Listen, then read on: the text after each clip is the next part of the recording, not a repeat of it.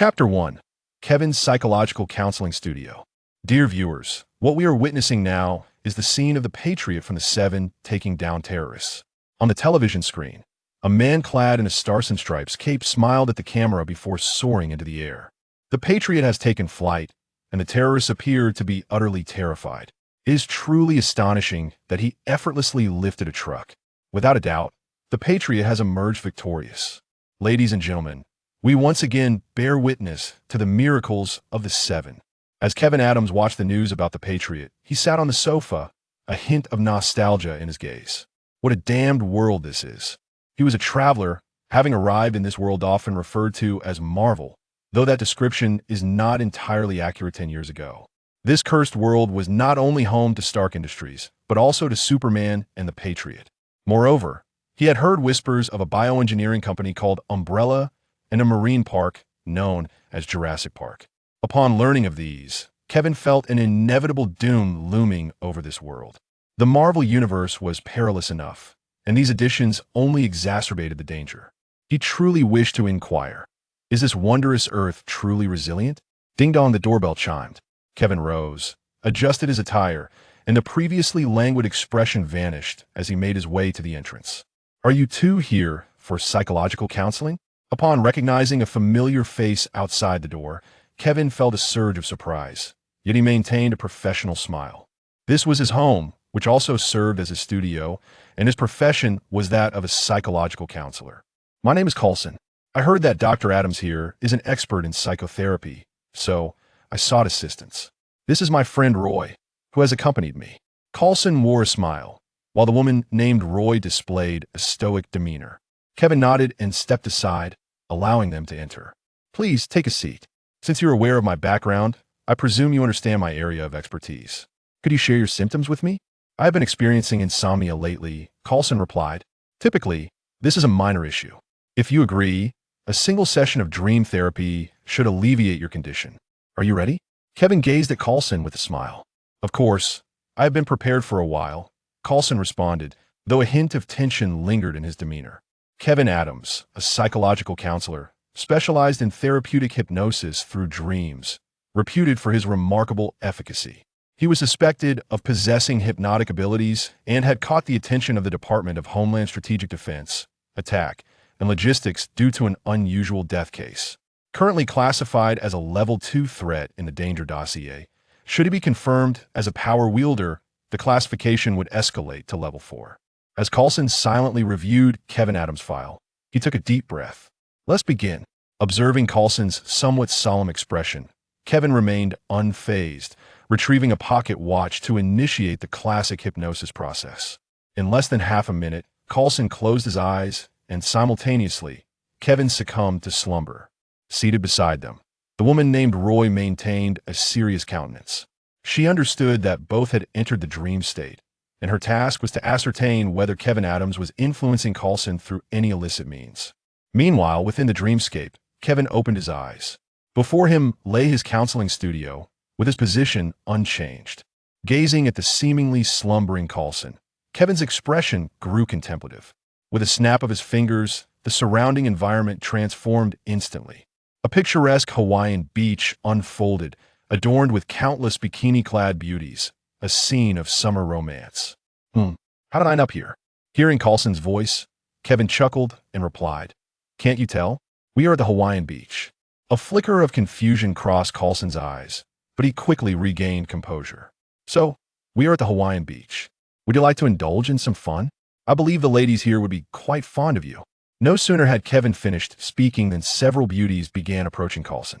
Of course, I came to Hawaii to enjoy myself. This is a rare vacation for me. Upon hearing Coulson's words, Kevin nodded, a smile gracing his face.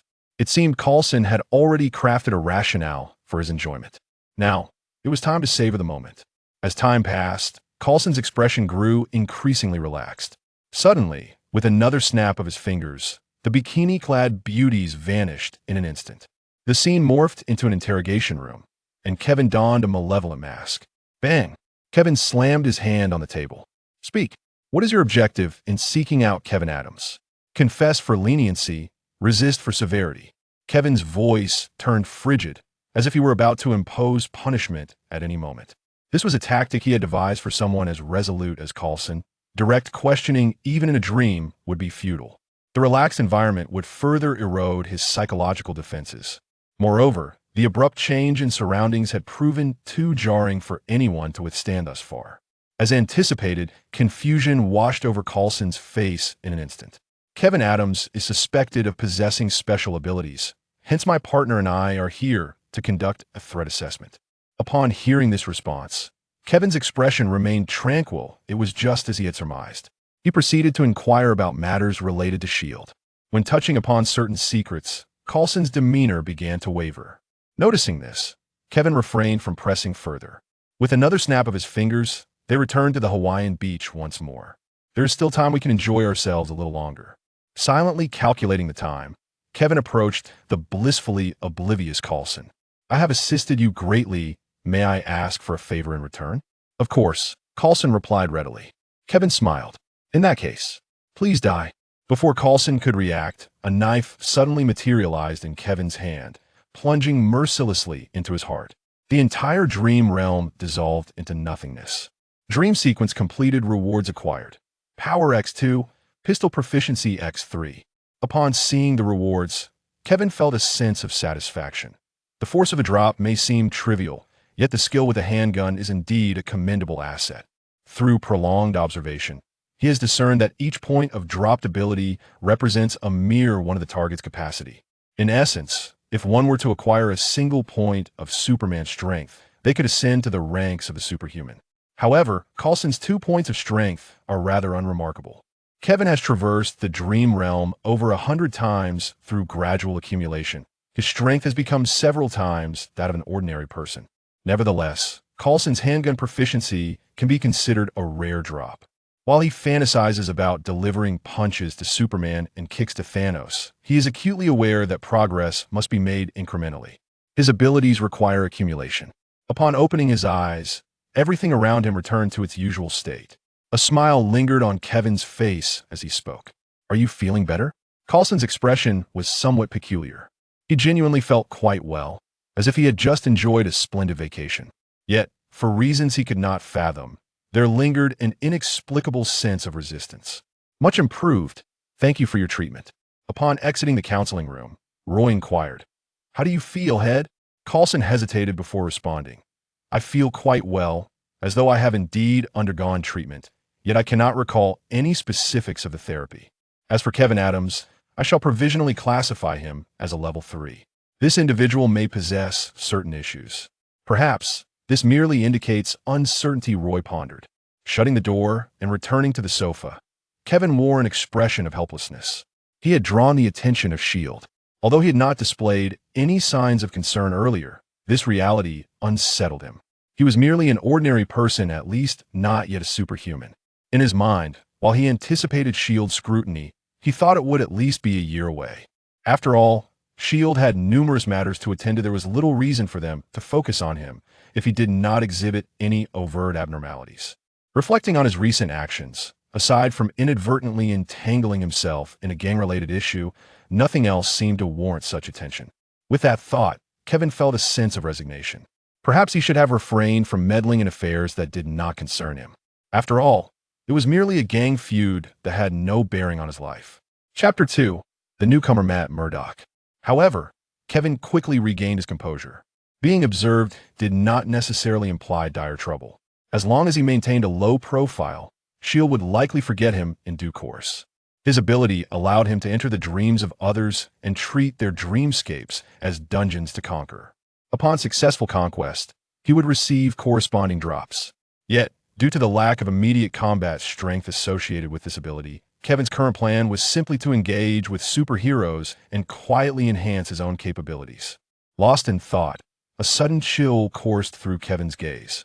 Without hesitation, he seized a fruit knife from the table and hurled it backward. The knife clanged sharply as it was deflected. Before Kevin could make another move, a familiar voice rang out. Kevin, it's me. At the sound, Kevin breathed a sigh of relief. Matt, if you continue this way, I cannot guarantee that I won't end up harming you next time. Perhaps you should ponder how an ordinary person like you is so keenly aware of my presence. Emerging from the shadows was Matt Murdock, the future daredevil. Kevin glanced at him, a smile gracing his features. This is Hell's Kitchen. If one isn't vigilant, they may find themselves slain without a clue. Perhaps, Matt Murdock shrugged, though his expression revealed skepticism. Kevin Adams is an ordinary person? To him, that notion was the greatest jest of the century. Noticing Matt's disbelief, Kevin remained unfazed. So, what brings you here today? Matt's demeanor darkened as he clenched his jaw. Kevin, I always believed that if I work hard enough, I could make this damned Hell's Kitchen a better place, but I was gravely mistaken. Observing Matt's expression, Kevin chose not to interject, allowing him to continue. Recently, I've taken on a case that I initially thought was a routine public prosecution, but yesterday, someone approached me. This individual claimed to be the sovereign of Hell's Kitchen and demanded that I abandon the case. The sovereign of Hell's Kitchen. Kevin fell silent, fully aware that such a figure existed. No, it should be said that the entire underground world of New York was governed by such powers perhaps. At this moment, the individual had yet to reach that level. What are you planning to do? Without hesitation, Matt declared, regardless of whether there truly is a sovereign of Hell's Kitchen behind him, justice shall never yield to darkness. Upon hearing Matt's words, Kevin sighed. Matt, you must understand that sometimes taking a step back can be beneficial. I can hazard a guess about the sovereign of Hell's Kitchen you mentioned. That individual is not to be trifled with, extremely formidable. You know, tell me, what is his name?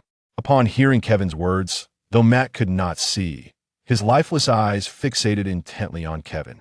Wilson Fisk, that individual, is known as Wilson Fisk.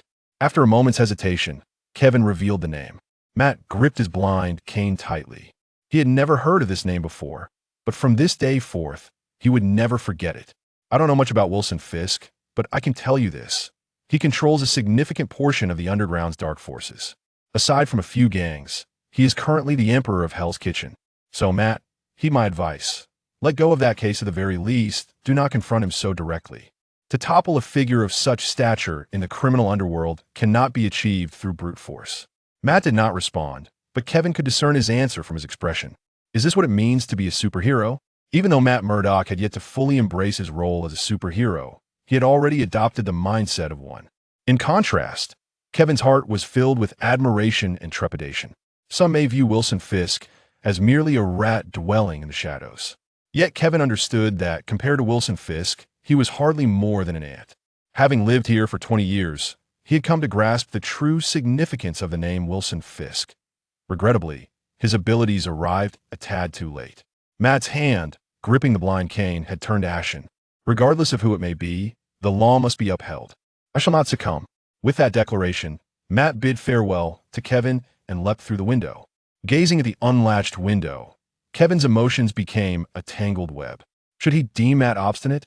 Or had he, over the years, been dulled by the trials of life? Perhaps it was time for him to take action as well. At the very least, he should not remain unprepared. If necessary, he would confront that emperor of the underworld. A fierce glimmer began to radiate from Kevin's eyes. He was a traveler from another realm upon his arrival. He had harbored thoughts of unbridled ambition, undeterred even by the prospect of death. Yet, with growing maturity came an understanding of the art of concealing one's strength. However, a blade, if hidden for too long, inevitably becomes dull. Matt was his friend. He could not idly stand by while his companion was engulfed by the darkness of Hell's Kitchen. Interests? If everything must be reduced to mere interests, what distinguishes them from the living dead?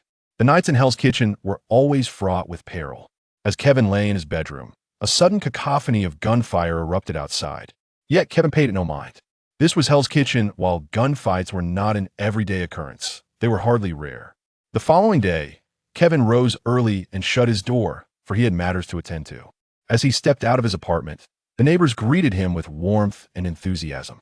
Kevin responded with a series of smiles and nods.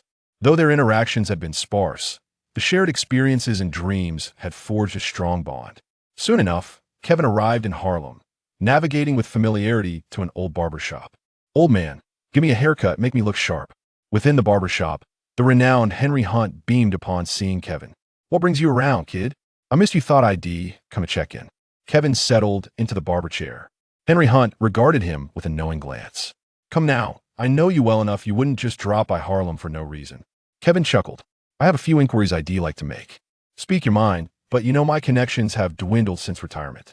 At this, Henry Hunt recalled a fateful night 2 years prior. Had it not been for Kevin, his retirement would not have been so straightforward. Regarding Jean Bing, what do you know? The mere mention of Jean Bing caused Henry Hunt's demeanor to shift gravely. You haven't gotten yourself into trouble with Jean Bing, have you? Of course not. You know me well enough to understand that I steer clear of such underworld figures. However, I have a lawyer friend who has taken on a case involving him. Is it the dispute over the old house on Doma Street? Or perhaps the assets of Mia Corporation? Henry pondered. Although Jean Bing was formidable, there had not been many cases linked to him recently. Most likely the old house dispute, Kevin speculated, considering that Matt was merely a fledgling lawyer and unlikely to handle such a significant case. Henry Hunt contemplated for a moment. If that's the case, it simplifies matters considerably. While it may be said to involve Jean Bing, in truth, it's merely a poker game with a tiger skin. Kevin exhaled in relief. The lack of direct involvement with Jean Bing was indeed the most favorable outcome. Chapter 3. Kevin's hypnosis. Upon exiting his father's barbershop and stepping onto the street, Kevin contemplated his next course of action. With the absence of Jean Bing's involvement, he no longer needed to concern himself with Matt's affairs, at least for the time being. However, the attention from S.H.I.E.L.D. necessitated a degree of caution. For an entity as formidable as S.H.I.E.L.D., any exposure at this juncture could disrupt the tranquility of his life. Regrettably, the pace of his abilities' development was excruciatingly slow. With this thought, a sigh escaped his lips. Simultaneously, he considered that perhaps he ought to actively seek out opportunities. Relying on the strengths of someone as powerful as Superman was impractical.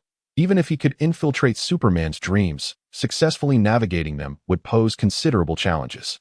Yet, other superheroes might present viable prospects, such as Matt Murdock. While Matt lacked physical prowess, his superhuman senses were invaluable. With the strength of his own body, acquiring the entirety of Matt's heightened perceptions would undoubtedly lead to an exponential increase in his capabilities. Initially, he had adopted a passive approach, but the mounting troubles of late had instilled in him a desire to take the initiative. As he retraced his steps, an unsettling sensation washed over him. He scanned his surroundings, detecting nothing amiss, yet he remained vigilant, stealthily entering a narrow alleyway. Mere moments later, a burly man followed him inside. In an instant, a glint of cold determination flashed in Kevin's eyes, and he struck, landing a punch squarely in the man's abdomen. Despite the man's imposing physique, he immediately succumbed to Kevin's assault, rendered incapable of resistance. Kevin seized the man's neck, effortlessly lifting his seemingly frail frame with one hand. "Who are you?" he demanded. Kevin had taken lives before. Although he lacked real-world experience, he had slain many within the realm of dreams. For others, dreams were mere illusions, but for him, the distinction was negligible. The ferocity in Kevin's gaze instilled terror in the man. "I will die?" The moment he met Kevin's eyes, the man realized his grim fate. "I was just passing by. Though gripped by fear, he managed to maintain composure. "Passing by," Kevin scoffed, drawing a handgun from the man's waistband, aiming it directly at his temple. "Do you carry a gun casually when you step outside? This is your final opportunity. I do not wish to hear any excuses. Reveal your intentions, and I may spare your life. If you remain silent, death is your only fate." I. The man faltered. Overwhelmed by the gravity of the situation, he was merely a thug unaccustomed to such confrontations. "Nikita Kavira sent me to follow you." "Nikita Kavira?" Kevin furrowed his brow, for he had not encountered that name before. Nikita Kavela was the head of the Cesare family. "Due to your previous disruption of the family's operations, the boss has sent me to follow you." Kevin cast a glance at the burly man. Follow. Assassination would be more fitting. However, he paid it no mind. Were it night, he would have relished the opportunity to eliminate the man. Yet, it was daylight, and even in Hell's Kitchen, committing murder under the sun was reserved for certain elite powers. Releasing his grip on the man's neck, Kevin suddenly extended his fingers. The burly man instinctively looked over, puzzled by the gesture. What was he doing with his hand? Kevin's fingers swayed gently for a few moments, and within seconds, the man felt drowsy, his eyelids fluttering shut. Kevin's voice penetrated the depths of the man's consciousness. "Go, replicate upon Nikita Kavela what you have done to Kevin Adams." The man nodded slightly. "I will count to 3. Upon the third count, open your eyes and proceed with your task. 1, 2, 3. In an instant, with a snap of his fingers, the man opened his eyes. Kevin handed over a handgun. The man accepted it calmly and turned to leave, though a hint of stupor lingered in his gaze. In the alley, Kevin chuckled softly. If Nikita Cavella had indeed issued a mere tracking order, then nothing untoward would transpire. How benevolent of me, he mused, feeling considerably uplifted. Hypnosis was, without a doubt, a most effective skill. Shortly thereafter, the man arrived at a low building. Outside, several men in short sleeves stood idly, seemingly relaxed. Yet their eyes were sharply fixed on everyone entering the structure. Upon seeing the burly man, they exchanged curious glances. Hey, Mill. Weren't you assigned to carry out the task given by Boss Cavella? Mill did not respond. Instead, he strode directly into the building. We're speaking to you. Noticing his lack of reaction, they sensed something amiss, and one of them stepped forward to block Mill's path. Without hesitation, Mill produced his handgun. Bang! The sound of a gunshot echoed as the obstructing man collapsed. The remaining men were taken aback, and after eliminating one, Mill unflinchingly aimed his weapon at the others. Fuck! You've lost your mind. With a flurry of gunfire, 2 more men fell. Inside the low building, Nikita Cavella, the head of the Cesare crime family, furrowed his brow. What was happening outside? Why were there gunshots? He gestured to several of his subordinates nearby, and immediately someone stood up and walked to the window. Upon witnessing the gunfight below, the individual was taken aback. It was Mir, that scoundrel. Had he lost his mind? Nikita Cavella, upon hearing this, was momentarily stunned and hurried to the window. Indeed, it was Mir, whom he had dispatched just yesterday, and rage surged within him. Mir, put down your weapon at once. You fool. Do you even comprehend what you are doing? At the very instant his voice resonated, Mir below pivoted the gun's muzzle. A gunshot rang out. The bullet whizzing past Nikita Cavella's ear, leaving a trail of blood. Cold sweat trickled down Nikita Cavella's cheek. He had narrowly escaped death. Fool. Eliminate him. That wretched traitor dared to betray the Cesare family. Though he shouted vehemently, he instinctively lowered his head. That lunatic Mir was clearly aiming for him. Soon, gunfire erupted. This was the territory of the Cesare family. How could a mere gunman assert dominance here? Several subordinates hoisted Mir's lifeless body, gazing at the corpse before him. Nikita Cavella's expression fluctuated between gloom and fury. Just yesterday, he had sent Mir to track and assassinate Kevin Adams, and now, Mir had stormed the Cesare family headquarters like a madman. He did not believe for a moment that this incident was unconnected to Kevin Adams. Damn it! Nikita Cavella's eyes burned with rage, tinged with a hint of fear. He was clueless as to how Kevin Adams had managed it. But he knew that Kevin had become aware of the Cesare family and of Nikita Cavella himself. He must be eliminated. Otherwise, his own life would be forfeit. This thought flashed through Nikita Cavella's mind. That night, Kevin leisurely prepared dinner. Before long, several plates of freshly made Chinese stir-fry were ready. Savoring the aroma, Kevin nodded in satisfaction. That fellow should have returned to the Cesare family by now. He wondered how things were unfolding. Lost in thought, Kevin retrieved chopsticks, not just a single pair. He then prepared some rice. Soon, a rustling sound filled the air. You, Kevin, your cooking is simply delectable. Upon hearing the voice, Kevin turned to see a large anthropomorphic turtle standing before him. Chapter 4. The Dream of Tony Stark. Leonardo, would you like to have a taste? To be honest, I was quite surprised. I was expecting your brother Raphael to show up. As he spoke, Kevin pointed to the bowls and chopsticks on the table. Leonardo offered a somewhat bashful smile. For those who dwell in the sewers each day, Kevin's dinner is truly a masterpiece. After a moment's hesitation, Leonardo took a seat. Although the stool was somewhat uncomfortable, such trivialities faded in the presence of delectable cuisine.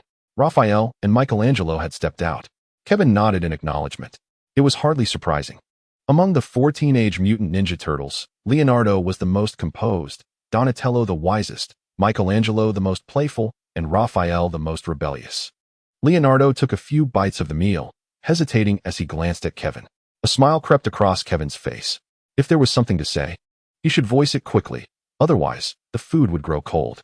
Leonardo rubbed his smooth, bald head and, with a hint of uncertainty, began, Kevin, could you lend us some money?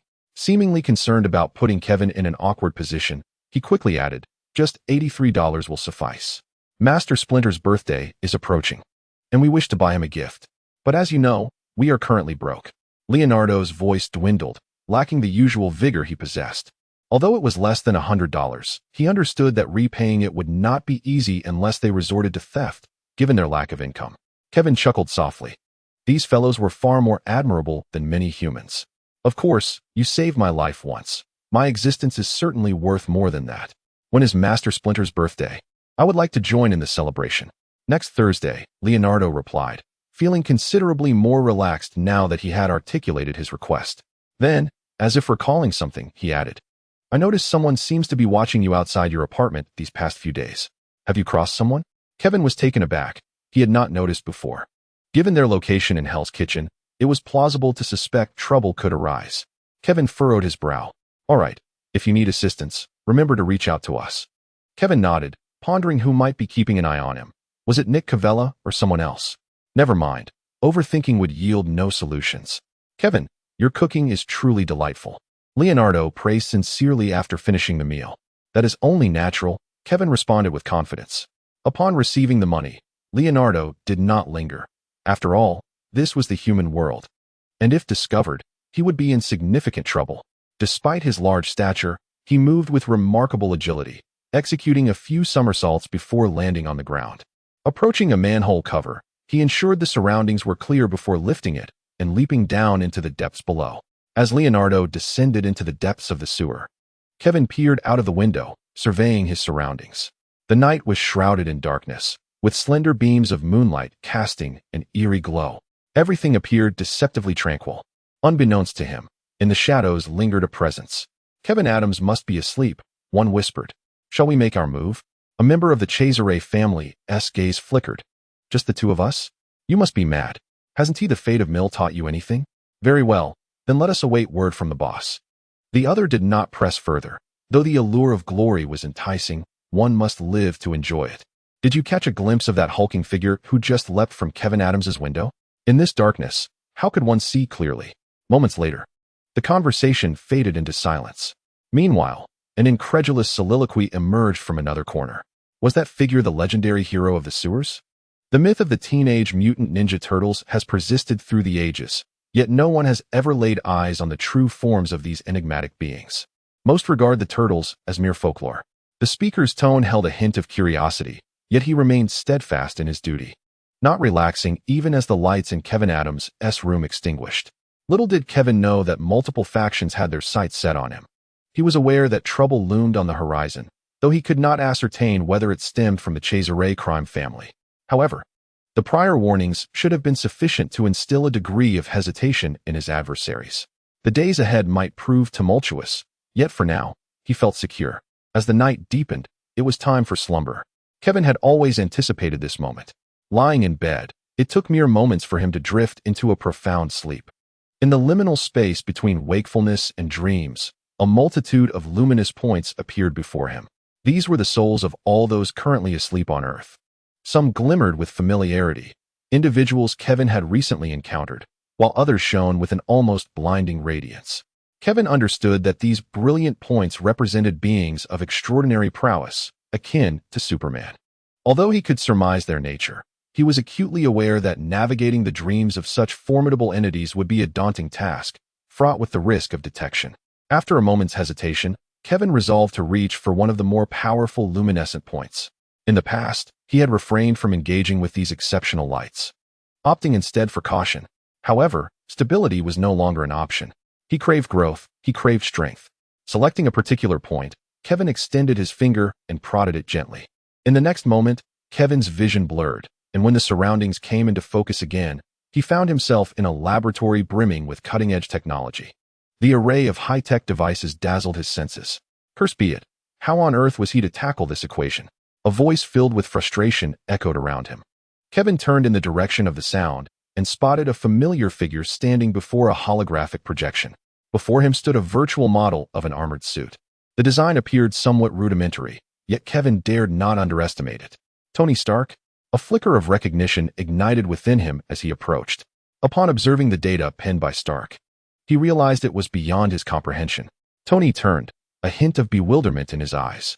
You are. Before Tony could ponder further, Kevin interjected, What's the matter? Tony? It's me, Kevin Adams, your friend. Have you forgotten? Kevin Adams? My friend, what brings you here? Tony's expression brightened with recognition. I heard you were encountering some difficulties in your research, so I thought I might lend a hand, Kevin replied with a smile. Oh, is that so? That is splendid. I am indeed facing some challenges. As he spoke, Tony began to outline the issues he was grappling with. Though Kevin held a doctorate, it was in psychology, and the dilemmas confronting Tony necessitated knowledge of energy science and materials engineering, realms in which he was woefully uninformed. However, this did not deter him from feigning understanding. This problem is somewhat intricate. Perhaps you could share your thoughts and objectives with me? Indeed. Tony nodded, subsequently delving into an explanation of his armored suit. Kevin listened intently, jotting down notes. After all, this was the blueprint for the Iron Man suit. It was acceptable not to comprehend everything now. With repeated exposure, understanding would surely follow. In this dream, Tony Stark's guard was notably lax. Thus, Kevin dedicated an entire night to absorbing Tony's insights. As time slipped away, he recognized it was time to conclude this encounter. However, he could not treat Tony Stark as he did with Coulson. After all, he was a valuable asset. With a snap of his fingers, the laboratory doors were suddenly breached by a hail of bullets. Tony gasped in shock. His laboratory was fortified with the highest-grade bulletproof glass. Yet, this was merely a dream, and his senses were dulled, leaving him momentarily stunned. A group of masked terrorists surged into the room. Seizing the opportunity, Kevin positioned himself in front of Tony, charging fearlessly towards the intruders. Tony, run. I will hold them off. No sooner had the words left his mouth than gunfire erupted. Dozens of bullets striking Kevin's body. Kevin's countenance was pale as he glanced back at Tony Stark. Run, he urged, before collapsing to the ground. Kevin. Tony Stark was filled with shock and fury, yet what prevailed was profound emotion. His dearest friend had sacrificed himself for him. In the next moment, a smile crept upon Kevin's lips. The performance concluded, and the dream world began to dissipate. The dream quest was accomplished, yielding an increase in intelligence by 3, reflexes by 2, and a damaged Mark II blueprint. Sometimes, conquering a dream does not necessitate brute force. Eliminating the master of the dream is the simplest method. Yet earning the master's recognition serves as a strategy as well. However, this approach can only be employed sparingly. Overindulgence may lead to immunity. In a seaside villa, Tony Stark awoke with a start, finding a glamorous woman beside him. Oddly, he felt as though someone in his dream had shielded him from bullets. Although he acknowledged it was merely a dream, he was still somewhat moved.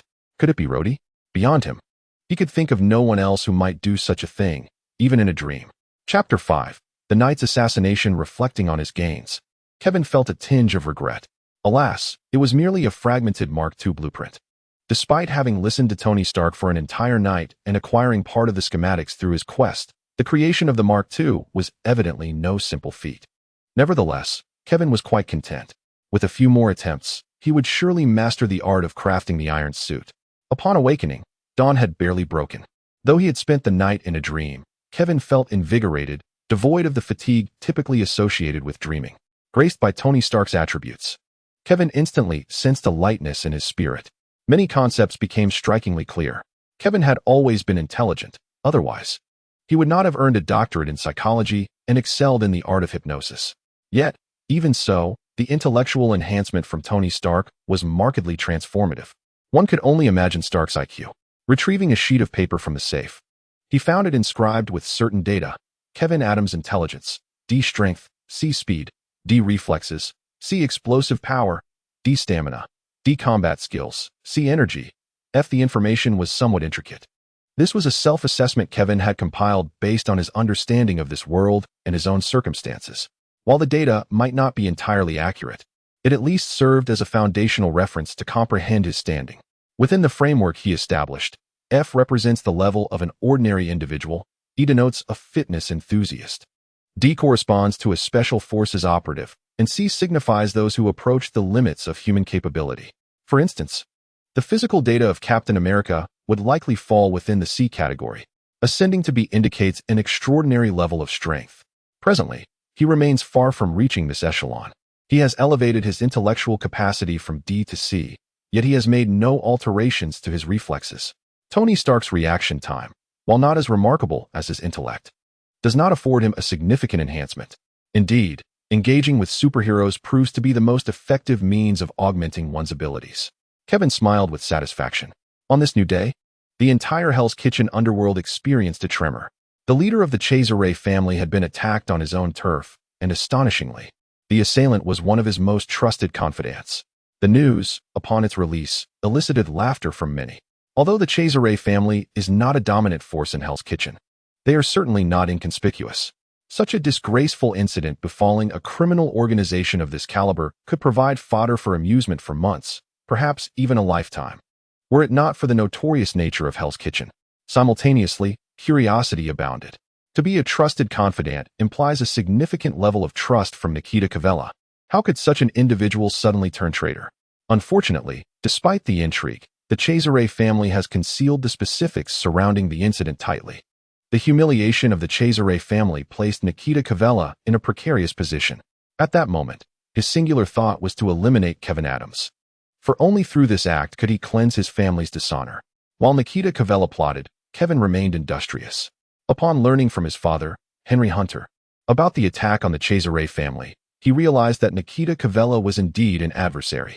The most effective strategy against an enemy is to quash them in their infancy. Regrettably, the Cesare family had already grown into a formidable tree. Despite their relatively average strength in Hell's Kitchen, comparisons matter. At present, Kevin certainly lacked the capability to infiltrate the Cesare family. Perhaps it would be prudent to create some disturbances for them. A glint of determination sparkled in Kevin's eyes as he picked up his phone and dialed the police. After hanging up, a self-satisfied smile graced his face. This is one of the advantages of modern society, causing trouble for the mob. Sometimes, a mere phone call suffices. The tranquility of Hell's Kitchen, though, to be fair, it has never truly been serene. Sitting in his studio, Kevin leisurely awaited the arrival of his guests. The profession of a psychological counselor has always been characterized by periods of inactivity, where one may go for 6 months without any clients, followed by a surge of work that could last for 3 years. Throughout the day, Kevin encountered only a single client. After conducting a brief session of psychological counseling, he concluded his day's work. Meanwhile, the precinct in Hell's Kitchen commenced its operation, a meticulously executed raid targeting the Cesare family. Half an hour later, the wail of sirens heralded the arrival of several police vehicles at the Cesare residence. Everyone, remain still. We have received reports of drug possession in this location. A dozen armed officers emerged from their cars. Inside the modest building of the Cesare family, Nikita Cavella wore a grim expression yet maintained an air of calm. Within the precinct of Hell's Kitchen, he had his informants. Such intelligence could not escape his notice. However, due to the urgency of the situation, he was compelled to hastily relocate his belongings from the premises and caution other members of the Cesare family to exercise vigilance. Though ultimately futile, it must be acknowledged that the individual who made the report had created considerable trouble for him. Regardless of who had alerted the authorities, he vowed to exact revenge. Without such a course of action, the Cesare family would struggle to maintain their foothold in Hell's Kitchen. Once he had evaded the police, Nikita Cavella refrained from returning home and instead summoned a subordinate. How are you progressing with your tasks? Rest assured, boss, I have already dispatched someone. By tonight, the matter will be resolved. The subordinate's eyes gleamed with a ruthless intensity. Nikita Cavella nodded in satisfaction. I do not wish for Kevin Adams to see the light of dawn tomorrow. That would greatly displease me. Upon hearing Nikita Cavella's seemingly composed words, the subordinate trembled slightly, aware that the boss's mood had soured recently. Following a disrupted deal, an attack from a trusted confidant, and now an inexplicable police investigation. The current state of the boss's mind was one inclined towards violence. Do not worry, boss. Kevin Adams will certainly not survive until morning. Unbeknownst to them, a gentle rain began to fall from the sky. Under the cover of this rainy night, Hell's Kitchen appeared even darker. In Kevin's psychological counseling studio, the police's unexpected visit must have left Nikita Cavella in a foul mood. Yet, a smile lingered on Kevin's face. Despite the myriad of events he had faced, he could only imagine the murderous thoughts that would plague him were he in Nikita's position. Though he had not witnessed Nikita Cavella's current expression, the mere contemplation brought Kevin a sense of delight. For now, it sufficed that he could disturb Nikita, even if he could not eliminate him. The only concern is whether Nikita Cavella has descended into madness and will soon turn his aggression upon himself. In Kevin's estimation, if the adversary remains sufficiently composed, this matter will reach a temporary cessation. After all, acting impulsively without comprehending the reasons behind the betrayal of his trusted confidant would be quite irrational. Nikita Kavala is no crime lord like Kim Jong-un, nor does he possess unfettered dominion. Yet, if he has indeed succumbed to insanity, tonight may spell trouble for Kevin. Despite reason suggesting otherwise, this is Hell's Kitchen, where anything is possible. As these thoughts occupied his mind, he gazed out at the curtain of rain. The rain-soaked night in Hell's Kitchen seemed rife with peril. Chapter 6. The night of carnage. The night in Hell's Kitchen was unusually quiet, for this hour belonged to the realm of darkness. Ordinary souls, compelled to inhabit Hell's Kitchen, would not venture from their abodes unless absolutely necessary. Coupled with the current downpour, the silence was almost unnervingly profound, save for the faint patter of raindrops. In this inky blackness, a group of 7 or 8 gunmen braved the rain, making their way towards Kevin's apartment. The target might possess some unique capability. Therefore, they were advised against approaching recklessly, lest they fall under the target's control. Fear not. We have encountered those with abilities before. A single bullet, and even the gifted shall meet their demise. One of them chuckled softly.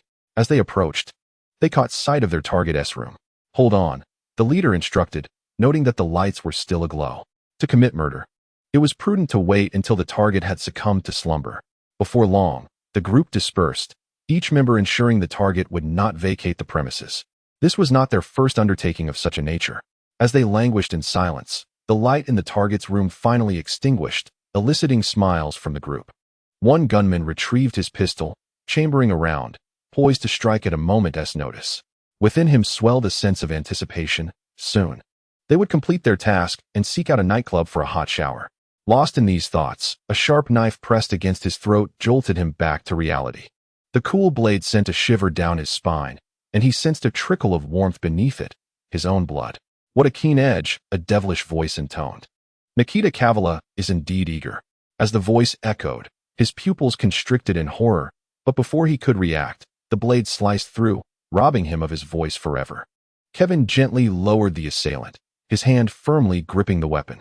Despite the deep gash across his throat, Kevin could distinctly perceive a myriad of emotions reflected in the man's eyes, an amalgamation of disbelief, profound fear, and confusion.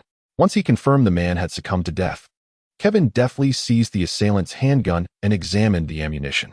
The grip had been tenacious, requiring considerable effort, even from Kevin. He had taken a life. Kevin's demeanor remained composed. He had anticipated a swell of panic within himself. Was it possible that the countless murders he had committed in his dreams had rendered him so cold-blooded? He was uncertain. Yet he recognized that more killings awaited him this night. He tucked the firearm into his waistband. While he acknowledged the utility of a gun, his true preference lay with a knife, a surgical scalpel. This instrument was small and razor-sharp, permitting him to execute his grim tasks with minimal exertion. Even though Kevin possessed strength beyond the ordinary, he appreciated this feature immensely, for efficiency in murder was paramount. This had been a conclusion he had drawn from countless iterations in the dream realm. With a soft splatter as he stepped through the rainwater, Kevin approached his next target. His footsteps were nearly silent, and the individual before him appeared utterly unaware that Kevin had forsaken slumber in the bedroom to hunt them down. In that fleeting moment, the roles of predator and prey had irrevocably shifted. It was only when Kevin reached the man's rear that he sensed something amiss. As the man turned, Kevin's right hand swiftly covered his mouth, while his left plunged the scalpel into the man's heart with exquisite precision, as if honed through relentless practice. The second victim had fallen. With 2 lives extinguished, the scattered gunmen remained oblivious to the unfolding carnage. Soon, Kevin found himself beside a third adversary. However, this encounter proved less fortuitous. As he drew near, the man received an order to engage and turned to assess the positions of his comrades. Upon spotting Kevin, his pupils dilated in alarm. Left with no alternative, Kevin surged forward, employing the scalpel to slice open the man's chest. Alas, the sound of his actions was too pronounced. The others quickly sensed the disturbance. With this revelation, Kevin ceased to conceal his presence, brandishing his handgun and dispatching a gunman around the corner with a single, decisive shot. He was no novice with firearms. In the next instant, the air erupted with gunfire. The adversaries were taken aback, their fury palpable in the cadence of their shots. Unbeknownst to them, their numbers had already dwindled by half, and this was merely the beginning. Kevin's marksmanship may not rival that of individuals endowed with extraordinary abilities, yet among these ordinary gang members, he is akin to the Grim Reaper. The gunfire was swift and fleeting. In less than a minute, all 8 assailants lay lifeless at Kevin's feet. The rain poured down increasingly heavy, washing away the blood from Kevin's hands, rendering even the surgical knife gleaming and pristine. The gunfight failed to rouse any nearby residents. This is Hell's Kitchen, or perhaps more accurately, the way of life for the common man. When gunfire erupts outside, who would dare venture from the safety of their home? Not far off, a manhole cover was dislodged, and Leonardo's head emerged from within. Kevin, these are Nikikavira's men who sought to kill me, and I have dealt with them. His succinct statement elucidated the situation. Leonardo immediately grasped Kevin's intent. However, before he could utter a word, Kevin continued, Leonardo, assist me in erasing the traces of this incident. I have other matters to attend to. What matters? Leonardo inquired, puzzled, unconcerned by the deaths before him. As a superhero residing in the sewers of New York, he had also taken lives. Kevin's gaze grew steely. Eliminate Nikikavira. His demeanor was unnaturally composed. Under normal circumstances, I would likely have no opportunity, but now, with the police just having visited the Cesare family stronghold, there should be few around Nikikavira. Moreover, he cannot possibly suspect that I am still alive or that I would directly confront him. Should I miss this chance, Nikikavira will no longer underestimate me. This is my best and only opportunity. This is Kevin, calm, decisive in problem-solving. Lacking in strength, true power lies in the confluence of timing, location, and allies. And now, it is precisely when Nikikavira is at his most vulnerable. Leonardo hesitated momentarily before saying, Do you require our assistance? I could summon Donatello and the others. No need. I can manage alone. The traces here must be concealed, or it could lead to complications. Kevin declined outright. This was not a battle for the Teenage Mutant Ninja Turtles. Having said that, he replenished his ammunition from the corpses and turned to leave. Leonardo harbored some concern, yet Kevin was right. He needed to help clean up the aftermath of the skirmish. The rain intensified. At this moment, Kevin had arrived at the Cesare family stronghold. Nikikavira, you are likely reveling in merriment now, Kevin murmured. Chapter 7. The answer is correct, yet alas, no reward. Before seeking out Nikita Kavilla, Kevin contacted his father figure, Henry Hunt, to ascertain the location of the Cesare family. Although Henry was apprehensive, he ultimately acquiesced to Kevin's insistence and divulged the information. Coincidentally, Kevin also retrieved an item he had entrusted to Henry for fabrication. It was a mask, devoid of patterns, save for a series of swirling designs. Upon the mask, a single eye was revealed. Kevin had often dreamt of the vigilante Matt Murdock, and though he had yet to attain Matt's all-encompassing perception, the presence of one eye did not significantly hinder him. The mask existed solely for one purpose, to amplify his hypnotic abilities. Dreams represented his future, while hypnosis embodied his present. Gazing at the low building before him, Kevin withdrew a surgical knife. The rain of the night cascaded against his mask, rendering it all the more sinister. Inside the low building, Nikita Kavilla remained blissfully unaware that the man he had arranged to have assassinated, Kevin Adams, had already arrived outside the Cesare family stronghold. He sat languidly in a chair, exhaling clouds of smoke. The situation in Hell's Kitchen had deteriorated significantly. Tensions were escalating between Jean Bing and several other criminal factions. It was evident that Jean Bing's current standing was no longer satisfactory to him. Undoubtedly, he aspired to become the emperor of Hell's Kitchen, if not the entirety of New York. Beside him, his lieutenant adjusted his glasses. Boss, this is quite detrimental to the Cesare family. Perhaps it is time for us to make a choice. Nikita Kavilla remained silent. He was acutely aware of the decision that loomed before him, to resist Jean Bing or to submit voluntarily. Yet, he was reluctant. As the helmsman of the Cesare family, his name struck fear into the hearts of many, even amidst the chaos of Hell's Kitchen. The thought of becoming someone else's subordinate was intolerable. However, he lacked the fortitude to confront Jean Bing. In this colossal gang warfare, the Cesare family resembled a fragile vessel on the verge of capsizing. Let us wait a little longer. As he finished his cigar, Nikita Kavilla reached a resolution, or rather, he hesitated to reach one. A cruel smile crept across his face as he mused. Kevin Adams should be dead by now. Under the immense pressure of the situation, only the thrill of bloodshed could elevate his spirits. This was, of course, shared by his lieutenant, who chuckled in agreement. Suddenly, a thunderous clap echoed, and lightning streaked across the pitch-black sky, illuminating the torrential rain of the night. What a splendid moment for murder, Nikita Kavalov mused. Kevin Adams ought to feel fortunate that his demise could bring him some semblance of joy. Ah, a barely perceptible scream echoed, tragically drowned out by the torrential rain, leaving both men blissfully unaware. The scalpel in Kevin's hand sliced through a man's throat. He relished such acts, for they rendered his foes voiceless. Yet, as he struck down his second victim, he was noticed. Reluctantly, Kevin delivered a fierce punch to the adversary's midsection, which elicited a cry of anguish. Even though he swiftly rectified his blunder, the initial error could not be concealed. His lack of practical experience in combat left Kevin feeling somewhat disheartened. Despite the wealth of lethal knowledge residing in his mind, the nuances of real-world execution proved to be quite different. That cry of despair did not reach Nikita Kavalov's ears, yet it resonated with those downstairs. Members of the Cesare family rushed out to assess the situation. Kevin, unflinching, grasped his pistol. Like a marksman seasoned by rigorous training, he discharged his weapon methodically. The sound of gunfire finally roused Nikita Kavalov. Gunfire? Again? Could it be that those he dispatched to eliminate Kevin Adams had betrayed him? Though he knew it was unlikely, the mere thought sent shivers of dread through him. With a flicker of his gaze, Nikita retrieved a handgun from his drawer. He instructed his subordinate, "Take some men downstairs to investigate." The subordinate, though equally anxious, nodded in agreement. The gunfire persisted.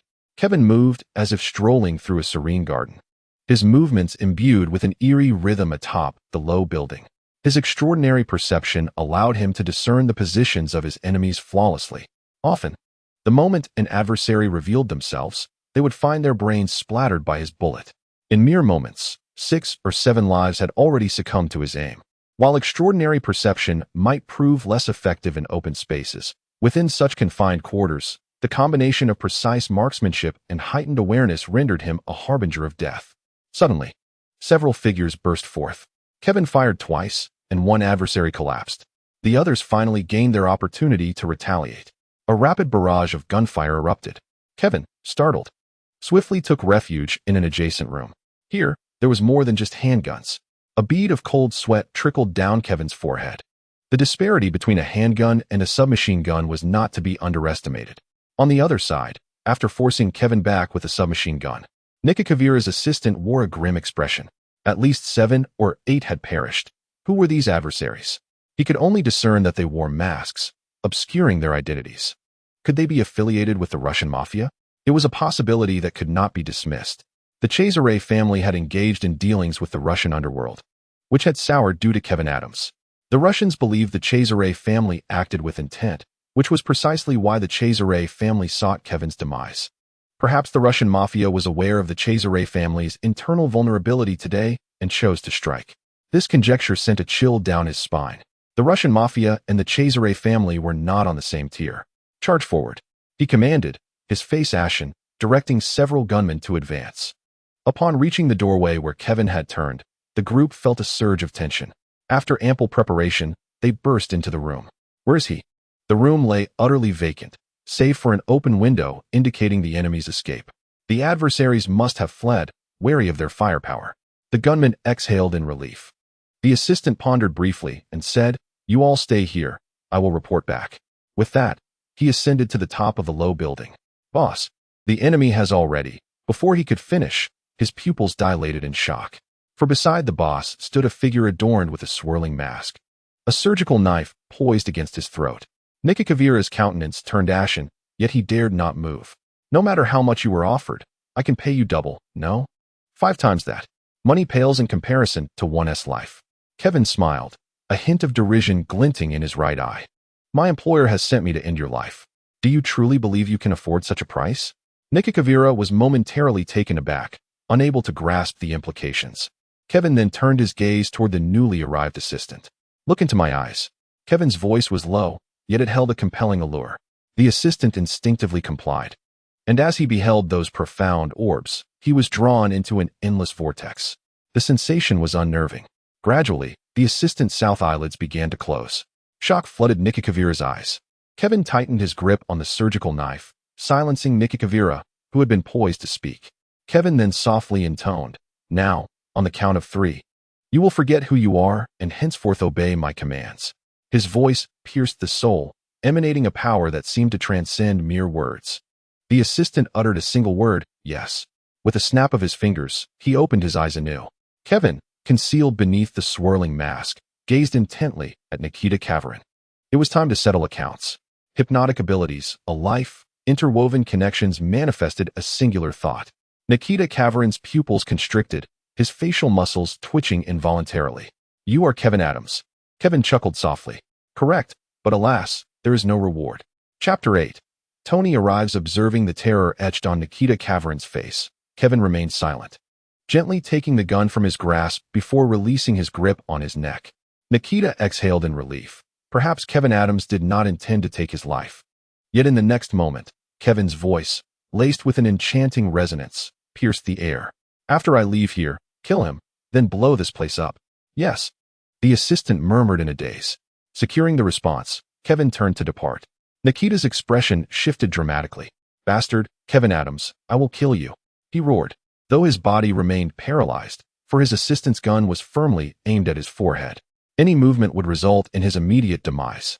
Watching Kevin Adams walk away, Nikita could only roar in frustration, a futile attempt to vent his fury. However, Kevin did not cast a glance back. With a soft click, the door shut tightly. The next instant, bang, the deafening sound of gunfire echoed. Sometimes, murder is that simple. Whistling, Kevin leaped from the window, utilizing the pre-prepared grappling hook to cushion his fall.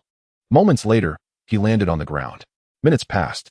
The entire Cesare family compound erupted into flames. Several members of the Cesare family fled from the house. Yet Kevin refrained from intervening. Nikita Kavarin and the Cesare family were two distinct entities. Not everyone was a diehard loyalist. If he were to eradicate every gang he encountered, he would have nothing else to occupy his time for the rest of his life. Therefore, Kevin leaned against the wall across the street, observing the scene in silence. The torrential rain washed away all traces, leaving only the vivid flames before him, the relentless downpour proving powerless to quell the fire. Contemplating, Kevin dialed a private number. Nicholas, I have news about a gang. Would you like to know? The voice on the other end responded. The New York Police Department was home to a seemingly unimposing man, whose eyes betrayed a sense of ennui as he cradled a cup of coffee. What news? Nicholas Angel inquired nonchalantly. Nicky Cavella, the head of the Cesare family from Hell's Kitchen, is dead, Kevin replied with a measured calmness. Nicholas Angel's hand, holding the coffee, faltered momentarily. He was well aware of the Cesare family. In the next instant, he recognized it as a fortuitous opportunity. Realizing the implications, he cautioned. Regardless of the circumstances surrounding his death, you should exercise caution. After exchanging a few more words, they concluded the call. A spark ignited in Nicholas Angel's eyes. He had been languishing in tedium, and at last, a chance to prove himself had arrived. As he listened to the distant wail of police sirens, Kevin slipped into the shadows. Upon returning to his residence, he found that Leonardo and the others had already eliminated any traces left at the scene. Although some remnants remained, he felt assured that there was no immediate risk of being sought out by the folks at the Clinton precinct the following day. After a restful slumber, Kevin was roused by the insistent ringing of the doorbell. Who could it be at such an early hour? He muttered with a hint of irritation as he approached the door. Upon opening it, he was momentarily taken aback. Kevin Adams? The man outside inquired, his gaze flickering with a hint of confusion. Yes, that's me. If you're here for psychological counseling, it's not yet time for appointments. No worries. I can come in and wait, the man replied, balancing a cup of coffee and a hamburger as he entered the room. He glanced around the modest decor and casually chose a spot to sit. Kevin rolled his eyes. He recognized the man before him. Tony Stark, the world-renowned playboy and genius inventor. Just recently, he had ventured into one of Stark's dreams. Although his expression conveyed impatience, he felt a thrill of excitement. For this meant he might have the chance to enter Stark's dream once more. Unbeknownst to him, Tony Stark was equally taken aback upon seeing him. For some inexplicable reason, he felt an odd sense of familiarity towards Kevin. It was a peculiar sensation. What a strange occurrence, Stark muttered under his breath. As he typically preferred the company of beautiful women, his orientation firmly rooted in the realm of normalcy. Mr. Stark, to be honest, I'm quite curious as to how you came to hear of my humble psychological counseling practice, Kevin asked with genuine intrigue. His studio was modest, and certainly, a billionaire of Stark's caliber would not stumble upon his name as a primary choice. Tony shrugged and remarked, a recent client of yours recommended you to me, saying that your treatments yield remarkable results.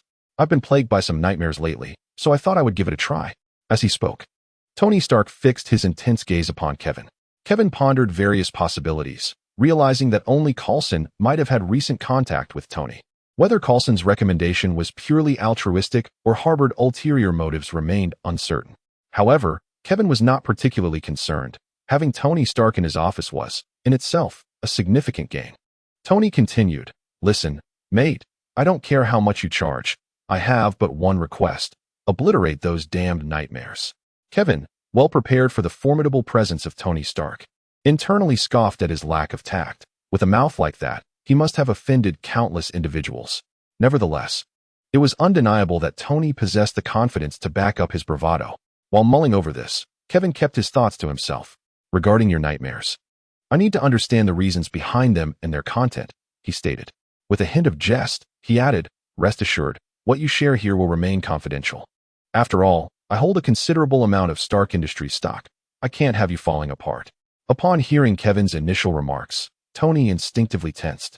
But by the latter part of the statement, he relaxed somewhat. "You might be in for a significant loss, considering I recently shut down the Stark Weapons division." Yet, despite the words spoken, Tony's expression showed no signs of dismay. His self-assurance was evident. Kevin chuckled and replied, "No, I believe I will profit immensely. After all, I am investing in Tony Stark, not Stark Industries." Haha. Tony erupted into hearty laughter. "Indeed, you are destined to reap great rewards." After their brief exchange, Tony had fully relaxed and began detailing the nightmares that had been troubling him.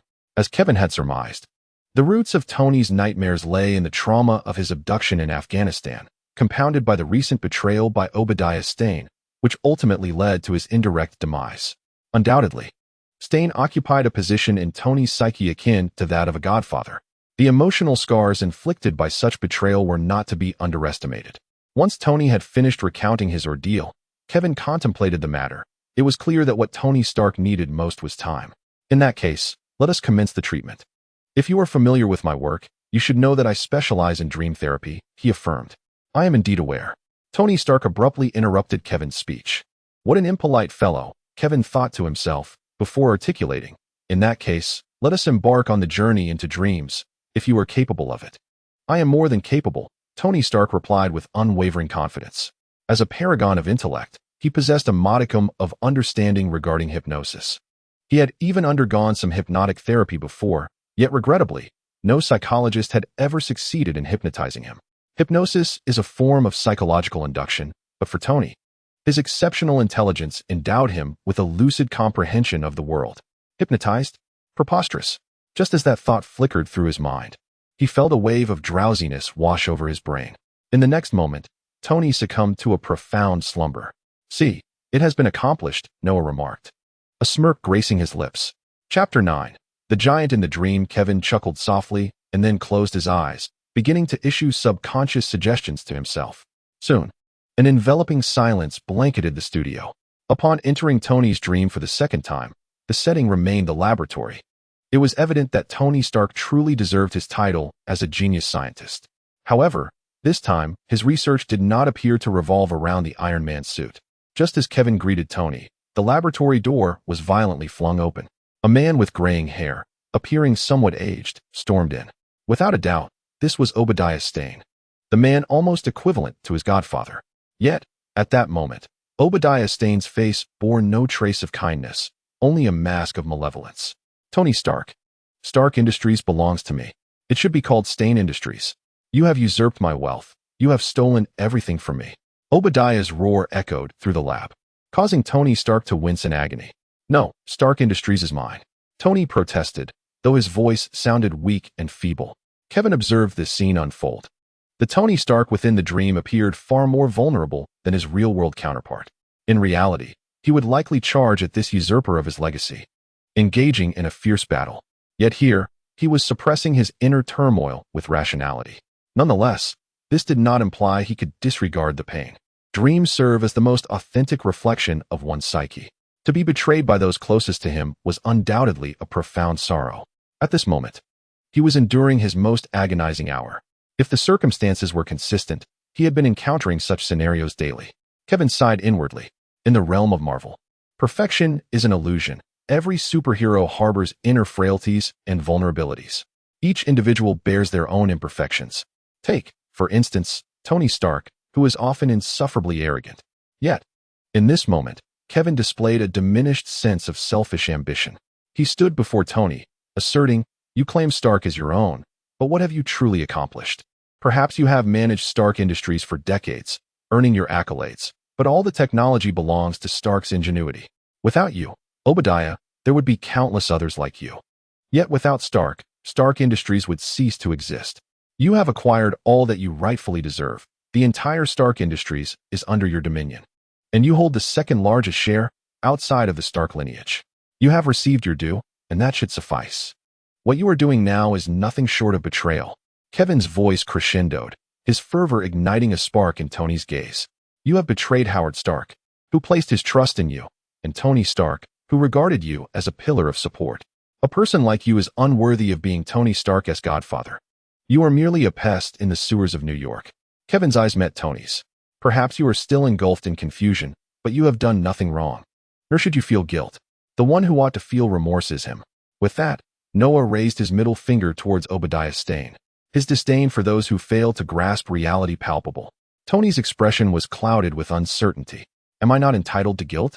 Indeed, you need not feel guilty. Your only misstep was placing too much trust in someone unworthy of it. Tony, it is time for you to awaken from this damned nightmare. Now kill him. Exterminate the demon within your heart and reclaim your life." Kevin shouted vehemently. Tony's eyes flickered with a glimmer of resolve, yet ultimately, he bowed his head. "I'm sorry. I can't do it." Kevin gazed into Tony's eyes, a quiet sigh escaping his lips. It seemed he had been too hasty. "If that is the case, allow me to obliterate this nightmare for you."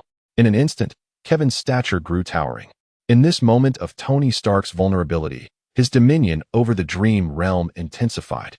Like a behemoth, he loomed over the entire laboratory. Without hesitation, he brought his foot down upon the terrified Obadiah Stane. Boom! With a resounding crash, the dreamscape shattered entirely. In the realm of dreams, it is customary to lack memories, particularly in such circumstances. Thus, when Tony opened his eyes, a lingering bewilderment clouded his gaze. Had I just fallen asleep? After a few seconds, realization dawned upon him. Observing Tony's astonished expression, Kevin maintained an air of composure, though internally he reveled in an indescribable sense of triumph. "While I may not rival you in the realm of scientific research, when it comes to hypnosis, this is indeed my forte." His studio appeared unremarkable at first glance, yet every item displayed and each of Kevin's movements were imbued with subtle suggestions. Not even Tony Stark could resist. In this room, even Superman would succumb. Ahem, that might be a bit of an exaggeration. Whether or not he could truly bring Superman down would require some experimentation. Kevin nodded calmly and remarked, "We have just conducted our initial dream therapy session, providing me with a preliminary understanding of your condition. However, it appears your issues are rather severe. So I believe it would be prudent for you to visit at least once a week for the foreseeable future. The exact duration of treatment remains uncertain, but it is anticipated to span 3 months." Initially, Tony instinctively nodded, yet a peculiar look crossed his face. Why did I just agree? Confusion washed over him. He felt as though he were losing his mind. Trusting others had never been his inclination, especially not after the recent betrayal. Have I perhaps placed too much trust in this individual? The thought flitted through Tony's mind, fleeting as it was. He refrained from vocalizing any rejections, instead adopting a haughty tone. "Your technique is passable. I do feel somewhat more at ease. I shall return next week." Kevin smiled and nodded in acknowledgement. Once Tony Stark had departed, Kevin reflected on his gains. Dream conquest complete, yielding an increase of 2 in intelligence, 4 in strength, and a damage design blueprint for the Mark III power system.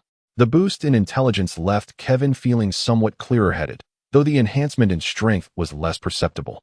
As for the Mark III power system blueprint, upon absorbing this fragment of memory, he merely shrugged. Despite its potential value, with his current knowledge, he could not even conceive of constructing the Mark II power system, let alone the Mark III. Nonetheless, Tony Stark was indeed remarkable. The Mark II had barely been developed, and yet the Mark III was already in the pipeline. A genius, a true genius. The more brilliant Tony Stark proved to be, the better it was for Kevin, as it would allow him to extract even greater rewards. With a smile playing on his lips, Kevin closed the door behind him. I wonder how Matt is faring. These past few days, Matt had likely been preoccupied with legal matters, as he had not sought him out. Although the property dispute case on Doma Street bears little relevance to Gene, even a deck of cards signifies the notorious Hell's Kitchen gang. Chapter 10. Chaos in Hell's Kitchen. As dusk descended, Matt Murdock returned home. He had been preoccupied with the Doma Street lawsuit for quite some time. The case itself was rather straightforward. A man named Yelma who sought to acquire the property of his client, an elderly woman of 60, who possessed little agency of her own. However, upon conducting a brief investigation into Yelma, Matt discovered that he was no ordinary adversary. A shadow of the mafia loomed behind Yelma, and without this looming presence, his ambitions would surely come to fruition. Nevertheless, Matt had gathered enough evidence and awaited the court proceedings the following day, confident of securing a favorable outcome. Just as he exhaled a sigh of relief, his grip on the cane tightened abruptly. He had spotted a stranger seated in his living room. Unbeknownst to the man, despite his inability to see, Matt's acute senses allowed him to construct a vivid mental image of his surroundings. Therefore, he perceived the intruder's presence. Without uttering a word, Matt cautiously approached. At that moment, the man spoke. "Matt Murdock, you may call me Bloodhand. Today marks our first encounter. What do you intend to do?" Matt, maintaining his composure, replied. Observing Matt's calm demeanor, the self-proclaimed Bloodhand appeared momentarily taken aback. "How intriguing. You possess considerable audacity. I must state that while this is our initial meeting, I cannot guarantee it will be the last. My boss is the card player." "Oh, indeed, the card player, Yelma. I presume you are quite familiar with that name." "Indeed, I am well acquainted," Matt replied, an unsettling sensation creeping over him. "Familiarity is advantageous. I've heard that you've taken on the case of that old man who has encroached upon our boss's property. My employer has tasked me with delivering a friendly warning. Do not oppose him. This is your first caution. Should I make a subsequent appearance, I assure you, your blood will stain this very room." With that, Bloodhand plunged the knife he held into the wooden coffee table. However, recalling that Matt was blind, he appeared disinterested, standing up to cast a cold glance at Matt before swaggering out the door. Matt remained immobile throughout the encounter, standing silently as memories of his father flooded back, gunned down in an alley for refusing to partake in an underground boxing match. From that moment onward, he vowed to fight for justice, which ultimately led him to embrace the profession of law. Today, this individual known as Bloodhand has once again evoked memories of that fateful scene. "I will prevail," Matt whispered to himself. On the other side, Kevin harbored some concerns for Matt's situation, yet he understood that, despite being blind, Matt neither required sympathy nor unwarranted assistance. Thursday was fast approaching. Previously, he had inquired with Leonardo and learned that Thursday marked the birthday of Master Splinter, the revered mentor. This was indeed a significant occasion. When Kevin first arrived in New York, Master Splinter had extended considerable help, and he could never forget such kindness. Contemplating what gift to present to Master Splinter left Kevin somewhat perplexed. The mentor had few interests. Perhaps a set of books would suffice. After a moment of deliberation, Kevin reached a preliminary decision. Undoubtedly, Master Splinter had a profound appreciation for literature. In the late-night turmoil of Hell's Kitchen, chaos reigned. Following the demise of Nikki Cavella, the New York City Police Department, keenly aware of the situation, commenced targeted operations. The fallout was not limited to the Cesare family alone. Nearly all prominent gangs in New York felt the repercussions. Hell's Kitchen had never known tranquility. The remnants of the Cesare's faction were met with scorn throughout the neighborhood, with curses hurled at both the Cesare family and Nikki Cavella. Simultaneously, however, many harbored profound suspicions regarding the circumstances surrounding Cavella's death, betrayed by his trusted lieutenant, only to meet his own end within the heart of his family's territory just days later. These details were ripe for investigation. Concurrently, the name Kevin Adams began to surface amidst the inquiries. In a financial skyscraper in New York, Gene observed the investigative report in his hands. He remained indifferent to Nikki Cavella's demise. After all, he oversaw numerous gangs of similar caliber. However, he was intrigued to discover whom the Cesare crew had offended. This was the crux of his interest. Gazing at the photograph of Kevin Adams, a sly smile crept across Gene's face before he incinerated the image. He was the sovereign of Hell's Kitchen and was poised to become the emperor of all New York. This territory belonged to him. After some contemplation, Gene issued a command to absorb the Cesare crime family's influence. Given that this criminal organization lay in tatters, it was unnecessary to leave it intact. Should other gangs dare to challenge him, they too would be dealt with. It was time for him to make a formal announcement. He would reign as the king of Hell's Kitchen. Kevin remained blissfully unaware of the turmoil ignited in Hell's Kitchen following the demise of Nikita Kavila. To put it plainly, although he had taken some lives himself, he still identified primarily as a psychiatrist operating within the realm of the law. The allure of the medical profession lies in its access to both the legitimate and illicit spheres of society. Yet, in comparison to the world of crime, the legitimate sphere appeared distinctly superior. Thus, while he possessed some connections within the underworld, they paled in comparison to his ties with law-abiding individuals. However, in the afternoon, his father, Henry Hunter, reached out to him with a phone call. Inquiring whether he was responsible for Nikita Kavila's death, Henry's question prompted Kevin to deny any involvement. Subsequently, Henry elaborated on the escalating tensions within Hell's Kitchen. The notion that the death of one Nikita Kavila could trigger such upheaval struck Kevin as absurd.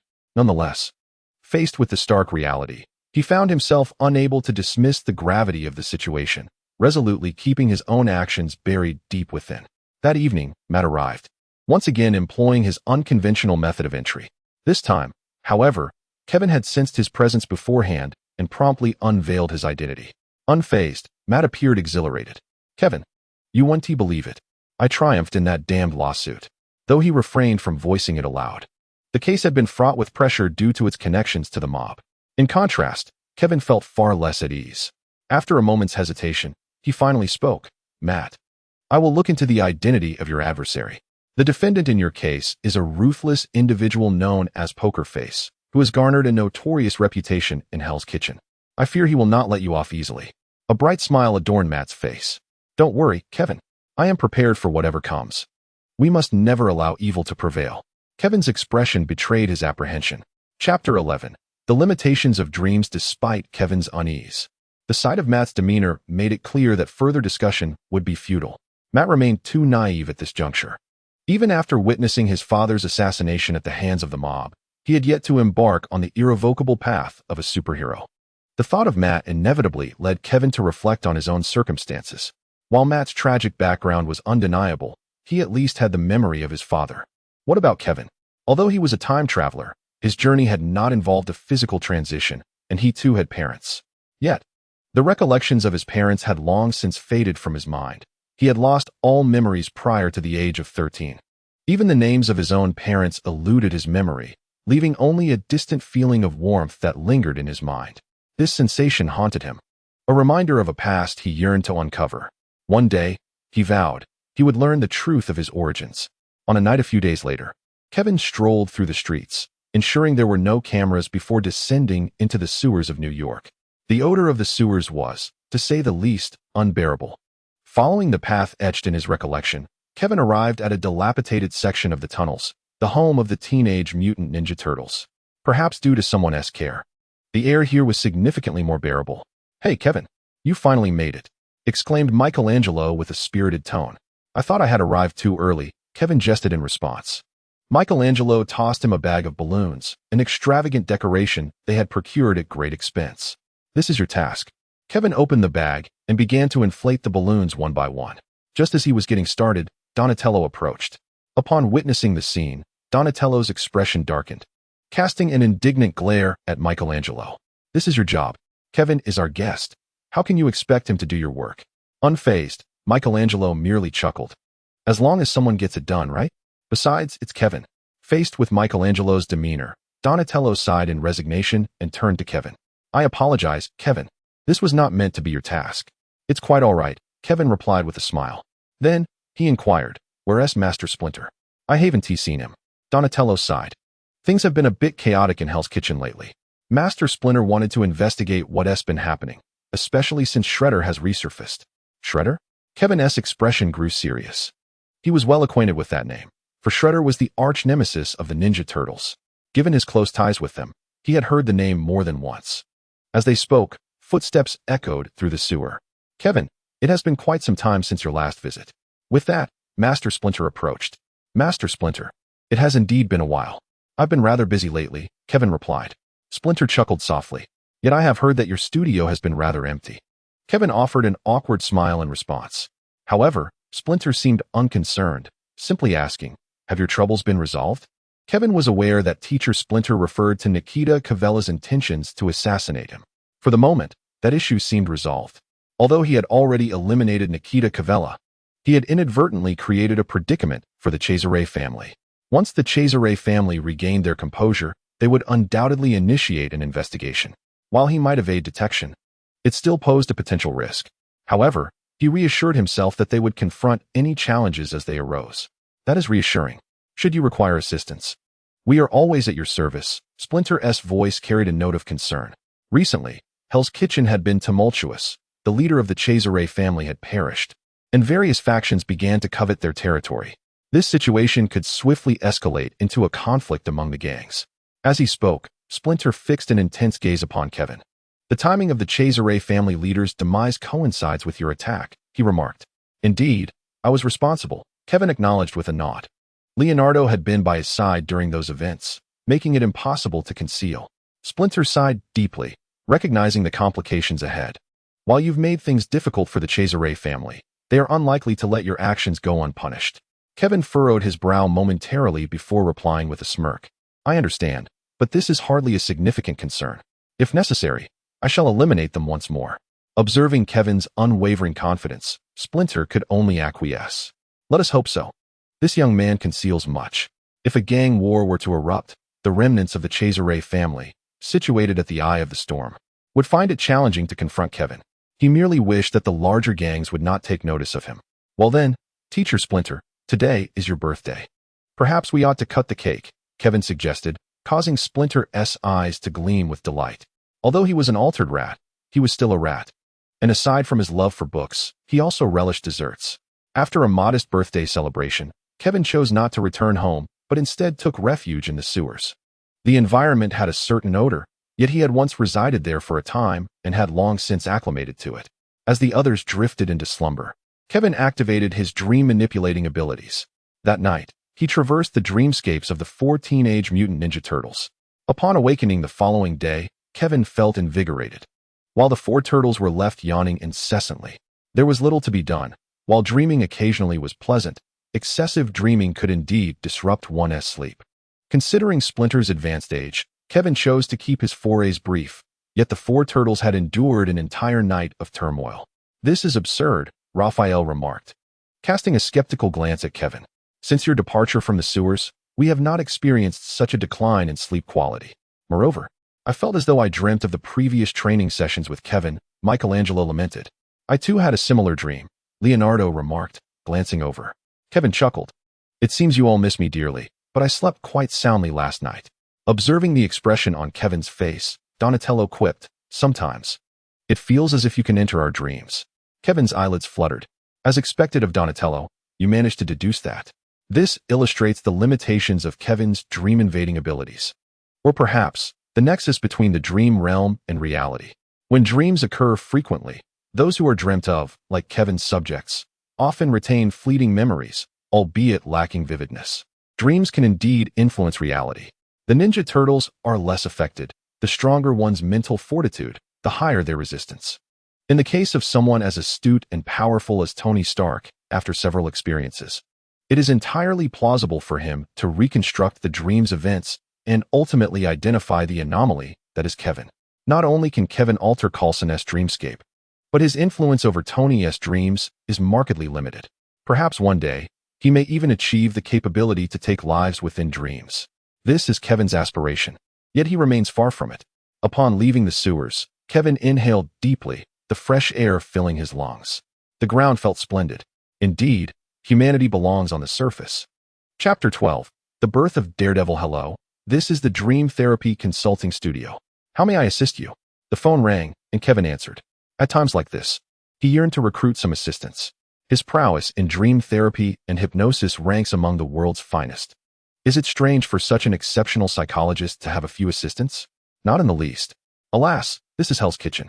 Finding a competent aide in such a perilous locale is quite the challenge. Hello, I am Huey Campbell. I find myself in a bit of trouble and hope to seek your assistance. Hearing the quivering voice on the other end, Kevin paused momentarily, then smiled.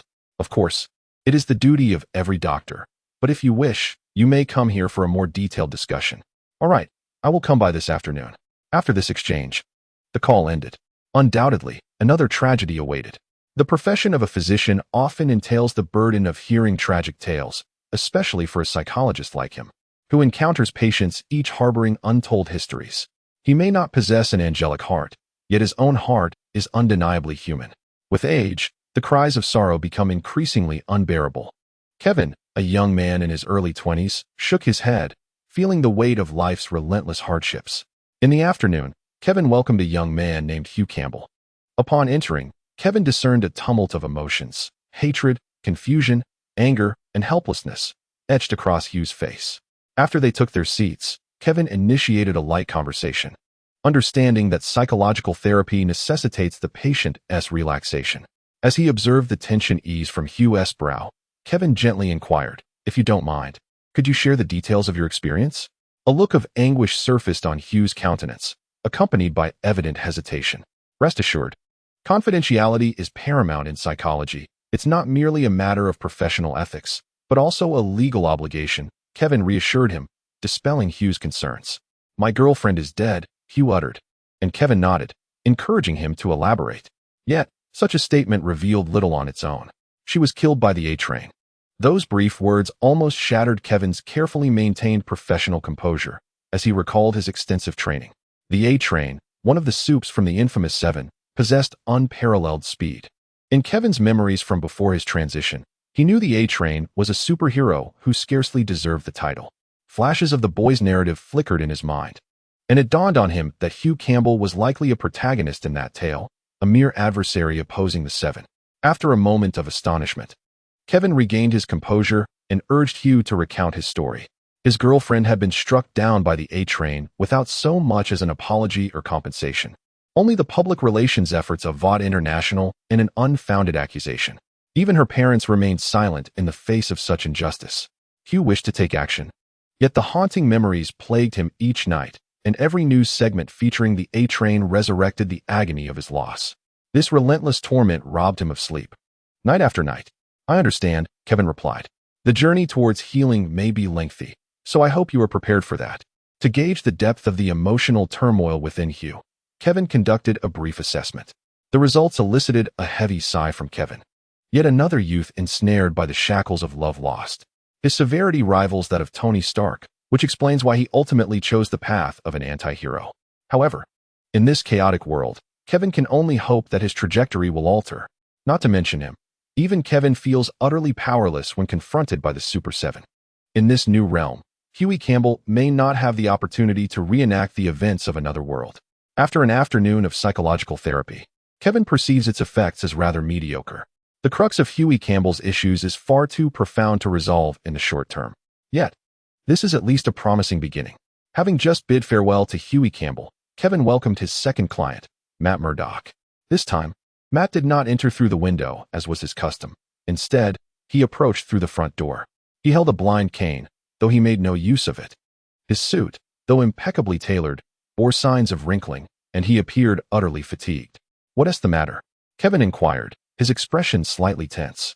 Matt forced a smile and replied, "Today, I am your patient." "Very well, then please take a seat," Kevin said, refraining from probing further, although he harbored some suspicions. "Mrs. Anna is dead." After sitting down, Matt calmly revealed the cause of his visit. As anticipated, Kevin gently placed a hand on Matt's shoulder. "Mrs. Anna was the client involved in the property dispute case on Dolma Street.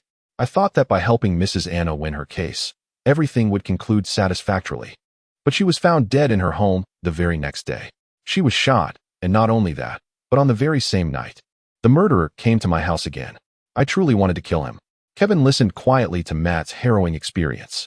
For someone like Matt, who is brimming with a sense of justice, such an outcome is undoubtedly the greatest torment. "Kevin, can you help me?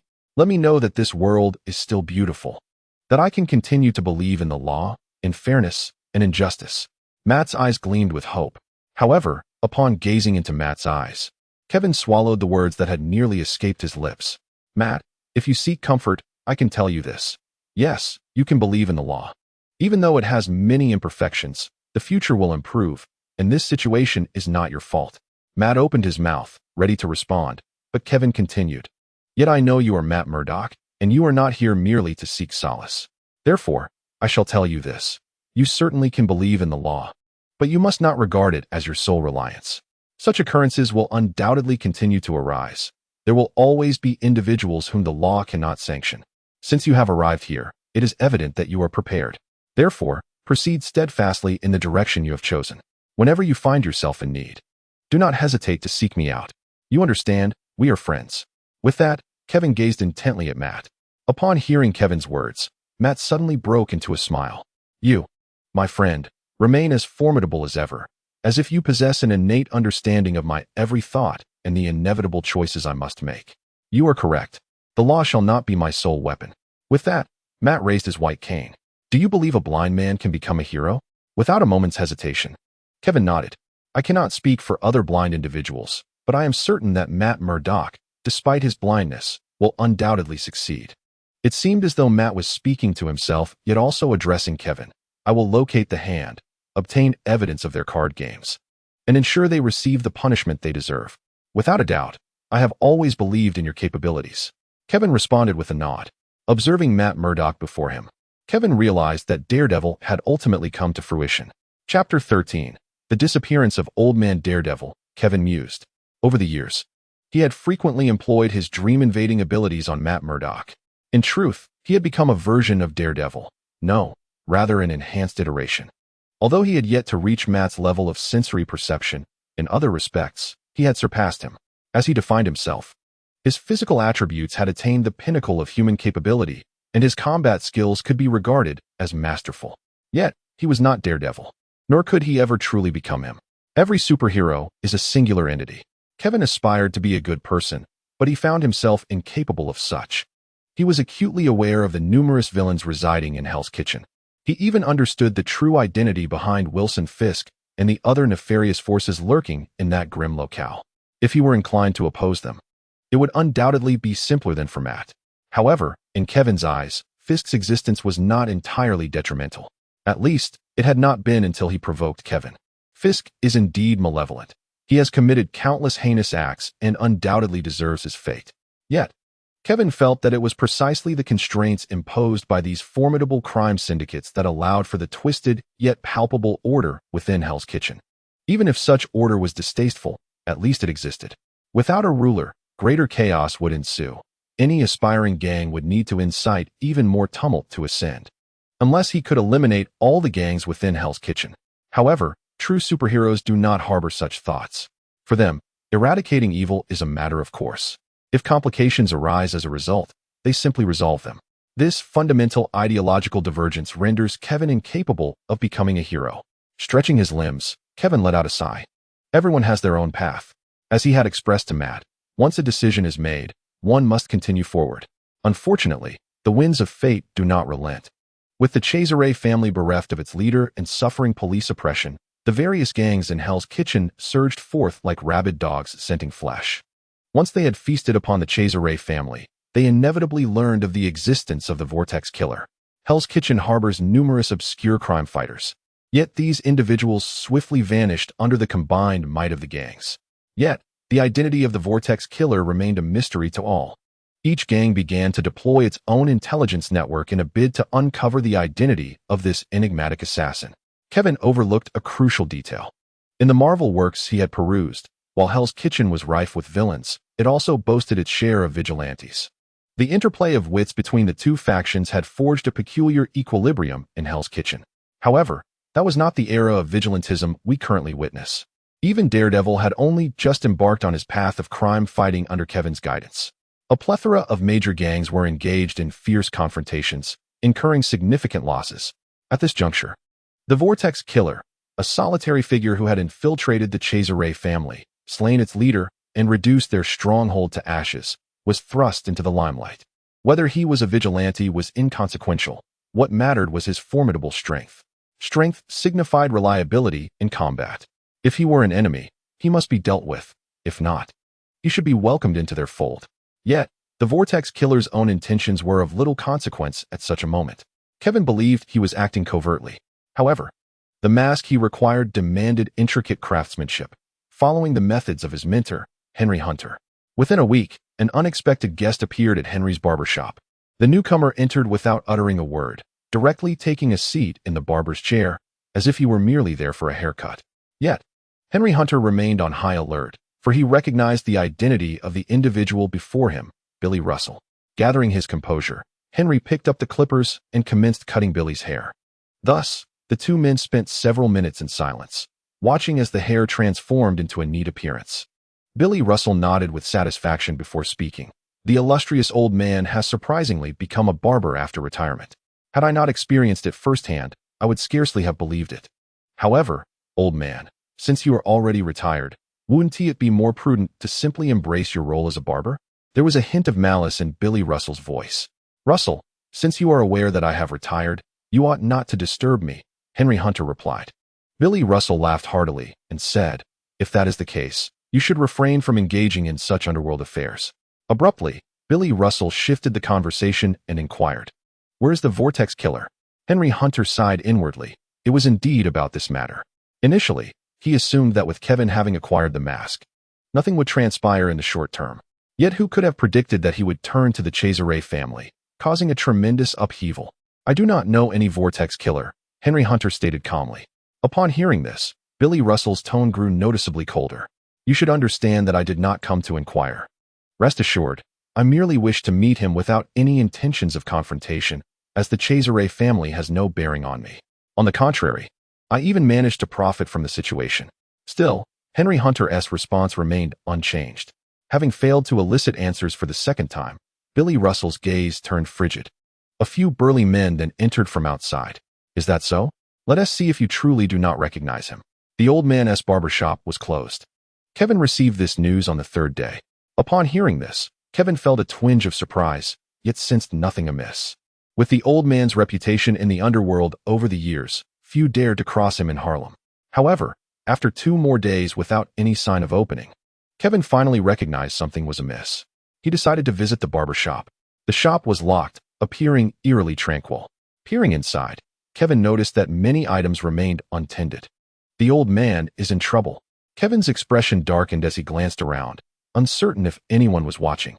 The old man had retired, and ordinarily, people would not easily target him. The only connection Kevin could imagine was his own involvement in customizing the mask for the old man. This thought deepened his frown. After making a phone call, he arrived at a nearby cafe. Before long, a strikingly composed woman approached and unceremoniously took a seat across from him. Are you here to inquire about the progress? She asked, spreading her hands. I might need a bit more time, following the leads you provided.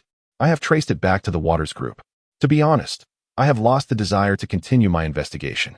Kevin furrowed his brow and rubbed his temples. The sudden revelation only exacerbated his agitation. The Water Group? That is indeed a significant dilemma. The woman regarded him, her right leg crossed over her left. The Water Group has established numerous superhero factions, including the illustrious Super 7, and there are even indications of their infiltration into military systems, particularly following Stark Industries' withdrawal from the defense sector. Many now speculate that the Water Group will succeed Stark Industries' position within the military. The fact that your background is intertwined with such a colossal entity only deepens my curiosity about your true identity. My identity. I find myself equally intrigued. Kevin's expression reflected his exasperation. Hypnosis is an enigmatic domain, yet it does not extend into the realm of superhuman abilities. However, he possesses the capability to hypnotize individuals even amidst combat. This phenomenon is not easily explicable by mere technicalities. Even if Kevin is reluctant to admit it, he must acknowledge that he may possess some unique mental gifts. The thought of his lineage being connected to the Water Group flickered in his mind. Nonetheless, his purpose for being here today is not to delve into that matter. You shall continue your investigation on this front, and we shall discuss it further once you have results. I summoned you today for an entirely different reason. Jessica, do you know the whereabouts of Henry Hunter, the Patriarch of Harlem? Chapter 14. The overbearing puzzled Jessica Jones scrutinized Kevin with suspicion, as if she were encountering this psychologist for the first time. You even know about Henry Hunter and that he is missing? My doubts about your sincerity as a mere doctor are growing. Initially, she had engaged with Kevin as a patient, which subsequently led her to become a private investigator, with her first assignment being to probe into Kevin Adams' background. Since then, they have maintained contact. Yet, only now does she realize the extent of Kevin's connections. However, this was not a secret to her. Recently, A killer known as the Vortex Slayer has emerged in Hell's Kitchen, and this individual is now being pursued. Investigations have revealed that the mask worn by the Vortex Slayer was crafted on the orders of Henry Hunter, who was taken away just days ago, with the intention of luring out the Vortex Slayer. After hearing Jessica Jones' account, Kevin's expression darkened. What could they possibly want with the Vortex Slayer? To my knowledge, the Vortex Slayer has only ever targeted the Cesare family and has not been seen since. Moreover, the Cesare family has now been consumed by others, leaving the Vortex Slayer without purpose. You are indeed well informed. Jessica Jones initially made a statement before elaborating. The downfall of the Cesare family was merely a catalyst. Now, the various gangs in Hell's Kitchen have descended into chaos, precisely at a time when they are shorthanded. The power of the Vortex Killer is considerable, and it is only natural for him to attract attention. Damn it, Kevin muttered under his breath. He had no doubts about the determination of those gangs. Normally, what options does a lone wolf have when faced with a large gang, except to capitulate? At the very least, those individuals had no intention of granting the Vortex Killer a second choice. Who? Kevin paused momentarily before inquiring. Jessica Jones looked at him in astonishment. From Kevin's words, she began to speculate that he might very well be the Vortex Killer, or at least that he was aware of the other's identity. Kevin did not appear to be one who intended to concede. That's not someone to be trifled with. His name is Billy Russo, also known as Puzzle. Before Jessica could finish her sentence, Kevin coldly interjected with the nickname. Jessica was taken aback. You even know about Puzzle? He has only recently acquired that moniker. However, Kevin was not inclined to continue the discussion. Instead, he gazed intently at Jessica and said, Jessica, I must say, I am growing increasingly fond of you. Would you truly not consider becoming my assistant in my studio? Jessica completely ignored Kevin. He had posed that question to her countless times before. Although the answer was always the same, he remained undeterred.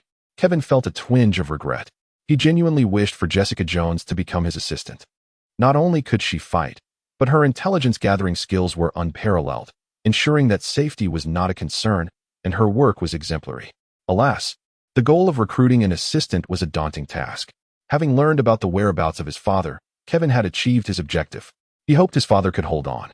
Meanwhile, Billy Russo was growing increasingly impatient. 5 whole days, had passed, and he assumed the Vortex Killer should have received the message by now. During this time, they had clashed with other gangs multiple times, and he was reluctant to waste precious time and manpower on a retired old man. If the Vortex Killer did not arrive that evening, he would eliminate the old man by the next day. Furthermore, he would disseminate the information, ensuring everyone knew that Henry Hunter was there, urging the Vortex Killer to come. He wanted to have a word with him. With that, Billy Russo turned and departed, as he had much to attend to. As Billy Russo released the information, Kevin received a call from Jessica Jones. Upon learning the situation, Kevin's expression darkened further. Want to have a chat? Let us engage in dialogue, though the manner of negotiation shall be dictated solely by me. Kevin's eyes glimmered with a frenzied intent to kill. The enemy is best left to perish. Kevin remained vigilant. Confronting the Cesare family, coupled with favorable circumstances, instilled him with confidence. Yet, when faced with the infamous Puzzle, known for his malevolence even in Hell's Kitchen, he possessed no assurance of managing the encounter single-handedly, even if it were merely to save someone. As nightfall enveloped the sky, Kevin, adorned with a vortex mask, ventured into a dimly lit alley. Shortly thereafter, a nearby manhole was gently lifted, and a bald head cautiously emerged. Upon sighting Kevin, Leonardo displaced the manhole cover and leapt forth from within. Following Leonardo's appearance, 3 similarly built figures sprang into view. My apologies for involving you in such matters, Raphael remarked, idly toying with a ninja dagger. Hey, we are brothers. Leonardo reassured him. Rest assured, we are well versed in such affairs. He then glanced around, questioning. What about the other friend you mentioned? Before Kevin could respond, a steady voice resonated from behind the group. I have arrived. As the words fell, Matt, clad in a stealth uniform, emerged from the shadows. The 4 Ninja Turtles immediately sensed a difference upon seeing Matt. Raphael bluntly asked, Can't you see? Raphael, Leonardo rebuked. For Raphael's words were exceedingly rude. No worries. I truly cannot see, Matt replied, simultaneously thrusting his cane with precision toward Raphael. Startled, Raphael quickly raised his dagger to parry. The two exchanged blows for a brief period, before Matt voluntarily withdrew. Remarkable, Michelangelo exclaimed in awe. Raphael bore a resigned expression, acknowledging that his earlier comment had indeed been inappropriate. Though he spoke without thought, his intentions bore no malice. Kevin did not intervene in their skirmish. Having yet to encounter one another, they were unfamiliar with each other, and a few exchanges served as the best means of acquaintance. After they ceased their sparring, Matt, astonished, remarked, "I never imagined the legendary Ninja Turtles actually existed. Aren't you supposed to be blind?" Raphael could not resist muttering once more. However, this time, he lowered his voice to avoid being overheard by Matt, yet Matt clearly caught every word. Matt chuckled, stating, "Although I cannot see, my other four senses are heightened beyond that of an ordinary person, allowing me to discern my surroundings. Even in hushed tones, it is difficult to evade my hearing." After a mutual understanding had been established, Kevin gazed at the moonlit sky and declared, "Let us embark."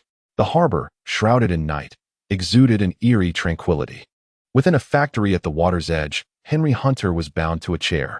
Before him stood a scarred man, none other than Billy Russell, who had recently been disfigured by the Punisher. With a cold demeanor, he inquired, "Old man, do you think the Vortex Killer will make an appearance?" Henry Hunter sighed in resignation, a self-deprecating smile gracing his lips. "No, he is utterly unaware of my abduction. As I have previously stated, the so-called Vortex Killer you seek is not a killer at all.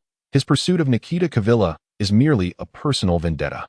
Your plans are destined for failure. Perhaps this is the fate of gangsters, to die quietly in their beds, a fate not meant for individuals like us." Having received this oft-repeated answer, Billy Russell produced a dagger. Regardless of his former identity, he now faced but one choice. "You should know that if I desire, I can always uncover the truth." Henry Hunter's expression stiffened. Billy Russell was indeed correct. If he wished to, the truth would eventually come to light, unless the Vortex Killer vanished entirely. At that moment, Kevin and his companions had silently approached the exterior of the warehouse. Observing the gunmen stationed at the factory entrance, Kevin whispered, "One each. What do you say?" Chapter 15. Go kill him. "Of course, leave it to us," Raphael declared, brandishing a ninja dagger, ready to charge forward. Noticing Raphael's movement, Kevin quickly intervened. "We are here to rescue someone. We must remain discreet. If we charge in recklessly, what will happen to the hostage?" After surveying the group, Kevin continued, "Leonardo, Raphael, the Night Devil, and I will proceed together. Michelangelo and Donatello are not suited for assassination. Stay here and wait." The others nodded in agreement. As the organizer, Kevin's words held weight, and no one questioned his prowess. Both Matt and the Ninja Turtles were acutely aware of his capabilities. Once their plan was solidified, Kevin inhaled deeply, his presence diminishing as he slowly advanced. The others emulated his approach, though they still fell short in comparison. Nonetheless, Raphael excelled, having undergone ninja training, making him particularly adept in the art of stealth. Under the cover of night, individuals stealthily approached the entrance. In an instant, Kevin silenced one adversary by clasping his mouth, while his scalpel deftly sliced open the victim's throat, all without a sound escaping the victim's lips. The others swiftly dealt with their respective targets. The door secured, yet what lay ahead was the true challenge.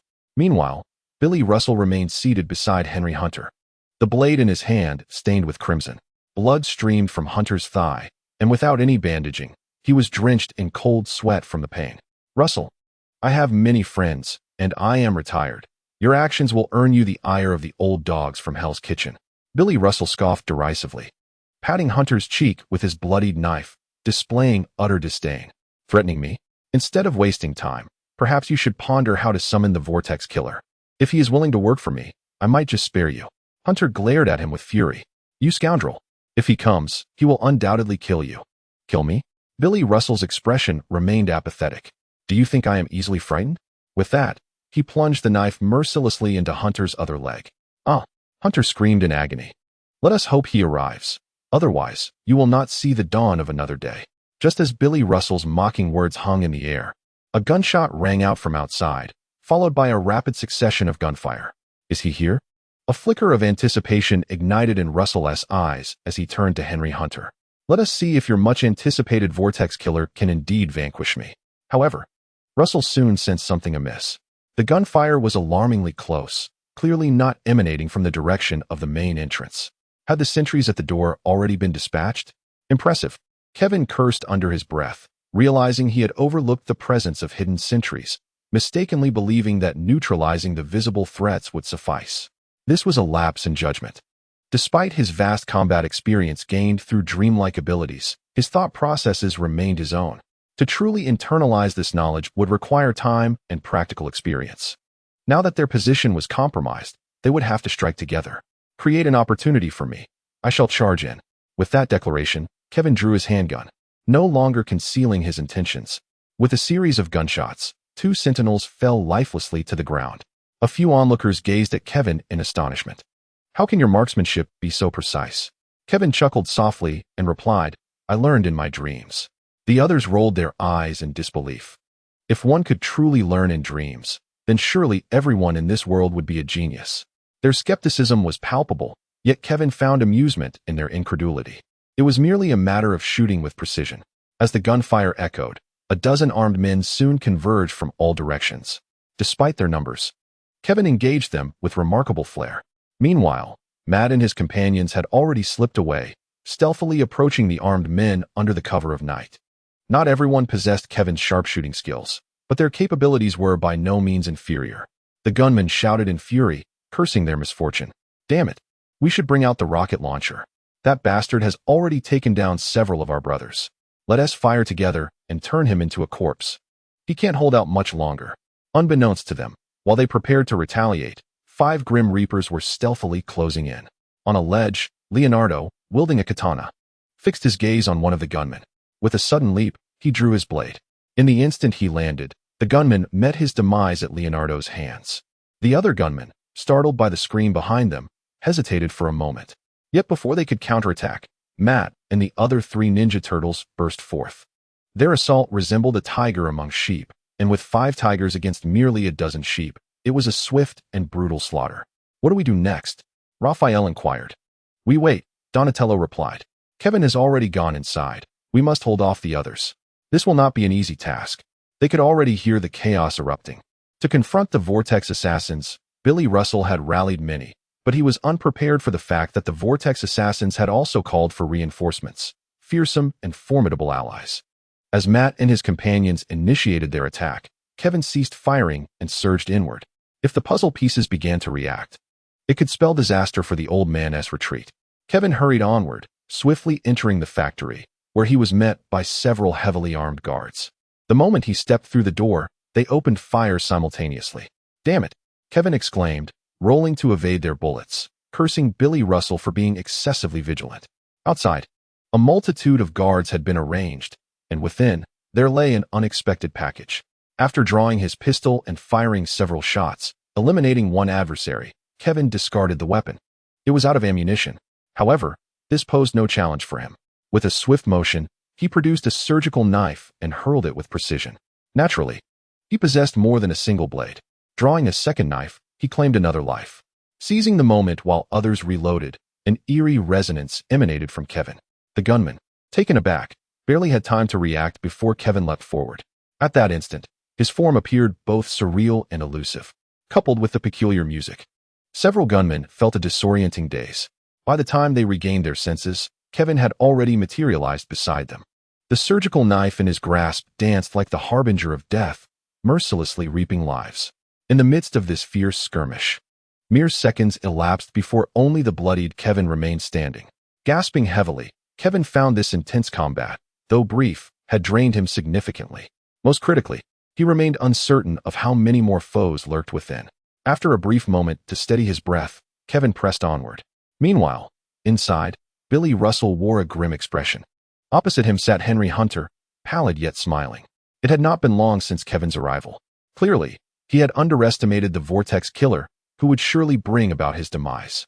Alas, Henry Hunter lamented, it seemed he was destined for death. Billy Russell, with a sullen demeanor, ignored him, directing the nearby bald brute. Go, eliminate him. He detested unpredictability. So if he could not control it, he would simply eradicate it. The bald man nodded and approached a nearby crate, opening it. In an instant, Henry Hunter's pupils constricted. Billy Russell, are you mad? A rocket launcher. Here in New York. Even in Hell's Kitchen, this is still New York territory. Is such a weapon something one can casually wield? He reflected on his decades in the underworld, never having utilized such an apparatus. As Henry Hunter's astonished and enraged voice echoed, Billy Russell merely scoffed. Old man, times have changed. This is the era of the youth. You relics, long overdue for burial in the dust, should remain buried. Why meddle in the affairs of the younger generation? Wouldn't you agree? As he spoke, Billy Russell tapped Henry Hunter's cheek with a dagger, the arrogance on his face palpable. The bald giant nodded, grasped the rocket launcher, and turned to leave. Upon witnessing the rocket launcher, Henry Hunter's recently ignited confidence was swiftly extinguished. Perhaps Kevin Adams could contend with a handgun, and he might even survive under the muzzle of an automatic rifle. However, the rocket launcher, a heavy weapon, possessed a destructive power that far exceeded the imagination of an ordinary individual. In gang confrontations, various firearms are commonplace. Yet a rocket launcher is typically inaccessible to the average person, and even those who might acquire one would hesitate to employ it. The moment a rocket launcher is utilized, it transcends the typical scope of gang skirmishes, drawing the inevitable attention of law enforcement. At that moment, Kevin was entangled with several gunmen, wielding a firearm pilfered from a corpse. His tactical evasions were executed with remarkable precision, as the experiences gleaned from his dreams were rapidly assimilated. Observing the gunman ahead, Kevin hesitated briefly, a glimmer of determination flashing in his eyes. Time was not on his side. He could not afford to squander it on these adversaries. In the next instant, Kevin lunged forward. Amidst the hail of bullets, he charged ahead like a wild stallion, intent on traversing the 20-meter expanse that lay between them. As he sprinted, the gun in his hand continued to roar, the accuracy of his shots rendered inconsequential. What mattered most was the psychological pressure he exerted on the gunman. In the chaos of a gang clash, few are willing to embrace death. If Kevin displayed sufficient ferocity, the gangsters would be subdued by his firepower. Indeed, as he had anticipated, the gang's gunmen felt the weight of his relentless barrage, and, although their bullets were primarily aimed at Kevin, they fell far from him. In the blink of an eye, Kevin had crossed that distance. Discarding the now empty firearm, he drew a scalpel and, in the terrified gazes of the gunmen, began to wield it with alarming speed. His movements were both bizarre and mesmerizing, capable of momentarily enchanting even amidst the fray. This fleeting moment of distraction sealed their fate. Suddenly, Kevin sensed an anomaly, an acute sense of impending peril washing over him. Without a moment's hesitation, he pivoted and fled. Boom! A deafening explosion resonated, and billowing smoke engulfed the area. Though Kevin ran with great speed, he was still hurled away by the force of the blast. Silence enveloped the scene. The bald giant, shouldering the rocket launcher, gestured toward the bloodied figure of Kevin in the distance. Go check if that kid is still alive. If he is, bring him to see the boss. One man nodded slightly, clutching a gun as he approached Kevin. But just as he bent down, Kevin's eyes suddenly flew open. He regarded the underling with a gaze akin to that reserved for the deceased. In an instant, a surgical knife pierced through the man's heart. That was close. Kevin thought to himself, though he had survived, he had narrowly escaped death. Who would have thought that the adversary would even brandish a rocket launcher?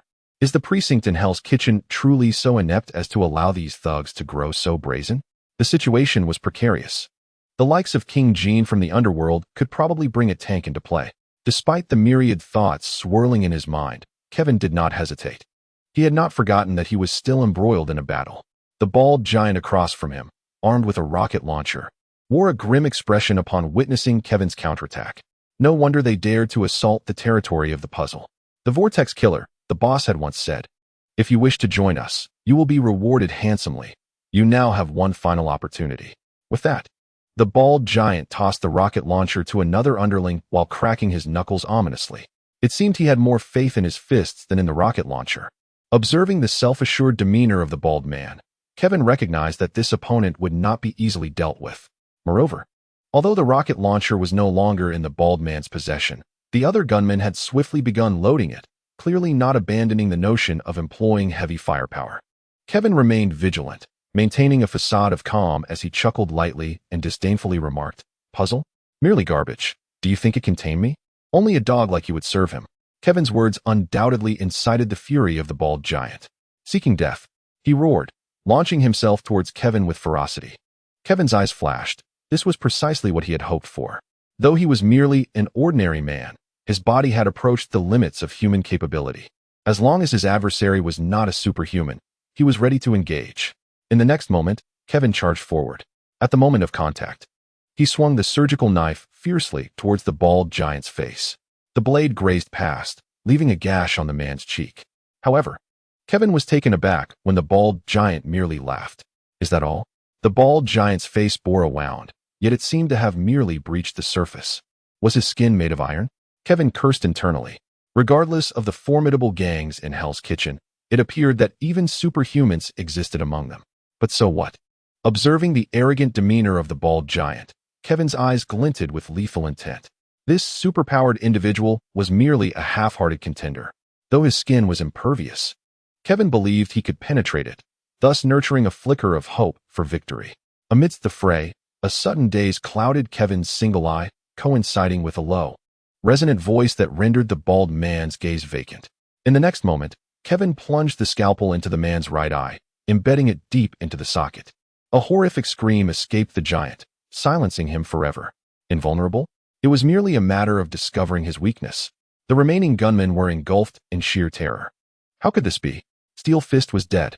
Steel Fist, a superhuman, possessed skin impervious to blades and bullets, was their gang's true ace.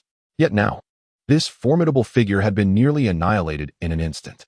Coupled with Kevin's earlier frenzy, all the gunmen were left in a state of shock.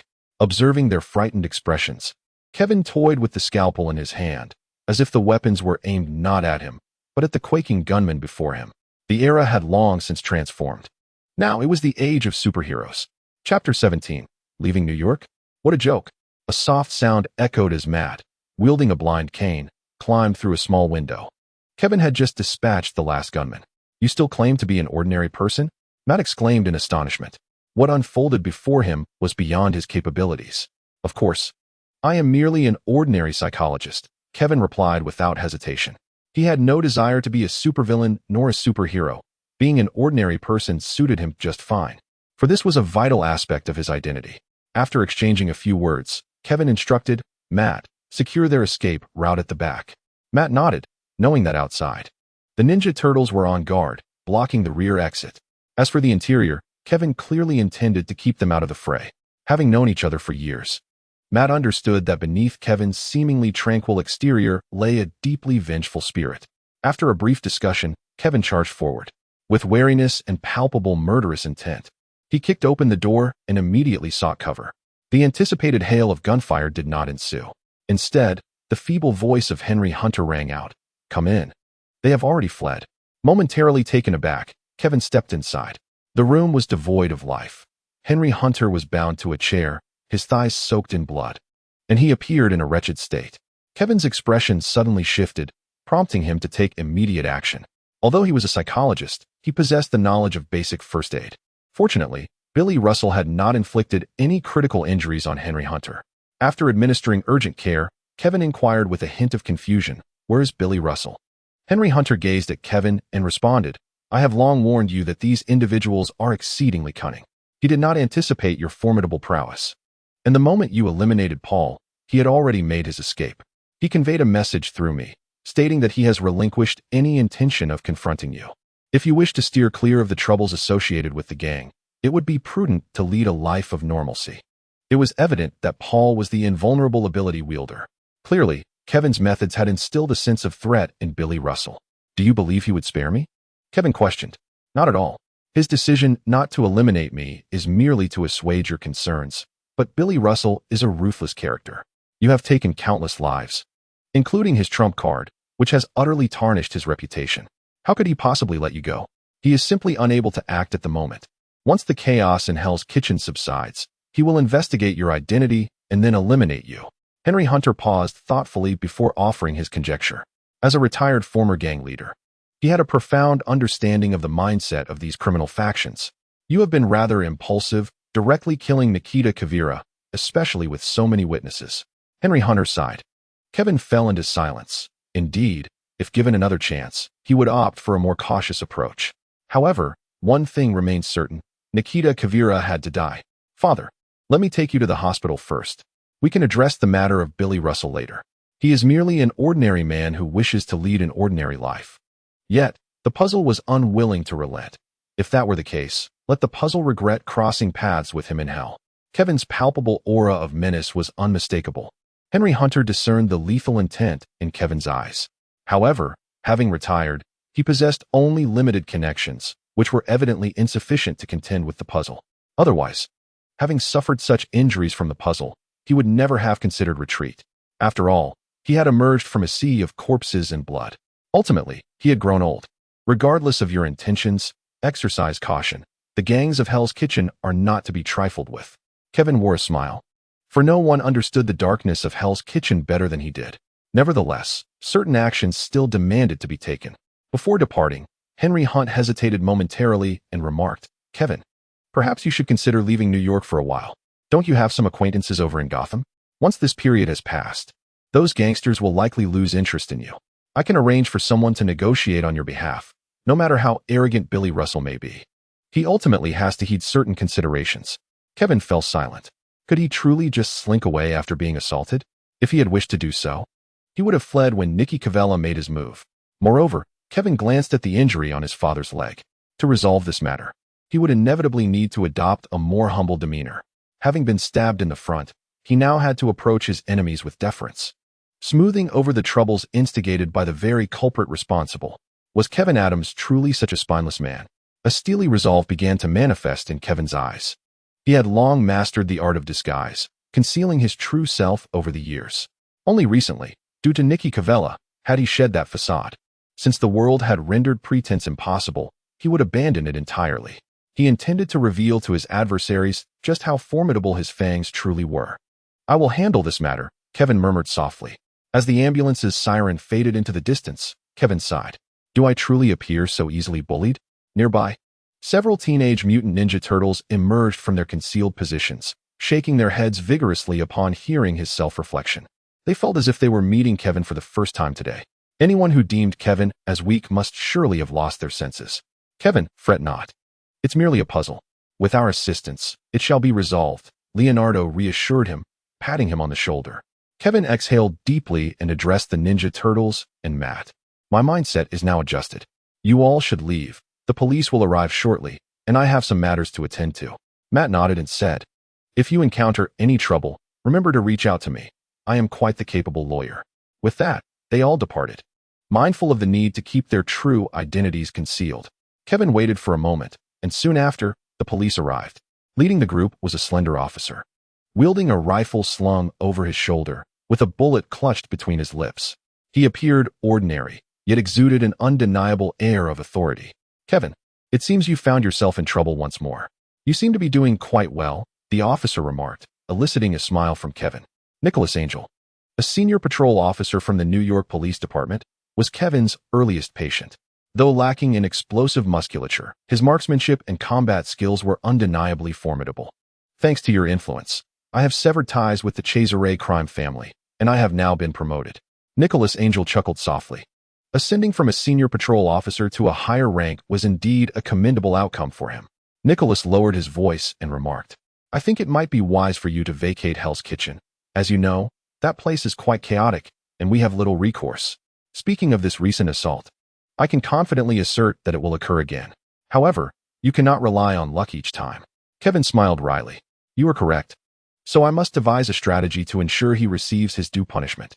Nicholas raised an eyebrow and frowned, saying, "I cannot assist you extensively, but if need be, I can muster a 30-man police force for you. Yet, you should be aware that in a real confrontation, they would hardly be effective." "That will suffice." Kevin inhaled deeply. "I shall handle the rest." He was about to officially step into this shadowy realm. Chapter 18. A letter from Gotham and Lady Goth the following day. Kevin received a letter, the handwriting resolute and firm. "Dr. Adams, I find myself in a state of confusion. Just days ago, I nearly took the life of a criminal, and the sensation it evoked within me was profoundly unsettling. I hope you can visit Gotham, as there is someone who wishes to meet you, which is the primary reason for my correspondence." The letter was signed by Bruce Wayne. Upon reading the letter, Kevin was reminded of his days in Gotham several years prior. To be candid, Gotham was even more chaotic than Hell's Kitchen, particularly before the emergence of Batman. While things had improved somewhat with Batman's presence, disorder undoubtedly persisted. Troubling. Kevin sighed, rubbing his forehead in exasperation. He felt apprehensive about meeting Bruce Wayne. As one of the most astute individuals in the world, Wayne had gleaned considerable insights through his connection to Batman. Moreover, their relationship could be deemed amicable. What troubled him was the mention of someone else. If he was not mistaken, it was likely a woman, and a rather troublesome one at that. The notion of corresponding with Batman left Kevin unimpressed. It appeared a trip to Gotham was inevitable. Perhaps departing Hell's Kitchen now would be a prudent choice. After all, as his father often said, once he left, he would manage the aftermath. Yet, the more he contemplated this, the more unsettled he felt. In a world fraught with peril, if he could not act according to his own volition, what difference was there between him and a mere zombie? Having lived a second life, he harbors a deeper obsession with freedom. Anything that seeks to impede his liberty is deemed an enemy. With a newfound purpose, Kevin ventures into the night, determined to confront Billy Russell. But first, he must ascertain his whereabouts. Amidst the chaos of gang warfare, this presents the ideal opportunity to confront him. In Hell's Kitchen, the most effective method to locate a gang is to casually wander into a shadowy alley. This is precisely what Kevin contemplates and executes. Upon entering the alley, he indeed overhears snippets of conversation. Without a moment's hesitation, he strides toward the source of the sound. The revelry within halts abruptly at the sound of Kevin's footsteps. Who goes there? One voice inquires. Kevin remains silent, the crisp clatter of his shoes echoing starkly in the stillness. Most notably, this clear sound carries an unsettling, bewildering quality that disorients the gang members who hear it. By the time they regain their wits, Kevin stands before one of them, his face obscured by a swirling mask, rendering his expression inscrutable. The Vortex Killer, one exclaims, astonished. At this exclamation, Kevin smiles. It seems he has indeed found his mark. To his surprise, he had prepared for a protracted endeavor, yet the first step has led him directly to the right individual. Now, tell me, where is Billy Russell? He demands. I don't know. I've only heard of you. I don't know any Billy Russell. The man stammers, fear etched across his features. Lying to a psychologist is perhaps the most foolish course of action imaginable. Observing the man's expression, Kevin murmurs softly. He closes his eyes, and when he opens them again, a radiant star appears to shimmer within his gaze, captivating all who behold it. Moments later, Kevin receives the answer he seeks. This individual is merely a peripheral minion, hardly even a gunman. Kevin is not surprised. Had any random person known Billy Russell's location, he would have suspected a trap. Nevertheless, his efforts prove meaningful. By the late hours of the night, Kevin learns that Billy Russell is scheduled for a transaction in 3 days, a high probability of his appearance. 3 days is a mere trifle. He can afford to wait. He is experimenting with a new possibility, the connection point of dreams. This may allow him to traverse from one person's dream into another's. Kevin records the fluctuations of this individual's dream before turning to depart. Meanwhile, Billy Russell's mood is far from pleasant. Due to the loss of a top enforcer to a Whirlpool assassin, he now faces a significant disadvantage in the imminent turf war. Furthermore, the Punisher has already caused him considerable trouble on multiple occasions. Boss, do you think the Whirlpool assassin will continue to disrupt us? Asked a lean, brooding young man with a hedgehog haircut, addressing Billy Russell. Billy Russell's gaze sharpened. I doubt it. Although we have yet to uncover the true identity of the Whirlpool assassin. With that old coot Henry Hunter around, he won't be able to escape. First, let us resolve the trade issue. Our trading partner this time is Gene Bing. Ensure the brothers remain vigilant. I do not wish for any complications. The hedgehog-haired youth nodded and remarked, I have already initiated an investigation into the Whirlpool assassin's identity. Results should surface within a few days. Once we ascertain his identity, should we send someone to eliminate him? The Hand is eager to gain access to Hell's Kitchen through us, and I believe they would be quite pleased to use a Whirlpool assassin as their bridge into that realm. At these words, Billy Russell smiled. Then make the arrangements. Inform Lady Gao that once we locate the Whirlpool assassin, we shall eliminate him, and I will grant them entry into my territory. We need professionals for this. Those ninjas are far more skilled than we are. Understood, boss. The hedgehog-haired youth revealed a sinister grin. As expected, when he conveyed their demands to Lady Gao, she nodded in agreement. They had already made extensive preparations to infiltrate Hell's Kitchen, including mapping out the power dynamics within and gathering intelligence on formidable lone wolves. Although the Whirlpool assassin had only appeared once, that singular occurrence had caused significant upheaval in Hell's Kitchen, and they were undoubtedly attentive to it. Simultaneously, they uncovered various intriguing details. For instance, the Whirlpool assassin was highly likely to possess mental abilities, particularly a potent hypnotic power.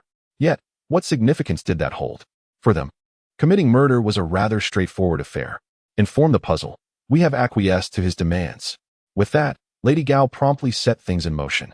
Immediately investigate the Whirlpool Assassin's whereabouts. I want precise intel by tomorrow, she commanded. Just as her words concluded, a shadow darted away. The hedgehog-haired youth was startled. He had not even noticed another presence lingering there. Such a peculiar individual. At that moment, the young man felt a sudden apprehension. Perhaps he should reconsider allowing the hand to meddle in the affairs of Hell's Kitchen. It might very well be akin to inviting a wolf into the fold.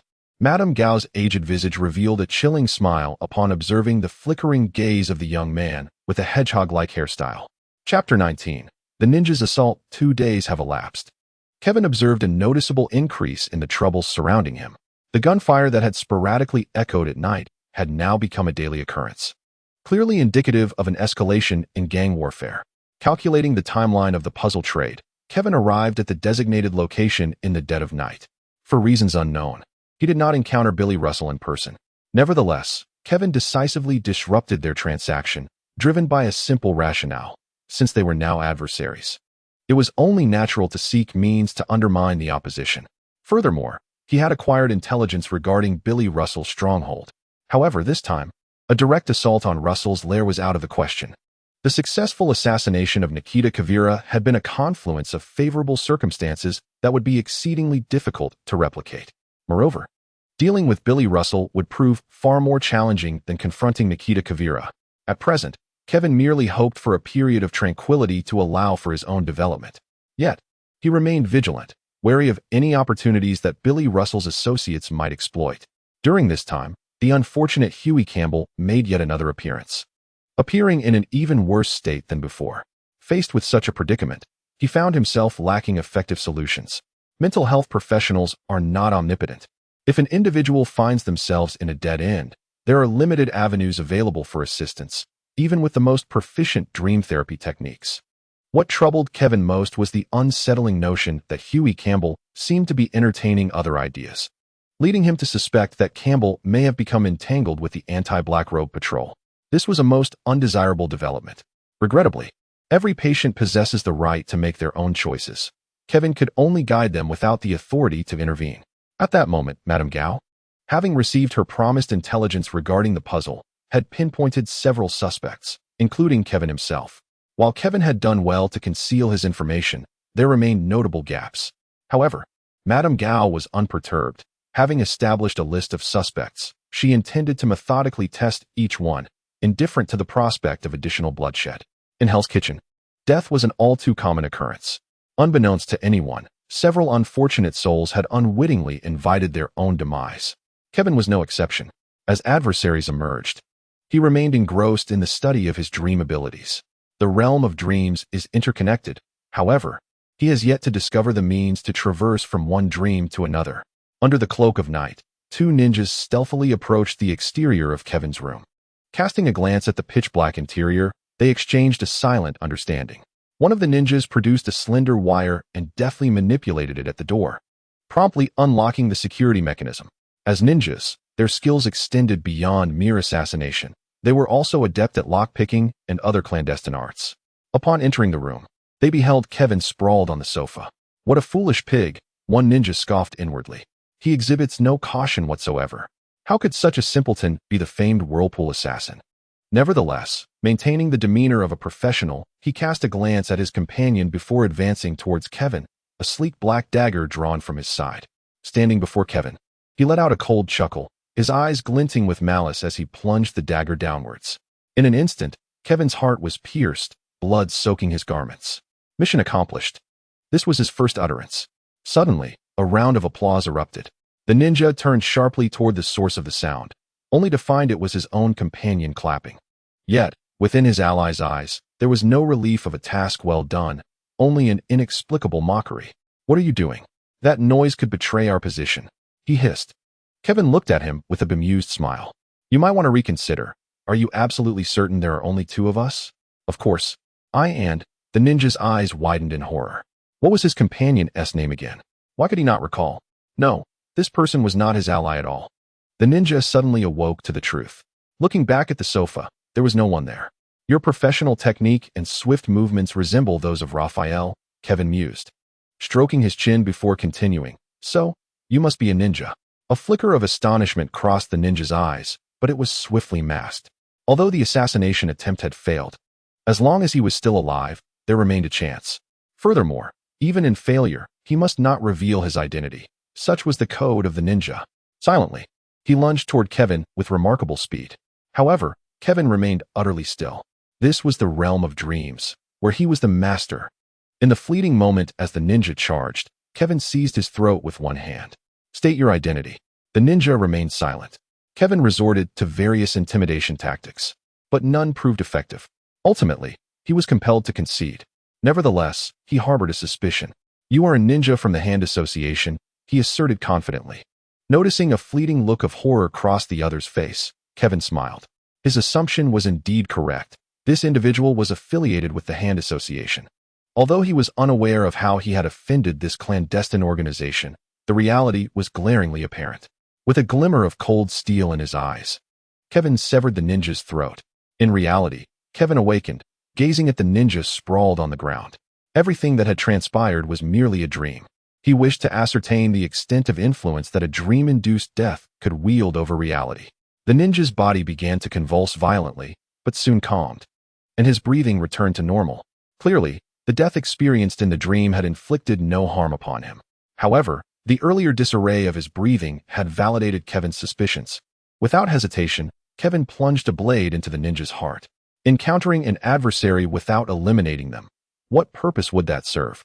After the deed was done, Kevin unceremoniously discarded the corpse onto the street. This act served as a form of intimidation. If you wish to confront me, then let us see. Having completed this grim task, Kevin rubbed his temples. What a nightmare. I cannot recall when I offended the ninjas. Was it during that tumultuous period in Gotham? He pondered with skepticism. In his time in Gotham, he had indeed engaged in numerous exploits, making it plausible that he had crossed the Hand Association. The ninja sent to assassinate Kevin Adams was now dead. Lady Gao swiftly received the news. She was indifferent to the demise of a mere ninja. At the very least, she had confirmed the identity of the spiral killer. Knowing the adversary's identity rendered the ninja's death invaluable. Now, it was time to attend to pressing matters. Although the gang in Hell's Kitchen was notoriously chaotic, it was also fiercely insular. Once the spiral killer was eliminated, they could easily infiltrate Hell's Kitchen. Next time, I shall take matters into my own hands, Lady Gao stated coolly. Yes, responded dozens of ninjas with fervent zeal, bowing in reverence. They were, after all, the Hand Association. Chapter 20. Crisis in the face of hidden enemies lurking in the shadows. Kevin had made corresponding preparations. In recent days, the disturbances near his home had significantly diminished. This peculiar situation inevitably led one to speculate that someone had seized control of the local dynamics. The Hand Association? Or perhaps the puzzle? Regardless of who it was, Kevin had no options left. Another night descended into darkness. Kevin sat quietly by the window, having successfully dismissed his neighbors. While such a feat would prove challenging for the average person, it posed no difficulty for Kevin. After years of experience, he had mastered such tactics. Almost as if in response, several figures appeared at the corner of the street. Upon closer inspection, Kevin realized he was completely surrounded. The arrival was swift. With a sigh, Kevin observed an elderly woman, her posture hunched, slowly making her way toward him from a distance. It was undoubtedly Mrs. Gao. It seemed he had sufficient influence to draw her out. After a moment, Kevin stepped outside. Mrs. Gao's expression shifted to one of surprise upon seeing him approach. He possessed quite the audacity. However, in such dire circumstances, even the boldest of hearts could not ensure survival. As they drew near, they both halted a mere 10 paces apart. When did I offend the alliance? Kevin inquired directly. Hearing Kevin Adams reveal her origins, Mrs. Gao paused momentarily. The name of the alliance was not common knowledge. With a cough that betrayed her age, she resumed her habitual facade. As one of the 5 fingers of the alliance, her strength was formidable. Young man, someone has placed a price on your head, and the offer is one we cannot refuse, Mrs. Gao replied, providing Kevin with his answer. Though somewhat vague, he had already deduced the identity of the one seeking his demise. However, this was not the moment for inquiries. Pondering thoughtfully, Kevin posed. What if I were to offer a higher price? Mrs. Gao chuckled softly. No, you cannot provide a greater sum, and you have already killed one of our own. Indeed, Kevin had slain a ninja. While the alliance would typically consider the loss of a few ninjas inconsequential if the benefits were substantial, Billy Russell had already afforded them ample incentive. Moreover, with the alliance freshly established in Hell's Kitchen, they were keen to assert their dominance. Not only was it improbable that Kevin could present a more enticing offer, but even if he could, she would not entertain it at this juncture. Sensing danger, Kevin's instincts sharpened. Failure to negotiate meant that violence was imminent. With a wave of her hand, dozens of ninjas behind her unsheathed their katanas and charged toward Kevin. Taking a deep breath, he felt a surge of murderous intent. The battle commenced in an instant. Kevin was well versed in combat experience. However, these ninjas have all undergone extensive training. In the blink of an eye, a gash appeared on Kevin's body, though the wound was minor. It elicited a sharp intake of breath. Damn it, Kevin muttered under his breath. He had prepared himself for today's confrontation, yet he never anticipated that Lady Gao would personally make an appearance. After all, you are one of the 5 fingers of the Hand Association. Do you have no sense of pride in frequently taking matters into your own hands? Aren't you afraid of exhausting yourself? Had he known, he would have summoned Night Demon and the others. Fortunately, despite his injury, Kevin had managed to take down several ninjas. Seizing an opportunity, he stepped back a few paces and retrieved a grenade from his pocket.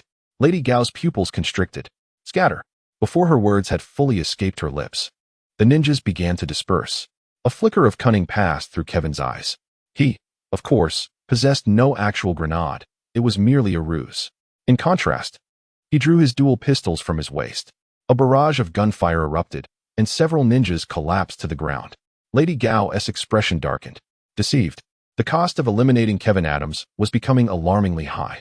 At this rate, she would not be instilling fear, but rather inviting humiliation. A murderous glint flashed in her eyes as she straightened her hunched figure. This was her true state, despite her advancing years. Her martial prowess was beyond the imagination of ordinary individuals. Kevin sensed the shift in the atmosphere. Upon witnessing Lady Gao's transformation, he understood that his greatest trouble had arrived.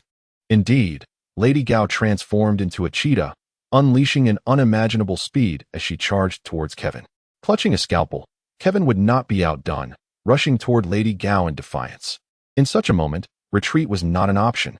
He had no escape route. The only chance to turn the tide lay in overcoming Lady Gao. In the next instant, the two collided. Kevin lunged with the scalpel aimed at Lady Gao, but she deftly raised her cane to block. Unfazed, Kevin anticipated her move without a hint of surprise. In quick succession, his other hand struck out. In the realm of masters, victory or defeat hinged upon a mere heartbeat. This time, Kevin hurled the scalpel toward Lady Gao. Taken aback by the sudden assault, she narrowly evaded a fatal blow without successfully parrying. Sensing that his attack had found its mark, Kevin smiled. Previously besieged by the ninjas, he had intentionally held back, awaiting this very opportunity. Regrettably, Lady Gao is far too astute. Even though this unexpected attack inflicted harm upon her, it did not diminish her combat prowess. In stark contrast to Kevin's ease, Lady Gao's countenance was marred by fury and astonishment. Observing Kevin Adams' earlier display, he appeared merely as an adept warrior. However, the techniques he exhibited in this fleeting moment could only be achieved through decades of rigorous training. With a grim expression, Lady Gao continued her assault, intent on eliminating Kevin Adams. At the instant she struck, Lady Gao cast aside her cane, revealing the sword concealed within. Perish! She bellowed in wrath. A flicker crossed Kevin's gaze. Fortunately, he had anticipated this and evaded the lethal thrust of her hidden blade. The two engaged in a fierce exchange of blows, yet upon realizing she could not vanquish Kevin Adams, Lady Gao's urgency began to wane. Gradually retreating, she remarked with a hint of surprise, "Such remarkable skill. How about joining the Hand Union? In that case, I might spare your life." Was this an invitation? Nevertheless, Kevin declined. "I am quite content with my current existence." A fleeting shadow of regret crossed Lady Gao's features. "Kill him," she commanded coldly in 3 terse words. The ninjas, who had temporarily withdrawn during the clash, once again encircled them. One-on-one. The Hand Union does not adhere to such traditions, Kevin mused darkly. If this continued, he feared he would perish here. He hoped for timely assistance. Glancing skyward, he noticed a flicker of light on the horizon. Upon seeing the illumination, a smile graced Kevin's lips. "Apologies, but I shall not meet my end today." Chapter 21. Identity revealed. Lady Gao's expression shifted as she followed Kevin's gaze. A streak of flame cut through the night sky, rapidly approaching. Despite the darkness obscuring its form, Lady Gao discerned from Kevin Adams' words that this was his reinforcements. Eliminate him at once, she commanded, her eyes glinting with cold resolve. Regardless of the adversary's support, he stood before her now. Completing her objective would take mere moments. Yet, before the ninjas could act, a piercing whistle echoed through the air. Boom! An explosion erupted, sending several ninjas tumbling. It was a missile. In New York, how could a missile be raining down from above? In the next instant, a suit of iron armor descended from the sky. It seems my timing is impeccable. Iron Man.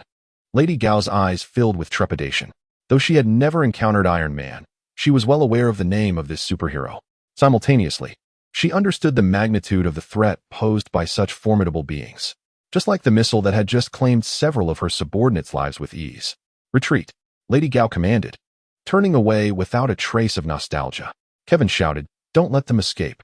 Yet Tony Stark remained unmoved, merely observing the ninjas as they vanished. Although he had rushed to respond to Kevin Adams's call for help, it was solely to save lives.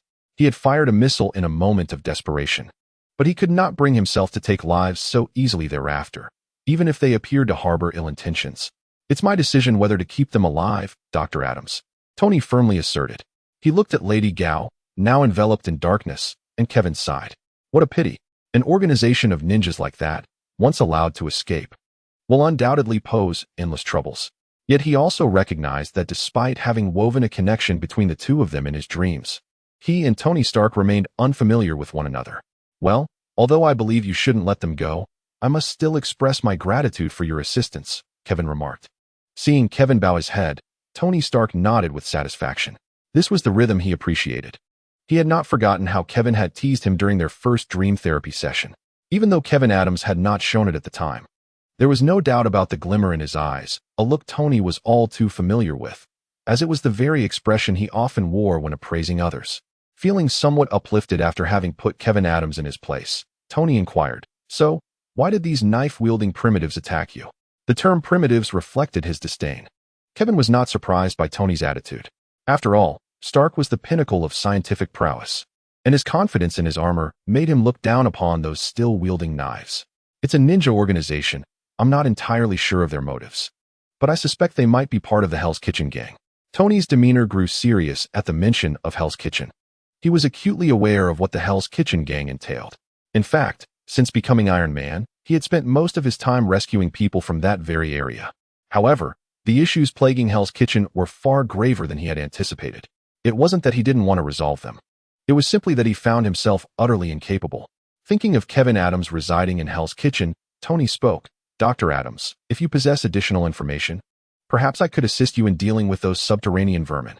Kevin momentarily paused, then swiftly regained his composure. Indeed, these troubles were a significant burden for him. Yet they posed no challenge for Iron Man.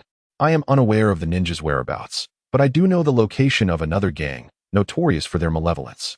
A friend of mine lost his wife and daughter to this wretched individual." Subsequently, Kevin conveyed the puzzle pieces of information to Tony. Although Tony made no promises, Kevin discerned that Tony was genuinely invested in the matter. Resolving this predicament in such a manner would be splendid. Jotting down the name Billy Russell, Tony jested, "Dr. Adams, I have just rescued you from the clutches of a pair of twins. You owe me a considerable favor." Kevin's lips twitched slightly. How enviable indeed. What a corrupt existence he detested so profoundly. Once he gained the means, he would ensure these damned capitalists understood that resources should not be squandered thus.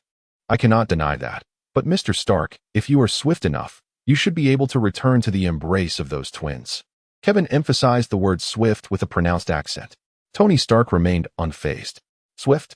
No, he was only prompt in certain matters. When it came to women, he was painfully slow enough to incite jealousy in the unfortunate Dr. Adams. Meanwhile, Billy Russell and Madame Gao sat face to face. Madame Gao leaned on her cane, occasionally coughing. Iron Man made his entrance. Madame Gao elucidated the situation to Billy Russell. Raising an eyebrow, Billy Russell remarked, "It seems the hand has failed to meet our agreed terms. Under these circumstances, I cannot acquiesce to your request to enter Hell's Kitchen." Upon hearing Billy Russell's words, Madame Gao's expression darkened immediately. They had already suffered considerable losses to gain access to Hell's Kitchen. What they had believed to be a foregone conclusion had now been complicated by the emergence of Iron Man. After 2 assassination attempts, Kevin Adams, even if deemed ineffectual, should have sensed the looming danger. The next opportunity would likely be elusive. Although they had not eliminated the whirlwind killer, they had uncovered his identity. And as far as she knew, their resources were rapidly depleting. Billy Russell's gaze sharpened. Beside him, a muscular man stood, his body tense as if poised to strike. Yet, Madame Gao paid him no mind, calmly fixing her gaze upon Billy Russell. Billy Russell fell silent for a few moments. "You are indeed correct," he sighed, fully aware of his current predicament. The botched deal with Kim had prematurely severed their collaboration, and the Russian mobsters had engaged them in several violent confrontations. He was in desperate need of assistance. "But what can you offer me?" Upon seeing Billy Russell bow his head, Lady Gao smiled and spoke, "As ninjas, we possess a particular expertise in assassination. We can alleviate many of your troubles, and as for the information on the Vortex Killer, I can provide it to you free of charge. His name is Kevin Adams, a psychologist who arrived in New York 4 years ago, though his prior experiences remain uninvestigated." A psychologist? A grim smile appeared on the scarred face of Billy Russell. A pleasant collaboration, indeed. Lady Gao also rose to her feet. The hand was poised to formally infiltrate Hell's Kitchen. With Billy Russell's resources, they would swiftly permeate every corner of the area. Meanwhile, Kevin sat on the couch, an unusual smile gracing his face. He had discovered a means to connect with the dream realm. Billy Russell, prepare for your nightmares. Chapter 22. Entering another's dream? How is that possible? In a grand mansion, an irate voice echoed, "You useless fool. I have no interest in your excuses. Retrieve the lost territory, or you shall no longer have the privilege of living." With that, Billy Russell abruptly ended the call, visibly displeased. The gang warfare had left him overwhelmed, providing no time to address Kevin Adams. Moreover, Iron Man seemed to have set his sights on him, dismantling several of his strongholds. In such a sensitive moment, these circumstances were enough to incite panic among his subordinates. After a lengthy tirade, Billy Russell lay in bed. Despite the dire situation, he recognized the necessity of rest. Little did he know, his slumber was destined to be plagued by nightmares. When Billy Russell awoke, he found himself in a dilapidated factory. However, he did not panic. As a mob boss, his courage far exceeded that of the average individual. He merely wondered why he was not at home. Just then, a shadow darted past him. "Who is there?" Billy Russell called out, but received no response. Suddenly, a sound akin to tinkling silver bells echoed through the ancient, crumbling factory, rendering the laughter unnervingly eerie. Billy Russell frowned, questioning whether he was experiencing some form of hallucination. But in the next moment, a burst of laughter resounded, accompanied by the flickering of a dim yellow light bulb. The laughter gradually became jarring, ultimately imbued with a sense of malice. This bizarre situation made even Billy Russell tense, sending chills down his spine. Though he was quite courageous, his bravery was predicated on his understanding of the world around him. Yet now, everything was beyond his comprehension. A voice, as if summoned from the depths of despair, echoed, demanding to know who was toying with the supernatural. Billy Russell rebuked, though he himself was unaware that his tone betrayed hints of fear. The surroundings grew increasingly uncanny. The haunting cries, reminiscent of specters, drew nearer. The grotesque face of the puzzle began to tremble. "Fake," he muttered under his breath. Unable to contain himself, he turned to retreat. Yet, the moment he did, a horrifying visage abruptly appeared before him. Billy Russell jolted awake. He scanned the room, realizing he was alone. This was not a decrepit factory. A nightmare? He pondered briefly before composing himself and drifting back to sleep. But soon, he opened his eyes to find himself once again in that familiar factory. Time and again, each instance brought with it an excruciating sense of reality. The endless cycle of nightmares, no matter how many times he endured it, remained insufferably terrifying. Ultimately, he became too afraid to close his eyes again. Nonetheless, he dismissed it as mere nightmares. Though irksome, he had experienced them before. However, the subsequent days unfolded similarly, with each night plagued by relentless nightmares. It was at this juncture that he sensed something amiss. At this rate, it would not be long before he succumbed to neurosis. Billy Russell was in immense pain. Meanwhile, the architect of this torment, Kevin, reveled in his newfound abilities. The new power proved highly effective. While it might not be able to kill Billy Russell immediately, the agony of sleeplessness was surely less than delightful. He felt he could extract some interest first. He believed that within a month, he could drive Billy Russell to madness. Though the effects were slow to manifest, Kevin mused that perhaps, through the power of dreams, he might indeed bring about his demise. Ding dong. The doorbell rang. Kevin opened the door to find Coulson standing outside. A flicker of surprise crossed his eyes, accompanied by a hint of confusion regarding the sudden appearance of this novice mentor of the Traversers. As Coulson stepped inside, he cheerfully remarked, "Dr. Adams, I hope my visit without an appointment is not too presumptuous. Of course, I always welcome my regular clients." With that, Kevin stepped aside. "Do you still remember me?" Coulson inquired, slightly taken aback. Kevin pointed to his head and responded, "As a psychologist, my memory serves me well. Mr. Coulson, your visit today is presumably not for treatment." Coulson's brow furrowed slightly, but before he could speak, Kevin continued, "This time, you appear to be in good spirits, seemingly free of personal troubles. Yet your eyes unmistakably convey a sense of urgency." Pausing for a moment, Kevin added, "The most telling sign is that a typical client seeking psychological assistance would not carry a firearm." "Dr. Adams, how perceptive you are," Coulson exclaimed in surprise. At this point, he remained oblivious to any faults in his own attire. Nevertheless, having come this far, he retrieved an identification card. Kevin glanced at it, noting it bore the insignia of the Department of Homeland Strategic Defense, Attack, and Logistics. "Dr. Adams, you are indeed correct. I have come here for a different matter. We have encountered a particularly troublesome issue and seek your counsel." Coulson deliberated for a moment before asking, "In your opinion, is it possible for humans to enter the dreams of others?" Kevin was taken aback, then furrowed his brow, responding, "Dreams are a mysterious realm. As for the scenario you mentioned, there is no concrete evidence, though some theories suggest such a possibility may exist." Just as Kevin finished speaking, he noticed Coulson's intense gaze fixated upon him. "If such a possibility exists, then surely Dr. Adams could accomplish it," Coulson asserted. "We have encountered a group of criminals who appear capable of entering the dream worlds of others. I believe this falls within your area of expertise." "Criminals capable of entering others' dreams?" Kevin mused, contemplating the potential implications while wearing a bemused expression. "Agent Coulson, I reiterate that these are merely speculative claims, lacking any theoretical foundation. How could I possibly achieve such a feat? Is it truly impossible?" Coulson scrutinized Kevin's eyes, instinctively sensing that the psychologist was withholding the truth, albeit without tangible proof. After a moment of contemplation, Coulson rose from his seat. "In that case, should you uncover any leads, please feel free to reach out to me." With that, Coulson turned and departed. As Coulson approached the door, he suddenly remarked, "By the way, Dr. Adams, I heard you engaged a private investigator to look into the Waters Group." Interestingly, the individual I mentioned, who can traverse the dreamscapes of others, has also been investigating the Waters Group. Kevin remained silent. Chapter 23. The struggle in the dreamscape. Intrigued yet indifferent, Kevin pondered the implications.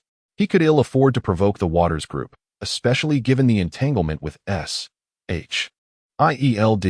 His own troubles remained unresolved, leaving him disinterested in such matters. After all, he was merely an ordinary psychologist. As he watched Coulson depart, a flicker of uncertainty crossed Kevin's gaze. Indeed, it was prudent to lay low. New York served as S.H.I.E.L.D.'s headquarters, making it easy to attract their attention. He would need to retreat for a time, allowing the agency's scrutiny to wane before returning. Continuing his routine, Kevin tormented Billy Russell within the realm of nightmares. Billy appeared markedly haggard. This condition rendered him a target of ridicule during negotiations with other gangs. Fortunately, he had devised a coping strategy. Seated upon his bed, Billy was no longer alone. Several individuals surrounded him, their presence accompanied by an array of instruments. "Are you certain this will resolve my issues?" Billy queried, his expression darkened. The notion of nightmares being remedied through scientific means seemed implausible. Dom Cobb, radiating confidence, responded, "Ultimately, dreams follow a discernible pattern. You can trust in my team's expertise in dream studies. As long as you are prepared to offer compensation, we can alleviate your troubles." Nearby, the dream architect Adrian set aside his equipment. "Indeed, whether your plight stems from psychological issues or external interference, you can entrust it to us." Billy, though skeptical, recognized his lack of alternatives and opted to place his faith in them. This group had been procured at great expense from the dark web, reputed to possess methods for entering dreams and instilling fear as spies in the underworld. No one could guarantee safety within the dream realm. "Adrian, our task is not one of thievery. I require you to transform the dream world into our domain," Dom cautioned. "Rest assured, this is my area of expertise," Adrian assured him. As the group prepared, Billy consumed several sleeping pills. There was no alternative. Without sleeping pills, he simply couldn't find solace in slumber, even though his mind was pushed to its limits. As Billy Russell gradually slipped into the realm of dreams, Kevin, who had been watching him intently, also decisively entered the world of dreams. With a mere wave of his hand, Billy's dreamscape transformed from a lavish gathering of three into the all-too-familiar factory setting. Upon this shift in space, Billy was jolted back to reality. Not again. His mind instantly tensed with apprehension. He yearned to escape this world, aware of the impending horrors that awaited him.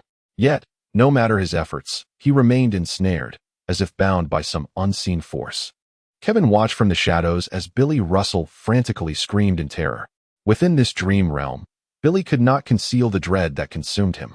The recurrence of this nightmare was not solely due to Kevin's manipulations. It was also intricately linked to Billy's own psyche. Clearly, he had encountered something here in the past. But that was of little consequence now. After a desperate struggle, Billy's despair was palpable, prompting Kevin to begin weaving the fabric of the dream once more. An eerie laughter echoed in Billy's ears, and terror swiftly engulfed his reason. At that moment, several figures materialized beside him. Kevin's gaze sharpened. This was his crafted dreamscape. How could others intrude?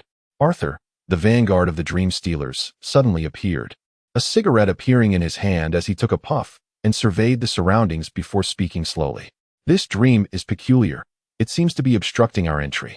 Dom Cobb replied calmly. It appears we have encountered fellow travelers. The mention of fellow travelers ignited a spark of excitement among the group. They had been active for many years, but this was the first time they had encountered others capable of navigating the dream world. It seemed they had to take matters seriously. Dreamweaver Adrian chuckled lightly. Although they operated under Dom Cobb's dream manipulation abilities, their time together had fostered a significant level of synergy. Dom's fingers danced, and the ambient light began to brighten. Simultaneously, signs of transformation stirred within the factory. Adrian incessantly communicated with Dom, striving to alter this world. However, Dom soon furrowed his brow, realizing he could not change this dreamscape. The atmosphere grew grave among them, signifying their initial confrontation was not in their favor. Nearby, Billy Russell, upon seeing the others, finally awakened memories from before his slumber. Understanding that the individuals before him had come to resolve his nightmares, he felt a sense of relief wash over him. Could they truly resolve it?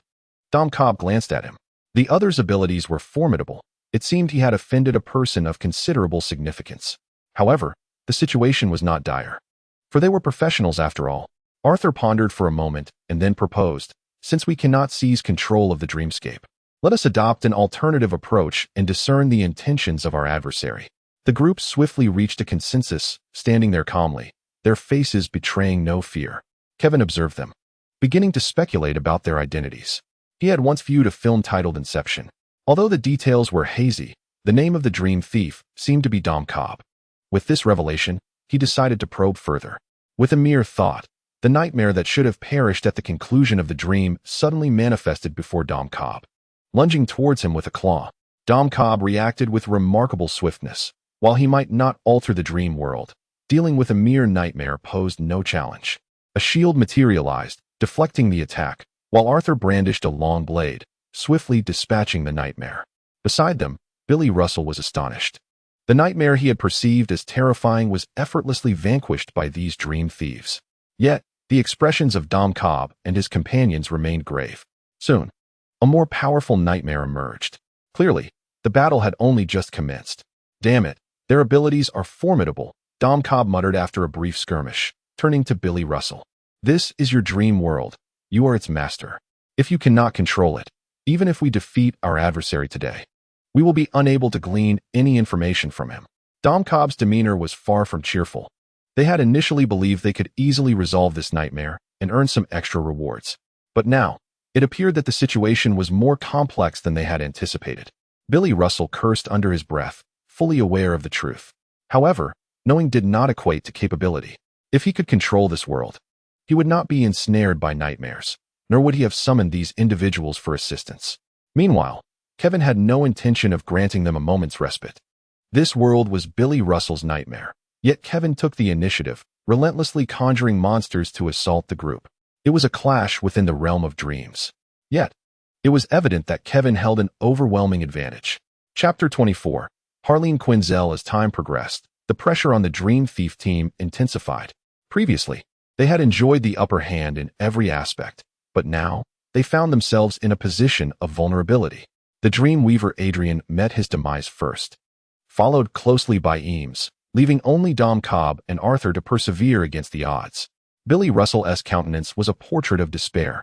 The individuals he had procured at great expense appeared undeniably skilled, showcasing extraordinary prowess within the realm of dreams. Yet, their adversaries were countless monstrosities. He even witnessed creatures resurrecting after death, leading him to believe that all their efforts were in vain. Kevin chose not to confront Billy Russell initially, intending to reserve him for last, allowing him to experience a profound sense of despair. Dom Cobb roared, striving to seize control of the dream. But it was evident that Kevin was his superior. Ultimately, the entire team of infiltrating dream thieves perished within the dreamscape. Billy Russell's face had already turned a shade of ashen gray.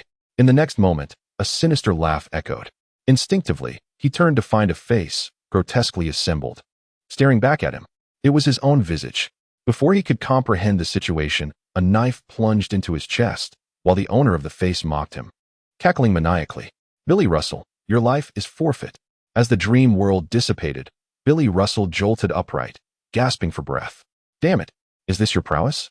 he bellowed, his experience more harrowing than ever before.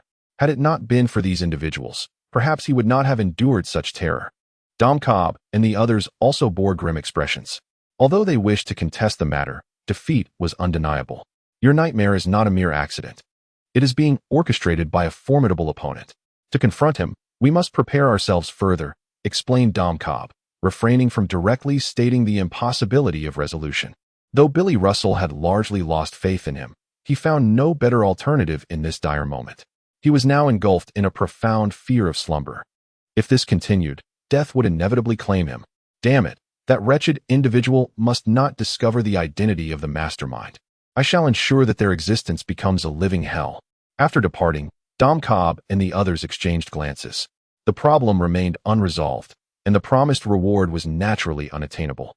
"What shall we do?" Eames inquired. "Our priority must be to obtain the formula for the fifth potion.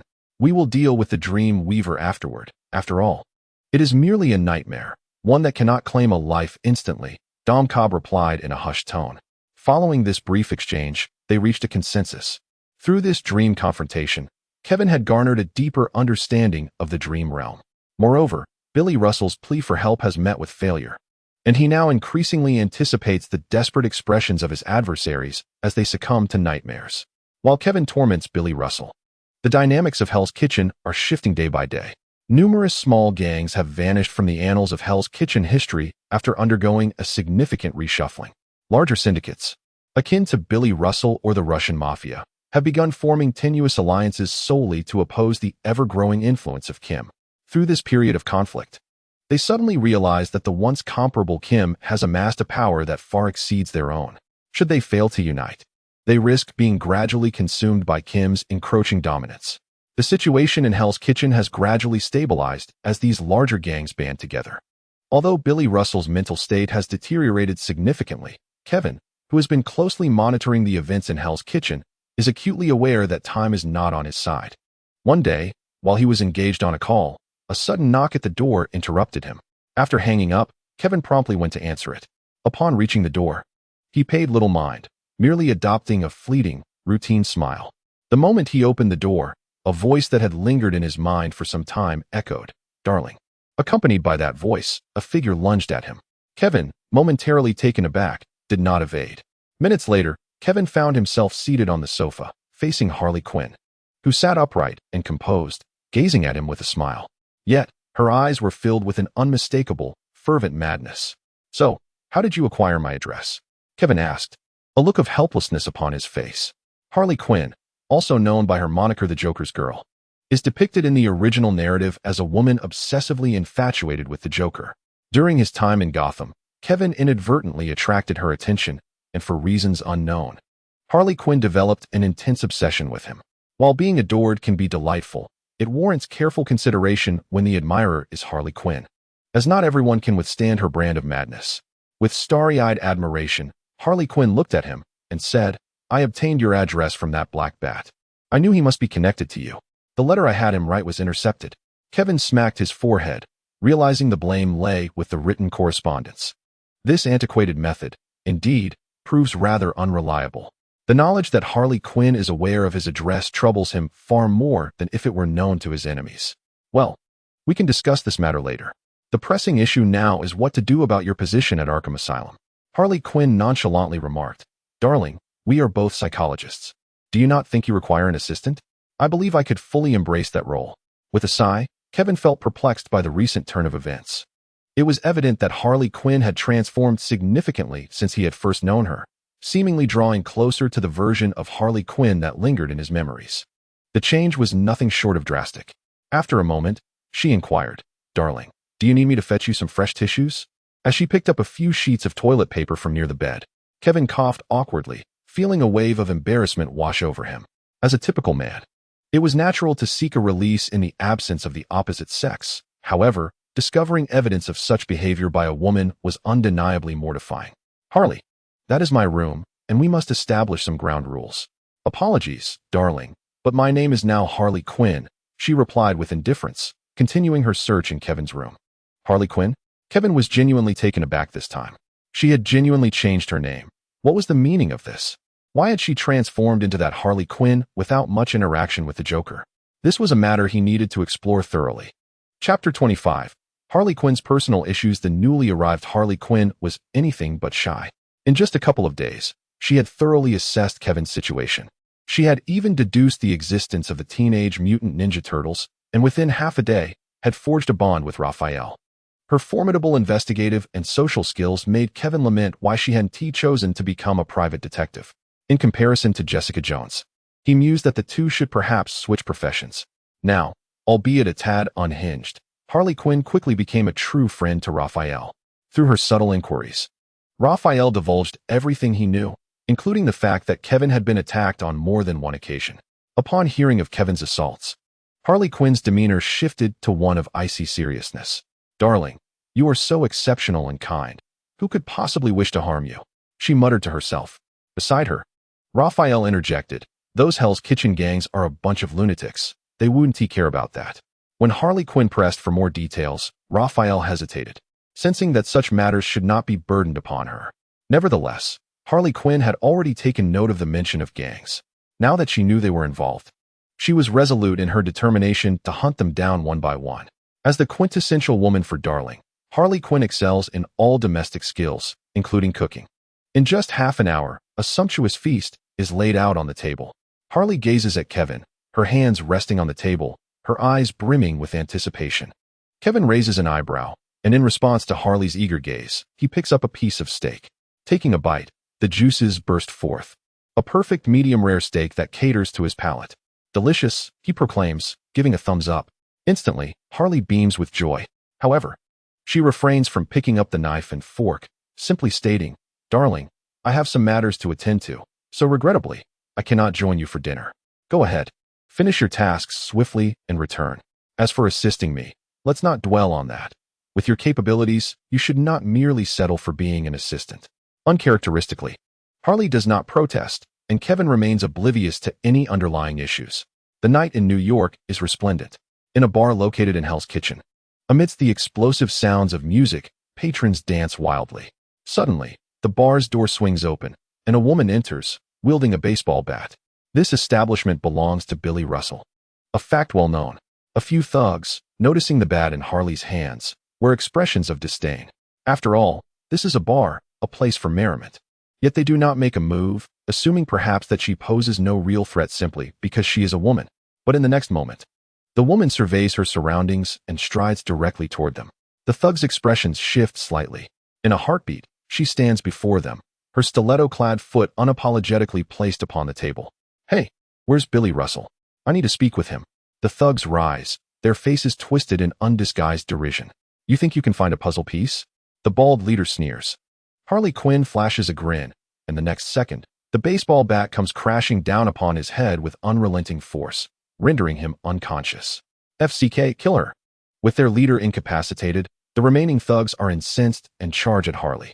Yet, with the bat in hand, she shows no fear in the face of these men. One attempts to draw a gun, but she swiftly smashes the bat down, breaking the assailant's hand. In less than 2 minutes, the music in the bar comes to an abrupt halt, leaving the crowd in a state of bewildered astonishment. At the feet of Harley Quinn, her high heels crushed 2 henchmen, who grimaced in agony, surrounded by a dozen more thugs writhing on the ground in distress. In that moment, Harley Quinn resembled a queen, albeit one who exuded a rather unfriendly demeanor. Consequently, did anyone dare to speak? Under such pressure, someone eventually divulged the identity of their leader, though it was not Billy Russell. As for the whereabouts of the puzzle piece, how could the thugs loitering in the bar possibly know? In the hours that followed, Harley Quinn brazenly invaded several of Billy Russell's territories. When dawn broke and she had yet to locate him, Harley Quinn returned to Kevin's abode, determined to track down anyone who dared to bully her darling. She mused with a hint of reluctance. Kevin remained oblivious to all that Harley Quinn had undertaken. Noticing her troubled spirit, he inquired, "What were you up to last night? Did you not sleep?" With a smile, Harley Quinn wrapped her arms around Kevin, who subtly stepped back, remaining composed yet aware that this woman was a source of turmoil. "I resolved some personal matters," she remarked, "though they are not entirely settled. Progress has been made." Disappointed by Kevin's retreat, Harley Quinn quickly regained her enthusiasm. In that case, why arrive so early?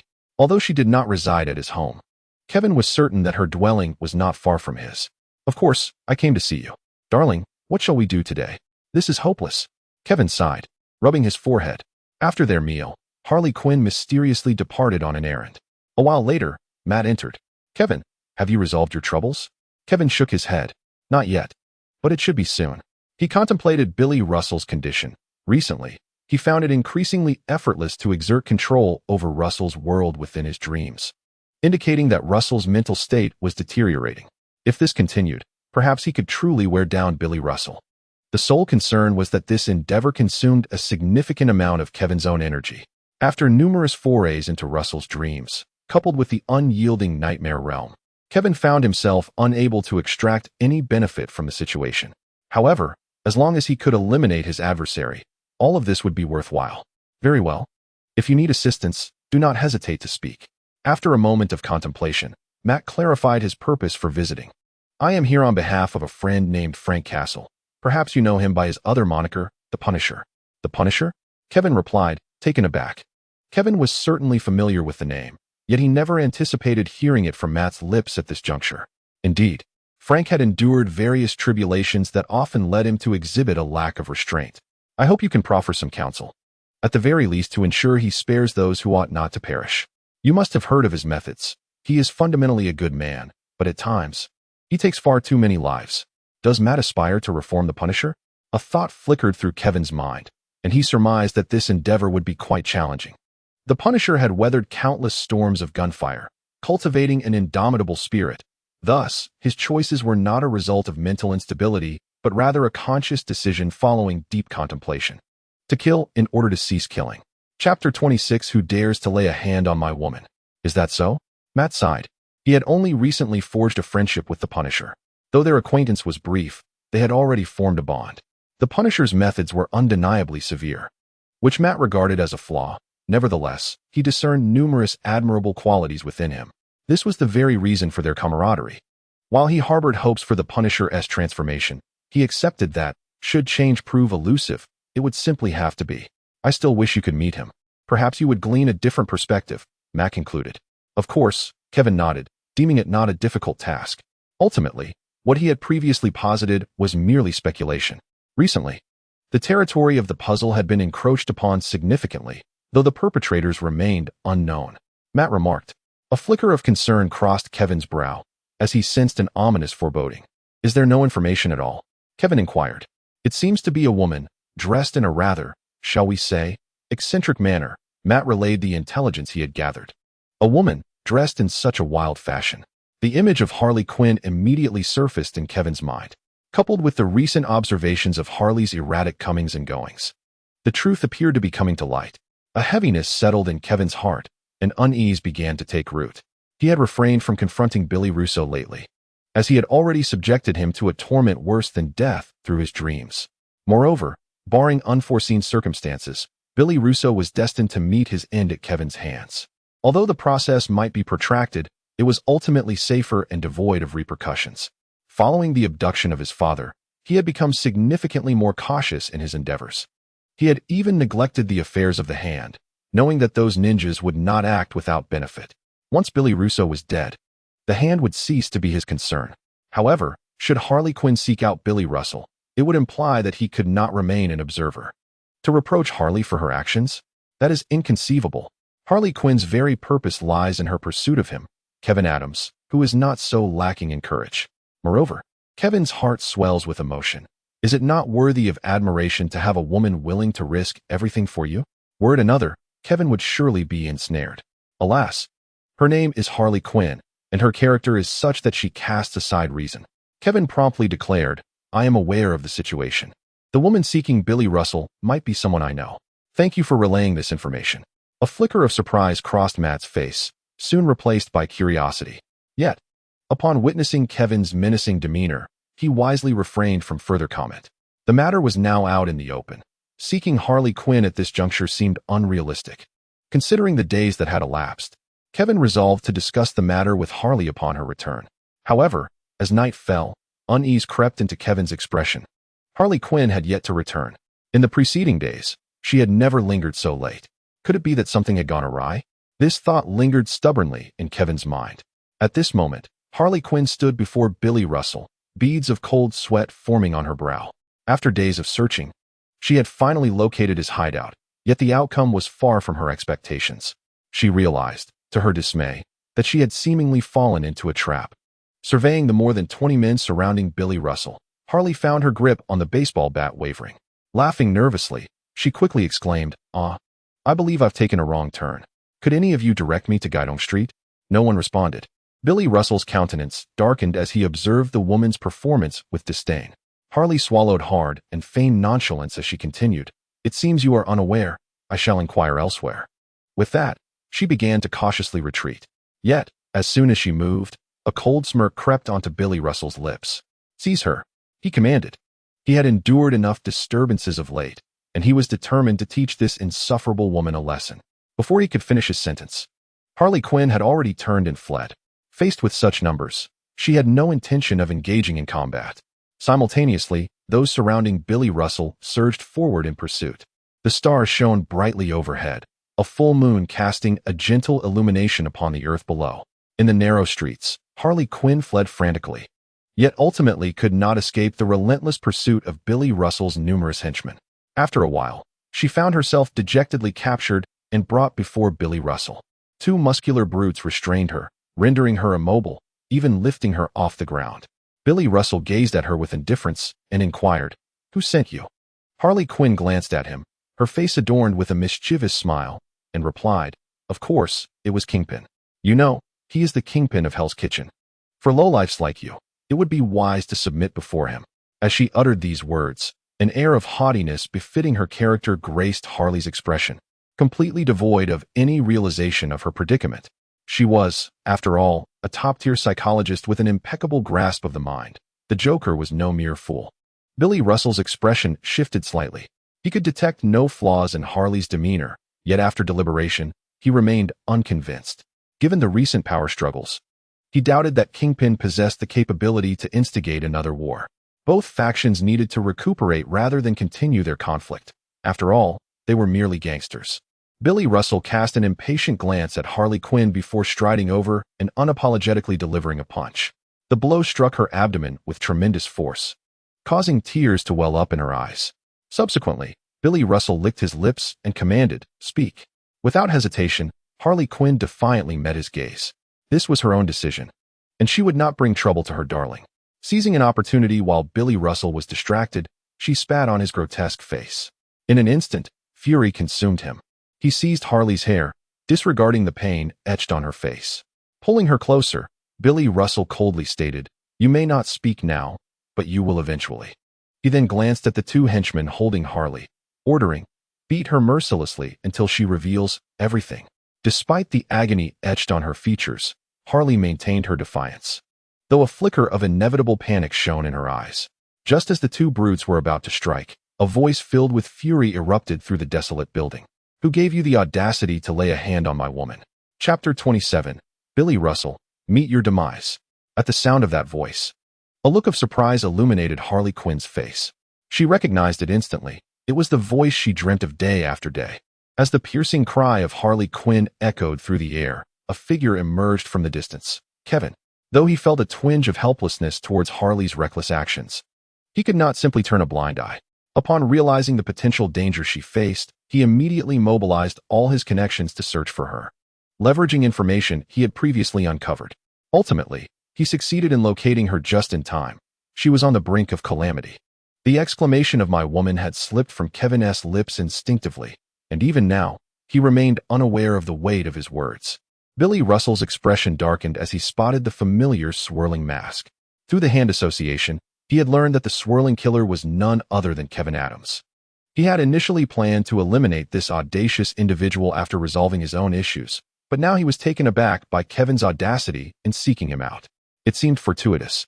For today, he would eradicate both problems in one fell swoop, thus averting future complications. Swirling killer.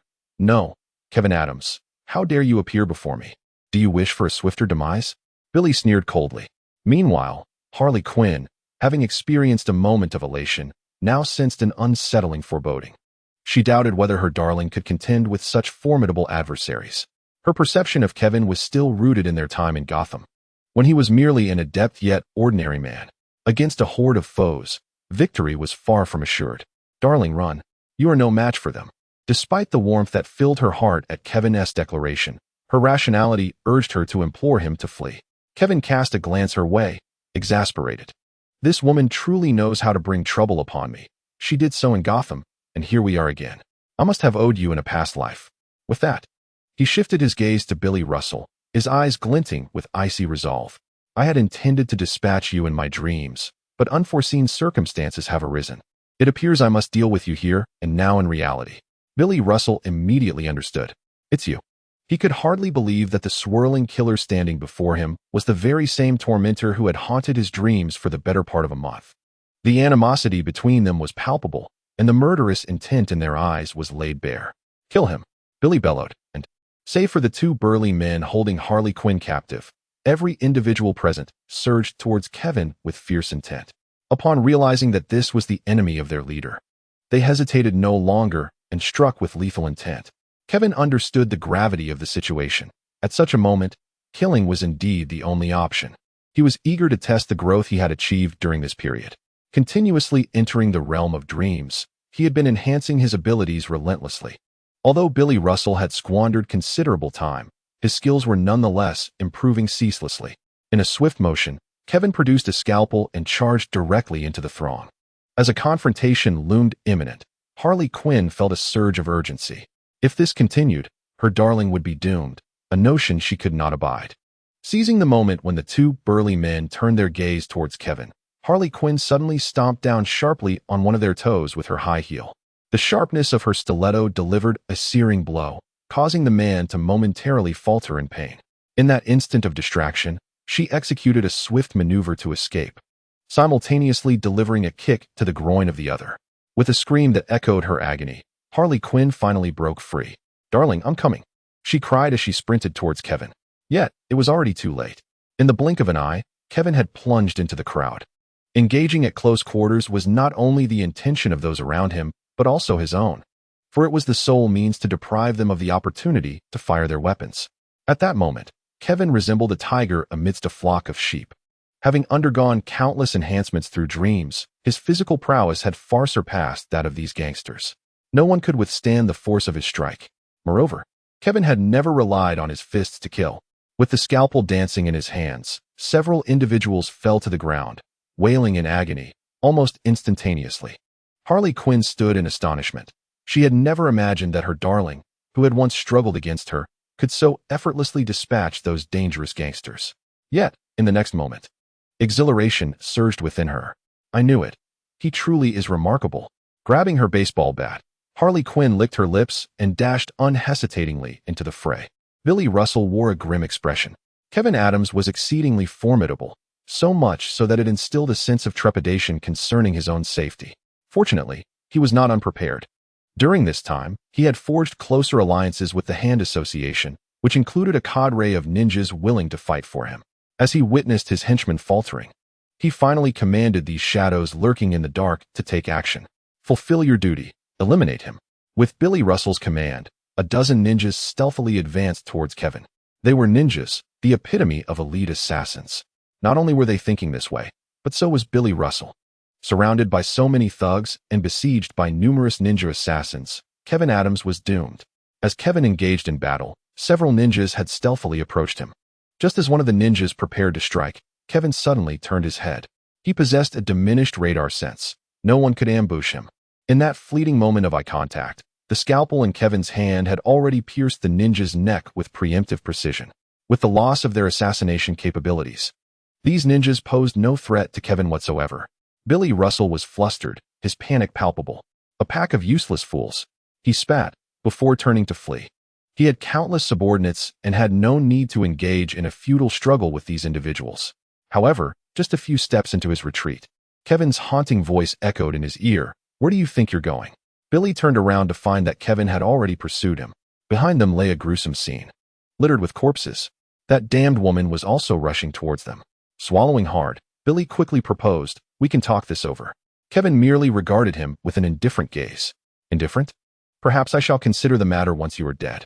Upon hearing Kevin's words, Billy's earlier trepidation dissipated, replaced by a fierce expression, as if he were about to pounce.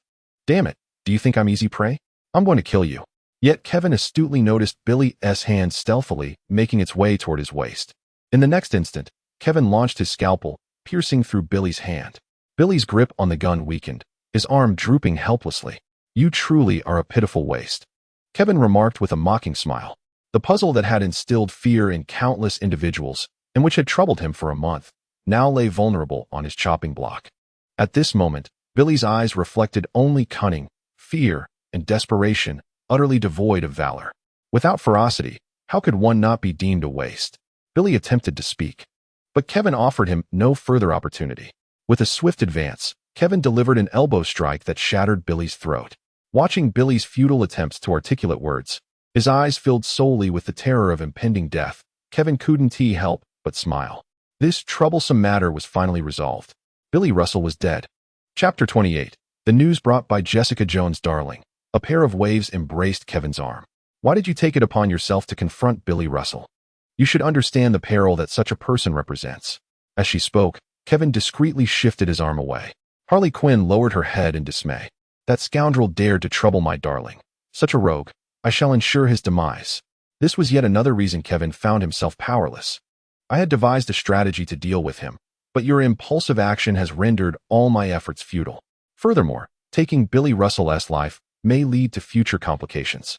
Once you conclude your affairs in New York, please return swiftly. The patients at Arkham are awaiting your return. However, darling, I do not wish to go back. Harley Quinn refused. Kevin cast a glance at her, and with that singular look, the head she had just raised drooped once more. This woman loves in a manner that is pitiable. Kevin was reluctant to maintain this dynamic, yet he felt unworthy of the tempestuous nature of the Joker's girlfriend. Harley, I shall reiterate, I do not harbor feelings for you. Thus, there is no need for such behavior. Continuing down this path benefits neither you nor me. In the past, uttering these words would have brought their conversation to a close. Yet this time, Harley Quinn did not merely succumb in silence. Instead, she looked up at him, grinning as she said, "But darling, you just proclaimed that I am your woman." Kevin's expression stiffened. "No, you must have misheard. I could never say such a thing." "I did not mishear," Harley Quinn asserted with conviction. Kevin pondered the difficulty of escaping this predicament. Reflecting on his conduct post-battle, he recalled uttering those words. But they were merely spoken in the heat of the moment. They could not hold weight. Observing Harley Quinn's demeanor, it was evident that she had seized upon this statement as newfound justification. Grinding his teeth, Kevin replied, "That was not sincere. In any case, return for now. Once I have concluded matters here, I shall visit Gotham, and we will discuss this appropriately."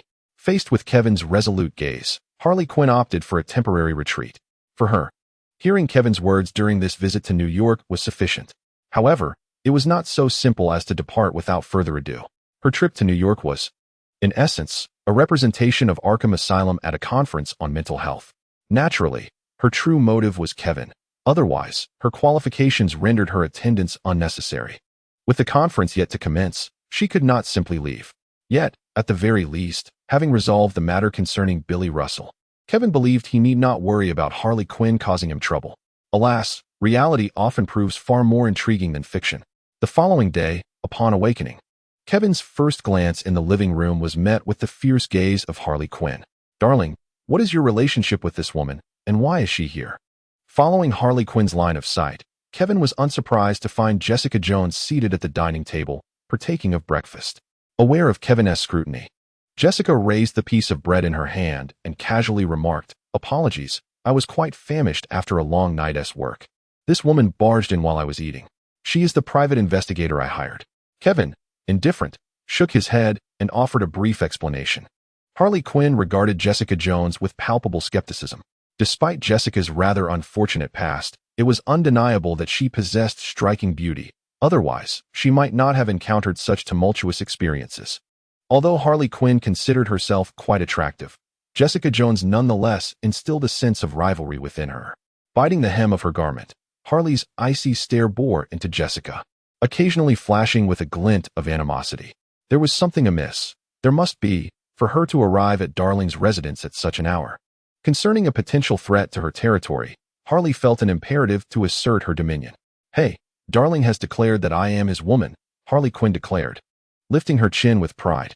Jessica Jones cast her a fleeting glance, her nonchalance igniting Harley's ire. Just as Harley prepared to unleash her fury, Kevin intervened, compelling her to retreat to the sofa in silence, feeling aggrieved. "Is there any new information?" Kevin inquired as he took a seat opposite Jessica, unabashedly snatching a piece of bread. Jessica nodded. "I've uncovered some details. Tracing events from over a decade ago is quite challenging. Yet I found that the Walter Corporation once initiated a project known as the Solar Ladder, coinciding with the incident you mentioned. If your mother indeed had ties to the Walter Group, it is highly likely that this Solar Ladder project is involved." "Solar Ladder project?" Kevin furrowed his brow, sifting through his knowledge of the boy's narrative, having never encountered even a whisper of such a plan. "Additionally, I discovered that there are individuals in the black market who have hired a team of dream thieves aiming to pilfer confidential information from the Walter Group. If there are no other avenues, this might be a promising lead." Upon hearing the mention of the dream thieves, a smile unexpectedly graced Kevin's face.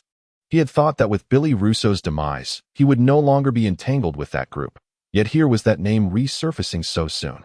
"Very well," he replied nonchalantly. "Let us wait a while longer. Perhaps that group will indeed devise a solution." He had resolutely decided. Regardless of whether the Dream Thief team had any information regarding the Sun Ladder project, to partake in the endeavor. After all, it was the Water Group, and he harbored no qualms about complicating matters for them, be it due to his personal sentiments or the notorious reputation of the Water Group.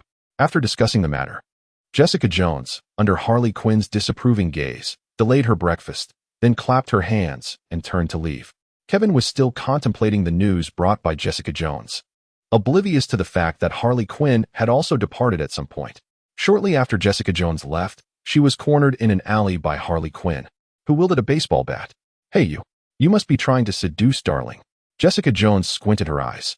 "What are you doing here? Looking for trouble?" The two locked eyes, a palpable tension filling the air. For Harley Quinn, this was a battle to defend her territory. Chapter 29. The crowning of gold. After a moment of confrontation, Harley Quinn struck first. Jessica Jones was not one to back down easily. Her temper was not so mild as to endure provocation without retaliation. Though Harley Quinn was merely an ordinary human, she was quite formidable, especially while armed with a baseball bat. Conversely, Jessica Jones possessed extraordinary strength. In an instant, two women of contrasting yet equally dominant natures collided. Kevin remained unaware of the specifics of their altercation, but when Harley Quinn returned, he noticed something peculiar. Her makeup was rather heavy today, and he distinctly recalled that she had not looked this way that morning. "Harley, I need to step out for a bit. If anyone arrives, could you attend to them for me?" Jessica Jones's words sparked numerous thoughts in his mind. He had to go out and verify certain matters. Although Harley Quinn lacked his dream therapy capabilities, as a top-tier psychiatrist, she could certainly manage some basic psychological consultations. Before long, Kevin drove away, arriving at an old house. This was the place where he had spent his childhood. Upon entering, memories surged forth. It was true that he was a traveler from another world, yet he had lived in this one for over 20 years. However, during his childhood, he had not awakened to his memories, leading him to wander aimlessly through life. often referred to as dim-witted. This was also the primary reason he could not remember what his parents looked like. As for when he regained his memories, it was likely after his parents went missing. If they had treated him poorly, that would be one thing, but he was acutely aware that in this life, his parents had devoted everything to him. Thus, he could not remain indifferent to their disappearance. Whether alive or dead, he was determined to uncover the fate of his parents. Upon entering the old house, Kevin rummaged through the various corners. After a considerable time, a look of astonishment crossed his face. He had found it. In his hand lay a small fragment of a shattered crystal pendant. Despite the passage of many years, this little crystal still radiated brilliance. Cradled in his palm, it exuded a comforting warmth. This object was extraordinary. He had never previously considered its significance, having worn it around his neck since childhood. Yet now, he recalled his parents' frequent admonitions to cherish this pendant, never to remove it regardless of the circumstances. At that time, he had not comprehended its importance, but now, as memories resurfaced, he instinctively sensed that it was indeed remarkable. Kevin grasped the crystal pendant tightly and then adorned it around his neck. After completing this ritual, he departed from the old house. While Kevin was searching for the pendant, a young man had visited the studio. Hugh Campbell knocked on the door, momentarily taken aback to find a woman answering. "May I ask if Dr. Kevin Adams is unavailable?" Harley Quinn wore a professionally perfect smile. He stepped out. "I am Harleen Quinzel, also a psychologist. Should you have any inquiries, feel free to consult me." Hugh hesitated for a moment, then bowed slightly. "I apologize for the intrusion." With that, he turned to leave. However, unlike his arrival, he departed with a newfound determination in his gaze. Kevin's absence solidified his resolve. He could not surrender to the grief of his girlfriend's demise, and he had received an invitation from a group opposing the Super Seven. Previously, he had wavered, even attempting various means to expose the Super Seven. Yet, this proved challenging. The law did not believe him, and encountering other superheroes was a rarity. Even if he did meet them, they required evidence, which he evidently lacked. Initially, he had sought to confide in Dr. Kevin Adams, but it seemed fate had intervened. He resolved that if the law could not bring the Super Seven to justice, then he and his allies would deliver their own verdict upon these nefarious individuals. Upon returning home, Kevin listened as Harley Quinn recounted the earlier events, dismissing them lightly. Providing psychological counsel demanded courage, as it necessitated confronting one's innermost thoughts. Such occurrences were not uncommon. However, the fact that the individual had departed upon learning of his absence stirred a certain curiosity within him. Perhaps they were a former client. He hoped they would return. Such were Kevin's musings. The impact of Billy Russell's death manifested swiftly. With his abrupt passing, the recently restored tranquility of Hell's Kitchen was once again shaken. After all, this was Billy Russell. The territory he left behind was not only considerable, but also highly coveted. A veritable prize. In the wake of his demise, none of his subordinates were capable of stepping into such a vast domain. Thus commenced a gathering of the Hell's Kitchen underworld, convened in the shadow of Russell's death. The Russian brothers, the Irish mob, and the Triad all made their presence felt. As the most formidable force in Hell's Kitchen, Gene Bing unreservedly claimed the seat of authority. Despite his frail physique seemingly lacking in intimidation, the mere mention of his name commanded respect. "Puzzle is dead, and rather absurdly so," Gene Bing remarked nonchalantly. Laughter rippled through the assembly. Indeed, it was comical that a trap laid out had ensnared its creator. Lady Gao cleared her throat and interjected. "We have had considerable dealings with Puzzle, and thus possess greater insight into these events. The shadow of the Vortex Killer looms over this matter." The Russian brothers exchanged glances, their expressions growing cold. That young man again. Did he truly believe he could provoke anyone in Hell's Kitchen? Lady Gao cast a glance at the two brothers, but chose not to engage them, continuing instead, "We have identified the Vortex Killer. It is Kevin Adams from the Kevin Psychological Counseling Studio." Upon hearing this revelation, many were taken aback, yet Gene Bing remained unfazed. He had long been aware of the Vortex Killer's identity, and thus felt no surprise. The identity of the Vortex Killer is inconsequential. I have also looked into him. He has never actively participated in any gang conflicts over the years. As long as one does not provoke him, his existence can be disregarded. However, should anyone seek to trouble him, I would not object. There was no hesitation among the others. With the leaders of the two factions opposed to the Vortex Killer now deceased, they were inclined to avoid unnecessary conflict. This was a mere triviality. The pressing matter at hand was the division of Puzzle's influence. Jean Bing, fully aware of their thoughts, directly stated, "I shall take 30% of Puzzle's territory. The remainder will be divided among you." What? Instantly, some voices rose in anger. There were over a dozen factions present, and for Jean Bing to claim 30% alone was preposterous. Yet, he merely regarded the agitated individual with a knowing smirk. Although Jean Bing did not speak further, the previously indignant man gradually subsided into silence. Soon, the conference room fell into a hush, with only Jean Bing surveying the room. This was Hell's Kitchen, his domain. Today, he would be crowned king. Chapter 30, Julian's revelation. If Kevin's intuition served him correctly, there might be a connection between the crystal pendant and the Sun Ladder project. He felt it prudent to reach out to Coulson. Previously, Coulson had informed him that the Dream Thief team was employed to pilfer intelligence from the Water Group. Although Kevin sensed a potential trap, it remained a tangible lead. With this thought, Kevin procured Coulson's contact information. At SHIELD, Coulson sat at his desk, fiddling with a Captain America figurine, a testament to his fervent admiration for the superhero. Just then, the phone rang. Kevin Adams? Upon seeing the caller ID, a smile tugged at Coulson's lips. "Gotcha. Dr. Adams, what brings you to call?" On the other end, Kevin discerned the teasing tone in Coulson's voice. Clearly, Coulson anticipated this call. At that moment, Kevin suddenly suspected that the intelligence regarding Jessica Jones might have been divulged by Coulson himself. He was aware of the dark web, a clandestine network within the underworld, where task notifications were typically inaccessible to the average individual. While it was not unusual for someone to seek information on the Water Group, knowing how to access such tasks was not something an ordinary person could achieve. However, SHIELD was evidently an exception. He even entertained the notion that the existence of the dark web was a construct of organizations like SHIELD, designed to monitor the underbelly of society. After all, in a world teeming with extraordinary powers, completely suppressing individual strength was a futile endeavor. Guidance and limited control were the strategies they had consistently employed. "Coulson, I'm quite intrigued by your previous mention of the Water Group," Kevin stated, cutting to the chase.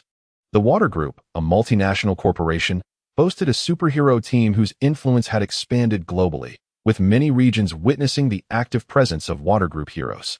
According to our findings, the group attempting to steal secrets from the Water Group was an undisclosed rival, their identities shrouded in mystery. However, we had ascertained that this faction sought to obtain details regarding a clandestine project that had emerged during the Water Group's rapid ascent. If Dr. Adams, you have any insights, we could collaborate. But first, we need to ascertain what capabilities you possess to contribute to this endeavor. As he explained, Coulson narrowed his eyes. During their initial meeting, he had classified Kevin Adams's crisis dossier as level 3, indicating that he regarded Kevin as an ordinary individual with certain exceptional skills. However, if Kevin Adams truly possesses the means he envisions, perhaps this dossier ought to be revised. Kevin paused momentarily, uncertain of the extent of SHIELD's knowledge. Yet he was acutely aware that the recent turmoil among the New York underworld could not have escaped their notice. This was the very reason for Coulson's visit. A clear indication that SHIELD had begun to harbor suspicions. "I possess certain skills in manipulating dreams, as you may have already sensed," he stated.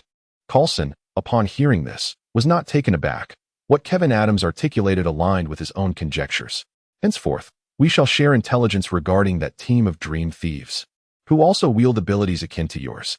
However, prior to this, you will need to sign a confidentiality agreement. Of course, if you, Doctor, are inclined to join SHIELD. Although the assessment process can be quite cumbersome, we extend preferential treatment to exceptional talents such as yourself." Kevin unwaveringly declined. "I can sign the agreement at any moment, but as for joining SHIELD,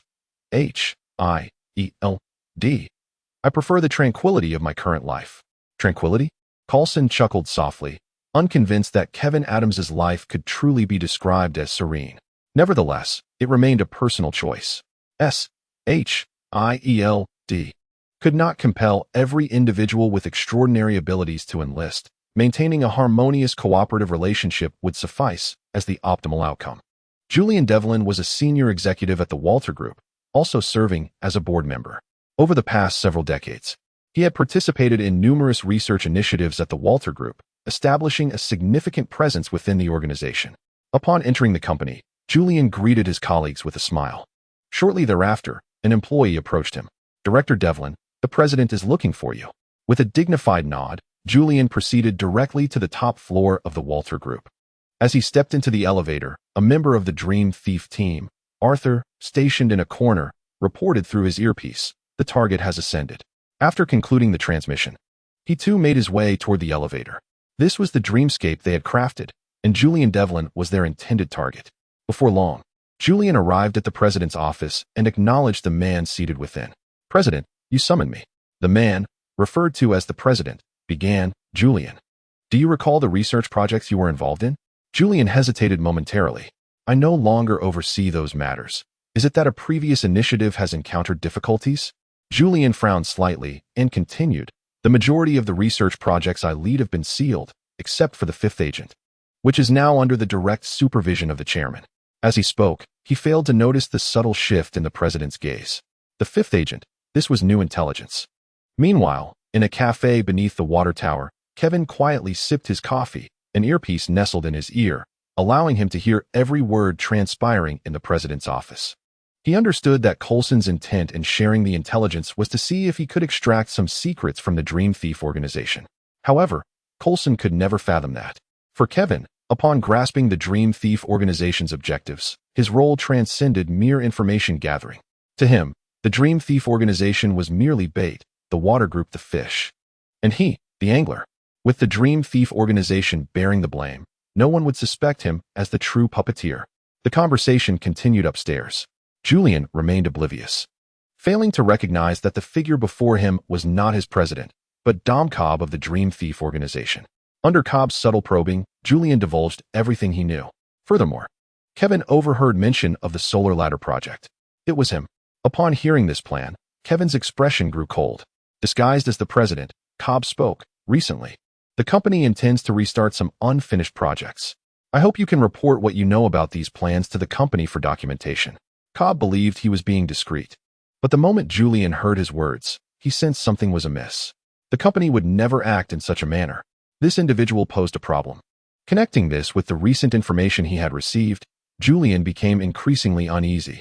After a brief exchange, he left the company, returning home directly and entering a hidden chamber where an imposing safe awaited. He inputted a series of codes to unlock it and retrieved a stack of documents to peruse. Unbeknownst to him, someone stood behind him. Kevin. Chapter 31. The Solar Ladder Project. As Julian examined the documents, Kevin shadowed him closely. However, Julian merely skimmed through the papers. Just as he exhaled in relief, preparing to close the file, Kevin struck swiftly. The world of dreams is fragile. When the dreamer awakens, the dream dissipates.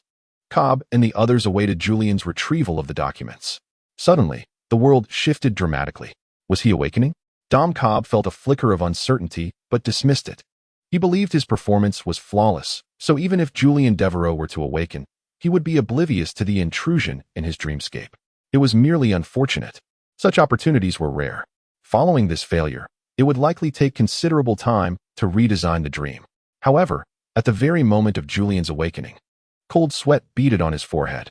He recalled the dream vividly, every detail. Someone had invaded his dream. This was not an impossibility. He had received warnings from the company, which explained his heightened vigilance within the dream. Had there been a breach of confidentiality? Julian felt a twinge of concern. Yet, he quickly reassured himself. It should not be the case. He was well aware of the capabilities of those dream thieves, formidable, yet not insurmountable. Meanwhile, Kevin felt a tinge of regret. The intelligence he had obtained was far from perfect. When Julian sensed something amiss, Kevin had been unable to fully intervene, resulting in incomplete documents. Nevertheless, it was sufficient. He had acquired what he sought. The Solar Ladder Project. The Solar Ladder refers to a unique energy found in the ancient ruins of the Dibia tribe in West Africa. Initially identified through inscriptions in the ruins depicting a flower named the Solar Ladder, hence its name. Subsequent investigations revealed certain rare minerals in the area, imbued with the energy of the Solar Ladder flower. Following in-depth research, it was determined that the Solar Ladder Project was to be conducted concurrently with the development of superpower serums. Despite numerous experiments, the Solar Ladder Project remained flawed. with the generation of its powered individuals proving unstable. Currently, it is known that all experimental subjects exhibit corresponding defects. Subject 001 displayed super strength, super heat vision, and super hearing. Subject 002 was deceased. Subject 003 survived, but exhibited no powers. Subject 004 was deceased. Subject 054, gazing at the shocking data within the documents. Kevin's expression hardened. Among the hundreds of experimental subjects, only a scant few had survived. If his deductions were correct, Subject 001 was none other than the Patriot from the Super 7, a being remarkably akin to Superman. Hundreds of infants had been used as test subjects. How chillingly ruthless. Kevin scoffed lightly as he copied the contents of the document. Meanwhile, Julian Devereaux had hastened to the office of the CEO at the Water Group. Inside, a tall, slender black man sat at the desk. Upon seeing Julian enter, he inquired, "Julian, what brings you here?" Noticing the pallor of his complexion, the African-American president realized that something was amiss. "President, I may have been infiltrated by those dream thieves," he confessed. In an instant, the president rose to his feet, prepared to investigate. This was the Watt Group, whose technological prowess spanned nearly every conceivable field. Although they lacked the means to enter dreams, they had long since developed methods to detect such invasions. Before long, the results of the analysis were revealed, and the faces of the two men turned ashen. "Those damned bastards," Julian Devon cursed vehemently. The president, exhibiting greater composure, simply remarked, "You possess a multitude of disreputable pasts. I need you to reflect on whether any confidential information has been compromised." Julian pondered for a moment before responding, "There should be none. That group did not directly mention the ability to extract memories. I did not provide them with any documents." However, he hesitated as he continued, "It's just that." The president's gaze sharpened. "What is it?" "Before I awoke, it seems I encountered something, but I cannot recall clearly," Julian admitted, furrowing his brow. The president sighed at this revelation and gestured to a nearby guard. In the next moment, a gunshot rang out as a guard fired his weapon. "What a pity. You cannot assure me that you have not leaked any information." Observing the lifeless body on the floor, the president exhaled heavily. They were old friends, and he truly did not wish to treat Julian in such a manner. After concluding this grim task, the president stood and calmly instructed, "Clear the scene." As he spoke, he retrieved his mobile phone and stepped outside to make a call. "Mr. Watt, it appears that Julian Devon was suspected of leaking information. He has been dealt with." "Understood. The company will face no repercussions. With Julian Devon deceased, no one can procure evidence. I will also expedite the public relations aspect. Such matters are our specialty." Having succinctly conveyed his message, the president hung up, adjusted his attire, and returned to his office. "Julian Devon is dead?" Kevin exclaimed upon receiving the news, nearly spitting out his bread. The gravity of this situation, involving a director of the Watt Group, had far surpassed his expectations. Across from him, Coulson spoke gravely, "Dr. Adams, according to our intelligence, Julian Devon was the sole participant privy to those plans from years ago. All other participants, aside from those we have yet to investigate, are already deceased. Our next course of action will be to extract information from the Dream Thief team regarding the events leading up to Julian Devon's demise. I believe that Julian Devon's demise is intricately linked to the Dream Thieves team. Can you ascertain their whereabouts?" Kevin remained non-committal. Naturally, he had no objections. Coulson chuckled softly, remarking, "This group exudes confidence, and their employer is not to be trifled with. Even with Julian Devon's death, they are unlikely to relent. Although the Dream Thieves operate in secrecy, their activities inevitably leave traces." "Very well, we shall reconnect at a later time." Departing from Coulson, Kevin wore a peculiar expression. Julian Devon likely perished because of him. Nonetheless, Kevin bore no psychological burden. After all, Julian Devon was most probably his adversary, and his untimely end seemed rather fitting. In stark contrast to Kevin's demeanor, the faces of Dom Cobb and others upon receiving the news of Julian Devon's death were a portrait of distress. Adrian hesitated before speaking. "This situation has become complicated. Adrian's death indicates that we have already set off alarms, and going forward, our targets will likely be limited to their president." Dom Cobb was acutely aware of this. The strength of the Walter Group is formidable, bolstered by the presence of numerous superheroes.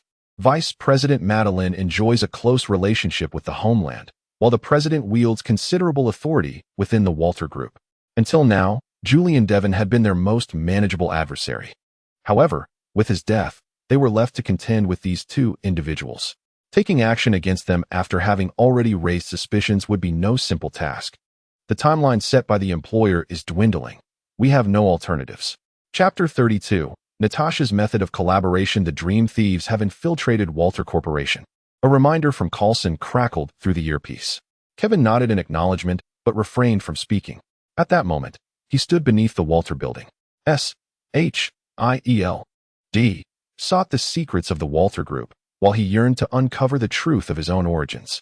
Yet, all of this hinged upon the Dream Thieves. They served as the bait placed before him. However, to obtain the information he desired promptly, he could not stray too far. Hence, he had hurried to the vicinity of Walter Corporation. Seated in a cafe at the foot of the Walter building, Kevin ordered a latte. Intermittently, Coulson's intelligence updates filtered through his earpiece. Within Walter Corporation, they had informants who, through a mix of intent and happenstance, could track the movements of the Dream Thieves. Before long, a young woman entered the cafe, her youthful visage marred by anxiety. Beside her, a woman who seemed to be her mother offered words of comfort. "Do not worry, Annie. This time you will surely succeed." Annie nodded nervously, appearing to find little solace in her mother's words.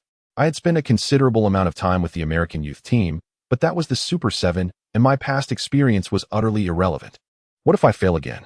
Upon overhearing the conversation between the mother and daughter, Kevin was flooded with distant memories. He smiled at the young girl. "Do you aspire to join the Super 7? Annie turned to him, seemingly surprised that a stranger would engage her. "Indeed, that has always been my goal. I have been striving towards it since childhood. May I inquire about your hero alias?" she asked, slightly embarrassed. "Starlight. You may call me Starlight. That is my hero name." Starlight replied with a cheerful smile. Kevin nodded, his expression thoughtful as he said, "Why not consider becoming an independent hero like Iron Man? While the Super 7 holds great prestige, being part of the What Group might not be as glamorous as you imagine." Starlight shook her head resolutely. "No, I have faith in the Super 7. While independent heroes are commendable, my goal is to be a hero who protects everyone, and that is the profession I aspire to." Kevin sighed, acknowledging the dilemma. Independent heroes grapple with the burdens of daily life, whereas joining the What Group offers a different reality. Not only can one realize their dreams, but they can also secure their livelihood, truly the optimal choice. This is why the What Group continues to thrive in such a complex world. Unbeknownst to many of the dark deeds carried out behind the scenes, the Dreamer has emerged. Suddenly, as Kevin conversed with Starlight, Coulson's voice rang out. Kevin immediately turned his gaze towards the entrance of the What Group building. Dom Cobb was making his way outside, accompanied by several of his team members in close proximity. "I apologize, but I must take my leave," Kevin said, rising promptly. Starlight nodded, still feeling that this man was rather peculiar. Walking down the street, Kevin followed Dom Cobb and his companions. Suddenly, a group of armed guards burst forth from the What Group.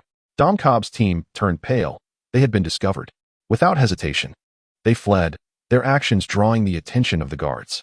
Kevin's expression shifted slightly. The situation had become precarious. After notifying Coulson of the situation here, he immediately inquired, "What preparations are necessary to acquire their belongings?" "Knock them out," Kevin replied succinctly. "Knock them out." Coulson furrowed his brow. In this scenario, incapacitating individuals before binding them was no simple task. Nevertheless, he nodded in understanding. "Understood, we'll handle matters here. I will send you a location. Wait there, and someone will bring them to you shortly." Upon hearing Coulson's words, Kevin removed his earpiece and stood still, refraining from following further.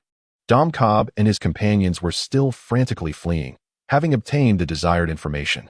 However, their current predicament was how to escape the clutches of the What Group. Capture would mean certain doom. Having witnessed the contents of the stolen documents, they realized that the What Group was entirely different from what everyone had imagined. It was a deranged organization. Just as they were making their escape, a woman with brown hair suddenly appeared ahead, blocking their path. She spoke a few words into her earpiece and then raised her gaze to the group, stating, "I'm sorry, but you are under arrest." With that, she charged directly at them. Dom Cobb and his companions, though their expressions were grim, stood resolute. After all, she was merely one woman. How could they fear her? The next moment, contact was made, and they soon realized how misplaced their confidence had been. In an instant, Adrian was knocked down by a single punch. Natasha let out a cold laugh and relentlessly charged at her primary target, Dom Cobb. With her exquisite combat skills, within mere seconds. The 4 members of the team were entirely subdued. It was only then that reinforcements from S.H.I.E.L.D. finally arrived. Melinda May, accompanied by several S.H.I.E.L.D. agents, rushed over and commanded her subordinates, "Take them away."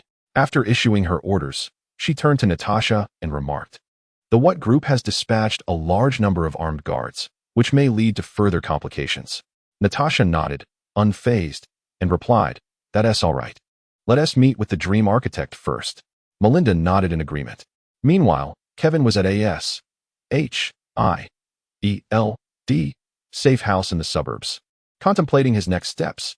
Shortly thereafter, a black van came to a halt, and Natasha emerged from within. Upon seeing Kevin, she directly inquired, "How long do you need to acquire the data?" To Natasha's question, Kevin explained, "Half an hour. The dream is vast. Even my own abilities cannot easily extract someone else's memories. Get in the car. The agents from Walter Corporation are already on our tail. And we do not have much time." Kevin furrowed his brow.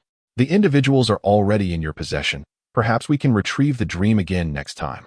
Although Kevin had contemplated participating in this matter, he had previously acquired a portion of the plan, and the remaining details were not of paramount importance. He was reluctant to involve himself in the power struggle between S.H.I.E.L.D.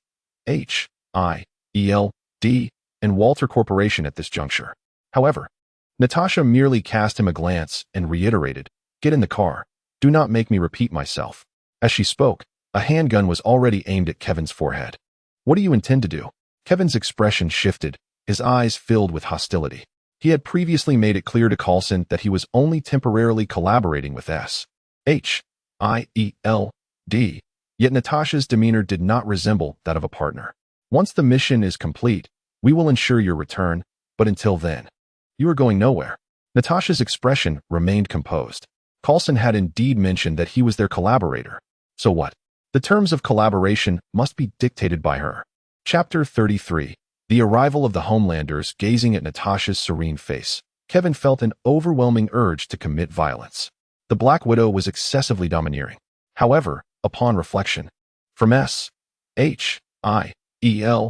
perspective, her actions seemed quite reasonable. The only issue was that Kevin had been ensnared. As the one ensnared, he found it difficult to appreciate such tyrannical behavior, and his previously budding favorable impression of S.H.I.E.L.D. had completely dissipated. Indeed, it was wise to keep a safe distance from such official organizations. Yet, the pressing concern at this moment was that he truly lacked the capacity to resist. Natasha was no ordinary individual.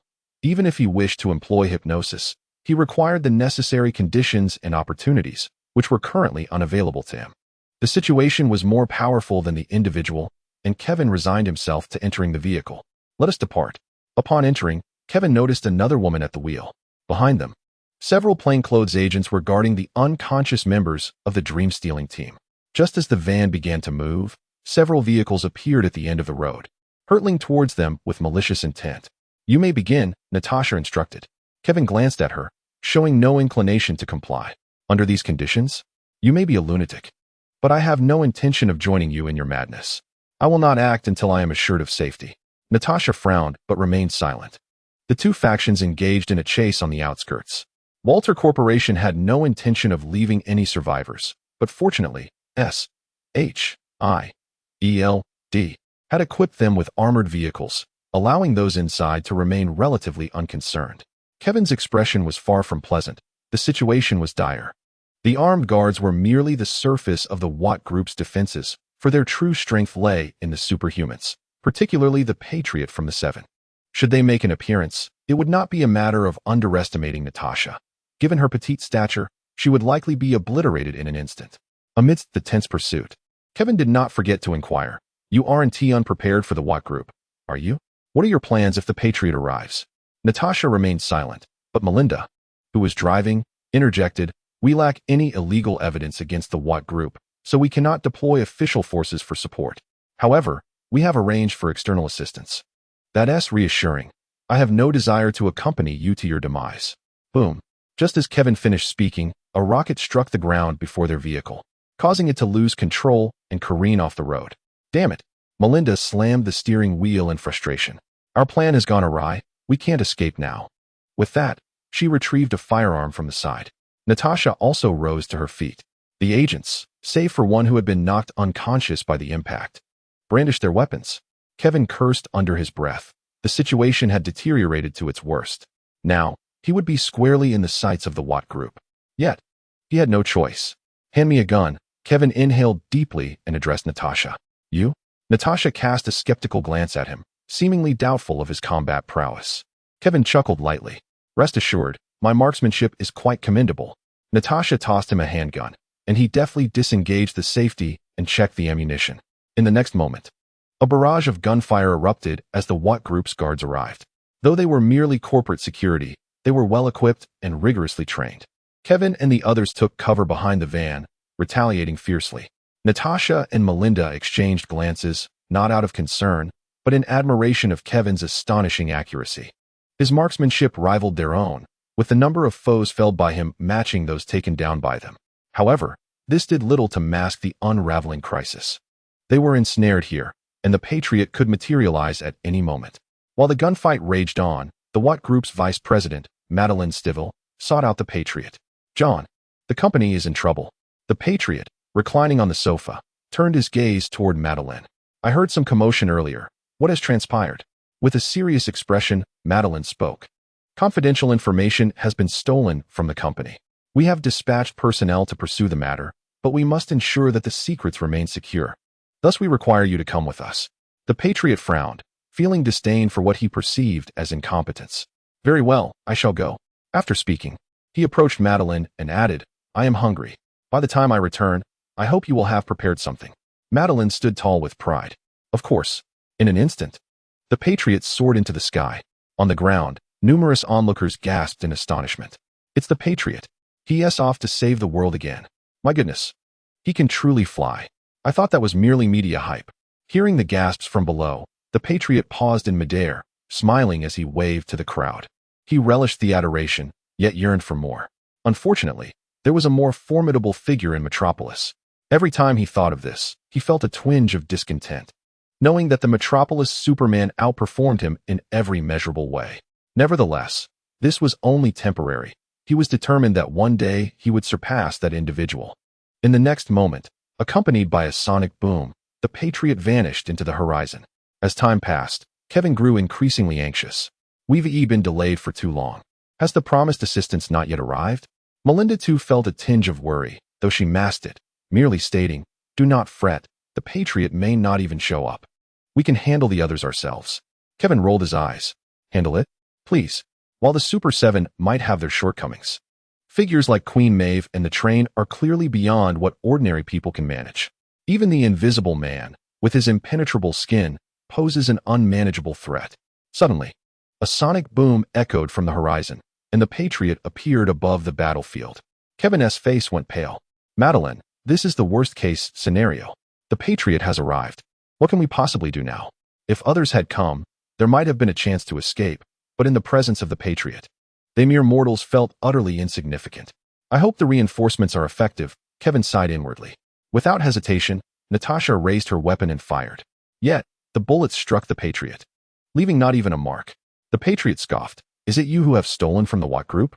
As he spoke, he glided slowly toward Kevin and the others. Natasha, realizing the futility of the bullets, inwardly cursed the monster. Melinda May quickly confirmed the location of their support. Upon hearing of their perilous situation, Coulson immediately dialed a number. Tony, where are you? Meanwhile, Tony Stark, soaring through the skies, had already perceived the battlefield below. A smirk graced his lips. I have arrived. In the next moment, the armored suit descended to the ground. It certainly appears to be quite the spectacle here. Chapter 34. Iron Man vs. Captain America. Iron Man. Kevin exclaimed, somewhat astonished. He had not anticipated that the reinforcements would be none other than Tony Stark. However, upon further reflection, it seemed entirely reasonable. He was indeed the optimal choice. Tony Stark turned his gaze towards Kevin. It's good to see you again, Dr. Adams. A subtle smile adorned Stark's face beneath his mask. The familiarity lingered, now imbued with an added warmth, a sense of camaraderie. Perhaps they could forge a strong friendship, Tony mused. Kevin nodded before cautioning. Be careful. This is Captain America.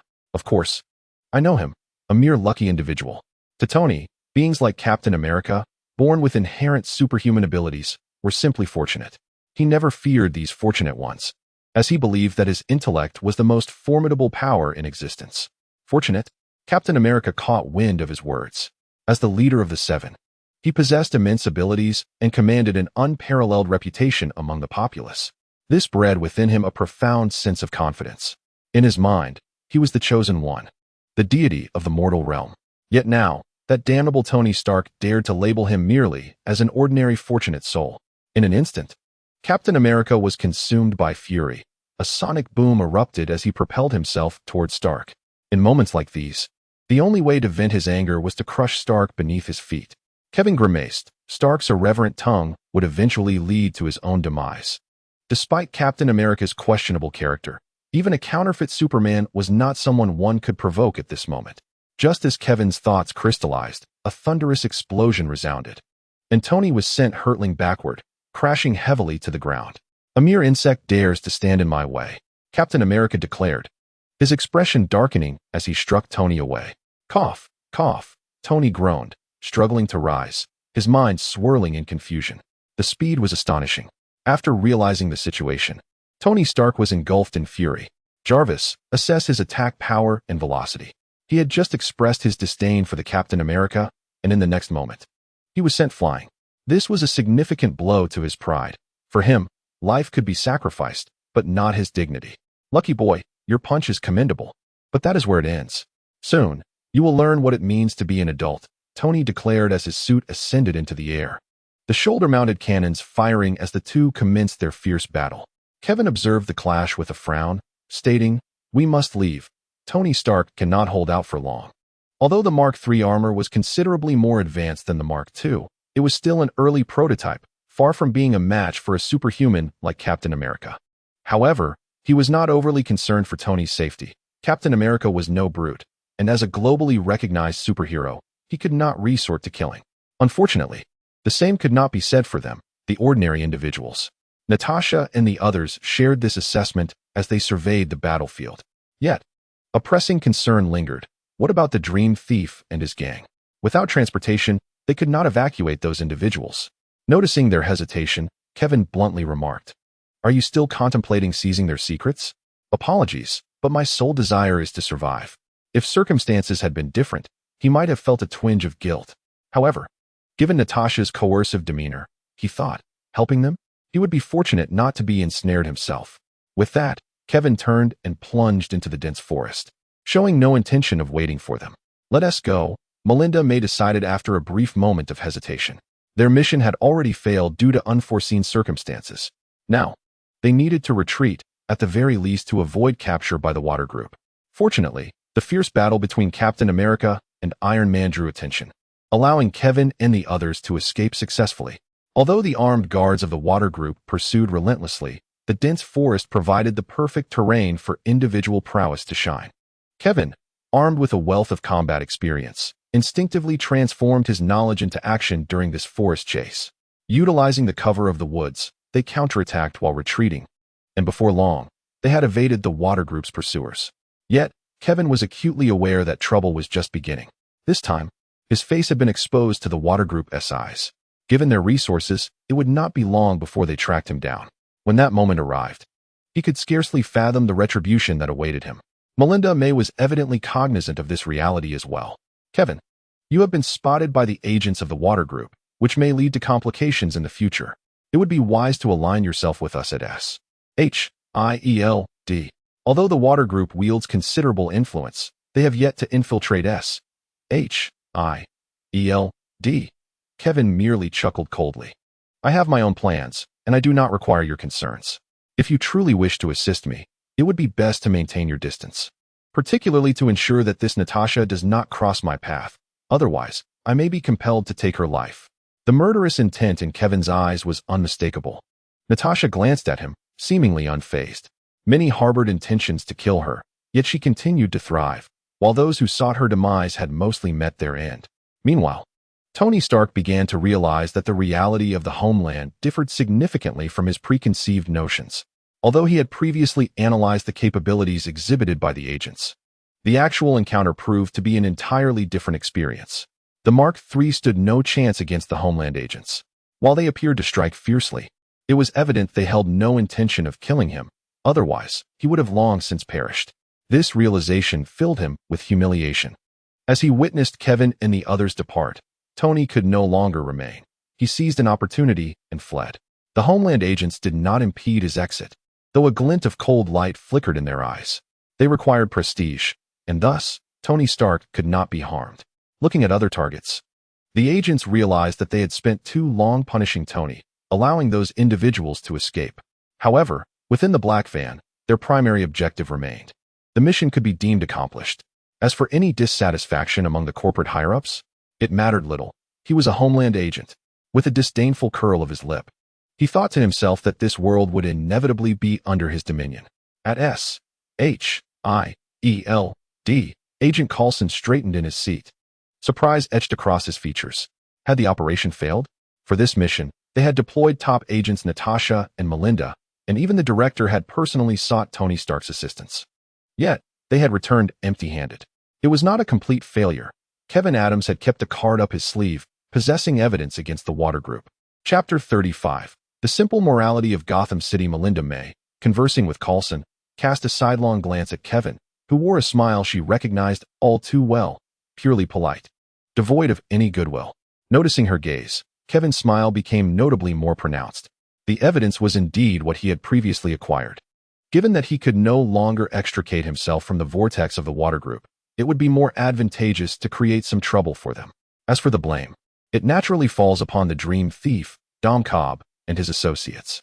We have indeed acquired some evidence against the Walter Group. However, relying solely on this may prove insufficient to bring them down, Melinda May remarked. Coulson let out a slight sigh of relief. I will report to the director immediately, but it should not pose a problem. For a conglomerate like the Walter Group, even with ample evidence, it is unlikely they could be toppled in a short time frame. As long as there are blemishes, the Walter Group's plan to deploy superheroes within the military will falter. We must thwart their intentions, he added after a moment's contemplation. May, please connect me to Dr. Adams. I need to speak with him. It's futile. He stated he intends to leave. He.S. leaving? Coulson exclaimed. Relieved it was merely a phone conversation, as Kevin Adams would likely not hear him. Kevin Adams was deemed an essential collaborator following their assessment, possessing qualifications that aligned perfectly with the standards of a field agent. Unbeknownst to them, Kevin's hearing was exceptionally acute, capturing every word.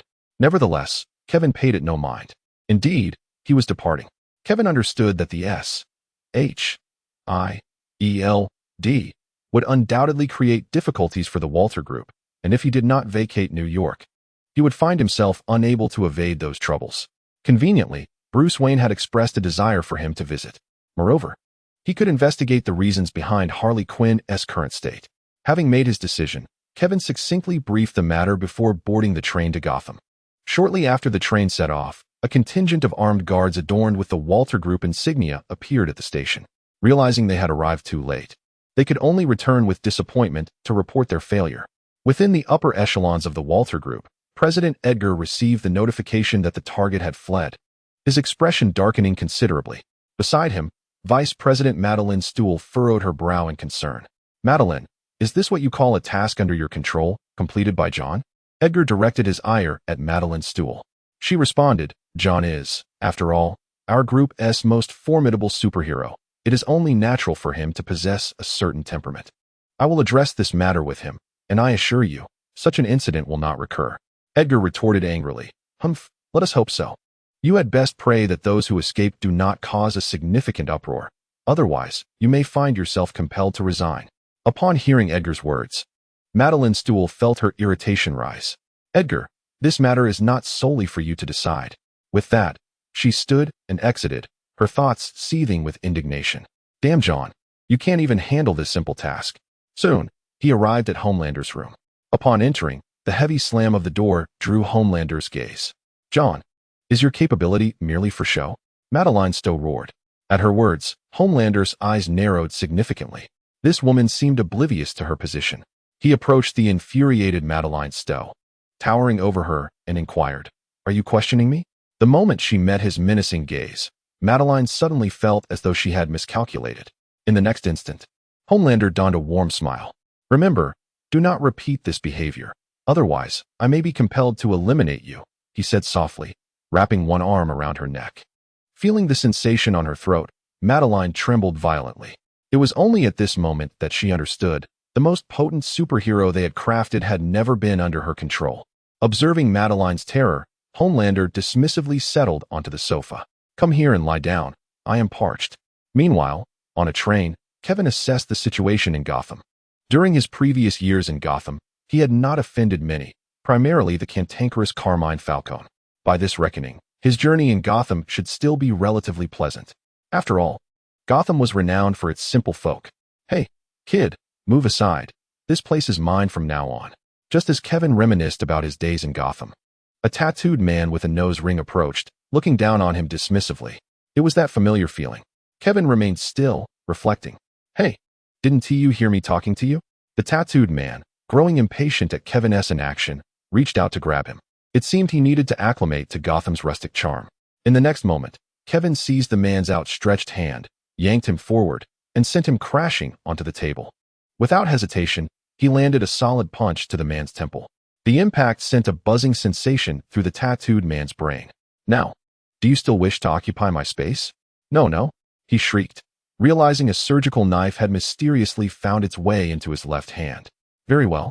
It seems the simple folk of Gotham do indeed value reason. Kevin nodded in satisfaction, drawing out his scalpel and wiping it on his clothing. Outside the window, Gotham City came into view. They had finally arrived. Soon, the train reached its destination. As Kevin disembarked, a man with sharply defined features, akin to a blade, stood awaiting him. Dr. Adams, it has been a while. Indeed, Bruce, it has been too long, Kevin replied with a smile. Is the spirit of Gotham still as unpretentious as ever? Bruce Wayne's smile faltered. He found it difficult to adapt to Dr. Adams' manner of speaking. The world was well aware that Gotham was the darkest city on the planet, unequivocally so. Only Dr. Adams would dare to describe it with the term unpretentious. Yes, it remains as unpretentious as ever, Bruce Wayne replied. Just then, an enraged roar echoed through the air. It's him. Kevin turned to see the tattooed man from the train, clutching his hand, a visage of fury etched upon his face. Beside him stood 7 or 8 similarly tattooed individuals, their expressions menacing. Clearly, these companions bolstered his confidence. All armed with knives, they charged aggressively towards Kevin and Bruce. Witnessing this scene, Kevin chuckled. Indeed, the city remained as unpretentious as ever. Chapter 36. A premeditated assault, damned bastard. We've caught you. The tattooed man bellowed, a smug expression plastered across his face. Bruce Wayne furrowed his brow. This was Gotham. He was akin to its emperor, at least on the surface. Few in Gotham were unfamiliar with him. Yet it was evident that none of the 7 or 8 before him recognized his identity. What do you want? Kevin inquired with a grin. The tattooed man's eyes gleamed with greed. You can either part with one of your hands or provide 30,000 in compensation, and this matter will be settled today. As he spoke, he signaled to a few companions, who began to encircle the two men, evidently wary of their potential escape. What a pity, while I am indeed wealthy. I have no desire to part with my money, Kevin replied, amused. Since you are unwilling to cooperate, I shall take it myself. With that, several of them lunged towards Kevin, while 2 kept a steadfast watch on Bruce Wayne, clearly intent on preventing his involvement. Kevin's expression remained unchanged as he deftly produced his scalpel. In a flash, the first assailant who charged forward clutched his hand, howling in agony. His hand had been severed. Kevin had sliced through his tendons. Yet this is merely the beginning. Kevin, well versed in the survival laws of Gotham City, understands that only by being more ruthless than his adversaries can he instill fear in them. He shows no mercy to those who stand in his way. And bolstered by his formidable physique and combat skills, he brings down several individuals, including the tattooed man, who all fall to the ground, howling in agony.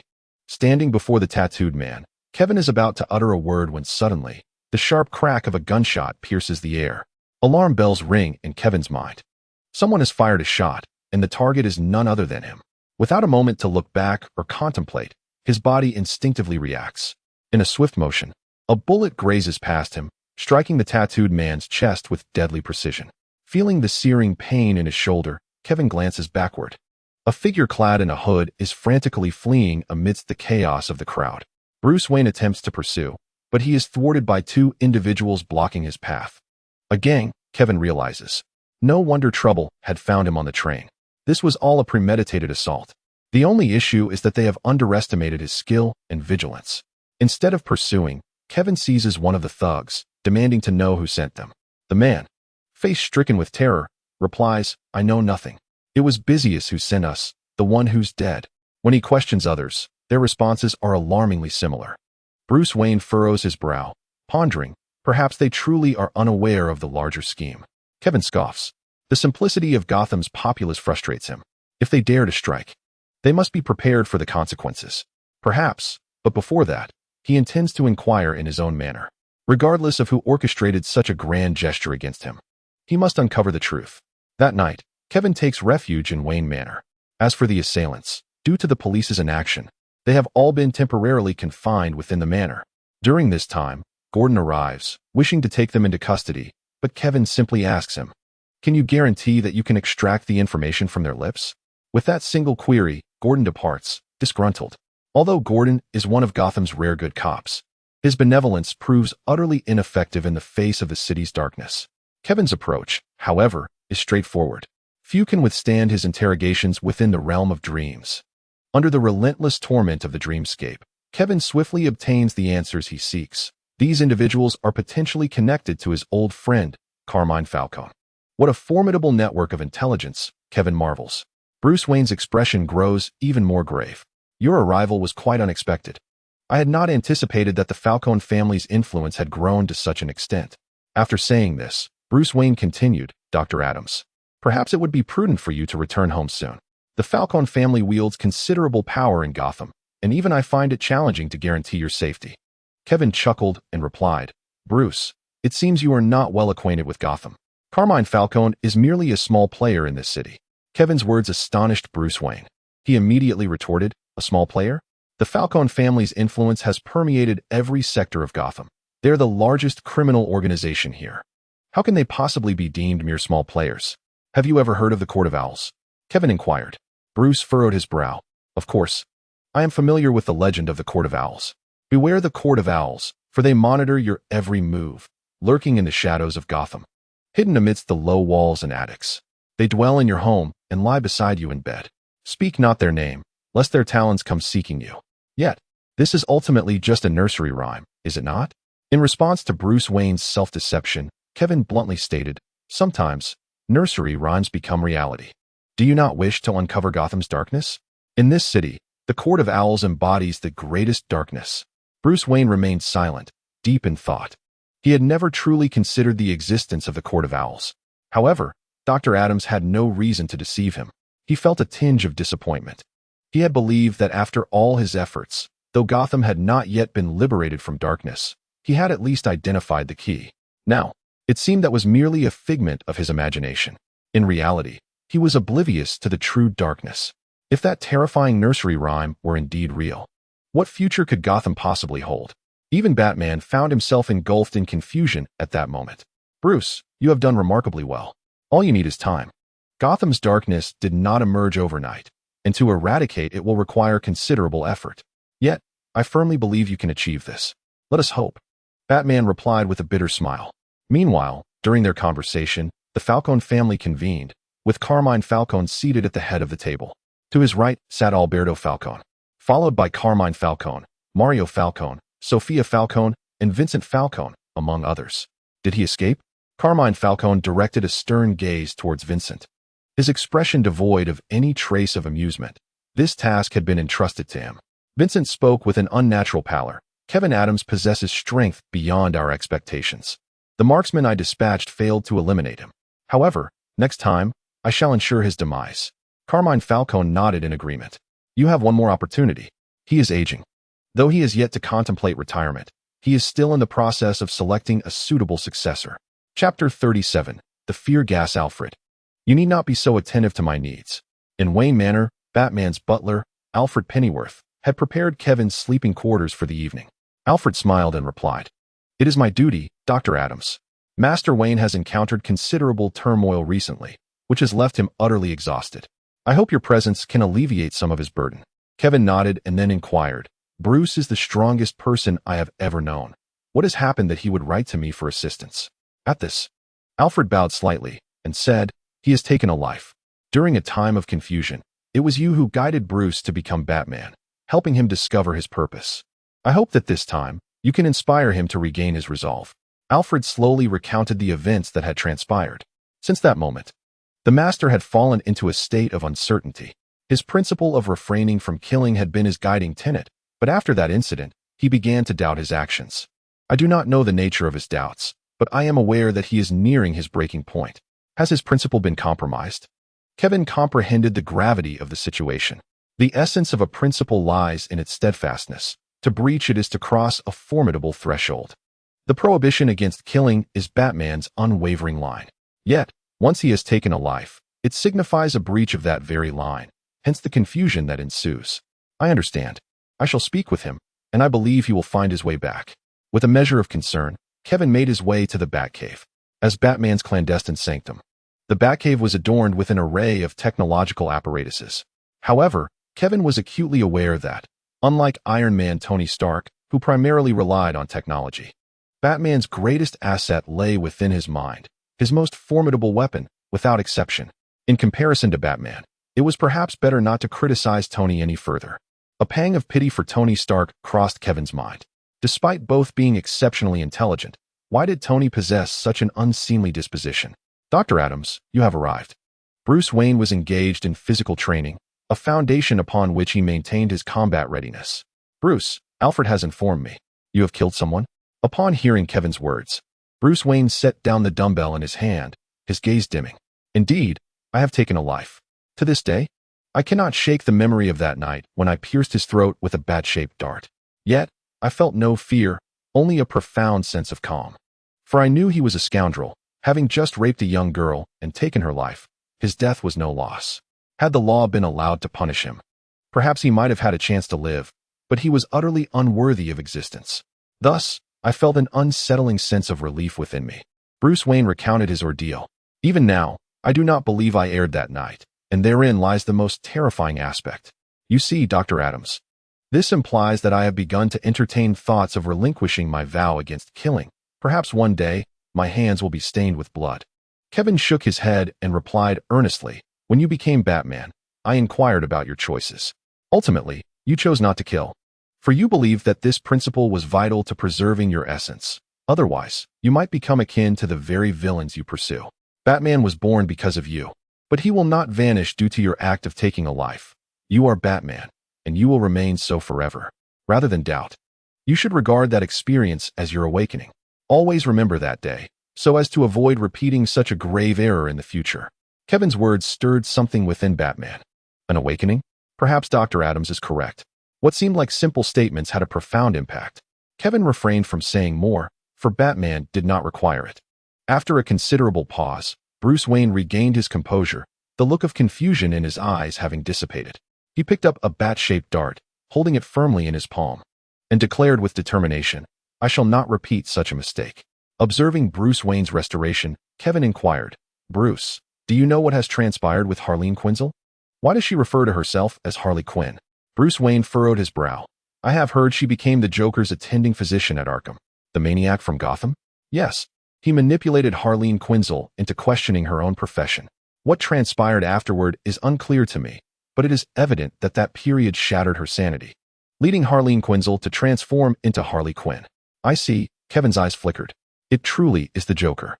Although Kevin perceives the Joker as a madman, it is precisely this madness that bears an extraordinary allure. It is solely due to Kevin's timely intervention that Harley Quinn did not transform into the madwoman from the original narrative, who fell hopelessly in love with the Joker, ultimately losing her sense of self. However, it now appears that Harley's current state remains significantly influenced by the Joker. The following day, Kevin prepared to meet Harley Quinn. Arriving at her residence, he deftly retrieved a key from the side and entered. Contrary to her wild exterior, Harley's home was immaculately clean, offering Kevin a sense of comfort. He appreciated such a tidy environment. The walls were adorned with numerous photographs of himself, some of which Harley had crafted into large posters. The array of poses and expressions was so diverse that Kevin could scarcely recall when the photos had been taken. It was evident that these images had been captured surreptitiously. After a moment's hesitation, Kevin chose not to assert his right to his likeness. Before long, Harley Quinn returned home from work. upon spotting Kevin seated on the sofa. Her face lit up with surprise as she rushed towards him. She had anticipated that he would not arrive in Gotham for some time. "What brings you here so early?" Kevin inquired. Today, a lunatic who intended to release poison gas was admitted to Arkham, and as the attending physician, I must oversee his treatment. Scarecrow? Kevin immediately thought of the fear toxin. "Do you know that fellow?" Harley asked, intrigued. "Of course. Jonathan Crane is a psychology professor at Gotham University and holds a doctorate in psychology. He later developed the fear toxin capable of exposing one's innermost terrors. As a psychology student myself, I have certainly heard of him," Kevin replied, laughter dancing in his voice. Harley nodded in understanding. "That makes sense. Considering both you and Jonathan Crane are psychology doctors, it's quite normal for you to be aware of him. I am genuinely curious how a respectable psychologist could devolve into madness." "Harley, would you allow me to meet him?" Kevin asked with curiosity. "Of course. His true intentions, however, are not as simple as merely meeting," she replied. Kevin was particularly intrigued by the prospect of the fear toxin. The synergy between fear toxin and hypnotic abilities promised a fascinating chemical reaction. "If it's you, then certainly," Harley Quinn assented without hesitation. "That is quite easy," Kevin smiled, feeling fortunate. Chapter 38. Arkham Asylum. Arkham Asylum, the most notorious den of iniquity in Gotham, is renowned for housing countless infamous villains throughout the city's history, while also nurturing a number of nefarious characters. As a seasoned psychiatric expert at Arkham Asylum, Harley Quinn holds a measure of authority within its walls. Given the nature of a mental institution, exiting is no easy feat. However, gaining entry for a glimpse is relatively straightforward. Following closely behind Harley, Kevin found that no one paid him much heed as he ventured deeper into Arkham. Along the way, he encountered numerous individuals with menacing visages, radiating the quintessential aura of villains. Unfortunately, for these unfortunate souls, escaping Arkham is no simple task, unless, of course, a significant uprising were to occur. To Kevin, these minor characters held no allure. His sole interest lay in meeting Scarecrow. As for the Joker, that scoundrel had long since fled, having garnered a legion of fervent admirers known as the Gotham Faithful. It was rumored that his recent escape was orchestrated by a band of nefarious rogues donned in red hoods, who stormed Arkham to liberate him. Before long, the pair arrived at Harley Quinn's office. She removed her outer coat, revealing her toned waist, clad in a short skirt and adorned with exquisite leather boots. She then slipped into her doctor's white coat, concealing her flawless physique. "Darling, please wait here for a moment. Before introducing you to Jonathan Crane, I must assess his mental state." Although she harbored no concerns that Jonathan Crane could pose a threat to her darling, she was not inclined to take any chances. It was essential to ascertain the Scarecrow's psychological condition, if only to establish a semblance of intimidation. Kevin nodded in acknowledgement. As Harley Quinn departed, he settled into the chair within her office. The independent space boasted an impressive layout, reflective of Harley's standing within the institution. After a brief interlude, Kevin began to engage in self-hypnosis. With nothing but time on his hands, he sought to discover if anyone within the asylum was in slumber. Closing his eyes, he gradually immersed himself in the realm of dreams. Glimmers of dreamlike light danced before him, and as he surveyed the infinite points of luminescence, he couldn't help but click his tongue in fascination. In this dreamscape, he felt as though he could transcend the confines of Earth. However, he had attempted such an endeavor before, only to find himself fatigued shortly after departing the planet. Clearly, with his current abilities, venturing too far was beyond his reach. Otherwise, he would yearn to witness the might of the cosmos. Given that it was daytime, few were in repose. Trusting his instincts, Kevin swiftly pinpointed the location of Arkham Asylum. Upon entering the institution, he randomly selected a dream and plunged headfirst into it. Die all of you perish. Gotham is my domain." A resounding roar erupted from a burly figure. Kevin turned his gaze to see a man standing atop a vehicle, brandishing a machine gun as he unleashed a torrent of gunfire upon the fleeing crowd. As Kevin's eyes met his, the man swiftly redirected his weapon towards him. "I am the sovereign of Gotham. You wretched scum, perish." Flames erupted from the muzzle. Kevin's brow arched, and with a decisive stomp, the ground beneath him fractured. In the realm of dreams, he possessed the ability to amplify his own strength through sheer willpower. In an instant, he traversed the distance of several meters. Seizing the man by the throat, the brute, choked and gasping, turned a shade of deep purple. Just as Kevin intended to engage in a civil discourse, A faint voice echoed, calling his name from reality. With this thought, Kevin made a swift, merciless decision. Dream conquest achieved. He received a drop of power 1 and driving skill 2. Pathetic. Kevin mused, somewhat dissatisfied. Driving skills were a commonality among most, leading to a high drop rate. After all this time, he was nearing maximum proficiency, and he would not falter in any professional competition. His anticipation for the brute's strength remained, as he appeared to be a hulking mass of muscle, suggesting considerable physical prowess. Yet, receiving only a single point felt almost trivial, hardly distinguishable from receiving nothing at all. Upon opening his eyes, he found Harley Quinn beside him, propping her chin on her hands, seemingly studying his sleeping posture. Kevin cleared his throat. This scene struck him as rather peculiar. Swapping identities might be tolerable, but he redirected the conversation. Can we proceed? Yes, it's all set. I've spoken with Jonathan Crane. His condition is quite stable, Harley Quinn replied. Then let us be off. I can hardly wait to meet him, Kevin expressed with enthusiasm. Following Harley, he navigated through a series of turns towards Jonathan Crane's chamber. Along the way, he encountered a man with a morose expression, the very brute he had seen in his dream. However, this time the man donned civilian attire rather than the garb of an asylum inmate. Isn't this man a patient? Kevin inquired with curiosity. Harley glanced at him and casually remarked, he's been in Arkham for some time now. Today is his discharge day. Kevin paused, astonished. Discharged? Good heavens. In that state he was in the dream. If he steps outside, he'll probably be making headlines in Gotham by tomorrow. With such a level of mental evaluation. It's no wonder Gotham is so chaotic. However, this had little to do with Kevin. The burly man cast a glance at Kevin, and in that fleeting moment of eye contact, his head instinctively recoiled, a manifestation of fear. Realizing his lapse, the man redirected his gaze to Kevin with a menacing glare. Hey, kid, the burly man began, gearing up to unleash a torrent of threats, but Kevin had already shifted his attention to Harley Quinn. Harley, observe this fellow. He intends to threaten me even before stepping out. I suspect his mental state requires further examination. Is there any way to ensure he undergoes additional treatment? Upon hearing Kevin's words, Harley Quinn nodded without hesitation. Certainly, his mental stability is severely compromised, and he clearly does not meet the discharge criteria. I shall petition the director for an extended stay. Furthermore, this time, I will advocate for specialized treatment to ensure his psychological issues are thoroughly resolved before he is released. With that, Harley Quinn turned her gaze toward the group of Arkham guards accompanying the burly man and coldly commanded, Did you not hear? Take the scoundrel. Who dares to threaten my darling back? That is prudent. It is best to avoid such unstable elements from roaming free. As Kevin spoke, he cast a warm smile at the burly man. The latter, who had previously been brimming with bravado, now stood frozen in disbelief. How could he have lost the opportunity to voice his threats, shattering his dreams of release? Damn it, I will. The burly man roared, attempting to vent his fury, only to be swiftly silenced as a guard wielding a baton struck him in the abdomen, causing him to double over in pain. Watching the man suffer, Kevin wore a smile. He had once again averted a moral transgression. Where's Jonathan Crane? Are we nearing our destination? Harley Quinn pointed toward a room ahead. It is right here. Approaching the door, she pushed it open to reveal a bespectacled man, who appeared genteel, yet bore the marks of bruises that marred his refined demeanor.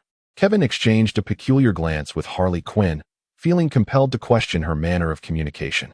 Noticing Kevin's scrutiny, Harley Quinn offered a shy smile, embodying the image of a demure lady. She was, after all, a seasoned expert in mental health, renowned in Arkham for her gentle disposition. The notion of her harming a patient seemed utterly implausible. Chapter 39. The Arrival of Fear-Gassed Jonathan Crane? Kevin inquired, a smile gracing his features. The Scarecrow glanced at him, a hint of derision etched upon his refined visage. Who are you? Kevin Adams, came Kevin's reply. Jonathan Crane pondered for a moment before a look of realization dawned upon him. Oh, you are that worthless researcher of dreams. Jonathan Klein spoke bluntly. He had heard of Kevin Adams, once a notorious eccentric. While hypnotic therapy had long been a subject of psychological study, the exploration of dreams remained a separate concept. No one, apart from Kevin Adams, dared to delve into such unreliable matters. As for Jonathan Klein, although he had often been bullied during his school days, this had fostered a distorted personality within him.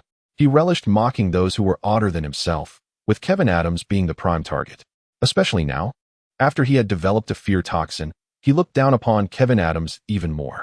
Even if everyone deemed him a madman, he was still a genius madman.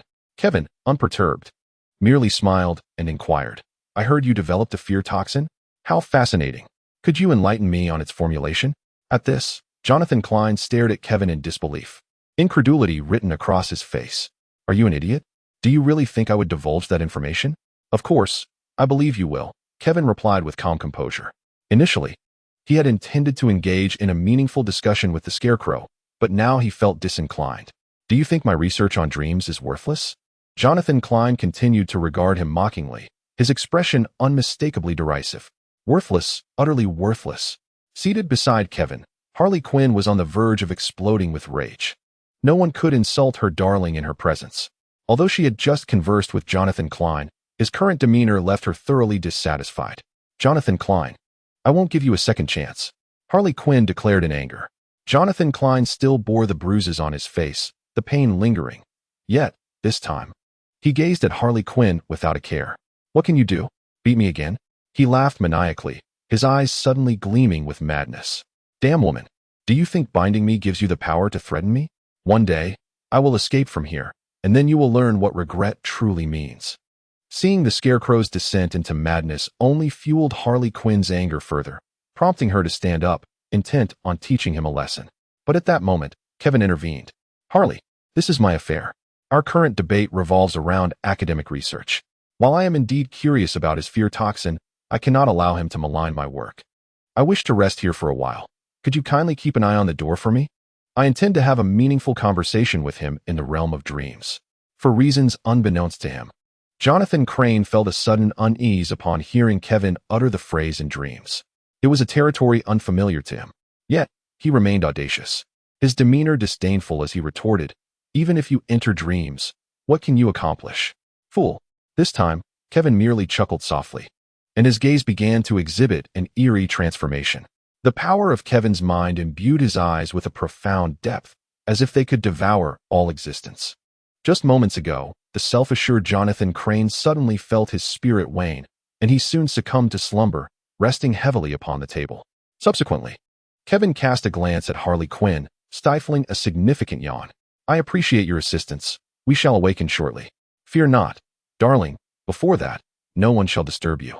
Harley Quinn nodded solemnly. In the world of dreams, Kevin materialized within Jonathan Crane's subconscious. The landscape of Jonathan's dream was grotesque, embodying everything one would dread to encounter. The ambience of this realm was imbued with an overwhelming darkness. "Freak, you wretched freak, you deserve nothing more than to feast in the restroom. Shall we serve you excrement as well?" A raucous laughter erupted. In the university restroom, several towering students cornered a frail figure, resembling a mere stick. That individual was none other than Jonathan Crane.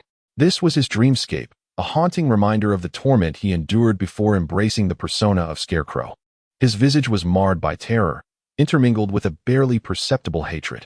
He yearned for vengeance, swearing that one day he would retaliate against these tormentors. Observing this scene, Kevin felt a twinge of pity. Another unfortunate soul, no wonder he had become this way.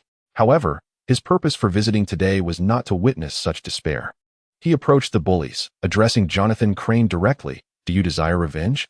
These are your nightmares, yet you can transform into their nightmare." Jonathan Crane's vacant gaze met Kevin's. In the next moment, the scene shifted, morphing into a laboratory. At this juncture, Jonathan Crane's appearance had drastically evolved. He had shed the guise of a pitiful wretch. "Revenge. I must exact my revenge. Success is imminent," he declared. Kevin stood beside him, as Jonathan Crane delved into the study of fear-inducing toxins, a scene depicting his triumphant research. The pursuit of knowledge is fraught with challenges, yet learning presents a different narrative altogether.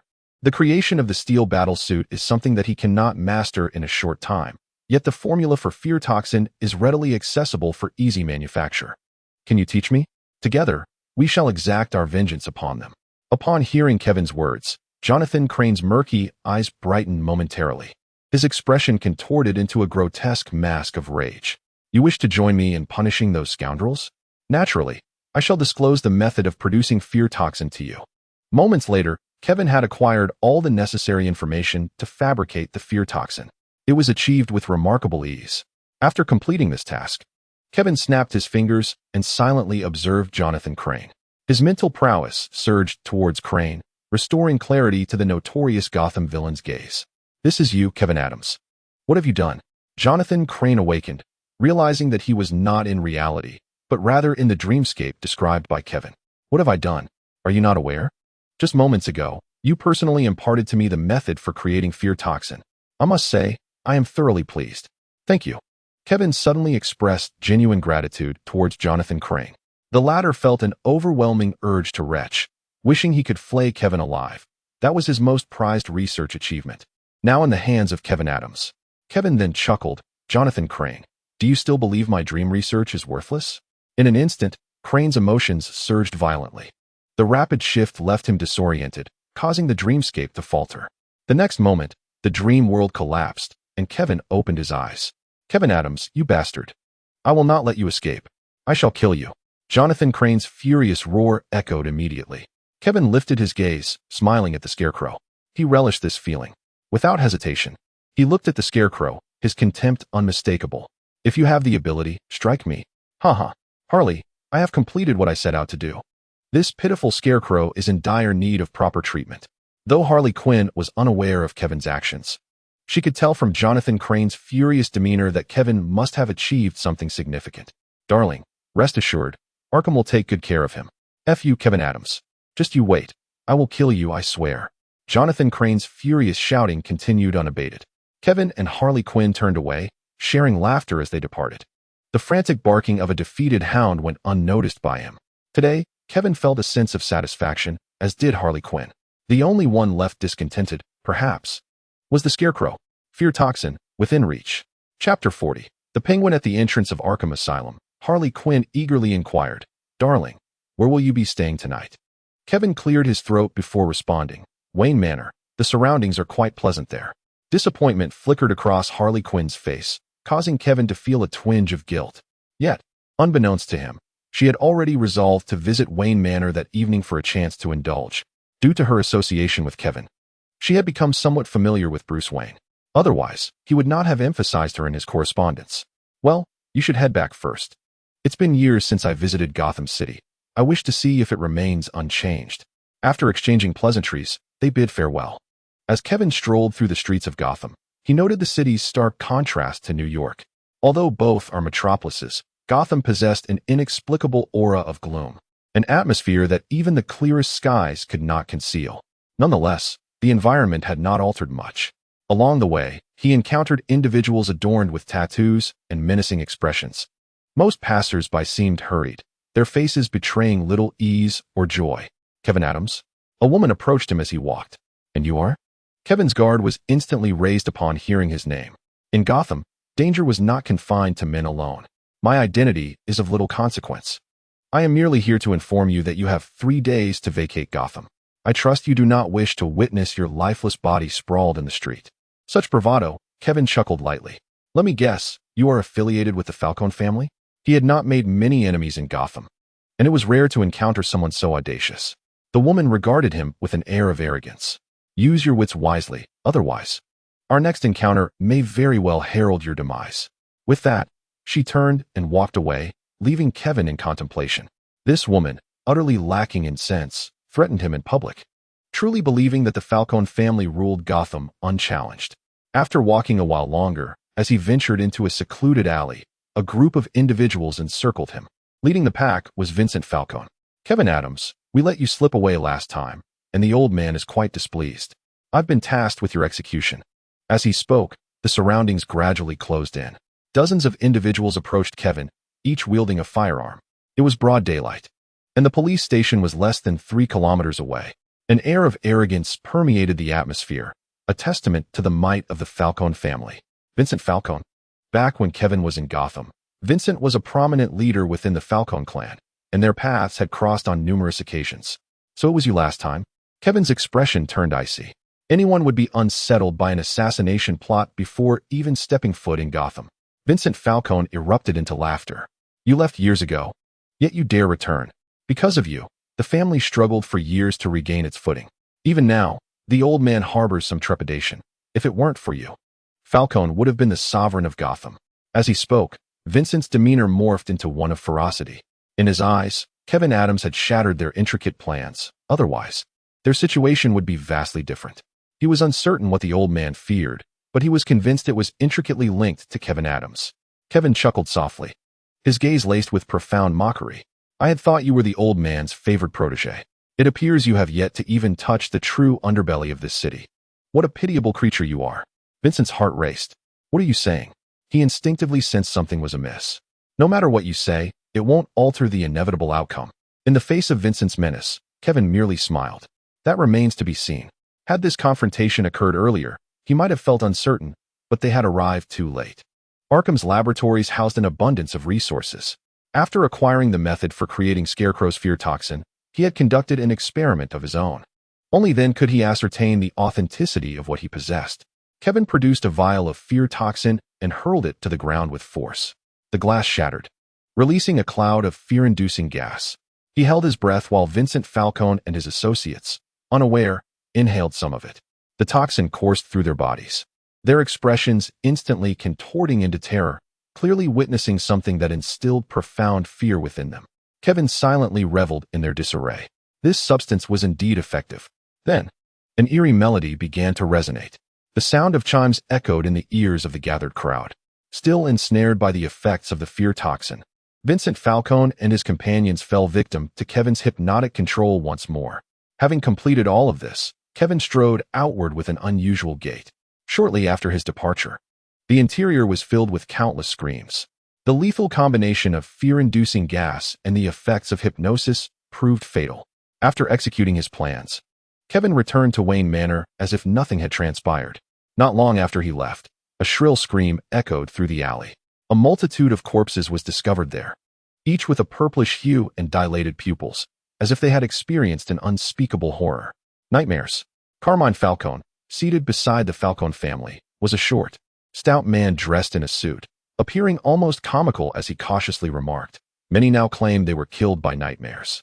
Despite possessing firearms, no one fired a shot, as if they were slain in a dream by a terrifying monster." Carmine's expression darkened as he ground his teeth, declaring, "Nightmares? I care not who is responsible. I wish for no one to utter that word again." With that, he ordered the ridiculous, penguin-like man to leave. Could it be you, Kevin Adams? He was acutely aware that he had assigned Vincent the task of eliminating Kevin Adams. According to his investigations, it was highly probable that Vincent had indeed set out to accomplish this task. "Bring Sophia to me. I have a mission to assign her." As Carmine spoke, a woman soon entered, her face betraying disdain as she walked. Vincent, that useless fool, died too quickly. However, unbeknownst to all, the unfortunate penguin-like man, after his exit, promptly made a phone call. "Dr. Adams, this is Oswald Cobblepot. Did you kill Vincent Falcone? I believe Carmine has set his sights on you." Upon receiving the call from the penguin, Kevin was somewhat taken aback. He had indeed interacted with this individual before. As a psychologist, the penguin had suffered considerable psychological trauma. Despite a period of treatment, he had failed to recover. To his surprise, the penguin still remembered him. After a moment's contemplation, Kevin replied, "Indeed, I was the one who killed him. It is no secret, for I hold a grudge against the Falcone family. Dr. Adams, you are among the few who have shown me kindness. I do not wish to see you perish. Please leave Gotham at once. The waters run deep here. Even Falcone is but a puppet, manipulated by a far more sinister force behind him. Though I am yet unclear as to who they are, you cannot contend with them." Surprised by Oswald Cobblepot's warning, Kevin listened intently. He certainly knows this, but it remains a secret, known only to a select few within the Falcone family. The fact that Oswald Cobblepot is aware of this information and is willing to divulge it is astonishing. "Oswald Cobblepot, do you aspire to supplant the Falcone and ascend as the sovereign of Gotham, even if it means becoming merely a puppet?" "Of course," the penguin replied without hesitation. Since his birth, he has been surrounded by mockery. Even after aligning himself with the Falcone, his status remains unchanged. The members of the Falcone family fail to recognize his achievements, viewing him merely as a dog, a pitiable pet, akin to that grotesque penguin. No one values him, nor do they care about his capabilities. Regardless of his accomplishments, all will choose to overlook him due to his physique. Yet he is unwilling to accept this fate. He has tirelessly endeavored to rise above. He yearns to see Carmine Falcone kneel before him. Thus, even if he must be a puppet, so be it. Kevin chuckled. Although this diverges from his original plan, it is not necessarily a misfortune. The Penguin may be malevolent, but his willingness to offer a warning reveals that the infamous Penguin is, at heart, merely a wretched soul, at least for now. Even should the Penguin rise to power, how much worse could Gotham become? Perhaps we can collaborate. I will eliminate Carmine Falcone, and I can assist you in removing certain obstacles.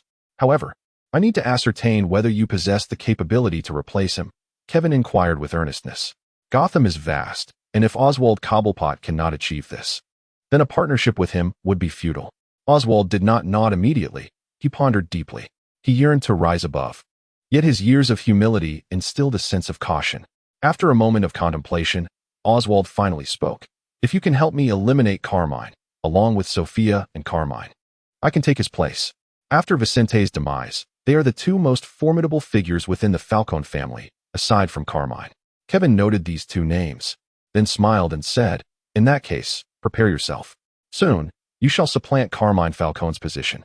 However, in Gotham, there lies an even more formidable force known as the Court of Owls. Once you assume Carmine's role, the Court of Owls will undoubtedly come knocking. The Court of Owls? Oswald Cobblepot gasped, mistakenly believing that Dr. Adams' mention of becoming a puppet referred to becoming his own puppet. The name Owl Parliament was one he had never encountered before, yet it sparked a sense of profound realization within him. He had performed numerous tasks for Carmine, many of which seemed rather illogical at the time. In retrospect, however, if there indeed existed an Owl Parliament, everything suddenly fell into place. He even found himself deducing deeper implications from various clues. After conferring with Oswald Cobblepot, Kevin returned to Wayne Manor with a sense of satisfaction. But where was Bruce? Upon learning that Bruce Wayne was absent, Kevin inquired. The Joker had appeared, causing chaos, and the young master had already rushed to confront him. The mention of the Joker ignited a flash of murderous intent in Kevin's eyes. Where is he? He demanded. In the downtown area. Please provide me with a map. I wish to pay a visit to the one who has transformed Harley into her current state. Alfred Pennyworth expressed his concern.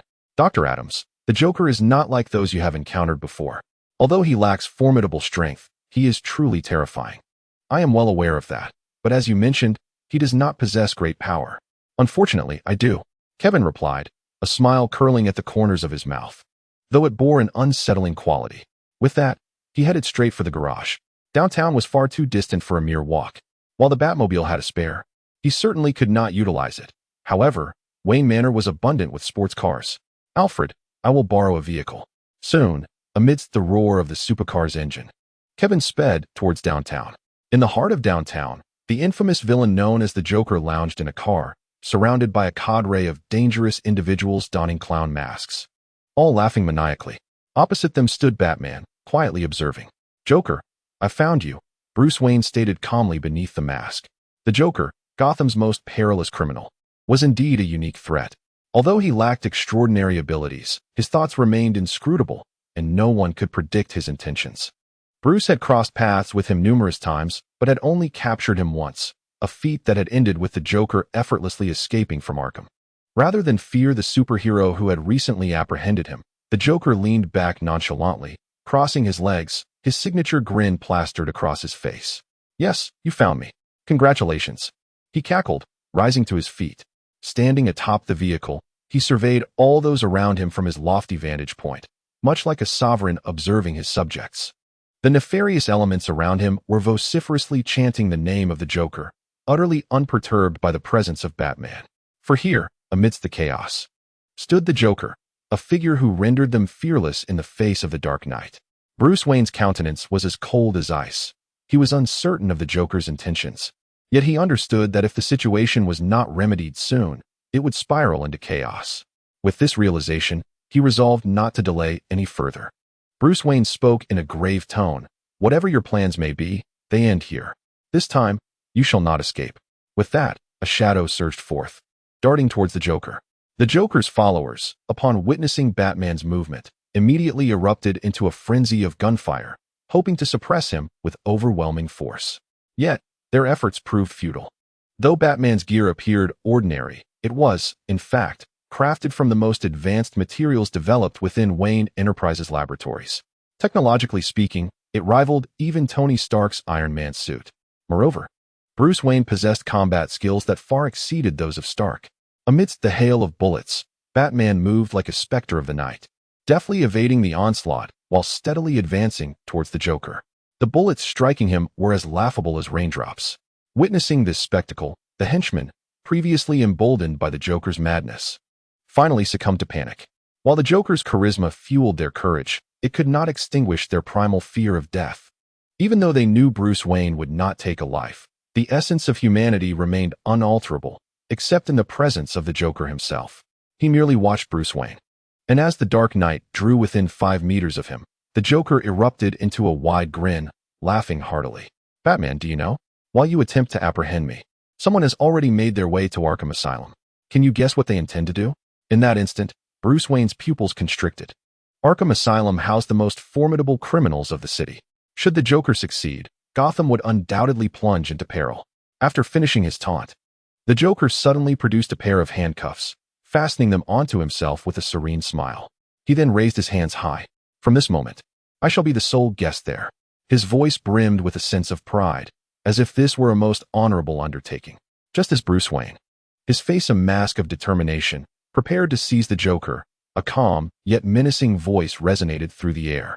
"No, the forthcoming Arkham may host numerous guests, yet among them, you shall certainly not be found." Chapter 42.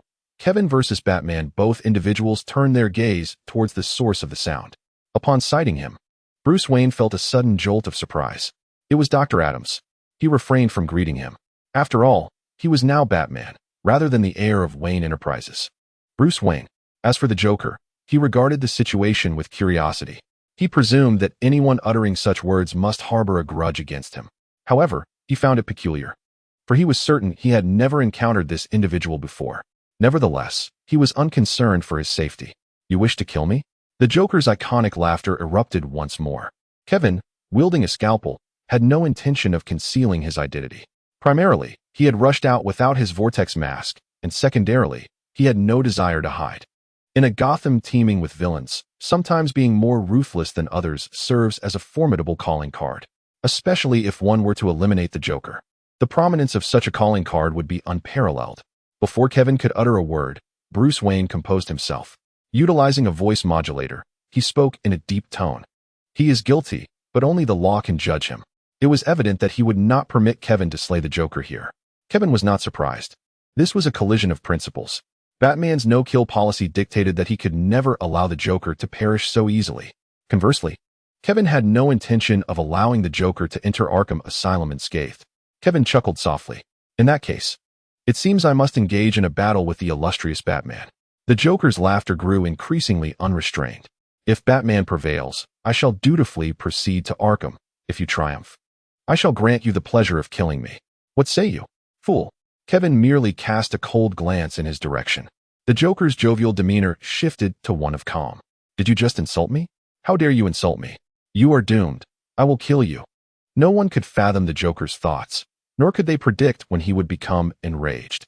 This unpredictability is precisely what makes the Joker so formidable. Undoubtedly, he was infuriated by Kevin, albeit in this absurd manner. Kevin remained indifferent to the Joker's fury, as did Batman, for the Joker had effectively imprisoned himself. Moreover, given his furious yet impotent gestures, it was clear he had not prepared a key for his own escape. At times, the Joker was simply ludicrous. Batman gazed at Kevin and said, "If you leave now, there's still time." Kevin deftly twirled his scalpel in his hand, his expression betraying no hint of fear. "I have stated my purpose. I am here to kill. You adhere to your principles, yet I possess my own codes. When our principles clash, a resolution must inevitably arise." The Joker mistakenly interpreted their exchange as mutual mockery. In truth, Kevin was conveying to Bruce Wayne that while Batman's actions were justifiable, he had no intention of retreating. Meanwhile, the surrounding acolytes of the Joker had already dispersed, oblivious to the unfolding drama.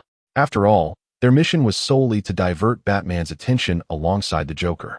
With Batman's arrival, their task had been effectively accomplished. The night was still and silent.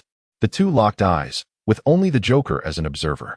In an instant, Batman charged towards Kevin. Having gained a clear understanding of the current Kevin since their last encounter at the train station, he recognized that this Kevin was no longer the same individual he once knew. As he sprinted, a batarang was hurled at Kevin. Unfazed, Kevin advanced to meet Batman head-on. eager to gauge the extent of their disparity. To stand shoulder to shoulder with a godlike figure as a mere mortal was a challenge that many had attributed to Batman. And Kevin longed to test the weight of such a claim. If Batman proved to be less formidable than he imagined, he would unreservedly claim the Joker's life today. Just as Batman released his batarang, Kevin launched his scalpel. The two lethal weapons soared toward one another. However, both merely tilted their heads aside and effortlessly evaded the projectiles. In the next moment, they collided, each delivering a powerful punch. The sound echoed, and Kevin staggered back a few steps, astonished by the immense force. He had not anticipated that this mortal, Batman, could possess a strength exceeding his own. After all, Kevin's power was several times greater than that of an average person, nearing the pinnacle of human capability. Thus, it could be concluded that Batman represented the epitome of human potential. Yet, without such extraordinary physical prowess, how could one contend with a being like Superman? Even if Superman were to ease his strength by a galaxy's worth, Kevin remained ignorant of the true essence of Batman. While Kevin was astonished, he remained unaware that Batman was even more taken aback. With the resources of Wayne Enterprises, the most prestigious technological conglomerate, Batman not only possessed superior external gear, but also prioritized the rigorous training of his own physique above all else. With the addition of some extraordinary means, he has attained his current physical prowess. In the past, those adversaries who could spar with him did so primarily because he refrained from employing lethal force. Few could retreat like Kevin did. The two paused briefly before charging once more. Combat transcends mere displays of strength. It is a contest of skill as well. In the blink of an eye, they had exchanged dozens of blows. Although Kevin exhibited remarkable technique, Batman's prowess was equally formidable. Coupled with his immense strength and advanced technological armor, it left Kevin acutely aware of the frustration of being powerful, yet unable to unleash that power. Witnessing this scene, the Joker reveled in delight. The individual who sought to eliminate him was on the verge of defeat. Suddenly, Kevin forsook Batman and surged toward the Joker, intent on ending his life. Defeating Batman was inconsequential. He had mentally prepared for that. As long as he could slay the Joker, his objective would be fulfilled. A scalpel flew forth. Batman was taken aback. Adams had begun to call out, nearly exposing Kevin's true identity, but though his voice faltered, his instincts prompted him to hurl a batarang at Kevin. The Joker was likewise startled. He hadn't anticipated an attack directed at himself and had no choice but to evade. A soft thud echoed as the batarang embedded itself in Kevin's arm. Kevin had gambled wisely. He was well aware that Batman's no-kill philosophy ensured the projectile would not strike a vital area. Conversely, Kevin's scalpel found its mark in the Joker's side. Damn it! It had missed. The scalpel had been aimed at the Joker's heart, even if it did not pierce the vital organ. Kevin believed a blow to the lungs would surely be fatal. Alas, the waist was evidently not a lethal target. However, there was no time to linger. Bruce Wayne would not permit him a second attempt. With a swift turn, Kevin clutched his injured arm and fled. Bruce Wayne cast a glance at the retreating figure of Kevin, a bitter smile gracing his lips, before hastening to assess the Joker's condition. Even for a villain like the Joker, he could not merely stand by and watch him perish. The Joker laughed heartily. He had survived. Moreover, he had accomplished everything he set out to do. With that in mind, what reason did he have to be unhappy? Batman, I have triumphed once more. The Joker relished his victory. Chapter 43, News from the Walter Group. Wayne Manor. When Kevin returned, Alfred Pennyworth awaited anxiously at the door. He was not particularly worried about his young master. Rather, his concern lay with Dr. Adams, who had pursued them. After all, he was merely a doctor and a friend of the young master. Dr. Adams, what has happened to you? Upon seeing Kevin's bloodstained clothes, Alfred Pennyworth hurried over to support him. Kevin shook his head. It's nothing. I simply overestimated my own capabilities, or perhaps underestimated Bruce. Alfred Pennyworth was taken aback. You fought with the young master? Kevin laughed heartily. What is so surprising? I intended to kill the Joker, and naturally, Bruce would intervene upon witnessing that. With a hint of regret, he continued, I had hoped to succeed in eliminating the Joker, but alas, Bruce thwarted me. Nevertheless, it is only a matter of time before I accomplish that. Alfred Pennyworth sighed. He had feared the two would clash ever since Dr. Adams had left. Now, that fear was confirmed. Unlike the young master, who had a broad perspective, Alfred was well aware that Dr. Adams was no ordinary individual. Although Dr. Adams appeared indifferent to the situation, Alfred understood that a rift had inevitably formed. This was unavoidable. Both Alfred and Kevin recognized this truth. Understanding the situation was one thing, yet facing reality was another. Individuals with differing philosophies could never truly walk the same path. Previously, their relationship had been untroubled, but now that discord had arisen, it was destined to remain unresolved. Kevin, without further comment, tended to his wounds and then returned to his room to rest. Meanwhile, Gotham had descended into chaos. The Joker's plan had succeeded. While he occupied Batman, Arkham Asylum had been breached. A large number of vicious criminals held within had been set free. Scarecrow wandered among the crowd. His name was feared, casting a long shadow. Though he lacked fear toxin, none of the surrounding villains dared to approach him. Kevin Adams. I will find you and kill you. Kevin Adams had audaciously stolen his fear toxin and had the audacity to receive special treatment from that insufferable psychologist. He would not forget any of this. He would kill Kevin Adams, then that detestable doctor, and then the others. He sought vengeance, aiming to ensure that all who dared to cross him would meet their demise. By the time Bruce Wayne arrived at Arkham Asylum with the Joker, most of the imprisoned criminals had already escaped. Only a handful of dim-witted individuals remained stagnant, seemingly intent on seizing the opportunity to overrun Arkham Asylum amidst the crowd. However, Bruce Wayne swiftly apprehended them all, demonstrating his superior intellect. Witnessing this scene, the Joker's expression soured. He was no longer the sole inmate of Arkham, which rendered his plans less than flawless. Bruce Wayne would not indulge him. Once Commissioner Gordon arrived, Bruce, as Batman, would retreat into the shadows, leaving his work accomplished. After all was said and done, Bruce let out a heavy sigh, for the greatest trouble was yet to come. The appearance of Dr. Adams today had exceeded his expectations, leaving him uncertain about how to face the aftermath. Perhaps Dr. Adams had already departed? He pondered. Upon returning to the secret Batcave, Alfred Pennyworth awaited him. Has he not returned? Bruce inquired. Dr. Adams has gone to rest, Alfred replied. Bruce paused momentarily in his actions. Sensing Bruce's unease, Alfred hesitated before adding, Master, Dr. Adams is not a bad man. With that statement, he chose not to elaborate further, aware that Bruce held his own judgments. Bruce nodded. He had known Dr. Adams for many years, and in his memory, Dr. Adams was an ordinary man, not malevolent. I understand, Alfred, Bruce said, shedding his gear as he made his way towards Kevin's room. He was confident that Dr. Adams was still awake, and indeed, that was the case. Although he had returned some time ago, Kevin found it difficult to sleep, not only due to his injuries, but also because he was uncertain of his next steps. This induced a sense of self-mockery. He was, after all, a psychologist yet unable to resolve his own psychological dilemmas. At that moment, Bruce's voice echoed from outside. Dr. Adams, I need to speak with you. Come in, Kevin replied. What was destined to happen would ultimately come to pass. Bruce Wayne's chiseled visage appeared within Kevin's line of sight. Dr. Adams, Bruce began, yet suddenly found himself at a loss for words. The two fell into silence until Kevin finally spoke. What transpired today was bound to happen eventually. There is no right or wrong between us. We are simply two individuals who are fundamentally different. In the past, I posed a question to you that I had also contemplated myself. Batman gazed intently into Kevin's eyes, awaiting an answer he already anticipated. Were it I would not hesitate to eliminate him. This is my choice, hence I cannot be a superhero. Bruce Wayne spoke with great difficulty, asserting that the law should not be trampled upon. Perhaps, Kevin shrugged, yet the law cannot resolve everything. You are not wrong. But I do not believe myself to be in the wrong either. That night, the two engaged in a rare reminiscence, reflecting on their earlier acquaintance. The following day, they resumed their lives as if nothing had transpired. The fissures, however, had formed within their hearts. From that day forth, they remained friends. Yet both understood that their relationship had inevitably changed.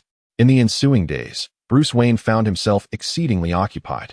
Ordinarily, he would don the mantle of Batman only at night. Yet now he often roamed the streets of Gotham even in daylight. Due to the Joker's antics, Gotham had descended into chaos. While Kevin sought information regarding the situation in New York, he awaited news from the Penguin, Oswald Cobblepot. During this period, the Water Group faced an abundance of troubles. Various scandals had surfaced, placing the Water Group perpetually under media scrutiny. Even Superman, having heard the rumors, made an appearance. Yet he failed to uncover any concrete evidence against the Water Group. To operate as a villain in this intertwined world is distinctly different from that of a mere individual realm, whether it be the Water Group or other nefarious organizations. Their actions were considerably more cautious than in the original narrative. After all, prior to acquiring the means to confront Superman, once targeted, one would find themselves in grave peril. After several days of waiting, Oswald Cobblepot finally reached out to him. It was time to act. Chapter 44. The Scarecrow aspiring to be a decoy upon their meeting. Oswald Cobblepot, the Penguin, arrived accompanied by several trusted subordinates. Dr. Adams, I have made the necessary arrangements. Are you sufficiently confident? Oswald Cobblepot's stocky figure radiated an unprecedented self-assurance. With his chin slightly raised, he declared, Indeed, I have contacted Rocco and Mario. They are undervalued within their family and have agreed to ally with me.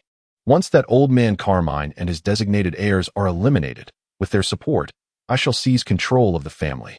Hearing Oswald Cobblepot's words, Kevin nodded, refraining from inquiring how he had persuaded the two to side with them.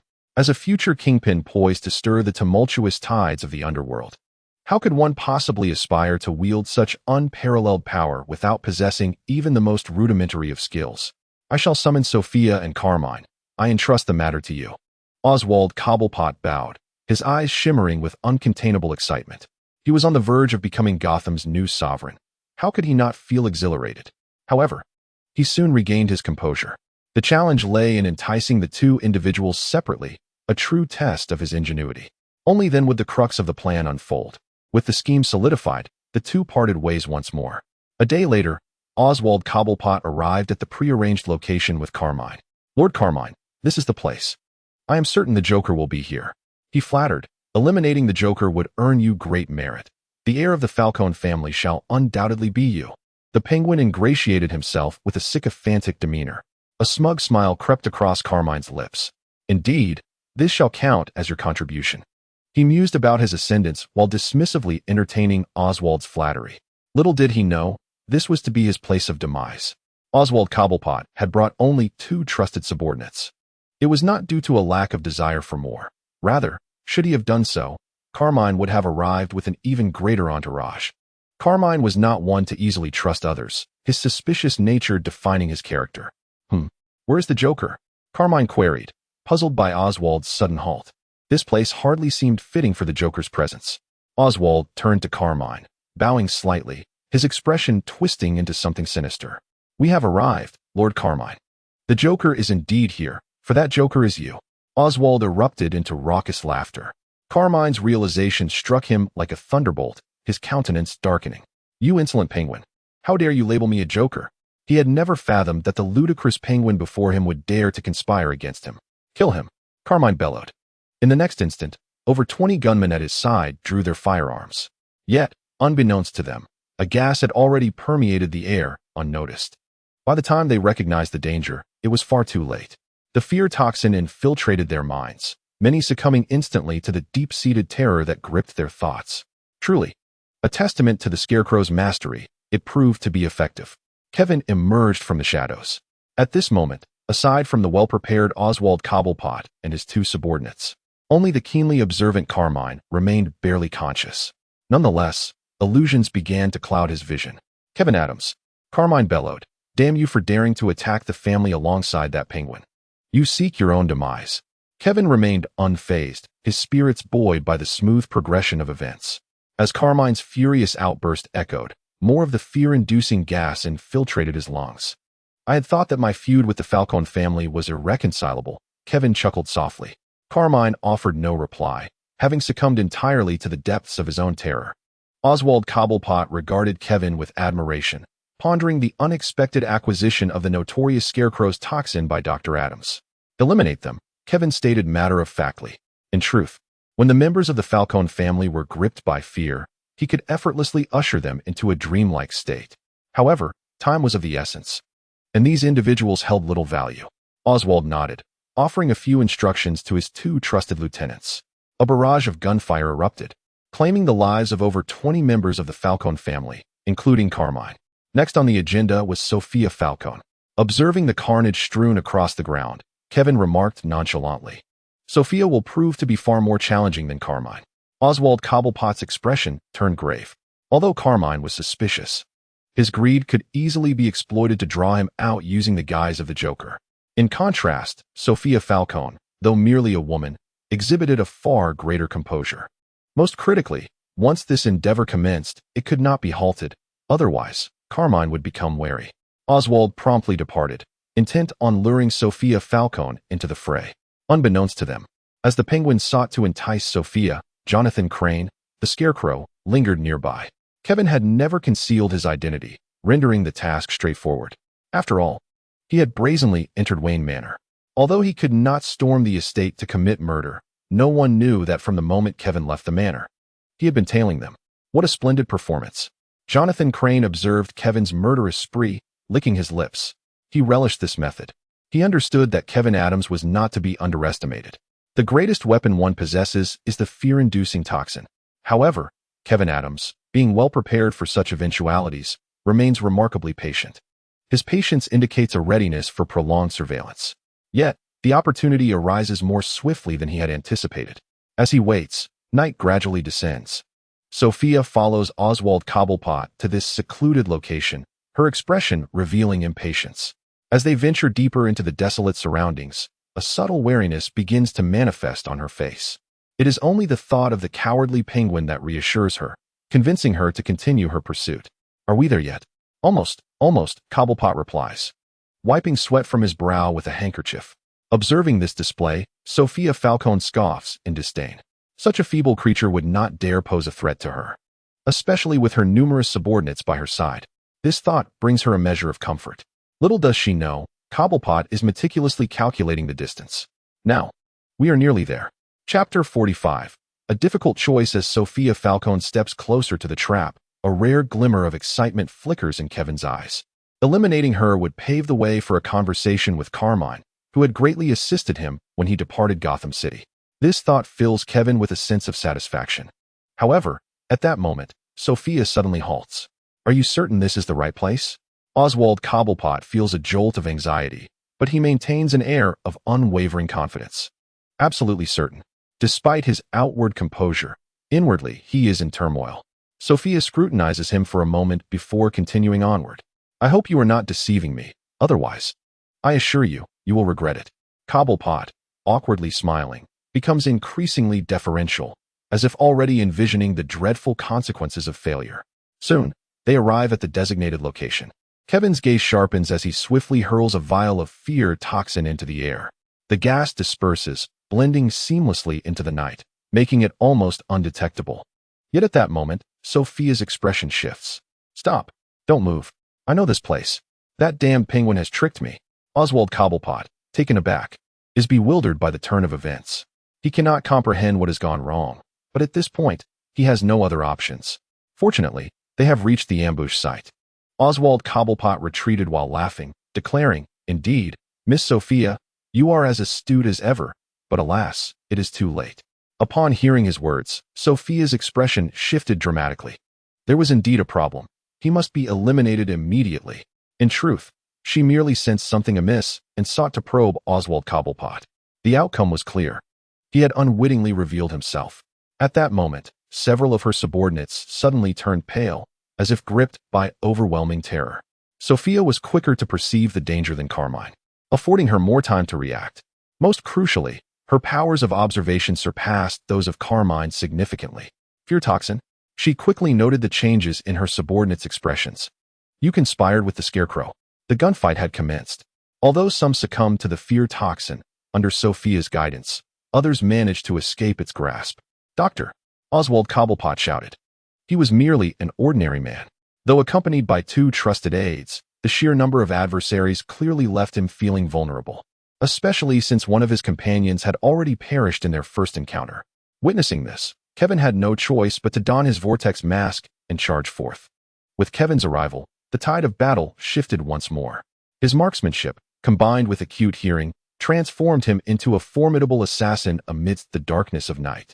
In an instant, several foes fell before him. The Scarecrow, lurking in the shadows, watched this scene with exhilaration. Fight on, continue to fight. In the end, you shall all be mine. In his eyes, regardless of which faction emerged victorious, they would merely serve as stepping stones to his ultimate ambition. Moments later, observing that Sophia's forces were dwindling, Jonathan Crane, the Scarecrow, began to advance toward the center of the battlefield. He was poised to strike. Should he wait until Sophia's men were entirely vanquished, he would miss the opportune moment to eliminate Kevin Adams. The combat raged fiercely, yet none were aware that the infamous Scarecrow of Gotham had positioned himself behind them. Jonathan Crane clutched several vials of fear toxin, then hurled them unhesitatingly toward Kevin. Just as he prepared to charge at Sophia, a dark shadow loomed in the distance. Suddenly, that shadow expanded dramatically. Thanos! How could this be? A titan clad in purple materialized not far from him. Not only Thanos, but at some point, Darkseid had also made his appearance. The entire sky trembled with a cosmic resonance, seemingly swayed by the formidable powers of two beings. Darkseid approached Kevin with deliberate strides. A menacing presence. Insect. Meanwhile, Thanos bore the Infinity Gauntlet upon his right hand, the 6 Infinity Stones gleaming with a radiant light. Is this Earth? Quite intriguing, he mused. Kevin felt on the verge of insanity from the gravity of the situation. The presence of Thanos, wielding the Infinity Stones, alongside the most terrifying entity from the DC universe, Darkseid, materializing on Earth, was overwhelming. Despair flooded Kevin's eyes. These two figures represented the deepest recesses of his fears. Only he, as a transcender, comprehended the true horror they embodied. Yet suddenly, clarity struck him. How could Thanos and Darkseid possibly coexist on Earth? The fear toxin. I have succumbed to the fear toxin I unleashed. Kevin felt an overwhelming urge to purge his insides. As he recognized the illusion, it swiftly dissipated. The fear toxin could evoke the most profound dread, and even the knowledge of its illusory nature could not wholly shield him from its effects. However, Kevin was different. To him, the most terrifying entities were never devils or scarecrows. Based on his understanding, those he feared could not manifest on Earth at this time. Fear could not obscure his spirit, and his formidable mental fortitude granted him significant resistance against terror. As the hallucination faded, a gaunt figure abruptly materialized before him, brandishing a dagger aimed directly at him. "Damn it!" Kevin exclaimed, instinctively delivering a powerful kick that struck the Scarecrow squarely in the chest, sending it sprawling 2 to 3 meters away. Only then did a cold sweat trickle down Kevin's forehead. He had initially believed he had faltered, but it turned out he had merely fallen prey to the Scarecrow's trick. "How can you recover so swiftly?" Jonathan Crane exclaimed in shock. Kevin responded with a cold smirk. "Because, in my heart, there is no fear. Your fear toxin is misplaced." Despite the astonishment and indignation swirling within him, the moment Kevin awakened to his senses, Jonathan Crane realized he had to flee. Yet, Kevin would not allow him to escape so easily. A surgical knife soared through the air, embedding itself in Jonathan Crane's thigh. The intense pain caused him to stumble, yet he continued to limp away, driven by a primal instinct to survive. Even as a madman, he clung to life. Kevin pursued him relentlessly. Meanwhile, Sophia and her associates had vanished without a trace. The reason was inconsequential. What mattered was that he was now embroiled in trouble. Filled with rage, he harbored a singular desire to annihilate the wretched Scarecrow. With a swift motion, he wielded a scalpel, severing the Scarecrow's remaining leg in an instant. Observing Jonathan Crane's desperate struggle to crawl forward, his visage etched with terror, Kevin approached and placed his foot upon one of Crane's hands. In that moment, he felt a kinship with the villainous role he had assumed, but he dismissed such thoughts. He adhered to a singular principle: to act from the heart. "Jonathan Crane, I had no intention of ending your life. Yet, you have chosen your own demise." With that declaration, Kevin plunged the scalpel into Crane's skull, rendering the Scarecrow silent. Sighing at the lifeless figure before him, Kevin contemplated Sophia's flight. Should he follow suit? Once the Falcone family regained their composure, not only would the Penguin be in peril, but he too would likely fall under their relentless pursuit unless he fled Gotham immediately. Nevertheless, he felt a profound reluctance to abandon his position, returning to Oswald Cobblepot. It wasn't long before the Penguin stirred from his unconscious state. Even at that moment, fear still lingered on his face. "Sophia has escaped. Oswald Cobblepot, I need you to tell me how confident you are that we can assault the Falcone family right now. Our time is limited." Oswald Cobblepot was taken aback. His keen observational skills had already revealed the Scarecrow's body not far off, and he quickly deduced the events that had transpired. "I can assure you there is less than a 30% chance of success, and I will require time. Sophia is alive, and we have been exposed. Rocco and Mario will not continue to support me, at least not until we gain the upper hand. Without their assistance, success will be exceedingly difficult. This is the most favorable scenario we can hope for." Less than 30%?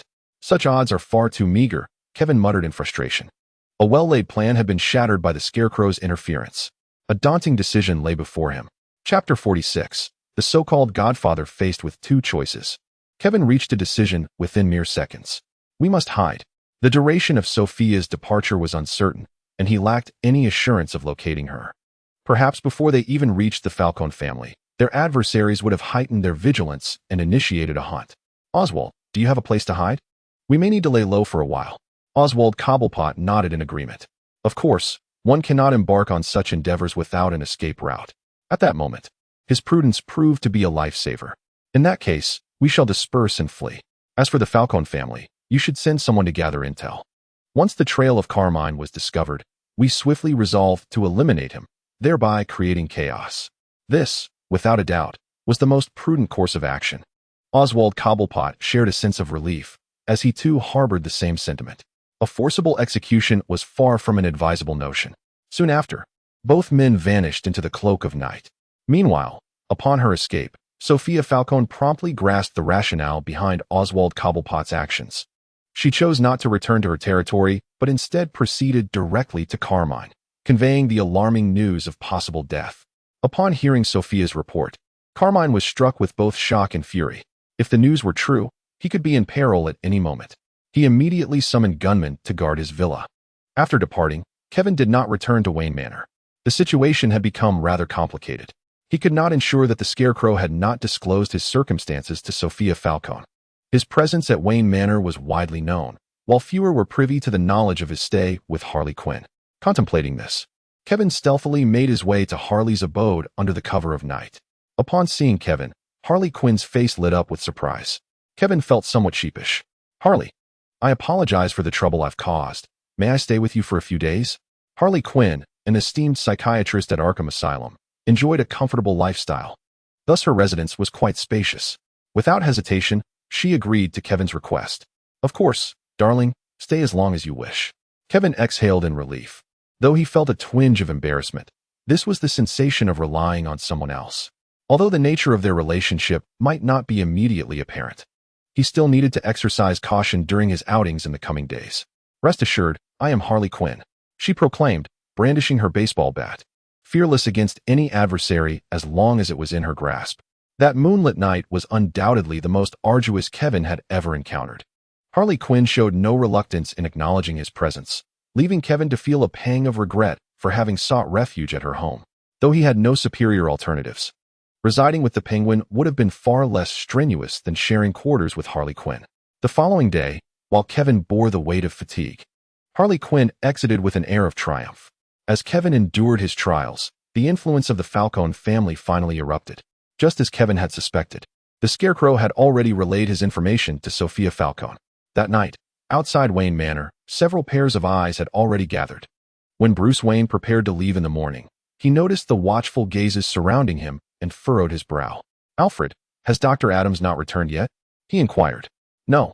Master Wayne, there is no need for concern. Dr. Adams possesses his own discernment. Even in Gotham, not everyone dares to provoke him. Alfred Pennyworth replied with a shake of his head. Have we recently offended any adversaries? Bruce Wayne pressed further. Aside from our long-standing business rivals, the only trouble we have stirred seems to stem from your nocturnal excursions, Alfred noted. Well, from that perspective, our troubles appear considerable, Bruce mused, disregarding the butler's jest. If that is the case, then why are there individuals lurking outside? Individuals lurking? Alfred exclaimed, glancing outwards. Indeed, he spotted several ill-intentioned figures observing Wayne Manor from various angles. Their surveillance skills were lacking, and their malice was evident. It seemed that Dr. Adams had indeed attracted trouble. Both men felt a sense of unease. Not only was there activity here, but there were also watchers outside Harley Quinn's residence. Upon her return that evening, she relayed the situation to Kevin. Darling, who have you angered? Oh, just a mob boss, Kevin replied nonchalantly. It wasn't that he underestimated Carmine Falcone. Rather, he felt that the man was past his prime, and Gotham had never been dictated by him. Although he appeared formidable, in reality, he was merely a dog on a leash for the Court of Owls. Compared to the formidable presence of Black Mask, this aging figure was truly harmless.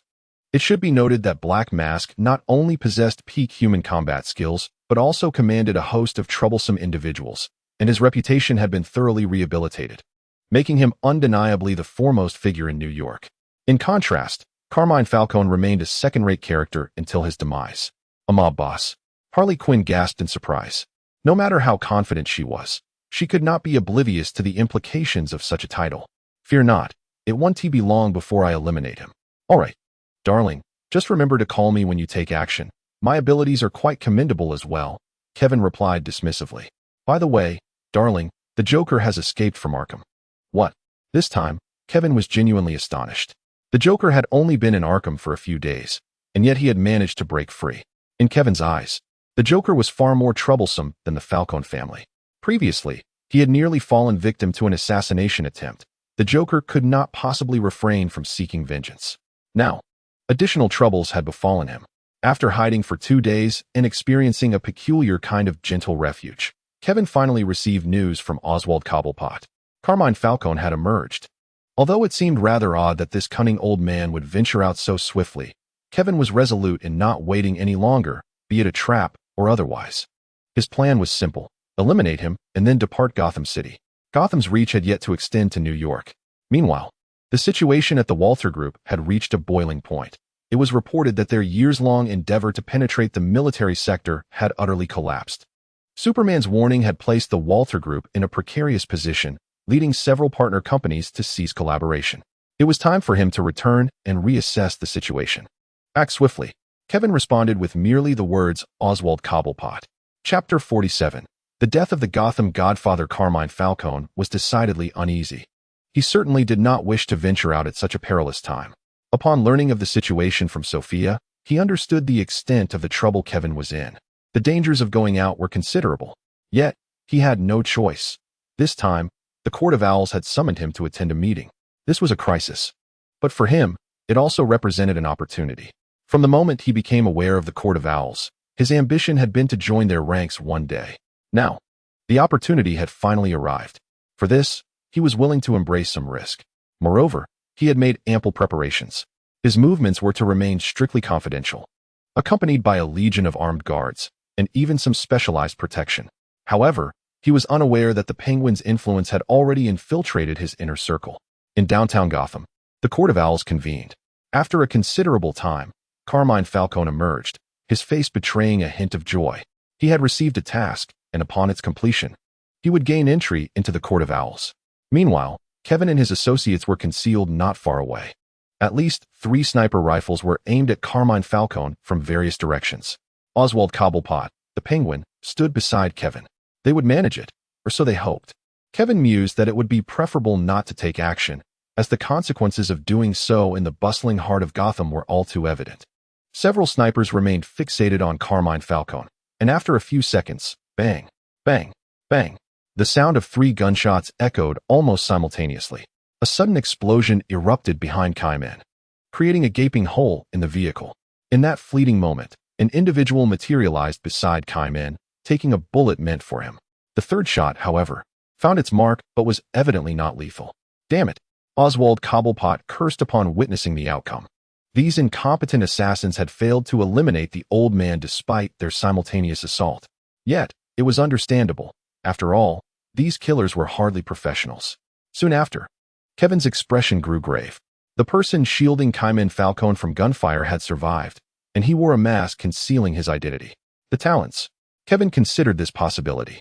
Carmine's subordinates were not endowed with superhuman abilities, but the Court of Owls behind him possessed numerous talents with extraordinary powers. These were their most formidable instruments for asserting dominance over Gotham. In the next heartbeat, a blood-curdling scream erupted from the position of a sniper. Kevin quickly turned his gaze in that direction, only to witness a masked figure, adorned with an owl headpiece, mercilessly dispatching the sniper with a blade. In an instant, the Talon vanished. Moments later, a second sniper also let out a cry of despair. Teleportation. Kevin was taken aback. What in the world? Such an almost game-breaking ability was being wielded in service of the Court of Owls. Before they could fully comprehend the situation, a third sniper echoed the cries of his fallen comrades. Run, Kevin thought. He had no qualms about confronting ordinary powered individuals, but teleportation was an entirely different matter. Oswald Cobblepot also came to his senses and turned to flee. At that moment, the Talon with teleportation abilities fixed its gaze on the remaining individuals. With a cold smirk, it vanished and reappeared behind one of them. The long knife descended, instantly claiming the life of its target. Then it was the turn of the second and third. Kevin understood that escape was arduous, yet engaging in combat with a teleporting adversary in such an open space would amount to a death wish. Only by reaching a location that could restrict the Talon's powers could they hope for a chance to counterattack. However, Kevin was painfully aware that the likelihood of reaching such a place was slim. Suddenly, his heightened senses delineated an image behind him. A man had appeared, raising a long knife, contemptuously aiming it at him. In the face of life and death, Kevin summoned every ounce of his strength. His powerful surge allowed him to narrowly evade the attack while, drawing from countless battle experiences, he simultaneously retrieved a scalpel. With a swift motion, the scalpel flew through the air, embedding itself into the Talon's eye socket. The counterattack was successful. Kevin suppressed the frantic beating of his heart. Though this transpired in the blink of an eye, it was fraught with peril.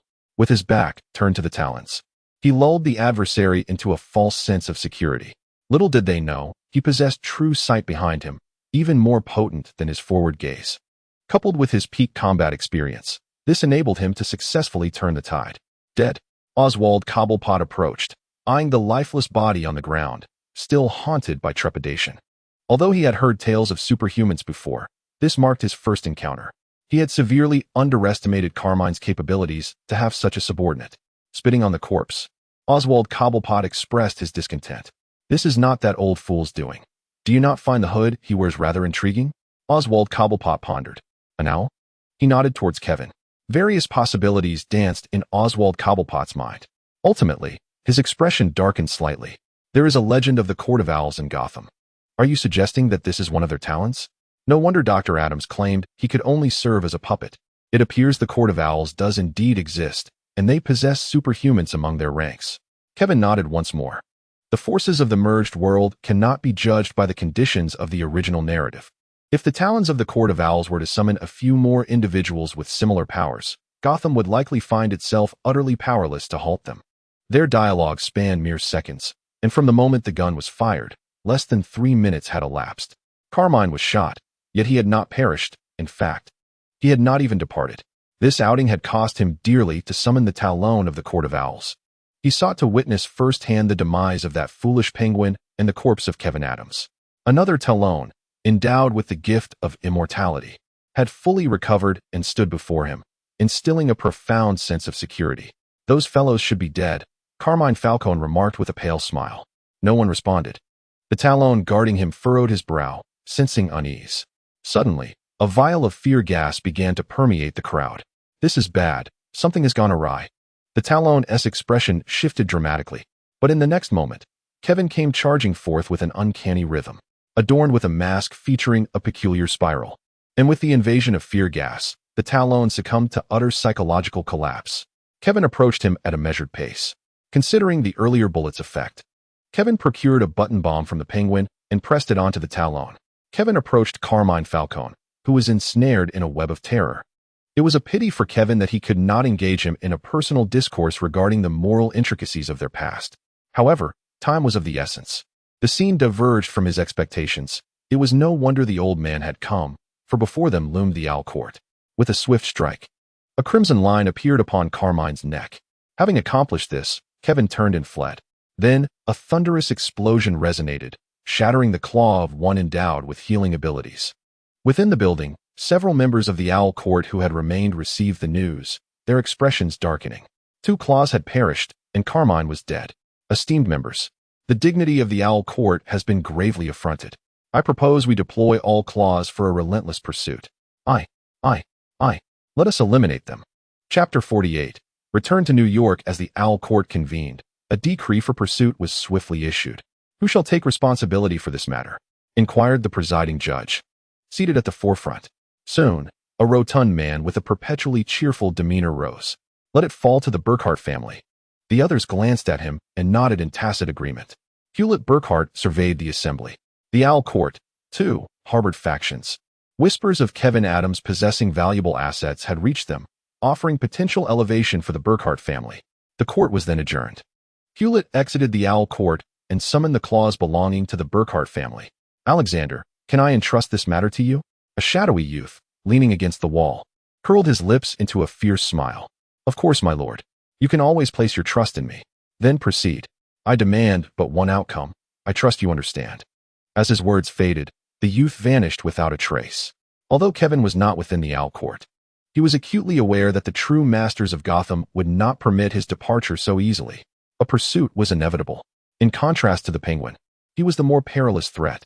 The Owl Court was indifferent to who ruled Gotham's underworld. Their sole desire was to be the puppet masters of that ruler. As long as the Penguin demonstrated his capability to govern Gotham, the Owl Court would refrain from interference. Yet, for Kevin, in the eyes of the Owl Court, he was merely a blatant target for demonstration. The Joker, along with the Owl Court, had dispatched that old man, Carmine Falcone. Yet he had unwittingly attracted even more formidable adversaries. Gotham had become untenable. He must depart at once. With this thought in mind, Kevin sought no one and made his way directly to Gotham's harbor.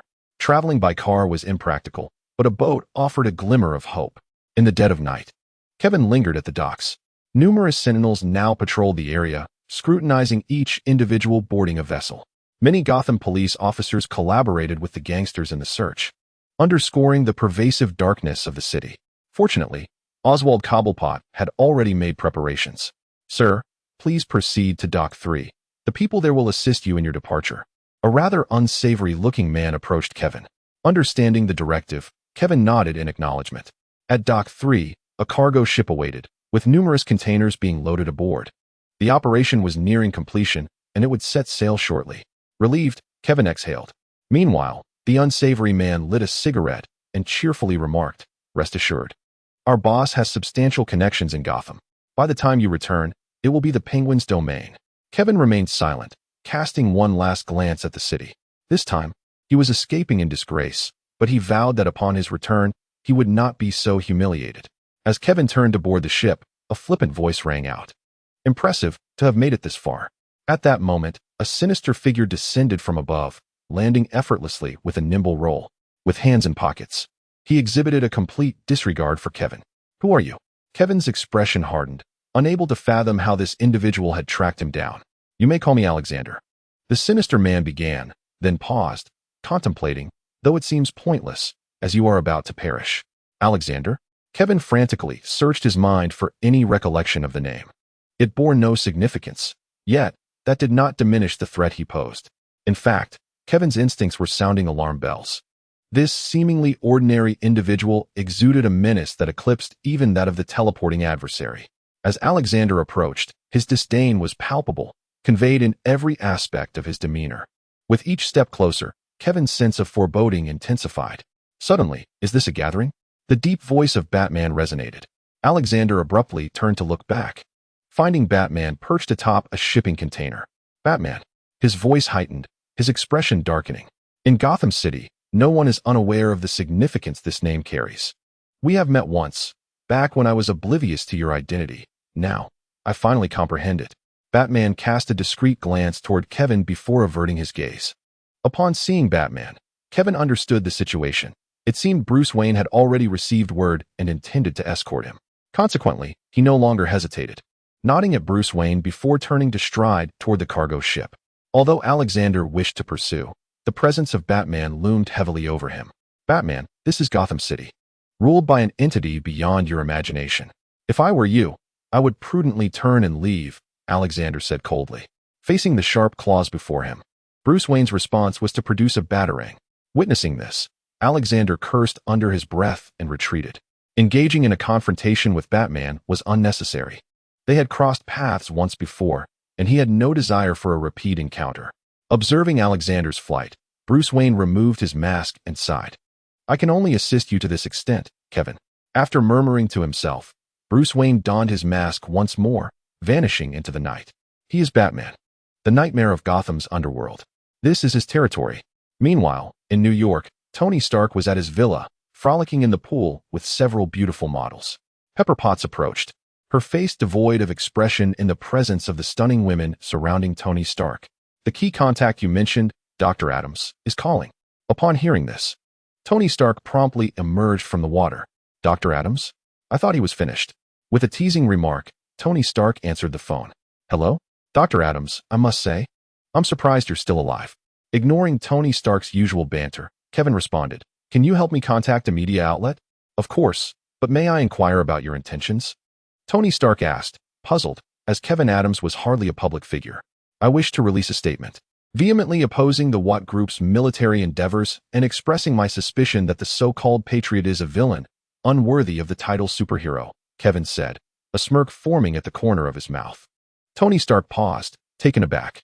By taking this course of action, you have positioned yourself squarely in opposition to the Watt Group and the patriotic citizens. You must realize the immense reputation the patriotic citizens hold in New York.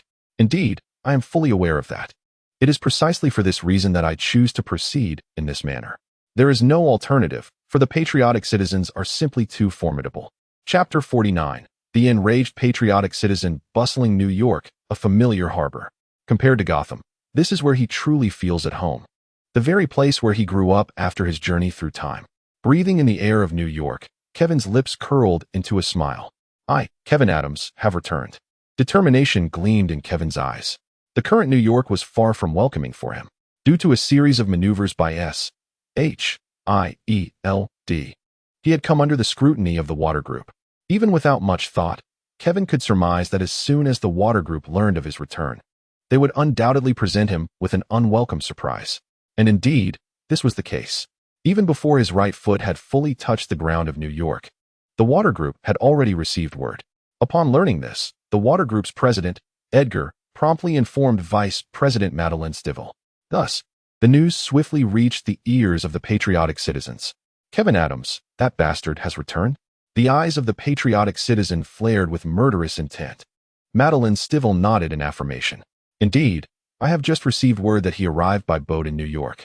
In the next instant, a deafening explosion echoed as the patriotic citizen burst through the window, causing the entire floor to tremble and the tiles within the room to crack. Observing the patriotic citizen's domineering display, Madeline Stivell felt no satisfaction this time. This immensely powerful patriotic citizen was wholly unresponsive to her commands. It was as if everything prior had been a mere figment of her imagination. Soaring through the air, the patriotic citizen scoffed coldly. Kevin Adams, damned Kevin Adams. I will make you understand the true meaning of regret. I promise, you will lament the day you arrived in this world. There were others who dared to provoke the tiger, yet two of those parties represented the official might of S.H.I.E.L.D. and Stark Industries, whose influence rivaled that of the Watt Group. Only Kevin stood alone, merely an ordinary psychologist. If he were not to serve as their scapegoat, then whom would they target? With a rapid flight, a sonic boom reverberated across the sky. Before the patriotic citizen even reached the harbor, Kevin had already seen and heard that alarming sonic explosion. Kevin's expression turned grave. The patriotic citizen was upon him. Just moments later, the patriotic citizen landed with a thunderous crash. His cold, forbidding visage rendered those around him too intimidated to approach. Kevin Adams, I presumed that once you departed, you would never return. Yet, now that you dare to stand again upon this land of New York, one must assume you are prepared for death. Observing the fury radiating from the patriot, Kevin bore an expression of astonishment. Death? My good patriot, what are you insinuating? My home is here. Naturally, I shall return. And as for you, what worth do you hold? In an instant, Kevin's demeanor shifted dramatically, his gaze toward the patriot replete with contempt. A palpable aura erupted around the patriot. Speak that once more. In that moment, the murderous intent glimmering in the patriot's eyes seemed to materialize into a tangible force. Yet, Kevin remained unfazed. And if you utter those words again, what of it? What are you truly? Kevin's provocative remarks ignited an inferno of rage within the patriot, pushing his fury to unprecedented heights. The iron fist capable of shattering steel was raised, ready to unleash devastation. Should he choose, in the next heartbeat, Kevin could be reduced to mere pulp. Not only did the patriot harbor such thoughts, Kevin too shared a similar sentiment, yet he maintained his composure. This patriot was indeed troublesome, yet he possessed a fatal flaw, an excessive concern for his image. This was a port bustling with onlookers, particularly during the loading and unloading of cargo, where workers were plentiful. To commit murder at this juncture would irreparably tarnish the patriot's reputation. Moreover, Kevin smiled and remarked, I almost neglected to inform you. I have enlisted the media to expose the water group I have come to know, and I have also lambasted you. The vermin lurking in the sewers. Indeed, those were my exact words. Fake. The Patriot's hands trembled in rage, and his murderous intent surged. As the mightiest superhero, no one had ever dared to speak so boldly, let alone insult him publicly. He could not abide such humiliation. He would kill. Even if it meant sacrificing the entire port populace, he would ensure that this wretched Kevin Adams understood who truly wielded power in this world. Yet at that moment, Kevin continued to smile. It is evident that you yearn to kill me. But tell me, if you were to slay me now, who would the public deem the true murderer? Those words struck a chord, causing the Patriot to regain his composure. An ant is not worth the sacrifice of the image he had painstakingly maintained for years. The Patriot glared at this insignificant creature before him. Kevin Adams, I shall remember you. I will not take your life today, but it will not be long before you vanish quietly, unknown, in the depths of the sewers. After expressing his frustrations, he found himself only engulfed in greater anger, prompting him to leave the wretched place without hesitation. The moment he witnessed his compatriots depart, Kevin felt a wave of relief wash over him. He wanted to commend his own courage for confronting his fellow countrymen, but fortunately, he had gambled wisely. The image of his compatriots represented their greatest vulnerability. Nevertheless, a weight still lingered in Kevin's heart. The memory of their venomous declaration to remember him was unmistakably clear. How long could the media's fervor endure? If he failed to resolve his predicament beforehand, death would be inevitable. For now, he had merely postponed his demise. Thanks to Kevin's audacious maneuvers, not only did his compatriots refrain from confronting him, but the Vought group also turned a blind eye. Presently, he stood as the vanguard against the Vought group in New York, even accruing a number of admirers. While most opponents of superheroes were merely idle, those opposing the Seven were undeniably justified. The superheroes under the Vought group were indeed a band of lunatics. Before long, Kevin's name graced the media, and he encountered the long-missed Huey Campbell. However, this time, Huey was not alone. Accompanying him was a man sporting a thick beard, who cautiously peered outside upon entering. Greetings, Dr. Adams. I am Billy Butcher, a fellow member of the Anti-Seven movement. Would you be interested in joining us in our fight against the Seven? Billy introduced himself and promptly stated his intentions. Both he and Huey bore grievances against the Seven. Their mission was to eliminate these self-proclaimed superheroes who perpetrated malevolent acts. Kevin's previous actions had led them to believe they were kindred spirits.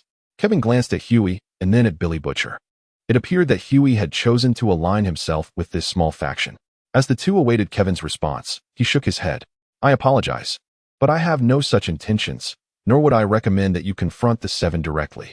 The chasm between ordinary humans and superhumans is far too vast. Your efforts would be futile. Huey, it is not too late to turn back. The last statement was directed at Huey Campbell. Kevin understood that Billy Butcher might have already crossed a point of no return, but Huey still had the opportunity to reconsider. Although they succeeded in the original narrative, in this new reality, who could predict the outcome? At the very least, he could not bear to watch his patient embark on a path of no return. Upon hearing Kevin's blunt refusal, Billy Butcher was momentarily taken aback. Huey Campbell, on the other hand, clenched his teeth. I'm sorry, Doctor, but I have no intention of relinquishing this hatred. With that, the two departed in disappointment. Watching their retreating figures, Kevin let out a sigh, hoping they would survive. Chapter 50. The Iron Suit Puzzle. Take care, Kevin said with a smile as he bid farewell to his last customer of the day. He had returned to New York for some time now, and life had resumed its normal rhythm. Not only had the water group faded from his worries, but even the gangsters he feared had mysteriously vanished from his neighborhood. Although he could not fathom the reason behind this, it was, after all, a positive development for Kevin. Closing the door and hanging the closed sign, he made his way to his study, where he retrieved a stack of papers adorned with various mechanical designs. These were the fruits of his labor, acquired through the dreams of Tony Stark. Since he could not fully control Tony's dreams, the blueprints appeared somewhat disordered, predominantly featuring manufacturing designs for the Mark series. Lacking an intelligent assistant like Jarvis, he had resorted to sketching out all the designs himself.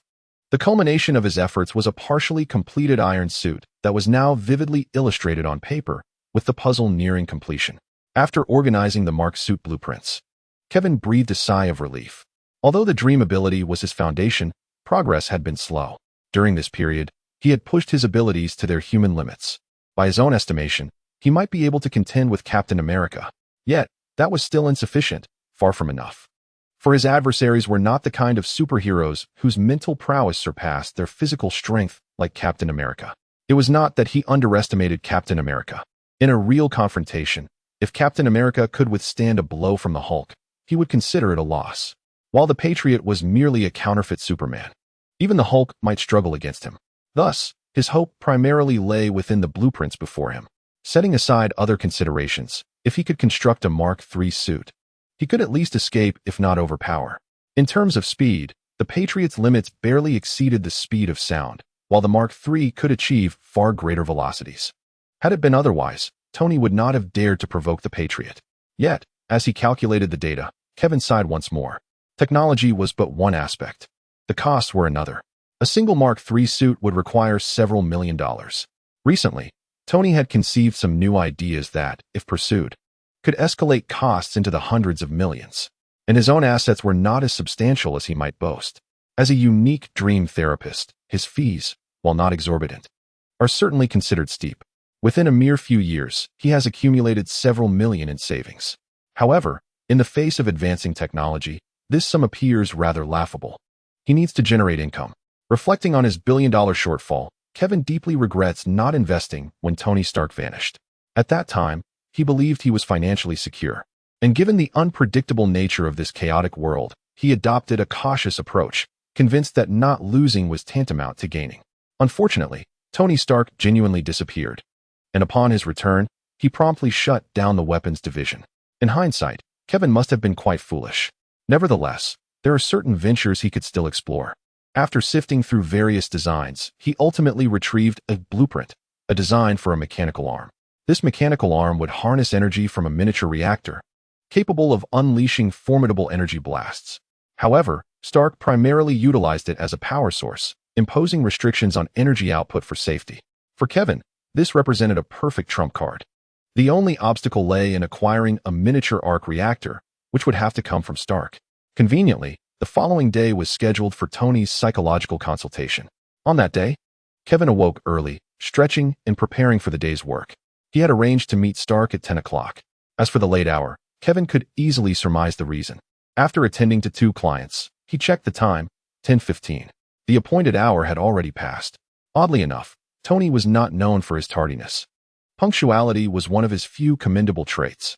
Though often laid back, he rarely left anyone waiting. After a brief wait, Kevin picked up his phone and called Tony. Soon, a weary voice answered. "Dr. Adams, why are you calling? It's already 10:30. Stark's tone revealed surprise, as if he had entirely lost track of time.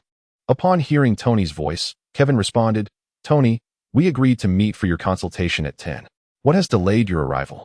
Though it was merely a routine inquiry, Tony sounded somewhat apologetic. "I'm sorry, I encountered some difficulties with my research and lost track of time." Kevin immediately reprimanded, stating that while research holds significance, rest is of paramount importance. Effective repose can enhance cognitive vitality, a fact substantiated by scientific evidence. "I am aware of this. I shall be more mindful next time," Tony retorted, feeling somewhat perplexed by his own response. Typically, had it been anyone else addressing him in such a manner, he would have rebuffed them instantly. Yet, before Dr. Adams, he found himself at a loss for words. After a moment's contemplation, Kevin suggested, "In that case, prepare yourself for a dream consultation. Dream therapy is a form of sleep, and you are in dire need of rest." "Wait, Dr. Adams, my research is not yet complete. We need to reschedule." Tony began to explain, only to be met with a sudden busy signal. Attempting to redial, he encountered a persistent, engaged tone. With a resigned expression, Tony Stark rose and stretched. "Jarvis, prepare me a cup of coffee. I must step out for a moment." This Dr. Adams was indeed a formidable adversary. Meanwhile, Kevin gazed triumphantly at the phone, muttering, "Oh, Tony, I understand you far better than you might presume." Not long after, the doorbell rang. Kevin approached to open the door, revealing a robotic figure, none other than Iron Man, Tony Stark himself. "Why have you arrived in your suit?" Such an appearance could easily lead others to believe there are issues with my workshop. Kevin sighed, already suspecting the reason behind Tony's actions, his stubborn pride. "My apologies. I feared you might be anxious," Tony replied, as his armored mask retracted, revealing a smug expression that grew even more pronounced upon witnessing Kevin's exasperation. "Well then, do come in," Kevin conceded, stepping aside. As they took their seats, Kevin glanced at Tony's dark circles and remarked, "Your mental state appears to have improved recently. The shadows of the past seem to have nearly dissipated. Perhaps your treatment is nearing its conclusion. However, I am curious to know what dilemma has caused you to neglect your rest so thoroughly. As a psychologist, I must insist that you alter your lifestyle patterns." Without hesitation, Tony interjected, "I'm afraid that pertains to specialized energy issues that you likely wouldn't comprehend." "Oh, that may not be the case," Kevin replied with a smile. For this was precisely his intention. "Not the case?" Tony scoffed, casting a dismissive glance at Kevin, thinking to himself that this psychologist was utterly oblivious. Can someone with your background in psychology truly grasp the complexities of energy studies? Had it been anyone else, he would have likely unleashed a torrent of criticism by now. However, in the face of the inexplicable admiration from Kevin Adams, Tony decided to show him some courtesy. "Dr. Adams, energy science is one of the most intricate disciplines in this world. I believe that your potential to attain a Ph.D. in psychology speaks volumes about your own remarkable qualities, though the realm of quantum mechanics might be an area you're less familiar with." While this statement appeared polite, it was, in essence, a veiled insinuation of his inadequacy. Kevin, however, took no offense. After all, Tony Stark, in a certain sense, was indeed stating a truth. Kevin merely smiled. "In fact, I do possess some knowledge in this area." As he spoke, Kevin opened a drawer and retrieved a small object. Tony Stark's gaze was instantly captivated by this item. Although it was modest in size, Kevin's expertise allowed him to discern that this seemingly trivial object contained impressive technological capabilities. Of course, what might be regarded as commendable technology in his hands could be considered revolutionary in the possession of others. "Take a look at this energy source I've created," Kevin offered, extending the rudimentary reactor toward Tony Stark. This device was essentially a manifestation of the reactor knowledge he had acquired through his dreams. With the enhancement of his dream abilities, he had amassed considerable knowledge pertaining to machinery. Moreover, having observed Tony Stark's process of reactor construction, even a novice could grasp certain principles. Kevin, being sufficiently intelligent, certainly could. Regrettably, he still fell short by a slight margin. In research, sometimes it is merely a spark of inspiration that is lacking. As Kevin pondered this, Tony Stark's astonishment deepened. Why does this resemble a miniature arc reactor so closely? In Tony's eyes, although Kevin's energy source lacked critical components, its principles bore a striking resemblance to his own miniature arc reactor, with at least an 80% similarity. He was certain he had never divulged any information regarding the miniature arc reactor. His workshop was under constant video surveillance. Otherwise, he might have suspected Kevin Adams had pilfered knowledge from him. Observing Tony Stark's astonished expression, Kevin calmly sipped his tea. In his mind, he had already envisioned Tony's forthcoming question and prepared an answer. "Indeed, it resembles your miniature arc reactor. What do you think? Although my field of study is psychology, I did delve into physics for a time." "Impressive," Tony Stark conceded, after a moment of internal conflict, reluctantly offering a compliment. Just as he had expressed derision, he found himself soundly contradicted. The most crucial part was that he could find no fault in it. This reflects a mindset akin to his own creations. It implies, rather bluntly, that the arc reactor he takes pride in is inadequate. Upon hearing Tony Stark's response, accompanied by an expression reminiscent of distaste, Kevin could not help but smile. In such moments, it is perhaps prudent not to provoke him further. The satisfaction within is sufficient. Perhaps you could articulate your dilemma, and I shall see if I can offer any guidance. Even if I cannot assist, voicing your concerns may alleviate some of your burden." Tony Stark hesitated. Merely posing a question would not compromise his research. He then proceeded to articulate the problem he was facing. After considering the matter, Kevin shook his head internally. Indeed, the issues Tony faced were beyond his capacity to resolve. Nevertheless, he offered some suggestions based on his knowledge. Observing Tony's expression revealed that his advice bore little constructive value. Kevin remarked, "It appears this conundrum requires your own contemplation. Now, let us engage in one final session of dream therapy. If all goes well, you may not need to return thereafter." Tony nodded, a sense of reluctance washing over him as he gazed at Kevin, akin to parting with an old friend. As was often the case, Tony's dreamscape remained a laboratory. However, this time, Kevin approached him, and once Tony recognized him, Kevin directly posed his inquiry. "Tony, do you know how to resolve this issue?" In the dream, Tony's eyes reflected confusion, yet his mind began to formulate solutions. There exists a notion that within dreams, the brain is unburdened by the need to process real-world information, thus often functioning more swiftly than in reality. This theory, as evidenced by Kevin's experiments, indeed holds merit. This is an intriguing question I shall need to investigate further. In the ensuing time, Kevin and Tony Stark delved into the matter at hand. After an indeterminate duration, Kevin felt a surge of elation, success. He calculated the elapsed time. The dream therapy session was drawing to a close. With this thought, Kevin began to construct the final dream. Moments later, the dream dissipated. Upon receiving his reward, Kevin promptly returned to the realm of reality. As he opened his eyes, he noticed that Tony Stark had yet to awaken from the dream. Kevin seized a piece of paper and swiftly transcribed their findings from the dream. As Tony emerged from his reverie, he found Kevin industriously jotting down notes.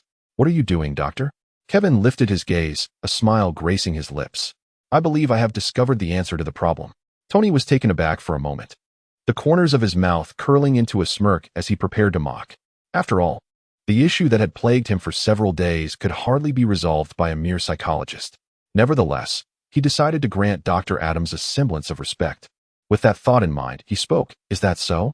Allow me to see. But doctor, you should be aware that the problem I face is exceedingly complex. There are no computers or laboratories here, so the solution you devise now is likely to be incorrect." Perhaps. Kevin did not counter him. He merely handed over the sheet of paper. Tony Stark accepted it, casting a cursory glance before intending to set it aside.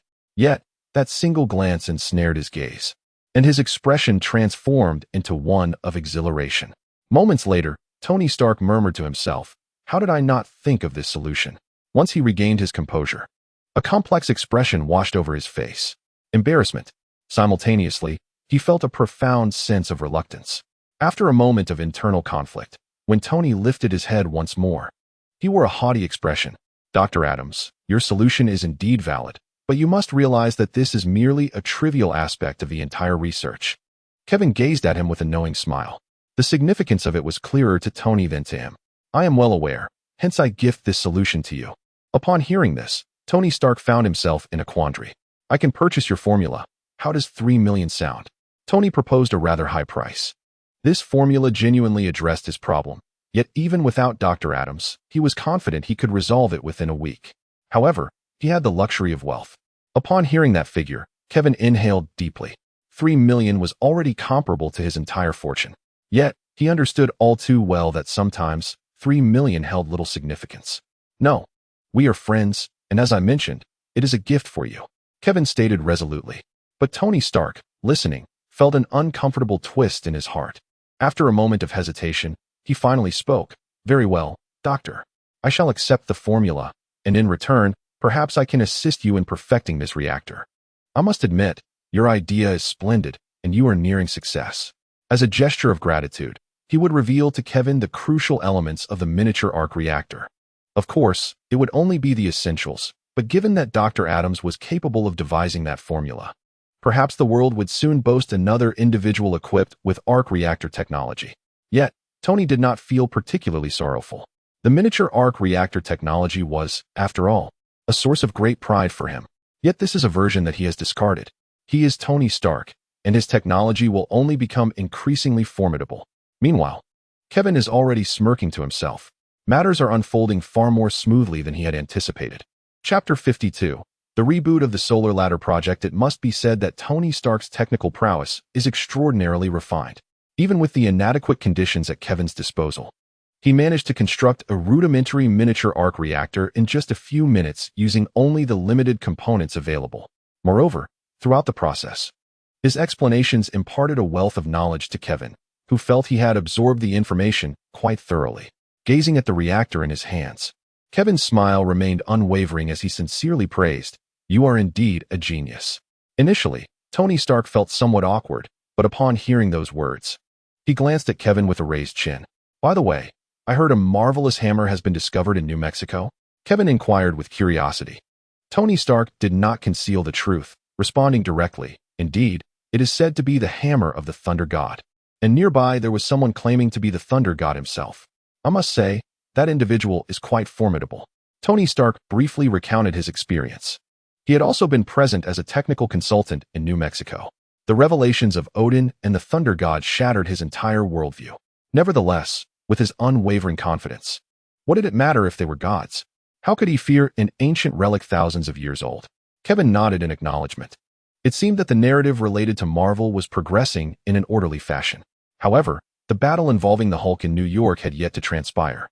After bidding farewell to Tony Stark, Kevin dedicated considerable time to crafting the first prototype of the energy pulse gun.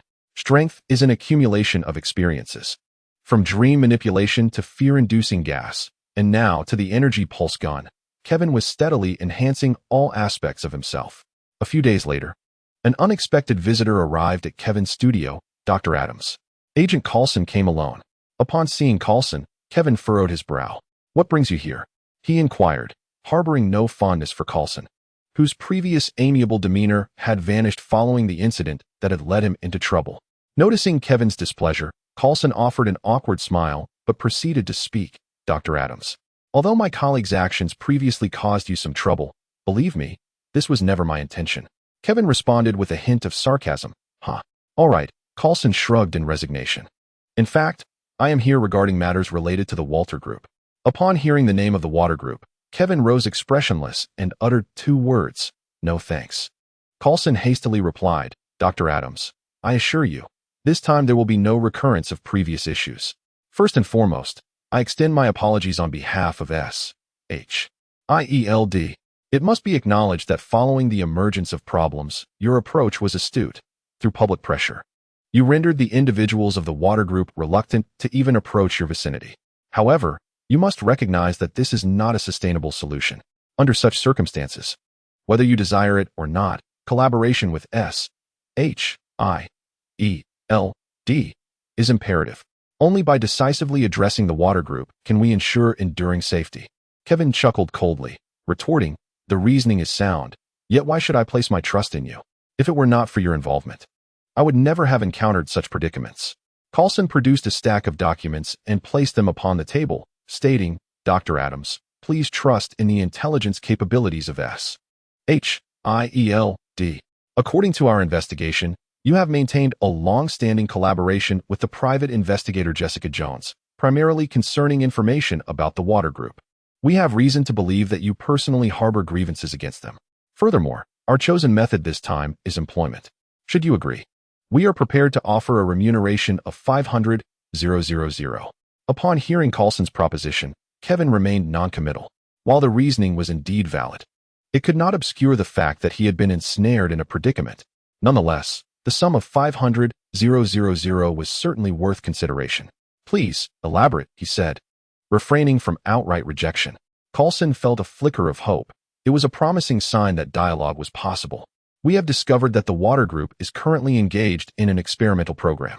The subject of this experiment is a survivor of the Solar Ladder Project named Andrew Datemo. A name you referenced in the materials you provided. Perhaps it rings a bell for you." Kevin pondered for a moment before recalling the name. However, it was noted in the program that no extraordinary abilities had been detected. In other words, this was a survivor who, unlike the subjects of the Patriot program, had not acquired superpowers, an unfortunate circumstance. From what he understood, the Water Group's most successful endeavor thus far was the creation of the Agent 5, which had produced a multitude of empowered individuals. Most of the superheroes currently recruited by the Water Group were manufactured through this method, essentially a strategy for cultivating an internal legion. Conversely, the Solar Ladder Project had not progressed as smoothly. Based on Kevin's conjecture, it seemed that only the Patriot had emerged as the fortunate beneficiary of this program. However, this lucky individual possessed a strength far superior to that of the mass-produced Agent 5. Meanwhile, Coulson continued to elaborate on the matter. "We have ascertained the location for the implementation of this plan. Although, with the intelligence at our disposal, we have yet to unveil the specifics of the Sun Ladder Project. You are indeed exceptional." At this juncture, Coulson refrained from elaborating further, for he believed Kevin understood precisely why he was deemed special. After a moment's hesitation, Kevin finally nodded. "Reveal the particulars to me. I am willing to engage in this endeavor." It was evident he was special, as he was one of the fortunate few. Clearly SHIELD had recognized this, which was why they had enlisted him for the task. The two reached a mutual accord, agreeing on the details. A few days later, Kevin arrived in an unremarkable small town. This town, lacking in notoriety and situated in a remote area, would typically escape anyone's notice. May I request a different companion?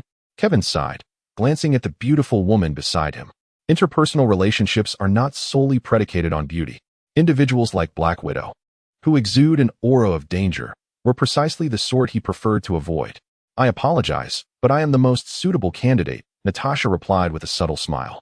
Subsequently, the pair retrieved their luggage from the vehicle, masquerading as a vacationing couple. Just then, a woman approached them. This small town had not seen outsiders in quite some time. The woman bore a gentle smile, radiating warmth. Kevin cast her a glance. Although their disguise was convincing, he could still discern that something was amiss. Nevertheless, having undergone transformation by S.H.I.E.L.D.S. Master of Disguise, he felt a degree of reassurance. We are here on holiday. Having heard delightful things about the local ambience, we intend to stay for a few days, he said. The woman's expression subtly shifted before she replied with a smile. Of course, I believe you will experience the town's hospitality. Meanwhile, in another corner of the town, unbeknownst to anyone, there existed a high-precision laboratory. Numerous researchers clad in white coats held glasses of champagne. Ladies and gentlemen, the Sun Ladder Project is officially reinitiated. Chapter 53. Powers Out of Control? The Sun Ladder Project was once a superpower research initiative that rivaled the Fifth Serum. Regrettably, due to the technological limitations of that era, the Vortex Corporation had to reluctantly abandon the endeavor. However, with advancements in technology and the development of new formulas, the Sun Ladder Project could now be revived. This time, the sole objective of the Vortex Group was to create a second version of the Patriotic Man. No, they aimed to forge a superior variant of the Patriotic Man. Though the individuals of the Homelander have always prided themselves on their superiority, the Vought Group has never echoed such sentiments. However, there exists an undeniable truth that cannot be overlooked. The world's mightiest superhero will forever be one, the Superman of Metropolis. While the powers of the Homelander bear a striking resemblance to those of Superman, countless simulations conducted by the Vought Group have revealed that in a confrontation, the Homelander stands no chance of victory. This realization evidently does not satisfy their ambitions. Following a brief celebration, the Solar Ladder Project commenced with great urgency. In the conference room, an elderly man occupied the seat of honor, grasping a cane and appearing somewhat frail. Yet, none dared to underestimate him. For all were acutely aware that this old man was their boss, the head of the Vought Group. It was precisely due to the significance of the Solar Ladder Project that this elusive leader chose to make an appearance. Soon, a supervisor responsible for field operations rose to report. There are no issues. The testing facility is operating smoothly. We did, however, encounter a couple of outsiders in the town yesterday, but currently, everything is under control. The boss nodded in acknowledgement. Keep a close watch on those two. Should any complications arise, eliminate the threats entirely. A glimmer of menace flickered in his murky gaze as he spoke. Understood, replied the field supervisor, who had already made the necessary preparations. Turning his attention elsewhere, the boss inquired, has the solar keystone been positioned? It has been set up and is ready to commence the experiment. The conditions of the 3 test subjects remain stable. The logistics team has completed its preparations. The PR team is poised for media control, and the superpower response team is in place. The heads of over 20 departments present reported their progress. Finally, a smile graced the boss's face. In that case, let us proceed as planned. The small town appeared tranquil, or so it seemed. Kevin and Natasha had been residing there for 5 days, a deviation from the initial plan. Natasha, I need you to contact Coulson. We must renegotiate the terms of compensation. We initially agreed that the matter would be resolved within 3 days, and now 5 have elapsed. As a premier psychologist, do you have any idea how much I've lost because of this? In the living room, the two, masquerading as a couple, lounged on the sofa, watching television. Kevin incessantly voiced his grievances, not that he was particularly concerned about the money.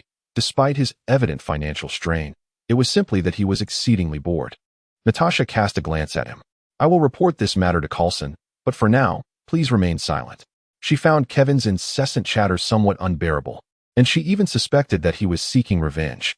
As for whether Kevin harbored such intentions, who could say? Has S.H.I.E.L.D. received any news? Kevin shifted the topic. Natasha replied, not yet. As of now, we only know that a significant figure from the Water Group has entered the town, and it is challenging to uncover more intelligence. However, it is already evident that the scope of this experiment is vast, possibly encompassing the entire town. Kevin shrugged. Well then, let us continue to wait. After a moment's contemplation, he added, perhaps you could consider any recent activities in the town. Regardless of their scale, you mentioned that the entire town serves as the water group's testing ground. The signs of activity might be hidden in places you have overlooked. Natasha furrowed her brows. There are indeed some minor events. The day after we arrived, there was a birthday party, and yesterday a social gathering occurred. If all goes as expected, there will be another party tonight. Kevin smiled. Perhaps we should go and take a look. Natasha also realized the normalcy of such gatherings. Yet, they found themselves in a small town, a genuine one, situated nearly 20 kilometers from the city center. This distance rendered the town remote and insular. Typically, gatherings in such small towns would not be so frequent. Could this be an anomaly? Meanwhile, two youths were engaged in conversation. Andrew, you really need to expand your social circle. The speaker was Andrew Dightmore's cousin, Matt Garidi. Andrew awkwardly waved his hand. You know, I only enjoy capturing moments through photography. Sensing Andrew's reluctance, Matt Garidi immediately countered, as it happens, we have a party tonight, and we need someone to document the proceedings. Would you be willing to help us with the photography? Andrew was about to decline, but Matt Garidi left him no room to refuse. Andrew, this is a great opportunity. I will introduce you to some of my friends. Just consider it a favor. Reluctantly, Andrew Dightmore nodded in agreement. He was aware of his own solitary nature. He came from a troubled family, with a father who drank excessively and treated him like an adversary. Beyond the beatings, he had no other memories of his father. He had contemplated change, but it seemed that fate had destined him to remain as he was. As dusk fell, the party commenced. Everyone was reveling in the festivities, while Andrew, feeling somewhat out of place, struggled to adapt. After a while, an exuberant young black man dashed over, his expression brimming with excitement. Hey, you must be Andrew, Mike's brother. Upon Andrew's nod, the young man exclaimed, I'm Steve, your brother's best friend. Come with me. We've discovered something extraordinary. You need to document all of this. Without further ado, Steve seized Andrew's hand and pulled him outside. Not far from them, several researchers observed the scene through cameras. One remarked, the experiment has officially commenced. May everything proceed smoothly. Another replied with a chuckle, of course it will. We've conducted several simulations, and this time, failure is not an option. Their eyes sparkled with excitement as they anticipated witnessing a miracle. Meanwhile, Kevin and Natasha had also arrived at the scene. Glancing at the jubilant crowd, Kevin suddenly noticed two figures darting through the darkness. You investigate, and I'll follow those two kids, he instructed, to which Natasha nodded in agreement. It was a prudent decision. As they parted ways, Natasha failed to notice the flicker of confusion in Kevin's eyes. Everything around him felt eerily reminiscent of a film he had watched before his journey. Initially, he dismissed the uncanny similarities due to a lack of information. But after sharing insights with Natasha, he began to find it absurd. He recalled the protagonist of a movie, sharing the same name as this experiment subject, Andrew. The film was titled Chronicle. Could it be the same? Chapter 54, The Sun Steps Beneath the Cave Chronicle narrates the tale of three fortunate young men who encounter a mysterious stone, granting them supernatural abilities. However, one of them, unable to control his newfound powers, succumbs to perilous thoughts, leading to a fierce confrontation among the trio, with only one surviving. The plot may seem ordinary, yet if it were indeed true, it would imply that this town harbors something capable of awakening extraordinary abilities. Coupled with the knowledge that this was part of the Sun Steps Project experiment, the implications were unmistakable. Kevin had deliberately distanced Natasha to prevent SHIELD from gaining insight into subsequent developments. His partnership with SHIELD was merely a reluctant obligation, devoid of any inherent duty. Quietly, Kevin trailed behind the two figures, his acute senses weaving a wondrous tapestry of awareness around him. Everything in his surroundings was vividly etched in his mind. Throughout their journey, he discovered at least a dozen cameras, ensuring that their movements remained under constant surveillance. Realizing this, Kevin became increasingly convinced that these two individuals were indeed subjects of the current experiment. This is the place. Let's descend. Steve Montgomery declared as he led Andrew to the mouth of a cave, which emitted an eerie green glow. Upon witnessing this phenomenon, Andrew felt a surge of trepidation. Yet, The young man named Steve Montgomery leaped into the abyss without hesitation, calling out to Andrew, "Hey, Andrew, hurry up." After a brief moment of hesitation, Andrew gritted his teeth and followed suit. As the two descended, a group of figures emerged from the surrounding shadows. "The subjects have entered. The flare will soon be triggered. And now we await the results," one of the staff members remarked with a grin. "Unfortunately, near the solar steps, electronic devices are susceptible to interference. Otherwise, we could observe further." "No matter, the solar steps will erupt in 3 minutes," another replied. "Once the flare is unleashed, we shall acquire the most crucial experimental data." The group engaged in lively conversation, their excitement palpable. Amidst this, Kevin stood behind them, his voice laced with curiosity. "Is this the solar steps?" "Who?" The researchers gasped, turning to face him with alarm. How could anyone be here? It was known that a dozen armed guards lay in ambush nearby, along with countless cameras monitoring every movement. Kevin replied calmly, I am Kevin Adams, once a subject of the Solar Steps program." The Solar Steps program subject. Several veteran researchers felt a chill run down their spines. In the past, very few subjects had survived the Solar Steps program, all under their watchful eye. For instance, with the program's reactivation, Andrew Datemore, a first-generation subject, had been swiftly selected as a test candidate. "No, that cannot be. There was one exception," an elderly researcher said, his pupils constricting. "You are the subject 9 taken by Elisa." "Ah, so you are aware of me," Kevin chuckled, sensing that this old fellow possessed considerable knowledge. His mother was indeed named Elisa. "In that case, why don't you divulge everything you know? Perhaps I might consider sparing your life." The old researcher displayed no sign of belief. "You manipulative madman. You shall not extract any information from me." With that, the elderly researcher drew a gun and shot himself. The sound of the gunshot echoed, leaving Kevin momentarily stunned. The actions of the elderly researcher left him somewhat bewildered. Not only that, another senior researcher hesitated for a moment before decisively taking his own life. It was evident that both individuals were unwilling to fall into Kevin's grasp. Kevin was utterly astonished. Why did they harbor such fear of him? Was it possible that during the years he had lost his memory, there were secrets he remained oblivious to? While others did not choose to end their lives, Kevin recognized that extracting substantial information from these individuals would be futile. Without the slightest hesitation, a vial of fear-inducing gas began to permeate the atmosphere around them. The most terrifying nightmares from within tormented the researchers from the Watt group. Kevin refrained from resorting to violence. Perhaps they would be of use to him later. The most crucial task at hand was to descend and investigate. He was nearly certain that this was the unfolding narrative of uncontrolled superpowers. Below, it was highly probable that there existed a solar staircase capable of bestowing superhuman abilities. Time was of the essence.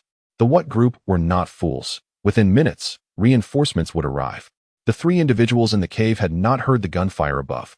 This place was peculiar. It appeared utterly ordinary. Yet at some indiscernible point, the sounds from the surface had been completely muffled. However, they remained oblivious to this anomaly.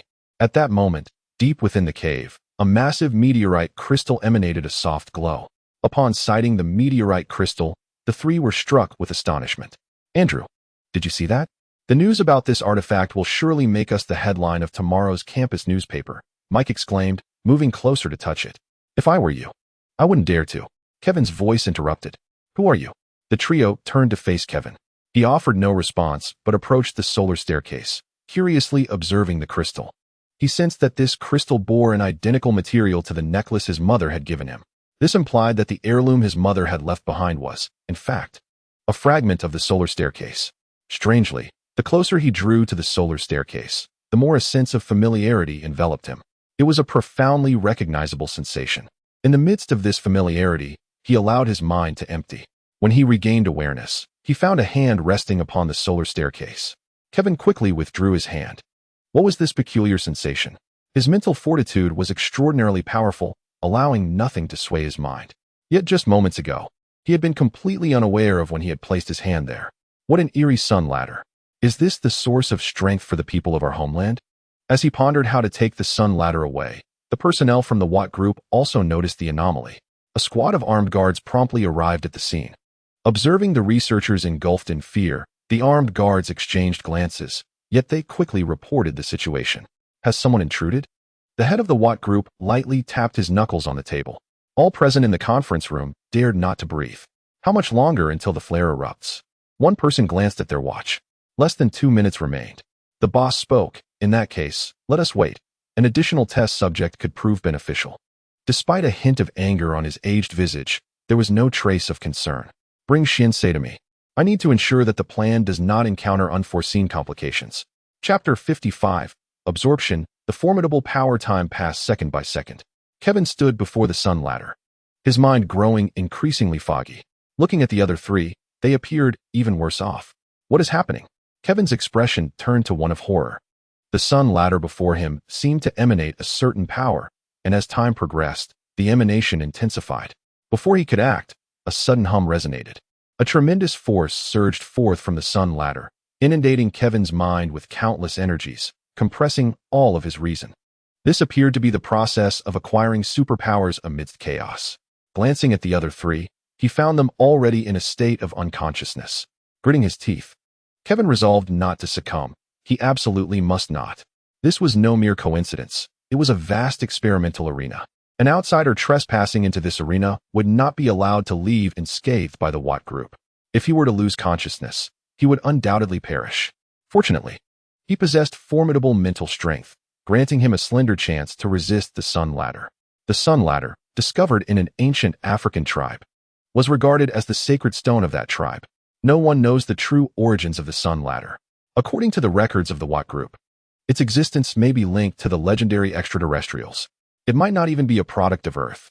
Its sole purpose seems to be to unlock human potential.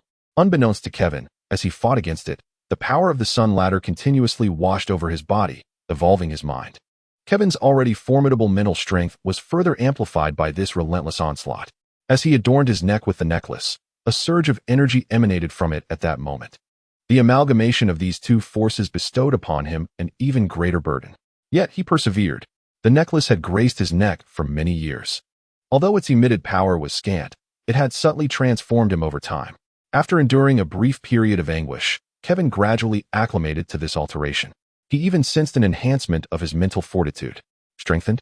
Amidst the pain, a flicker of astonishment danced across Kevin's features, in comparison to the prospect of gaining strength.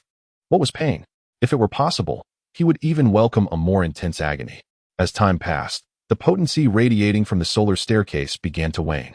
Gritting his teeth, Kevin approached once more, placing his hand upon the solar staircase.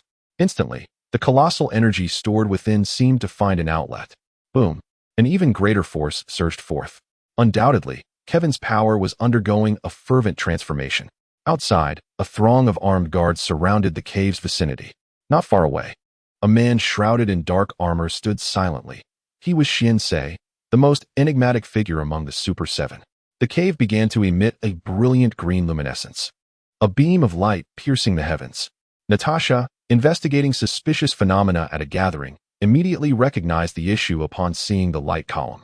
However, as she approached, the formidable guards dissuaded her from advancing. Many townsfolk gazed in astonishment at the unfolding scene, while a select few appeared to have anticipated it. It is nearing its conclusion. Beside Shinsei, the boss, seated in a wheelchair, spoke calmly. There is an unexpected intruder below. Should any complications arise, I require you to address him. Shinsei nodded silently, already accustomed to such matters. Soon, the radiance gradually diminished. Prepare to enter, bellowed the captain of the armed guards. As several chosen elites nodded in acknowledgement, the finale commenced. Within the cave, the solar staircase had lost its glow, appearing no different from an ordinary stone. From the direction of the cave's mouth, a resounding thud echoed. Subject 1 has landed safely, a deep voice announced. Shortly thereafter, several more voices followed suit. Once all had descended, they cautiously ventured deeper. They needed to ascertain the condition of the experimental subject. Upon reaching the interior, Subject 1 signaled for everyone to halt. Ahead, several figures lay scattered on the ground, clearly unconscious. Upon witnessing the experiment subject in a state of unconsciousness, a sense of relief washed over a few individuals. However, their expressions swiftly morphed into one of alarm as they counted, realizing there were only 3 instead of the expected 4. What on earth happened? Number 1 gravely inquired. In the next moment, an overwhelming force surged towards them. Bang! Bang! They were simultaneously propelled backward. Kevin emerged from the shadows. You are searching for me? The armed guard stared in horror at Kevin. He refrained from immediate violence, feeling an extraordinary sensation coursing through him. Just moments ago, he and T needed to engage physically. Merely a flicker of thought had unleashed a telekinetic force, sending them flying. While he had always possessed unique traits, this new experience was remarkably novel. He had become a superhuman, and a formidable one at that. It wasn't mere arrogance. He recalled how, in films about uncontrolled superpowers, protagonists could barely bend a spoon upon gaining their abilities. This sensation was exhilarating. With a graceful motion, Kevin floated into the air, closing his eyes to relish the experience of weightlessness. However, he soon opened his eyes, a glint of lethal intent flashing within them. In an instant, he used his powers to snap the necks of the guards. Since they were adversaries, there was no rationale for their survival. Casting a glance at Andrew and the others, Kevin chose not to act against them. Although these three fortunate souls had also acquired abilities, their potential was limited, certainly not comparable to the original narrative. After all, he had absorbed most of the power from the solar ladder. Now, it was time to confront the Watt group. A cold smile graced Kevin's lips. Having endured such restraint for so long, it was finally time to test the limits of his strength. In the next moment, a deafening explosion resonated. Before anyone outside could react, Kevin soared out of the subterranean chamber. Upon emerging, he did not land, but hovered effortlessly in the air, surveying his surroundings. He noted the numerous armed guards of the Watt group, all tense and poised with weaponry, their gazes fixed upon him. Although the night obscured their expressions, Kevin surmised they were likely astonished, perhaps even terrified. How intriguing. In the distance, the boss chuckled, showing no signs of fear even in the presence of such a formidable Kevin. This potential was something even John had not achieved. He was curious about the cause of this phenomenon. Meanwhile, Schwanza had already prepared for action. Just then, the boss turned to the armed guard captain beside him and commanded, "Go, eliminate him." The captain saluted and promptly issued the order, "Fire." In the next moment, countless firearms unleashed torrents of fire towards Kevin, with thousands of bullets simultaneously hurtling through the air. Fear was absent among the members of the water group. They were seasoned veterans of battle. Witnessing their adversary's unhesitating assault, Kevin's expression darkened. A vast surge of mental energy radiated outward, causing all bullets to decelerate and ultimately halt 3 feet away from him. In mere seconds, he found himself encircled by a formidable barrier of bullets. "Let us resolve our enmity, water group." From this moment forth, Kevin murmured to himself before glaring fiercely. His mental power erupted once again, and in the blink of an eye, countless bullets were shot back at their originators. Instantly, blood splattered as the armed guards of the water group suffered significant casualties, their cries of anguish echoing into the night. At that moment, fear finally gripped the guards. It was only when the bullets proved ineffective that they comprehended their own vulnerability as mere mortals. "Bring your leader to me," Kevin demanded, his voice steady. "I wish to uncover the true nature of the Solar Ladder Project." Empowered, Kevin exuded an air of arrogance. Chapter 56. The shock of Nick Fury. A sudden burst of applause erupted, jarringly out of place amid the carnage of the night. Kevin turned toward the source of the clapping. Previously unnoticed, he now observed 2 figures in that direction. The one applauding was an elderly man seated in a wheelchair. Kevin's gaze sharpened. An instinctual sense of unease washed over him. Regardless of the man's identity, anyone witnessing Kevin's display of power would surely feel fear, as he was not yet adept at fully harnessing the overwhelming strength he had acquired from the solar ladder. The immense power weighed heavily upon him, straining his body beyond its limits. The pressure on his mind was nearly overwhelming, and the situation worsened with each passing moment. He had begun to experience a nosebleed, concealed beneath the cover of darkness. If he continued to recklessly expend his energy, it would not be long before his head might burst like a ripe watermelon. "What a perfect specimen for experimentation," the old man remarked greedily. Kevin regarded the elder coldly, a flicker of murderous intent igniting in his eyes. Clearly, the man held a significant position. As adversaries, Kevin had no intention of allowing him to cause further disruption. "Old fool, whatever support you think you possess, you shall perish here." As Kevin spoke, he extended his hand, an immense power silently coalescing within him. With a mere squeeze, the old man would be crushed beneath his might. At that moment, however, the armored figure beside the old man sprang into action. With a thunderous boom, the earth fractured instantaneously. In the blink of an eye, the black-armored man appeared before Kevin, delivering a fierce punch. Kevin was utterly astonished. Before his mind could fully comprehend the situation, His body instinctively gathered strength to defend itself. With a deafening crash, a shockwave erupted. Bystanders felt as though a tempest had swept through. The clash between the two had concluded. At the epicenter, the armored figure remained motionless, while Kevin was sent hurtling backward. Moreover, the trickle of blood from his nose surged anew, and his mind throbbed with piercing pain, evidencing the tremendous expenditure of mental energy this strike had inflicted. It finally dawned on him. Schwanza. This accursed wretch was undoubtedly a clone from the homeland, specifically designed for the dirty work of the Watt group. Damn, Kevin inwardly cursed. This fiend had appeared. The invincible sensation he had felt moments before evaporated in an instant. Schwanza, being a clone of the homeland, possessed a power comparable to his own. This meant that even in his current state, he paled in comparison to the homeland's forces. Nevertheless, he now possessed the capacity to resist. Blood streaming from his nose, Kevin charged toward Schwanza without hesitation. Empowered by formidable telekinesis, the two engaged in a fierce confrontation. Not far away, hidden in the shadows, the Black Widow, Natasha, watched in astonishment. The sudden diminishment of the guard's strength had prompted her to seize the opportunity to approach. Is that Kevin Adams? Natasha could hardly believe that he wielded such formidable power. A sudden worry crossed her mind. Would Kevin seize the chance to eliminate her? Yet, as a top-tier operative, Natasha quickly regained her composure. Even if Kevin harbored such intentions, he would not act recklessly, for she was an official. The thought flickered through her mind as she departed, her expression a complex tapestry of emotions. The unfolding events had far exceeded her assessment of the situation. She needed to report what was transpiring to her superior. Meanwhile, after exchanging blows with Schwanza, Kevin felt regret wash over him. This adversary was exceptionally resilient. Crucially, Schwanza's abilities mirrored those of a superhuman, encompassing far more than mere super strength and flight. If this continued, Kevin feared he would find himself unable to escape. Upon this reflection, Kevin discreetly retrieved a specially crafted fear bomb. He then concentrated his mental energy towards his eyes.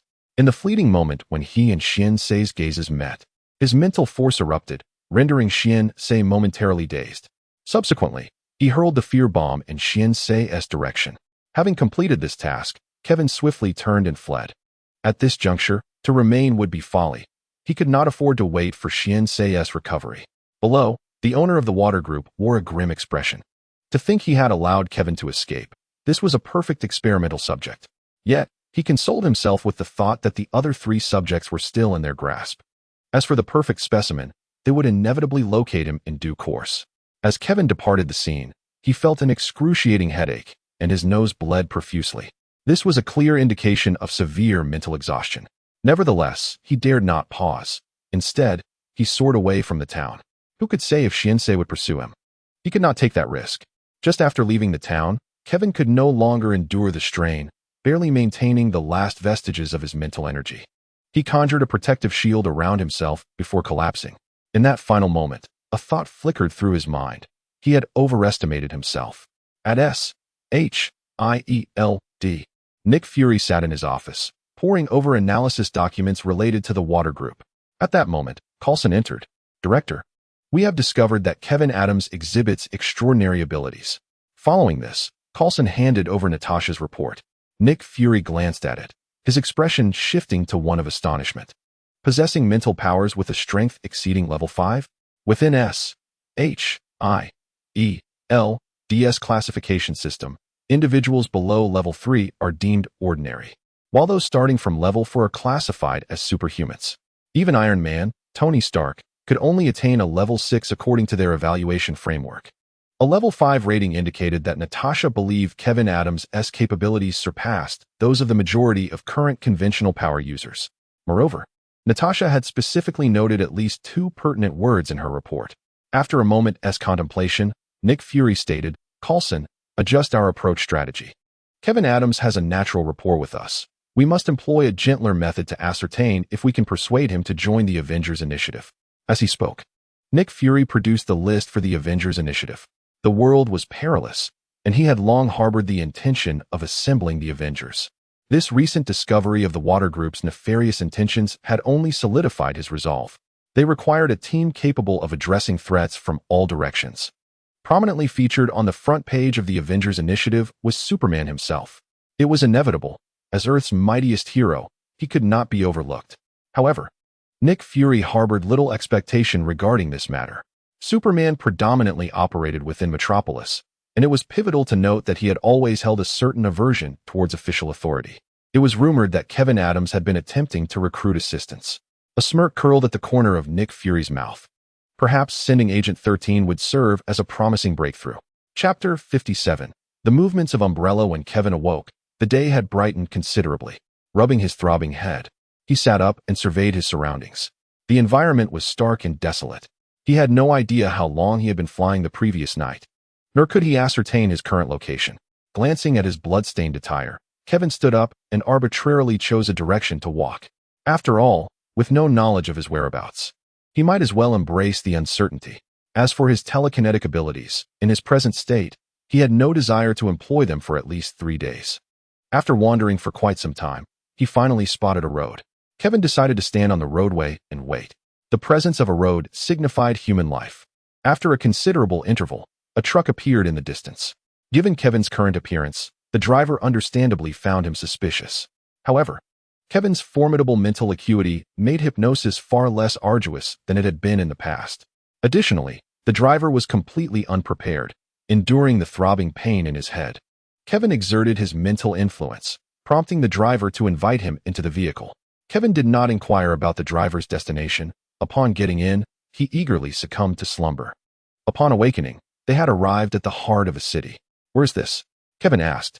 The driver, having received a mental suggestion, overlooked Kevin's disheveled appearance, but remained unaffected in other respects. With a cheerful demeanor, he replied, "This is Raccoon City." "Raccoon City?" Kevin's voice rose slightly. As a traveler from another world, the name Raccoon City resonated profoundly with him. It was infamously known as the origin of the biohazard crisis. Nevertheless, Kevin soon felt a sense of relief. Although this world contained Raccoon City and Umbrella, the Umbrella here could not possibly reach the catastrophic levels of the biohazard universe. Otherwise, a single Superman could teach them a lesson. With this thought, Kevin exhaled softly, feeling somewhat reassured. Since he had arrived, he might as well explore as a traveler. After changing into clean clothes, Kevin strolled through the streets of Raccoon City. This city, located in Colorado, was relatively remote. Otherwise, it would not have been selected as a testing ground for Umbrella. With a sense of curiosity, Kevin began to inquire further. In Raccoon City, there exists no Umbrella Corporation base.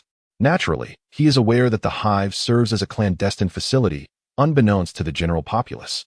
At this moment within the Hive, it was rumored that an experiment overseen personally by that old codger, Walter, had gone awry, resulting in the loss of the Sun Staircase.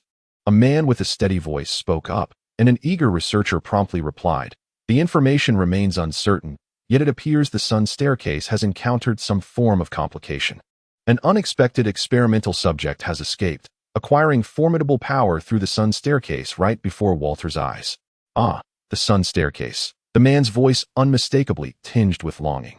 "We have only obtained the flowers derived from its power. Through the progenitor virus, we have achieved everything we possess now. Should we acquire the Sun Staircase, we might indeed eclipse the Walter Group. Boss, if we can capture the escaped experimental subject, perhaps we could uncover something of great significance. In that case, let us commence the search." With that, the man donned his sunglasses and turned to depart. The remaining researchers were alight with excitement, though the chances were slim. What if they succeeded? The Umbrella Corporation possessed advanced means to detect the energy of the Sun Staircase, surpassing the Walter Group, which was singularly fixated on enhancing superpower limits. Soon, the Umbrella branches across various cities received the directive: locate the experimental subject and bring it back to the Hive at any cost. Although the Hive was merely a secondary base, it was significant due to the presence of Wicks. Kevin was entirely unaware of the happenings within the Hive. In fact, he was actively seeking its whereabouts. Even with a mere 1% chance, he yearned to uncover the Hive's location. Though not a superhero, witnessing an entire city succumbing to zombification was an ordeal no sane individual could ignore. Having arrived, he felt compelled to gain some understanding. After gathering information in the city, Kevin ventured to the outskirts. Given the vastness of the base, it was improbable for it to be situated in the city center. At last, he discovered a villa in the suburbs. For miles around, he found no signs of life, which struck him as peculiar and suspicious. Without hesitation, Kevin approached the door. As an ordinary passerby, he felt no need for disguise. He pressed the doorbell, and shortly thereafter, someone opened the door. A woman clad in casual summer attire emerged, exuding an air of striking beauty amidst the sweltering heat. Alice. Kevin was nearly certain. Hello, I hail from New York, and I was hoping to quench my thirst. May I? Though his request was somewhat impolite, it was, in truth, rather normal, given the isolation of their circumstance. Alice took no offense and welcomed him inside. Not long after Kevin entered, the energy detector of the solar steps in the underground hive suddenly reacted. This unusual occurrence immediately captured the attention of everyone present. It must be the experiment subject. He has actually appeared near us. The researcher conversing with Wicks promptly issued a command to search all areas surrounding the base. As soon as he finished speaking, a peculiar thought crossed his mind, and he added with a hint of strangeness, "Do you think the experiment subject might be right above us?" The surrounding individuals exchanged glances, their expressions reflecting a mix of intrigue and concern. Indeed, there was a possibility. Quickly, they notified the guards to inquire if there were any abnormalities. Affirmative. Meanwhile, in the ground villa, Alice poured a glass of water for Kevin. In such a vast villa, are you the only one residing here? Kevin casually inquired while drinking. Alice narrowed her eyes, suspecting that Kevin harbored ulterior motives. She was certainly not afraid. As the foremost guardian of the hive, her abilities were beyond question. I live with my husband, but he happens to be out at the moment, she replied, and Kevin nodded in acknowledgement. At that moment, Alice's expression shifted abruptly. Through her invisible earpiece, she had received a message. Speaking of abnormalities, this individual before her was indeed one. Please wait. I need to step out for a moment, she said, rising and walking towards the exit to report the news.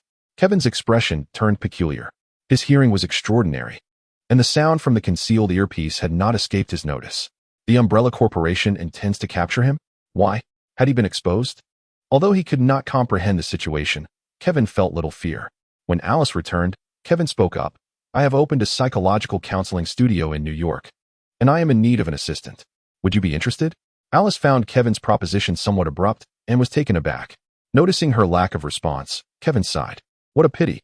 Although I am uncertain why they wish to capture me, I cannot simply allow myself to be taken, can I? In the next instant, Alice's gaze sharpened with intensity. He knows. Chapter 58. The hive base. As Kevin exposed the truth, the atmosphere between the two became charged with tension.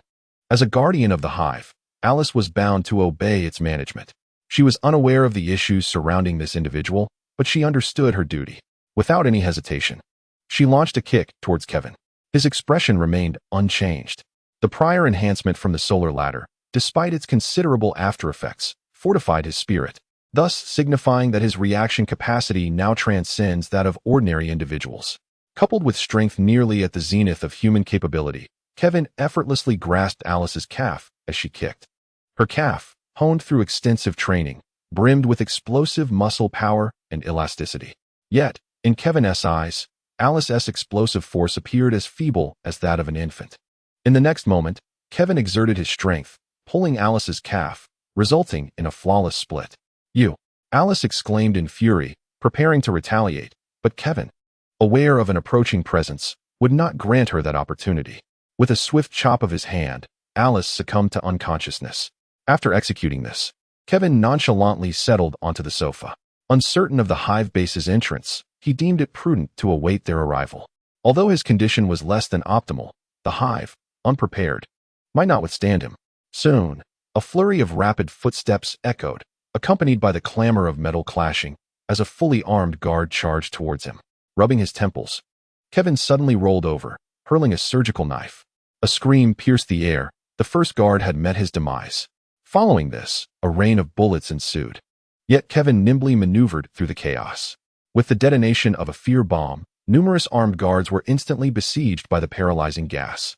Unceasing in his actions, Kevin seized control of the situation within mere seconds. Once accomplished, he appropriated a walkie-talkie from one of the fallen guards. I know you're listening. Regardless of who you are, having initiated an attack against me, you are now enemies. However, prior to any further hostilities, perhaps we might still explore the possibility of friendship. Open the door and allow me to enter for a conversation, shall we? Silence enveloped the walkie-talkie. Kevin remained patient, his current objective being entry into the hive base. In his perspective, The overseer of the hive had little reason to refuse. This was Umbrella, and a new Umbrella within this integrated world. Kevin had never underestimated them. After a considerable pause, the crackle of static emanated from the walkie-talkie, followed by a calm voice. Kevin Adams, test subject of the Waters Solar Ladder Project. If you wish to enter, then by all means, come in. Impressed by the strength of their intelligence network, Kevin felt a surge of surprise. Although he had anticipated the exposure of his identity, he pondered how little time had elapsed since. Approaching the entrance of the hive base, Kevin stepped inside without hesitation. What awaited him was not the imagined armed guards, but a man donning sunglasses. I am quite curious, what emboldened you to dare enter this place? Wicks, clad in a black trench coat, wore an expression of disdain. Upon seeing this individual, Kevin furrowed his brow, sensing a faint aura of danger emanating from him. It was not that he doubted the existence of threats within the hive, yet personal power was not within his considerations. Courage? Was it not you who initiated the aggression against me? If I were to retreat in disgrace, would you not pursue me? This was the rationale behind Kevin's entry. Although he was unclear about Umbrella's intentions, he understood that Umbrella was no ordinary company, and their methods were unscrupulous. Departing now might seem simple, yet trouble was inevitable. It would be wiser to issue them a warning. Inflicting pain upon Umbrella, instilling hesitation in them, was Kevin's true objective. Wicks was somewhat taken aback by Kevin's response. A series of footsteps echoed as hive guards emerged, all aiming their weapons directly at Kevin's forehead. And now? Do you still hold the same stance? A smirk danced upon Wicks's lips. In the next instant, Kevin unleashed his mental prowess. All the guards fixated on Kevin's eyes fell into a daze. Kevin had struck. He had not come to negotiate with Umbrella. Given the circumstances, taking action was indeed his most appropriate course. With the guards entranced by Kevin's mental hypnosis, only Wicks remained alert. However, Wicks's countenance was far from pleasant. He had not anticipated that Kevin Adams would act without hesitation. Without a moment's pause, Wicks charged directly at Kevin. His solitary arrival indicated an abundance of confidence. Sensing the impending threat, Kevin recognized that this was an adversary not to be trifled with. In the next moment, boom, the psychic force erupted. In the face of such an unknown and perilous foe, engaging him in close combat was folly. Accompanied by a piercing headache, Kevin's formidable telekinesis immobilized Wicks's body, and then Kevin advanced.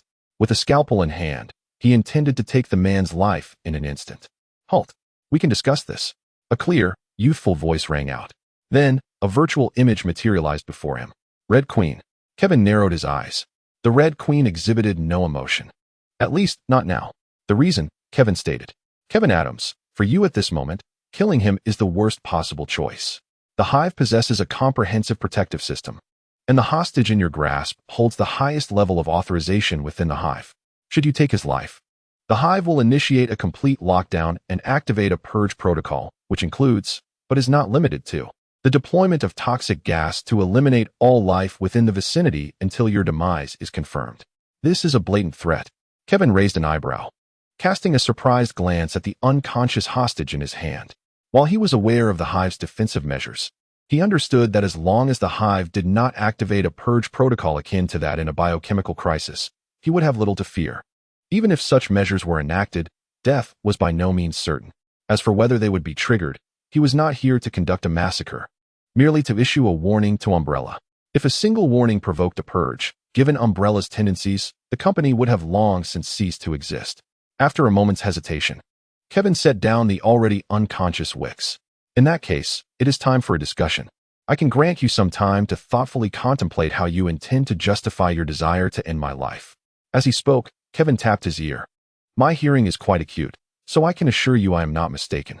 If your rationale fails to satisfy me, I would not hesitate to establish a new adversary. As for the toxic gas, Kevin directed his gaze at Red Queen. Feel free to test whether you can indeed kill me. Chapter 59.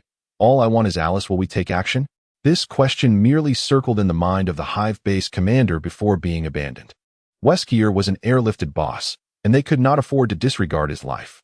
Moreover, as Kevin Adams had pointed out, after analyzing certain data, they did not possess an assured victory, unless they released those experimental subjects still under containment, which would violate established protocols.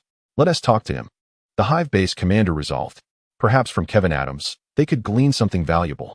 The research director beside him felt a stir of interest and spoke up. Are you referring to the Sun Ladder? The base commander nodded, a hint of anticipation gracing his features. Indeed, Kevin Adams may possess potential comparable to the Sun Ladder subjects from our homeland. He demonstrated extraordinary capabilities during that experiment. Although this is merely an overflow of the Sun Ladder's energy, which will soon stabilize, the Sun Ladder has unlocked human potential. If we could obtain his genetic material, it would greatly benefit our research. Perhaps the secret to immortality truly lies within our grasp. This statement resonated profoundly with all the researchers present. For them, nothing is more exhilarating than unraveling the enigma of immortality. With that in mind, let us engage him in conversation. Is he not an adversary of the water group? We share an inherently common ground. The research director nodded in agreement. Absent Wicks, they had assumed the leading positions at the base, and the two reached a consensus. Soon, Kevin followed the Red Queen to the central area of Hive Base. Here, only a few armed guards were present. Instead, two massive figures stood like sentinels. Towering over 2 meters, their bulging muscles, complemented by an array of weapons adorning their physiques, imbued these behemoths with an aesthetic of violent grandeur. Tyrants, and not of the initial generation. Kevin immediately grasped the implication. Indeed, the umbrella of this world had undergone significant transformation. At this juncture, tyrants had become a standard armament of umbrella. The base supervisor cast a glance at Kevin, then at the restrained Wicks, a flicker of annoyance crossing his features. Had it not been for this boss insisting on proceeding alone, they should have been in a position of advantage. Noticing Kevin's gaze directed towards the tyrants, the base supervisor remarked, "These are Umbrella's biological weapons, part of an unreleased product. In light of the previous conflict with Mr. Adams, we have taken certain precautions, and we hope you do not take offense." Kevin remained silent. Even if he were to take offense, it would need to be of consequence. Kevin released Wicks. Engaging in negotiations could not bypass the presence of this evidently high-ranking individual. Once Wicks regained consciousness and surveyed his predicament, he let out a soft grunt. Clever tactics. He felt he had underestimated the situation. Otherwise, he would not have found himself in such dire straits. "You may commence your sophistry," he said. Kevin, uninterested in idle chatter, promptly addressed the matter at hand. "In this instance, the fault lies with us. Our instruments have detected a substantial energy signature from the solar ladder within you." "Oh, you may not be familiar with the solar ladder," the base supervisor began to explain, but Kevin shook his head. "No need for explanation. I am well aware of what it is." The base supervisor's expression shifted to one of surprise. He had not anticipated that an experimental subject would possess knowledge of the solar ladder. After a moment of silence, Wicks spoke. "Kevin Adams, we share a common enemy. The origins of the solar ladder are ancient. Umbrella and the Water Group discovered it together. During that time, a divergence occurred, ultimately leading to the Water Group seizing it while we obtained its extracts, a flower born of the solar ladder. For you, the Sun Ladder holds no significance unless you exploit its potential. However, for us, it is of utmost importance. Should we collaborate, I assure you that you will be among the first to receive the results derived from the Sun Ladder's research." Upon hearing this, Kevin chuckled dismissively. "Your assurance? I do not even know who you are. Why should I place my trust in you?" Weskier frowned and replied, "You may address me as Weskier. In this facility, my word is final. Even matters concerning the headquarters are within my purview." Weskier. Kevin was taken aback. He was quite familiar with that name. In the realm of biohazard, there existed a Weskier project, which had birthed a cadre of exceptionally intelligent children. Each product of the Weskier project was an absolute elite. Understanding dawned upon Kevin as a glimmer of realization crossed his eyes. "What manner of collaboration do you propose?" Seeing Kevin's willingness to cooperate, the research director exclaimed with excitement. "The Sun Ladder is a transformative potential at the genetic level. It does not grant you immediate strength. The power you currently possess is a result of energy accumulation leakage from the Sun Ladder. Over time, much of this power will fade into dormancy. Your body is akin to a vast treasure trove that remains untapped. With our assistance, not only will your strength be preserved, but it may even reach unprecedented heights in a short span. With such potential, even those from your homeland would pale in comparison. All you need to contribute is a small sample of blood." It must be acknowledged that for a fleeting moment, Kevin felt tempted. He was acutely aware of his physical condition. According to his estimations, his current strength would dwindle to a mere 30% within half a month. While it was undeniably formidable, it could not compare to the current power that allowed him to contend with Xiansei. Yet, he was equally aware that genetic material should not be carelessly shared, especially not with a company like Umbrella, notorious for its cloning endeavors. I'm afraid I cannot place my trust in you, so I would prefer not to discuss this matter further. Upon hearing this, an unnatural expression crossed the research director's face. Kevin, undeterred, continued, rather than this, let us converse about how to confront the water group. Moreover, since you are the ones initiating action, we ought to discuss compensation. Otherwise, there will be little point in continuing our conversation. What is it that you desire? Weskier inquired, gazing intently at Kevin. A smirk played upon Kevin's lips. Alice. Just the assistant I need. I believe she would be quite suitable. Alice. Weskier contemplated for a moment, realizing that he was unfamiliar with this individual. He had only recently arrived at the hive and was naturally unaware of the personnel arrangements within the base. The expression of the base supervisor shifted slightly. He recognized that Alice, mentioned by Kevin Adams, was in fact Alicia, the clone of Dr. Marcus's daughter. However, this clone had failed to meet their expectations and was currently in a state of semi-abandonment. Alice Abernathy is our protector, and we cannot dictate her movements. Kevin remarked with a knowing smile. That is your concern. I only desire this. After all, she is Alice, a perfect adapter of the T-virus. Kevin felt a surge of anticipation. In the later installments of the series, Alice could even influence satellites from the ground. Serving as an assistant was not a bad position. Chapter 60. The testing ground. It became evident that Umbrella was indeed capable of delivering on its promises. That day, Kevin encountered Alice. How Umbrella achieved this was a mystery, for Alice spoke to him without a hint of confusion. Having resolved the matter, Kevin initially intended to depart immediately. However, at Umbrella's gracious invitation, he opted to stay for the night. Naturally, he did not truly sleep. In such a place, he could not guarantee his safety for the following day. Fortunately, Umbrella refrained from any underhanded actions. The reason for Kevin's stay lay in Umbrella's offer to showcase the results of the Solar Staircase project. Though he was aware that matters would not be so straightforward, his curiosity was piqued. The following day, Kevin accompanied Weskier and others to the testing ground. In the center of the arena, several lickers faced off against a tyrant. This is our testing ground, Weskier said, a smirk gracing his lips. Below them lay Umbrella's latest generation of bioweapons, codenamed Tyrant. Opposite the Tyrant stood the lickers, which, according to combat tests, possessed a fighting capability comparable to that of a small squad. Kevin chuckled, harboring skepticism towards Weskier's claims. While it was true that the Tyrant and lickers were present, Weskier would not divulge the specific parameters so readily. Such assertions were best taken with a grain of salt. Let us commence. Weskier paid no heed to Kevin's indifference and simply issued orders to the nearby staff. Understood. The staff, responding to the command, typed rapidly on their computers, and the Tyrant and lickers in the testing ground immediately shifted from their prior stalemate. The lickers circled the Tyrant, waiting for an opportune moment. Suddenly, one licker lunged fiercely at the Tyrant. The Tyrant reacted with remarkable swiftness, effortlessly sending the approaching licker flying with a single strike. However, before it could proceed to eliminate the attacking licker, other lickers began to take action as well. The agility of the lickers was astonishing, even as adversaries to the Tyrant. They fought with remarkable vigor. Kevin, observing from above, was utterly astounded. These bioweapons, though perhaps lacking substantial impact on the open battlefield, possessed formidable dominance in confined terrains. This characteristic was particularly significant in the current world. In today's realm, the number of superheroes has exponentially increased. Especially in recent years, a plethora of superheroes and supervillains, familiar to Kevin, have emerged.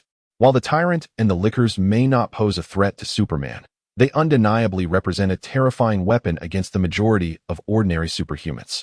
Yet, what was Weskier's true intention? Kevin pondered. After a considerable duration, the battle within the testing grounds concluded. With a fierce roar, the Tyrant seized the last remaining licker in its grasp and, with a tremendous exertion, tore its body asunder. Following this gruesome act, the Tyrant discarded the remains onto the ground, its towering form, adorned with wounds and blood, exuding an aura of sheer dominance. How do you find our company's products? Weskier inquired, casting a glance at Kevin. Kevin responded, they are quite impressive. Both the licker and the Tyrant performed excellently. The teamwork displayed by the lickers in combat may even surpass that of humans. While this hulking brute may not find them particularly useful, they will undoubtedly become a nightmare for others. Weskier chuckled lightly and replied, These are masterpieces created through the solar staircase, of course, incomparable to the solar staircase energy within you. So, are you interested in trying it out? Kevin raised an eyebrow. It seemed Umbrella was still undeterred, eager to test his abilities. He remained indifferent to this notion, recognizing that he would inevitably encounter these Umbrella bioweapons in the future. Familiarizing himself with them now would be prudent, preventing him from being caught off guard later. Beside him, Alice expressed her concern. As a security personnel for the Hive, she had witnessed the terror these tyrants could unleash. Humanity lacked the capacity to contend with them. Boss, these behemoths are not to be trifled with. They have long surpassed the limits of human response. It's nothing. After all, I cannot be considered an ordinary human, Kevin replied, the first part directed at Alice, while the latter half was aimed at Weskier. Weskier appeared somewhat astonished. The tyrant is not like me. Attempting to control it is virtually impossible. Kevin nonchalantly remarked, it's fine. I'm glad to know you aren't concerned. Weskier, with a hint of amusement, nodded slightly, and then turned his gaze towards the nearby researchers. Regardless of Kevin Adams' formidable abilities, he had underestimated the tyrant's power. It would be beneficial to teach him a lesson. Release the 3 tyrants. Let our friend witness the performance of Umbrella's products. With a consensus reached, Kevin stood in the testing ground. Before him loomed a tyrant, ravaged by countless wounds inflicted by the lickers, positioned less than 3 meters away. He could hear its labored breaths clearly. There was no trace of fear in Kevin's eyes, only a profound curiosity about the creation of this world's tyrants. After a while, the gates of the testing area swung open. 3 brand new tyrants entered, coming to a halt beside the previous one. From the viewing platform, the base supervisor, feeling a stir of excitement, suggested, Boss, should we seize the opportunity to take him down? Weskier shook his head, deeming it unnecessary. The tyrant's combat prowess could easily claim Kevin Adams' blood. We need to exploit his conflict with the Water Group.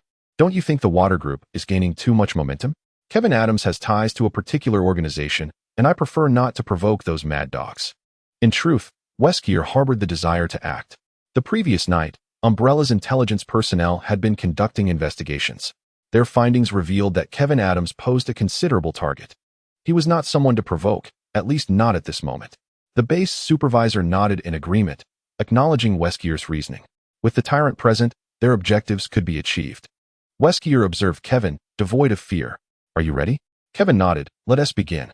In an instant, the tyrants, who had been standing still, sprang into action, charging towards Kevin simultaneously. Kevin's expression remained unchanged. Though his mind throbbed with pain, he had prepared to utilize his mental strength the moment he chose to remain. With a powerful push from his feet, Kevin soared into the air. He could fly. The base supervisor looked on, astonished. Weskier, too, felt a flicker of surprise. Thankfully, they had not acted hastily. The disparity between flying and not flying was immense. The base supervisor felt a sense of relief. Weskier silently nodded. Merely being able to fly was insufficient. He was eager to see what confidence Kevin Adams possessed to confront multiple tyrants simultaneously. Soon, Kevin would reveal the source of his confidence. Originally, his purpose was to demonstrate. Now, it remains achievable. Chapter 61, Absolute Domination. In an instant, an immense psychic force surged towards the 4 tyrants. Boom! A resounding explosion sent the 4 tyrants flying. Subsequently, Kevin charged towards one of the tyrants. His right hand clenched into a fist. Empowered by his psychic energy, he struck fiercely at the tyrant. With a thud, the airborne tyrant was directly knocked down by Kevin. Seizing the moment, Kevin unleashed a relentless barrage of punches, each enveloped in psychic energy, raining down like a torrential downpour. Within mere seconds, the tyrant's head was reduced to a pulp. Want to witness my strength? Then behold, after vanquishing one tyrant, Kevin did not relent, swiftly turning to the second. The tyrant, devoid of a steel physique, posed no resistance against Kevin at this moment. Despite Kevin's strenuous efforts to conserve his psychic energy, his unparalleled combat experience, coupled with strength several times that of an ordinary person, resulted in an overwhelming victory. In the blink of an eye, the second tyrant succumbed beneath Kevin's fists. Not only that, but the third tyrant soon had a leg shattered by Kevin's assault. In the observation room, several key researchers at the Hive base were utterly astonished. This exceeded their wildest expectations of Kevin at this moment. These were tyrants, after all. They had regarded them as the epitome of a combat weapon. Yet, in Kevin Adams' hands, they were hardly more formidable than an ordinary individual. The head of the hive base turned to Weskier. Boss, the experiment has become futile. What shall we do next? Weskier's gaze flickered momentarily. Release the liquors. Understood. The base commander did not hesitate and promptly issued the command. Soon, the doors surrounding the experimental area swung open, and liquors began to emerge one after another. In the blink of an eye, 30 to 40 liquors appeared, their grotesque and terrifying forms slowly converging upon Kevin. Upon seeing these liquors, Kevin's gaze darted towards the observation room. They had crossed the line. This was beyond the previously agreed-upon parameters. Weskier merely observed Kevin with calm detachment, while the researchers anxiously averted their eyes, fearing Kevin's wrath. Kevin curled his lips in disdain. As the liquors charged towards him, he ascended into the air without hesitation. Hovering above, Kevin resembled a deity, while the frightful liquors and tyrants could only rage impotently on the ground. In the next moment, clang! A resonant sound erupted as all the surrounding glass shattered. The electronic devices simultaneously emitted sparks. Looking towards the center of the experimental site, the ground was stained with blood and decaying flesh, with no trace of the devourer or the tyrant in sight. Just moments ago, Kevin's explosive telekinesis had reduced all biological weapons to mere pulp. Of course, Kevin was not without his own discomfort. A quick touch to his nose confirmed the inevitable. Blood was flowing once again, and his mind was buzzing, even feeling somewhat dazed. Yet, he did not reveal his distress. Instead, he soared towards the observation room without touching the ground. All the key researchers of the Umbrella Hive's underground base were gathered there. With a mere gesture, Kevin could ensnare them all. I require an explanation. In the face of Kevin's inquiry, Weskier maintained an air of calm. We shall provide you with a newly developed physical enhancement serum that will comprehensively elevate the human body's capabilities. At present, your physique cannot withstand the immense mental strain.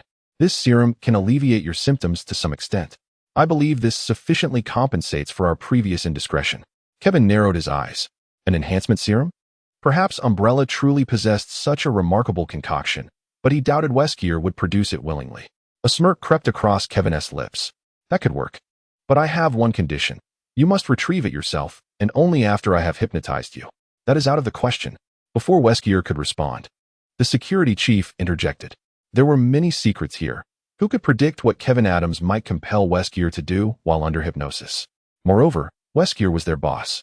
Kevin cast a glance at him, unperturbed, and added, I can perform the hypnosis in the presence of everyone here. You should be aware that issuing commands under hypnosis requires an order, thus allowing you to monitor the entire process. That's still not acceptable, but I agree. The security chief wanted to protest further, but Weskier had already nodded in acquiescence. He understood that, at this juncture, refusal was not an option. Besides, he was curious to see what distinguished Kevin Adams' hypnotic abilities. The boss cannot permit this. The Hive's defense mechanisms are robust enough, even if he were to eliminate us. His escape would be impossible. The base director spoke up. Even though he harbored a dislike for Weskier, he recognized that Weskier had been dispatched from the headquarters. He could not afford for anything to happen to Weskier, particularly not for the headquarters' intelligence to be compromised. As the director of the Umbrella underground base, he was acutely aware of the ramifications of any confidential leaks. Enough said. I possess some knowledge of hypnosis, and you can observe him. If he intends to do anything untoward, you will be able to discern it. Ultimately, silence enveloped the room. Kevin descended, dispersing his concentrated mental energy, and his headache began to alleviate. With this, he resolved to commence the next phase. He fixed his gaze upon Weskier. Look into my eyes, soon.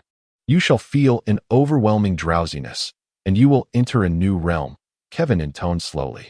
As his voice resonated, Weskier was effortlessly entranced by Kevin's hypnosis. However, contrary to the expectations of the researchers, Weskier was not merely subjected to a simple hypnotic state. Instead, Kevin drew him into a dreamscape. The magnitude of Kevin's mental prowess enabled him not only to hypnotize Weskier's mind, but also to separate the hypnosis from his physical form. This was an exceedingly sophisticated maneuver, a high-level experience card for Kevin. After all, once the energy from the solar stairway dissipated, it would be challenging to replicate this feat. As Weskier departed to retrieve the enhancement serum, Kevin closed his eyes. The surrounding researchers remained oblivious to any irregularities, mistakenly believing Kevin was merely resting. They could discern that Kevin's earlier outburst had taken a toll on him.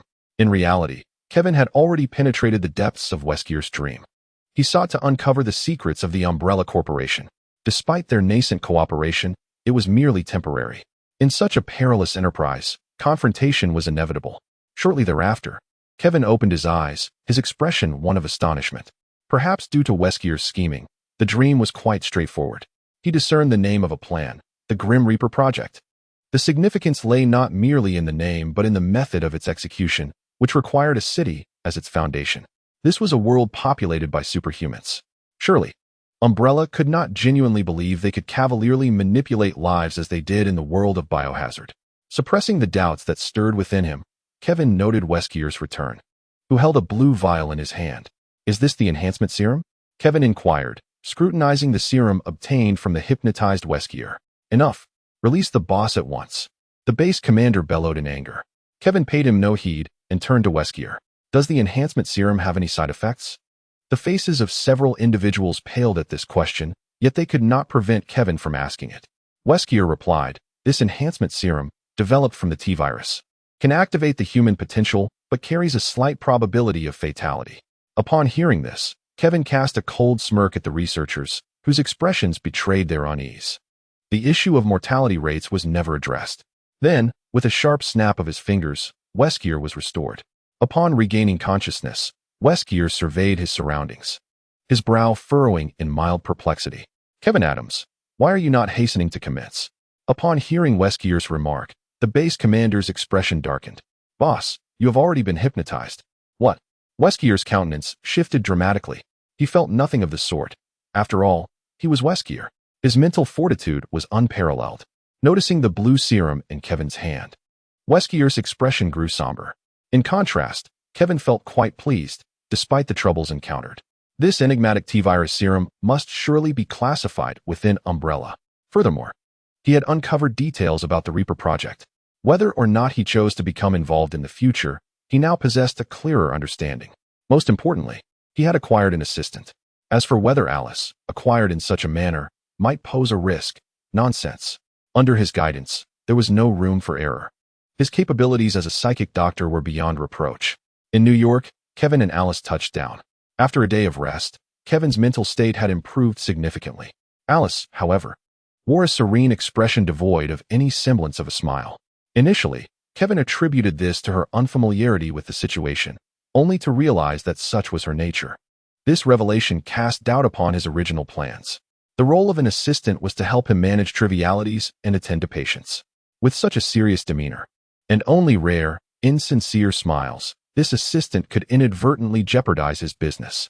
Yet, this was his own choice. He sighed and said with mild exasperation, "Alice, you must learn to smile, genuinely smile, do you understand? That is the expression an assistant ought to possess." Alice looked utterly bewildered. Having received only combat training, she was at a loss as to how to smile. Observing her confusion, Kevin shrugged. There was no choice but to take it slow. Before they could leave the airport, two men in suits approached. One of them was Coulson, a familiar face to Kevin. "Dr. Adams, we meet again," Coulson said, his face adorned with an expression that appeared exceedingly sincere. "If it were possible, I would prefer not to see you. We have only met once, and you already ensnared me. This time, the promised high remuneration for a brief duration nearly cost me my life. I can't shake the feeling that encountering you heralds misfortune," Kevin replied, his face displaying open disdain. Coulson revealed an awkward smile. However, he was here with a purpose. "Dr. Adams, could you elaborate on the details of the Solar Ladder project?" Kevin displayed a familiar expression and replied, "There is nothing I can't disclose. This experiment involves 3 subjects, and I, of course, will be the addition. I suspect we have encountered the true Solar Ladder, if I am not mistaken. It should be a large stone. Beyond that, I am not entirely certain. As for the 3 subjects, as you may know, one is Steve Montgomery, while I am unfamiliar with the other 2. However, I can caution you that, barring any unforeseen circumstances, you will soon hear news about all 3. I suggest you keep a close watch on this matter, or you may find yourselves in significant trouble." Coulson furrowed his brow and tentatively inquired, "Just as you are capable of?" Kevin looked at Coulson with a hint of surprise. "Did Natasha see that night?" Coulson nodded, having been quite taken aback upon learning of Kevin's extraordinary abilities. Superpowers effortlessly acquired through a single experiment, with a danger level of at least 5. No words could express his envy. "Indeed, just like I do," Kevin vaguely explained, unwilling to divulge specifics. If S.H.I.E.L.D. chose to misunderstand, so be it. It posed no harm to him. Noticing Kevin's reluctance to elaborate, Coulson wisely refrained from further inquiries. After all, they had other means. Before long, the two arrived at the apartment. Kevin's residence was on the third floor, neither too high nor too low. While ascending the stairs, they encountered a rather attractive woman, prompting Kevin to steal a few glances before they returned to the studio. There are vacant rooms here. You may stay if you wish. However, I must state up front that you will be responsible for the rent. Your duties will include answering work calls, organizing documents, and tidying up the place. Just as he was speaking, the doorbell rang. Kevin was somewhat surprised. Had a patient arrived already? The timing was rather fortuitous. He approached the door and found the striking woman he had encountered earlier standing on the threshold. Hello, I am Sharon Carter.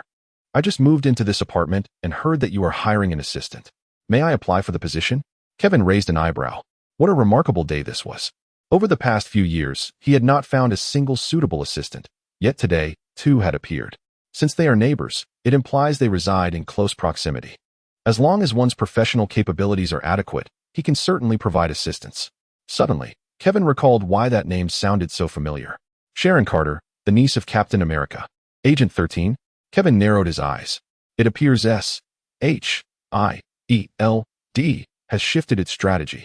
He replied nonchalantly, I apologize, but I have just hired an assistant and do not require any further help at the moment.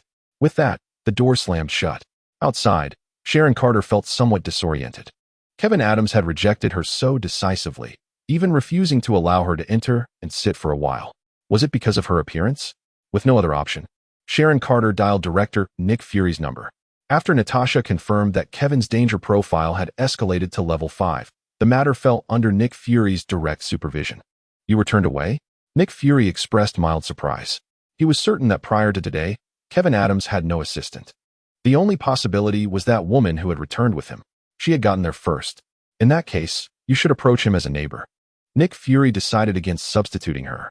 He believed it would be perfectly acceptable for Sharon Carter to handle this situation, given her striking beauty, which aligned with the aesthetic preferences of most individuals.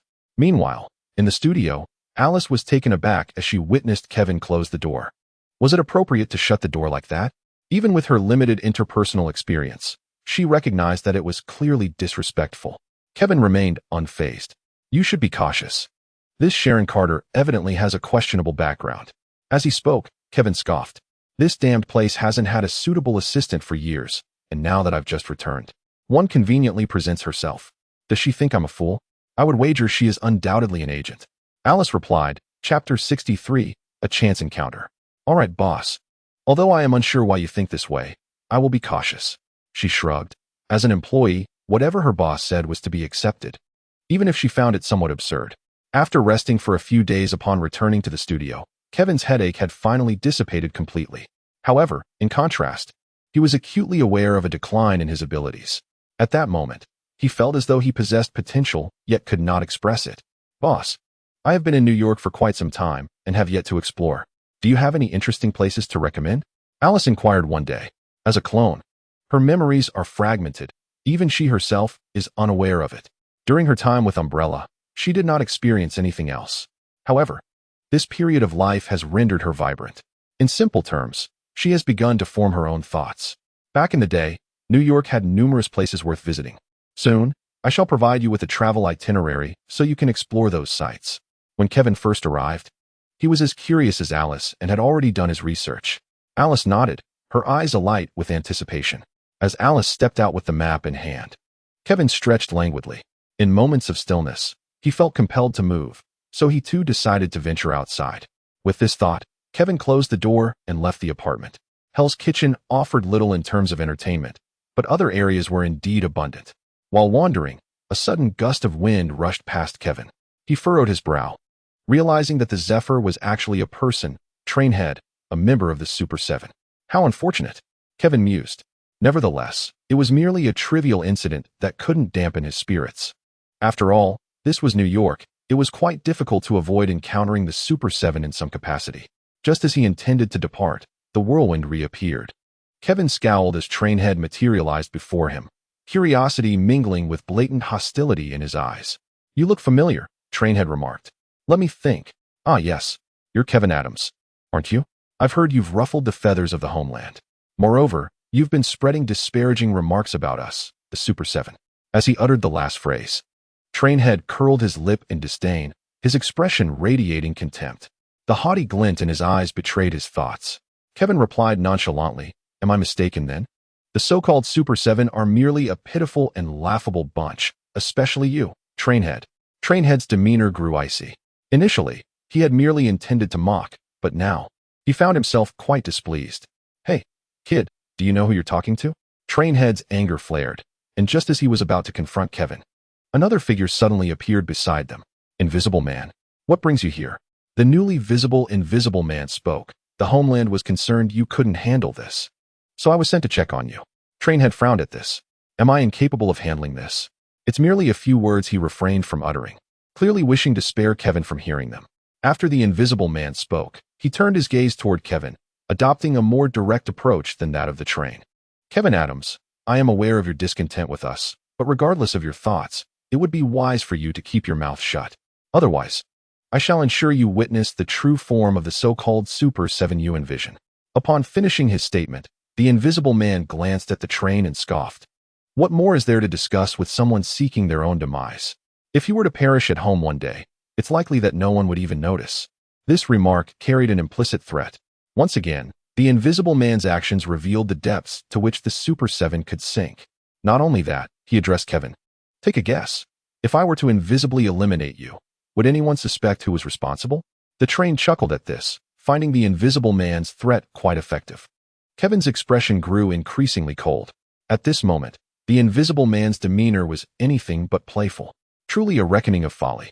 Nonetheless, the Invisible Man clearly had no intention of further engaging with Kevin. After issuing his threat, he cast a dismissive glance at Kevin and activated his ability, vanishing from sight. Let us proceed, train. We have a mission to attend to. With that, the train too turned and swiftly disappeared. Their demeanor suggested that Kevin was merely a pest, easily crushed underfoot. It was indeed an unpleasant experience, Kevin thought. However, what was their objective? Meanwhile, at the port of New York, Huey Campbell and his companions were sprinting frantically. Their destination was a pre-established safe house. Just moments ago, they had intercepted a secret belonging to the Vought group. However, as they attempted to leave, they were discovered by Vought personnel. They knew that once the Homelander appeared, there would be no escape. Their only chance of survival lay in the safe house crafted from aluminum foil, which could block the Homelander's super sight.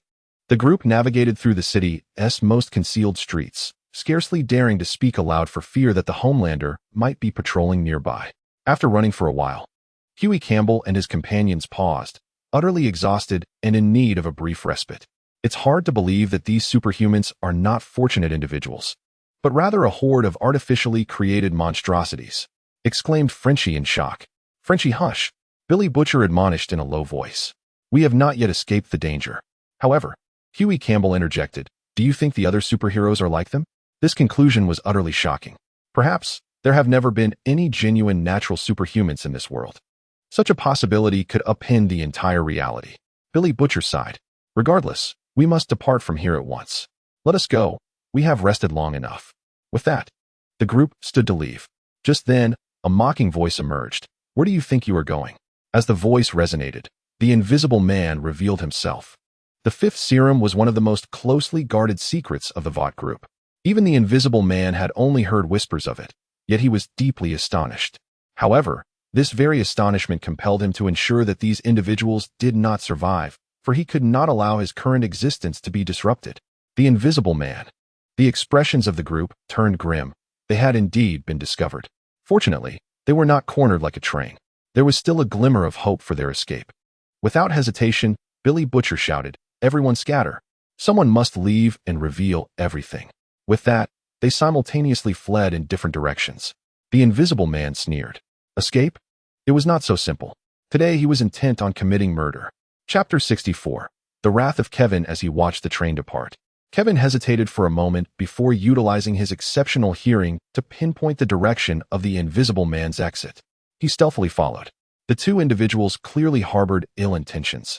For Kevin, undermining the Vought group was the most advantageous course of action. Moreover, He was eager to find an opportune moment to eliminate the threat posed by the Invisible Man. However, tracking the Invisible Man proved challenging.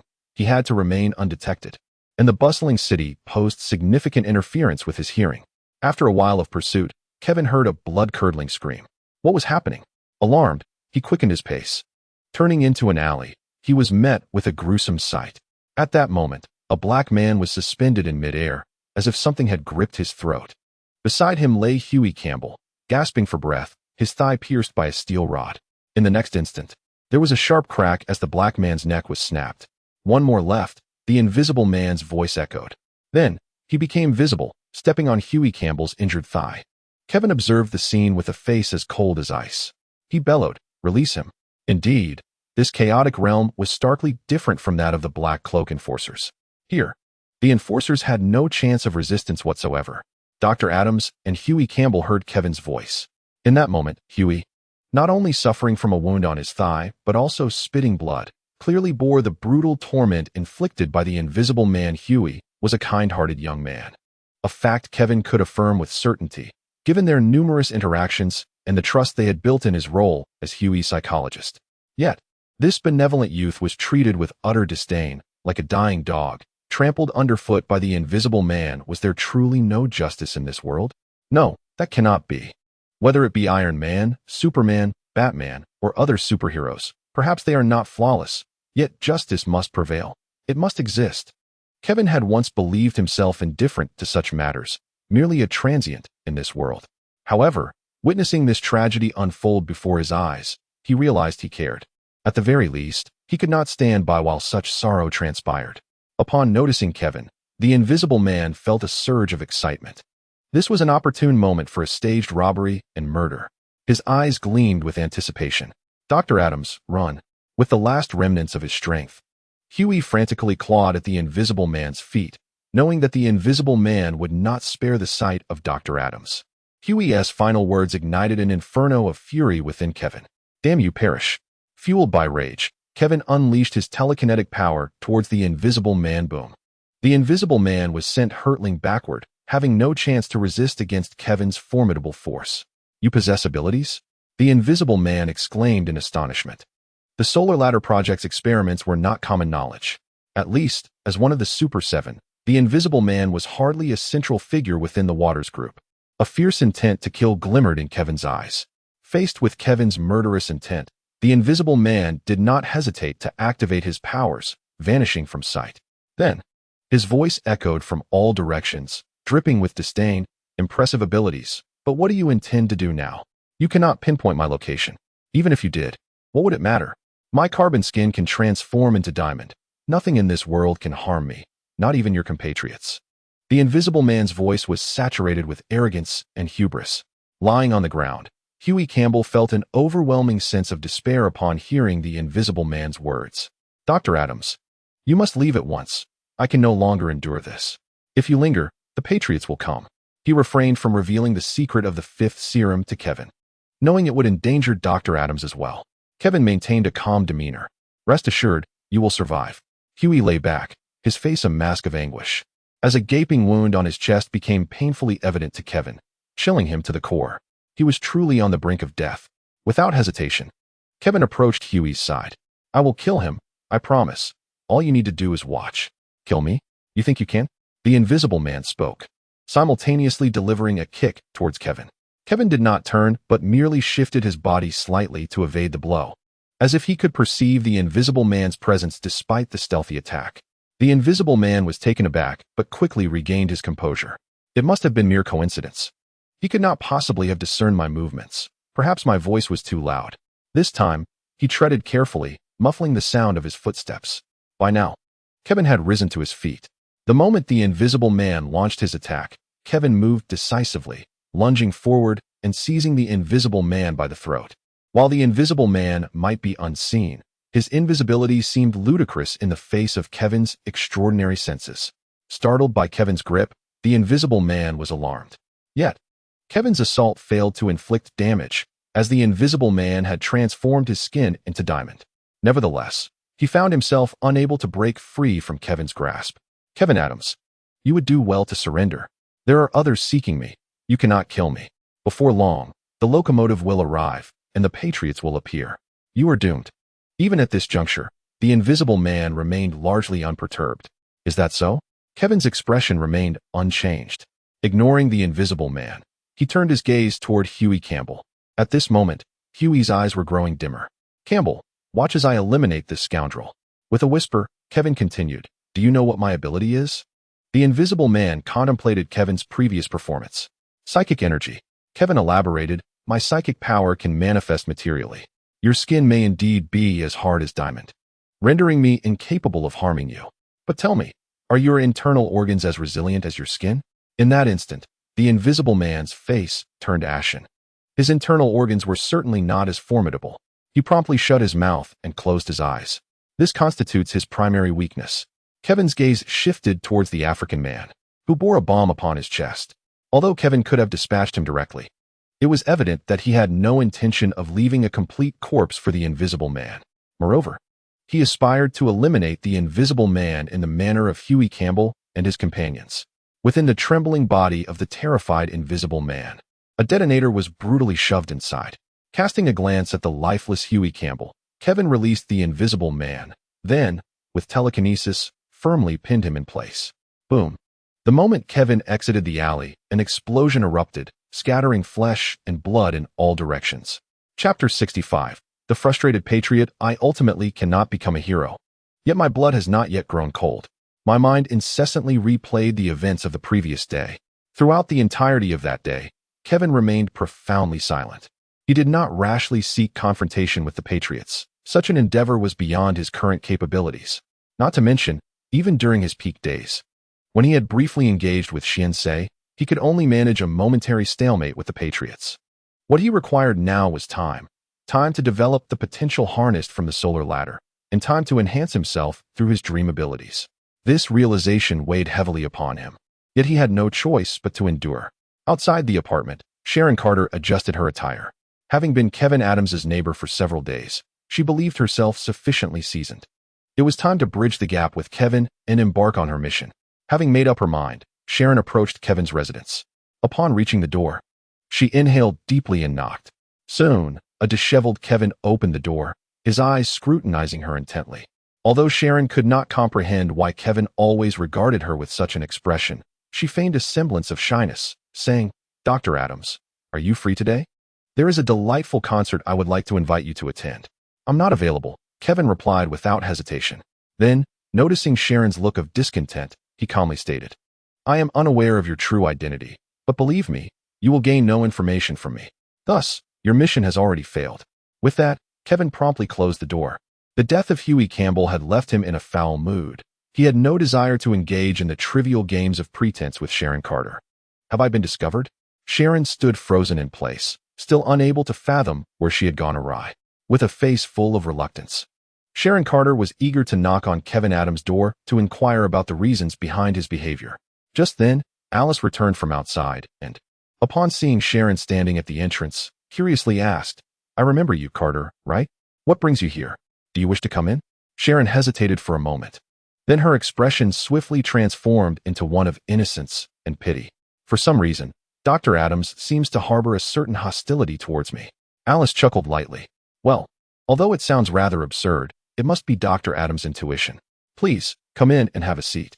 With that, Alice opened the door, and Sharon stepped inside without a moment's hesitation. This was indeed a rare opportunity. She had not yet relinquished her resolve. Upon seeing Sharon enter, Kevin furrowed his brow. Alice glanced at Kevin and remarked, There's been a significant disturbance outside. It is said that the Invisible Man from the superhero team has gone missing, and there are whispers suggesting that he may be dead. A look of surprise flickered in Sharon's eyes. The Invisible Man had encountered trouble. While the superhero team included some members with limited abilities, like Aquaman, the Invisible Man's abilities were far from trivial. Her status as an agent was well earned, and she was acutely aware of such intelligence. Oh, is that so? That's rather unfortunate, Kevin remarked flatly, expressing no intention of commenting further on the matter. After all, he was the one responsible for the incident. Alice regarded Kevin with a puzzled expression, sensing something unusual in her boss's demeanor. Sharon, intrigued, inquired, Are you referring to the Invisible Man from the Super 7? Yes, that's him, Alice confirmed with a nod. Upon receiving confirmation, Sharon's astonishment deepened. Ms. Carter, I believe I just mentioned that you are not welcome here, Kevin interjected, narrowing his eyes and interrupting Sharon's discourse. With an expression of innocence, Sharon replied, Dr. Adams, even if you say that, I am merely an ordinary woman. If possible, I would still like to explain myself to you. Kevin chuckled mockingly. Ordinary? You must be aware of my dream hypnosis abilities. Tell me, do you think you have ever been hypnotized by me? Sharon's complexion changed momentarily. Although she quickly regained her composure, Kevin, however, had already laughed. Alice furrowed her brow as well, her years of training allowing her to detect the subtle shift in Sharon's expression. Look, you've already exposed yourself, haven't you? Young lady, if you aspire to be an agent, you should return and train for a few more years. You are far too inexperienced at present. With that, Kevin strode directly into the bedroom, casting one last glance at Alice before entering. The meaning is quite apparent. Those you brought in must be entertained by you. Sharon Carter, her expression stiff, explained to Alice. I truly am not an agent. However, Alice had already lost faith in her words and simply replied, Agent Carter, you have been discovered. Please leave. With that, she gestured for Sharon to depart. Meanwhile, at the Vought group, Homelander was agitated. Rumors circulated that the Invisible Man might have met with misfortune. He, of course, was well aware of the truth. He cared not for the death of the Invisible Man. In his eyes, no one mattered but himself. Yet, the demise of the Invisible Man not only brought shame upon the Seven, but also tarnished his own reputation. The latter was something he found utterly unacceptable. After a considerable time, Vice President Madeline approached him. We have managed to control the media narrative. The Invisible Man will be portrayed as having died honorably. I hope this will not adversely affect the company's image or that of the Seven. Additionally, we have commenced the selection process for new recruits. John, given the recent troubles the Seven have faced, you need to allow yourself some relaxation. Observing the contorted expression on Homelander's face, Madeline continued. He glanced at her and retorted, I care not for these matters. All I wish to know is who killed the Invisible Man. That damned waste, though utterly useless, was a member of the Seven and cannot simply fade away without a trace. In response to Homelander's inquiry, Madeline replied, We have reviewed all available surveillance footage. Due to the high pedestrian traffic at the time, it has been challenging to identify specific individuals. However, we have pinpointed several suspects. Saying this, she handed Homelander a folder. Homelander accepted the file, which contained the names of individuals who had been near the scene before the Invisible Man's death. Among the ordinary names, he noted two with abilities. After perusing for some time, he paused, his hand stilling. He recognized a familiar name and a photograph that filled him with disdain. That bastard, Kevin Adams, was there as well? Chapter 66. A premeditated ambush. Madeline nodded. In fact, he is one of our primary suspects. According to our intelligence, Kevin Adams possesses a formidable superpower, the danger of which has surpassed our previous assessments. Theoretically, he could have killed the Invisible Man. Upon hearing this, Homelander crumpled the file containing Kevin's information into shreds. His eyes shot forth beams of heat, incinerating the paper to ash. Find me an opportunity. I will kill him, he exclaimed, his expression twisted with rage.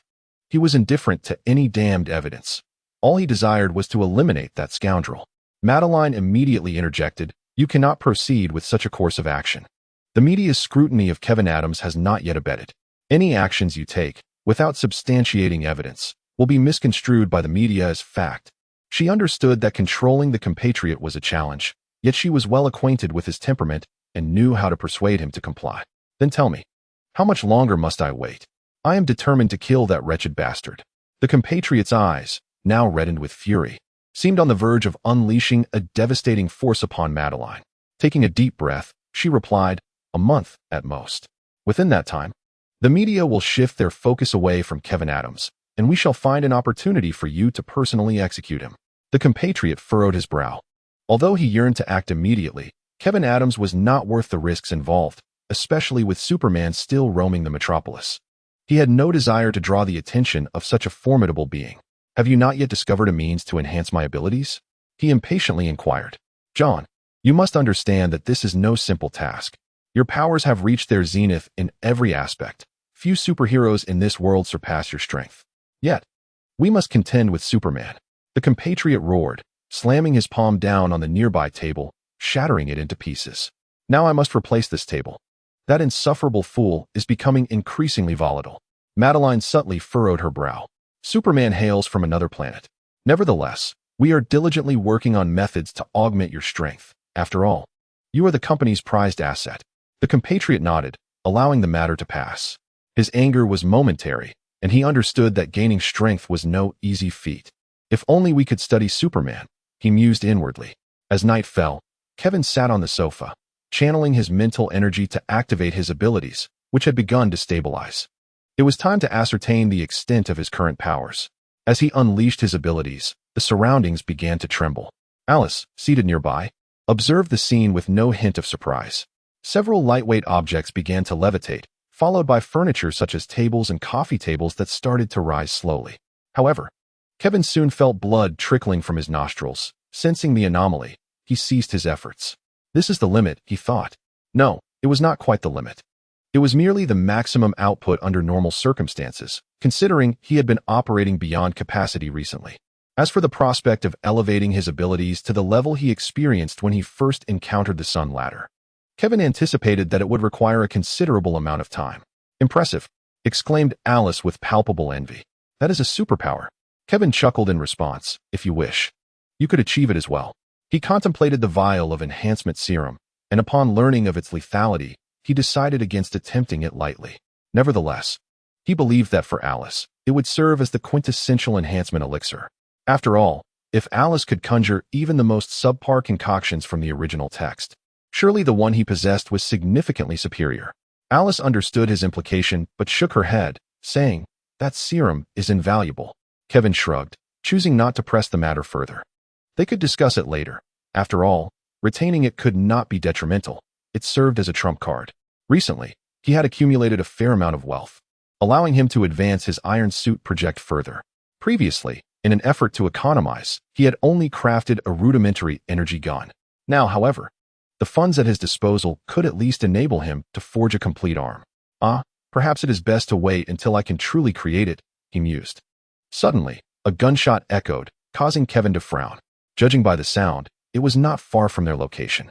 Since this area had been transformed into a no-go zone by the Hell's Kitchen gang, it had been a long time since he had heard gunfire nearby. Was it an accident?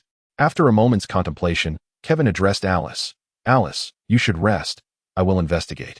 Do you need me to accompany you?" Alice inquired, having also heard the gunfire. Kevin shook his head. "Not necessary." With that, the window opened without a breeze, and with a leap, aided by his telekinesis, he descended from the third floor. Run. In the darkness, Matt and Jessica Jones were fleeing.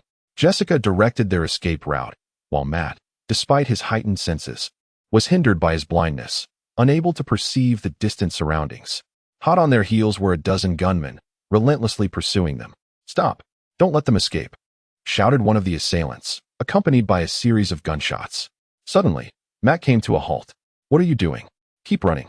Jessica yelled in a panic at Matt's sudden stop. But soon, she understood the reason for his pause. Just around the corner, a throng of armed individuals emerged, surrounding them like a pack of wolves. They were encircled.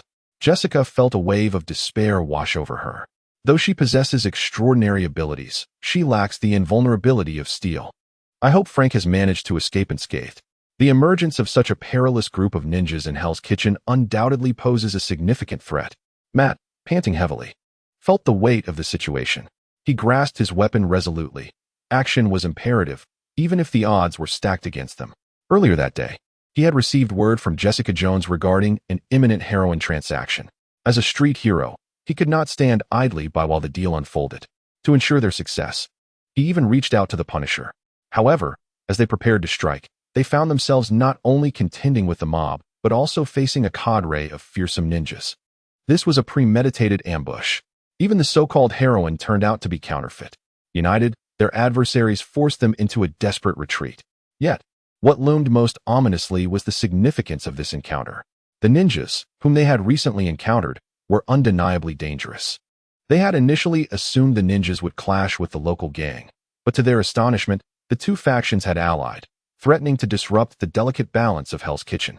For these street heroes, this was an unmistakably perilous omen. Without granting them much time, the assailants encircled Matt and his companion. Soon, 7 or 8 ninjas silently appeared atop the adjacent rooftops. As the enemy numbers swelled, their spirits sank further. The likelihood of their survival was being systematically eroded. The clash was imminent, yet hope for victory eluded them. At that moment, a flippant voice broke the tension. What a lively scene. Mind if I join? Chapter 67, Kevin. This irreverent tone was jarringly out of place amidst the grim atmosphere. Kevin, Matt exclaimed in surprise. As one of Kevin's closest friends, he was well aware of the experimental circumstances surrounding him and understood his current capabilities. Salvation had arrived. Jessica Jones also turned her gaze toward Kevin, both of them exhaling in relief. However, the gang members and ninjas regarded Kevin with cold, unyielding stares, as if he were already a corpse. Most of them recognized the name. After all, the entire block had been designated a gang no-go zone due to Kevin Adams. Yet, what did that matter? In the face of dozens of armed men, individual strength seemed laughably insignificant. Kill him, commanded the ninja leader from the rooftop, and all the ninjas sprang into action. The night was shrouded in darkness, with clouds obscuring the moonlight. In the pitch-black shroud of night, these ninjas seemed to merge seamlessly with their surroundings, rendering them nearly invisible to the naked eye. Kevin, be cautious. These are ninjas, exceptionally skilled in stealth. Jessica Jones urgently cautioned. Kevin's expression remained unchanged. In the next instant, he unleashed a swift kick. With a resounding thud, a figure clad in black was sent hurtling backward, crashing violently against the wall, lifeless upon landing. Almost immediately, 3 ninja blades surged toward Kevin from various directions. With fluid grace, Kevin evaded the onslaught, his movements astonishing the observing ninjas. Even their leader could not achieve such finesse. Consequently, their murderous intent escalated. He must not be allowed to survive. Yet, harboring such lethal intent did not guarantee their success. After deftly sidestepping the attacks, Kevin launched a ferocious counteroffensive without hesitation. With each strike, another assailant was sent flying. A glint of silver flashed, a scalpel appeared in Kevin's grasp. In an instant, several ninjas lay dead upon the ground. The battle concluded in mere moments. Nearby, the gunmen who had witnessed the entire scene were left in a state of sheer horror. They were well aware of the ninjas' formidable prowess, yet now, every single one had perished in the blink of an eye. After dispatching the ninjas, Kevin approached Matt and Jessica Jones with measured steps. "Stay back," a gang member shouted, brandishing a firearm. Confronted by Kevin's lethal methods, he was engulfed in fear.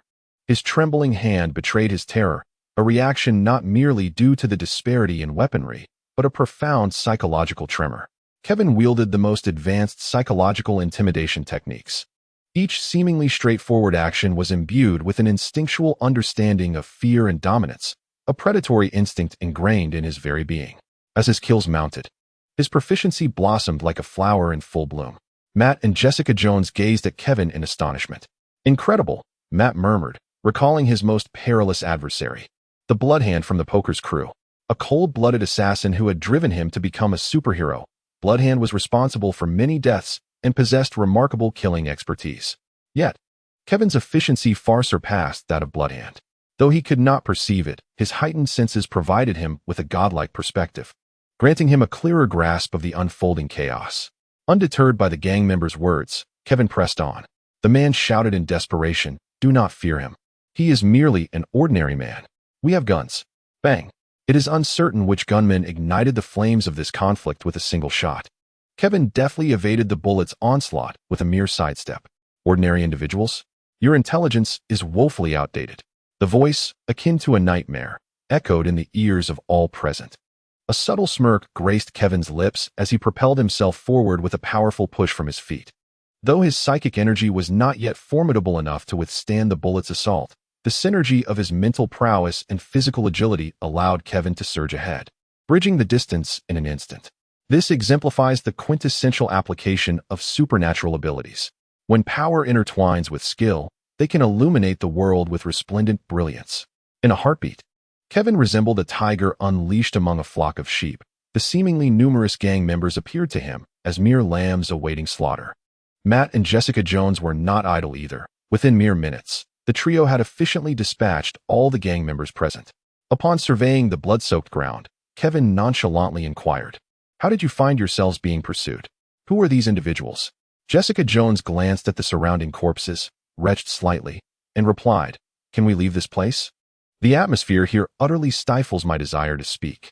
Kevin shrugged, His and Matt's senses were far more acute than Jessica's. It could only be said that she had lost too much blood.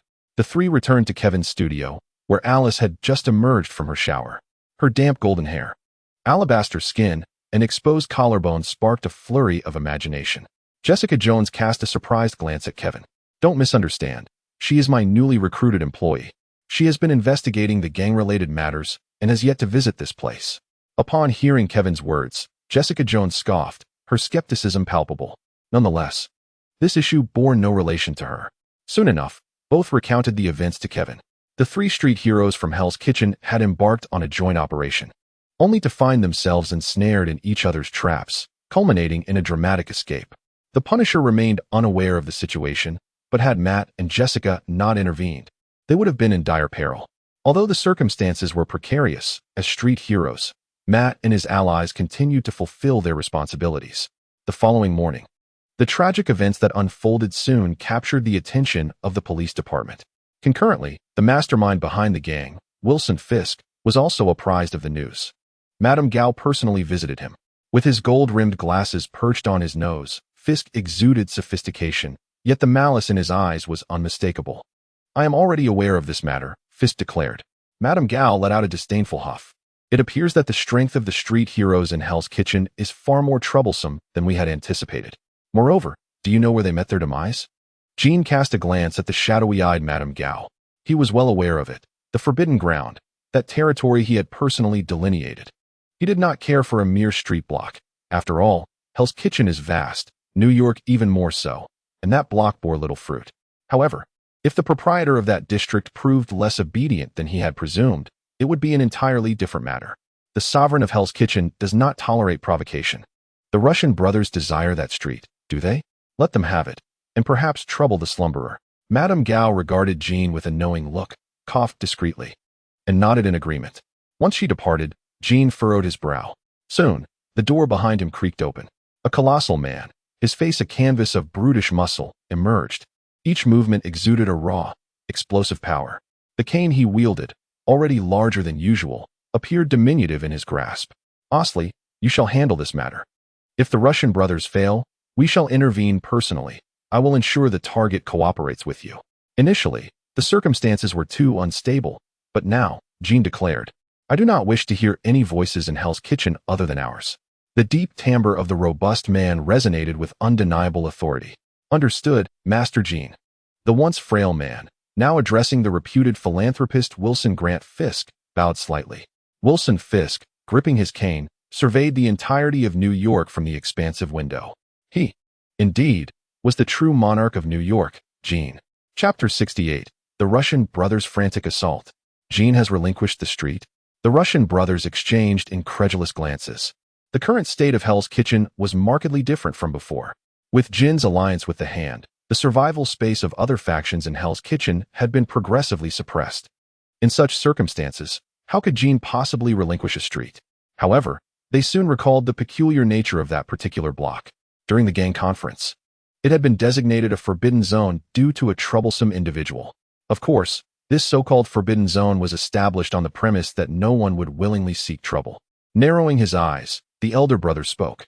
Since Jean does not want it, we shall take it. What about the Vortex Killer? Shall we leave him be? The younger brother inquired. Leave him be? A dangerous individual like that must be eliminated. With just a few exchanges, the Russian brothers resolved Kevin's fate.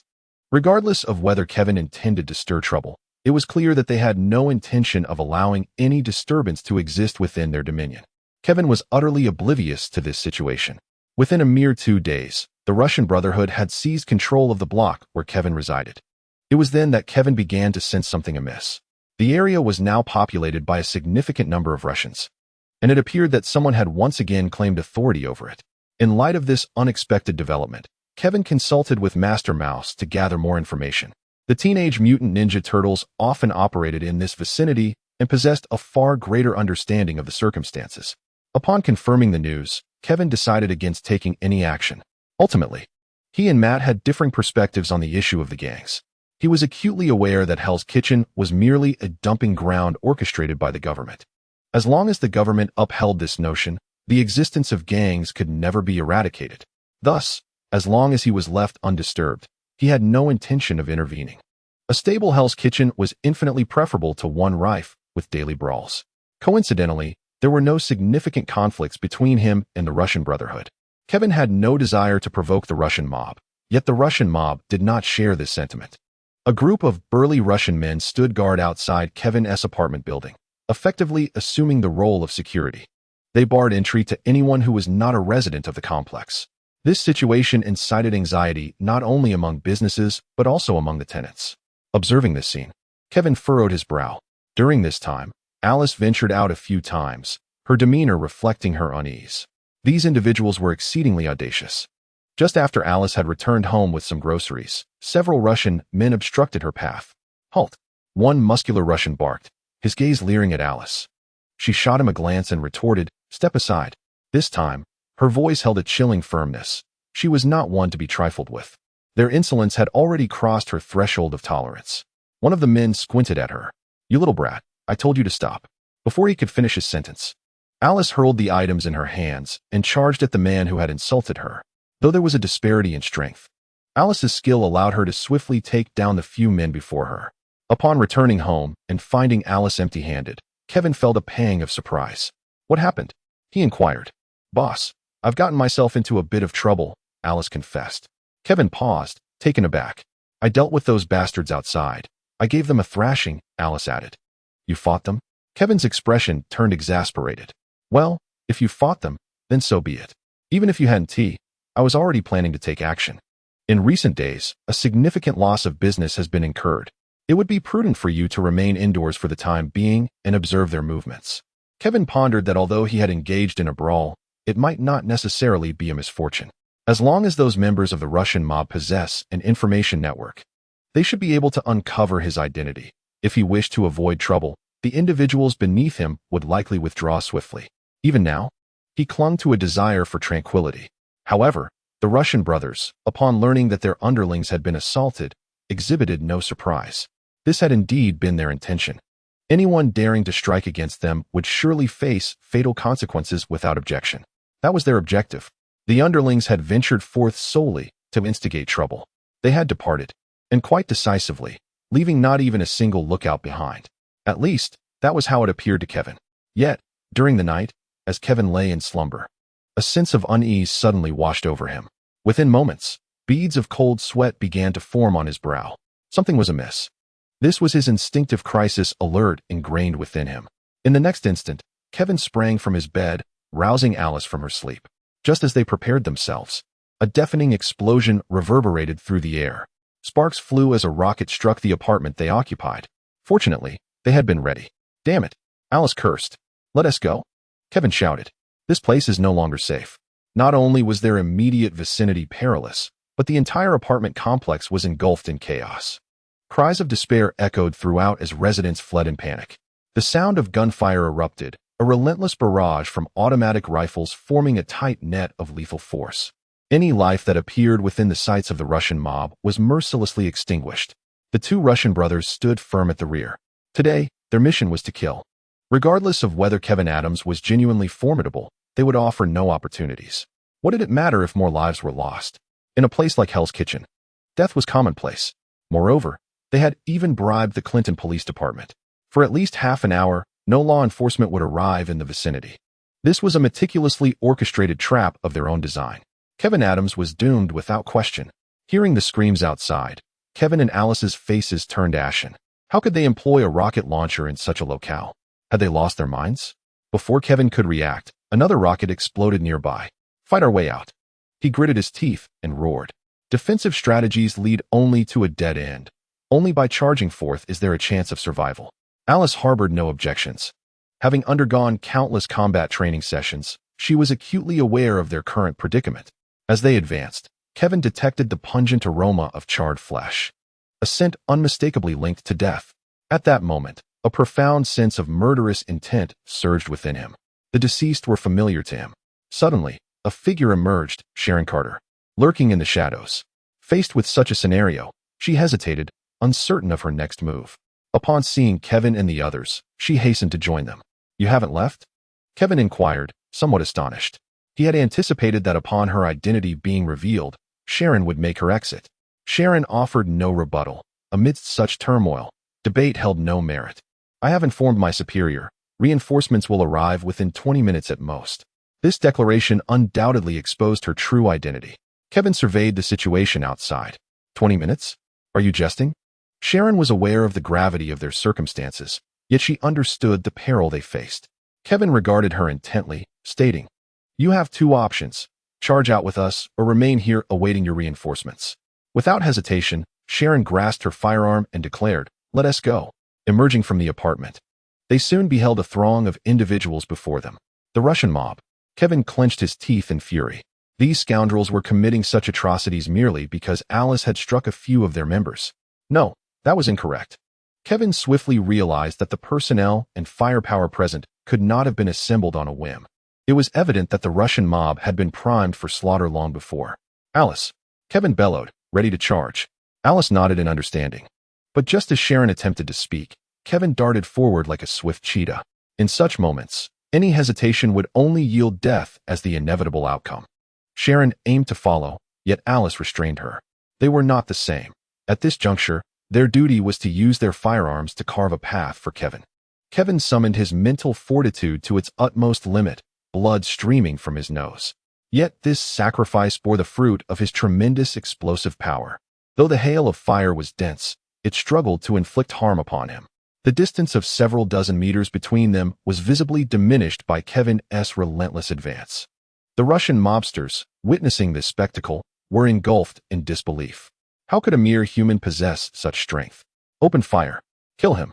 The two men shouted frantically, their guns continuously firing. Suddenly, a figure charging towards them collapsed, dead. As they pondered this, the figure sprang back to life, breaking through the final line of fire in an instant. The counterattack had commenced. Chapter 69. The Hidden Gold. Amidst the crowd, Kevin unleashed his formidable combat prowess once more.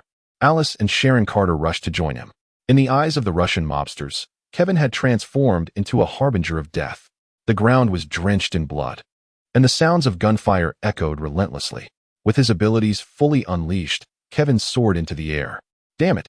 a Russian cried out in terror, hoping to dispel his fear through bravado. Yet, in such dire circumstances, fear is not easily banished.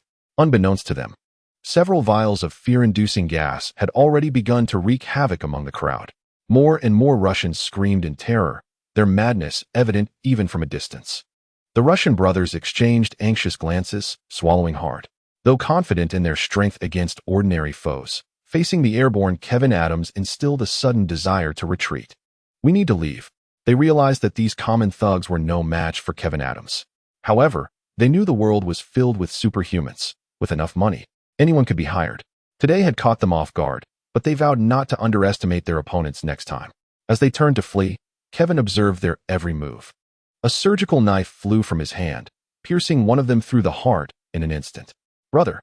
The surviving sibling roared in anguish, but he did not stop. Even if vengeance was on his mind, he had to escape first. Otherwise, he would meet his own demise. After eliminating one, Kevin descended to the ground. He had expended considerable mental energy from the earlier confrontation. Reluctantly, he preferred not to rely on his abilities unless necessary. Sharon Carter stared at Kevin in astonishment, her mouth agape in disbelief. He had flown. Without any means of transportation, he had truly taken to the skies. Flight was humanity's ultimate dream. Even in a world teeming with superheroes, few could claim the ability to soar on their own. Such abilities, even in a world of superhumans, are exceedingly rare. Indeed, the intelligence relayed by the director was accurate. Sharon Carter inhaled deeply, her resolve strengthening towards her next objective. She could not retreat. It was imperative to extract more information from Kevin Adams, ideally persuading him to join S.H.I.E.L.D. slaughter, relentless slaughter.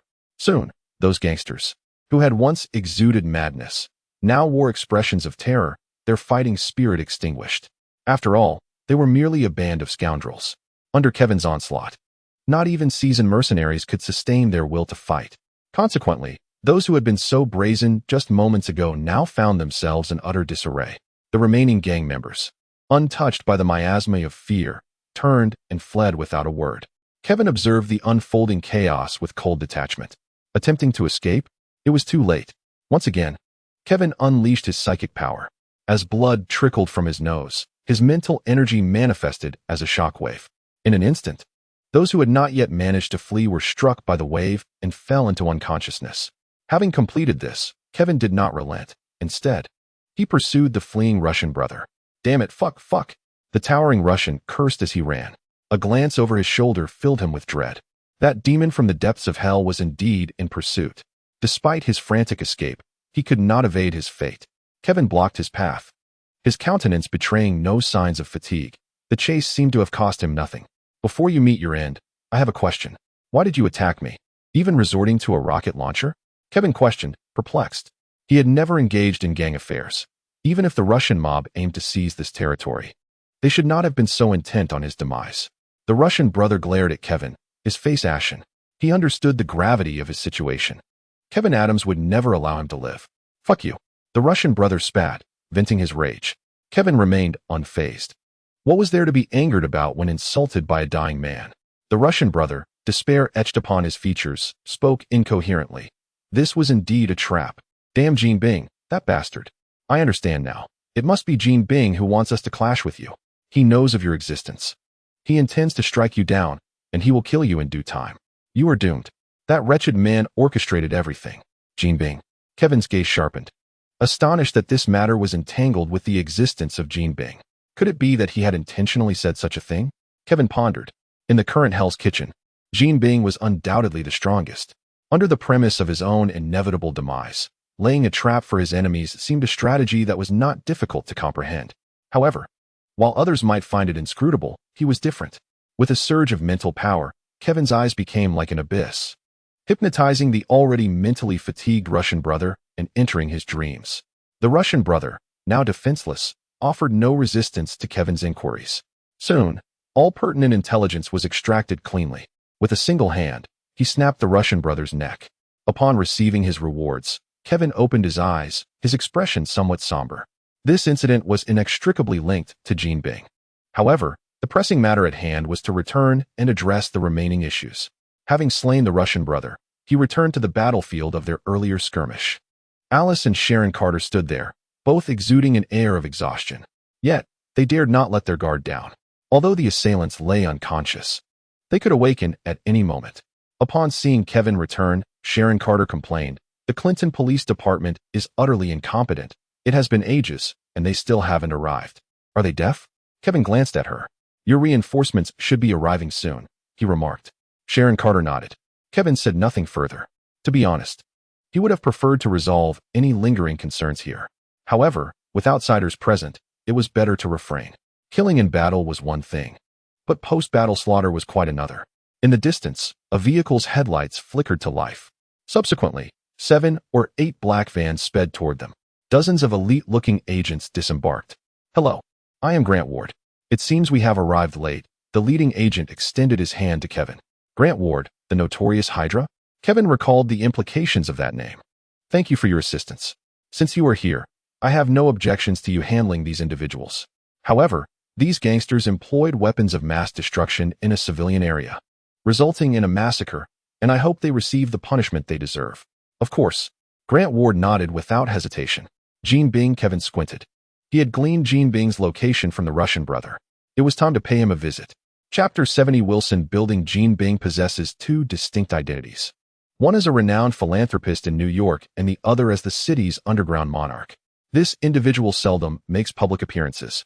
The scant photographs available depict a markedly corpulent figure. Among numerous rumors, it is suggested that this portly man is merely a decoy for Jean Bing, whose true form has never been unveiled to the public eye. However, such information is merely speculative, shrouded in truth and deception that remains unknown to all. Yet, Kevin, endowed with memories from a past life, is acutely aware that the rotund figure is certainly not the genuine Jean Bing. The authentic Jean Bing embodies a physique that has reached, if not surpassed, the pinnacle of human strength. It is inconceivable that such a greasy appearance could represent the true Jean Bing. He is undoubtedly a mere stand-in. The most terrifying aspect of this Jean Bing lies not in his formidable power, but rather in the impenetrability of his hiding places. No soul knows the extent of his doubles, nor their concealed whereabouts. He is a cunning and ruthless character. Fortunately, Kevin has acquired a lead. The Russian brothers are not fools. They have long harbored suspicions regarding Jean Bing's identity and have secretly investigated his true nature. After confiding in Alice, Kevin prepared himself and made his way toward Jean Bing's hiding place. The night had deepened. The clouds above had transformed into a cascade of rain upon the earth. Rain has always been the most effective means of erasing traces. It is a propitious day for murder.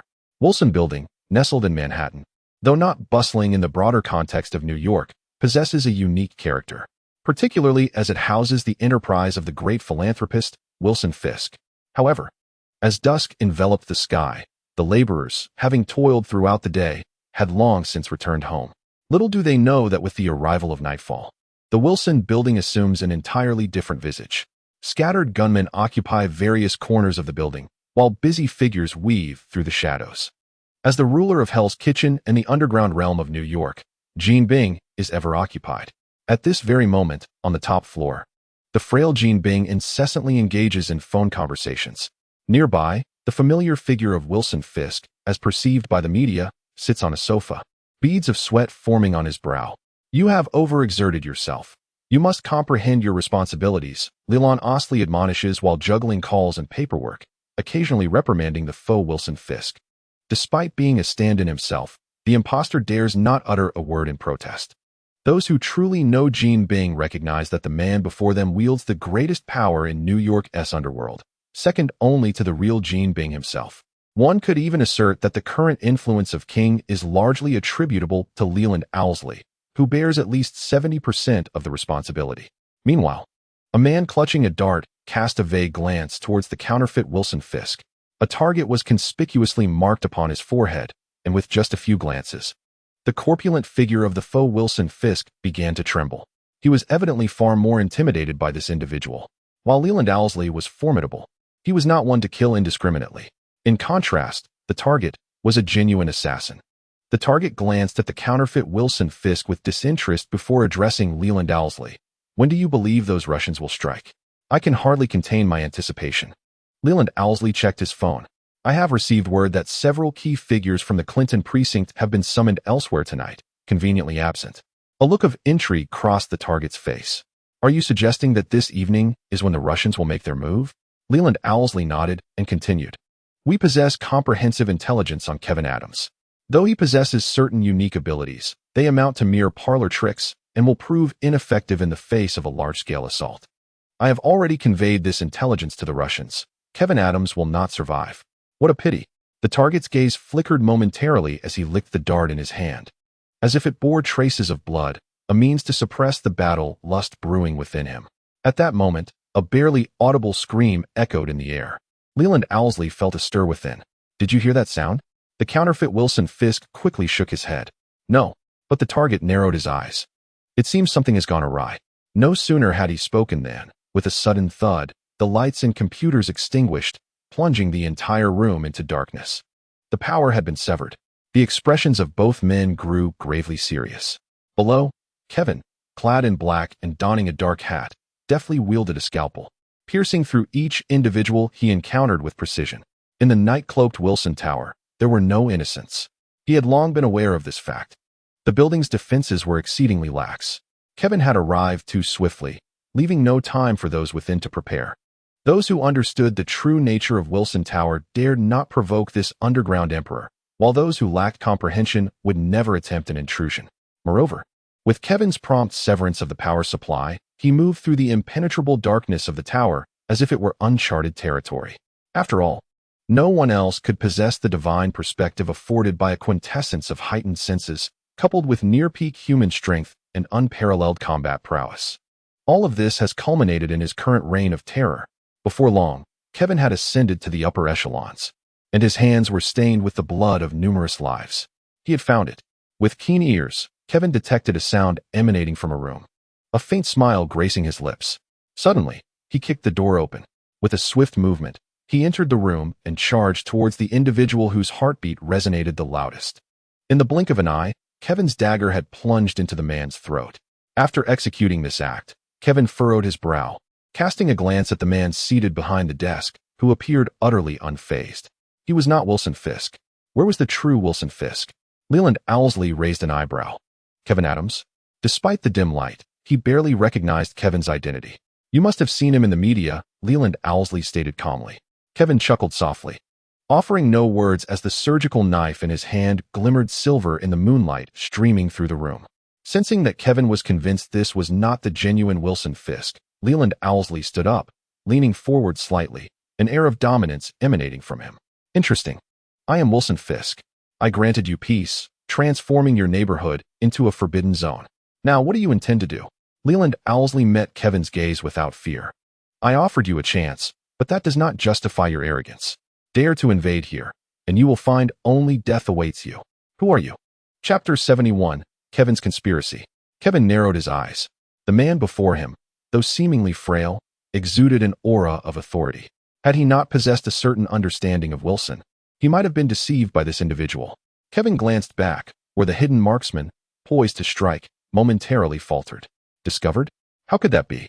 As a professional assassin, his skills extended beyond mere precision in throwing darts. He was equally adept in combat and assassination. Kevin scoffed lightly, turning his gaze back to Leland Owlsley. As if the marksman were inconsequential, the situation seemed to diverge from his expectations. Wilson was not present. Initially, he had assumed the bulky man was Wilson. Given the heavy breathing and portly figure, combined with the intelligence from the Russians, leading him to believe he had a 90% certainty. Yet, it was evident he had erred. That man was merely an ordinary decoy. And within this room, there was no presence of a fourth individual. Kevin was quite certain of this. Leland Owlsley, noticing Kevin's gaze, assumed he had not detected the presence of the target. After all, in the moonless night, the target concealed in the corner had a natural stealth, invisible to the naked eye.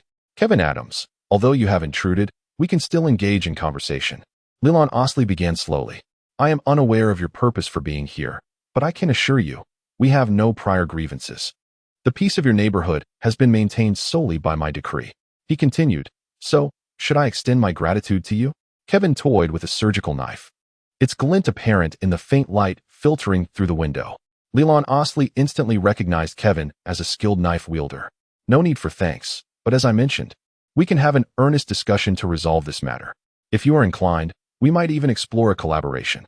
To be frank, I am quite intrigued by your abilities and finesse." Kevin regarded Leland Owlsley with a hint of amusement. This seemingly frail man was far from ordinary. He exhibited no signs of panic throughout their exchange. Even now, he was attempting to shift the initiative back to himself, clearly a master of psychological manipulation. "Are you working for Jean?" Kevin scoffed. Leland Owlsley was somewhat taken aback. The target had indeed been discovered.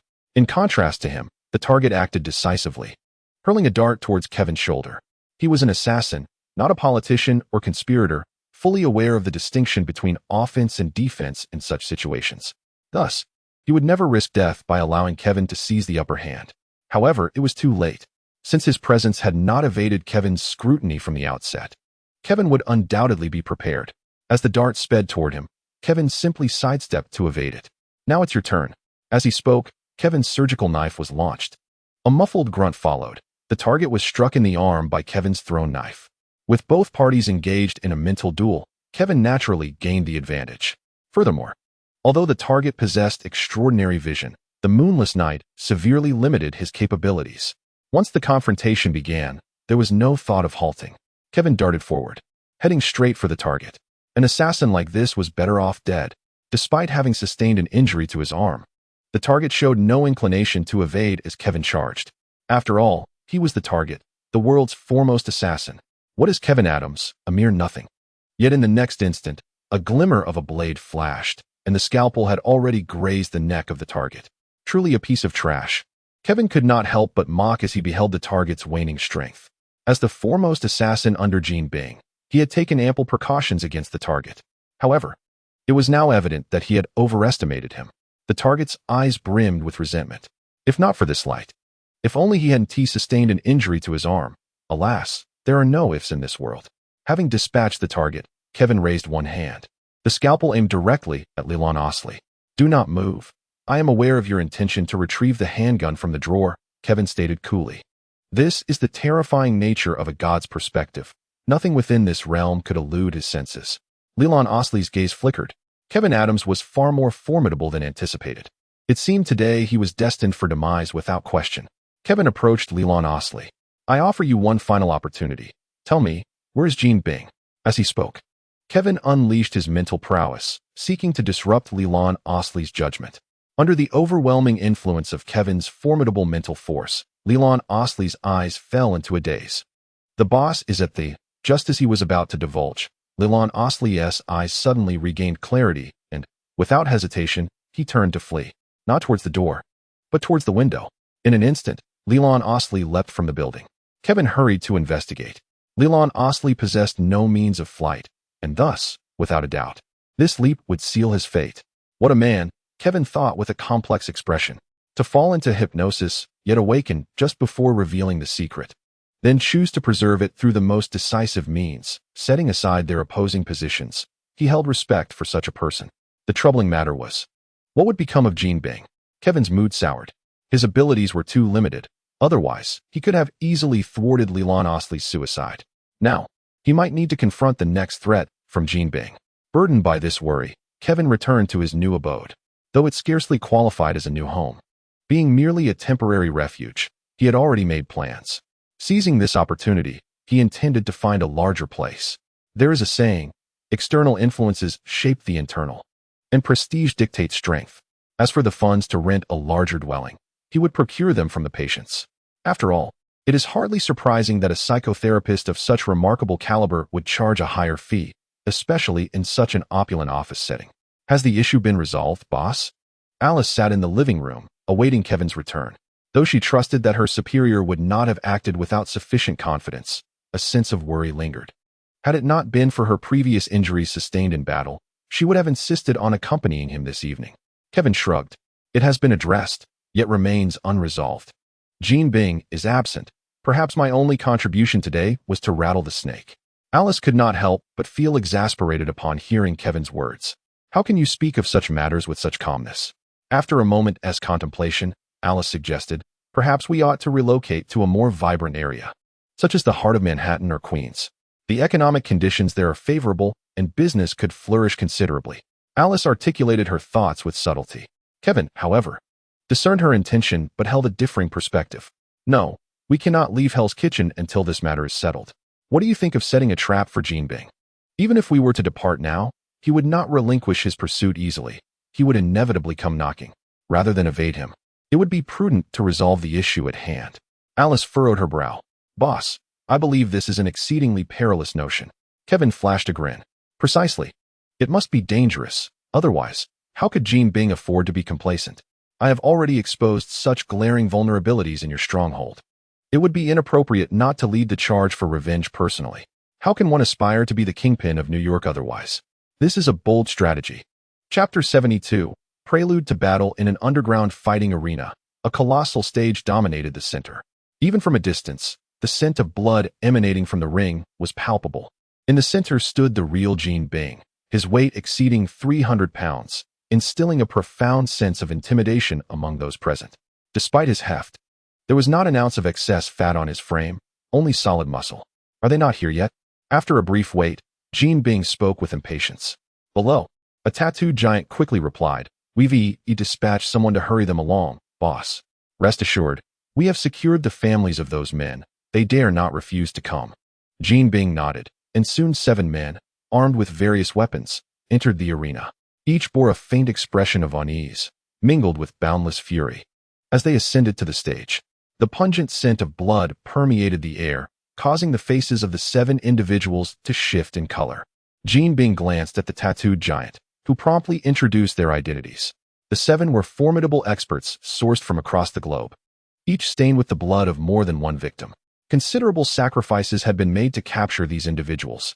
Among them were underground boxing masters, practitioners of blade techniques, Muay Thai champions, and several adept in ancient martial arts.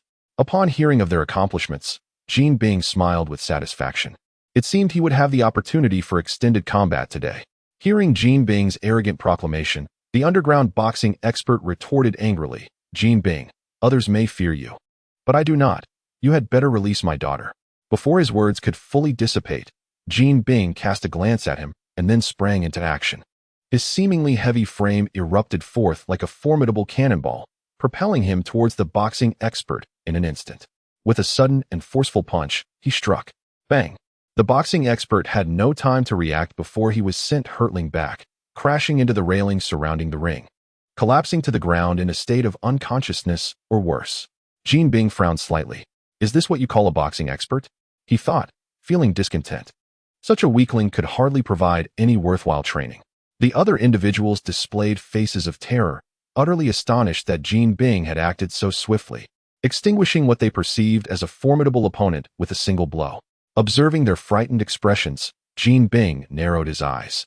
How can you unleash your full potential in such a state? You are left with two choices: defeat me, and not only can you leave, but your families may live as well.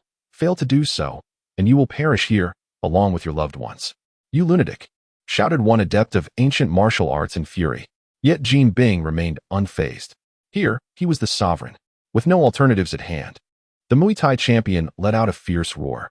Altogether, he refrained from proclaiming his own participation, knowing well that the underground boxing master was no pushover.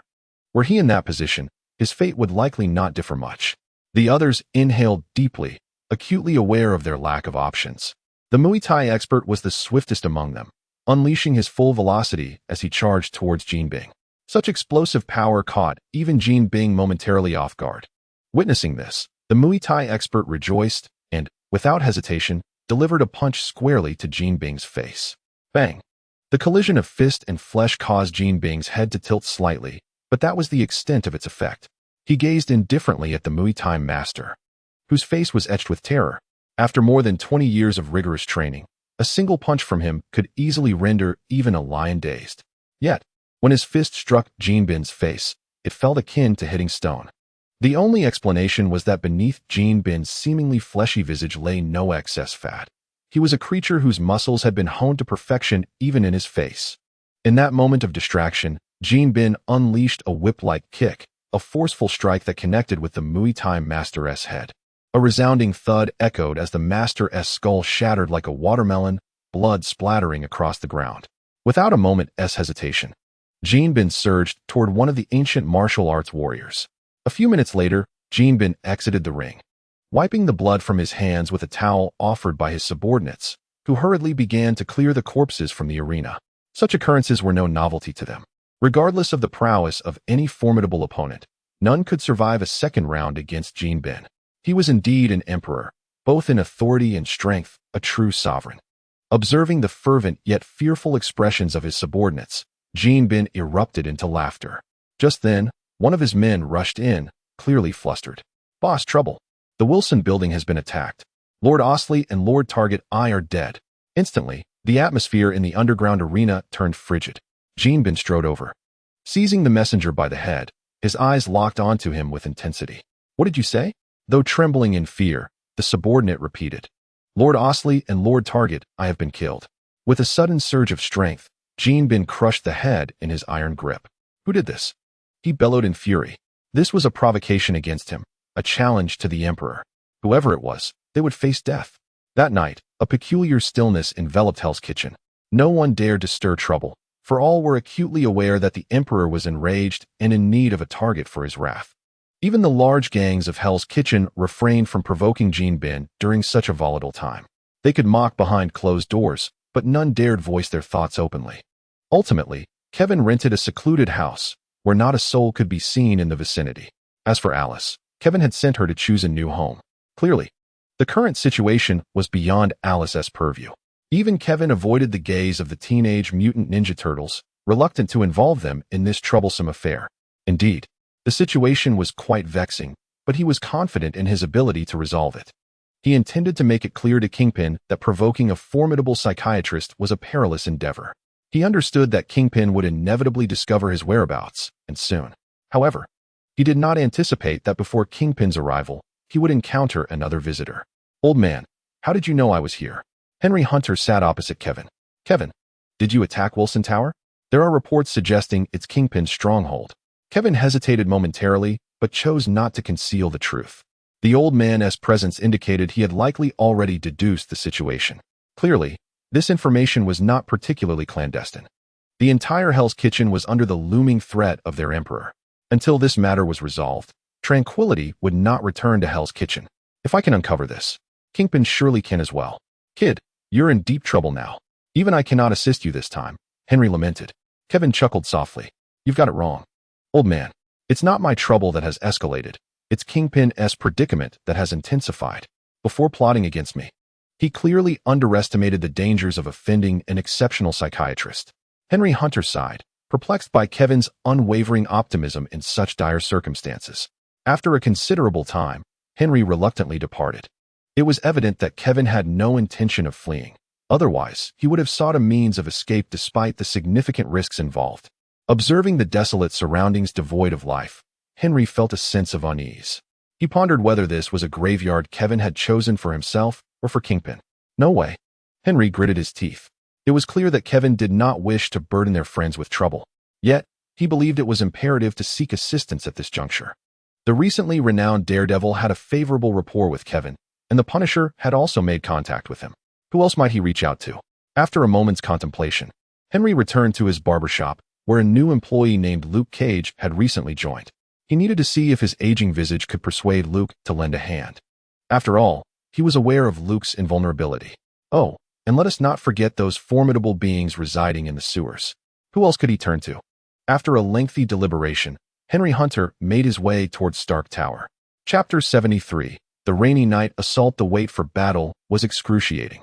At this moment, Kevin experiences an indescribable tranquility, as if he were about to face not a fierce battle, but rather a serene interlude. A rattan chair and a folding fan serve as his companions, the epitome of leisure during this sweltering summer. Yet, they seem somewhat out of place in the surrounding environment. Nevertheless, in a neighborhood reminiscent of a slum, such incongruities appear to fade away. Reclining on the chaise lounge, the sun blazes ominously overhead, yet Kevin senses an impending change. Perhaps this night will herald the season's first thunderstorm. Even without consulting the weather forecast, he possesses an innate intuition. As afternoon arrives, a gentle breeze stirs, disrupting the stillness of summer. Meanwhile, a phone call reaches the Clinton Police Department. I am Gene Bing, and I hope that tonight, the police station is deaf and blind, for I have matters to attend to. His voice exudes an air of dominance. Nicholas Angel, who received the call, furrowed his brow. The previous chief of the Clinton Police Department had been dismissed for his inadequate response to the massacre involving Kevin and Nicholas. Having recently distinguished himself by solving several major cases, was appointed to the position. He was acutely aware of the reasons behind his acceptance of this role. There were those in the New York Police Department who held him in disdain, hoping that this position would teach him what deserved attention and what did not. Of course, he had heard of Gene Bing, but he never anticipated such brazen threats directed at the police station. Gene Bing, I am indifferent to how my predecessor handled matters, but you would do well to behave yourself. With that, Nicholas Angel abruptly hung up the phone. He would never compromise with a gangster. Such a notion was utterly inconceivable. Nearby, several officers who overheard the conversation were visibly alarmed. Chief, do you realize what you've done? That is Gene Bing. You've invited serious trouble. One officer stammered. Nicholas Angel cast a glance at him. Are you suggesting that, as chief, I should acquiesce to a criminal? Though his voice was low, his discontent was unmistakable. Ultimately, silence enveloped the room. Tonight, everyone must remain on duty. No one is permitted to leave. Should an emergency call come in, I expect every officer to arrive at the scene without delay. The officers around him felt a wave of dread wash over them. After all, this was Gene Bing. This newly appointed chief seemed intent on leading them into peril. At that moment, they found themselves utterly helpless. Within a mere 10 minutes, a police officer rushed in, visibly flustered. Sheriff, a large crowd of civilians has surrounded the station. Nicholas Angel's eyes narrowed with a chilling resolve. Such audacity. However, when he glanced outside, he gasped in shock. Hundreds of individuals encircled the precinct, a mix of men and women, young and old, but predominantly those affiliated with the gang, their waists bulging with weapons. What a formidable display. Nicholas furrowed his brow, realizing that, regardless of what transpired that night, his departure from the station was impossible. Meanwhile, having arranged everything, Gene Bing, with a menacing expression, inquired, Are our people ready? Boss, we have gathered over 300 individuals. This time, it is foolproof, came the response. Gene Bing nodded in agreement. Ensure that our men keep an eye on the other gangs. Tonight, I intend to demonstrate to Hell's Kitchen the consequences of provoking their emperor. Just then, Madame Gao approached from outside, accompanied by an elderly man wielding a ninja blade. Jean Bin, we are prepared, the old man stated calmly. He was one of the 5 fingers of the hand, alongside Madame Gao, and this time, he too would intervene. For this was a battle proclaiming the dominion of Hell's Kitchen. As a crucial ally of Jean Bin, the hand could not afford to be absent. Night fell, shrouding the world in darkness deeper than when Kevin had visited Wilson Tower. Yet unlike the previous occasion, thick clouds obscured all moonlight, and distant thunder rumbled ominously above. All signs indicated an impending tempest. Kevin remained vigilant, refusing to relax or rest, for he was certain that Jean Bin would not relent in the face of rain. Suddenly, Kevin's scalpel darted towards the left rear with precision. A muffled grunt echoed as a shadowy figure in black collapsed. A ninja. In this darkness, the ninja stealth techniques reached their zenith. Yet it was futile. Their every move failed to evade Kevin's keen senses. Eliminate him. Upon realizing their assassination attempt had failed, one ninja shouted, and several others lunged at Kevin simultaneously. Though sharp, Kevin's scalpel was diminutive and lacked resilience. With just a single clash, the scalpel was severed.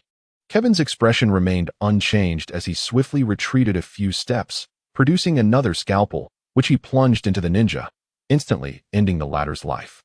The rain began to fall. Impressive skills. Just as Kevin prepared to confront the remaining ninjas, a voice, tinged with age, echoed through the air. Kevin turned to look, and his hair stood on end in an instant. This was a primal instinct of danger, indicating that the person before him was certainly formidable. Who are you? Kevin inquired. I am one of the 5 fingers of the Hand Association. You may call me Xian. Madame Gao once invited you to join our ranks, but regrettably, you declined. Thus, you have become a prime target for our organization, Xian replied coolly. Despite witnessing several of his subordinates fall to Kevin's blade, he remained unperturbed. Were he in their place, he would effortlessly dispatch those inexperienced ninjas. Moreover, he possessed the means of resurrection. Kevin's eyes narrowed. The Hand Association had indeed made an appearance. In the next moment, Kevin erupted with fervor. He had no interest in philosophizing with Xian. Upon learning the name of this dead man, all questions faded. Now was the time for bloodshed. Xian swiftly drew his katana, advancing towards Kevin. In his estimation, Kevin was a worthy adversary deserving of his full attention. He eagerly anticipated the clash with a skilled opponent. Although Jean had prepared extensively outside, he was sorry to say, Kevin Adams' head would be his. However, in the blink of an eye, as Xian prepared to strike, he suddenly felt his body stiffen, momentarily rendered immobile. In that instant, he caught sight of Kevin's mocking gaze. A staggering thought surged through his mind. How could this be possible? This unscrupulous fellow. Damn it, Kevin scoffed. A duel? He had no such inclination. In the next instant, influenced by Kevin's mental prowess, Xian found himself impaled through the throat by Kevin's scalpel. This was combat. True combat required no idle chatter. Kevin was on the move again. The few remaining ninjas in the room were swiftly dispatched, leaving no trace. This battle, which lasted less than a minute, had come to an abrupt conclusion. The rain intensified. Tonight was just beginning. Chapter 74. Unforeseen consequences outside. Madame Gao and Jean stood together. The time has come, Jean remarked, his tone measured. He had an agreement with the Hand Association. If they failed to resolve the situation, he would take matters into his own hands. Madame Gao's expression darkened. Xian had not eliminated Kevin Adams, and he had not even emerged himself. Is he truly dead? She found it hard to believe. In the realm of the Hand Association, Jean's combat prowess stood unrivaled among his peers. How could he possibly have perished so silently? However, before long, the creaky door of the dilapidated house swung open with a groan. A figure emerged, holding an umbrella, gazing intently at Jean Bing and the others. Madame Gao's eyes turned cold. It was Kevin Adams. His appearance spoke volumes about Jean's fate. Even Jean Bing felt a twinge of surprise. Although he held little regard for the ninjas of the Hand Association, their strength among ordinary people was commendable. Fortunately, he had not underestimated the man who had slain the likes of Target Eye and Oris. With a cigar clenched between his teeth, a subordinate stood beside him, holding a black umbrella to shield him from the rain. Taking a deep drag, the cigar burned down to its end, revealing the formidable capacity of Jean Bing's lungs. Discarding the remnants of the cigar, Jean Bing took the umbrella for himself. His robust physique made even the specially designed umbrella appear diminutive. Kevin Adams, had you not killed Oris, we might have been friends, Jean Bing stated calmly, though anyone could discern the malice laced in his tone. Oris was the cornerstone of his dynasty, holding a significance that transcended the ordinary. Today, you shall not escape. Faced with Jean Bing's frigid gaze, Kevin curled his lips into a smirk. Such audacity. He glanced around, noting the multitude of Jean Bing's gang members encircling him. At some point, waves of ninjas had infiltrated every corner and rooftop. He was thoroughly ensnared. In such dire circumstances, Jean Bing's assertion held a grain of truth, unless he possessed some extraordinary means. Just then, 3 individuals stepped forth behind Jean Bing. Unlike the gangsters, these 3 exuded confidence and an insatiable desire to perform. Kevin's instincts warned him that they were no ordinary beings. Abilities? Kevin furrowed his brow. Madame Gao stood by, her expression inscrutable. From the moment Jean had died, the Hand Association's objective had already faltered. Jean Bing spoke flatly. Kill him. The Emperor's disgrace must be rectified. The trio wore sinister grins. Fear not, boss. Leave it to us. Kevin's countenance remained devoid of fear. One among them remarked, Kevin Adams, you foolishly killed Target Eye, and for that, we must thank you. After all, you have afforded us a superior opportunity. But alas, today is your last. No one can save you. Is that so? Kevin's lips curled ever so slightly. It seems that the time has come to reveal the trump card. Just then, a sudden scream pierced through the surroundings, capturing everyone's attention. A voice that Kevin found oddly familiar echoed in the air. Hold on, we're coming, he declared. As he spoke, 5 figures emerged. Kevin recognized them distinctly. They were none other than the Teenage Mutant Ninja Turtles and their mentor, Master Splinter. How had they arrived here? The unexpected appearance of the Ninja Turtles disrupted his preparations. Yet, for reasons unknown, Kevin felt a warmth spreading within him. Master Splinter. As he watched the 5 approach, Kevin intended to issue a warning, but before he could, Kingpin had already furrowed his brow. He cast a glance at Lady Gao. The monstrous creatures had already surged into the crowd, rendering firearms ineffective. Blades, however, were the domain of the ninjas.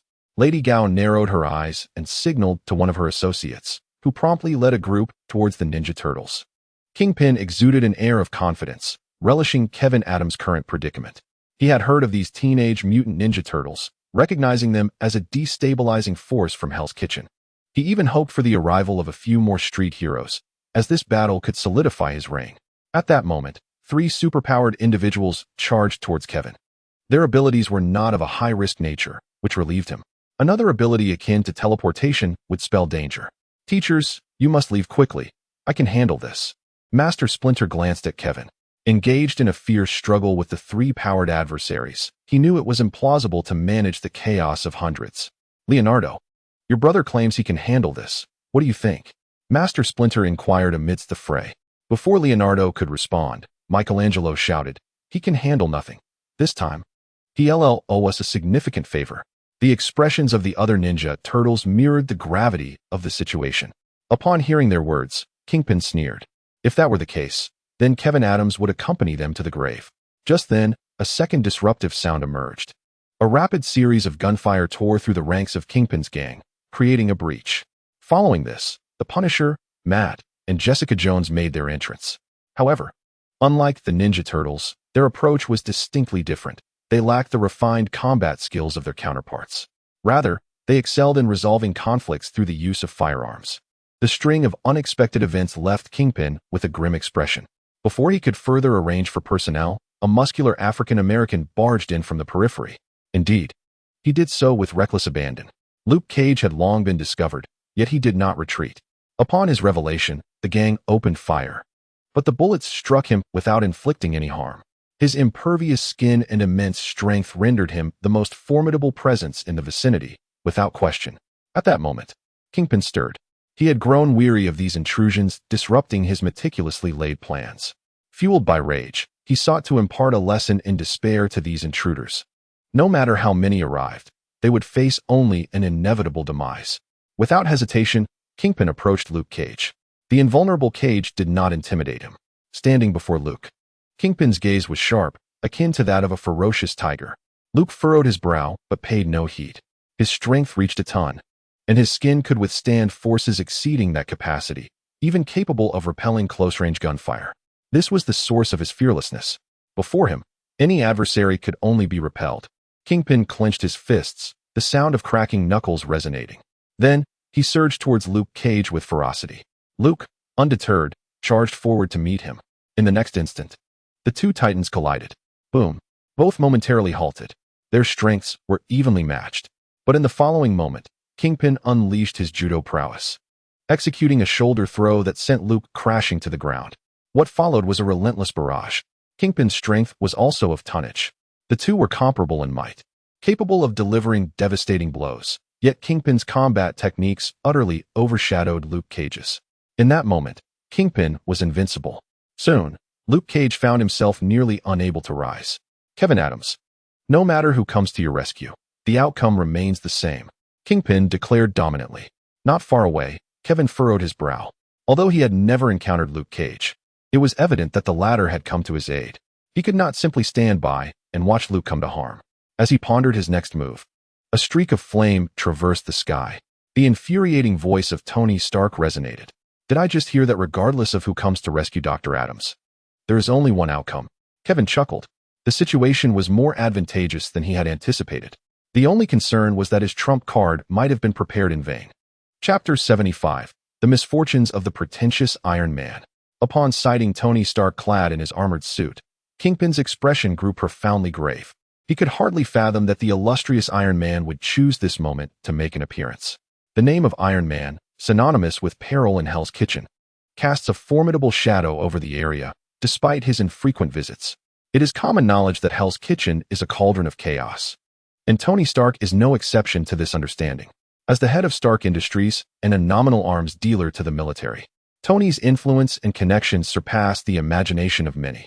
The environment of Hell's Kitchen is undeniably harsh, yet why do so few superheroes cast their gaze upon it? It is not due to ignorance of its tumultuous nature. Rather, they are acutely aware. As long as this place remains a semi-legal dumping ground, the disorder will persist. For street heroes like Matt, their knowledge is limited, and even when they suspect the truth, they often reject it. However, Tony Stark, viewing matters from a loftier perspective, has been steeped in his own brand of heroism from a young age. His approach to the superhero path is marked by striking rationality, akin to Kevin's thoughts. Certain superheroes, when confronted with problems that defy perfect solutions, often find themselves at a loss, attempting to devise a compromise. Iron Man, however, does not falter. He makes a decisive choice to save more lives. Thus, he comprehends that the chaos of Hell's Kitchen is not merely challenging, it is unmanageable. Addressing it would only exacerbate the situation, a truth even Wilson Fisk acknowledges. His tyranny is selective, wielded only where he deems it appropriate. In Hell's Kitchen, he showcases his supreme authority, yet he refrains from stirring trouble elsewhere in New York, often intervening to quell disturbances. After all, such restraint is fundamental to his reign. But now, Iron Man has arrived, instilling a profound sense of trepidation within Fisk. Yet, apprehension aside, the name Iron Man does not evoke fear in him. Instantly, Fisk retreats, retrieving his specially crafted cane from one of his subordinates. This cane serves not merely as a symbol of authority, but as a formidable weapon. As Tony descends, he casts a glance at the beleaguered Luke Cage. Alas, my friend, it is a dire situation. Frankly, I believe one should act within their capacity, much like me, who can save the unfortunate Dr. Adams, hence my presence here. And you, did you not understand the meaning of retreat when faced with insurmountable odds? Tony Stark's acerbic wit ignites a fire within Luke Cage. Struggling to rise, Luke prepares to respond, but Tony has already turned his attention to Kevin. Doctor, it seems you owe me a considerable favor. Tony Stark's disregard for Kingpin's actions ignited a furious wrath within the latter. The arrival of Iron Man was, without a doubt, a most unfortunate surprise for him.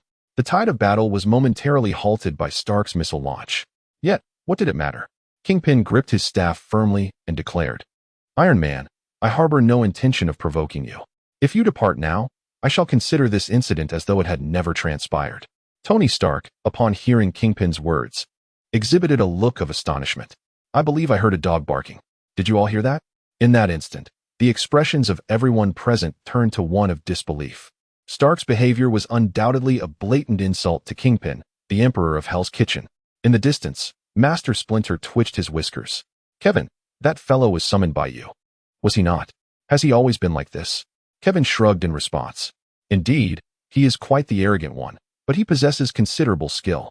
Kevin then addressed Tony Stark, saying, Hey, Tony, whether you believe it or not. I only acknowledge owing you a small favor, for today's events have been entirely within my control."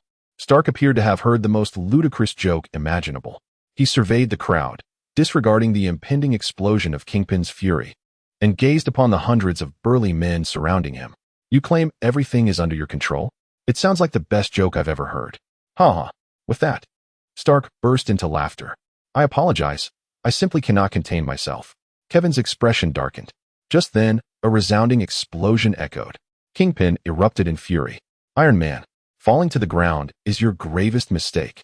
The most terrifying aspect of the armored suit was never the hand-to-hand combat. Rather, the proximity they now shared was ideal for such a confrontation. In an instant, Kingpin surged forward like a cannonball, crashing against Stark's faceplate with tremendous force, sending him flying. "Damn it," Stark cursed, but before he could retaliate with his suit, Kingpin was already upon him.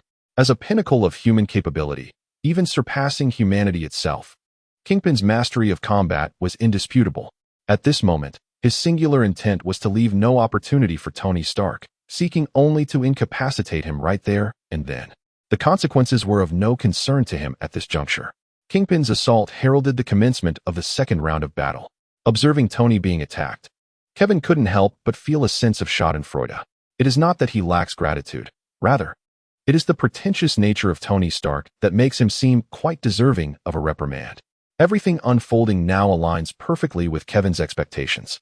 The tempestuous onslaught triggers the armor's alarms with urgency. "Jarvis, provide me with a solution," he shouted. The power of Kingpin exceeded his wildest imagination. He found himself entirely confined underground, utterly incapable of ascending. Yet, even Jarvis, constrained by the limitations of the suit, could offer no further assistance. He needed to bide his time. He was confident he could handle Kingpin, although the process may not be as glamorous as he had previously envisioned. At that moment, Kingpin was suddenly sent flying. Luke Cage's face materialized before Tony. "Hey, buddy, honestly, I believe one should act within their capabilities, don't you think?" Luke Cage echoed Tony Stark's earlier words. Instantly, Tony's expression soured. "Buddy, that's none of your concern," he retorted. "Of course it is, just as you care about me." One could hardly deny the satisfaction Luke felt in that moment. Tony rose to his feet, standing shoulder to shoulder with Luke Cage. Kingpin attempted to charge, but the opportunity had slipped away. Without hesitation, Tony unleashed his repulsor blast. Kingpin hastily dodged, his frustration boiling over. "Fire! Eliminate Iron Man!" he bellowed, refraining from further advance. Here, he was the master of firepower. In the next instant, an array of relentless projectiles soared towards Tony Stark. Luke Cage had no choice but to take shelter behind him. After all, while his physique could withstand small-caliber bullets, the firepower being unleashed here clearly surpassed his limits. Observing the two being suppressed by the barrage, Kingpin's expression turned grim. "Madame Gao, we need to retreat, and you have yet to deal with Kevin Adams. I need you to resolve this immediately." He understood that the current circumstances did not permit them to linger any longer. Madame Gao's countenance darkened, yet she straightened her stooped form. The ninjas who had been shadowing her, having yet to draw their blades, now unsheathed their katanas. It will soon come to an end. Kingpin. Chapter 76. You see, everything is under my control. Madame Gao cast a glance at Kevin Adams and the approaching ninjas, smirking coldly. There were many unforeseen elements.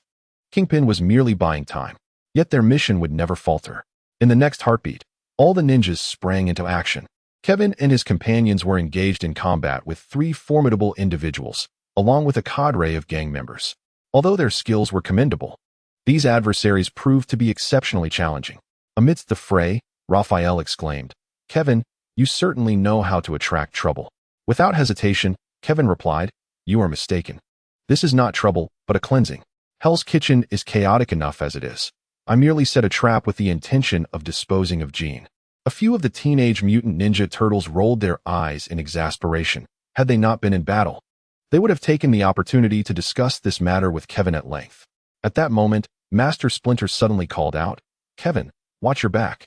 At that instant, Lady Gao was descending with her blade poised for a strike.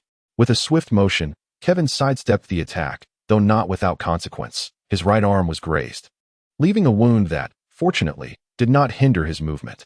Lady Gao expressed surprise. "You managed to evade me. My strike was quite stealthy. What method did you employ to detect my approach?" She had indeed heard the voice of the large rat, yet that was hardly the crux of the matter. As the warning had come too late, Kevin's countenance darkened. The cacophony of the torrential rain above was deafening, severely impairing his divine perspective. He had narrowly escaped death. Lady Gao, unfazed, remarked, "Under these conditions, you managed to avoid my assault. It's no wonder that Shin failed. However, your opportunities have now dwindled." In the next heartbeat, all the ninjas launched a simultaneous attack, coordinating with the three extraordinary individuals to besiege Kevin. Without the advantage of his divine sight, Kevin found it impossible to respond with the same ease as within the confines of the house. These were seasoned ninjas, not mere amateurs wielding blades. Before long, several wounds adorned Kevin's body. Yet, thanks to his meticulous evasions, the injuries were not overly severe. Nevertheless, they were indicative of the dire predicament he faced.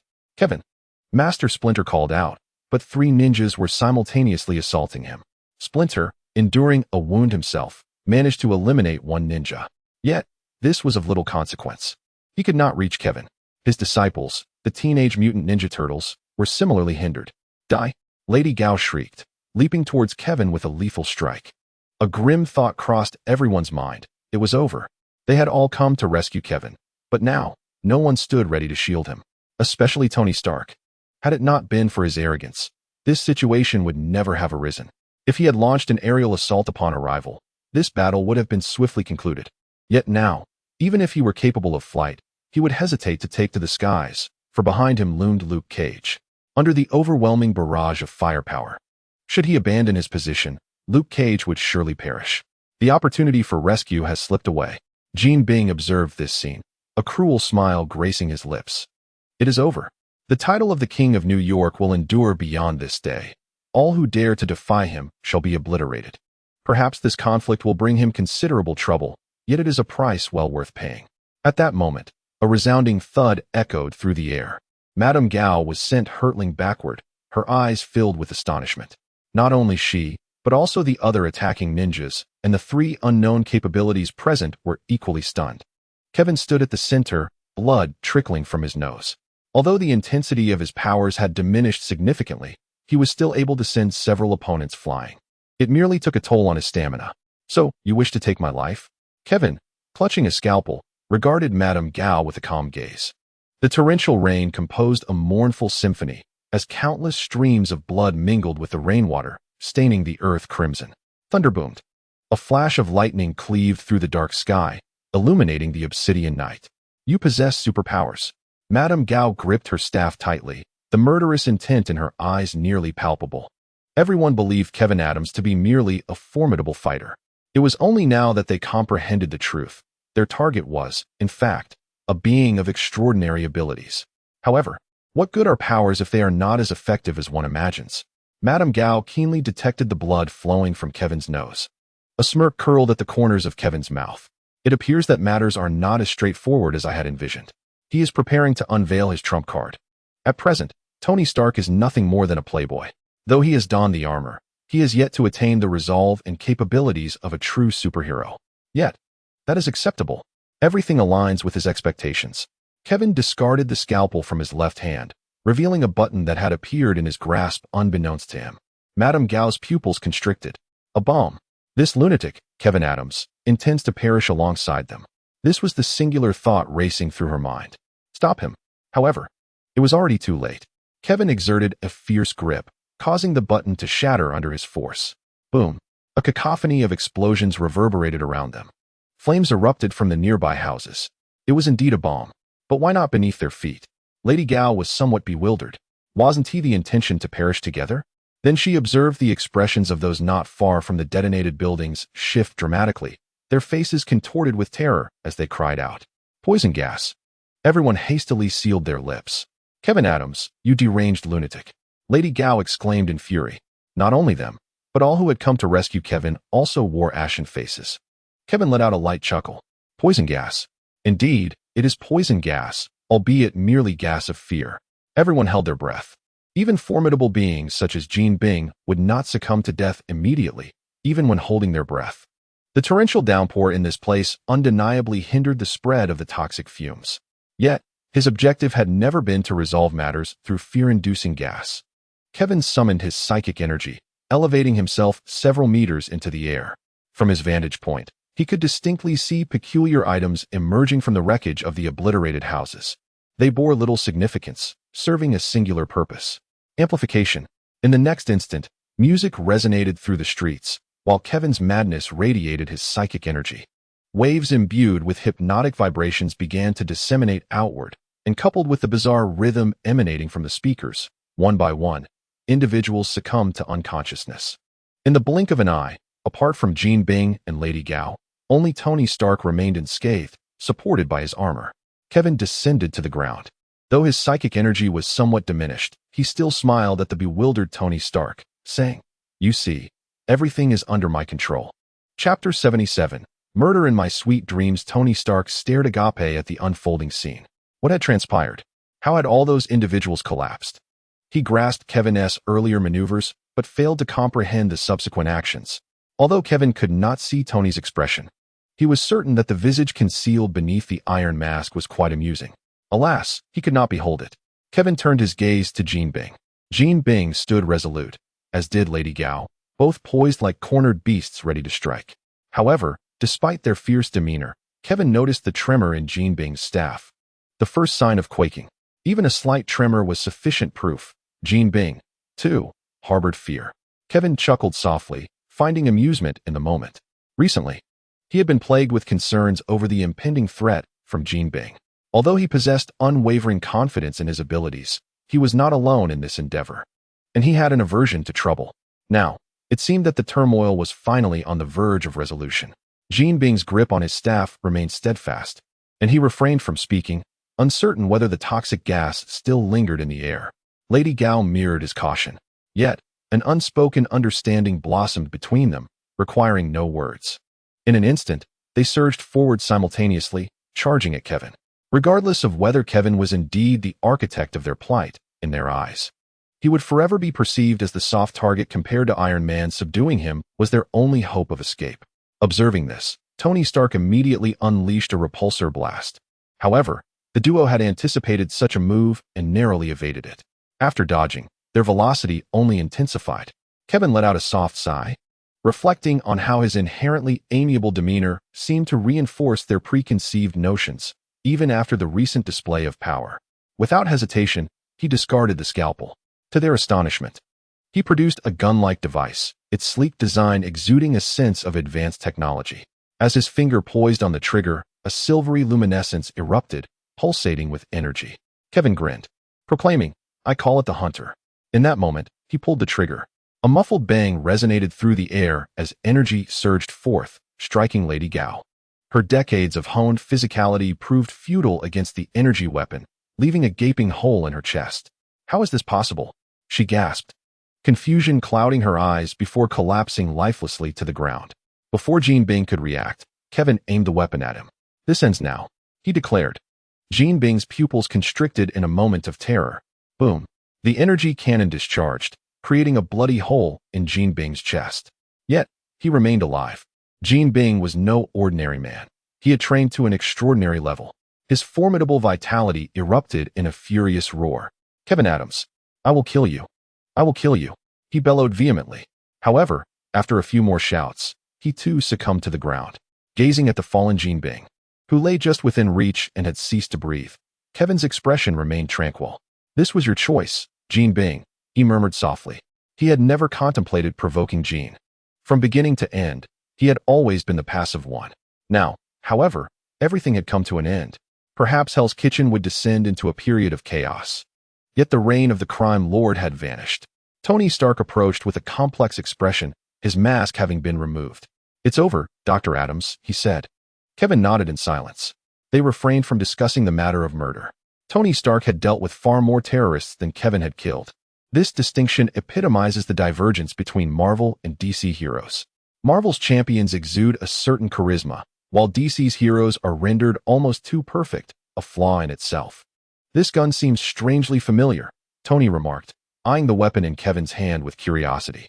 "Perhaps it's due to the shared usage of the miniaturized arc reactor. After all, that is the core technology. Other similarities are merely coincidental. As you know, technology often mirrors itself." Kevin spoke with an unflinching demeanor. despite the fact that at least 90% of the technology involved in that energy weapon was derived from Tony Stark's dreams. Yet, how could one label dreams as theft? Very well, Tony conceded, having already grasped from Dr. Adams' previous performance that he was an unconventional psychiatrist. Moreover, the doctor was correct. Similarities in technology are indeed commonplace, especially given the simplicity of creating such an energy weapon. What do you intend to do with these individuals? Tony inquired, seeking the crux of the matter. Kevin shrugged. These are significant troubles. The only recourse is to alert the authorities and hope they remain behind bars for several years. Tony exhaled in relief. Having been momentarily alarmed by Dr. Adams' unwavering willingness to kill, fearing the doctor might intend to eliminate them all. However, a small dilemma remained. Kevin hesitated. I cannot guarantee that they will all survive. His face bore the weight of concern.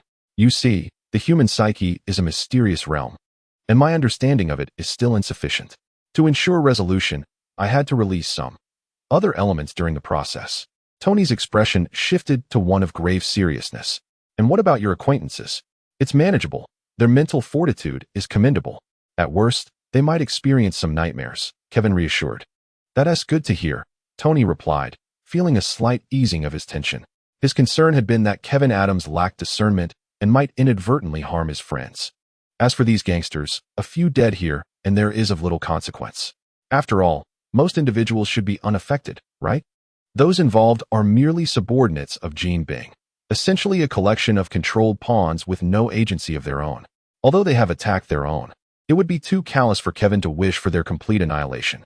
Such thoughts belong only to a demon. Let the law render its judgment upon them instead. Nevertheless, Kevin wishes to ascertain something through them. The art of killing within dreams. With his mental prowess having surged, his command over the dream realm has significantly intensified. He yearns to discover if he can indeed commit murder within the confines of a dream, and how many souls might meet their demise at his hands in that ethereal domain. These thoughts, however, remain unvoiced. Instead, he dials the Clinton Police Department. Upon hearing the voice of Nicholas Angel, he is evidently taken aback. Kevin, why have you called the police? Nicholas's expression shifts slightly.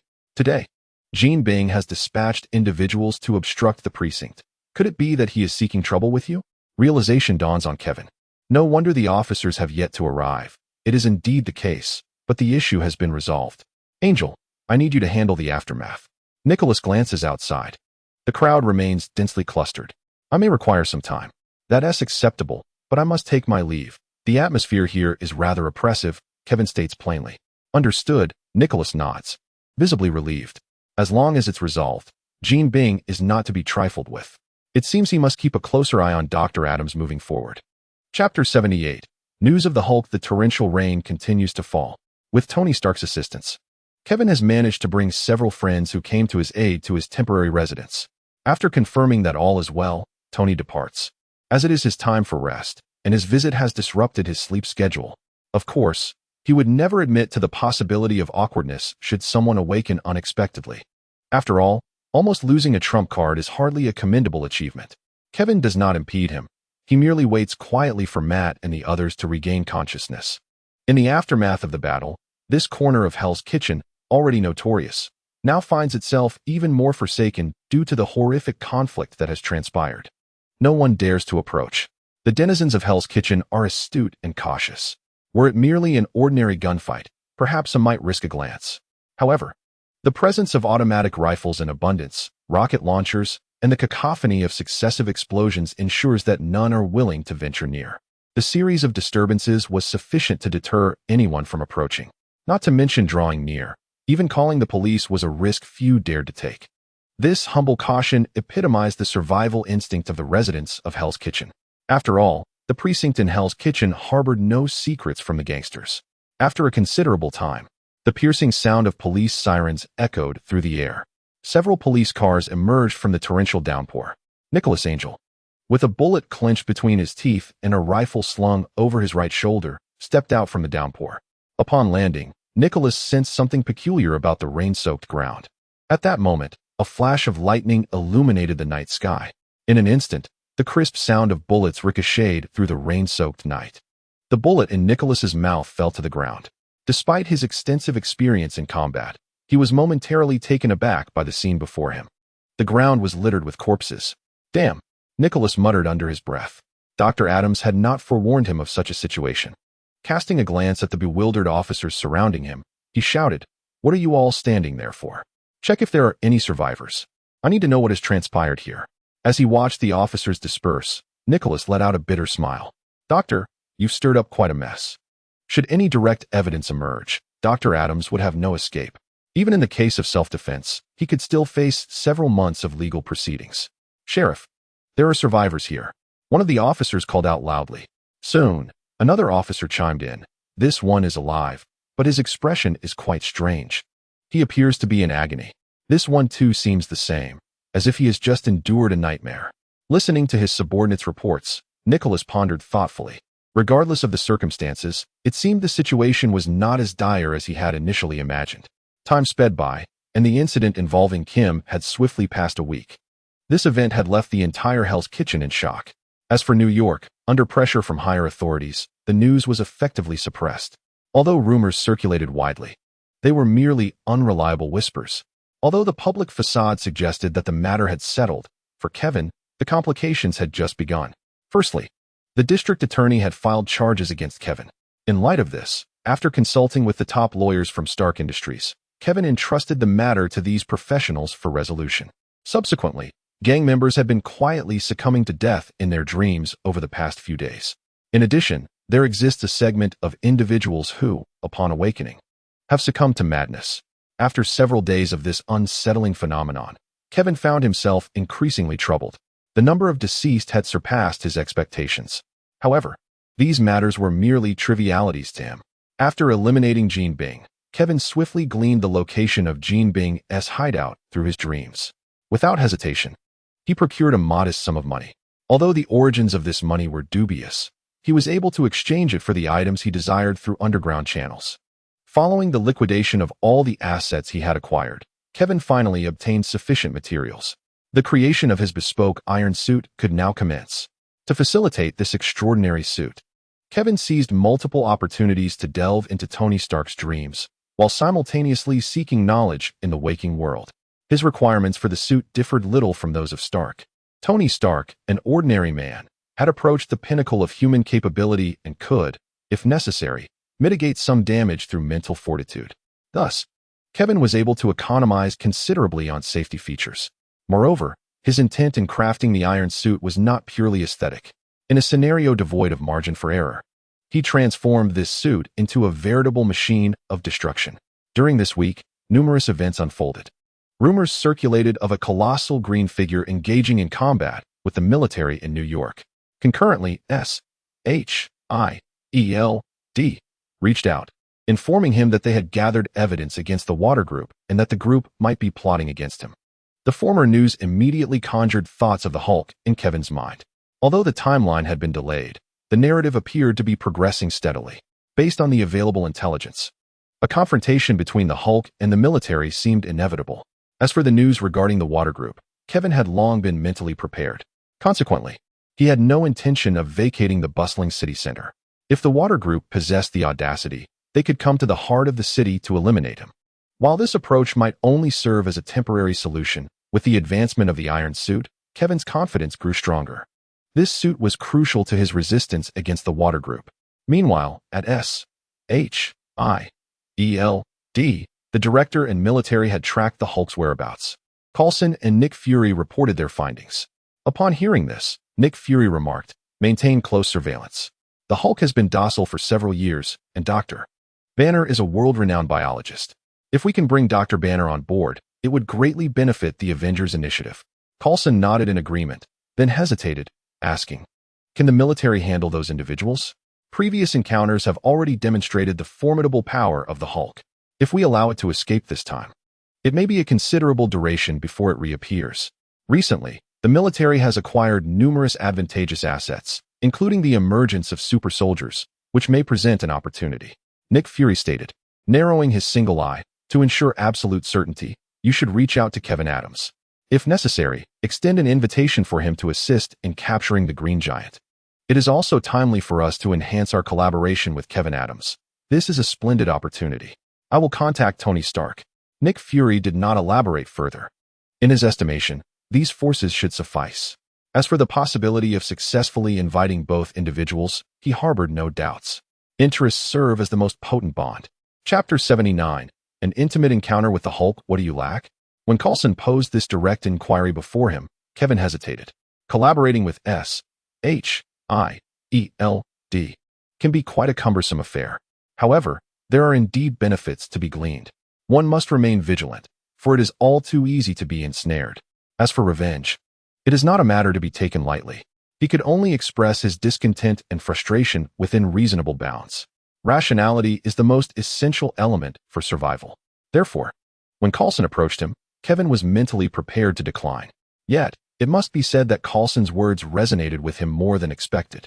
As for their capability to accomplish the task, Kevin had never doubted it. S-H-I-E-L-D's wealth is well known. First, let's discuss your demands. Kevin was not blinded by the allure of profit. There is no such thing as a free lunch. Coulson sat up straight. Mr. Kevin, I wonder if you have heard of a recent discovery in New York involving a large individual. Kevin's interest was piqued. Green in color? Coulson nodded affirmatively, stating with conviction. Indeed, that large individual poses a significant threat to the city. Such extraordinary hazardous incidents fall within the purview of S-H-I-E-L-D. Although the military is currently pursuing this giant, we must prepare a contingency plan. Should this giant endanger the city and the military prove unable to neutralize it in a timely manner, we must ensure that the threat is contained. Kevin found it hard to believe that Coulson was serious.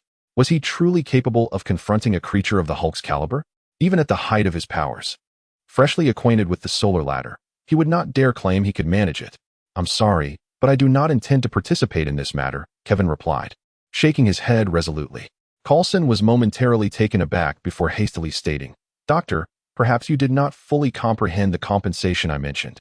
No, I understood perfectly. But that behemoth is evidently beyond my capability to handle. Kevin continued to resolutely decline. Upon hearing this, Coulson finally grasped Kevin's intent. Doctor, you have misunderstood. We have not only extended an invitation to you, but also to Tony Stark. Iron Man. Kevin pondered for a moment. Under those circumstances, it might indeed be feasible. Relying on his superpowers, survival would pose little challenge. As for dealing with the Hulk, let whoever can manage him do so. After all, he was merely in it for a paycheck. In that case, let's enjoy our collaboration. Kevin replied with a smile. Coulson's eyes brightened. Mission accomplished. By the way, Doctor, I've been feeling a bit of mental strain lately. Could I request another session of dream therapy? He said, chuckling lightly. To be honest, ever since the last session, I have become quite enamored with that sensation. Kevin couldn't help but chuckle in response. Of course, that is my primary vocation. He never anticipated that Coulson would voluntarily offer himself up so readily. Subsequently, Kevin produced a pocket watch. As it swung gently, Coulson closed his eyes. Kevin adjusted his breathing and soon followed suit into slumber. Not far away, Alice observed the hypnosis process with a sense of familiarity, yet still found it quite remarkable. In the realm of dreams, Kevin stood amidst an infinite array of luminous points. He had located Coulson's dream. However, he felt a twinge of curiosity. What is that? Through Coulson's dream, he glimpsed interconnected fragments, seemingly belonging to another individual's dream. Furthermore, this dream's light points appeared rather unstable. Such a phenomenon was indeed rare. Though dreams could intertwine, it was broad daylight. Who would fall asleep like Coulson, especially in such an odd dream? After a moment of hesitation, Kevin apologized and immersed his consciousness into that peculiar dream. Roar. Upon entering the dream, Kevin was met with a thunderous bellow, a furious roar that seemed capable of tearing the very fabric of reality asunder. Instinctively, Kevin propelled his body upwards with his mental prowess and swiftly flew toward the source of the sound. Here in the dream realm, he could effortlessly restore his abilities to their zenith, perhaps even beyond. Upon arrival, he beheld a massive green figure. Opposite this giant stood a cadre of armed military personnel, relentlessly launching their assaults. Yet their assault proved futile, for that colossal green figure moved with a staggering potency. Those seemingly elite military soldiers appeared as mere ants before him, easily crushed underfoot. Bruce Banner's dream? Kevin instantly realized why this dream realm felt peculiar. How could Coulson's dream intertwine with Bruce Banner?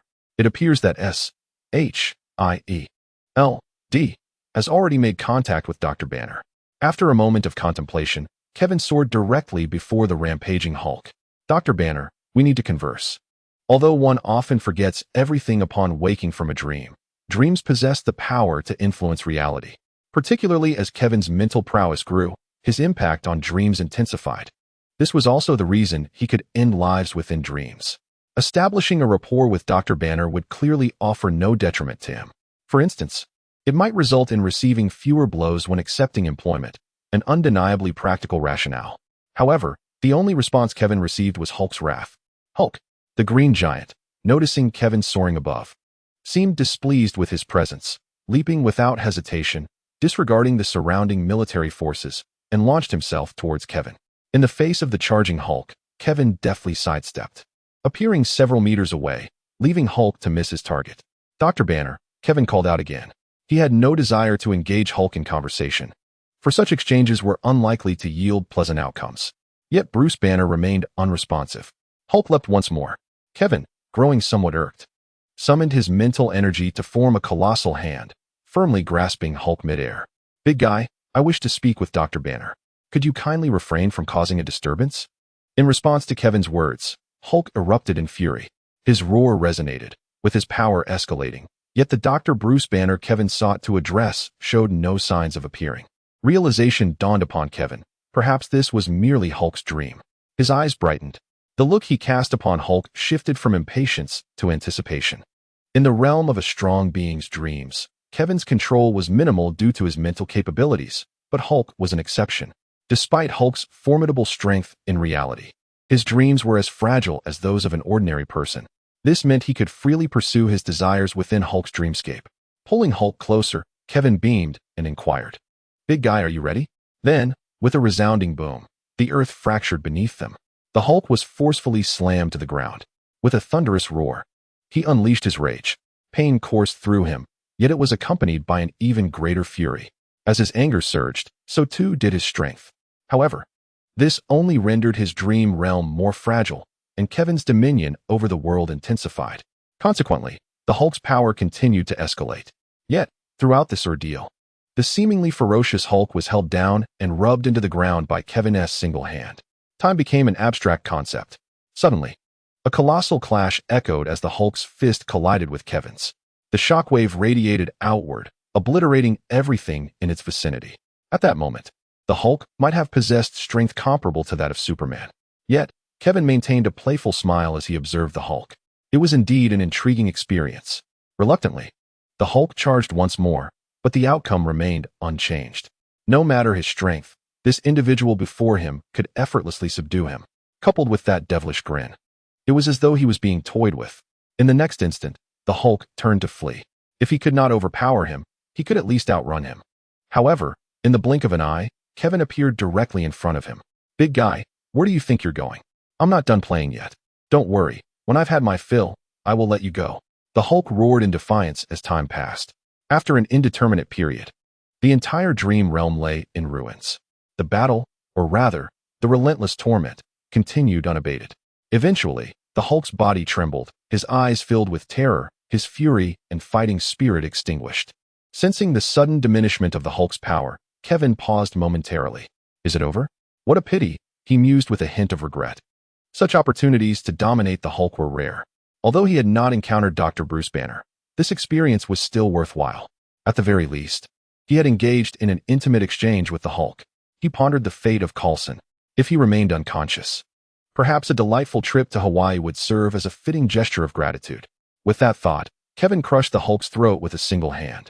Chapter 80. The Hulk Striker Assembly. The Dream Realm was complete, yielding a reward of Power 2, Intelligence 5, Fury 3, Endurance 5, and Combat Skills 3.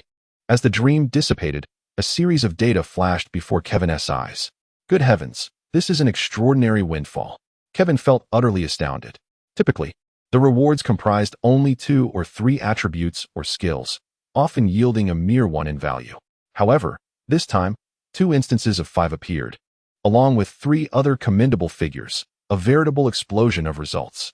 It is somewhat regrettable that Hulk's strength is merely 2.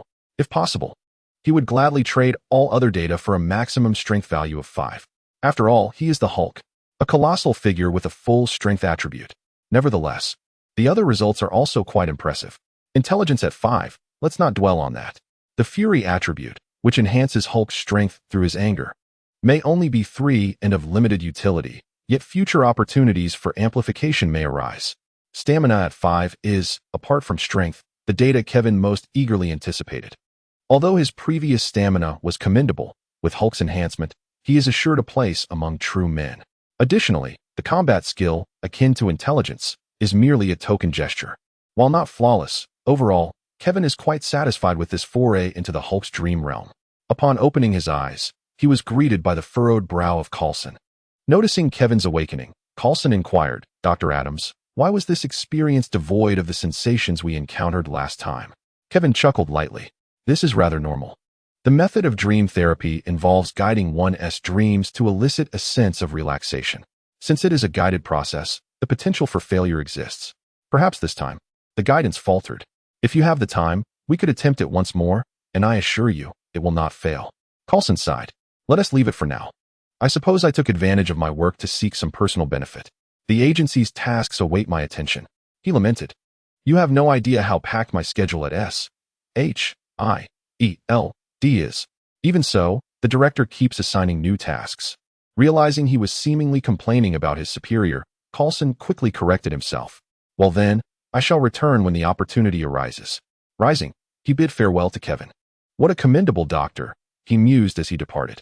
Alas, Natasha's impulsiveness has soured relations between both parties. Otherwise, they might have already invited Dr. Adams to join SHIELD. Becoming colleagues would surely lead to further opportunities. Simultaneously, he pondered the extent of Kevin Adams' control over dreams. Are these truly dreams, or is it hypnosis? If it is a dream, how were those earlier documents obtained? Hypnosis seems a more plausible explanation. It is likely that the so-called dreams are a profound guise employed by Dr. Adams. The SHIELD has never relinquished its pursuit of Kevin's abilities. It is merely that a definitive conclusion has eluded them thus far. They are convinced that Kevin Adams possesses the capacity to exert a certain degree of influence over the dreams of others. However, no one believes that complete mastery is attainable by any individual. Meanwhile, beneath an overpass, Bruce Banner is abruptly awakened from a deep slumber. The relentless pursuit by the military has left him utterly exhausted, causing him to inadvertently drift into sleep. In the past, whenever he was awake, he could always sense the presence of the Hulk within him, a remarkably unique sensation. Yet upon awakening this time, he finds himself devoid of that familiar ferocity. Shaking his head, Bruce dismisses it as mere illusion. He retrieves his laptop from a nearby backpack and skillfully opens his email. "Mr. Green, I believe I have identified the crux of the issue. We need to meet." A succinct message appears, signed by Mr. Blue. Bruce's brow furrows in contemplation. His recent return to New York was driven by an irrepressible urge to see Betty, which consequently attracted the attention of the military. He had intended to rest briefly before departing, but now he must consider meeting Mr. Blue. He is acutely aware of the perils such a meeting entails. Yet the significance of Mr. Blue's words captivates him. What critical issue might he have uncovered? Could it be the key to his restoration? After a moment of hesitation, Bruce types a reply, "See you tonight." He must go. It is perhaps the only way to liberate himself from the nightmare of the Hulk forever. As night falls, Bruce emerges from his hiding spot beneath the overpass, donning a tattered hat and worn clothing in an effort to remain inconspicuous. He stealthily makes his way toward Mr. Blue's location. Simultaneously, General Ross's extensive intelligence network throughout New York begins to yield results. A report is laid before him. Found him? General Ross's eyes gleam with intensity. He instructs the intelligence personnel to maintain their distance, to follow discreetly, and to refrain from any actions that might arouse suspicion. Hulkbusters assemble. The shrill alarm echoes within the base, as hundreds of soldiers rapidly mobilize. Tanks, armored vehicles, and armed helicopters spring into action simultaneously. Once everyone is aboard, General Ross takes his position in the lead vehicle, gripping the radio tightly. "This is our final opportunity. I expect no unforeseen complications. Bronsky, tell me, is your super soldier squad prepared?" Within a special armored vehicle, 7 robust warriors sat in silence. When the voice from the intercom resonated, Emil Bronsky, seated at the forefront, confidently responded, Rest assured, General, this time, I will not allow that green behemoth to escape. Not just him, the other 6 men around him chuckled knowingly. They were the true super soldiers. What was the Hulk to them? Before them lay only the path of capture. At S.H.I.E.L.D. Melinda May swiftly entered the director's office. Director, the Hulkbuster has commenced operations. Nick Fury's one eye flickered. It seemed they had tracked down the Hulk's whereabouts. Should we notify Iron Man? Melinda inquired. Nick replied, not yet. That is a contingency plan. Prior to that, we have a more favorable option.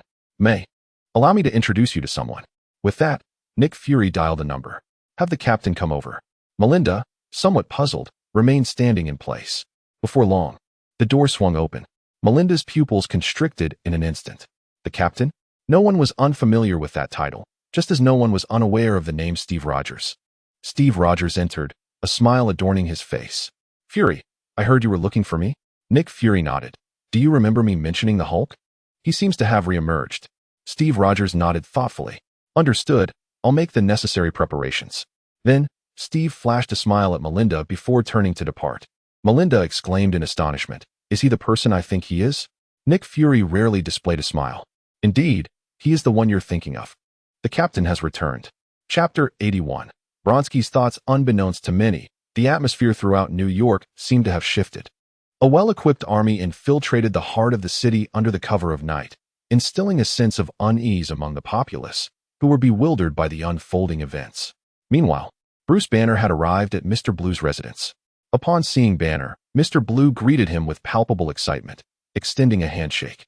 Hello, I am Samuel Stearns, the one you have been in contact with as Mr. Blue.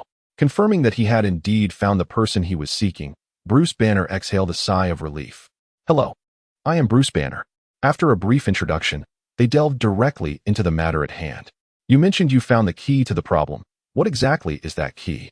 Samuel Stern beckoned Bruce Banner to the laboratory table, where he retrieved a vial of reagent and carefully dripped its contents onto a petri dish. He then produced another test tube, which instinctively raised Bruce's suspicions. Samuel extracted a drop of liquid from it and similarly applied it to the petri dish. He then gestured for Bruce to observe. Is this my blood? It's merging, and the blood is returning to normal. Bruce exclaimed, unable to conceal his astonishment. This was the culmination of years of pursuit. Samuel smiled and remarked, indeed, this has restored your blood to its normal state, albeit only for a brief moment. What does that mean? Bruce inquired, only to witness the blood, which had briefly normalized, begin to turn green once more. Damn it, he exclaimed, slamming his fist onto the table. Clearly, the experiment was far from complete. At that moment, Samuel spoke up. I am currently unable to thoroughly purify your blood. Despite countless attempts, I believe this requires your direct involvement. Only with your true blood can we hope to create a serum. Hearing this, Bruce was taken aback. Countless attempts? He had only sent his blood once for Mr. Blue's research. Samuel stepped aside, revealing numerous test tubes identical to the earlier one. In an instant, Bruce's fury ignited. You cloned my blood. I've already stated that my blood is extraordinarily dangerous and must not be cloned. Samuel, fervently, replied, Dr. Banner. Have you not considered how precious your blood is? I have studied it. Its power is intoxicating. Once successful, we could resolve numerous issues. Bruce's anger remained palpable, intensifying to the point where the Hulk began to stir. He quickly endeavored to calm himself. After a considerable pause, he finally spoke. Dr. Stern, trust me. I have studied the Hulk for years. This is not a power to be wielded by just anyone.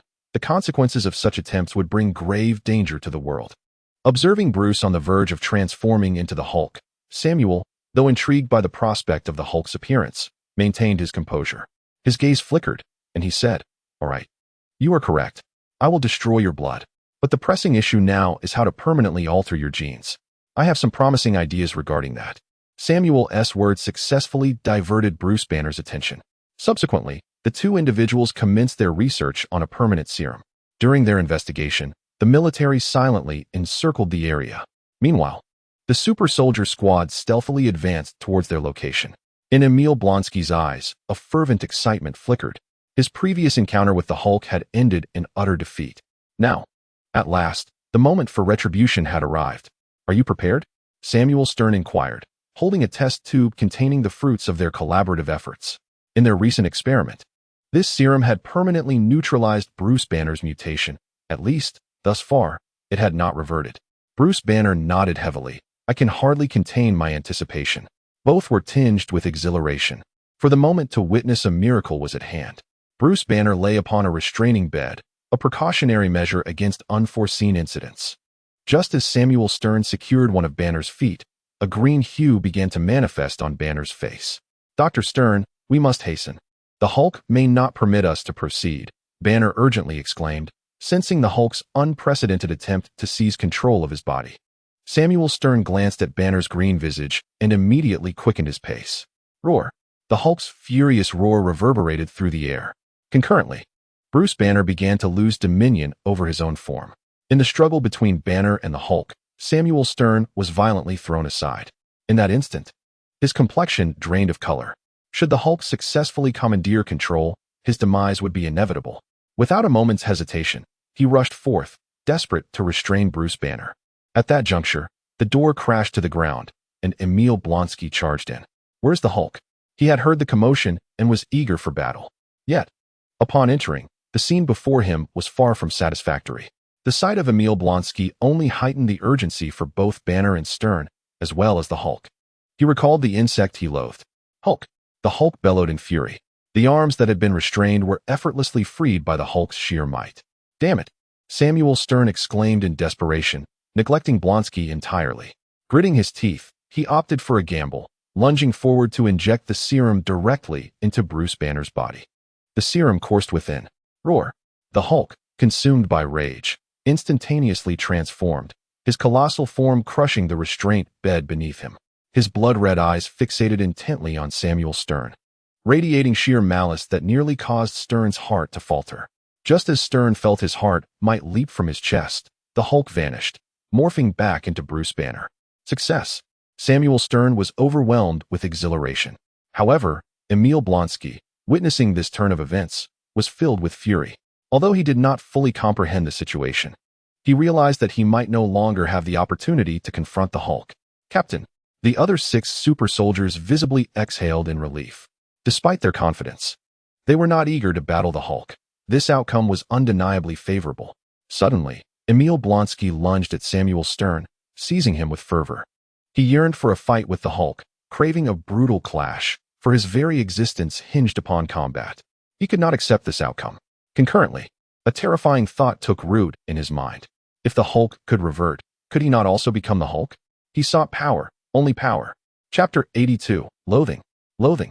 Desire surged through Blonsky's entire being as he grasped Samuel Stern. Tell me how to attain greater strength. In the background, members of the super soldier squad furrowed their brows. Blonsky, have you forgotten our mission? Blonsky sneered. Of course, I have not forgotten. In the next instant, Blonsky charged at the super soldier who had questioned him. Enhanced multiple times by the super soldier serum, he swiftly seized the man. Our mission is complete. Your task is to escort the Hulk away. Blonsky, did you not hear? That is an order. Blonsky roared, though several super soldiers frowned. They ultimately chose to obey the command. Is it over? Observing from a distance, A.S.H.I.E.L.D. Agent noted Bruce Banner being escorted out. Although somewhat surprised, he hurried to report to the director. Nick Fury, upon hearing this news, was equally astonished. It was known that they had mobilized considerable resources for the Hulk, yet now, without any signs of combat, the issue had been resolved. While understandable, it remained difficult for him to believe. General Ross on the scene paid no heed to these developments. Witnessing his super soldiers escort Bruce Banner away, a cold smirk crept across his face. The audacious individual who dared to abduct his daughter has finally been apprehended. He vows to ensure that this miscreant comprehends the true essence of regret. Simultaneously, a profound sense of exhilaration courses through him. In a world teeming with superheroes, the overwhelming presence of both super beings and supervillains exerts immense pressure on the military. Particularly, the existence of Superman looms as a sword of Damocles over them. Consequently, they are fervently seeking the means to counteract Superman's formidable power. The potential of Hulk has led them to perceive him as an exceptionally promising subject for experimentation. Once they harness Hulk's strength, even Superman may not be invulnerable to their might. As for Blonsky, noticing the absence of one super soldier upon their return, General Ross furrowed his brow and inquired, "Sir, Blonsky's situation is rather peculiar." Just as this super soldier was about to report, a thunderous crash reverberated through the air as glass shattered. A colossal, grotesque yellow giant plummeted from above. With its landing, the earth cracked beneath its weight. Roaring, the countenance of everyone present shifted dramatically. Hulk had been subdued, but what manner of creature was this? Suddenly, a soldier's weapon discharged unexpectedly, and a bullet struck the yellow monster.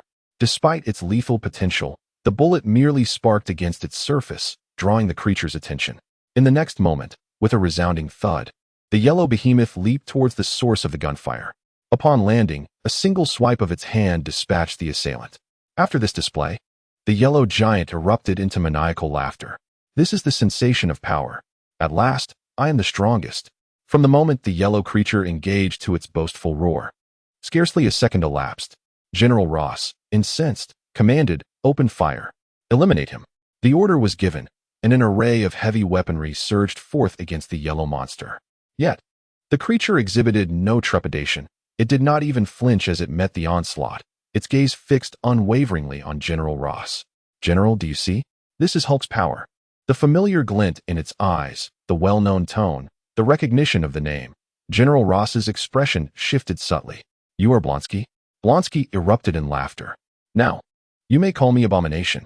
With that, Abomination charged directly at General Ross's position, indifferent to the tanks and armored vehicles that attempted to hinder his advance. Fortunately, the military's firepower was not to be underestimated. Armed helicopters in the sky opened fire, unleashing a barrage from heavy Gatling guns, inflicting pain even upon the monstrous Abomination. Seizing the moment, General Ross turned and departed, simultaneously ordering the transport of Bruce Banner to an armed helicopter. Before they could take flight, the Abomination roared with fury, leaping onto the very helicopter that sought to engage him. The sharp blades of the rotor came to an abrupt halt upon contact with the Abomination's skin. As his immense strength proved overwhelming, a single punch sent the aircraft crashing to the ground. He then seized the wreckage and hurled it aside, effortlessly dismantling a second armed helicopter. The 6 super soldiers exchanged glances, rallying their various weapons as they charged toward the Abomination. A rocket propelled into the fray caused the creature to tilt his head slightly. Yet, in the instant that the 6 drew near, the Abomination swiftly captured one of them. With a violent tear, he split the unfortunate super soldier in two. In mere seconds, half of the 6 were slaughtered, leaving General Ross feeling a chill of dismay. This was far from the scenario he had envisioned. These super soldiers were meant to combat the Hulk. In his estimation, they should have posed a significant challenge and created an opportunity for capture. Was the Abomination too formidable, or were these warriors simply too feeble? Fortunately, the armed helicopter carrying General Ross had already taken to the skies, poised to escape. He sat aboard, while Bruce Banner was tightly restrained behind him. At last, Banner regained consciousness, awakening to the cacophony of chaos below. Peering out, he beheld the Abomination wreaking havoc, the elite military forces appearing as fragile as tofu. Banner understood all too well that this monster was a product of his own making. Only he could confront such a creature, though New York boasted numerous superheroes. Their timely arrival was uncertain. Regardless, he knew he had to attempt something. Fixing his gaze on General Ross, Bruce Banner articulated his demands. General Ross, however, was reluctant to release Banner. In his view, even if every soldier perished, none would hold value comparable to the Hulk. Yet, he too harbored concerns. This was New York City. He could not afford to unleash the Abomination's wrath, especially given that this creature was handpicked from his elite roster. Thus, he acquiesced. Standing at the hatch of the descending helicopter, Bruce Banner felt a mix of doubt and trepidation. He had already injected the serum. What if the Hulk truly vanished? Yet, he had no alternative. In the next moment, Bruce Banner leapt forth, initiating the epic clash between Hulk and the Abomination. At this moment, Kevin had received word from SHIELD. The adversary they needed to confront was not the Hulk, but rather a creature akin to him, the Abomination. Kevin shrugged, as he had anticipated this possibility long ago. Theoretically, the Abomination should be easier to handle than the Hulk, given that the former does not possess the ability to amplify his strength indefinitely through rage. With Iron Man in the fray, perhaps they could truly prevail? A flicker of hope ignited within Kevin. Subsequently, he boarded a SHIELD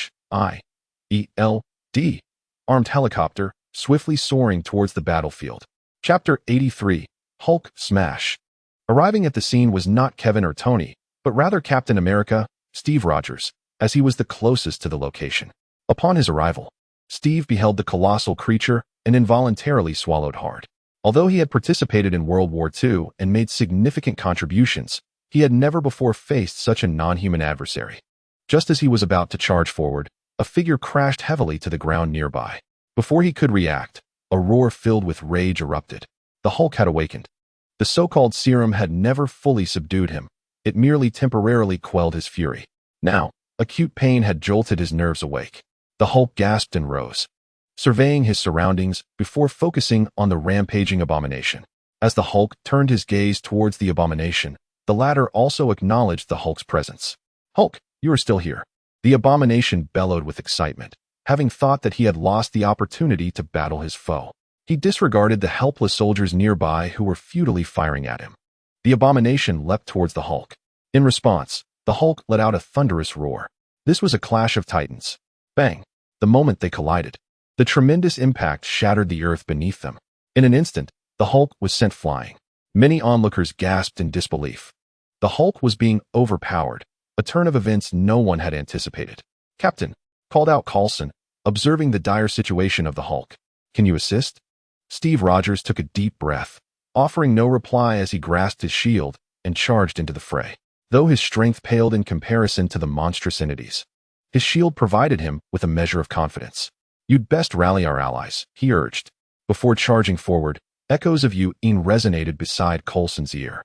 Steve Rogers had just surged ahead when the abomination took notice of his presence. While delivering a brutal beating to Hulk, it carelessly struck Steve Rogers with a swift blow. Fortunately, the sound-absorbing steel shield absorbed much of the impact. Yet, even so, Steve Rogers felt a tingling sensation coursing through his body. Nevertheless, he was acutely aware that the paramount objective was to rescue Hulk. In this moment, Hulk was the sole entity capable of confronting the abomination directly.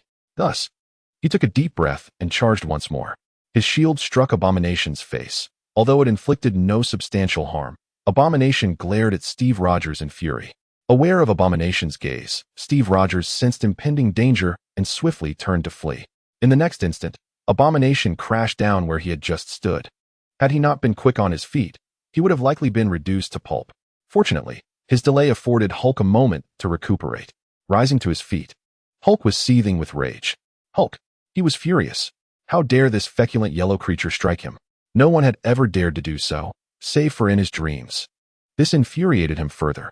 He was determined to smash the audacious individual who had the temerity to strike him. In the next moment, a resounding crash echoed as the two colossal figures collided once more. This time, Hulk's strength was markedly amplified. Yet, even then, the abomination's power still overshadowed his own. The clash of these titans, coupled with Steve Rogers' entanglement in the fray, rendered the battlefield exceedingly perilous, with flying debris resembling sharp projectiles injuring numerous onlooking soldiers. Suddenly, a fiery streak illuminated the sky. Several missiles detonated between Hulk and Abomination, unleashing a violent explosion that inflicted pain upon both combatants. "It appears I am not too late." Tony Stark's flamboyant voice rang out. Steve Rogers' expression shifted slightly. What in the world had this insufferable man done? Hulk was their ally. With a roar, the two giants unleashed their fury simultaneously. Tony Stark landed beside Steve Rogers, still somewhat bewildered by the unfolding situation. According to S.H.I.E.L.D., Hulk had been neutralized, yet here was another large yellow brute. Upon his arrival, he was met with the sight of two titans engaged in battle alongside a helpless bystander. Thus, without hesitation, he chose to attack both simultaneously. If clarity eluded him, then it was prudent to strike them both, as they were all targets of the mission. Such was his rationale. "If only you hadn't come," Steve Rogers remarked with irritation. "Don't say that, Captain. You know I just assisted you," Tony replied, refraining from using the word rescue out of respect for his elder, though that was precisely what he thought. Steve Rogers was momentarily at a loss for words. As he gazed at the two hulking figures before him, the only thought that crossed his mind was to turn and flee, fearing that the next moment, both giants would charge at them simultaneously. Fortunately, someone intervened to alleviate his predicament. Abomination delivered a powerful punch to Hulk's head. "Hulk, What were you doing while I was fighting? Abomination bellowed. Although he was equally displeased with Tony Stark's assault, his primary concern was to vanquish Hulk. As for Iron Man, a mere insect in his eyes, he could easily crush him after dealing with Hulk. Stunned by the blow, Hulk glared furiously at Abomination. The two titans clashed once more, their battle wreaking havoc down the entire street. After Steve Rogers explained the current situation to Tony, a sense of trepidation washed over Stark. Observing the immense power of the two behemoths, he felt uncertain about their ability to counter their combined strength. The battle intensified as Tony and Steve coordinated their efforts to distract Hulk while targeting Abomination. With time, Hulk's rage was escalating, and his strength was becoming increasingly formidable. Soon, the tide of battle began to shift in favor of Hulk's side. Little did anyone know that Hulk's fury stemmed not only from Abomination, but also from Tony Stark and Steve Rogers.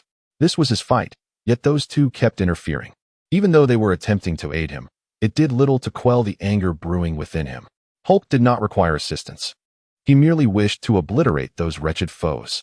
With his underdeveloped intellect, Hulk harbored only this singular thought. However, it was evident that, without communication, no one comprehended his true intentions. Conversely, everyone else was rather pleased. As the fight progressed, Abomination began to receive a thorough thrashing from the increasingly powerful Hulk. Abomination wore a bewildered expression, having anticipated a battle dominated by him. Initially, it unfolded as he had envisioned. He had bested Hulk and even the ant-like Captain America.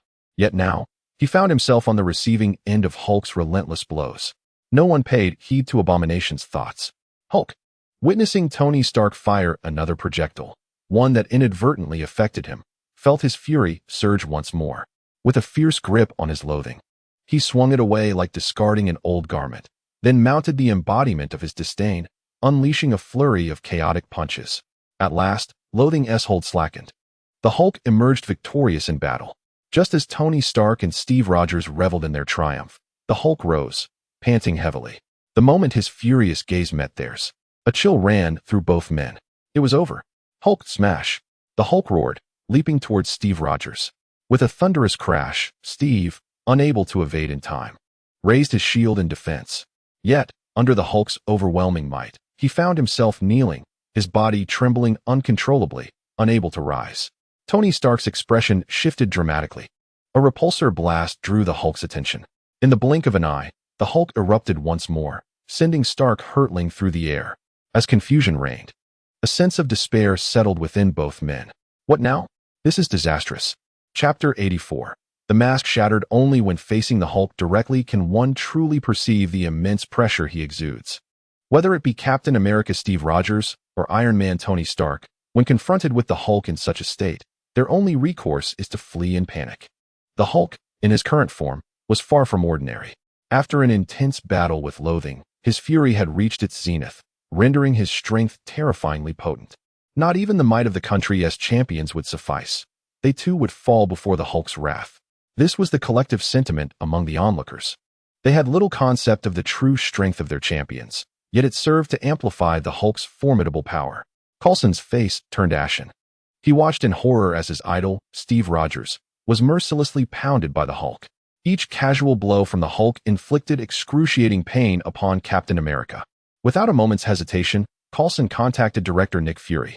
"Director, we need reinforcements." Nick Fury, taken aback, replied, "Isn't Stark, Rogers, and Adams sufficient? Dr. Adams hasn't arrived yet." "But clearly, it is not enough. We need the country's champions, even Superman," Coulson exclaimed urgently. "Otherwise, this entire city could be reduced to rubble by this behemoth." Fury furrowed his brow. "I have already reached out to the WAT group, but they claim the champions are not in the country and cannot arrive in the short term." "Damn it," Coulson cursed vehemently. "Is our homeland no longer in America? What kind of jest is this? What about Superman? New York needs him," Coulson persistently inquired. Nick Fury replied, "I will reach out, but unlike other superheroes, we lack any means to contact Superman, and no one even knows his true identity." This predicament greatly troubled Nick Fury, as he had always yearned to establish communication with Superman. The fierce battle between Superman and the Kryptonian Zod had introduced this extraterrestrial hero to the world. This was also a principal reason for his fervent desire to form the Avengers. Although Superman was not initially within his considerations, He recognized that before humanity could hope to confront Superman, he must acknowledge the existence of this unpredictable factor. Including him in the Avengers would undoubtedly provide the best means of observation. Yet, until now, he had been unable to initiate contact with Superman, who seemed intentionally to evade their presence. For such a formidable superhero, no one could effectively reach him if he chose not to engage. At this point, their inability to communicate became a significant barrier to acquiring Superman's assistance. Even though Superman possessed extraordinary hearing and incredible speed, he was not a deity. He could not perpetually monitor the world or rescue it in its entirety. This was a grave concern, and Nick Fury felt his spirits plummet. At that moment, Kevin arrived at the scene with deliberate slowness. His face was grave, having gleaned the situation from the accompanying agents. The battlefield's circumstances provided him with sufficient insight. In such a scenario, Kevin felt an overwhelming impulse to turn and flee. If Iron Man was being overwhelmed, what chance did he stand? Despite the recent enhancement of his mental acuity, this was not a battle in which he could intervene. However, the situation had already been accepted. Turning away was evidently inappropriate.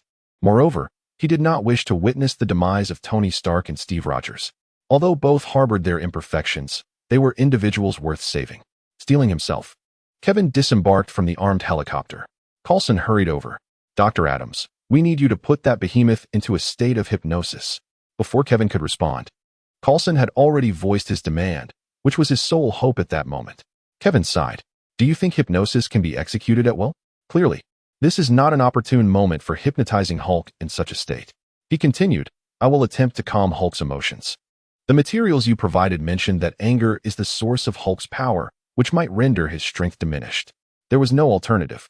Coulson nodded helplessly. Kevin approached the front line, the very edge of the battlefield.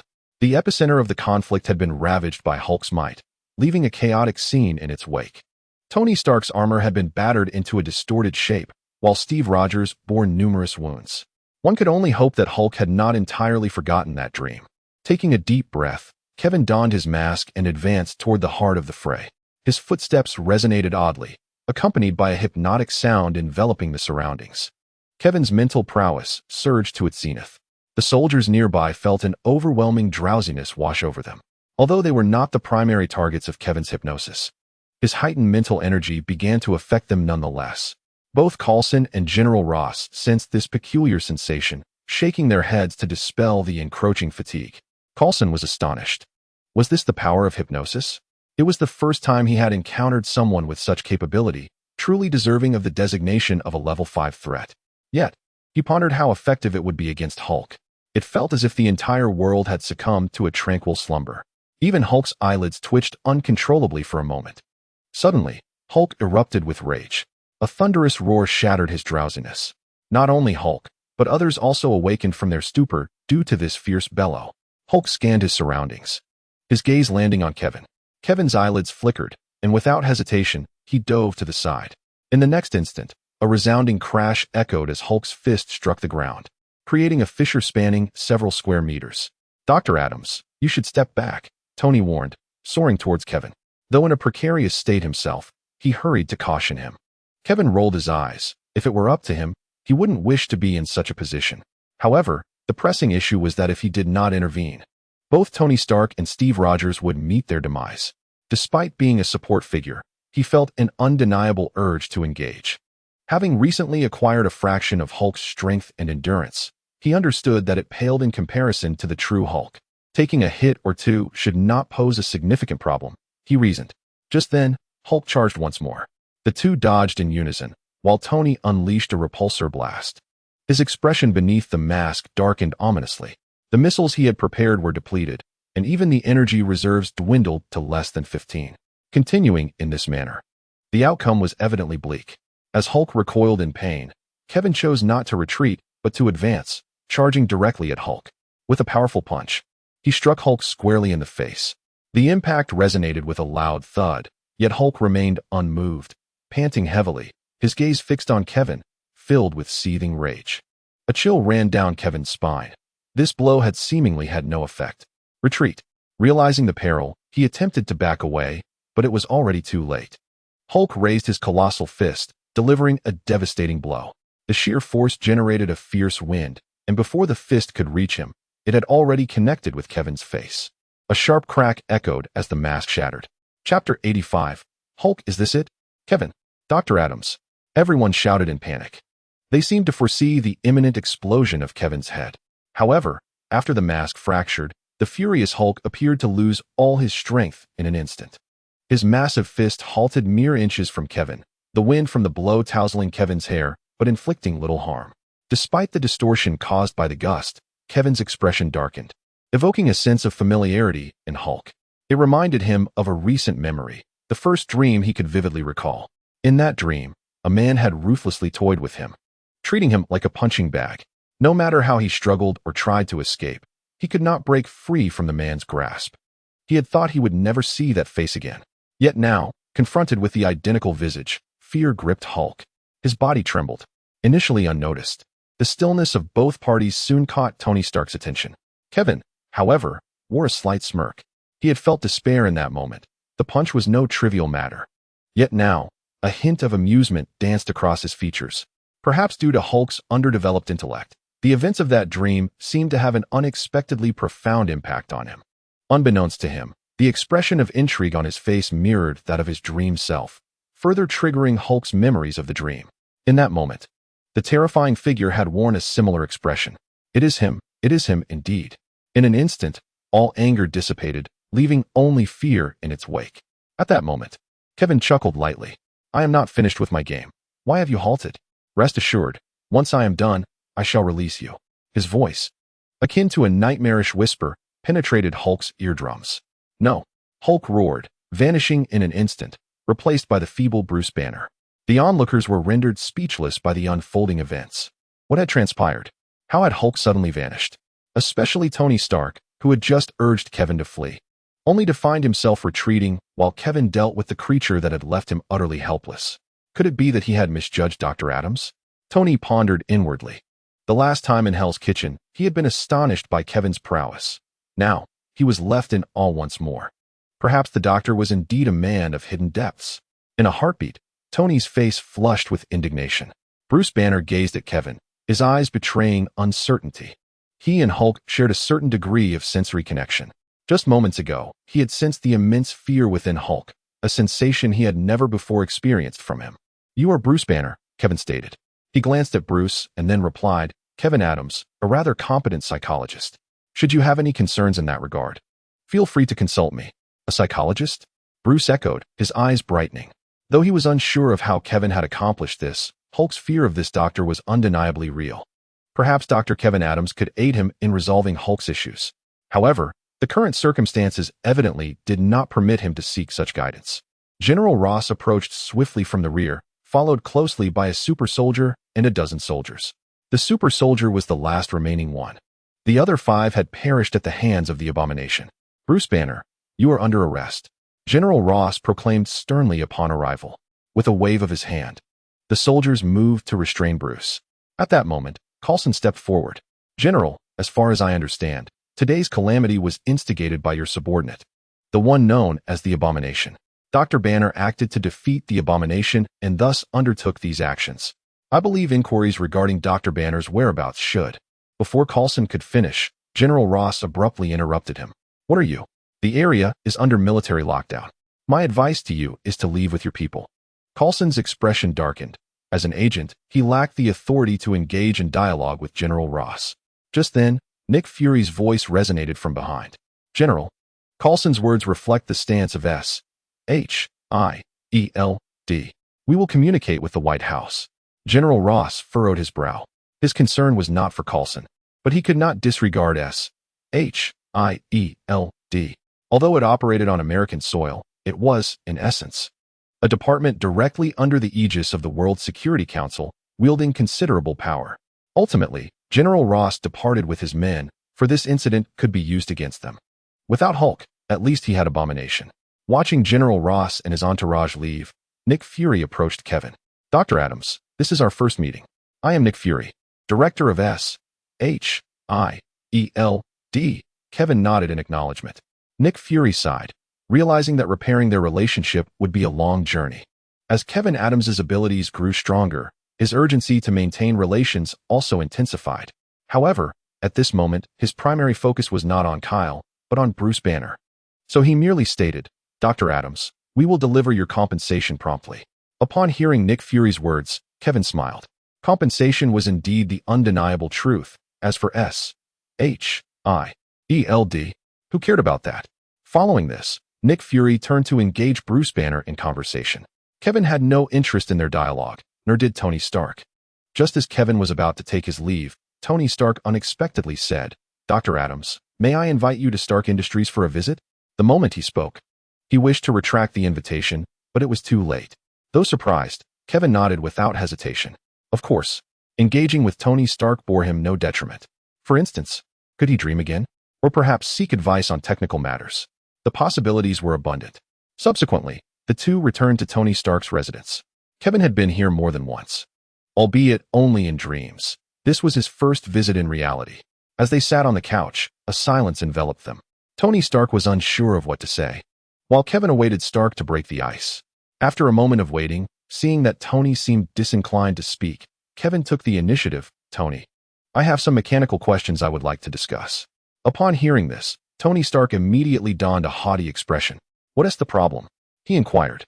"I have recently been contemplating the creation of a suit of armor, yet I have encountered certain technical challenges in the realm of miniaturization," Kevin replied. Tony raised an eyebrow. "Dr. Adams, while you do possess some mechanical aptitude, this is a different matter altogether from developing a suit of armor. My advice to you is to focus on being a psychologist. Believe me, your contributions in that field far surpass your mechanical prowess." Kevin chuckled, maintaining eye contact with Tony Stark. Observing the haughty demeanor, he felt an urge to deliver a punch. However, he dismissed the thought, recognizing Tony's grandeur. Rather than resorting to violence, he was more intrigued to witness Tony's expression when he, clad in his own creation, stood before him. With that thought, a smirk crept across Kevin's face. It appears the illustrious Tony Stark's understanding of the mechanical realm is not as profound as one might expect. "What?" Tony fumed. "In the domain of mechanics, I am the strongest. Dr. Adams, this is merely my well-meaning counsel. If you refuse to heed it and squander your time in areas where you lack expertise, you will undoubtedly regret it in the future." Hearing Tony's vehement explanation, Kevin smiled gently. "Is that so? Yet, from my perspective, I possess a commendable understanding of mechanics as well." This was not mere boasting. In comparison to Tony Stark, he acknowledged his own insignificance, yet there were only a handful of individuals like Tony in the world. Moreover, he possessed fragmented knowledge of the Mark 13 series. Even if none of it was complete, it sufficed to assemble a suitable puzzle. The challenges he wished to address pertained to enhancing the performance of his suit rather than fabricating a true suit of armor. Seeing that Kevin was impervious to his advice, Tony, in a less than pleasant tone, stated, "All right, since I have already promised, you may ask whatever you wish, and I shall provide you with a reasonable answer." Kevin smiled. In that case, he proceeded to pose all the questions that had been lingering in his mind. With each answer, Tony grew increasingly astonished. Dr. Adams' inquiries were exceptionally astute, even bordering on the forefront of the mechanical field. Of course, in comparison to his own expertise, it was still insignificant. Nonetheless, it was formidable enough to give him pause. He harbored a sense that Dr. Adams was on the verge of independently creating a suit of armor. As the dialogue unfolded, time slipped away unnoticed, until Tony's throat became parched from Kevin's incessant questioning. Kevin finally paused, licking his lips as he inquired, "Shall we have a drink? I suspect you are thirsty as well." Upon hearing Kevin's cessation, Tony Stark let out a sigh of relief. The subsequent inquiries posed by Kevin were exceedingly probing, even delving into some of the core technologies of the Mark series, rendering Tony somewhat at a loss for words. After a brief respite, just as Kevin was about to launch into another round of questions, Pepper Potts entered the room. "Tony, you have some pressing matters to attend to." "What is it?" Tony Stark rose abruptly, donning a serious demeanor. Pepper found his sudden earnestness quite peculiar. When had her boss ever approached issues with such gravity? Nevertheless, it was a positive development. She explained, "Just now, we received another call from the government, requesting your Iron Man technology, or at the very least, a finished product." With a glance at Kevin, she continued. Tony, unfazed, furrowed his brow and declared, "Those avaricious individuals.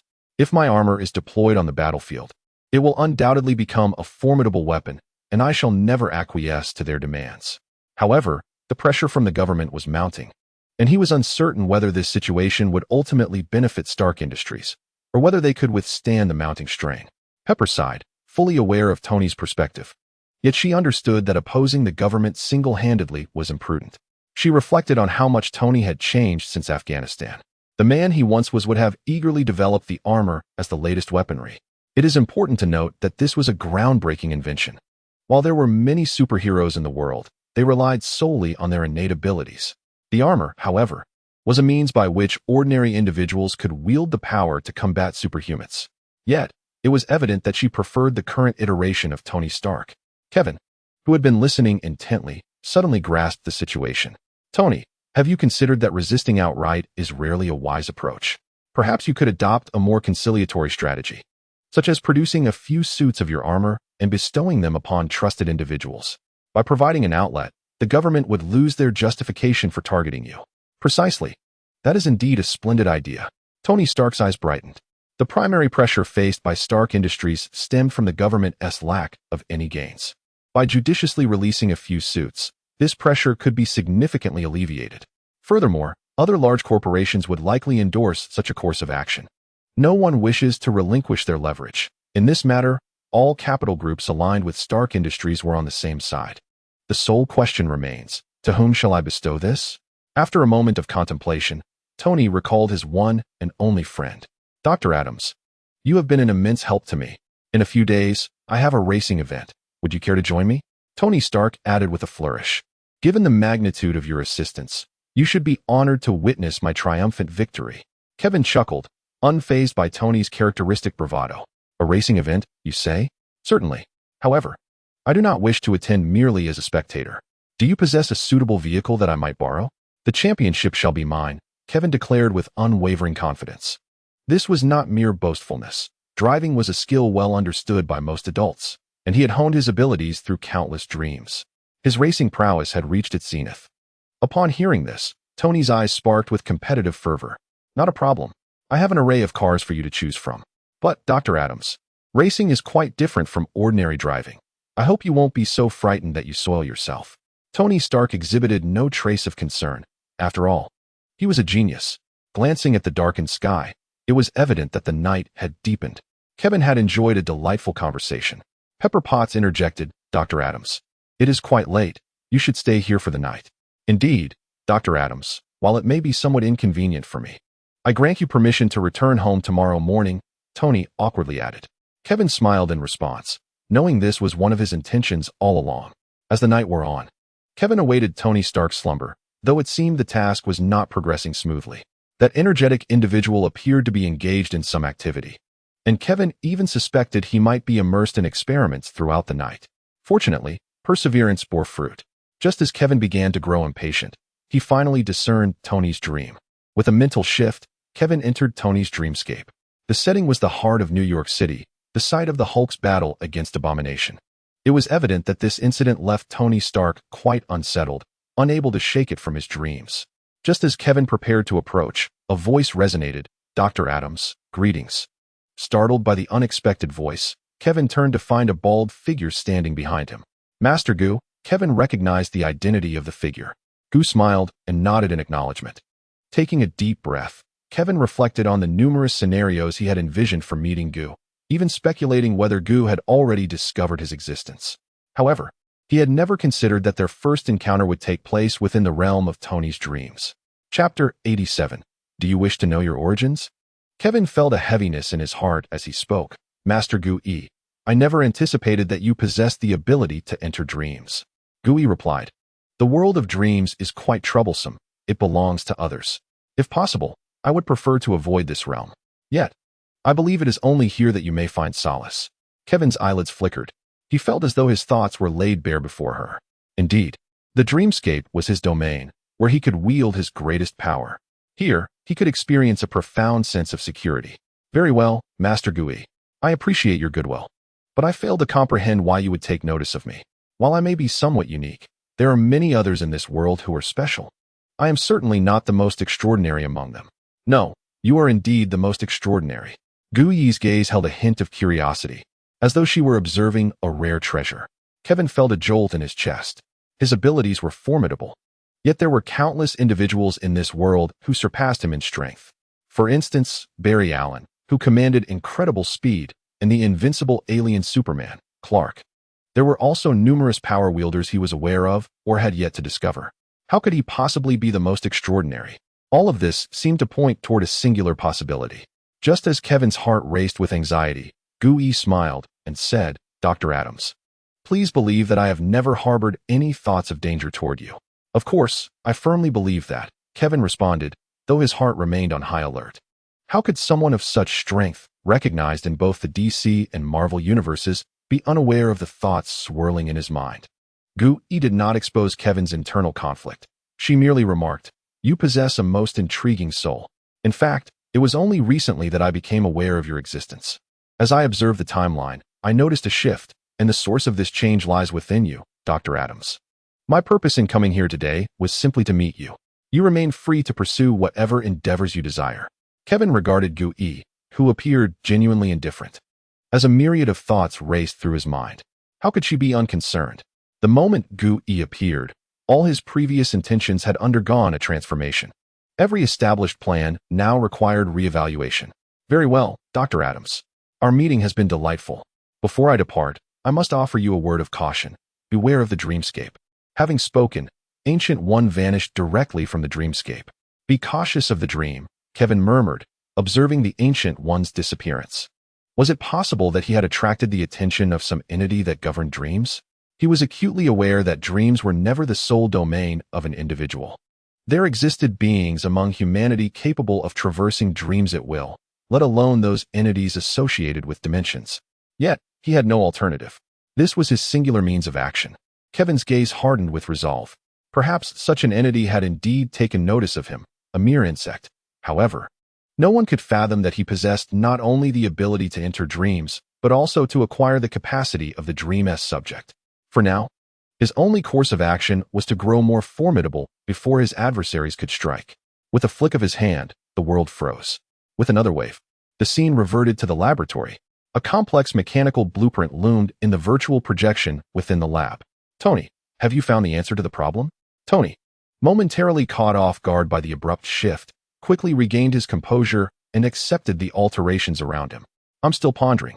"No rush. Take your time," Kevin replied, his eyes glimmering with anticipation. This evening, he intended to thoroughly extract the best from Tony Stark. The following day, Tony Stark awoke, looking utterly fatigued.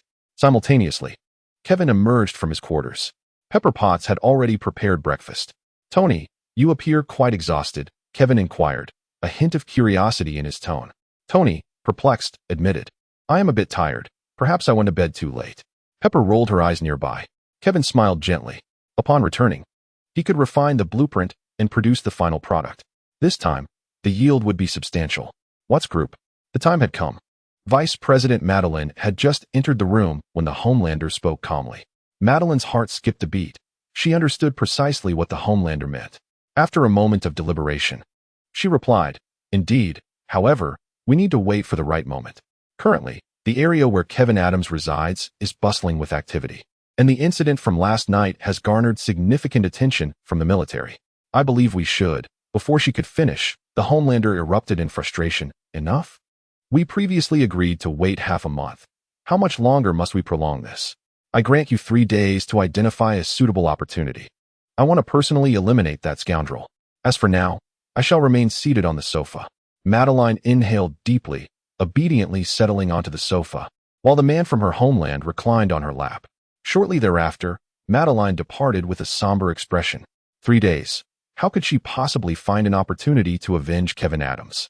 After some contemplation, she proceeded directly to the president's office to relay the requests of her compatriot to President Edgar.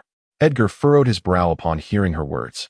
"Madeline, you must soothe the sentiments of the man from your homeland. We still require his image, especially now that the company is facing a crisis of reputation. At such a juncture, we cannot afford any missteps. Do you understand?" In response to Edgar's statement, Madeline merely chuckled. Having lost her grip on the man from her homeland, she relinquished any possibility of competing for the presidency, and thus, she found herself indifferent to everything. "If you can persuade John, by all means, give it a try."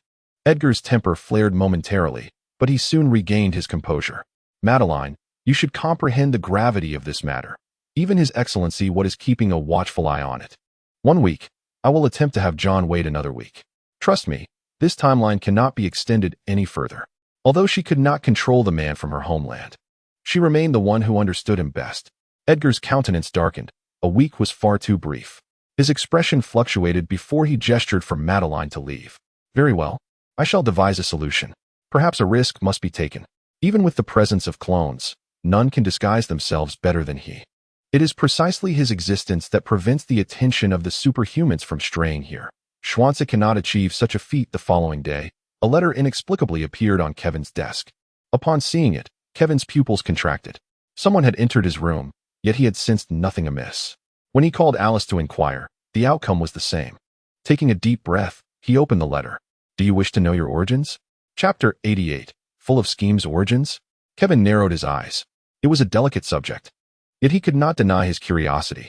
He was now aware that he was an experiment of the Watt group, later brought back by his parents, but beyond that, he knew little. As he continued to read, the letter's content was rather straightforward. Despite being lengthy, it conveyed a singular message. If he wished to uncover his origins, he was to visit a designated location the following afternoon. Kevin crumpled the letter into a ball and tossed it into the trash bin. It was evident what this was, a trap. Had he not been a time traveler endowed with advanced cognition, he might have been unable to resist the temptation to glance into the past. Yet, at this moment, he found amusement in the situation. He was acutely aware that the water group had exhausted its alternatives. However, he also felt compelled to remain vigilant, for this indicated that the group might resort to some stringent measures. Life was a singular entity, and he had no intention of jeopardizing it. Observing Kevin discard the items indifferently, Alice felt a twinge of confusion. What had been inscribed upon them? Kevin chuckled softly. Merely some individuals seeking to create trouble for me. Employing despicable tactics, nothing more. Alice furrowed her brow slightly and nodded. It appeared that the correspondence had cast a shadow over her employer's mood. The following afternoon, Edgar, the president of the water group, donned headphones to receive reports. Did he not attend? Edgar's expression darkened. Kevin Adams was more astute than they had anticipated, or perhaps he was simply more composed. In light of this, Edgar pressed the communication device. Have Xian come over. We require alternative measures. Just as the water group was poised for action, Nick Fury received an unexpected message. His agents had uncovered incriminating evidence against the water group. Although insufficient to dismantle the organization entirely, it also contained revelations regarding the truth of superhumans. The superpowered individuals affiliated with the water group were not born with their abilities. Rather, they had been deliberately manufactured. Upon receiving this information, Nick Fury was nearly taken aback. Once he confirmed the source of the intelligence, his countenance became grave. The implications of superhumans being easily created sent a chill down his spine. What, precisely, were the water group's intentions? Nick Fury muttered to himself, then summoned Coulson. Coulson, I have acquired new intelligence. Within the water group exists a substance known as the Agent 5. This drug may hold the key to the truth about all superhumans. I need you to gather information regarding this Agent 5. Coulson's expression shifted slightly upon hearing this. Director, are you suggesting that all current superhumans might be products of Agent 5? Nick Fury shook his head. That is precisely the area I require you to investigate, though the likelihood is exceedingly high. Do not forget, Kevin Adams's abilities seem to be intricately linked to the water group. Coulson nodded. I will ensure that an investigation is initiated promptly. Moreover, Director, what are your intentions regarding Dr. Adams? Do you plan to invite him to join the Avengers initiative? Nick Fury pondered for a moment before shaking his head. Let us not dwell on that for now. Next, I shall reach out to Tony Stark, inviting him to join the Avengers. Additionally, I have secured the consent of Dr. Bruce Banner. Along with Captain America and the others, our initial plan is sufficiently robust. If you manage to locate Superman, it would be prudent to extend an invitation to him as well. Upon hearing Fury's words, Coulson shrugged, realizing the director was jesting. Understood. He replied, preparing to take his leave, only to have Fury interject once more. Inform Kevin Adams that the Watt Group is about to take action against him.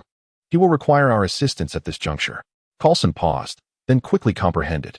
The director was not dismissive of Dr. Adams. Rather, he believed the doctor had run out of options. With a prompt nudge from Fury, the doctor would naturally seek to join their ranks. The distinction between voluntary and involuntary was significant. It was evident that the director was shrewdly calculating. Coulson shook his head internally.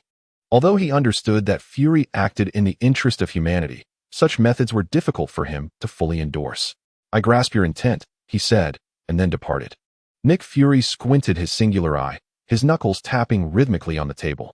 The capabilities of Kevin Adams exceeded his expectations. Yet, as the director of S.H.I.E.L.D., his foremost concern was whether he could maintain control over this Avengers team. He had already proclaimed that the Avengers would unite solely to confront external threats.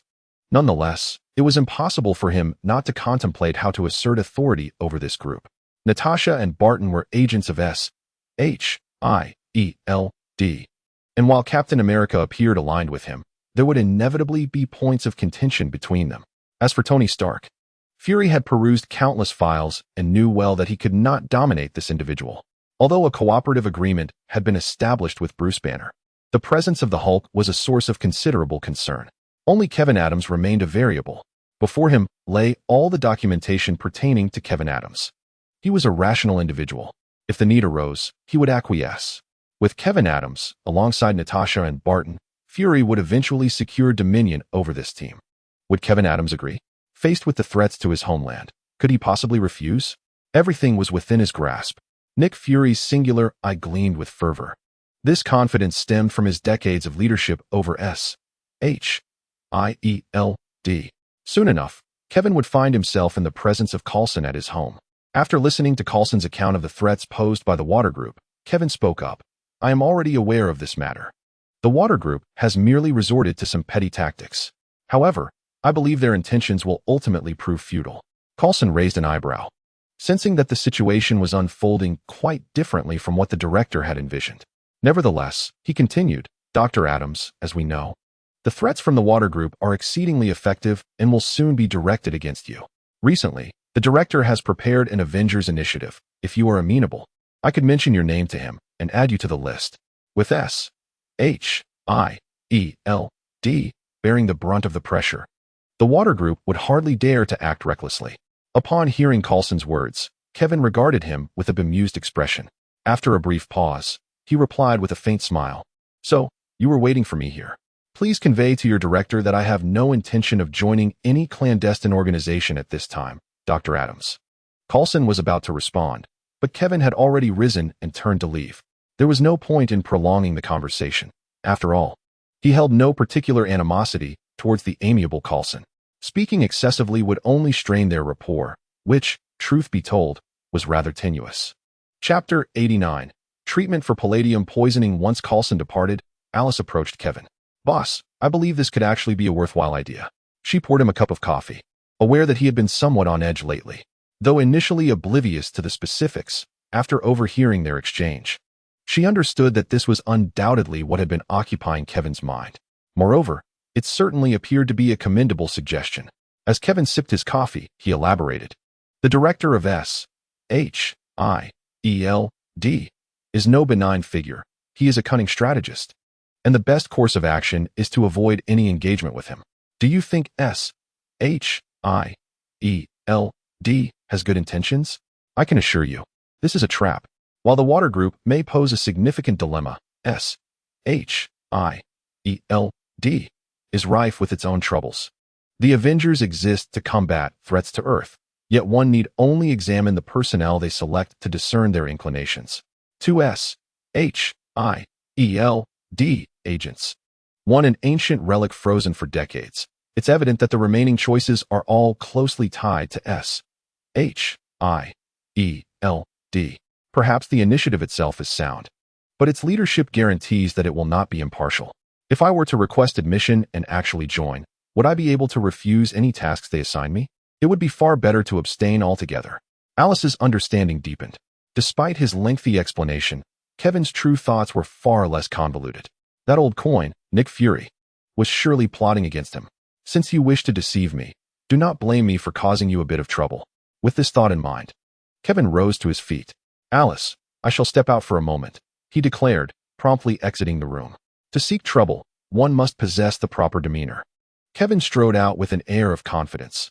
Even Coulson, who had just entered his vehicle, witnessed Kevin take flight. Soaring through the air was a sensation he had not experienced in quite some time. Ever since his powers had diminished, flying had become a considerable burden, relegated to the realm of dreams. In reality, such actions were rare. However, as time passed, his mental strain lessened, allowing him to engage in such maneuvers, albeit briefly. After a short flight, Kevin descended onto the street, disregarding the astonished expressions of passers-by. He promptly hailed a taxi, setting his sights on Stark Tower. Nick Fury soon received a message from Coulson. "Kevin Adams has left, just after you did?" he inquired. "Forget about him. Tonight, I will meet with Tony Stark. As for Kevin Adams, he will come to his senses." Even now, Nick Fury had yet to doubt his judgment. Upon arriving at Stark Tower, Kevin found Tony Stark visibly surprised. "Dr. Adams, are you here to discuss the car?" Kevin nodded. "That is one of the matters at hand. What else is on your mind?" Tony queried, puzzled. Kevin scrutinized Tony's face for a moment until it became uncomfortable, then remarked, "You appear to be in poor health." Tony's expression instantly darkened, yet he quickly regained his composure. "Has it become that apparent?" He shrugged nonchalantly. "I thought I had a few more months before anyone noticed." Kevin shook his head. "I am a doctor." "A psychologist," Tony interjected. "Very well," Kevin replied, ignoring him. "So, the trouble you currently face must be due to palladium poisoning." Tony sighed, neither affirming nor denying, tacitly accepting the statement. He was acutely aware that under Dr. Adams' guidance, he had acquired the capability to create a miniature arc reactor. Given this, the conclusion was not difficult to draw. "You're not suggesting you can cure my condition, are you?" Tony jested. To his astonishment, Kevin nodded affirmatively. Tony blinked in surprise. "You actually nodded? Dr. Adams is serious?" His expression darkened as he felt that Kevin was clearly jesting with him. "Of course. Trust in my professional integrity. I would not engage in such actions," Kevin replied. A glimmer of hope flickered in Tony Stark's eyes, though he could not recall when it had emerged. The dilemma of palladium poisoning had plagued him for an extended period. He had contemplated surgical intervention to remove the shrapnel, yet the physicians had informed him of the slim odds of success, leading him to abandon that notion. Rather than perish upon the operating table, he would prefer to meet his end in the laboratory or in the embrace of a woman. Tony Stark fixed his gaze intently on Kevin, who smiled and remarked, "In truth, the answer to your predicament has long been present upon your desk." "What?" Tony inquired, puzzled. Kevin continued, "The issue of replacing palladium is one that even you have been unable to resolve, let alone myself." "And you?" Tony exclaimed, his urgency palpable. With a cheerful demeanor, Kevin responded, "You see, I am a dream therapist, adept at utilizing dreams to address psychological issues. However, few are aware that my dream therapy transcends mere medical practice. It also employs supernatural means. I can enter the dreams of my patients." Tony Stark was momentarily taken aback, incredulity etched across his features. How could one possibly enter another's dreams? There are numerous methods. Some rely purely on supernatural abilities, while others delve into the mysterious realms. It is essential to recognize that this world is far more intricate than you might envision. Yet, the means are not the crux of the matter. What is pivotal is that I once inadvertently entered the dream of an individual, namely the director of S.H.I.E.L.D., who was also a close friend of your father, Howard Stark. Within that dream, I uncovered a fascinating revelation. Your father had previously alluded to the theory of future cities, which included potential alternatives to palladium. However, constrained by the limitations of his era, he never disclosed this information to you. This secret was known solely to Nick Fury, who had been instructed by Howard Stark to relay this information to you when the time was ripe. Yet, given your current circumstances, it is evident that he has not done so. Kevin silently cast aspersions toward Nick Fury. "If you manage to bring Tony Stark into the Avengers, consider it a personal defeat for me." Tony remained skeptical, yet his attention was swiftly captured by Kevin's words. He was aware of S.H.I.E.L.D., and even that Agent Natasha had once served as his secretary. He believed that as the director, Nick Fury must be cognizant of the troubles he presently faced. If this were indeed true, he had no right to withhold such information. Furrowing his brow, Tony pondered. He was astute and quickly grasped the implications. Perhaps his father had placed immense trust in him, yet ultimately, Nick Fury had weighed his life on a scale, poised to tip it at any moment. This behavior incited his disdain. No, it ignited a profound hatred. What a wretched individual he must be. Perhaps he harbors his own thoughts, from my observations. The director of S.H.I.E.L.D. D is quite contemplative. Kevin continued speaking with subtlety, observing the fury reflected in Tony Stark's eyes. Kevin felt an urge to laugh. The Avengers? Without Iron Man, I wonder what you will use to uphold your facade. Chapter 90. Damn it. After a while, Tony Stark regained his composure. Everything remained speculative. One could not ascertain the truth until the Future City project was confirmed. Subsequently, Kevin divulged all that he knew. The two entered the office, and Tony approached the desk that had stood for decades. Kevin remarked, I am uncertain how to access the Future City project, but your father was quite certain that you possessed this knowledge. Tony's gaze shifted, and then a thought struck him. Before long, a virtual blueprint emerged upon the desk. Is this the Future City project? Tony glanced at the virtual design and quickly discerned that it contained many intriguing technologies, some of which he had already realized. Yet many others remained merely theoretical. Soon, he identified his objective, a new element capable of replacing palladium. It is true. Everything Dr. Adams stated is indeed factual. This meant his assessment of Nick Fury was entirely accurate. A flicker of anger crossed Tony's face. He yearned to deliver a crushing blow to that insufferable Nick Fury. Yet, he understood that such an action was not an option. Thank you, Dr. Adams. You have saved my life, Tony stated with utmost sincerity. Kevin waved his hand dismissively, saying, That guy Nick Fury always has a trick up his sleeve. He would never allow you to perish. While that statement held merit, that scoundrel truly deserved condemnation. Tony unabashedly expressed his disdain. He had seized what belonged to him, only to use it as leverage against him. He could scarcely fathom a more despicable character. Having relayed the Future City project to Tony Stark, Kevin had perfectly accomplished his mission. He lingered not, swiftly turning to depart. Meanwhile, Tony Stark commenced an all-night endeavor to research the new micro-arc reactor. In truth, there was no need for extensive research, with the critical new element issue resolved. All that remained was reassembly. This posed no challenge for him whatsoever.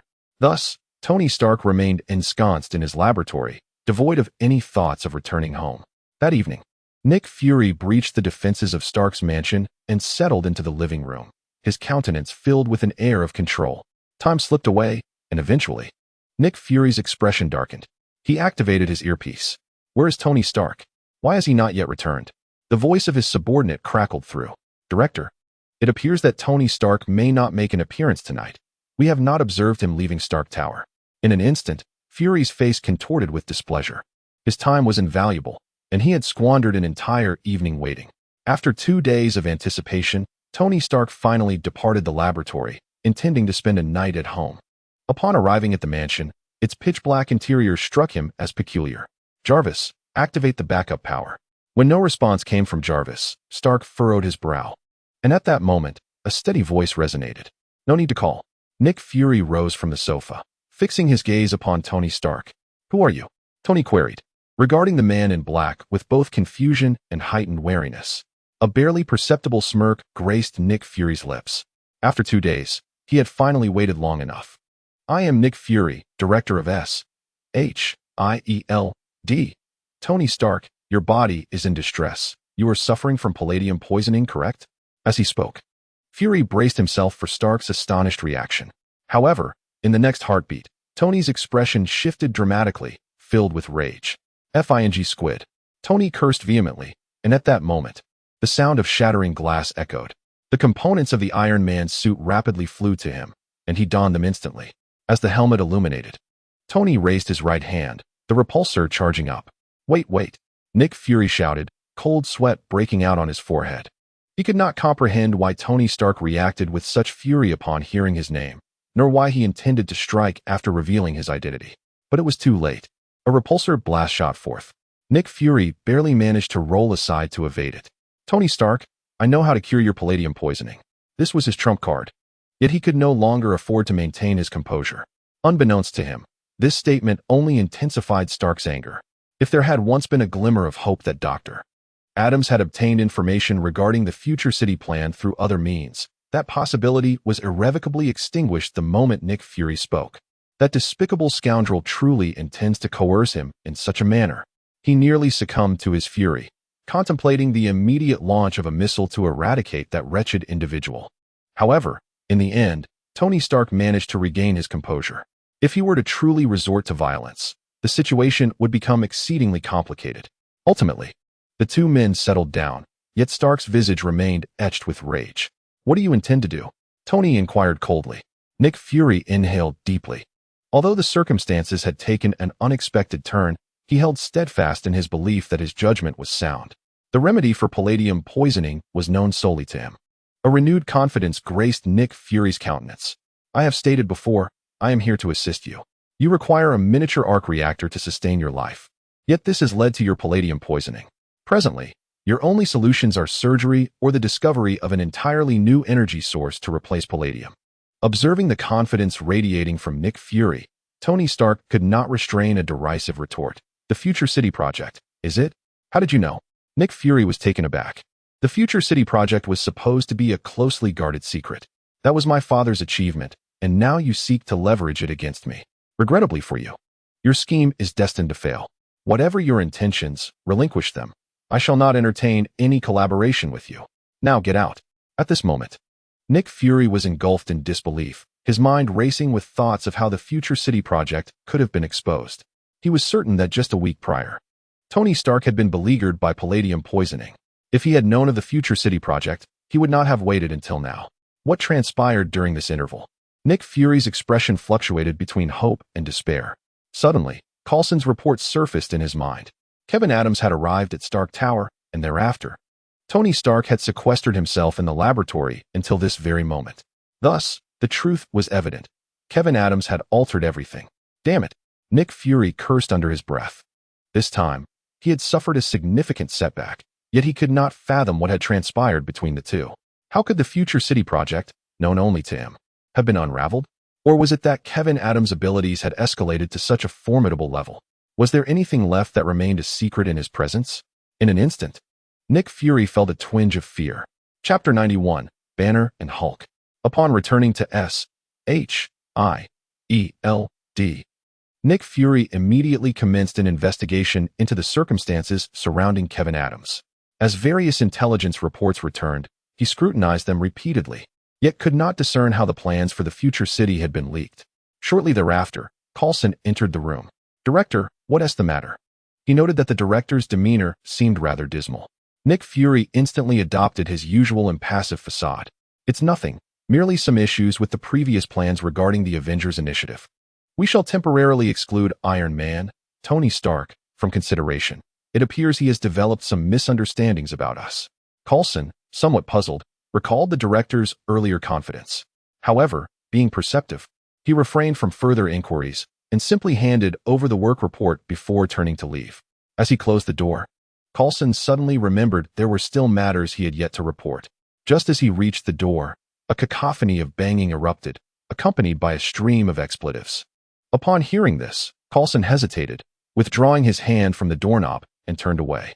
It seemed best to allow the director to vent his frustrations first. The remaining issues could wait for another time. Kevin, without needing to ponder, was well aware of Nick Fury's recent setbacks. Yet, after hearing Tony Stark's remarks over the phone, he found himself in quite a good mood.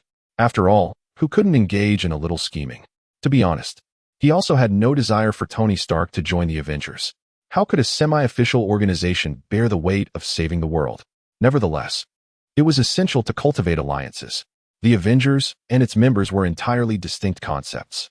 Previously, Kevin had arranged a session for dream therapy with Bruce Banner.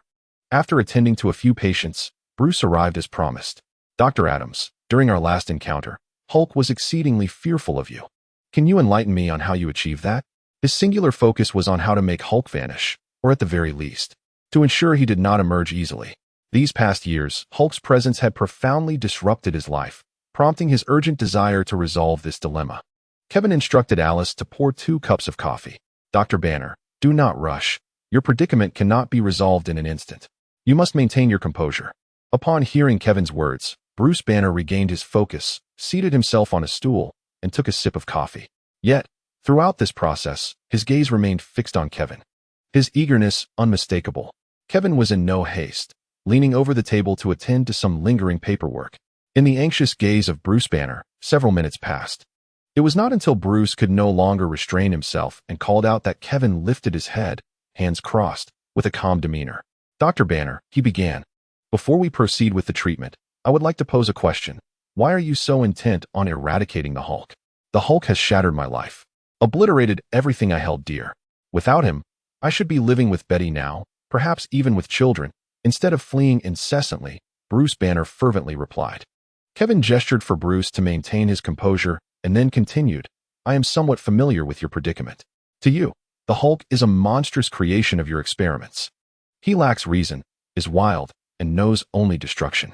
But have you ever contemplated that the Hulk is merely another facet of yourself?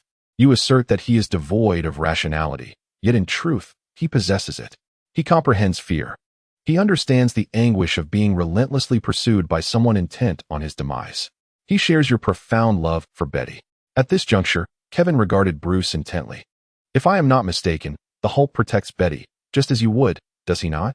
Bruce opened his mouth, momentarily at a loss. He had indeed never considered it from this perspective. However, his purpose in coming was to eliminate the Hulk, not to ponder these notions. The Hulk cannot be vanquished. Kevin stated after sipping his coffee, delivering a conclusion that plunged Bruce's spirits into despair. Without further jesting, Kevin elaborated, as I have mentioned, the essence of the Hulk is, in fact, your other self. His existence is contingent upon yours.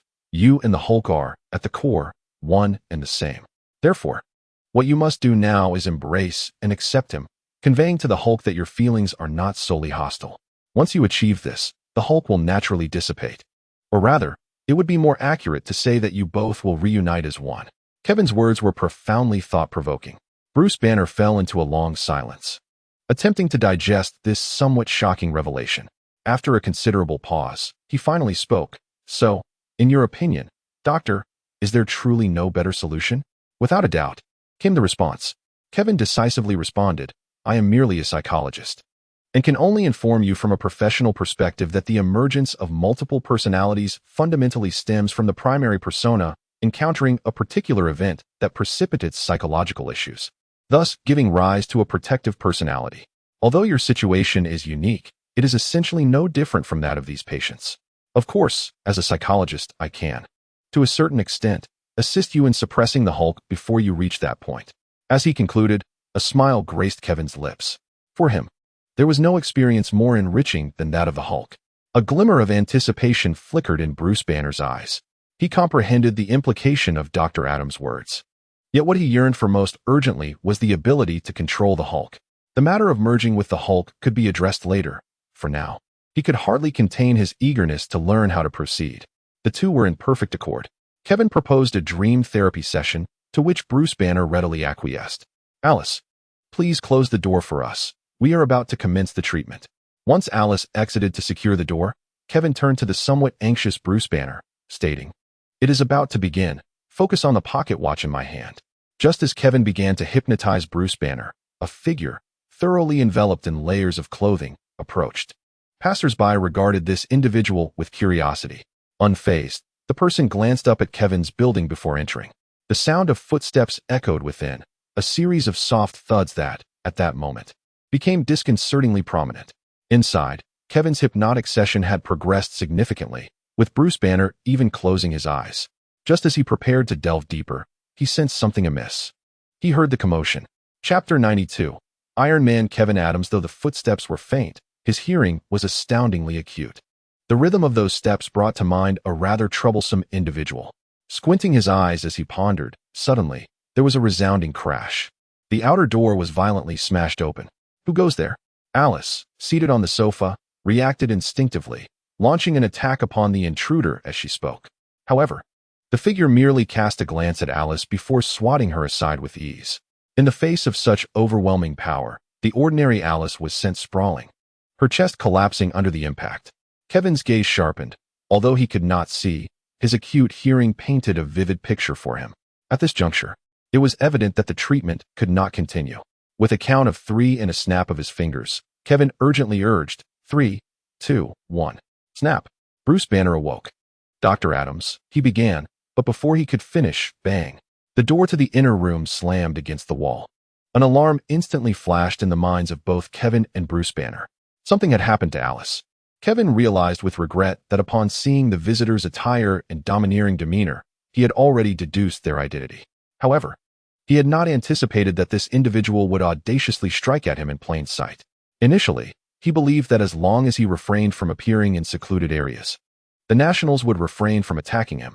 Yet, he had evidently forgotten about the existence of Xiansei, who was notorious for engaging in illicit activities on behalf of the Watt Group. "Who is it?" Bruce Banner shouted, simultaneously summoning the Hulk within him. Whether Banner wished to acknowledge it or not, the Hulk was always his greatest source of strength in times of peril. Xiansei remained silent, merely directing his gaze towards Kevin. The moment Xiansei's eyes fell upon him, Kevin sensed impending danger. In the next instant, bang! Xiansei lunged at Kevin with explosive force. Kevin reacted in kind.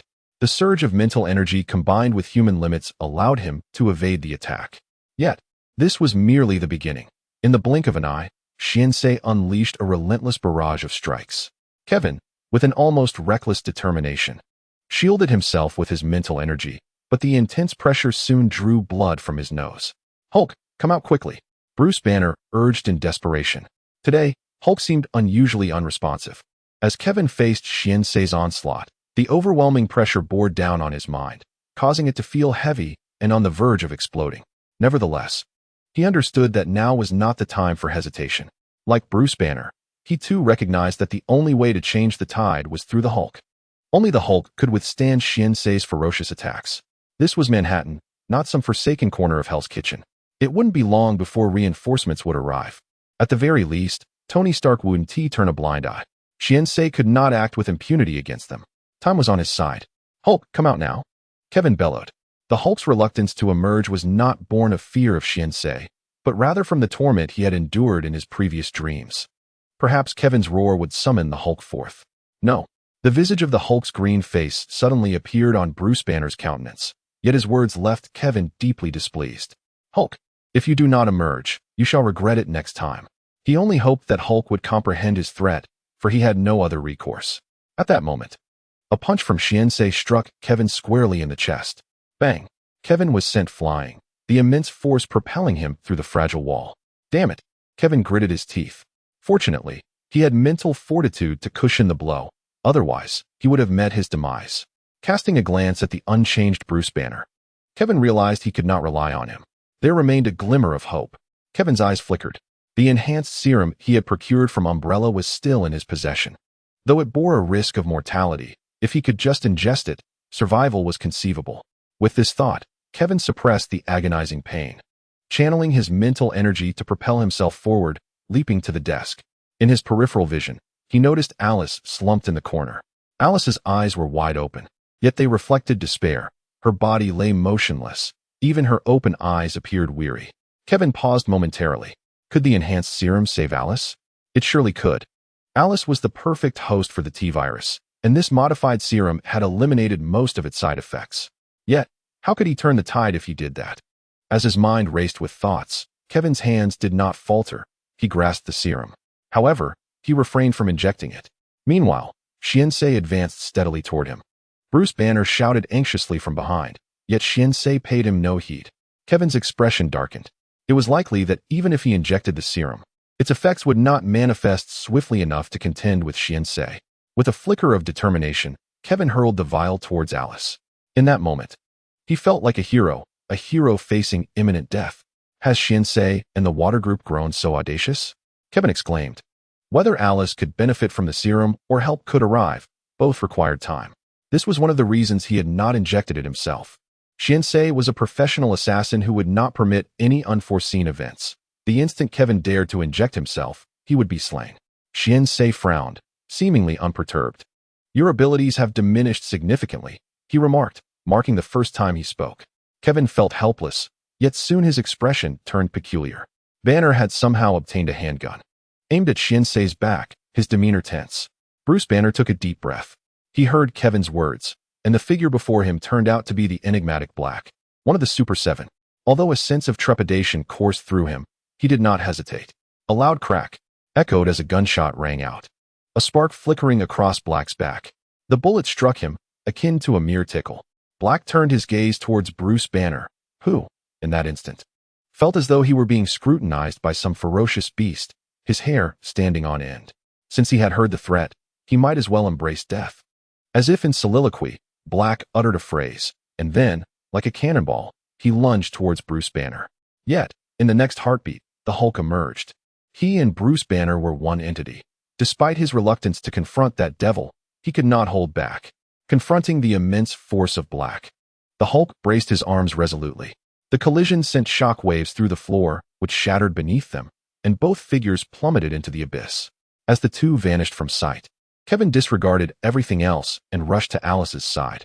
Although he had thrown the enhancement serum her way, Alice displayed no intention of administering it. Injecting it is futile for me, and I have my own trump card, she retorted. Boss, this serum can grant you strength.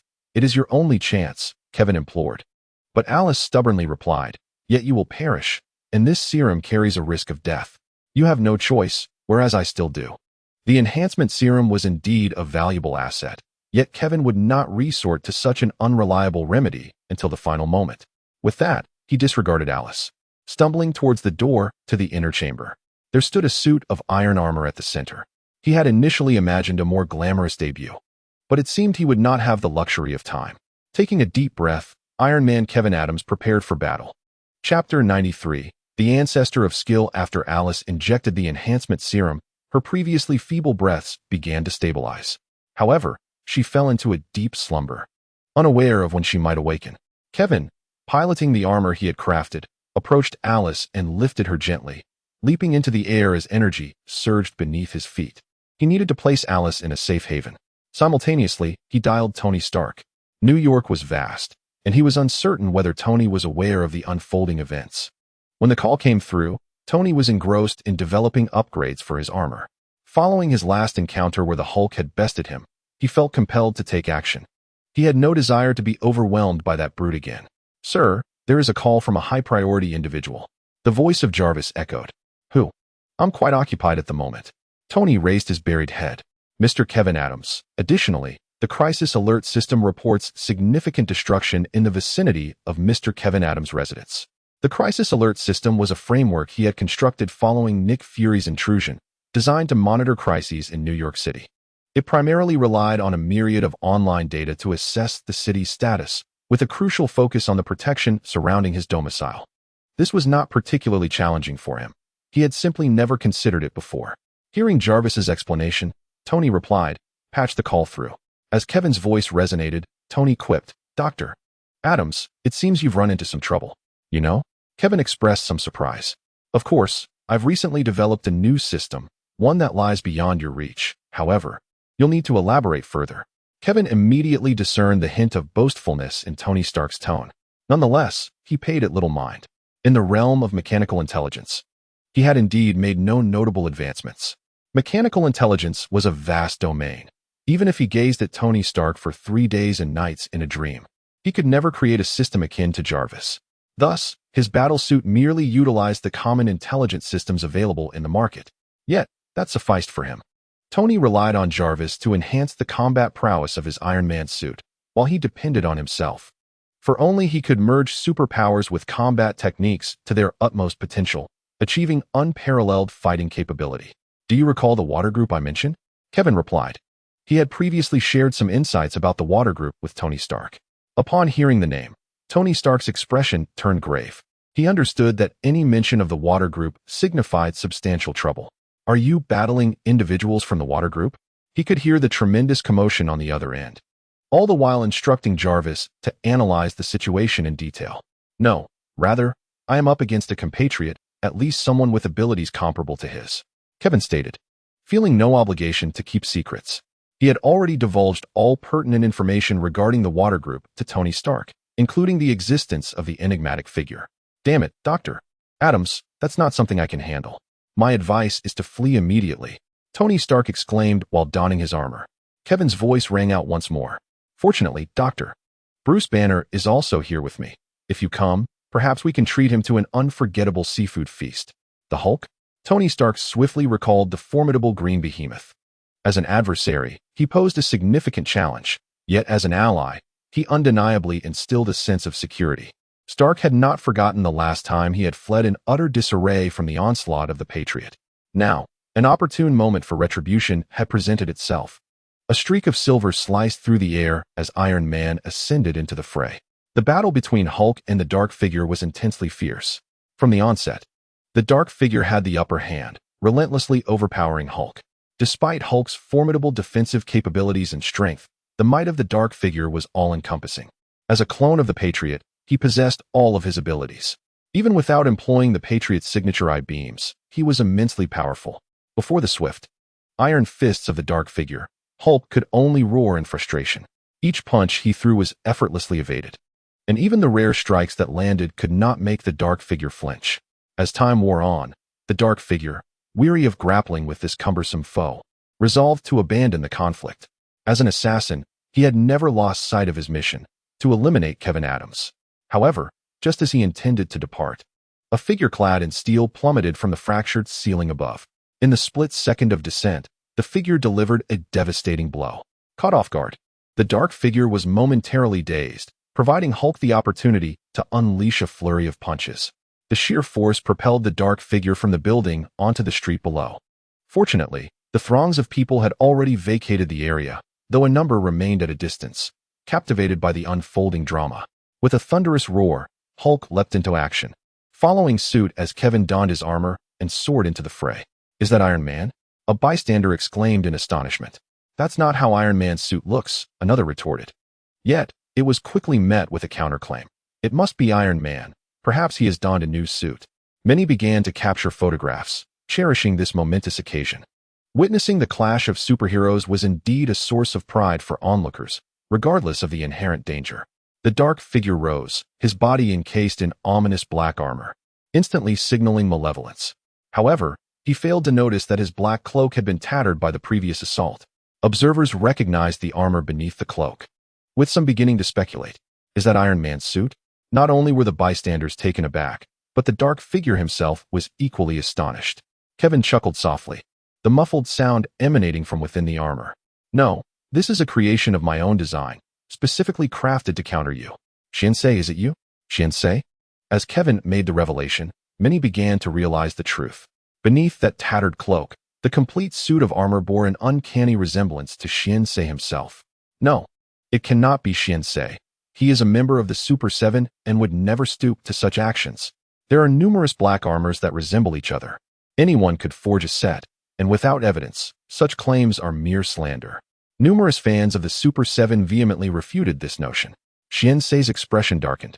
Yet he was acutely aware of the current predicament. He must eliminate his adversary and depart swiftly. The black armor serves as the perfect disguise. In the next moment, Shinsei unleashed his fury, and upon witnessing his movement, Hulk lunged forward with ferocity. The two collided with a thunderous crash. Shinsei executed a shoulder throw, hurling Hulk away. Despite Hulk's immense strength, his technique remained rudimentary. Kevin's countenance remained unchanged.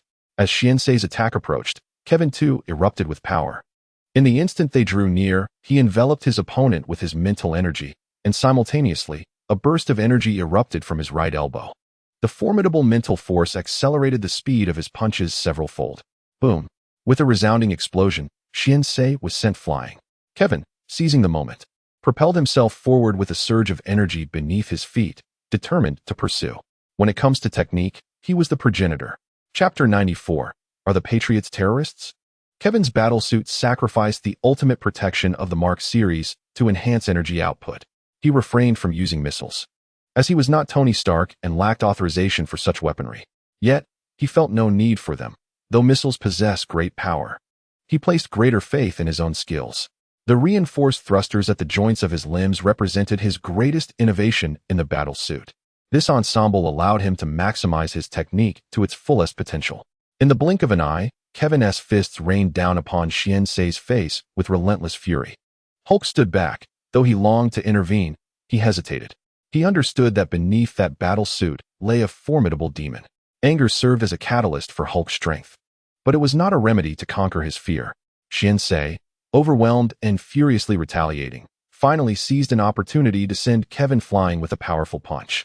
Kevin staggered backward, the recoil from the blow leaving him momentarily dazed. Enraged, Shinsei, though a clone of the Patriots, was still a patriot himself. Even under the control of the Walter Group, he possessed his own temperament. In that moment, he even contemplated unleashing lethal laser beams from his eyes.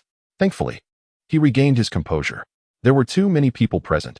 He could not afford to reveal any abilities beyond his speed and strength. The three individuals collided once more. But this time, they were all prepared. Shinsei, true to his name, exerted considerable pressure on the other two.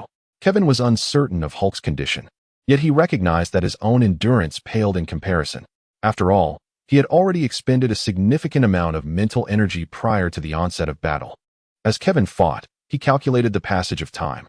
Before long, Iron Man descended swiftly from the sky, as flamboyant as ever, making a grand entrance. Tony Stark landed amidst the fray, his golden red armor proclaiming to all, "I am Iron Man," unbeknownst to anyone. Beneath the mask, Tony Stark gazed at Kevin in utter astonishment. "Dr. Adams?" He ventured cautiously. "Indeed, how do you like my suit?" Kevin replied with a hint of pride. It was once stated by Tony Stark that with his expertise, he could never construct such an armor. Tony felt a sense of heaviness. After their lengthy conversation, he had surmised that Dr. Adams possessed the technology to create armor. However, he never anticipated that in just a few days, the other would don a suit that looked surprisingly impressive. Despite these thoughts, Tony did not hesitate to mock. "It's rather subpar. Compared to my Mark III, it lacks any noteworthy features, and the life support system appears utterly inadequate." With a mere glance, Tony identified the flaws in Kevin's suit. At Tony's words, a slight smirk crept onto Kevin's lips. "The life support system, you say? That is indeed a significant issue. But my physique is not akin to yours. I am no weakling." Damn, Tony cursed inwardly. He had completely overlooked this aspect. He had always prided himself on his life support system, which constituted at least 40% of the critical technology in his armored suits. However, upon reflection, he realized that Dr. Adams was not mistaken.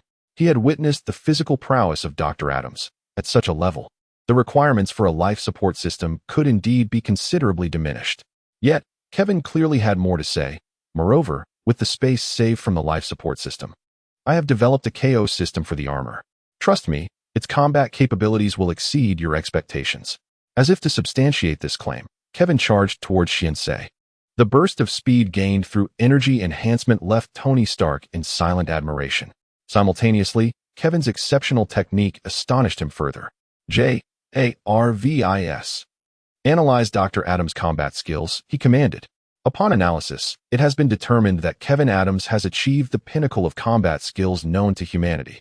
Through his expertise, Kevin Adams has harnessed the energy of his battle suit to an impressive level of 94.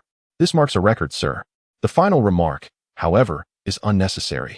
Tony interjected with dissatisfaction. Yet, it was evident that Jarvis, as an intelligent system, could not grasp his meaning. To mask his embarrassment, Tony Stark charged toward the dark figure. The battle among the four was nothing short of cataclysmic, with the surrounding structures crumbling like mere paper.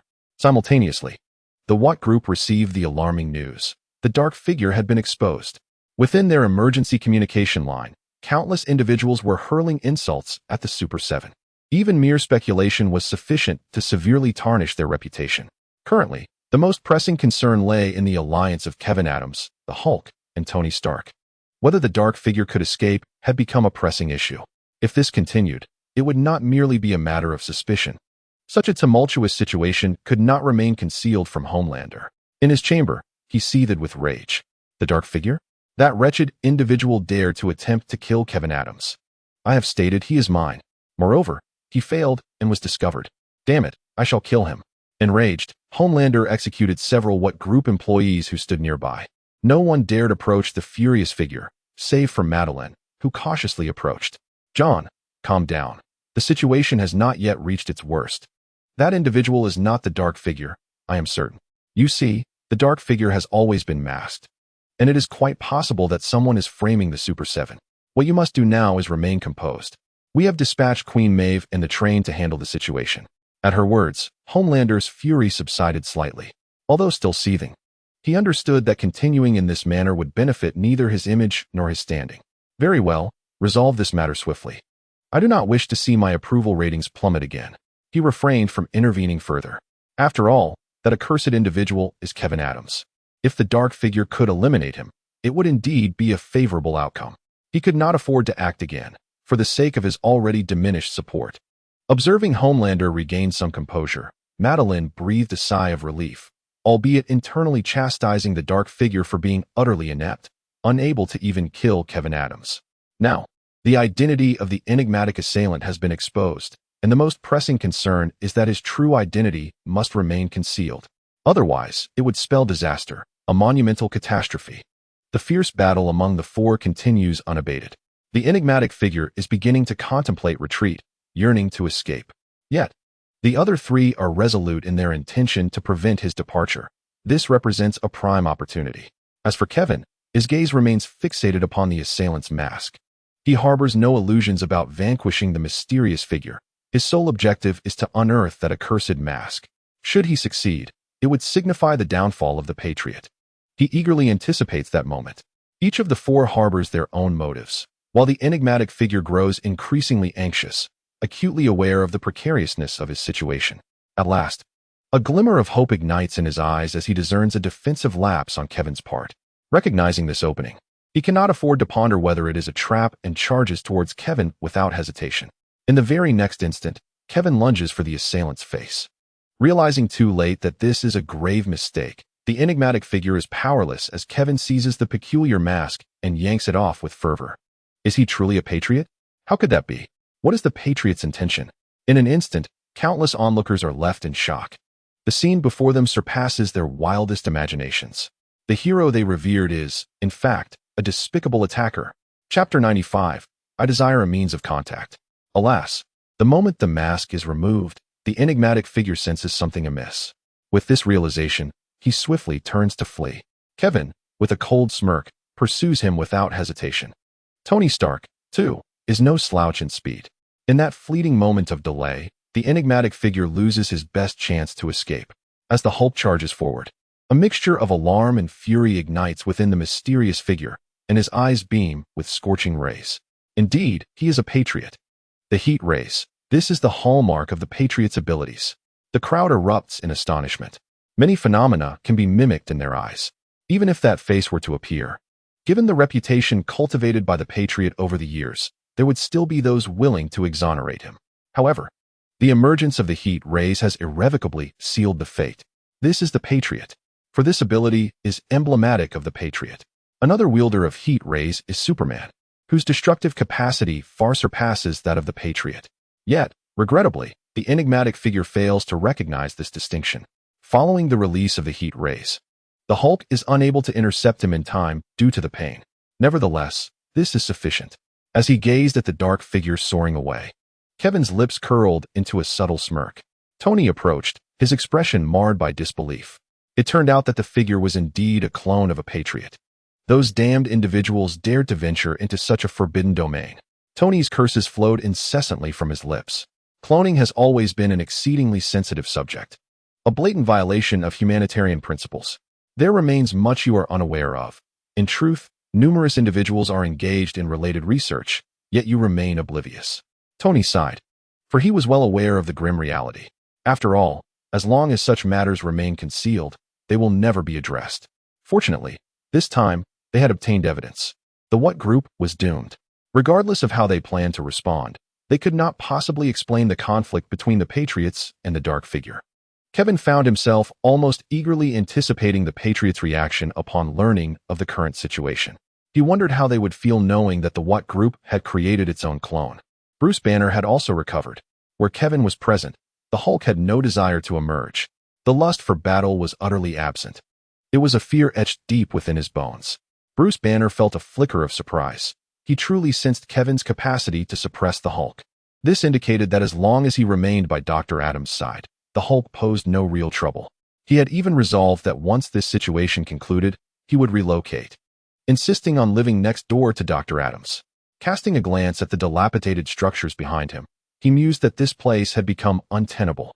After the dark figure departed, the What group headquarters did not return to New York, but rather left the city altogether. The situation was dire. He could not afford further exposure.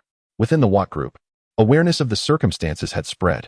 The exposure of the dark figure marked the gravest crisis for the What group, particularly as the intent behind the exposure was lethal.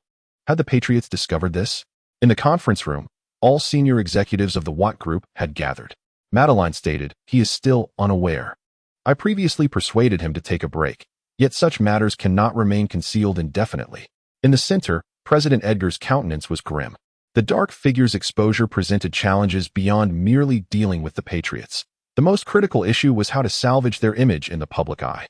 We cannot disclose our use of cloning technology. A proper resolution is imperative. At that moment, a voice broke the silence. Perhaps we could consider making the Patriots disappear. As the words hung in the air, an eerie silence enveloped the conference room, leaving everyone stunned by his audacious proposal.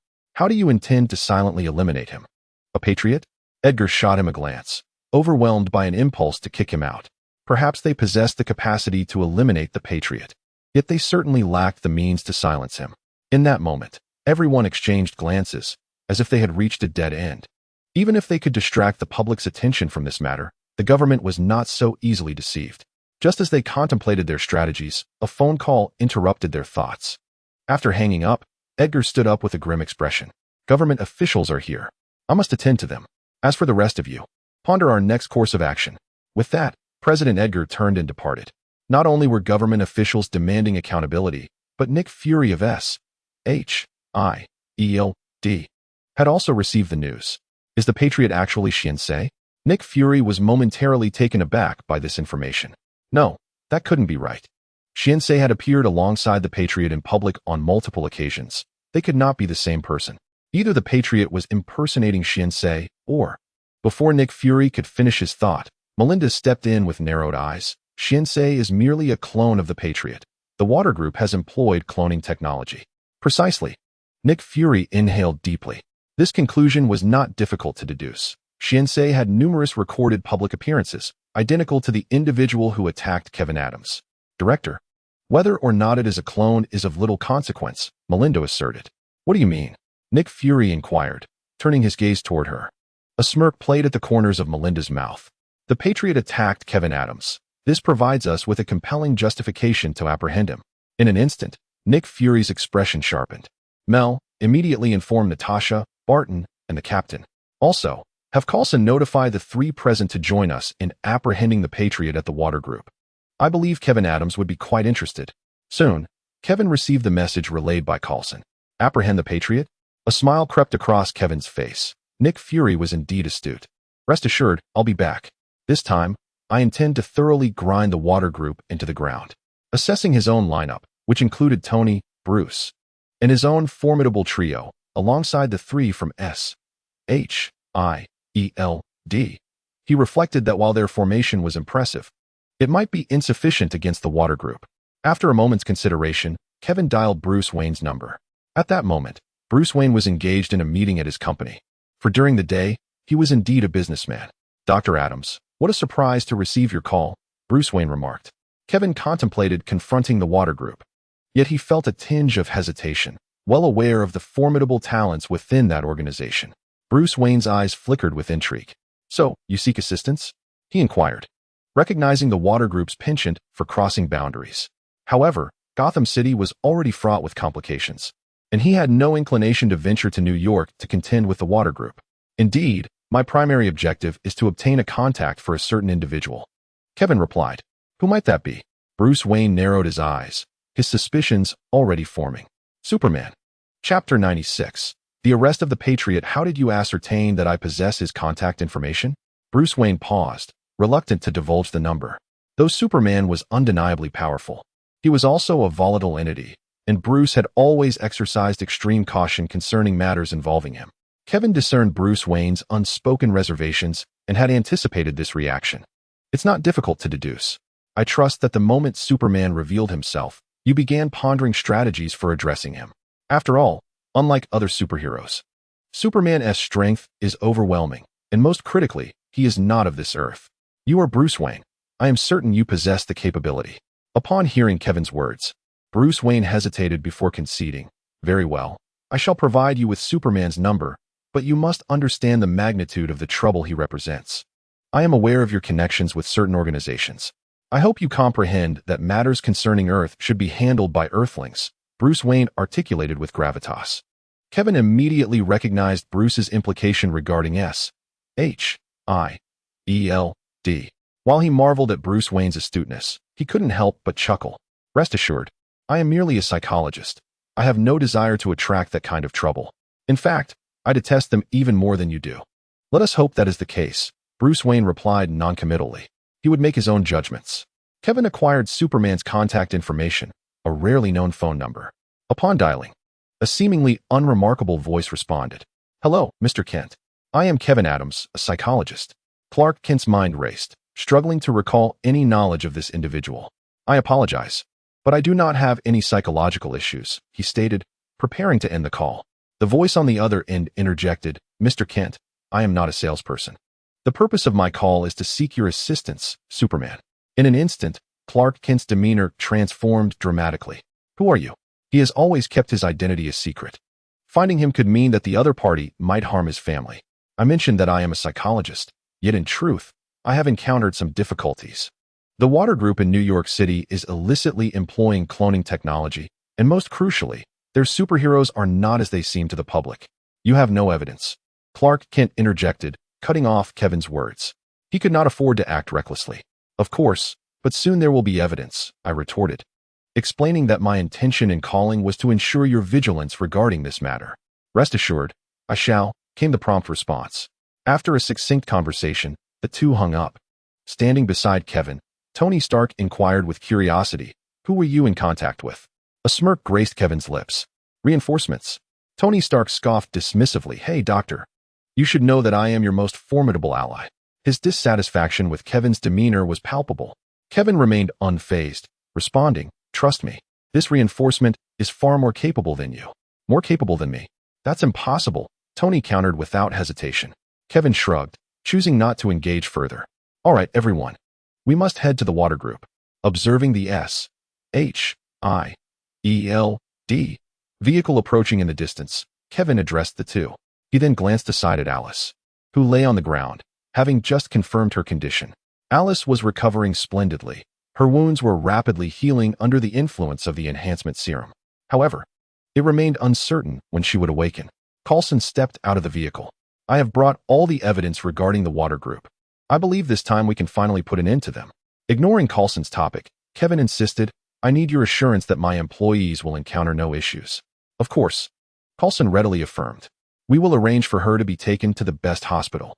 Kevin shook his head, stating, No, she does not require a hospital. What she needs is rest, ample rest. I do not wish for S-H-I-E-L-D personnel to interfere. Otherwise, I cannot guarantee my own actions. Please be assured. Coulson quickly responded, seeking to reassure Kevin. While Kevin may not have been as effective in dealing with Captain America, he posed a far greater threat to ordinary individuals lacking abilities. Kevin nodded. Though still uneasy, he had no other recourse. The situation with Captain America was urgent, and delays could easily lead to complications. Should S-H-I-E-L-D dare to act, Alice's awakening would surely make them regret their choices. Subsequently, several individuals entered the vehicle and proceeded towards the Water Group building. The streets surrounding the Water Group building had begun to clear of pedestrians, as squads of armed soldiers encircled the area. In light of the potential threats posed by the Water Group, the government had prepared to take military action against them. The armed guards of the Water Group stood resolutely, subtly challenging the military presence. Meanwhile, a dozen superheroes positioned themselves at the entrance of the Water Group, displaying remarkable audacity. Observing this scene, Kevin offered his commentary. Faced with the might of the government, the Water Group had not disarmed. Instead, they chose to confront the military. Surely, the leader must be lacking in judgment, believing that a mere corporation could withstand the government's power. As the group approached the military leader, Coulson presented the evidence collected by S-H-I-E-L-D to the general. The general perused the documents, his expression shifting with unease. Did this evidence truly suffice? This was the first time he had learned of the Water Group's extensive misdeeds. Coulson shook his head, stating, The Water Group is exceptionally cautious. Most of the information is illicit, with only a fraction holding substantial evidence. However, the presence of the Patriot should be sufficient to topple the Water Group. The general nodded in agreement. In that case, let us apprehend the Patriot. With that, he activated the intercom. All personnel prepared themselves for the imminent capture of the Patriot. Should he resist, lethal force would be authorized. The general then dispatched several military representatives to accompany Kevin and his team into the Water Group. At that moment, President Edgar was nearing the conclusion of negotiations with the government representatives. Utilizing his exceptional conversational skills, he had secured a promise for 3 days' grace. Just then, the conference room doors swung open. "I apologize, but the previous agreement is nullified. We demand the immediate apprehension of the Patriot. Should you have any objections, you may file a complaint. However, we insist on taking the Patriot now," Coulson declared emphatically. The abrupt turn of events left Edgar visibly perturbed. "The Patriot is not currently within the company," he protested. "I do not wish to hear any refusals. If you are unable to produce the Patriot, we will conduct a search of your premises until he is found." "A search?" Edgar retorted, aware of the myriad secrets the Water Group harbored. He could not consent. "You do not possess the authority to do so. On the contrary, we do have that right. Men, commence the search," Coulson commanded fiercely. At that very moment, a distant explosion reverberated through the air. "Damn it!" the furious voice of the Patriot echoed. "He has come to realize everything. The individuals from the Water Group have created his clone. Those in the government have obliterated his reputation and honor, destroying everything he held dear. Today, he is intent on taking a life." Chapter 97 vs. Captain America. Upon hearing the furious roar of Captain America, all eyes turned in his direction. Edgar, the president of the Water Group, wore a grim expression. How dare that man appear at such a critical moment? This has placed them in a precarious position. Captain America and they are no longer on the same side. Should he be captured, or if he incites widespread carnage, it would plunge the Water Group into an irretrievable abyss. Coulson addressed Tony Stark. "Mr. Stark, can you handle this?" "Of course," Tony Stark replied without hesitation. This time, he was not alone. By his side were Kevin, Hulk, and 2 agents from S.H.I.E.L.D. Although he doubted the efficacy of the agents, he was Iron Man, and even if it were just him, he had to assert that everything would be fine. Steve Rogers declared, "Everyone, let us subdue him before Captain America creates further chaos." With that, Steve dashed outside. Not to be outdone, Tony took flight, leaving Kevin somewhat exasperated. To be honest, he had hoped that the S.H.I.E.L.D. agents would take the lead, considering the significant risks posed by someone as formidable as Captain America. However, with Tony already in the fray, he had no choice but to follow suit. Casting a glance at Bruce Banner, Kevin said, "Dr. Banner, it's time for us to move." "All right."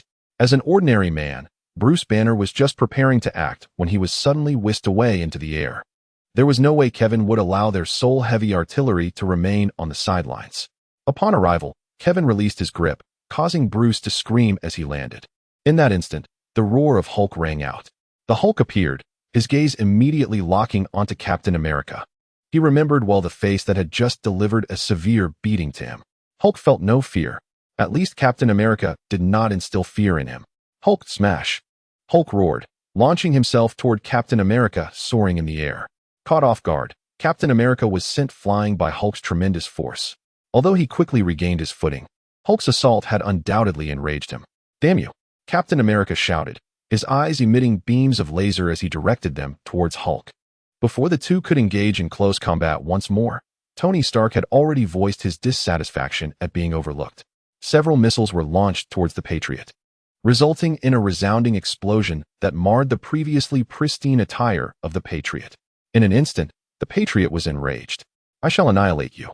This was the first time he had ever felt such fury, and nothing could impede him now. Steve Rogers, Natasha, and Barton rushed forward. Captain America, wielding his shield, braced himself against the Patriot's punch, nearly coughing up blood from the force of it. The strength displayed was undeniably comparable to that of the abomination they had faced earlier. Seizing the opportunity presented by Hulk's advance, Steve Rogers hastily retreated. Natasha and Barton, instantly apprehensive, dared not approach. If even the shielded captain suffered so, they feared they would be reduced to mere pulp with a single blow. Observing this scene, Kevin sighed. Indeed, they were a pair of inept individuals. At least Steve Rogers could withstand some of the onslaught. What use were these two but to create chaos? Within the Waters Group tower, President Edgar glared grimly at the ongoing battle outside, utterly at a loss for what to do.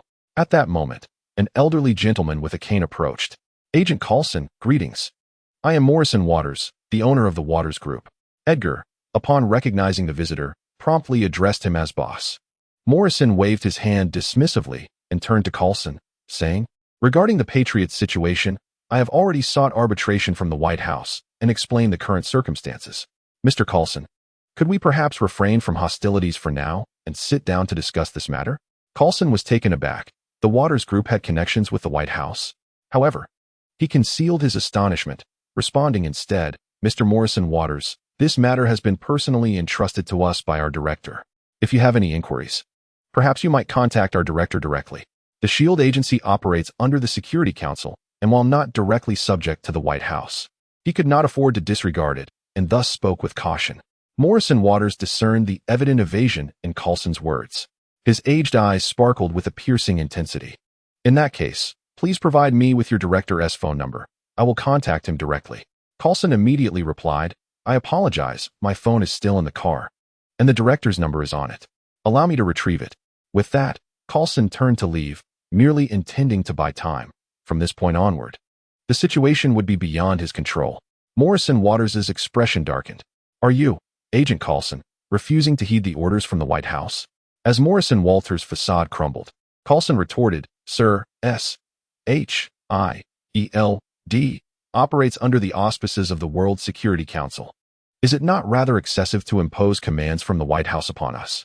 Furthermore, we are merely escorting our compatriots back for an appropriate investigation. And should the Walter Group prove to be innocent, they will be swiftly released. Morrison Walters' gaze turned icy.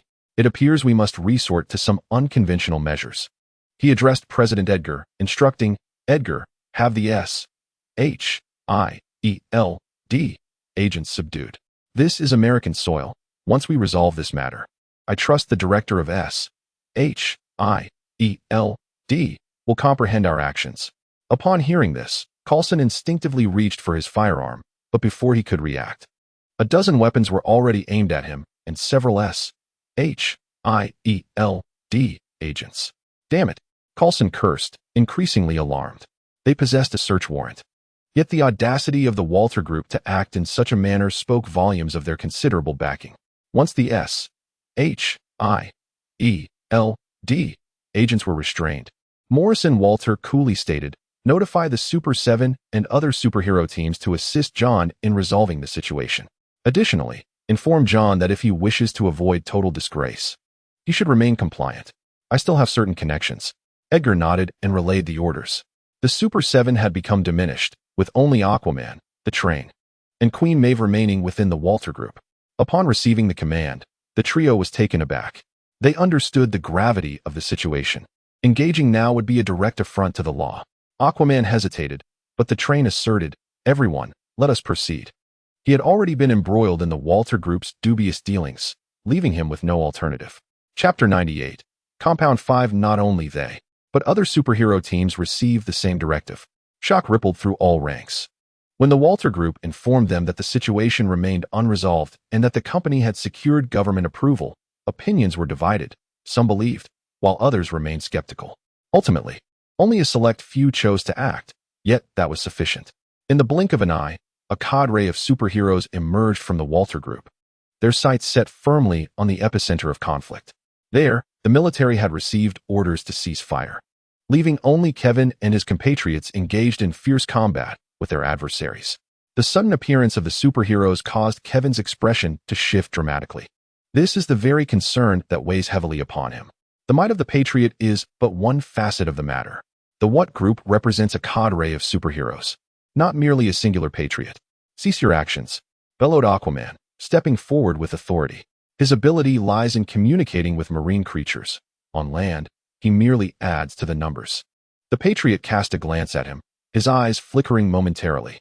At that moment, Queen Maeve interjected, esteemed colleagues, conflict will not resolve our issues. The most prudent course of action now is to negotiate a ceasefire. With that, she turned her gaze towards Kevin and the others. There are numerous superheroes present. Surely, you understand that should hostilities commence, victory will elude you. She was the one most averse to combat. Throughout her years as a superhero, she had witnessed the antics of so-called champions. In her view, not only the superheroes of the Watt Group, but also those from elsewhere were likely similar in nature. Thus, she had long since become indifferent to such matters.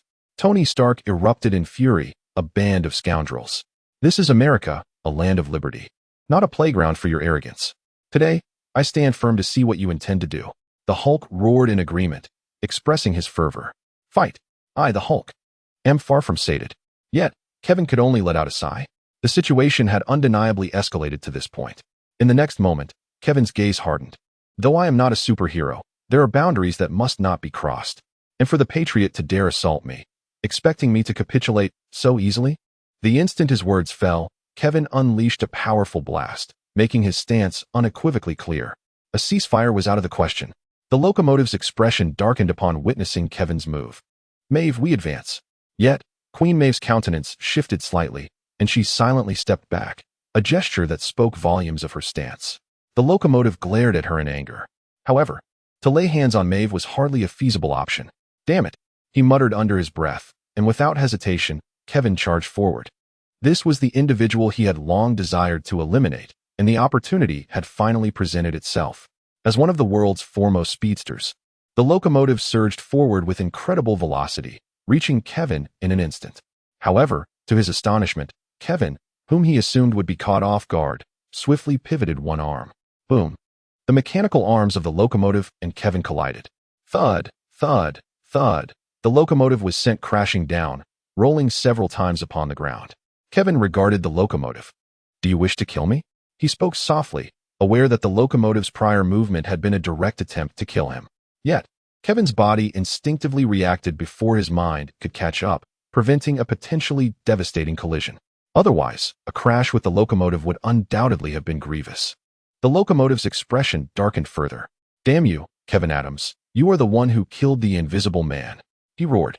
Although the relationships among the Super Seven were strained, the death of the Invisible Man had brought significant repercussions upon him.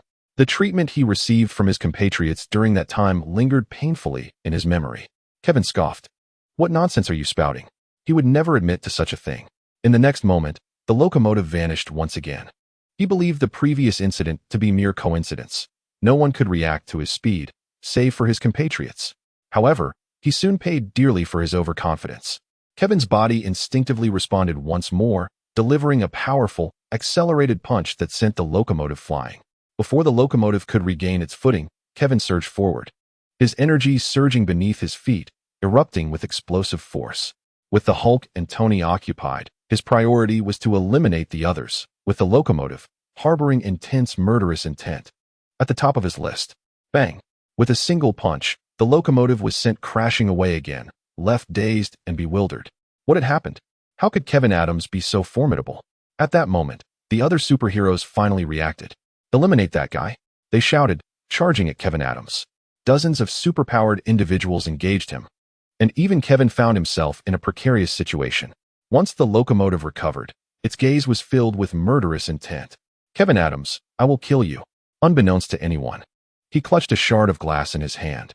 Even ordinary glass could become a deadly weapon when propelled at speeds exceeding 400 meters per second. He retrieved a syringe from behind him. This was the number 5 serum, the very substance that would amplify his powers to their utmost potential. Without hesitation, he injected it. His heart raced, and power surged through him. At that moment, he believed himself to be invincible. Not far away, Queen Maeve's pupils constricted as she caught sight of the number 5 serum in the locomotive's hand. Be careful, she couldn't help but warn. But it was too late. The locomotive vanished in an instant. The next moment, a thunderous explosion echoed. Kevin remained unscathed. Instead, the locomotive was sent hurtling backwards once more, drenched in blood. Its velocity was so overwhelming that even its own body could not withstand the recoil. Kevin, having evaded those endowed with superpowers, regarded the locomotive with indifference. Is this your source of confidence, reliance on drugs? He mused. Although he did not approach the locomotive, his mental energy surged towards it, relentlessly constricting its neck. No one detected the anomaly. The locomotive seemed to struggle to articulate something, yet ultimately sealed its lips, its gaze dimming, deprived of the opportunity to speak. Kevin feigned a sigh, pondering the futility of it all. Why must one choose death when life offers so much?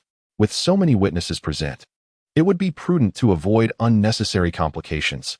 A justifiable reason for demise is all that is needed. To perish at a velocity of 400 meters per second, doesn't that seem quite reasonable? Kevin surveyed the surrounding superheroes. In the face of his gaze, fear flickered in their pupils. The locomotive was dead. This revelation struck them with considerable shock. Taking a deep breath, Kevin felt a slight swelling in his brain. Eliminating the locomotive had proven far from simple. After the locomotive utilized the fifth compound, Kevin was compelled to activate an all-encompassing mental barrier. Without it, no matter how swiftly his body reacted, he would have been unable to respond in time. It was precisely due to the obstruction imposed by the mental barrier that he could seemingly execute the counterattack with ease. Just as he prepared to make his next move, he noticed the patriotic man forcing back the Hulk, then producing the fifth compound. He had never resorted to such despicable means before, but now, he was intent on taking a life. Chapter 99. The arrival of the Superman. Upon seeing the fifth compound in the patriotic man's grasp, Kevin's pupils constricted. To superhumans, this substance was akin to a stimulant, no ordinary stimulant, but an extraordinarily potent one, especially for those transformed by the fifth compound. Kevin conjured a scalpel in response. Harnessing his mental power, he hurled the scalpel towards the patriotic man, aiming directly for the fifth compound. However, it was evident that Kevin's attempt was in vain. The patriotic man reacted with remarkable speed. Having just witnessed the locomotive's demise, his focus remained steadfastly on Kevin. As the scalpel hurtled towards him, the patriotic man merely extended his hand, and with a resounding clash, the scalpel met his palm, sparks flying in the aftermath. With a cold smirk, the patriotic man swallowed the fifth compound whole, his skin impervious to knives and bullets, rendering the injection futile. While Tony and the others were still in doubt, Kevin had already begun to act. This method of ingestion would likely result in a delay in the efficacy of Compound 5. Time must not be squandered. With this thought, Kevin unleashed his most formidable strength. At this moment, he had transcended the limitations of an ordinary human. The mental power derived from the solar ladder rendered him incredibly powerful. Bang! The two collided. Utilizing his steel armor, Kevin and the Patriot seemed evenly matched, at least on the surface. In reality, however, Kevin let out a muffled grunt beneath the armor. It felt as though his head had been struck with a heavy hammer, an unpleasant sensation indeed. Kevin shouted, "Strike him." He had no intention of engaging alone, and quickly urged Tony and Hulk to join him. The two responded promptly. Yet, as they fought, their anxiety grew. For the strength of the Patriot was rapidly surging. What had initially been harmless heat rays against Hulk soon inflicted significant damage. Simultaneously, the Patriot's speed and power were escalating dramatically. Reveling in the exhilaration of his newfound strength, the Patriot laughed maniacally. "Do you see? This is power, true power." Once disdainful of Compound 5, he now found himself enamored with it, recognizing its potential to bring about a transformation. Bang, bang, bang. The Patriot unleashed a flurry of blows upon Hulk, causing the earth to crack beneath their battle. Hulk, who would have normally risen swiftly, now struggled to rise for the first time. The Patriot then landed a punch on Tony Stark's armor, damaging it by 75% with a single blow. It was over. Standing on the ground, Steve Rogers felt darkness envelop him as he witnessed this scene. They had unleashed a demon, yet felt utterly powerless against it. The other superhumans were equally stunned. After sending Kevin flying with a punch, the Patriot swiftly approached Queen Maeve. He seized her by the throat, lifting her effortlessly. "Are you opposing me?" Queen Maeve gasped for breath, feeling as if her throat were in a vice grip. Before she could struggle to respond, the Patriot, with a look of regret, remarked, "I thought we were allies, but alas, we are enemies." He then glanced at Aquaman, who remained in a daze. "Do you think Arthur can handle this mess?" Aquaman cautiously responded, "That is what the boss said." Homelander's eyes flickered momentarily. He harbored a fierce desire to eliminate the members of the Vought group, yet he was even more concerned about preserving his own reputation. He considered himself a superhero, at least in the depths of his heart. "Very well then, but that scum Black Noir, I shall end him." As he spoke, Homelander's eyes blazed crimson, ready to unleash his heat vision upon Queen Maeve, intending to incinerate her. Those who dare betray must pay the price. At that moment, Kevin interjected, "Homelander, you would be wise not to proceed." Homelander cast a menacing glance at Kevin. "Oh, are you suggesting I should eliminate you first?" "No. What I mean is that you should refrain from such actions. I have summoned reinforcements, and they shall arrive shortly," Kevin replied with measured calmness. Homelander was indeed formidable. Kevin knew he could not compete. Upon hearing Kevin's words, Homelander erupted into laughter, his expression brimming with arrogance. "Reinforcements? You mean to say that someone can contend with me at this moment?" he boasted. Homelander felt his own power, a breathtaking intensity. Even Superman would find it difficult to defeat him. Kevin remained composed, although his heart raced with anxiety. "Clark, I hope you come through," he silently urged, clenching his fists tightly. He could no longer endure this feeling of helplessness. Power. He craved power. The kind of power that could resolve everything. Kevin had never experienced such a profound thirst for strength. Despite his rapid growth and abilities, every time he sought to take action, his enemies countered with an overwhelming force, reminding him that his strength was woefully inadequate. Dreams and power intertwined. He had to take risks. Only then could he attain greater strength. As he confronted his own impotence, Kevin's heart screamed in turmoil. Homelander sneered continuously, turning once more to face Queen Maeve. "Now, I shall kill you, and then I will deal with that insufferable fool." Queen Maeve's face had turned crimson under Homelander's grip, rendering her speechless, her eyes filled with despair. Homelander's eyes gradually reddened. Just as his heat vision was about to be unleashed, suddenly, another beam of heat collided with his own. The two streams of energy clashed, ultimately splattering in all directions. Homelander turned to observe the source of the incoming heat ray. There, a man adorned with a prominent S emblazoned across his chest hovered in the air. "Patriot, relinquish your hostage and surrender," shouted Superman.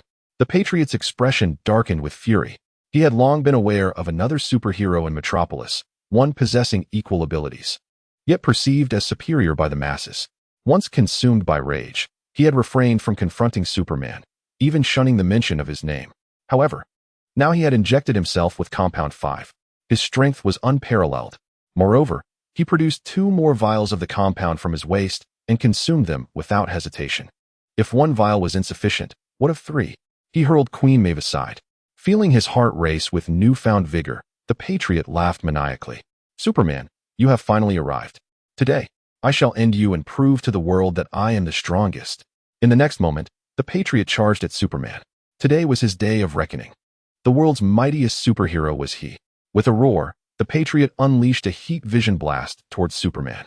Superman furrowed his brow and retaliated with his own heat vision. Their beams clashed in midair, canceling each other out. But soon, Superman's heat vision surged towards the Patriot. Realizing he was at a disadvantage, the Patriot refused to yield. He abandoned his heat vision and soared towards Superman.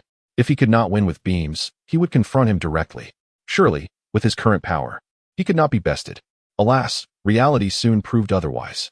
In an instant, as he lunged forward, Superman delivered a simple punch that sent him crashing away. Kevin, watching from below, felt a surge of adrenaline. If he possessed such power, he could navigate this perilous world with ease. Kevin's eyes sparkled with determination. He saw an opportunity. Normally, even attempting to invade Superman's dreams would be an arduous task, let alone conquering the Patriot's dreams. Yet, this did not mean he was devoid of chances. He needed Superman's strength, even if it was but a fraction. The battle between the two raged on. Or rather, it was not a battle at all, but an outright thrashing. As Earth's mightiest superhero, Superman easily overwhelmed the Patriot in every regard. In the sky, they clashed, and many spectators anticipated a fierce struggle. Yet, within mere seconds, the Patriot lay unconscious on the ground. With the Patriot dispatched, Superman turned his gaze toward the heroes of the Vought group. Instantly, they all raised their hands in surrender. Such was the might of Superman. The once arduous battle swiftly subsided with the arrival of Superman. Having resolved the conflict, Superman turned his gaze towards Kevin, who met his eyes with equal steadiness. Superman descended before Kevin, addressing him. "Dr. Adams, I apologize for my earlier misunderstanding. You were indeed correct. There is a significant issue here." Nearby, Tony Stark stood with his mouth agape. That must be Superman. It can't be anyone else, he thought, unable to conceal his disbelief as he observed the approaching figure. As a superhero, no one could escape the presence of Superman. Setting aside the fact that he was an extraterrestrial, Superman undoubtedly represented the pinnacle of admiration for all superheroes, and indeed every inhabitant of Earth. Tony Stark was no exception to this. Kevin responded, "Thank you for your assistance. Had it not been for you, many lives would have been lost today." Superman shook his head. "No, it is I who should express my gratitude to you for alerting me. These individuals owe their salvation to you." Listening to Superman's words, Kevin could not help but marvel. This was the epitome of a perfect superhero, formidable, humble, and devoid of arrogance, almost transcending humanity, though he was, indeed, not human. Kevin continued, "May I shake your hand? You know, you are probably the idol of every person on Earth. With that, he cast a slightly smug glance at Tony Stark. As anticipated, he caught the hint of a blush in Stark's eyes. Clearly, Stark wished to do the same, yet his pride prevented him from voicing such a request. Of course. Superman Clark replied with a smile, having formed a favorable impression of Kevin. At the moment their hands clasped, Kevin closed his eyes. In an instant, he absorbed the essence of Superman's dreams. Perhaps the information gleaned would not be entirely precise, but beings as powerful as Superman were a rarity on Earth. As long as he dared to take the risk, success was conceivable. When he reopened his eyes, less than 2 seconds had elapsed. Noticing Clark's puzzled expression regarding his actions, Kevin swayed slightly, weakly stating, "I apologize. The earlier battle drained my mental energy." Clark nodded, understanding. As official personnel approached, he remarked, "I must take my leave." With that, he crouched slightly and leapt into the sky, vanishing from sight in an instant. Coulson approached, awestruck by the spectacle. "Is that really Superman? Incredible. You may not know this, but while Captain is my favorite, Superman ranks a close second." Coulson rambled on, oblivious to whether anyone was listening. After all, this was Superman. There was no person on Earth who could remain unimpressed by him. Kevin disregarded Coulson and, upon glancing back at Tony Stark, he found Tony's eyes bloodshot. "Hey, what's wrong with you?" Kevin inquired, a smirk playing at the corners of his mouth, feigning ignorance. Tony Stark's expression suddenly shifted to one of frustration. Perhaps I should have taken the initiative to shake his hand. Regret washed over him, profound and palpable. Having triumphed over the Homelander and armed with ample evidence of his malfeasance, it seemed only natural to take action against the Vought group.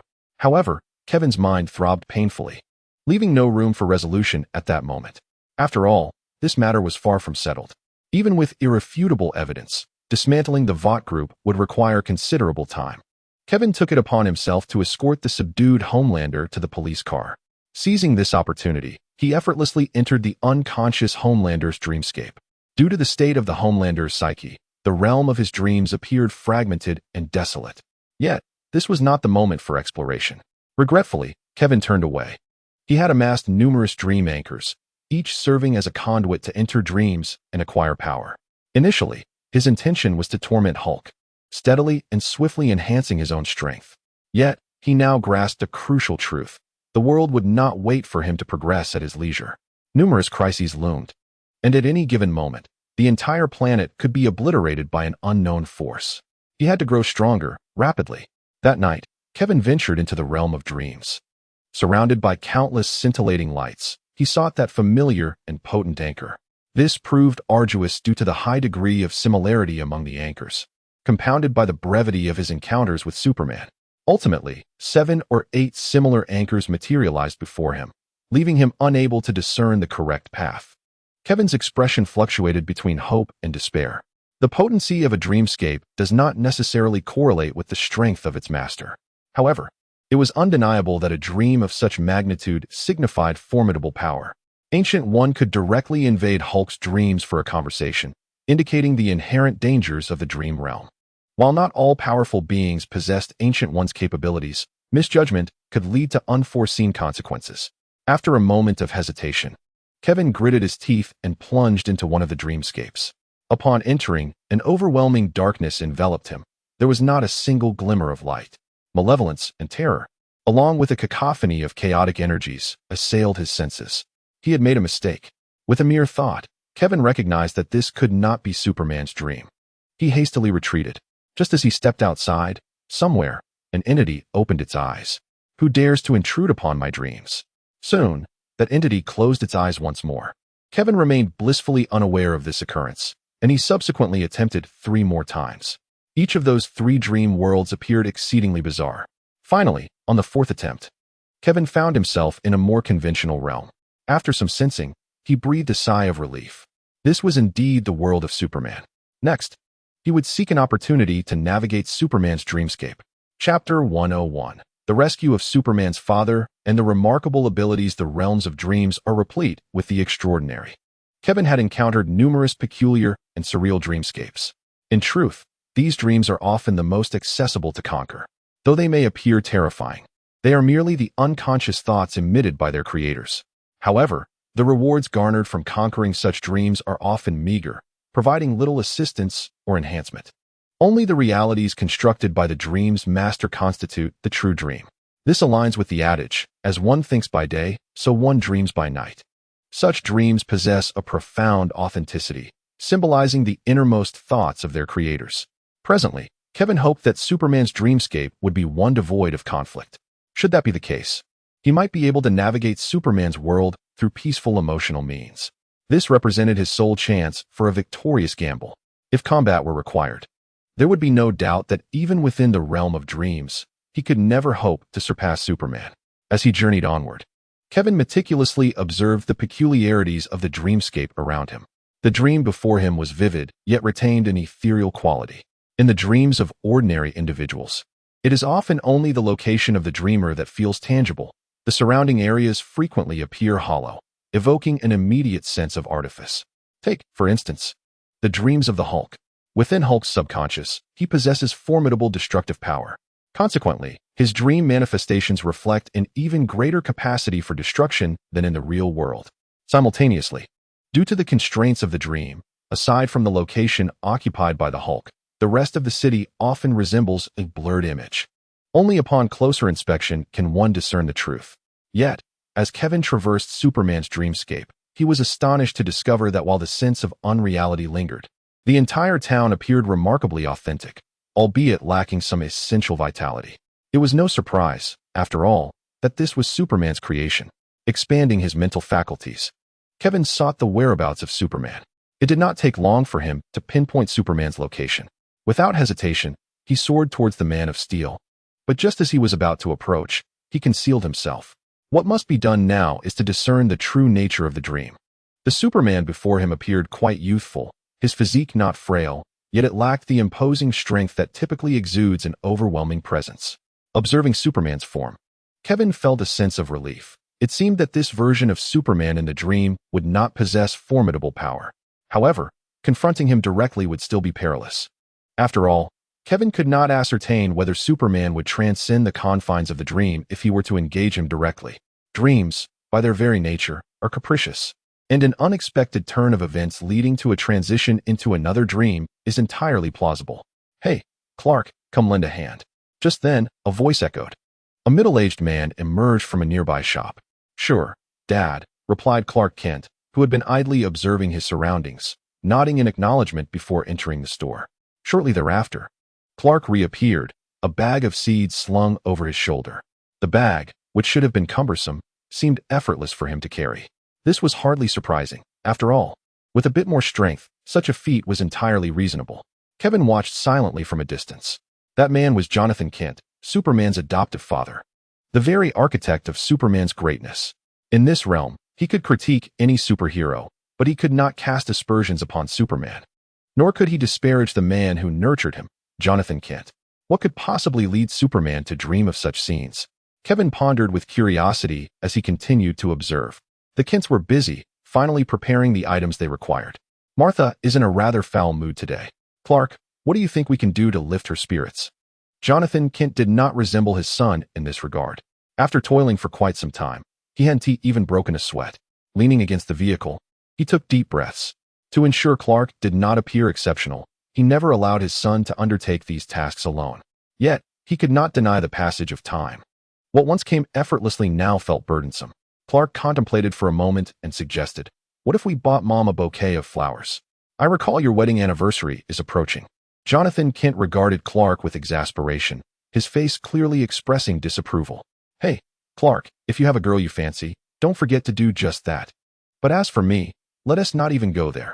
That would be far too embarrassing," Jonathan Kent muttered. Nevertheless, Clark could discern a glimmer of interest in his father's eyes. "Dad, don't you want to make Mom happy? Trust me, it's a splendid idea." Clark continued to urge him. "Are you certain?" After a moment of hesitation, Jonathan Kent inquired. "Absolutely." Clark nodded emphatically, eagerly anticipating the scene. After a considerable pause, Jonathan Kent finally acquiesced, saying, "All right, since that's the case, let's surprise Martha. I hope it won't be a fright." With that, Jonathan turned to get into the car, noticing that Clark had yet to move. He reached out and tapped on the window. "What are you waiting for? The weather forecast indicates strong winds today. We need to head home early." Clark promptly nodded and entered the vehicle. Meanwhile, In a nearby store, a black and white television displayed a weather report. It indicated that Kansas might experience severe winds in the coming hours, urging everyone to return home promptly and secure their doors and windows. Upon seeing this, Kevin seemed to comprehend. Everything he observed was but a manifestation of Clark's dreams. Some were fantasies, while others were experiences. Now, he was witnessing a reality that Clark had once encountered.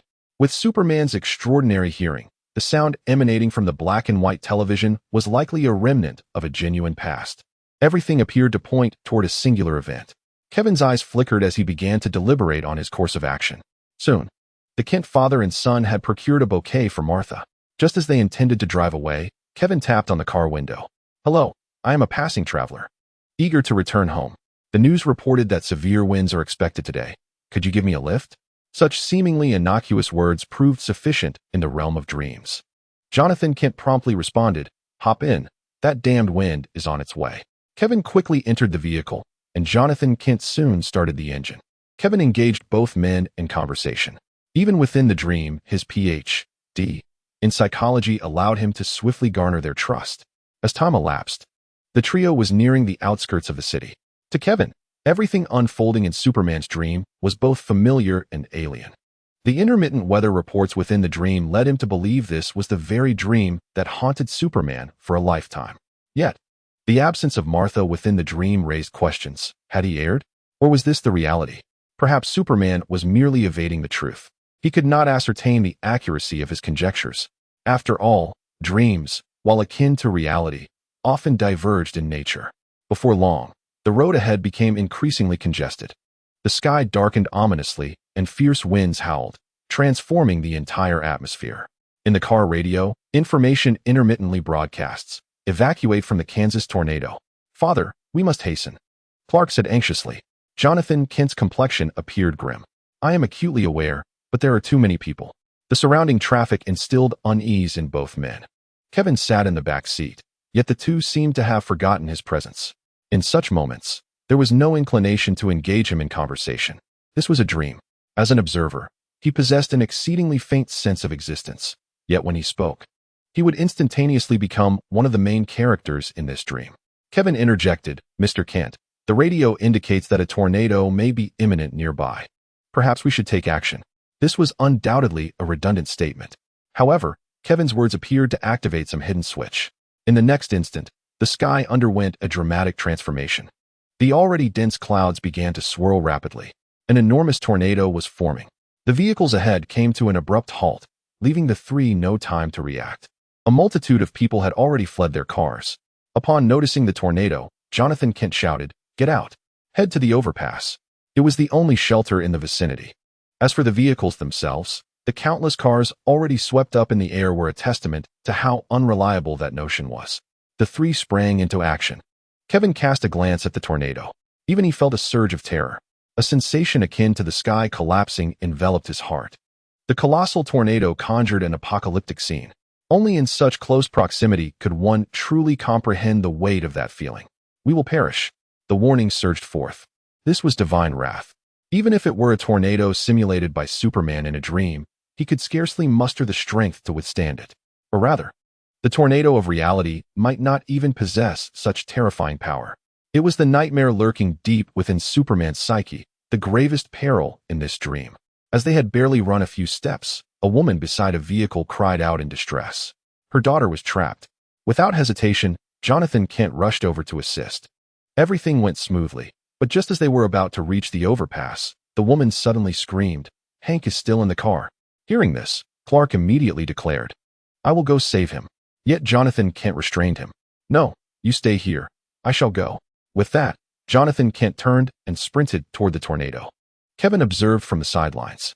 At this moment, Jonathan Kent undeniably embodied the essence of a true superhero, a realization unattainable by ordinary mortals. A sense of turmoil suddenly welled up within Kevin. Should he intervene? Before the whirlwind descended, he could effortlessly rescue both Jonathan Kent and Hank. Yet, he was acutely aware that such an act would render the mission impossible. Closing his eyes, Kevin chose to remain silent. Jonathan Kent dashed toward the vehicle, where a dog was barking helplessly. Confused, Jonathan mistook the creature for a person. Had he known it was a dog, the circumstances might have been different. Alas, there were no what-ifs. He called out to the dog, intending to take it to safety. Just then, a car, lifted by the tornado, came crashing down. With no other option, Jonathan was forced to take refuge inside the vehicle. "Dad," Clark called anxiously. "Don't worry, he will come out," Kevin reassured, though he knew that without a change, this nightmare would inevitably repeat itself. Jonathan Kent struggled to open a car door, and Hank, the dog, darted out. However, one of Jonathan's legs remained trapped, preventing his escape. With all his might, Jonathan managed to tumble out of the car, but by then, his right foot had been fractured.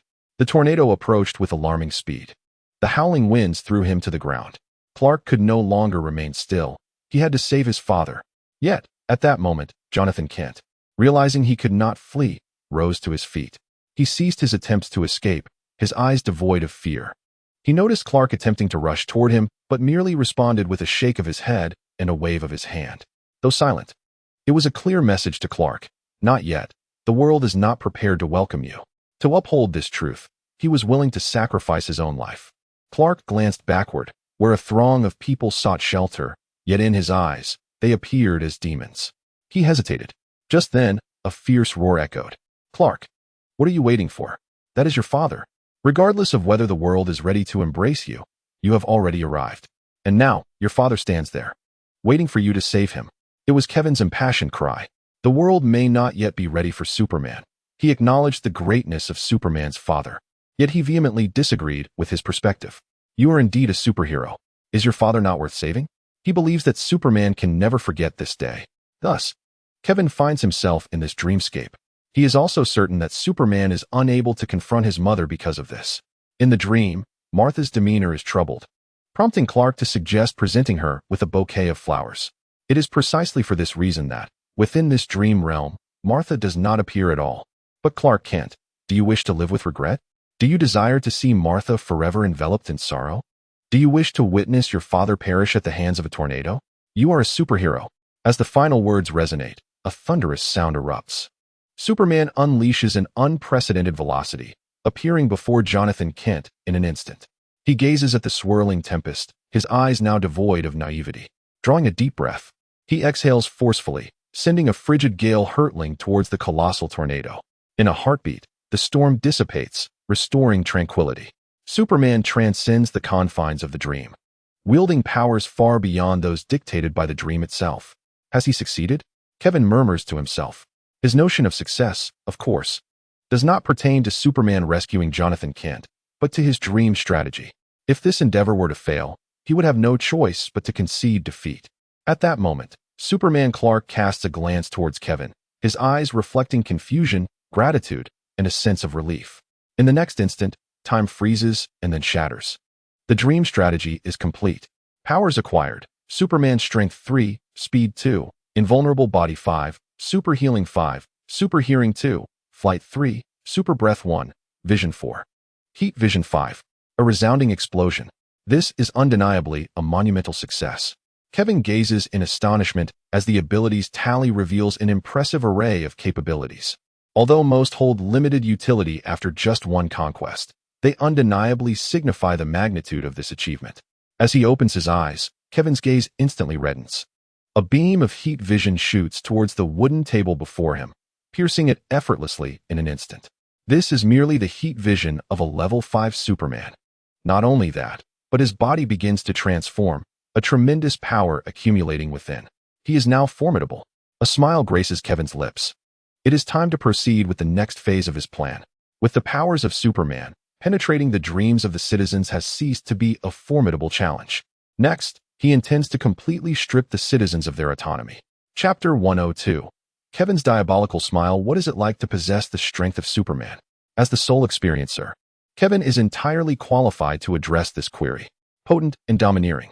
Although his abilities pale in comparison to those of Superman, he still harbors an undeniable sense of invincibility. With a single step, he creates a massive crater. With a leap, he soars across 100 meters. Remarkably, he can ascend without relying on mental prowess. The heat vision in his gaze is formidable, and with a mere exhalation, he emanates an icy breath. While his heat rays and icy breath may not be effective against formidable adversaries, they undoubtedly provide him with considerable convenience. After thoroughly experimenting with his newfound powers, Kevin began to contemplate the capabilities of the citizens. His interactions with them have been quite extensive. Compared to Superman, he possesses greater confidence in navigating the dreams of the citizens. However, gambling, by its very nature, is fraught with risk, and thus he refrained from immediately exploring the Dream Network. He resolved to await an opportunity to draw closer to the citizens. The turmoil surrounding the Walter Group has disrupted numerous plans, plunging New York into a state of semi-lockdown. This clearly underscores the Walter Group's influence. Despite their relentless efforts to extricate themselves from the situation, their stock continues to plummet. Simultaneously, the various pieces of evidence presented by SHIELD have rendered them utterly beleaguered. Most alarmingly, over the years, they have employed various means to silence those aware of their transgressions. With the exposure of the Walter Group, an increasing number of victim families have begun to resist. The eradication of the Walter Group has seemingly become the most righteous rallying cry in New York. Within the Walter Group, President Edgar appeared haggard.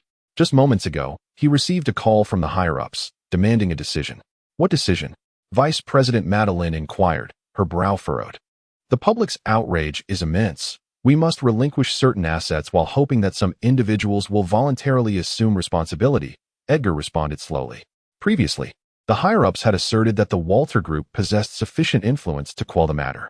However, the plan has now unraveled. They have grossly underestimated the ramifications of the citizens' situation. Therefore, it is time to sacrifice the lesser for the greater good. Madeline's countenance darkened. Abandon? Abandon whom? Everyone within the group is merely following the directives of the higher-ups. No one is willing to be cast aside. Edgar gazed calmly at Madeline. Of course, I am well aware of this, which is why I am here to inform you rather than consult.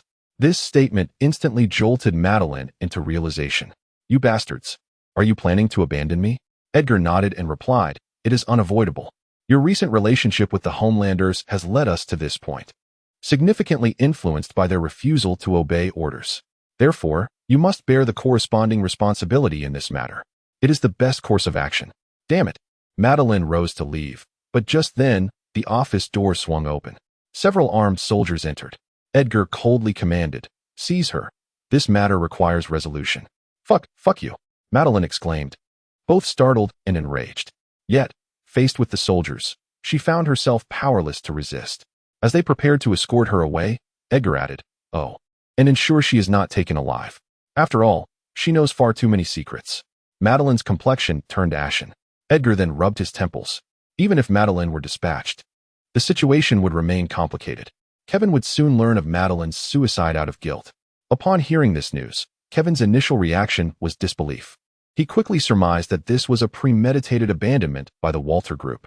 With a cold smirk, he chose to remain indifferent. Let them fight amongst themselves. If the government's power truly could not contend with the Walter Group, then the grievances of his parents and the fury over his assassination would ultimately be addressed by him personally. Within a couple of days, Coulson paid a visit. Perhaps he had resolved the issue with the formidable Walter Group. It was evident that Coulson was in high spirits today. Dr. Adams, as a psychologist, could you engage in discourse with the Homelanders? He suggested. You know we lack sufficient evidence against the Walter Group, and the Homelanders must possess substantial knowledge. Yet all they exhibit is rage. This is not what we require. We need proof. Perhaps you have a solution. Of course, Kevin smiled. He had initially resolved to infiltrate the prison where the Homelanders were held after Tony Stark's racing event concluded, should the opportunity not arise. However, it seemed that would no longer be necessary. Though his hypnotic techniques were beneficial for infiltration, resolving the matter through legitimate means would undoubtedly be preferable. Following Coulson, the two arrived at a clandestine prison nestled in the outskirts of New York, a fortress of formidable security designated for the confinement of the Patriot. The cells housing the Patriot were constructed from an immensely dense alloy, with robust chains binding his limbs. Moreover, the physical state of the Patriot appeared remarkably frail. Coulson elucidated. The Patriot poses a significant threat. His capabilities are formidable. To prevent his escape, we have been compelled to implement the highest level of surveillance, which includes regular anesthetic measures. Fortunately, his skin permits injections. It is said that the individual from the metropolis is truly impervious to harm, as even alloy drill bits cannot breach his flesh. Kevin nodded in acknowledgement, recognizing the disparity in their abilities.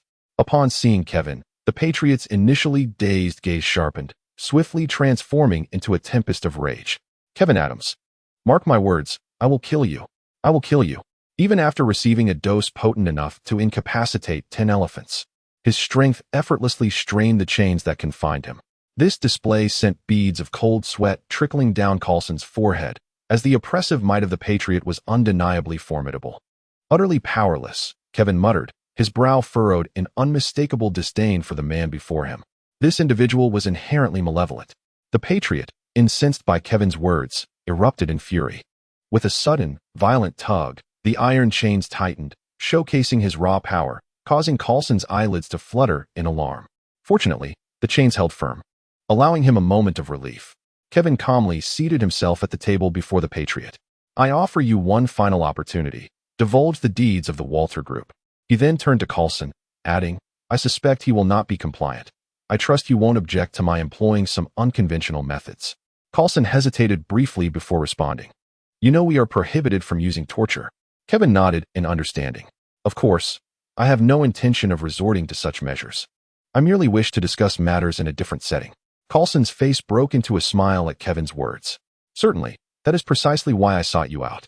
The Patriot sneered, Kevin Adams, do you truly believe your pathetic tactics can affect me? He remained oblivious to Kevin's potential methods, viewing him as nothing more than inconsequential detritus. To actively seek information on such refuse was, in his eyes, far less appealing than a restful slumber. Kevin remained silent, his face adorned with a gentle smile as he gazed at the compatriots. Unbeknownst to them, a formidable mental force had begun to encroach upon them. This intrusion was slow, yet imperceptible. Caught off guard, the compatriots soon fell under Kevin's hypnotic influence. Coulson watched in astonishment as the compatriots collapsed, his eyes wide with disbelief. Hypnotizing them was no simple feat. They had attempted this on numerous occasions before, yet had always failed. This was precisely why he sought out Kevin, as they were out of alternatives. Subsequently, Kevin cast a glance at Coulson, who stood nearby, closed his eyes, and instantaneously entered the realm of dreams. Moments later, Nick Fury entered the room. Director, Coulson acknowledged, rising to his feet. Nick Fury observed the two with their eyes shut, and suddenly inquired, Coulson, do you think Kevin Adams is aware of our actions at this moment? Coulson hesitated momentarily. Nick Fury then redirected the conversation, stating, we have allied with the military to apply pressure on the Water Group.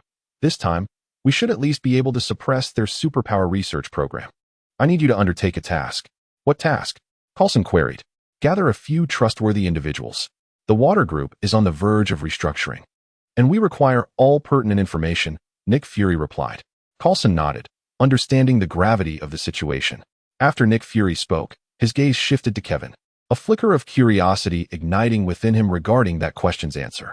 He abhorred circumstances that slipped beyond his control, and superhumans represented the greatest source of instability. When they first took notice of Kevin Adams, Coulson had classified him as a level 3 threat. Yet now, in the S.H.I.E.L.D.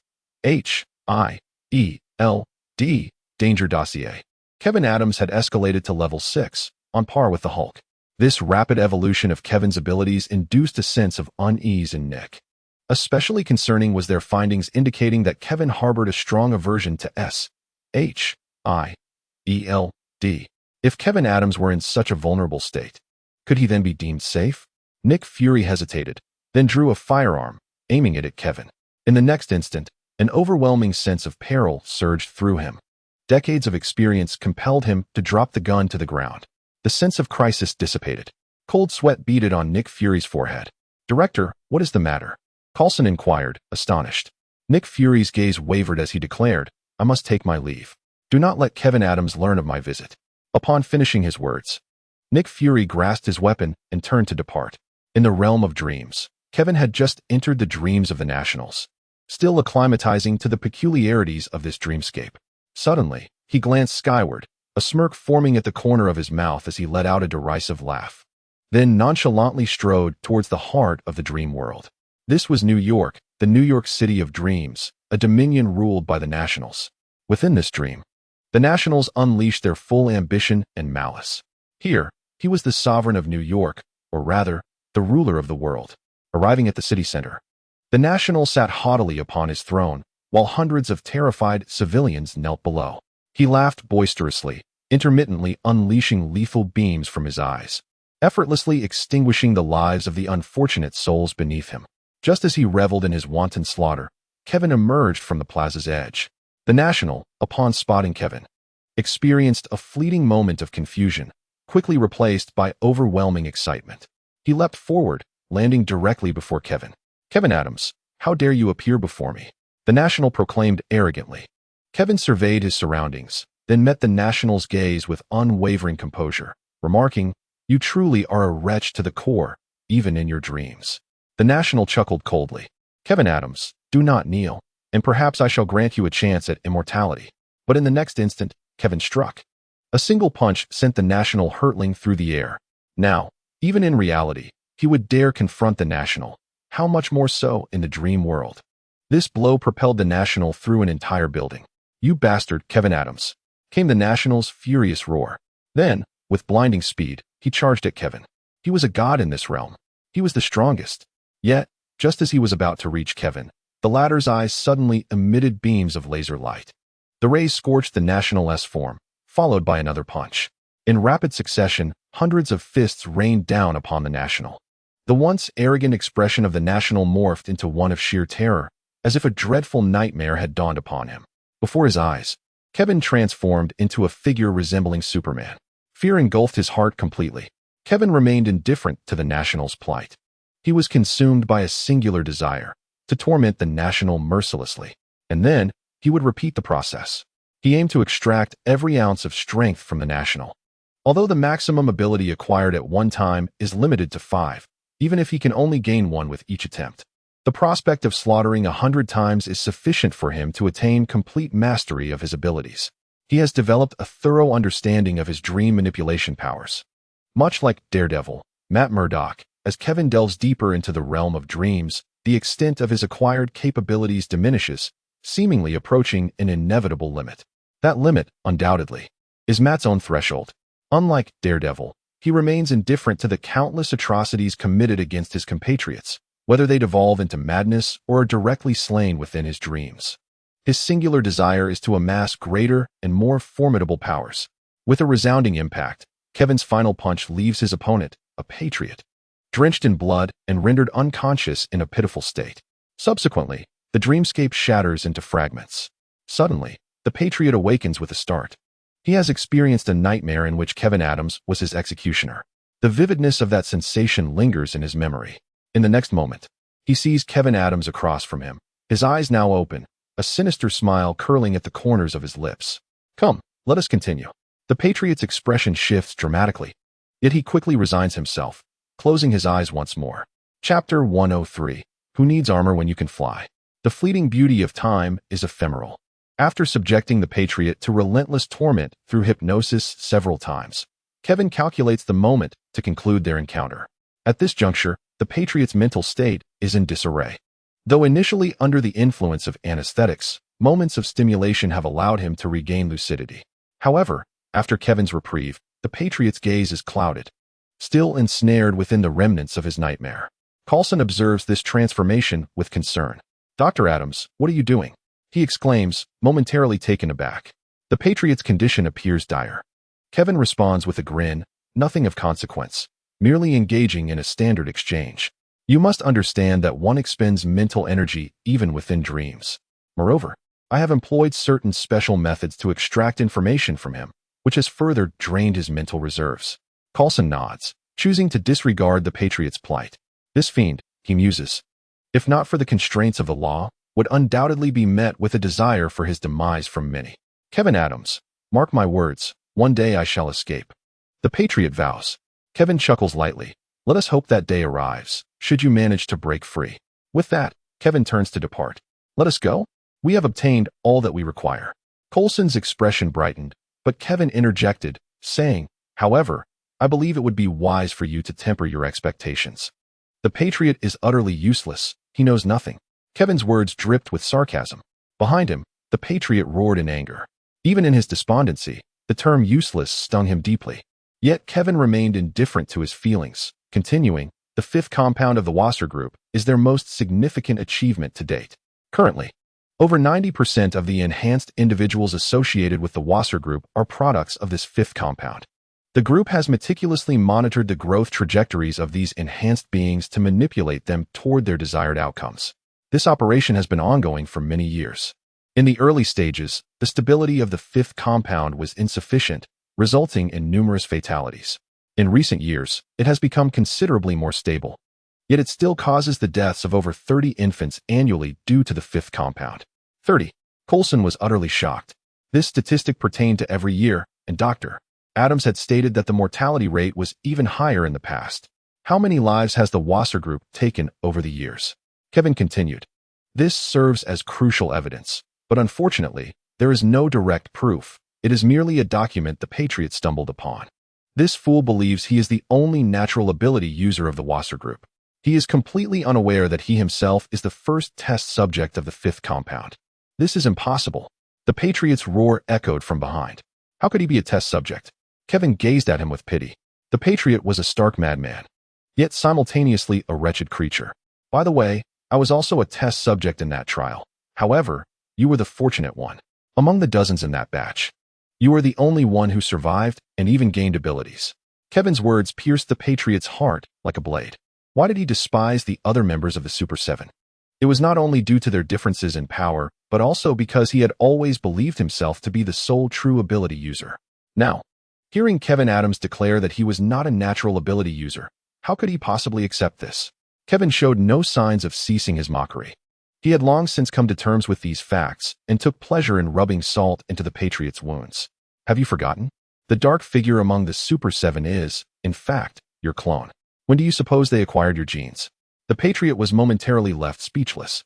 He had never contemplated this possibility. To his knowledge, ever since he could remember, he had never allowed anyone to draw his blood. He was acutely aware of the troubles that would ensue from such an act. Thus, the cloning program had commenced long before he had any memories. At the very least, they had preserved their genes while they were still there. The Patriot gritted his teeth, his expression darkening. He now felt utterly foolish. All right, we must take our leave. The investigation into the fifth compound requires careful examination of the evidence. I trust this is something S.H.I.E.L.D. is capable of handling, Kevin remarked, casting a glance at Coulson. Coulson nodded confidently. Of course, this is my area of expertise. Upon exiting the Patriot's prison, Kevin received a call from Tony Stark. Just as Kevin had anticipated, Stark had a singular objective.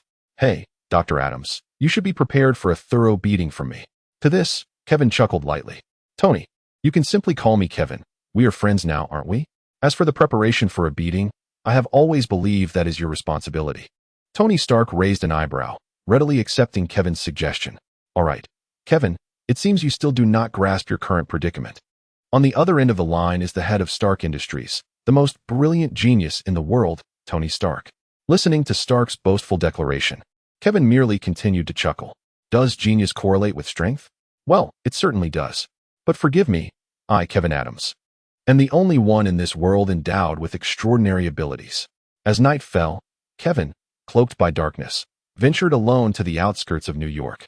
He extended his mental prowess, confirming the absence of any onlookers. His eyes shimmered with intensity. How powerful was he now? In the next moment, Kevin struck the ground with his fist. What should have been akin to a mayfly attempting to shake a tree resulted in the earth cracking beneath his blow. A vast spiderweb of fissures radiated outward, extending for dozens of meters before gradually mending. This was his strength. Now, without even considering the abilities he had acquired from Matt and the Teenage Mutant Ninja Turtles, the powers of Superman and the Patriot alone had granted him near-invincible might. Coupled with the psychic enhancement from the solar ladder, Kevin gazed skyward. Boom. A sonic boom erupted, and the already fractured ground erupted in a cloud of dust.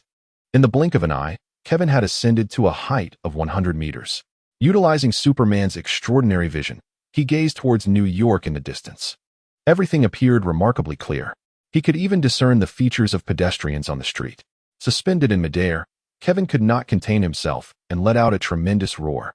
In an instant, a shockwave erupted. A few unfortunate birds nearby were immediately knocked down by the force of the sound. Such overwhelming power. From this moment forth, he would no longer know fear. Those who had once instilled in him the terror of life and death were now merely fragments of his strength. After surveying the surroundings, Kevin chose a direction. Whoosh. Boom. A sonic boom resonated. Boom. Boom. More sonic booms followed. Kevin spiraled rapidly through the air, accelerating, decelerating, and then suddenly soaring into the distance. At the New York Air Force Base, observers monitoring the area suddenly detected a supersonic object. Report. An unidentified flying object has appeared over New York, traveling at twice the speed of sound, then 2.5 times, and still accelerating. The observers grew increasingly astonished. The duty officer rushed over upon hearing the news. Supersonic speeds indicated grave danger, exceeding 25 Mach while continuing to accelerate. What could that possibly mean? Current fighter jets had an upper limit of around 3 Mach. It was perilous, a significant threat. How large is it? Could it be Iron Man? The observer responded. The individual is quite small. Iron Man is already registered with us. This is another unidentified flying object. The duty officer contemplated briefly before promptly contacting the patrolling flight formation to approach the target. They needed to ascertain the nature of this unknown aircraft. The thought gave him a headache. Over the years, the number of superheroes had increased, including technologically advanced ones akin to Iron Man. The skies, once the exclusive domain of the military, were no longer so. Soon, the flight formation patrolling over New York received the message. 3 of the latest fighter jets surrounded the target. As they neared, the flight squad had already sent a message via radio, awaiting a response from the target. Yet, after 1 second, 2 seconds of fruitless waiting, the flight formation reported back to the command center. The command center made an immediate decision. Encircle it. Identify the target. And if necessary, bring it down. This was the airspace of New York. Oblivious to all this, Kevin continued to revel in the exhilaration of flight. Though he could also surpass the speed of sound with his armored suit, the encasement prevented him from feeling the cool breeze around him. Only in this manner could he truly experience the essence of flight. As Kevin consciously ascended to greater heights, he found himself enveloped by the thick cumulonimbus clouds. Even clad in his iron suit, he had never ventured into such realms before. "Ahaha!" Kevin exclaimed with exhilaration. At that moment, a massive shadow abruptly materialized. Startled, Kevin swiftly dodged to the side. In an instant, a fighter jet streaked past him. As they narrowly missed each other, he caught a glimpse of the pilot's astonished expression inside the cockpit. "Oh my God, is that a human?" The pilot reported to the command center. "We have identified a target.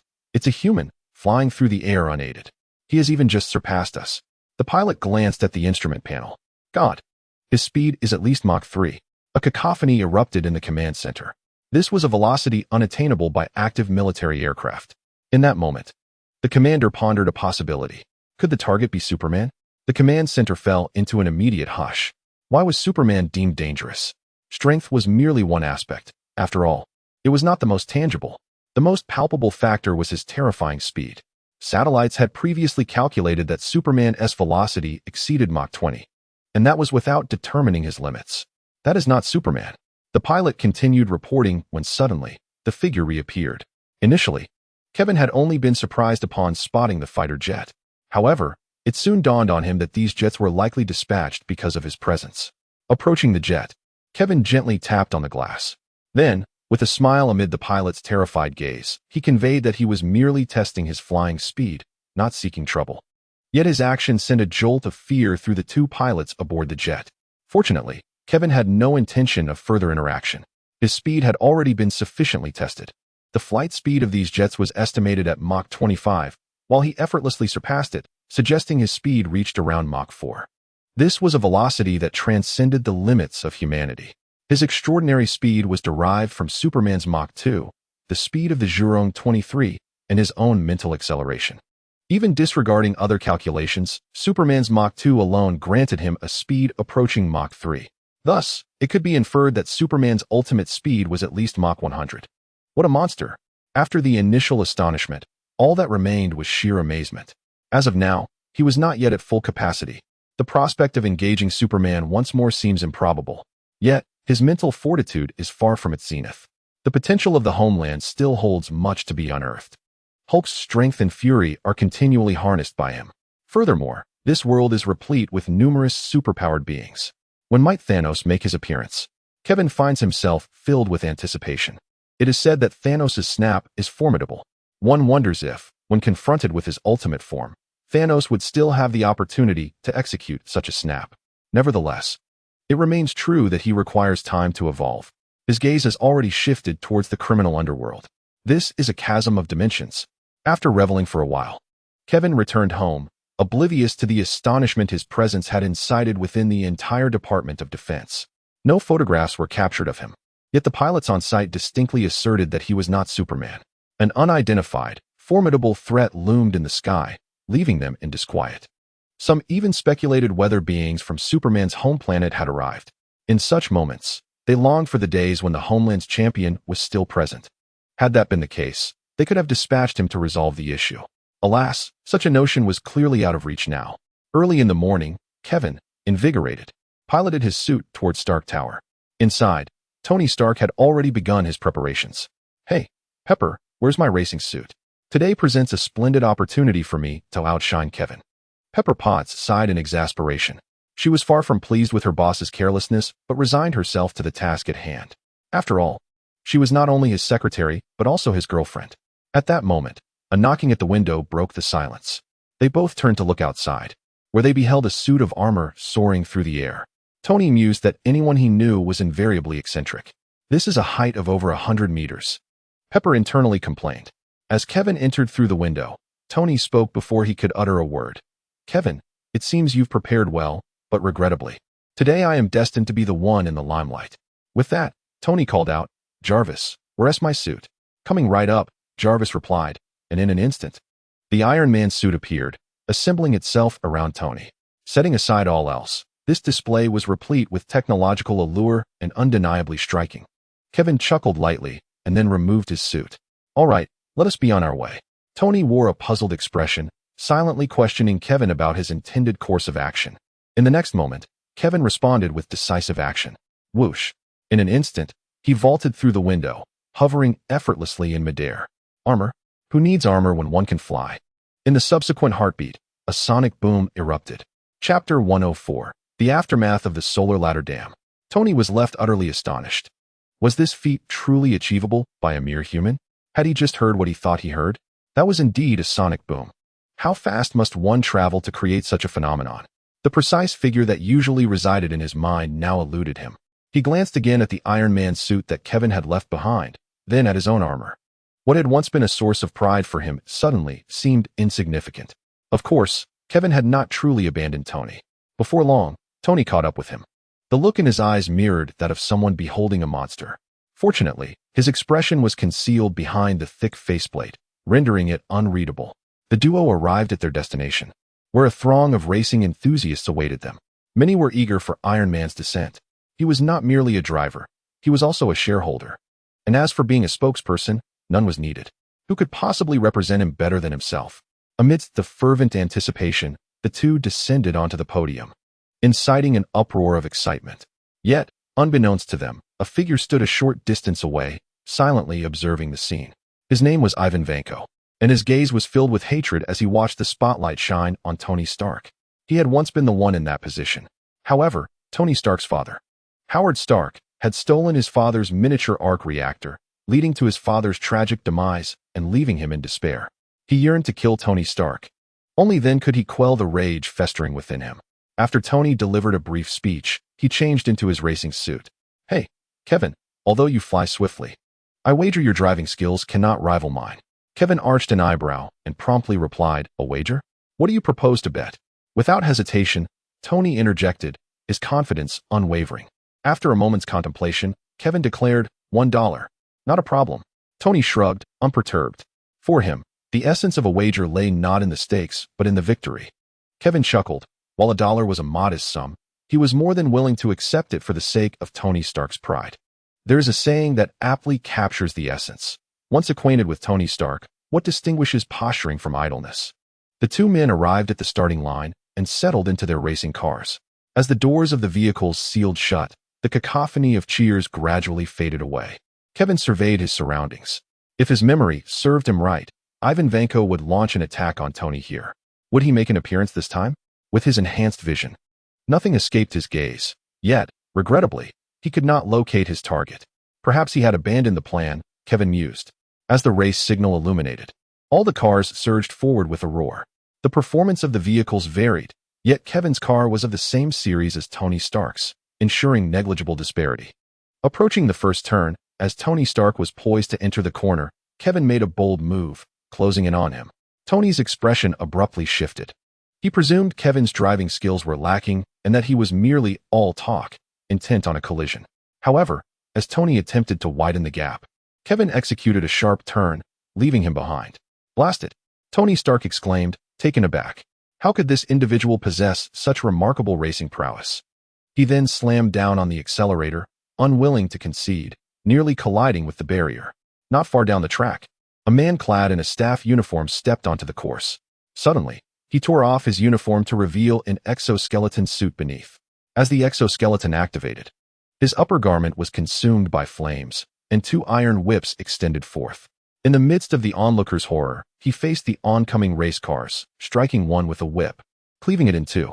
Meanwhile, Kevin and Tony Stark were locked in a fierce chase.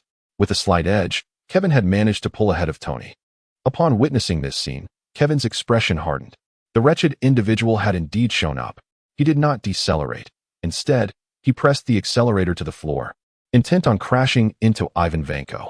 However, Ivan merely smirked at the unfolding chaos. With pinpoint precision, he swung his whip down. Boom! The car was abruptly severed, and the cockpit tumbled violently away. Ivan's expression remained impassive as he softly uttered, "The second." At that moment, he caught sight of Tony Stark. Tony, noticing Kevin's vehicle flipping over, recognized the man before him. "Kevin," he shouted, urgency coursing through him. In this dire situation, he was utterly incapable of resistance. Boom! Another explosion reverberated. Tony Stark was thrown out as well. Ivan Vanko gazed at Tony Stark and then approached him. My God, who is that person? Everything happening on the scene had already been broadcast live. Pepper Potts and Happy were en route to the location, yet they did not linger along the way. Despite their urgency, it was evident that they were too late. Ivan Vanko coldly fixed his gaze upon Tony Stark. Struggling, Tony crawled out of the vehicle, armed only with a stray racing alloy beam. Who are you? Tony demanded, clutching his makeshift weapon. Ivan Vanko, as he walked, replied, Me? I am your enemy. Today, you shall perish at my hands. To ensure your demise is clear, do you remember Anton Ivan? Anton Vanko? Memories surged within Tony's mind. Ivan Vanko sneered. It was your father, Howard Stark, who stole my father's research. Stark Industries rightfully belonged partly to my father. Yet now, my father has never found peace due to this matter, ultimately leading to his demise. Alas, Howard Stark is also dead. Thus, the debts of the father must be repaid by the son. Tony Stark, prepare to meet your end. In this world, no one can save you. With that, Ivan Vanko lashed out with a whip. Tony Stark fled in utter disarray, attempting to explain, Wait, that was your father. But his words were cut short as Ivan Vanko's assault struck again. The fierce energy whip was immensely powerful, as if in the next moment, Tony would succumb to its might. Just then, a voice rang out. Ivan Vanko, you may have forgotten that there are still others here. Kevin spoke calmly. He had maintained control of the situation all along. Just one Ivan Vanko was trivial. His thermal vision could resolve the matter at any time. However, he refrained from doing so, not wishing to reveal his identity, and also intrigued to witness Tony Stark in his current plight. Yet, now that Tony was truly in peril, he could not simply stand by. Ivan Vanko glanced at Kevin, his eyes brimming with disdain. Though Kevin possessed formidable strength, few were aware of it. In Ivan Vanko's eyes, Kevin was merely an arrogant, ordinary man. In the next instant, Ivan Vanko wore a sinister smile as he lashed a whip towards Kevin. Kevin stood his ground, seemingly oblivious to the impending danger. Ivan Vanko reveled in his triumph, envisioning the moment when this man would be cleaved in two by his energy whip. Tony Stark was equally astonished.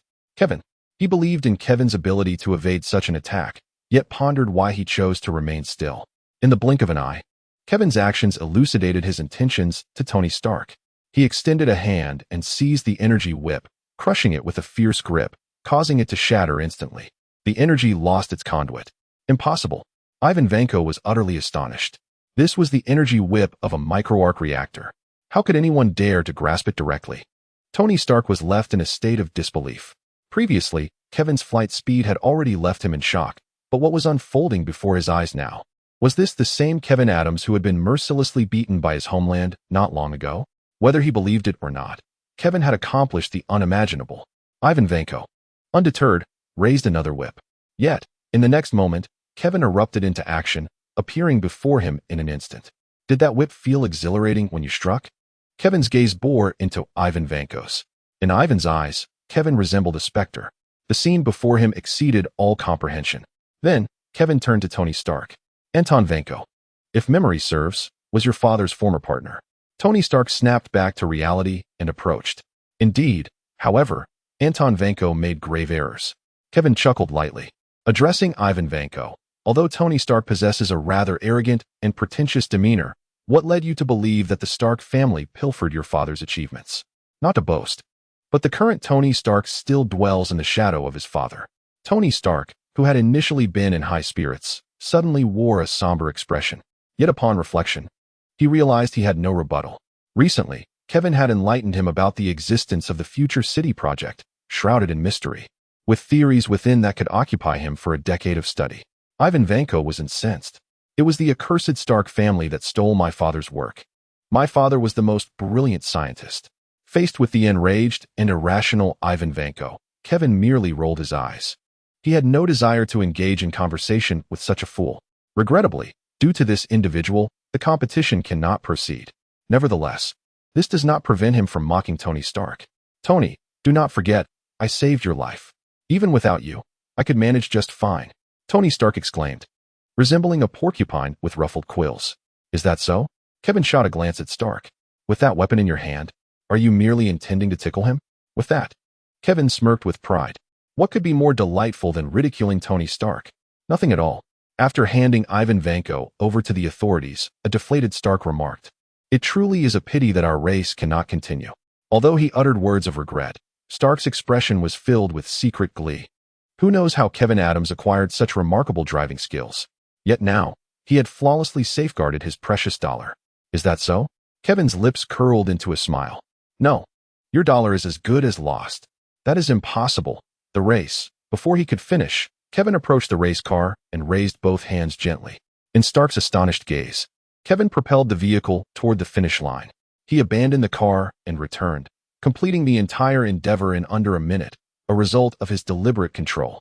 Arriving beside Tony, Kevin clapped his hands and inquired, would you like to see the finish line? My car has already crossed it. After a prolonged silence, Stark finally responded with 2 words, FCK.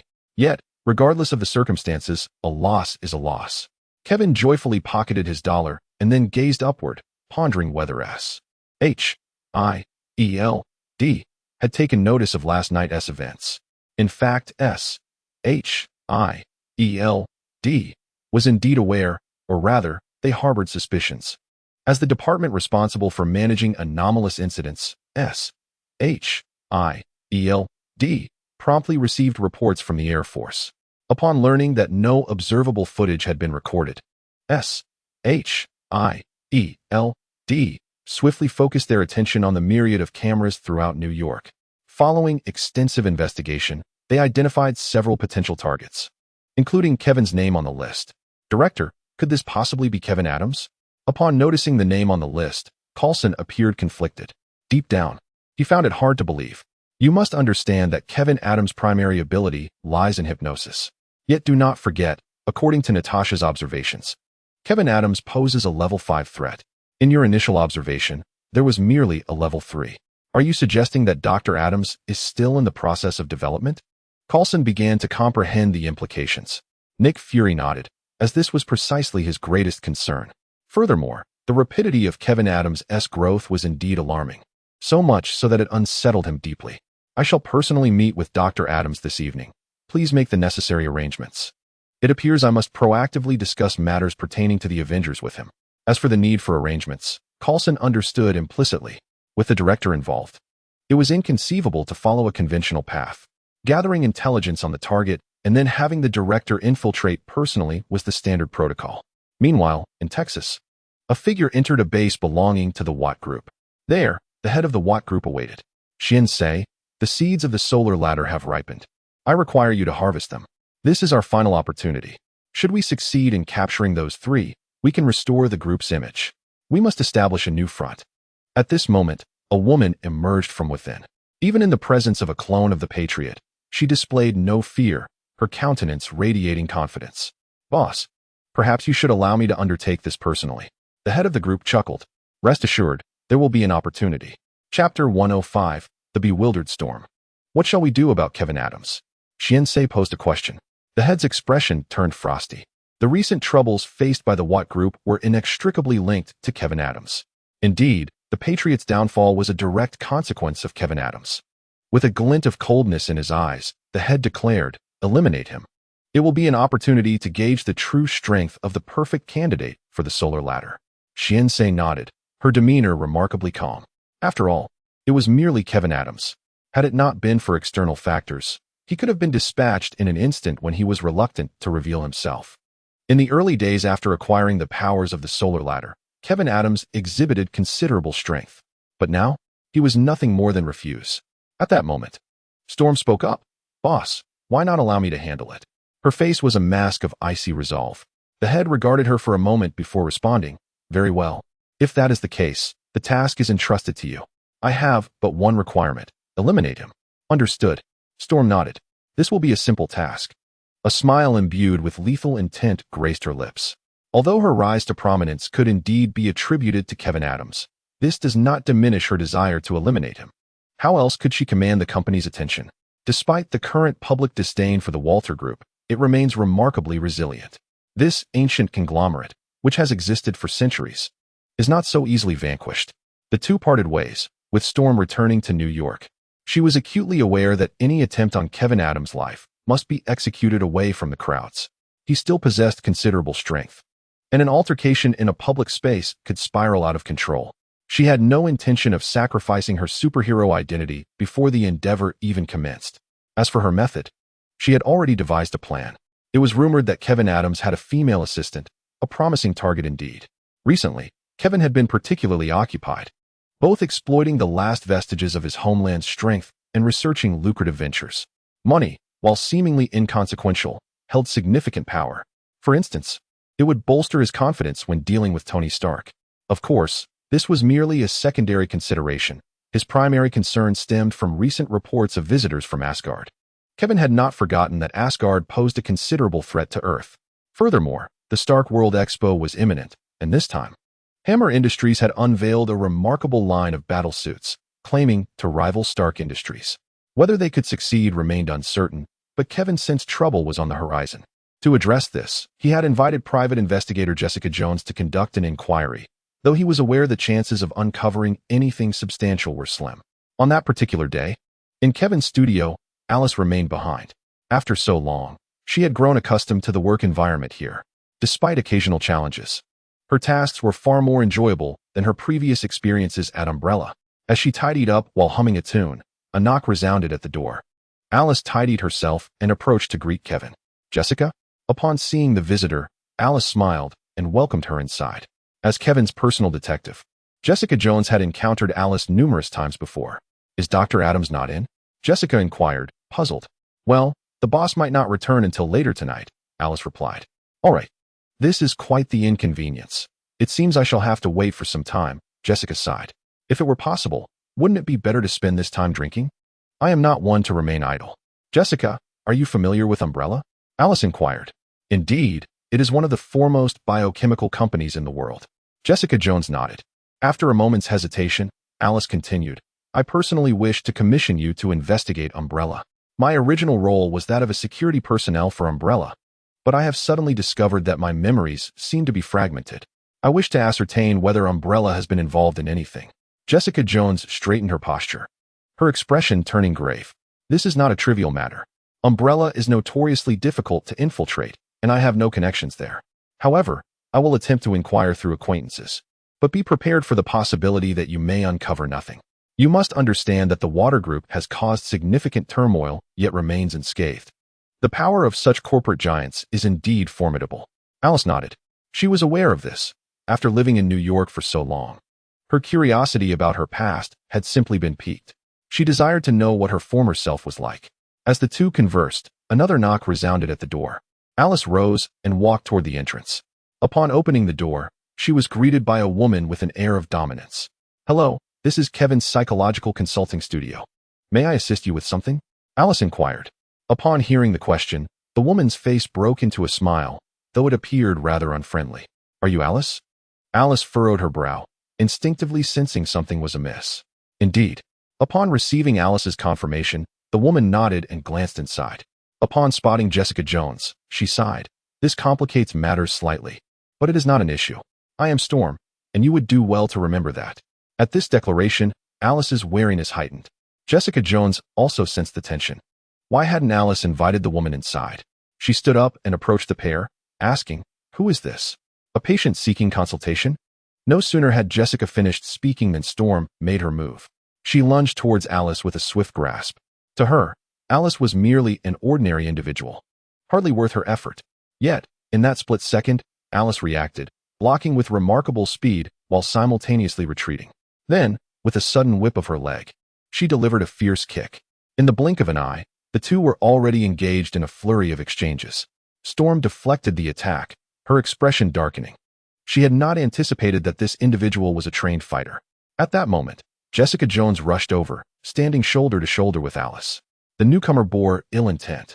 Upon witnessing their actions, Storm let out a derisive laugh and charged towards them once more.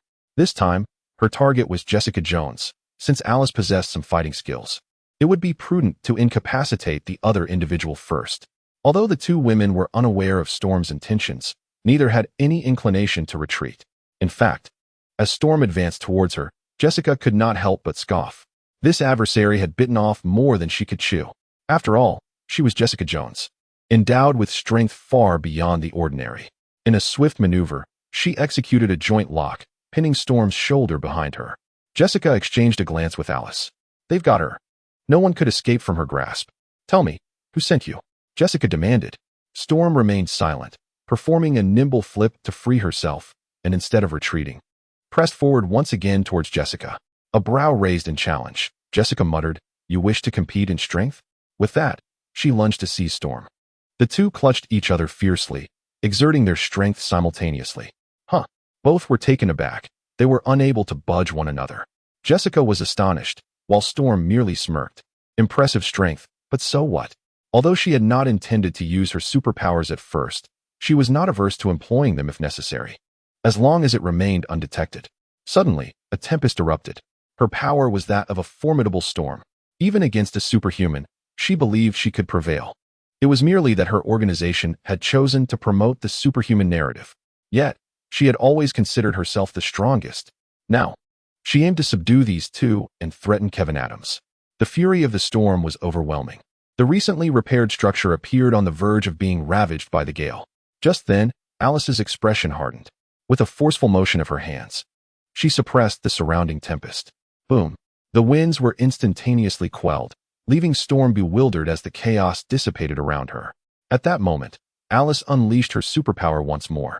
Seizing Storm with a firm grip, Storm frantically summoned her abilities, yet every time the storm threatened to rise, it was suppressed by the omnipresent force surrounding her. "Who sent you?" Alice demanded, exuding an aura reminiscent of a demon. Not only was Storm filled with shock and fear, but even Jessica Jones felt a sense of absurdity in the world around her. She understood that Alice was not to be underestimated. But what in the world is this infernal superpower? It is overwhelmingly potent. Just moments ago, when Storm began to summon the tempest, she felt an immense pressure. Such a terrifying ability was effortlessly subdued by Alice. Even Kevin Adams does not possess such strength. Yet, deep down, Alice is aware that her power, while considerable, was employed through a cunning maneuver this time. Had the true embodiment of the nation stood before her, she would likely have lacked the strength to resist at all. The reason she could suppress Storm was merely due to the nature of her abilities. Storm's power requires accumulation to manifest its full might.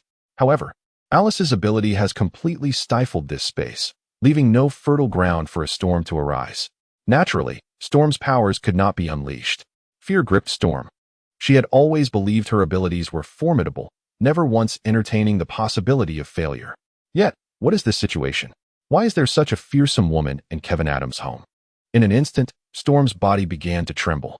The two women paid her dread no mind. They understood that this individual was likely here to confront Kevin. As for how to handle the situation, it was simple. They would wait for Kevin's return. The abilities of Kevin's dream manipulation had already begun to circulate, at least among them.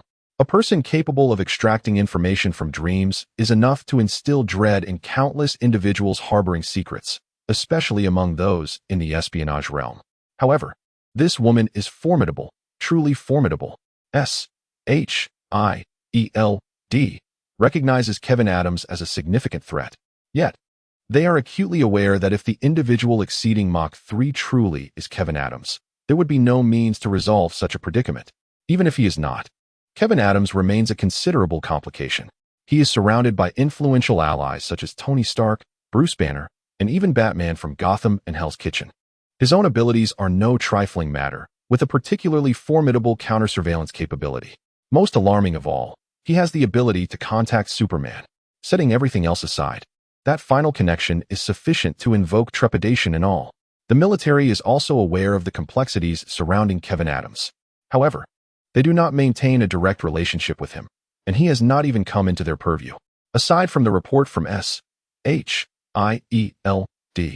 suggesting the possibility of a supersonic human being him, no other nations or factions have any stake in the matter. After all, if the domestic SHIELD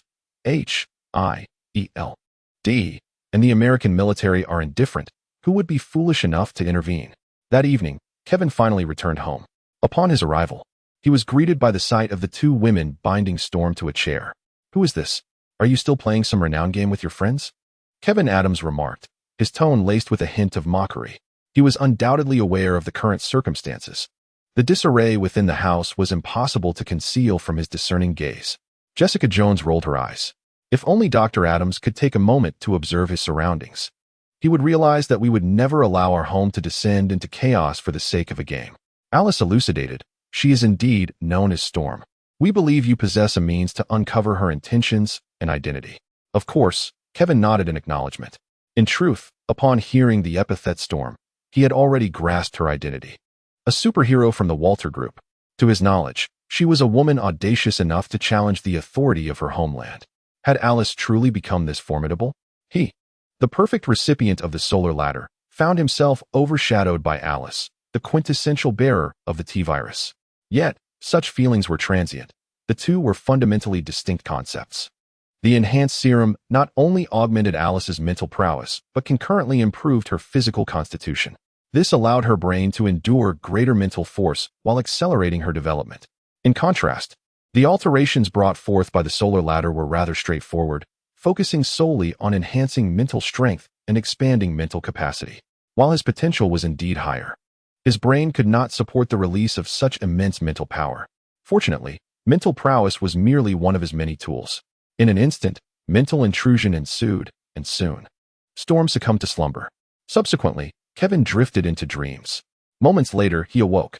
The Walter Group is truly courting disaster. Kevin scoffed. He had not yet sought trouble with the Walter Group, yet they had audaciously come to him. Given this development, he decided to set aside his current affairs to address this pressing matter. In the experimental town, the three subjects had significantly enhanced their abilities over time. Concurrently, their ideologies began to diverge. Andrew, who had suffered abuse at the hands of his stepfather, inevitably developed a belief in the supremacy of power. "I am the god of this world," he proclaimed, gazing at the corpse of his stepfather, a sudden laughter erupting from him as his expression twisted grotesquely. Meanwhile, Matt and Steve reveled in the joys bestowed by their superpowers, all the while cautiously concealing their true selves. Unbeknownst to them, a large hand was already reaching towards them. Everything seems to have been predetermined. Chapter 106. Meeting Shinsei again. Shall we try once more? 3 superpowered individuals, 3 experimental subjects. Unfortunately, they remain oblivious to their identities as subjects. It is indeed true that this world is replete with superheroes. Yet, upon acquiring their powers and witnessing their amplification, they inevitably begin to harbor unusual thoughts. Take Andrew, whose belief in power supremacy prevails. Matt, the embodiment of heroism, and Steve, characterized by his cautious demeanor. To Steve, although they have gained abilities, this does not serve as their distinction. Thus, he harbors no desire to become a superhero, nor to descend into villainy. However, at times, their opinions may hold little significance. The experimental town has commenced its operations. Countless individuals affiliated with the Watt Group have begun to consciously alter the three. Meanwhile, in the observation room, the CEO calmly watches their gradual transformations. The energy of the solar staircase is formidable, and its direct irradiation profoundly impacts them. The personalities of these three individuals appear to be veering towards extremity. Nearby, several researchers clad in white lab coats are also observing. One of them speaks up. According to past experimental data, such conditions are irreversible. The majority of the subjects injected with compound number 5 undergo extreme changes, albeit these alterations may not be immediately apparent. However, based on the current circumstances of these three subjects, their transformations seem to be occurring at a significantly accelerated rate. As he speaks, the researcher flips through the records and continues. Their ability changes are also remarkably swift, exceeding those of compound number 5 subjects by more than tenfold. In terms of ability development alone, each of them possesses the potential to become the next Patriot. Oh, the CEO's eyes narrow. He discerns that potential does not guarantee success. Yet it remains a rarity. The number of compound number 5 subjects is in the thousands. Aside from the deceased, there are still hundreds in existence. Yet among them, only a few possess such potential. As for those who have truly attained it, aside from the Patriots, there is but one storm. Beyond that, there are merely a few subjects with unique abilities. The uniqueness of their powers holds little significance for him. What he seeks are perfect adapters of the solar staircase, not those flawed specimens. He cannot endure for many more years. Before that time arrives, he hopes to extend his life and acquire strength. This is, indeed, his true objective. In light of this, the significance of this experiment surpasses my initial expectations. Indeed, the researcher nods in agreement. Perhaps it is time to commence the next phase of experimentation, an involuntary intervention, a catalyst, to accelerate their growth through the chemical reaction of 3 individuals. The operation is dubbed Lone Wolf. The head honcho cast a glance at Xian-sei, who nodded in affirmation and proceeded outside. They required not a multitude of test subjects, but merely one, the most perfect specimen. Before long, Xian-sei arrived at the experimental town, a place imbued with tranquility. However, upon Xian-sei's entrance, the atmosphere began to shift from serene to tumultuous. At that moment, Andrew, Matt, and Steve found themselves in a parking lot. "Hey, let us see what we can accomplish," Andrew exclaimed with exuberance, his gaze fixed upon a vehicle in the lot. To the astonishment of his companions, Andrew extended his right hand, and to their disbelief, the heavy car weighing several tons was moved laterally with ease. "Oh my goodness, Andrew, you are incredible," Steve exclaimed, his excitement palpable, while Matt wore an expression of eager anticipation. Just then, a woman emerged from the shopping mall at the front of the parking lot. Upon reaching the space where the car had once been, she looked around in bewilderment. "Where's my car?" she asked, seemingly certain of her location. The 3 young men stifled their laughter. At that moment, noticing the woman turning her gaze elsewhere, Steve, brimming with enthusiasm, declared, "Watch this." He then employed his extraordinary abilities to stealthily return the car to its original position, unbeknownst to her. The woman, growing increasingly anxious, continued her search for her vehicle's location. Yet, when she turned back, her expression transformed into one of sheer bewilderment. Could it be that her eyes were deceiving her? The sight of her confusion sent the 3 into fits of laughter. "Guys, our powers are escalating," Matt proclaimed. "Just the other day, I soared into the sky and nearly had a face-to-face encounter with an airplane. I believe we ought to take action." Steve paused, momentarily taken aback, while Andrew's excitement surged. He had taken the life of his adoptive father, yet the insufferable drunkard had been dismissed by the world. He wagered that even a week from now, no one would notice the absence. Perhaps it was his innate ability to conceal his emotions that kept his demeanor composed. Matt's words ignited a spark within him, transforming his fleeting thoughts into an undeniable urge for genuine action. In this world, power reigns supreme, and he possessed that power. Over time, he had discerned that among the trio, his strength surpassed the rest. No, his power eclipsed that of Matt and Steve combined. Thus, he was destined to be the leader. At that moment, Matt continued, "What do you think about becoming superheroes?" "We could be heroes." "Heroes?" Steve hesitated, while Andrew frowned. "Matt, with such immense power, why on earth would we want to be heroes? You have no idea of the incredible things we can accomplish." As he spoke, Andrew glanced towards the spot where the woman had been seated. She had already entered her vehicle and was preparing to leave. Just then, Andrew extended his right hand and exerted a sudden force. In an instant, the car next to the woman was crushed, transforming into a metallic sphere. "Ah!" The woman screamed in terror. Both Matt and Steve looked at Andrew in disbelief. My God, what have you done? How could you do that? Oh, damn it. We need to get out of here quickly. Things have escalated. Only Andrew remained unfazed, merely showcasing his power. Matt and Steve grabbed him and ran, eager to avoid detection. Not far from their escape, they suddenly noticed a figure standing in the middle of the road. The person was clad in black armor, with a mask covering their face, clearly not a benign presence.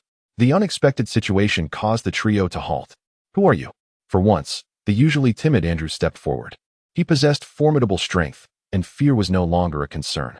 If that guy is a threat, then let us just eliminate him. After killing his foster father, he had discovered that taking a life was surprisingly effortless. The newcomer was Shinsei. He regarded the three with a cool demeanor and stated, Now, you must make a choice. Only one of you can survive. What kind of joke is this? Matt shouted in anger. Initially wary, he now perceived this individual as a complete lunatic. Shinsei's expression remained unchanged. His mission was merely to provoke a transformation in the trio. Who would survive mattered little to him, and he found them all too weak to warrant any concealment. Matt and Steve intended to engage Shinsei in conversation, but Andrew, without hesitation, forcefully yanked a branch from a nearby tree and lunged it toward Shinsei. In an instant, the branch pierced Shinsei's body. Andrew, you've killed him. Steve exclaimed, horrified. He could not fathom that the man could survive. Andrew's expression was grim. He harbored a genuine desire to kill, yet he found himself unable to act upon it. Only he, as the manipulator, could discern that the individual was utterly unharmed. The branch had struck as if it were meeting steel. Silence. We are in grave trouble, he warned. What? Matt and Steve exclaimed in astonishment, turning their gaze toward the figure clad in black armor. The armored figure remained still, merely grasping the branch in his right hand before casually tossing it aside. In that moment, Matt and Steve set aside their concerns regarding Andrew. This person was impervious to blades and bullets. I shall reiterate, I require but one of you. Now you may proceed to act. Should you refrain from doing so, I will liberate you, leaving but one remaining. Damn, Matt cursed under his breath. You lunatic. What on earth do you intend to do? We are strangers to you. Regardless of his protests, the armored figure remained silent, merely observing the trio as if urging them to take action. Subdue him, Matt suddenly commanded. At the moment he spoke, he utilized his powers to draw a distant trash can toward him, hurling it at the armored figure. Simultaneously, Steve unleashed his superhuman abilities, targeting a nearby vehicle. The trash can was likely futile, but the car might prove effective. They had no intention of conceding defeat. Only Andrew's eyes flickered, in contrast to the other's subtle maneuvers. His actions were decisive. With both hands raised, he unleashed his formidable psychic energy. The surrounding trees and even streetlights began to tremble. The earth stirred with flying dust and debris, and under the immense pressure of his psychic force, blood began to trickle from his nostrils. Yet, he appeared oblivious to the pain. Suddenly, countless trees and streetlights uprooted themselves, hurtling toward the armored figure. Matt and Steve's assaults were effortlessly thwarted. But what of it? The car and trash can were ineffective, yet these would surely suffice. Andrew's overwhelming power astonished both Matt and Steve. This was a realm they could never hope to attain. Andrew, do not kill him, Matt shouted desperately. His choice of the trash can was a testament to his intent to avoid murder. But Andrew was not Matt. He cared not for such sentiments. To him, those who attacked him deserved death, for he was the strongest, and the rules ought to be dictated by him. Yet soon, the trio stood in stunned silence, for after such a powerful assault, the armored figure remained unscathed, his armor untouched. The expressions of the three were grim. In the observation chamber, the head of the experiment marveled at Andrew's abilities. They have possessed their abilities for less than 2 months, an evolutionary speed unattainable by any of our compatriots. A researcher beside him proactively remarked, Boss, Andrew is our most crucial test subject. After undergoing 2 experiments, he not only surpasses the other 2 in terms of the strength of his abilities, but also demonstrates significantly greater potential. The only concern is that his temperament is the most extreme, although this is related to his environment through various experiments.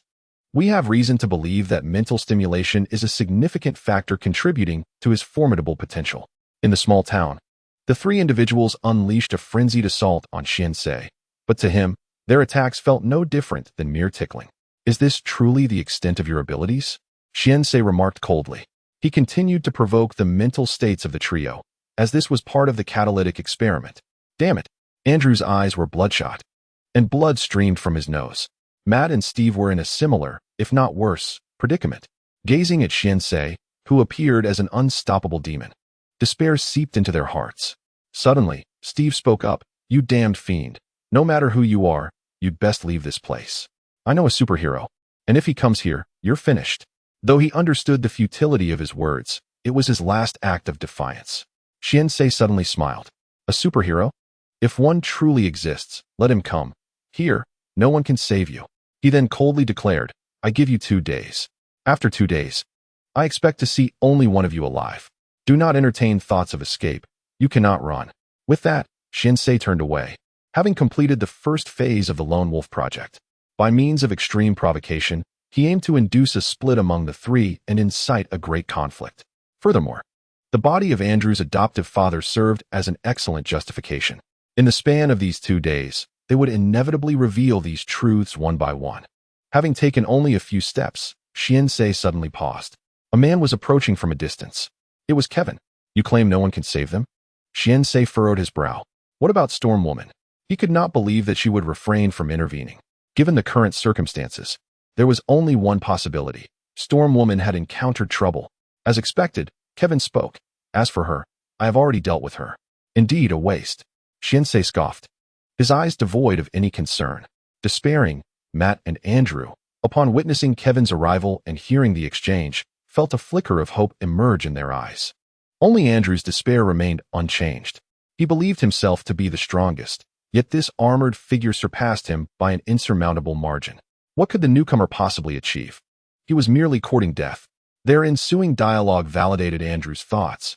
As the armored man coldly remarked, Kevin Adams, it is regrettable that I did not eliminate you last time. However, since you have shown yourself now, I believe my employer will be quite pleased to see your demise. Andrew's expression darkened, while Kevin chuckled derisively. Is that so?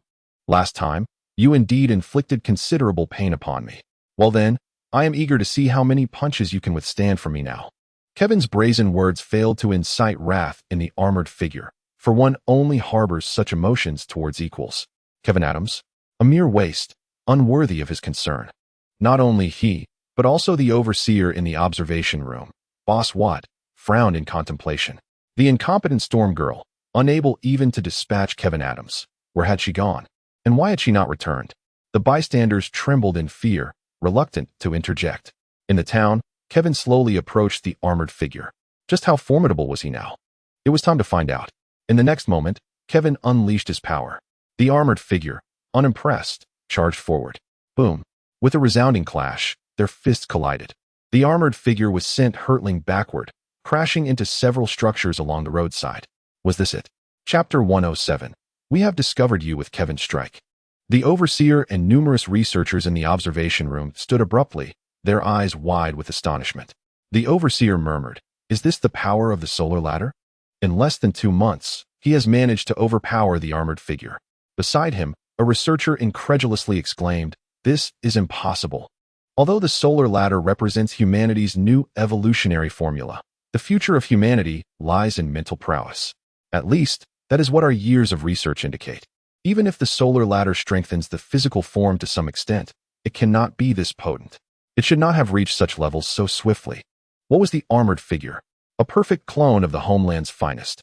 According to their experiments, the armored figure possessed capabilities on par with those of the homeland's finest. It could be said that he was the pinnacle of superheroes in this world. How could one possibly attain greater power than the armored figure in such a brief span? Continued observation was necessary. The armored figure might not yet be defeated. The prowess of Shinsei emanates from myriad facets. Strength is but one of them. Perhaps this is the effect manifested through Kevin Adams' mental fortitude. As they observed the camera, they suddenly noticed Kevin Adams' gaze directed towards it. His cold, indifferent stare sent a shiver through the crowd, causing some to instinctively recoil a few steps.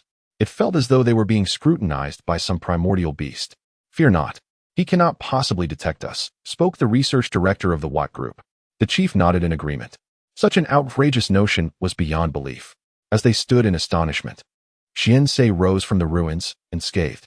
However, he had to concede that the earlier strike was indeed powerful, and he had been somewhat careless. Otherwise, he would not have suffered such a crushing defeat. Kevin Adams, it seems I underestimated you. Shinsei's icy voice resonated. You have become a threat, and this provides a new reason for your elimination. I shall not allow you to continue your ascent. In stark contrast, Andrew and his companions were utterly astonished. The formidable armored figure they revered had been repelled by a single blow. Andrew's eyes sparkled with fervor. This was the true essence of power. How splendid it would be if he could wield such strength.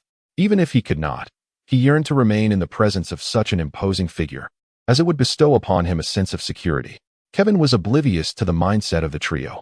In truth, he had no understanding of them beyond the cinematic narrative. In the film, Andrew ultimately became the archvillain.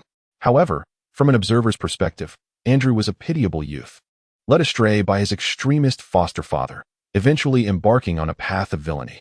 As for now, killing his foster father would merely be a trivial feat for Kevin, who had already claimed countless lives. That scum deserved to perish. But that was a tale for another time. With keen interest, Kevin watched Shinsei. In the next moment, Shinsei surged into action. He would not accept defeat. He sought to demonstrate his true power to Kevin Adams. The two clashed in an instant. This time, Shinsei held nothing back. Superhuman strength, extraordinary speed, coupled with lethal heat rays. Yet, for Kevin, these assaults bore little consequence. Their battle unleashed devastation upon the small town. Although Kevin's strength was formidable, Shinsei's defenses were not to be underestimated, and his combat experience was substantial. For a moment, Kevin found himself unable to subdue him. However, Shinsei was gripped by terror. Kevin Adams was simply too powerful. This overwhelming might left him feeling utterly absurd. What had transpired? Just not long ago, he could easily have dispatched Kevin Adams. The surrounding landscape lay in ruins, the remnants of their battle strewn across the small town. Shinsei's frustration grew with each clash. Damn Kevin Adams, he roared. Kevin, his expression unchanged, methodically continued his assault. If not for Shinsei's robust defenses, he would have already claimed victory. Nevertheless, it mattered little. It would not be long now. Suddenly, a rocket-propelled grenade whistled through the air towards Kevin. Engaged in combat with Shinsei, he noticed the incoming threat but could not evade it. As the smoke cleared, Kevin appeared somewhat disheveled. Yet he bore no injuries, only a glint of cold determination in his gaze. At that moment, a large contingent of armed personnel began to encircle them. The head honcho in the observation room looked upon the arriving armed forces of the water group with a sardonic smile. This was his territory. Even against a powerhouse like a Patriot, he had more than one method of counteraction. After all, how could he dare to create a Patriot? The earlier rocket was merely an appetizer. Let the Suicide Squad handle this. Collaborate with Shinsei to eliminate Kevin Adams. Our troubles are already numerous. I do not wish to witness any further chaos, he declared. Understood. One of his subordinates immediately nodded in agreement and relayed a few instructions over the intercom. In the next moment, a dozen men and women emerged from the ranks of armed personnel. Their expressions were devoid of emotion, resembling lifeless corpses. Shinsei's countenance darkened. The Suicide Squad had been deployed. It seemed Kevin Adams had incited the boss's wrath. As a clone of the Patriots, Shinsei felt no fear of them. Yet, the mere presence of the Suicide Squad filled him with trepidation. They were a team specifically formed to eliminate Patriots, and every time he locked eyes with them, he felt as though he was staring death in the face. Kevin Adams glanced at the newcomers. The Suicide Squad. What kind of organization was this? It seemed he had never heard of it before. However, it was hardly surprising. The world had changed too much. There was nothing immutable in this narrative. In the next moment, those individuals sprang into action. No, it should be said that only one individual took action. A robust man bellowed, and the sound waves surged toward the two. Initially, Kevin paid little attention, but as the sound approached, he suddenly felt his body slipping out of his control. What kind of ability is this? Can sound waves possess such power? Kevin was astonished. Before he could react, another moved. A man and woman from the assassination squad stepped forward, locking eyes and clasping each other's hands. Then, the woman nodded, and the man vanished in an instant. Bang! A punch struck suddenly, and even his ironclad physique felt a sharp pain. Soon, the fourth participant, a young girl, made her move. She lightly tapped her foot, and suddenly, countless colossal trees erupted around her, transforming into chains that ensnared him. One after another, the attacks formed an unbreakable chain. This was the so-called assassination squad. Although their individual abilities were not the most formidable, their synergy was terrifying, and their powers were exquisitely suited to one another. Alone, One might achieve little, but together, they became the most perilous adversaries. Xianxei let out a hearty laugh, not remaining idle either. He then lunged at Kevin with fervor. With the assistance of the assassination squad, his strength was unleashed to its fullest potential. Punch after punch, kick after kick. The once overwhelmingly powerful Kevin appeared to lose all capacity to resist in that moment. After being thoroughly beaten, Xianxei smugly remarked, "Is this truly your strength, Kevin Adams? Soon, I shall make you experience what agony and regret truly feel like." He sought to vent his fury. Although he was a clone controlled by the Water Group, and thus should have felt no anger, he was, at his core, a clone of a true patriot. In essence, he was the same as any true citizen. While he relentlessly assaulted Kevin with the assassination squad's support, Andrew and his companions were filled with dread. Matt gritted his teeth and said, "Perhaps we should lend him a hand." Yet, Steve's face was pale with terror. "Help! We have no idea where those people came from or what abilities they possess. They are far too formidable. Even someone like him has no strength to retaliate." However, after a brief moment of fear, Andrew's eyes glinted with madness. "We have no other choice, do we? If that person fails, we will all perish. At least one must survive. Therefore, we must rescue him." Andrew's words resonated with his companions. "But how should we save them?" Steve inquired. Andrew's eyes glimmered with murderous intent as he replied, "It's simple. Kill them." "What? You want to take a life?" Both were taken aback by Andrew's suggestion, having never contemplated such an extreme measure. Andrew glanced at them and insisted, "Otherwise? If you possess a more viable solution, do propose it. However, at this moment, we must deal with that individual. I doubt that showing mercy will ensure our survival. But that is murder. Even if they deserve it, the law should be the one to judge." Matt voiced his unease. Steve hesitated as well. Amidst their argument, Kevin, who had been ruthlessly beaten, suddenly seized the fist of his attacker. In the next instant, Kevin exerted tremendous force. A scream echoed. As the assailant's arm was wrenched from his body, Kevin had discerned that this individual possessed partial enhancement abilities, sacrificing everything for immense strength in certain areas. Though typically ineffectual, this power, augmented by teleportation, allowed him to unleash his full potential. It appeared formidable, yet once the situation was understood, it proved to be trivial. Kevin's eyes brimmed with lethal intent as he locked onto the advancing Schwanza. Schwanza's pupils contracted immediately, entranced by the seeming magic in Kevin's gaze. When he regained his senses, he was met with a sight that nearly drove him to madness. Kevin had already closed the distance to the members of the Overkill squad. The woman capable of teleportation, along with her two protectors, had been effortlessly dispatched by Kevin. At that moment, he grasped one individual, applying just enough pressure to snap the neck with ease. "Damn it!" Schwanzer exclaimed, both shocked and furious. Without the Overkill squad, he stood no chance alone. Yet, Kevin was no longer interested in playing games with them. In an instant, his mental prowess surged forth. As his formidable psychic energy radiated outward, everyone present experienced varying degrees of dizziness. It was a massacre, a frenzied slaughter. Within moments, several members of the Overkill squad lay lifeless at Kevin's feet. "What a lackluster trump card," he scoffed. After the carnage, he smirked. Having anticipated that the Water Group would possess some form of leverage against the Nationals and Schwanza. Yet, this trump card was disappointingly weak, hardly piquing his interest. With a portion of superhuman strength at his disposal, he could easily disregard such abilities. In comparison to these individuals, Schwanza held far greater value. Their gazes met, a silent understanding passing between them. Xianxei suddenly felt a wave of unease and turned to flee. However, before he could surpass the speed of sound, a deafening sonic boom echoed. Stunned, he pondered, when did my speed become so exhilarating?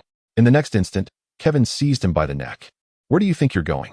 Xianxei was gripped by a profound terror. Such incredible speed.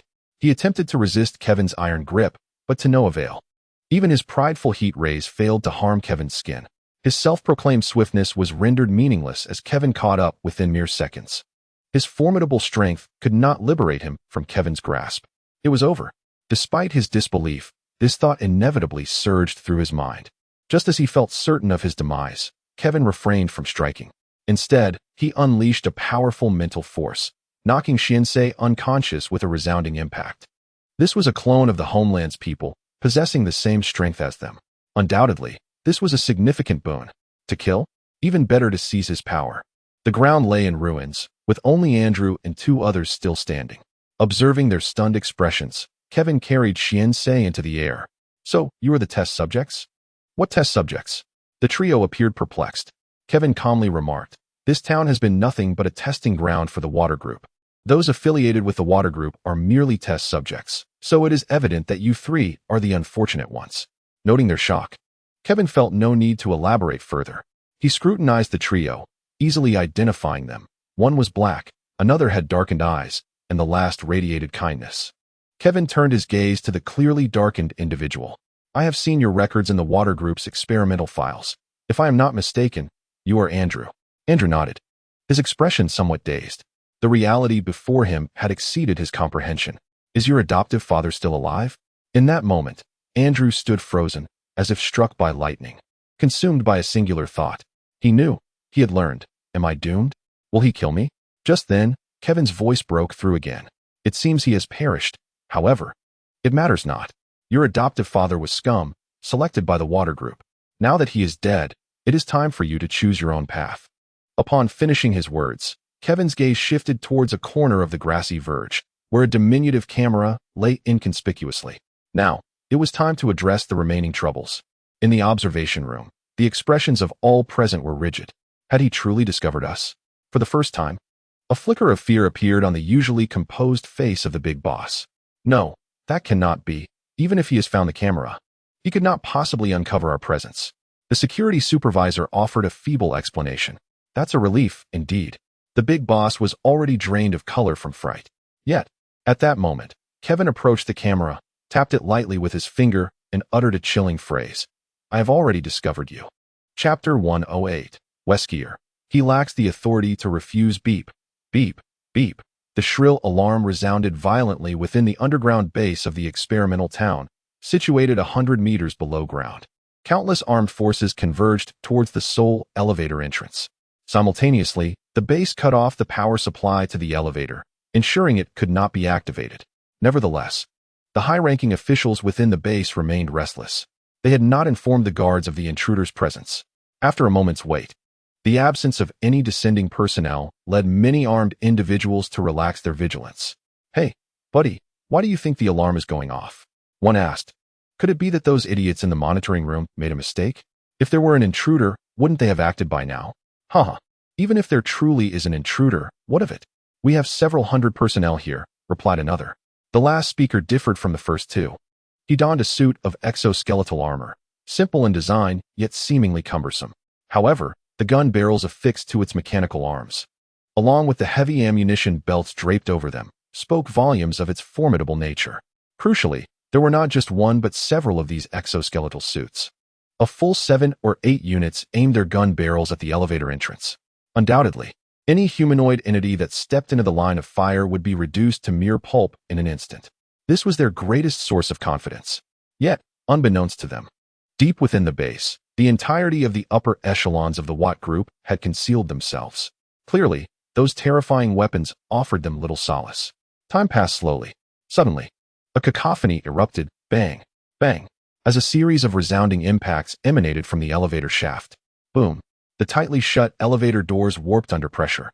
In that instant, every guard felt their hearts constrict. What manner of monster was their adversary? It is important to note that the elevator shaft had been reinforced with special thickening measures. The once fervent confidence now seemed to freeze at this very moment. Bang, bang. A series of explosive sounds echoed. With a resounding thud, the elevator doors were forcefully kicked open, revealing a shadowy figure. Open fire, came a voice, nearly breaking in pitch. An overwhelming barrage of gunfire was unleashed upon the intruder. The thick smoke generated by the concentrated fire obscured their vision, rendering the situation ahead indistinguishable.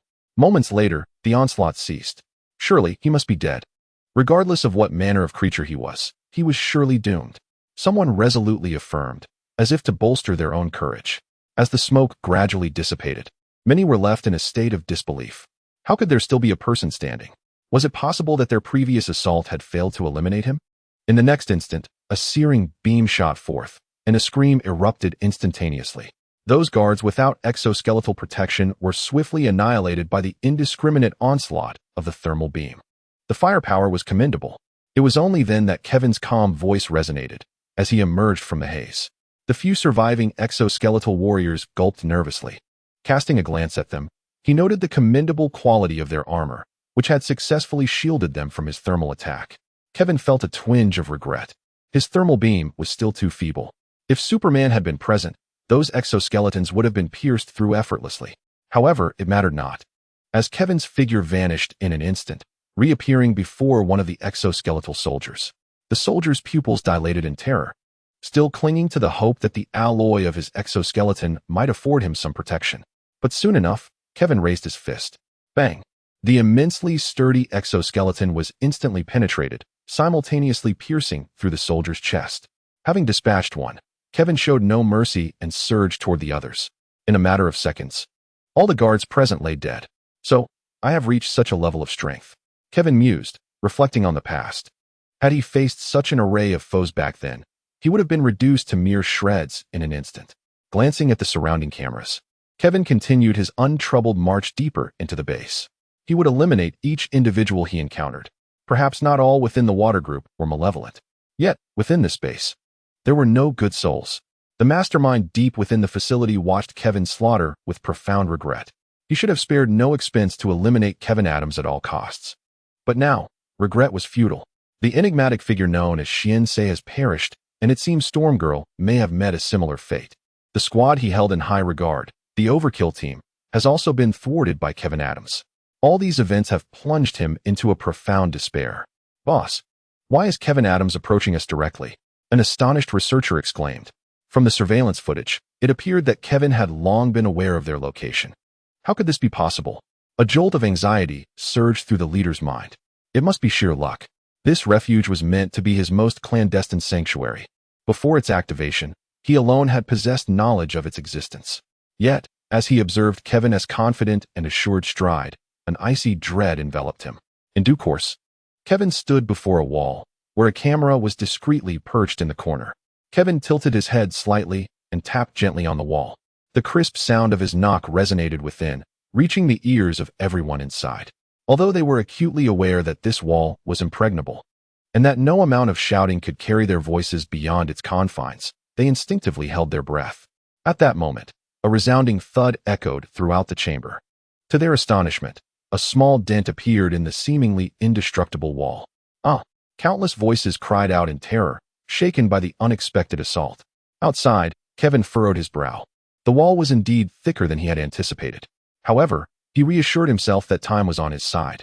With relentless determination, he struck the wall with punch after punch, resembling an indefatigable automaton. After what felt like an eternity, a thunderous explosion reverberated as Kevin smashed through the alloy barrier. Inside, an elderly man with white hair, drenched in sweat, gazed at him in disbelief. Kevin offered a friendly smile, then grasped the breach with both hands. His muscular arms flexed with immense strength, and the robust wall yielded effortlessly under his might, tearing apart as if it were mere paper. Now, we need to have a conversation, Kevin stated calmly as he stepped inside. The leader immediately interjected, Kevin Adams, there is no need for violence. We can establish a mutually beneficial partnership. The What Group possesses extensive research knowledge regarding the solar ladder. Perhaps you are unaware, but the solar ladder is the key to your evolution. With the capabilities of our group, we can facilitate your further transformation. At that point, not even the most formidable of opponents, be they from your homeland or beyond, would stand a chance against you. Upon hearing the leader's words, Kevin paused in contemplation. The proposal seemed intriguing. After a moment, a grin spread across his face, igniting a flicker of hope for survival within him. Indeed, from this day forth, the entire What Group can be harnessed as your power to serve your will. The formidable boss endeavored to ingratiate himself. Kevin, however, paid him no heed and approached a researcher who managed a feeble smile. With a contemplative expression, Kevin remarked, You are Sapir Abner, are you not? Sapir Abner, taken aback, nodded in astonishment, unable to fathom how Kevin Adams knew his name. Without further inquiry, Kevin moved on to another individual, articulating that person's name. Subsequently, he confirmed several more identities. At this juncture, Sapir Abner finally grasped the implication. The names Kevin Adams had inquired about were all individuals who had participated in the initial solar ladder project. Once, they had brimmed with pride for having created compatriots. But now, they were left with only dread. they realized that the very Kevin Adams before them was also a subject of that project. The mere fact that he accurately named so many individuals spoke volumes. After confirming these names, Kevin sighed and stated, "You see, these are all my adversaries. I had intended to inquire about the whereabouts of my mother, yet I believe I already comprehend that such questions are futile. Therefore, retaining you serves no purpose either." As Kevin finished speaking, those he had just named were abruptly seized by an unseen force, their throats constricted, leaving them suspended in midair. Mere seconds later, all were lifeless. The boss managed a strained smile and said, "Kevin Adams, your enemies are now deceased. Shall we engage in a discussion?" Kevin glanced at him in disbelief. "Who said I wished to converse with you?" As he approached the man, bending slightly, he spoke in a calm, yet fearsome tone. "I did not kill you. I merely desired to prolong your existence a little longer." With that, Kevin grasped his neck. "My enemies have been vanquished, yet new ones have arisen. Do you believe I would allow my foes to survive?" Without hesitation, Kevin snapped his neck. To seize control of the Walter Group? He now possessed unparalleled power. Anything he desired was within reach. As for the old man's talk of evolution, the solar ladder had already pushed his evolution to its zenith. Although he was still growing, his potential had been fully realized. A superhuman could gain strength merely by basking in sunlight, yet he could grow even stronger under the cover of night. As for how formidable he could ultimately become, that remained a mystery even to him. In an instant, his mental prowess erupted, and all who still drew breath around him perished. Hell was the sole destination for these wretches. Moments later, Kevin emerged from the subterranean base, accompanied by a resounding collapse. A significant portion of the small town had sunk into the earth. It was all over. Just as he intended to depart, Andrew and his companions appeared before him. Kevin had previously urged them to leave, but upon discovering the truth and returning, they found that their once warm home had vanished entirely. They were engulfed in confusion, uncertain of their future path. Ultimately, the trio reached a unanimous decision. They wished to converse with the one who had saved them, which is why they found themselves here. Upon noticing the entire town had collapsed, the three exchanged glances. Finally, Andrew addressed Kevin, saying, "Sir, may we accompany you? You wish to join me?" Kevin replied, somewhat taken aback. However, after a moment's reflection, it seemed reasonable. After all, these three were merely high school students. He had not intended to take care of such young ones. After a brief hesitation, Kevin said, "If you are willing, you may accompany me back to New York. However, I must make myself clear. Do not cause me any trouble, as I have a strong aversion to complications." Of course, the three quickly nodded in agreement. Kevin shrugged, thinking to himself that he had just acquired a few more troubles. Nonetheless, the trio possessed considerable potential as superpowered individuals, which could serve as an asset. After all, in this world, even the mightiest among us cannot navigate alone. The What Group's experimental town, though concealed, was no secret to many factions. S.H.I.E.L.D. Coulson hurriedly entered the director's office. "Coulson, you ought to maintain your composure," Nick Fury said, his brow furrowing in displeasure. As one of his most capable aides, Coulson should not exhibit such behavior. "My apologies, Director." Coulson took a moment to collect himself before continuing. "Director, the town of Colino has vanished." In an instant, Nick Fury stood up, disbelief washing over his features. That location was a secret base of the What Group. How could it possibly have disappeared so easily? Even if we captured some of the country's agents, they would never relinquish such a vital stronghold without a fight. Coulson cast a glance at his astonished director, internally mocking Fury for his apparent lack of composure. He then remarked, "The What Group is now in disarray.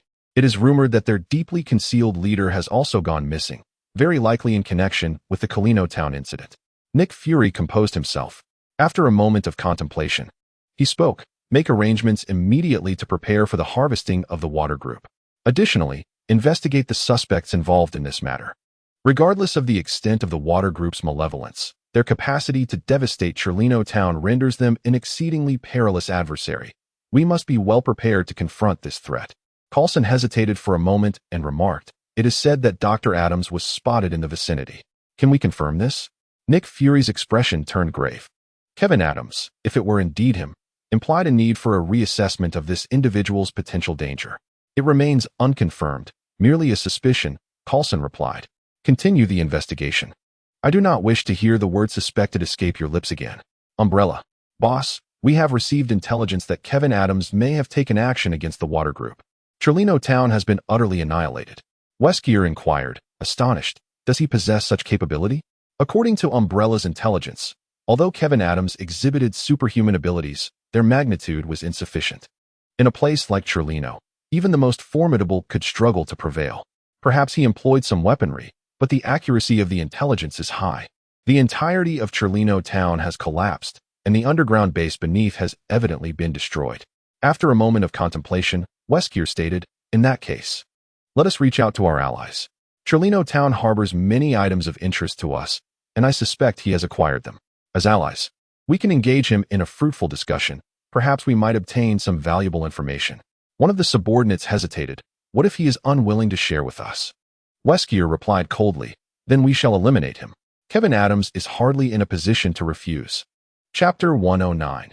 A unique dream arranging for 3 foreign high school students to enroll was evidently a complicated endeavor, particularly in New York. The crux of the matter lay in their identities, which posed a significant dilemma. However, it was clear that this would not present a major issue for Kevin. He was confident that numerous individuals would be eager to assist him in this regard, such as SHIELD. As the sole official multinational organization tasked with managing superhuman threats, SHIELD's utmost desire was to have all superpowered individuals under their control. In fact, Nick Fury even aspired to place the trio in their exclusive agent academy. This would potentially yield 3 exceptional operatives in the future. Yet, it was evident that Kevin would not permit such an arrangement. Ultimately, through the coordination of SHIELD, the trio successfully enrolled in Midtown High School, the alma mater of Spider-Man.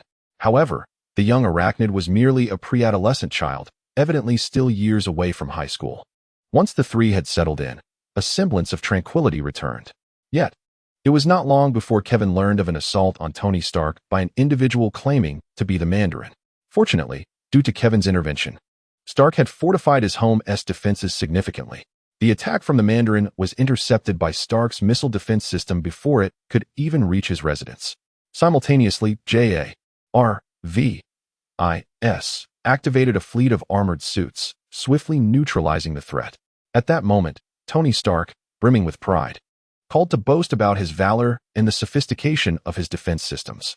However, Kevin could no longer tolerate his bravado and decisively hung up, much to Stark's chagrin. Nonetheless, Kevin's spirits remained buoyant. Yet, amid the tranquility, there were those who sought to incite chaos. As incidents involving superhuman abilities escalated, SHIELD's power grew, prompting the U.S. government to feel increasingly uneasy. They were reluctant to allow an organization directly under the Security Council to wield complete control over superhuman affairs. Consequently, the government began to enhance the authority of its own agents. Among the most immediate beneficiaries was Amanda Waller, who saw her influence swell as she assumed full responsibility for governmental oversight of superhuman events. With her newfound power, Waller's ambitions expanded, particularly following the emergence of the Avengers. She contemplated the formation of a task force to counter superhuman crime. Unlike SHIELD, she possessed a broader array of options, as she could recruit individuals who had no alternatives. Soon, the agenda for Waller's Suicide Squad came to fruition. This initiative would consist of superhumans incarcerated in various prisons, equipped with government-controlled explosives, thereby ensuring their compliance. She expressed disdain for SHIELD's Avengers Initiative, noting that those individuals were not under Nick Fury's control, unlike her Suicide Squad, where her directives would face no opposition. As for the members, she had an abundance of candidates. Should one perish, another could readily take their place. Meanwhile, Harley Quinn found herself imprisoned due to some trivial troubles. As a woman of formidable combat prowess, she was undoubtedly a prime candidate. What? The Suicide Squad? A chance for reduced sentencing? Absolutely not. Harley Quinn unequivocally rejected Amanda Waller's proposal upon reviewing the plan. She is not the same Harley Quinn from the original tale. Without the Joker's influence, although she has caused considerable trouble, it has not escalated to a level warranting a death sentence. In truth, her current stay would last at most 2 months. The mere thought of this fuels her resentment toward the Joker. Were it not for that scoundrel, she would still be at Arkham, practicing as a psychologist in peace. However, due to her relationship with Darling and her previous role as his attending physician, she has become a target for that wretched man. It is indeed a significant predicament. Amanda Waller is acutely aware that Harley Quinn will not acquiesce easily. Yet, she remains indifferent to this. Harley Quinn, I shall not repeat myself. You have stirred up quite a bit of trouble lately. Be it due to your little boyfriend or the Joker, but now you have landed yourself in serious trouble. If you agree to join us, I can assure you that these matters will remain concealed. However, should you fail to recognize the gravity of the situation, I guarantee, Amanda Waller's gaze turns frigid. Before long, Kevin Adams will be sitting with you. What do you intend to do to Darling? Harley Quinn stands in fury, shouting at Amanda Waller. Unfazed, Amanda Waller smiles and states, based on the evidence we possess, Kevin Adams has taken more than one life, and we are entitled to pursue charges against him. While many of the cases are somewhat ambiguous, I assure you, the evidence is sufficient to ensure he remains imprisoned for life. That wretched man, you will not touch Darling. Harley Quinn curses vehemently. She gazes at Amanda Waller's face, finding her utterly detestable. At that moment, she yearns to strike her with her baseball bat. What do you want me to do? Relenting in the face of Darling's safety, she submits. Amanda Waller beams.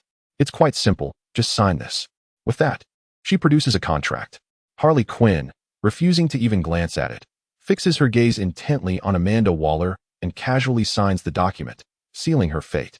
Upon witnessing Harley Quinn's signature, Amanda Waller turns to leave, casually remarking, someone will be along shortly to assign your first task. For now, you would do well to behave. Harley Quinn glares fiercely at Amanda Waller's retreating figure. Suddenly, she comes to her senses. What exactly has she signed? Never mind. A look of despair crosses Harley Quinn's face. Now, she has fallen under the control of that vile woman. Unbeknownst to this, Kevin remains entirely in the dark. Although Harley Quinn used to call herself every day, not doing so is quite normal. As far as he knows, Harley Quinn has recently attracted a great deal of trouble. In this regard, Kevin feels both helpless and contemplative about the origins of her troubles. Gotham is a place fraught with depth and numerous challenges. As night falls, Kevin, as usual, chooses to enter a dream state. With the enhancement of his abilities, he finds himself increasingly indifferent to the act of dreaming. Few can inflict harm upon him with his current strength. However, there are times when he opts to take a night off. After all, even he cannot maintain an infinite dream state every day. Such a condition could lead to a mental breakdown, even if his psyche could endure it. For instance, this evening, Kevin decided to seek news instead. He closed his eyes and drifted into a deep slumber. After an indeterminate period, flickers of light appeared before his closed eyelids. Before him lay a rather desolate planet. Where's this place? Realizing he had unwittingly entered a dream, Kevin swiftly awakened. Such occurrences are rare, yet not unheard of. However, this time, the environment appeared less than favorable. A spacecraft soared overhead. Aliens? Kevin was somewhat taken aback.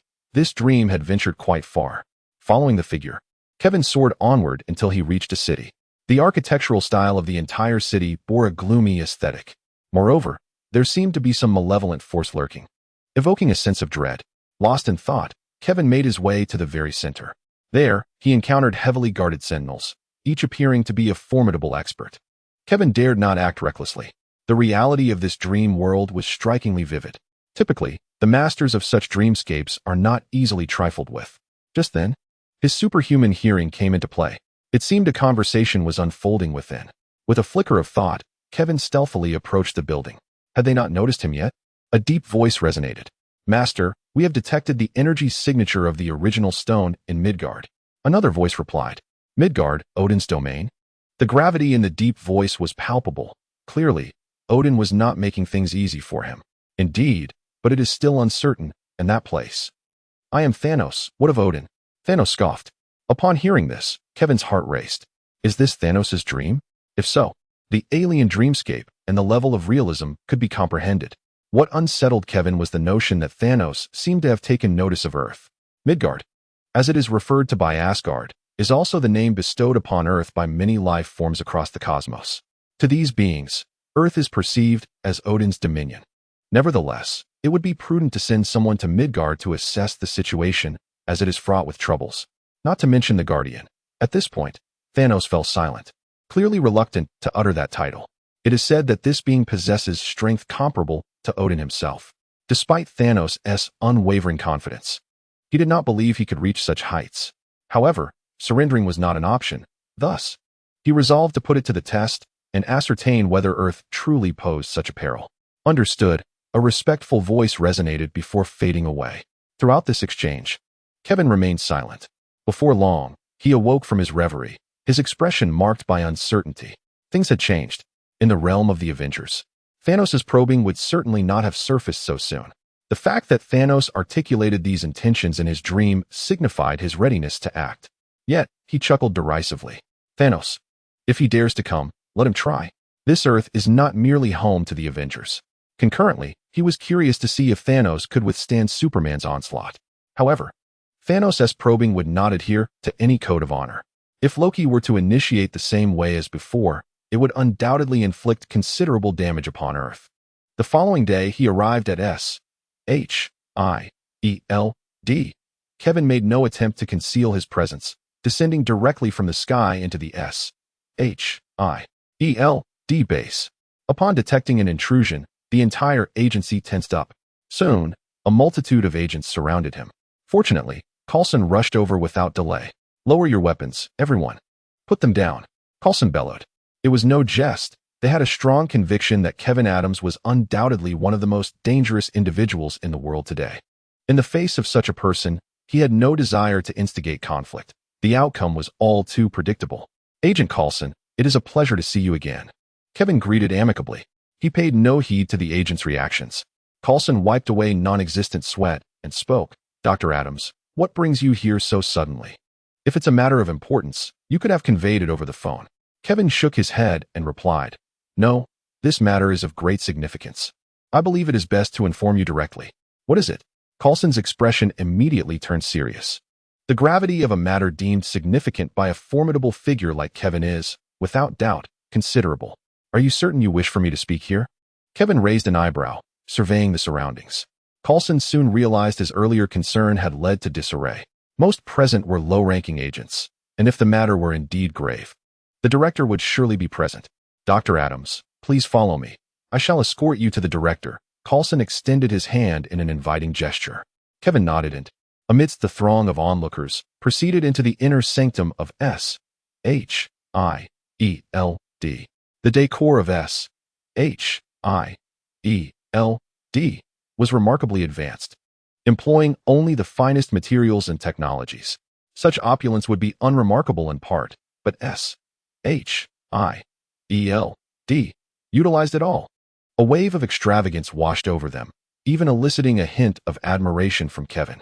Upon reaching the director's office, Nick Fury was already prepared. Dr. Adams, what a rare visitor, he remarked, a calm demeanor gracing his features as he sat behind the desk. His single eye shimmered with wisdom. Yet Kevin found the sight of his bald head somewhat amusing. There will be future opportunities, Kevin casually remarked, yet Nick Fury's composure was suddenly disrupted. Truth be told, he was quite reluctant to encounter Kevin Adams. Having served as a spy for decades, he had never willingly placed himself in peril. Now, he felt akin to an ordinary person standing before a ferocious tiger, a sensation that left him quite unsettled. So, Dr. Adams, what brings about this unexpected visit? Nick Fury inquired hastily. Kevin Adams took a sip of the coffee poured by Coulson before articulating his purpose. An alien invasion is imminent. What? Nick Fury found the assertion utterly absurd. Had Kevin Adams lost his mind to suddenly declare an alien invasion? Dr. Adams, it is not that I disbelieve you. But how do you come by such knowledge? Through dreams, of course, Kevin replied matter-of-factly. However, both Nick Fury and Coulson were rendered speechless by his words. They could scarcely fathom any correlation between dreams and an alien invasion. Fortunately, Kevin soon provided clarification. I dreamt of a powerful being from another universe. If all proceeds as expected, Earth will soon confront his incursion. Upon hearing the explanation, though still incredulous, the gravity of the situation etched itself onto their faces. Perhaps, indeed, an alien invasion was on the horizon. Chapter 110, Journey to Gotham. Is there any more detailed intelligence available? Nick Fury inquired immediately. Kevin shrugged. I apologize. I am not a deity.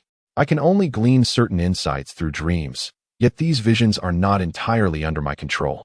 Nevertheless, I suspect that those individuals are aiming for a major metropolis, such as New York. After all, an alien invasion is unlikely to be a mere game with humanity. Wouldn't you agree? Upon hearing Kevin's words, Nick Fury exchanged a glance with Coulson. Indeed, it made sense. We are in serious trouble, Nick Fury remarked. In his estimation, Earth's technological prowess was still woefully inadequate to confront extraterrestrial beings. After all, the most advanced technology on Earth could merely orbit our planet. It could not even venture beyond the solar system. Sensing the gravity of the situation, Kevin scoffed. Surely, you do not believe that you are the ones to resolve an alien invasion. Nick Fury remained silent, yet his single eye eloquently conveyed that sentiment. If not us, then who will? Kevin chuckled lightly. Let us be realistic. The disparity between Earth and extraterrestrial entities is no laughing matter. I sought you out not out of concern for Earth's downfall, but rather for the multitude of innocents who may perish as a result. Without proper preparation, a cataclysmic battle in a bustling metropolis would yield immeasurable loss of life and property. As for the conflict, Kevin remarked with a smirk, that is not a concern for you. He unabashedly expressed his disdain. The S-H-I-E-L-D seemed to be of no utility aside from causing trouble. When confronted with an alien invasion, the battleground would belong to superheroes. No entry for the uninvited. Nick Fury's expression soured.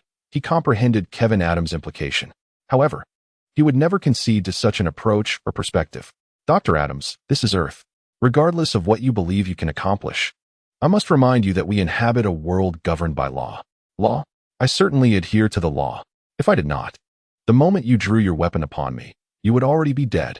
Kevin leaned in, his gaze piercing with a chilling intent. Nick Fury's eye narrowed. He realized that Kevin was acutely aware of everything. An inexplicable fear surged within him. Yet, at that moment, Kevin straightened up. The menacing aura that had seemed ready to pounce vanished entirely.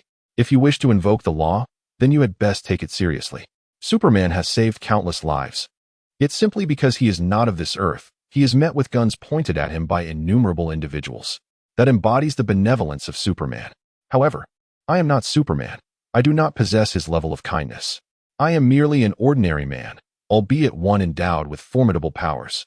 I have flown alongside military aircraft and single-handedly obliterated the nefarious experimental town of the Watt Group. Kevin revealed everything he had done, believing that S-H-I-E-L-D had already suspected something, though they were not entirely certain. Thus, he resolved to aid S-H-I-E-L-D in confirming their assumptions, making it clear to Nick Fury that he should refrain from provoking him unnecessarily. As Kevin anticipated, astonishment reappeared in the eyes of both Nick Fury and Coulson. When speculation transforms into reality, their relief was far from what they had envisioned. It was no jest. This represented a threat at least on par with, if not greater than, that of the patriotic individuals they knew. And this formidable figure stood before them. Indeed, we adhere to the law. Nick Fury quickly regained his composure. Though his gaze shifted several times, his expression remained impeccably calm throughout. Decades of espionage experience had ingrained the art of concealing emotions deep within him. That is well. I do not concern myself with how you treat others, but do not bring trouble to my doorstep. Otherwise, I would not hesitate to make those individuals vanish without a trace. I assure you, even Superman would find no evidence. Nick Fury inhaled sharply. He certainly believed in Kevin Adams' capability. A psychologist endowed with immense power is far more troublesome than a seemingly mighty, yet easily manageable Superman. Superman would be wary of the opinions of ordinary people, but a psychologist like Kevin Adams has an innate understanding of human nature. Would he still care about others' perspectives? Would he be confined by the law? No one dared to wager on that. He could not even ascertain Kevin Adams' motives for voluntarily disclosing all this information. Had he known, he would undoubtedly have scoffed at the notion. Motives? One engages in verbal sparring with equals, but who would stoop to scheming against the weak? Nick Fury's agent mind was in a frenzy of brainstorming. Ultimately, he could only arrive at one conclusion. It was fortunate that Superman existed, at least from Kevin Adams' words. It was evident that he held a profound apprehension towards Superman's presence. The sole dilemma was that Superman was not of this earth. Contemplating this, Nick Fury felt a dull ache in his heart. Earth was woefully weak. Aliens dared to invade at will, and the gravest dangers on this planet often required the intervention of an extraterrestrial to resolve. As Kevin departed to fulfill his objectives, Nick Fury coldly addressed Coulson, stating, "We must expedite the research on the Tesseract. It is imperative that we inform Dr. Eric Selvig that I am unperturbed by the potential dangers he associates with accelerating the pace. With the impending alien invasion, I require him to pursue this research at all costs. We need new weaponry and innovative strategies. Coulson nodded in agreement, feeling an unsettling weight in his chest. Yet, for reasons unbeknownst to him, he felt a sense of unease. The Tesseract was a closely guarded secret of S.H.I.E.L.D. It had been utilized during World War II to produce an array of laser weaponry, yielding remarkable results. However, that endeavor had also summoned forth demons. The ultimate resolution of that crisis remained shrouded in mystery, yet he wondered if their current recklessness might lead to a similar predicament. Before Kevin could return home, Alice called him. "Boss, Umbrella is here and wishes to speak with you." Kevin narrowed his eyes. "Umbrella? Understood. I will return immediately." In the psychological consultation room, two men in black suits sat impatiently on the sofa. "Alice, how much longer does he need?" one of them inquired, irritation evident in his tone. Alice, seated across from them, pondered for a moment before responding. "I am uncertain of the boss's whereabouts, but I have established contact. I believe he will arrive promptly." "We have been waiting here for an hour," one of the men retorted coldly. "Alice, the records indicate you were once an employee of Umbrella. I hope you remember this fact clearly." Upon hearing his words, Alice's previously cheerful demeanor instantly soured, the atmosphere around her seemingly shifting with her expression. "I do not intend to forget that. However, at this moment, I am an employee of my boss, and I trust you will remember that as well." She held little fondness for that chapter of her life and now harbored suspicions that Umbrella had manipulated her memories, inciting her anger rather than gratitude for that experience. The man's comments evidently provoked her further, and as he raised an eyebrow in displeasure, preparing to retort, the door swung open. Kevin entered the room. The man shot Alice a warning glance before rising to address Kevin. "Dr. Adams, it is a pleasure to make your acquaintance. I am Corliss Elma, and this is my partner. We have come to discuss the collaboration previously arranged with Umbrella." He continued, "I believe we require some clarification." Kevin did not respond to his words, but merely remarked coolly, "Before we proceed, I require an apology. It seems you have upset my assistant." Corliss Elma cast a disdainful glance at Alice, curling his lip. After all, she was merely a clone. Why should he apologize? He hailed from the Umbrella headquarters. "Dr. Adams, I believe this is not the crux of our discussion," he retorted. "Apologize," Kevin reiterated. Corliss Elma met Kevin Adams' icy gaze, and the warnings from headquarters flooded back to him. Kevin Adams was a formidable individual, with combat prowess that even surpassed Weskier's. He took a deep breath. "Very well, I apologize, but I hope you remember, Dr. Adams, that I shall not forget this incident." With that, Corliss Elma offered a disingenuous apology to Alice. Kevin chuckled softly, choosing not to say more. He too would not forget this individual. Alice waved her hand in disgust. "Now, tell me what brings you here." Kevin removed his coat and handed it to Alice before taking a seat on the sofa. Corliss Elma inhaled deeply and addressed Kevin. "Dr. Adams, I recall that you and Umbrella established a cooperative treaty to counter the Watt Group.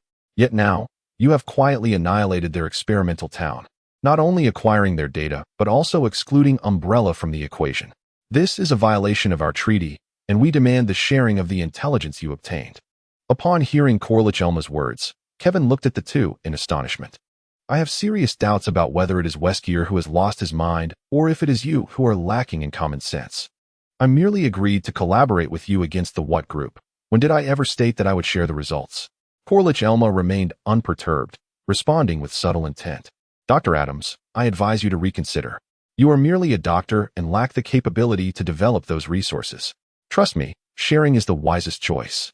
We will grant you access to all research findings as recompense. Should you refuse, we might have no choice but to become adversaries." "Is this a threat?" Kevin questioned, uncertainty creeping into his voice. Corliss Elma offered no reply, yet the implication was unmistakably a threat. "Enough, begone," Kevin waved his hand dismissively. He had no desire to converse with such filth. "You may have Weskier come to speak with me, but you had best vanish from my sight immediately, otherwise, I shall kill you. You would do well to believe that I mean what I say." Coleridge Elma rose, a flicker of fear evident in his eyes. He truly dared not wager whether Kevin Adams would resort to violence. "Let us depart," he instructed his assistant, before adding with a menacing tone, "Kevin Adams, do not forget my words. Should you reconsider, you may find your way to Raccoon City. You know the location." Noticing Kevin's increasingly hostile gaze, the two turned on their heels and left. "Boss, shouldn't we take action?" Alice inquired. The overt threat from the two was palpable, and she felt it was unwise to let them off so easily. Kevin responded nonchalantly, "This is New York, and my domain at that. I have no desire for a homicide to unfold here. Furthermore, eliminating them would serve no purpose. If they prove obstinate, I can always engage Umbrella for a discussion later. By the way, have you received any updates on Harley Quinn? I've been unable to reach her for quite some time, and I am growing concerned." Alice shook her head. "Not yet. This is unusual," Kevin pondered, subsequently dialing Batman in Gotham. As the local authority, Bruce Wayne surely possessed some intelligence regarding Harley Quinn's whereabouts. However, Bruce's response raised his apprehension. "I haven't heard from her in over a month. I did catch wind that the Joker has been stirring up trouble lately. Perhaps Harley's disappearance is linked to him." Upon hearing this, Kevin narrowed his eyes. The Joker, Gotham's most perilous and unpredictable adversary. The last time he visited, he had intended to eliminate the Joker, but was forced to retreat due to the multitude of enemies he had garnered. Given the circumstances, a trip to Gotham seemed inevitable. "Bruce, do you have any leads on the Joker?" Bruce Wayne replied. "The Joker has been lying low recently. It seems he has just landed himself in some trouble. Thus his retreat. If you wish to locate him, you might seek out the Red Hood. They are his admirers and may possess his contact details." "Understood. I shall make my way to Gotham immediately," Kevin replied. "When will you arrive?"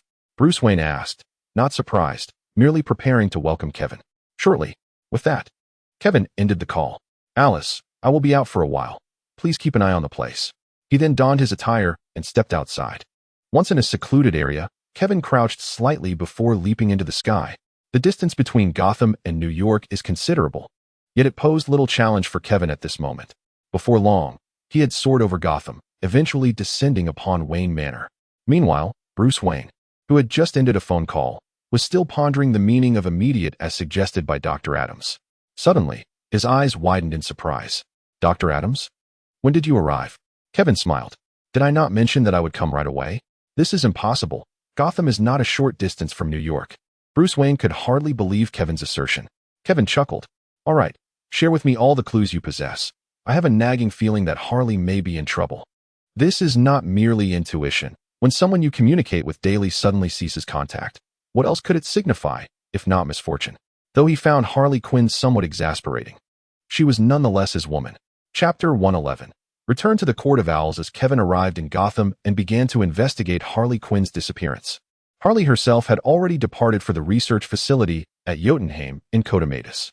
This was a small island nation, sparsely populated and lacking formidable military strength. Amanda Waller had dispatched the Suicide Squad with the intention of obliterating Jotunheim. Upon their arrival, the eerie atmosphere heightened the vigilance of every member of the squad. "Cleopatra, do you have any leads yet?" Harley Quinn inquired impatiently. To her, it was utterly insane that they had compelled her to undertake such tasks. At that moment, her loathing for Amanda Waller was palpable. Regrettably, a bomb had been implanted in her neck, and should she make any perilous move, that wretched woman would act without hesitation. Cleopatra shook her head. Surrounding her were several rodents that inspired dread in countless individuals, with more lurking in the shadows. She was the rat catcher, possessing the unique ability to communicate with these creatures. Peacekeeper Christopher Smith approached, stating, "Ladies and gentlemen, we are out of time.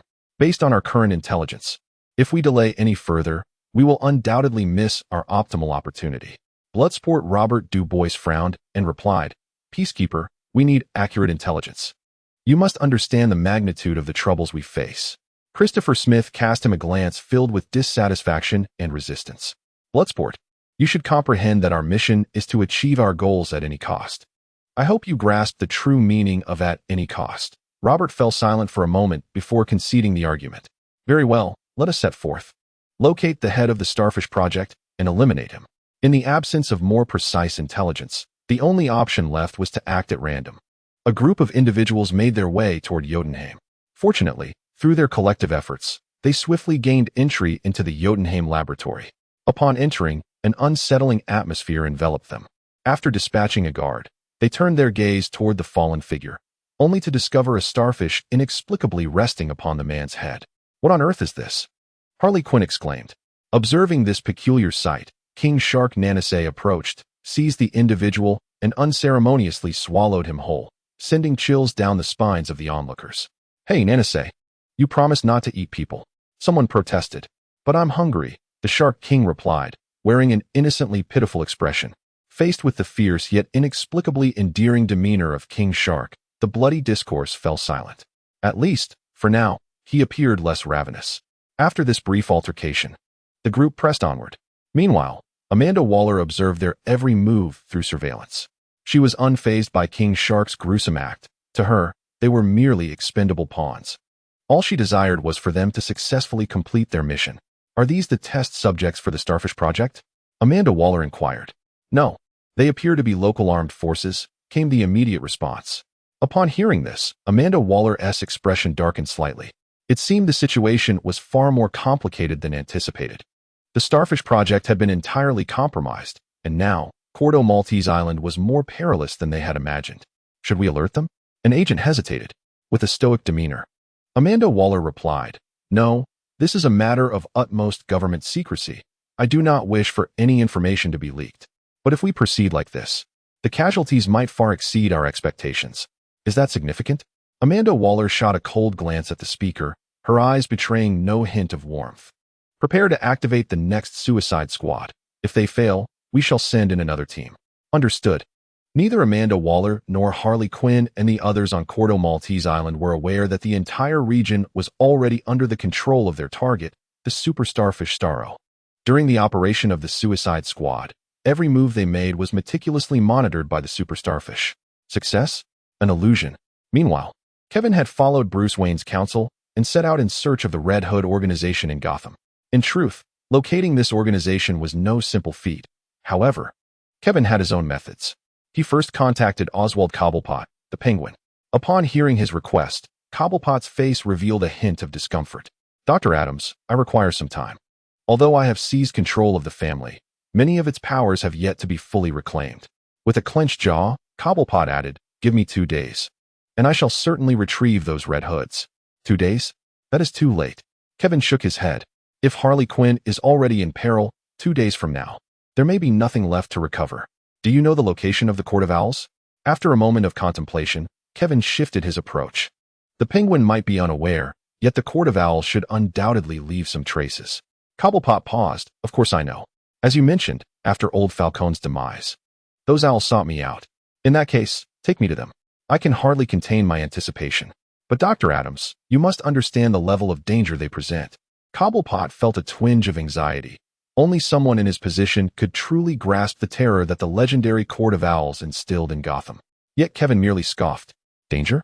Perhaps, but at this moment, I am eager to meet them. I even hope they are formidable, otherwise, it would be rather dull." As he spoke, Kevin gripped a nearby bronze statue. With a gentle exertion, the statue, which should have been immensely solid, yielded to his touch as if it were mere clay. Cobblepot's pupils dilated. "I understand now. I will make the arrangements." His stout frame trembled with a peculiar excitement. Though he was oblivious to how Dr. Adams had suddenly grown so powerful, he wondered if the Court of Owls could withstand the doctor's wrath. Like the doctor, he too was filled with impatience. Soon, the Court of Owls received communication from the Penguin. Most importantly, Cobblepot's words ignited their fury. "Kevin Adams wishes to meet us? That damned bastard dares to show his face in Gotham. Kill him. This is a provocation against the court. We must see him, and that Penguin as well. I believe he should be replaced. He is nowhere near as obedient as Falcone." Agreed. Agreed. Agreed. Agreed. Before long, the entire Court of Owls reached a consensus. They awaited us at the Larry building in the city center. After confirming via telephone, Oswald Cobblepot addressed Kevin. Kevin nodded and then rose from the sofa. "In that case, let us proceed." With that, Kevin stepped ahead and walked outside. Once Kevin had exited, Oswald Cobblepot retrieved his phone, his previously affable smile vanishing in an instant. His tone grew somber. "Mario, inform our associates to prepare for a larger undertaking." After hanging up, Oswald Cobblepot donned his cheerful facade once more. "Dr. Adams, please wait for me. I shall guide you." At Wayne Manor, Bruce Wayne hesitated as he spoke. "Alfred, how do you suppose Dr. Adams will locate the Red Hood?" Alfred Pennyworth shook his head, unable to speculate. Gotham City was far from a state of peace. Perhaps Dr. Adams possessed his own methods. "You must realize, Dr. Adams is unlike you. He adheres to no rules." Bruce Wayne's gaze dimmed. I hope Dr. Adams does not embark on an irrevocable path. Alfred Pennyworth was at a loss for words and could only offer solace. Perhaps he is acquainted with some shadowy figures who know the whereabouts of the Red Hood. Let us hope so, Bruce Wayne replied, then added promptly, Alfred, I require you to monitor the city's fluctuations. We must ensure Gotham remains free from turmoil. Understood, sir. By the way, have you uncovered anything regarding the owls? Bruce Banner sighed. I am not entirely certain, Alfred. I did encounter individuals who might be connected to the owls, but these findings alone are insufficient for any conclusions. In fact, I have clashed with them several times, and those encounters were rather unpleasant. The Court of Owls represents the darkest element in Gotham City, without exception. At that moment, the members of the Court of Owls convened atop the Larry building. Behind them loomed heavily armed personnel, each one remarkably adept. Among them were a few men and women donning owl masks, appearing more languid. Yet the armed guards regarded them with trepidation. For these individuals were the most formidable members of the court, talents. Perhaps they had succumbed to fear. That is indeed a possibility. Several council members chuckled as they engaged in light-hearted banter. At that moment, one of the legislators addressed the portly man beside him, saying, Hewlett, the last time you pursued Kevin Adams, it was your family, the Burknights, who failed. What do you intend to do this time? Hewlett Burknight cast a glance at the man, his irritation evident as he replied, If he dares not show up, I shall take action once more. With Alexander by my side, he has but a path to death. As he spoke, Hewlett glanced over his shoulder, where a young man with a sinister gaze nonchalantly trimmed his nails, although clad in an owl mask. His malevolent eyes were sufficient to send a chill through the hearts of all who noticed him. Let us hope so. The man refrained from continuing. Indeed, Alexander was an exceedingly perilous claw. Just as they believed that Kevin Adams and the Penguin had lost their nerve, the grand doors of the meeting hall creaked open. The short, unsightly Penguin, accompanied by the detestable Kevin Adams, strode in. The Penguin, who had previously cowered before them, now stood tall for the first time, though his appearance rendered the act rather ludicrous. Hewlett Burknight spoke coldly. Penguin, are you aware of what you are doing? Oswald Cobblepot replied without hesitation. Of course. I am aware. From this day forth, the skies of Gotham shall change. The members of the Court of Owls erupted into laughter. Did you hear what he said? He actually believes the skies of Gotham will change. This wretched little man has no idea that Gotham's skies have belonged to the owls for over a century. Thomas Wayne could not achieve it, nor could Batman. This foolish jester thinks he can accomplish it with the aid of a psychologist. Oswald Cobblepot seethed with anger. Due to his unattractive appearance and diminutive stature, he despised it most when others pointed out these flaws. Yet, the members of the Court of Owls never failed to taunt him about them. But this time, he felt unafraid.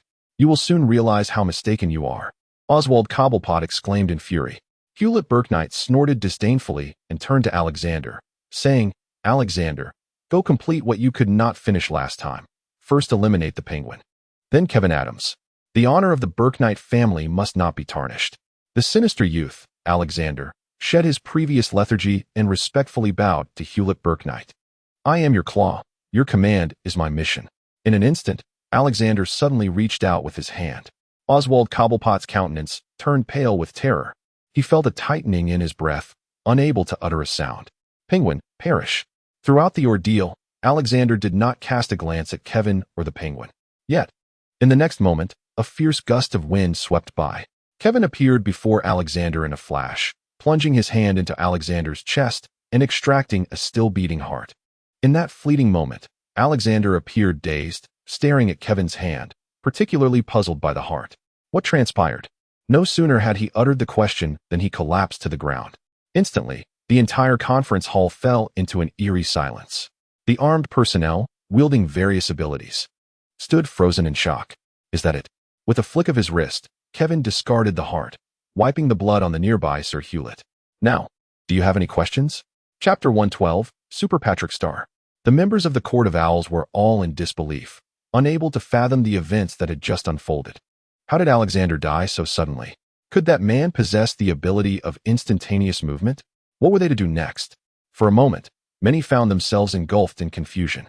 One legislator spoke up. Let us all join forces and kill him. This is Gotham, the paradise of the Court of Owls. With that statement, many began to regain their wits. So what if Alexander had perished? They still had numerous claws at their disposal. many of whom possessed abilities that surpassed even Alexander's. They were the century-old aristocrats of Gotham. None could act with impunity before them. However, Kevin swiftly demonstrated the terrifying nature of absolute power. Dozens of claws present unleashed their abilities and charged at Kevin. In the face of his adversaries, Kevin did but one thing. Beams of heat emitted from his eyes, incinerating all life within his line of sight. In a heartbeat, the Court of Owls was littered with corpses, the air thick with the stench of charred flesh. Kevin, with a hint of disgust, waved his hand, momentarily forgetting that burnt meat emits a foul odor. Then, he forcefully blew a gust of wind, dispersing the odorous air throughout the room. The chilling breeze left all the remaining survivors feeling an icy dread. Superman, a member of the assembly, spoke in utter astonishment. The prowess exhibited by Kevin Adams was akin to that of a superhero. Kevin glanced at him and replied, "I am not a superhero, but if you wish, you may regard me as one. For in my presence, that is the only option you have." His nonchalant words were imbued with an undeniable authority, igniting a spark of brilliance in Oswald Cobblepot's eyes. Is this what it means to be a true powerhouse? Fortuitously, he had positioned himself rightly. With such a formidable ally as his support, he trembled with exhilaration. Ignoring the fearful gazes directed at him, Kevin spoke directly. "Tell me, where is the Joker? I must find him." This was his singular demand, and the entire Owl Court comprehended the gravity of his intention. Should this demand remain unfulfilled, the very existence of the Owl Court would be jeopardized. Under the weight of impending doom, someone soon divulged the information. I do not know the Joker's whereabouts, but I am aware of the Red Hood's associates." Before he could elaborate, Sir Hewlett B.R. interjected, "My lord, I know the Joker's location, I truly do." Kevin fixed his gaze upon Sir Hewlett B.R., who continued, "My lord, I have but one request, spare me." A dangerous glint flickered in Kevin's eyes, causing Sir Hewlett B.R., who had just been making demands, to soil himself in fear. Though he was a kingpin of Gotham and a member of the Owl Court, it did not equate to possessing a king's resolve. He was merely a fortunate scion of the B.R. family, a naturally born aristocrat. I shall tell you," he stammered. And soon Kevin learned the Joker's location. Having achieved his objective, Kevin cast a glance at the assembly.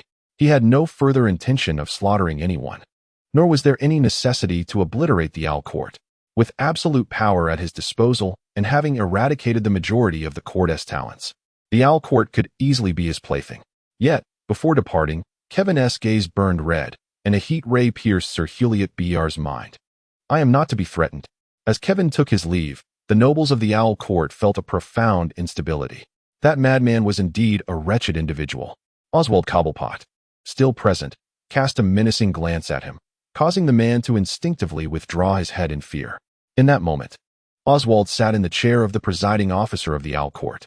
"Now, I am the true master of this city," Kevin thought, uninterested in the games unfolding within. His gaze was imbued with a hint of mischief. What could the Joker possibly be up to in such a place? The Gotham water treatment plant. Accompanied by a throng of fervent admirers, the Joker frolicked within the confines of the facility. The air was filled with their frenzied screams. In that moment, the firearm in his hand transformed into a mere toy. At the center of the plant, numerous employees clad in work uniforms were bound, their faces awash with terror as they beheld the chaos unfolding around them. It was time for games to commence. The Joker approached the water source.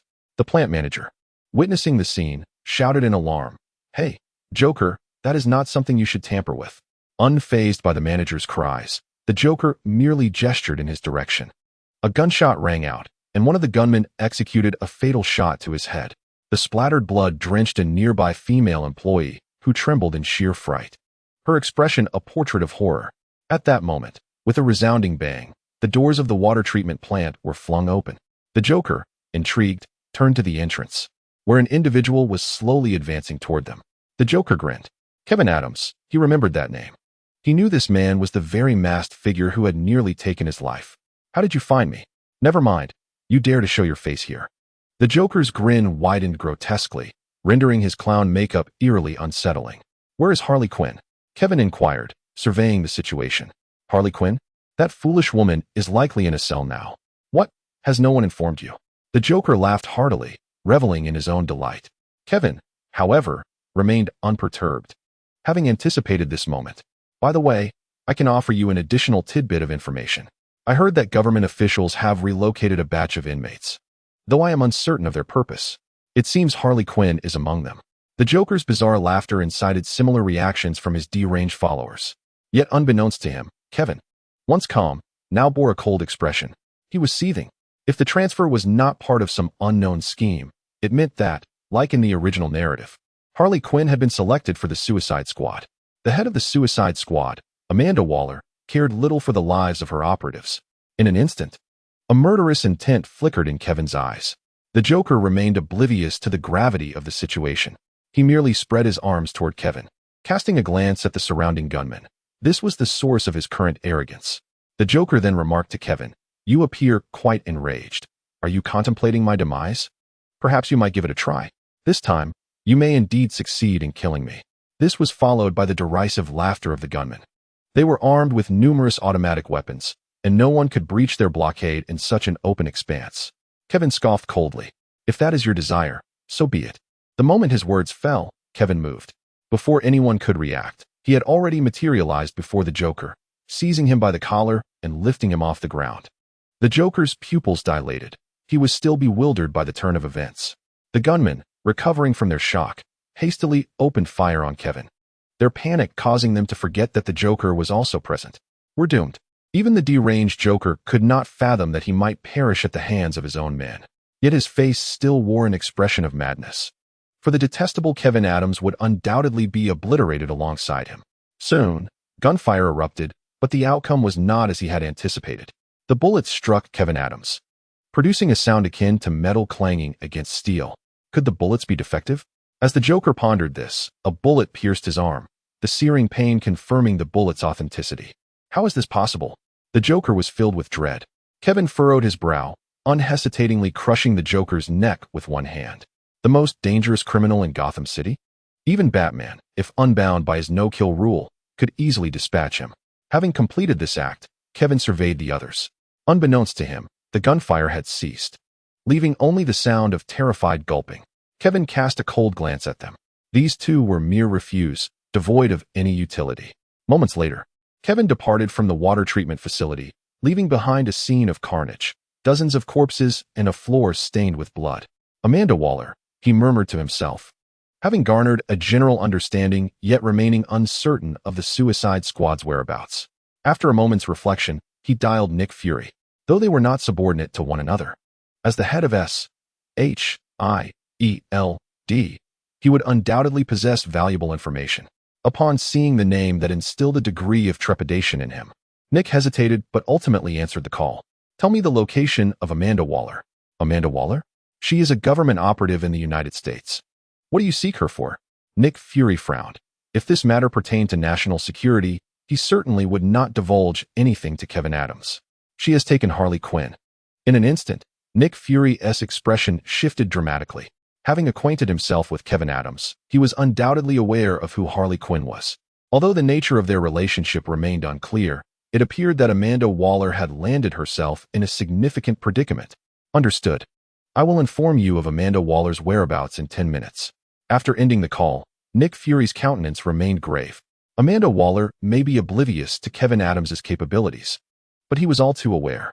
Thus, there was no room for hesitation in this matter. 10 minutes elapsed.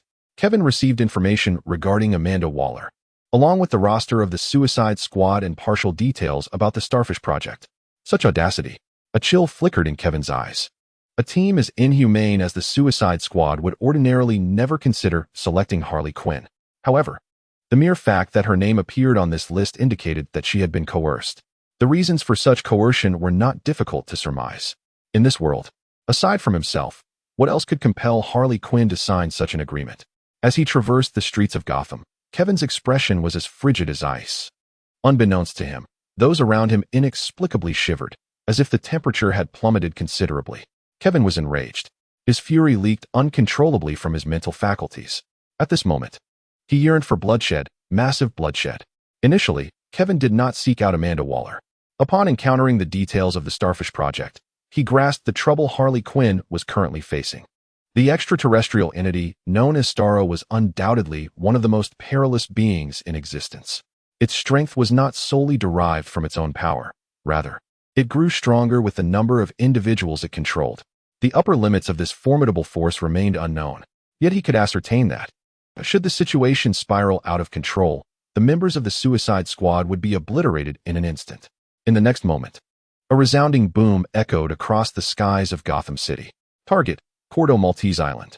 Deploy. At that moment, the Jotunheim Research Center on Cordo Maltese Island had descended into chaos. As Harley Quinn and her companions were discovered, an increasing number of adversaries began to encircle them. Although the controlled foes exhibited diminished capabilities, their sheer numbers still presented a significant challenge. Not only that, but Rick Flag, as the leader of the team, also found himself at odds with the Peacemaker, leading to a physical confrontation between the two. Meanwhile, Cleo Cazo and Harley Quinn cautiously navigated the interior of the research center, hoping fervently for the cursed starfish to manifest before them. "I wish that damned starfish would hurry up and show itself," Harley Quinn declared fearlessly. Cleo Cazo, however, approached with a hint of caution, reluctant to encounter any trouble if it could be avoided. Yet, as she touched her neck, they realized they had no choice. Unbeknownst to them, a colossal starfish loomed just behind them, watching intently. Suddenly, the starfish stirred. Its immense size caused the ground to tremble violently. The two women were taken aback. "Harley, look behind us," Cleo Cazo shrieked after a quick glance back. Harley Quinn, puzzled, turned to see what lay behind them. In the next moment, they stood frozen in disbelief. "Run!" they both shouted in unison, understanding the gravity of the monstrous threat. This creature was far beyond their capacity to confront. The rest of the Suicide Squad also sensed the shift in the atmosphere. The building shook violently, resembling the aftermath of a severe earthquake. Yet, they quickly realized it was not an earthquake at all, but rather the imminent collapse of the structure. In a frantic race for survival, they managed to escape the building's confines just before it crumbled. However, this did not grant them any reprieve. Instead, it left them swallowing hard in fear. "What is that?" Rick Flag murmured, the sole survivor of the duel with the Peacemaker.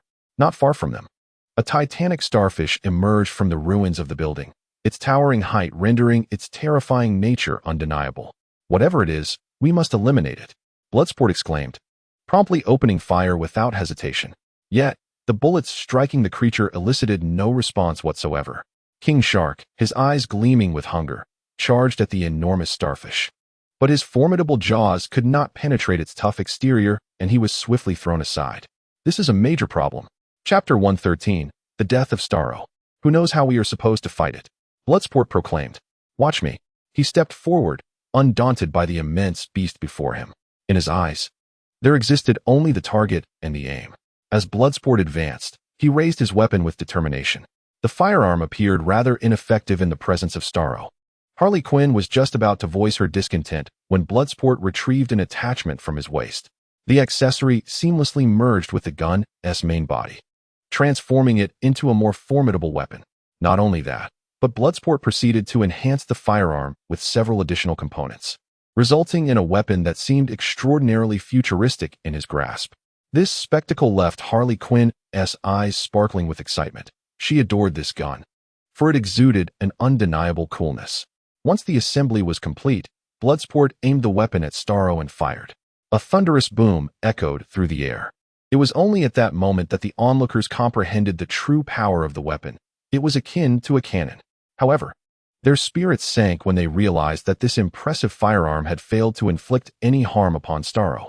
The futility of their attacks deepened their despair. Moreover, while they were engaged with Starro, a horde of puppets under his control was swiftly closing in on them, soon encircling their group. "Hey folks, it's an honor to fight alongside you," Rick Flag said with a bitter smile, already contemplating surrender. "I feel the same," the Ratcatcher, Cleo Cazo, nervously nodded in agreement. "Hey, guys, we haven't lost yet," Harley Quinn declared, stepping forward with dissatisfaction. Rick Flag opened his mouth, for he was not one to easily concede.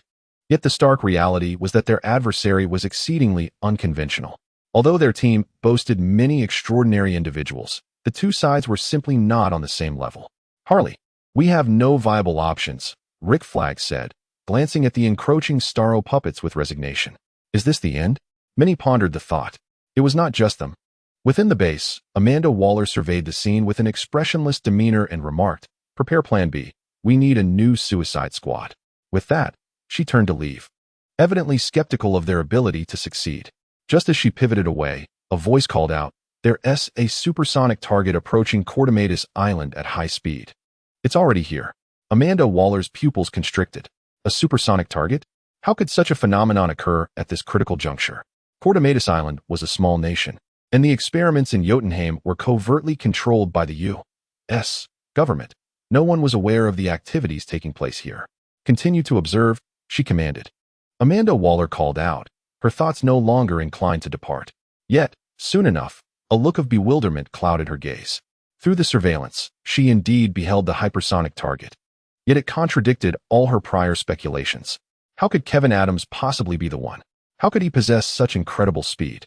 The astonishment in Amanda's eyes was unmistakable. However, she quickly regained her composure. This was fortuitous. Although Kevin Adams's power exceeded her wildest imagination, it could precisely aid her in resolving the current predicament. As for the prospect of retaliation from Kevin, she had not pondered it at all. No matter how formidable an individual's strength, there existed an essential distinction between them. Retaliation? He was incapable of it. Kevin descended slowly from the sky. His sharply defined features resembled a visage chiseled from stone, with eyes that radiated brilliance and a calm indifference, complemented by a physique that appeared both robust and graceful, akin to a deity gracing the earth. The members of the Suicide Squad felt a shiver run down their spines, instinctively suppressing any thought of resistance. It was as if he were the true sovereign. Only Harley Quinn exclaimed, "Darling," in delight, recklessly dashing towards Kevin. At that moment, a faint smile finally graced Kevin's face. Everything was unfolding as he had envisioned, yet he was relieved to have arrived in time. Consequently, he did not refuse Harley Quinn's embrace. Is this really Kevin Adams, the one Harley keeps talking about? It must be a jest. How could he possibly fly? Murmured Cleo Cazo. The disparity between Harley's portrayal and the reality was staggering. In Harley's words, Kevin Adams was a figure of striking handsomeness, imbued with intellect and determination. Suave and humorous. In essence, he seemed to embody every virtue in the world. Yet, one aspect Harley had never mentioned was the extent of his power, which had reached such heights. As she spoke, Kevin cast a glance in her direction, startling her and igniting a flurry of doubts within her. While intelligence regarding Kevin Adams's prowess was not a secret, few were truly aware of the extent of his abilities. At least, no detailed descriptions existed. Even Harley Quinn's understanding of him remained rooted in their days in Gotham City, a time when Kevin had not yet attained such prowess, although they had communicated subsequently. And Harley had even glimpsed some news segments on television. The reports were merely cursory, and Kevin had denied them. He understood well that if he were to acknowledge his abilities, Harley Quinn would not hesitate to flee from Gotham to New York. Indeed, this is quite troublesome. The sudden arrival of Kevin astonished everyone. Ignoring them, Kevin turned his gaze towards Starro the Conqueror, furrowing his brow before inquiring, "Is this Starro the Conqueror?" Starro possesses intelligence, and not an insignificant amount at that. However, it seemed he had no intention of engaging in conversation. Since he chose silence, then silence it shall remain. As Kevin observed the countless puppets surrounding him, he remained utterly still.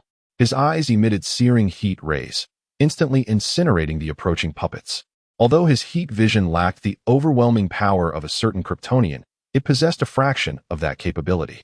Coupled with the fact that he had nearly drained the resources of the Homelanders, his current heat rays represented an infinitely lethal assault against these ordinary beings. By the way, it is rumored that the Homelanders have descended into madness. Naturally, Kevin would never admit that this might be linked to him. After executing his actions, the members of the Suicide Squad swallowed hard, gripped by fear and danger, realizing they must not provoke him. In the laboratory, Amanda Waller, taken aback by Kevin's assault, immediately commanded, "Detonate the bombs, eliminate everyone." She altered her focus. Initially indifferent to Kevin Adams' potential retaliation, she now recognized the necessity of caution. At the very least, he must not gain any intelligence about her from Harley Quinn or others. With the order issued, an agent promptly pressed the detonation button. However, silence reigned supreme. The bomb failed to ignite. Moreover, they seemed to notice that Kevin Adams had cast a glance in their direction. That gaze enveloped them in an aura of impending doom. Zzz. The cameras abruptly ceased to function. Amanda Waller's expression shifted. "No matter, he cannot possibly locate us." Meanwhile, Kevin swiftly dismantled the bomb. Was that all? Harley Quinn rubbed her neck, and others followed suit. All is well now. As for the moment, I must deal with this colossal starfish. With that, Kevin's focus shifted to Starro the Conqueror, who roared in fury. This newly emerged human had destroyed many of its puppets. Its strength was intrinsically linked to the number of puppets it controlled. It sought vengeance. Vengeance against those who had captured it and subjected it to experimentation. As for this newcomer, despite having eliminated numerous puppets, in Starro's eyes, he remained indistinguishable from other humans. For it was a being of immense power, far surpassing humanity in power. With a ferocious roar, Starro the Conqueror advanced towards the crowd with colossal strides. Witnessing this scene, the rodent catcher Cleocatso exclaimed loudly, "We must retreat." Confronting it head-on is undoubtedly unwise. Indeed, retreat was imperative. Even the bloodthirsty hunter retracted his firearm. An adversary that could withstand even his advanced weaponry was beyond Kevin Adams' capacity to vanquish. They had to engage in a tactical withdrawal. It was their sole opportunity. However, Kevin Adams had no intention of fleeing. Observing this, Harley Quinn remained motionless, her eyes shimmering with adoration. She felt no fear. It was a flaw in her character. Yet, it was precisely this trait that elicited another smile from Kevin, who does not relish the feeling of being trusted. At least, he certainly did. As he approached the charging Starro, just as their paths were about to intersect, one of Starro's appendages swung towards him. The gargantuan Starro, comparable to a skyscraper, exuded an aura of terrifying intimidation. Nevertheless, Kevin stood his ground, refusing to evade. In the next instant, the two collided, sending a massive cloud of dust billowing into the air. Starro's enormous tentacles struck the ground with immense force, plunging everyone into despair. "It was over, Harley. Your boyfriend is doomed. We must flee at once." Cleocatso grasped Harley Quinn's arm. Yet, Harley remained steadfast, screaming, "No. He is Kevin Adams, my beloved darling." Although her words sounded resolute, a tremor in her voice betrayed her unease. At that moment, a piercing howl erupted from Starro. As it lifted one of its tentacles, everyone noticed a gaping hole had formed at its center. Suddenly, a figure soared from the depths of the newly formed chasm, hurtling towards Starro. It was Darling. Harley Quinn exclaimed with delight. "I knew Darling could never be defeated." In the next instant, a streak of light flashed by. A hollow appeared in Starro's eye. Through that void, they could even see Kevin suspended in midair. A creature impervious to artillery was astonishingly pierced by a mere human, unarmed and barehanded. In that fleeting moment, everyone stood frozen, at a loss for words. It was utterly terrifying. Having accomplished this feat, Kevin descended. Casting a glance at the assembled crowd, he felt little affection, particularly towards that monstrous, man-eating shark. However, considering their alliance with Harley Quinn, Kevin refrained from voicing his concerns. He merely inquired, "Harley, what brings you to this place?" Harley Quinn replied with exasperation, "A woman earlier had me sign a cursed proposal and claimed that if I refused, she would have Darling captured." A flicker of agitation crossed Kevin's brow. Was it truly so? Though his tone remained calm, Harley Quinn could discern the simmering fury within him. That wretched woman was utterly despicable. Should I find her, I would certainly see to her demise. "In that case, let us proceed," Kevin responded. "Proceed with what?" Harley Quinn blinked, intrigued. "To kill her, of course," Kevin declared. A glimmer of delight shone in Harley's eyes, and she harbored no doubts about Kevin's capability, her face breaking into a triumphant smirk. She was not one to exhibit restraint, and aside from her interactions with Kevin, she held no allegiance to notions of right and wrong or legal boundaries. How splendid! I can hardly contain my anticipation to see her beneath my heel. Harley Quinn seethed with indignation. If not for that accursed woman, she would never have found herself embroiled in such a perilous undertaking. As for the others, Kevin paid them no mind as he soared away with Harley, leaving them to exchange bewildered glances. What shall we do? They pondered, each grappling with their own predicaments. Yet soon enough, they all parted ways. At the base, Amanda Waller busily packed her belongings, her anxiety mounting. After some contemplation, she deemed the situation too precarious and resolved to relocate the base. This location was one Harley Quinn had visited before, though she had been blindfolded during that encounter. Amanda wished to bear no risks whatsoever. Such prudence had preserved her life for so many years. "Move faster," Amanda Waller barked, perceiving her subordinate's pace as excessively sluggish. "Boss, Kevin Adams cannot possibly arrive so swiftly," one subordinate reassured her. Amanda shot him a withering glare. "Our relocation is a matter of safety. Our departure is not solely to guard against Kevin Adams and Harley Quinn, but also to prevent any leakage of information. You must understand, Harley Quinn and her ilk have been here before. Even if she harbors genuine fear of Kevin Adams, she would never admit it. Observing this, her subordinate hastily chuckled, recognizing that displeasing the boss would yield no benefits for him. Yet, inwardly, he remained unconcerned. Do not say that Harley Quinn is utterly unaware of the location of the base. Even if she were, there would not be sufficient time for the adversaries to arrive. Yet, in an instant, a cacophony of gunfire erupted. Amanda Waller's countenance paled. "Go outside and ascertain what is transpiring," she commanded, before her words could fully escape her lips. The fortified door to the command center thunderously collapsed. A man and a woman strode in. Upon seeing Amanda Waller, Harley Quinn let out a series of gleeful giggles. "I never anticipated we would meet again so soon. This time, I shall treat you exceptionally well." Chapter 114. The demise of Amanda Waller. Amanda Waller's body trembled. Harley Quinn. Her gaze fixated on Harley and Kevin, astonished that they had appeared so swiftly. How could this be possible? The distance between them had been several hundred kilometers. Even if they possessed sufficient speed, how could they accurately determine her location? Blindfolded, Harley Quinn could not precisely pinpoint the base. "How did you find this place?" Amanda Waller inquired. Harley Quinn gazed at Kevin with admiration. Kevin replied calmly, "You captured Harley. Thus, I acquired the location of the base. It seems quite fair, does it not?" Kevin's words sent a chill through Amanda Waller. Because she had captured Harley Quinn, her location was no longer a secret? Did this not imply that the higher-ups had directly abandoned her safety, choosing instead to forsake her? "This is impossible. I am." Amanda Waller's words trailed off. One of her subordinates, unable to contain his fear, instinctively chose to fire his weapon. With a meaningless gunshot, Kevin deflected the bullet with one hand while an intense heat ray emitted from his eyes, piercing through the man's body. This was the power of a superhuman. Amanda Waller finally comprehended the situation. Possessing such strength, it was no wonder the higher-ups had opted for compromise. Kevin addressed Harley Quinn directly. "She is yours now." Meanwhile, Kevin, feeling somewhat apathetic, approached the main computer of the base. As the chief agent of the U.S. government overseeing matters related to superhumans, Amanda Waller's office contained a wealth of intelligence on those with extraordinary abilities. Securing that information would be of considerable advantage to Kevin. However, much to his dismay, Kevin's actions inadvertently triggered an automatic purge sequence on the mainframe. Despairing, Amanda Waller, underfoot of Harley Quinn, uttered, "It is futile. The systems here possess an absolute reaction protocol. This is the program established after the dawn of the superpower era, designed to address the emergence of extraordinary abilities. No one can halt its operation. There is nothing to be awaited." Kevin smirked and then smashed the control console with a punch. If there is nothing, then so be it. He is Kevin Adams, in no need of such trifles. At the instant the absolute reaction program was activated, numerous individuals in a distant location gazed in astonishment at the notification.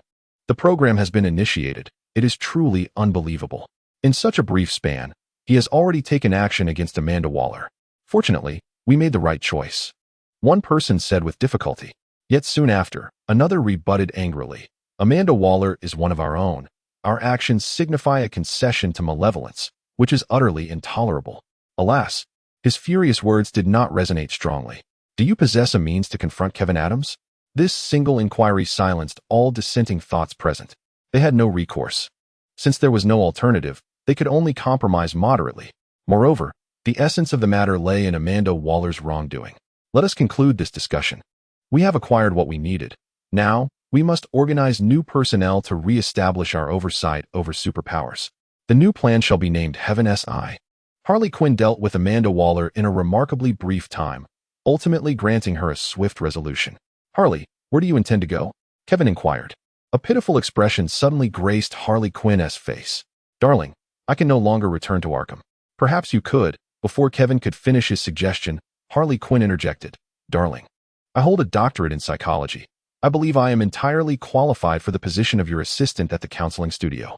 "Very well," Kevin acquiesced, for he found himself devoid of compelling reasons to object. Yet, the mere thought of Harley Quinn meeting Alice stirred within him a sensation akin to a cosmic collision. The last encounter between Harley Quinn and Jessica Jones had been notably unfriendly. This time, the outcome would likely be no different. Nevertheless, What is destined to occur will inevitably unfold. With Kevin's swiftness, the pair returned to New York in less than an hour. Darling, this place is truly splendid. Harley Quinn praised upon seeing Kevin's new office. Kevin laughed lightly. Just as they reached the doorway, a nearby door swung open, and a striking woman emerged. Dr. Adams, what brings you to rest today? The woman cast a flirtatious glance at Kevin. In an instant, the atmosphere around them became palpably tense. Darling, who is this woman? Harley Quinn exclaimed with palpable fury. Unfazed by Harley's anger, Sharon Carter remained resolute. She had approached Kevin Adams with a mission in mind, and she had no intention of leaving before it was accomplished. Kevin interjected, Sharon Carter, an agent from S.H.I.E.L.D., or more specifically, she goes by the codename 13. Sharon was taken aback. How did Kevin Adams know her agent codename? Clearly, Kevin had little regard for her thoughts. In a sense, Sharon's presence represented Kevin's partial concession to S.H.I.E.L.D., or rather, to the government. After all, expelling Sharon would not deter S.H.I.E.L.D.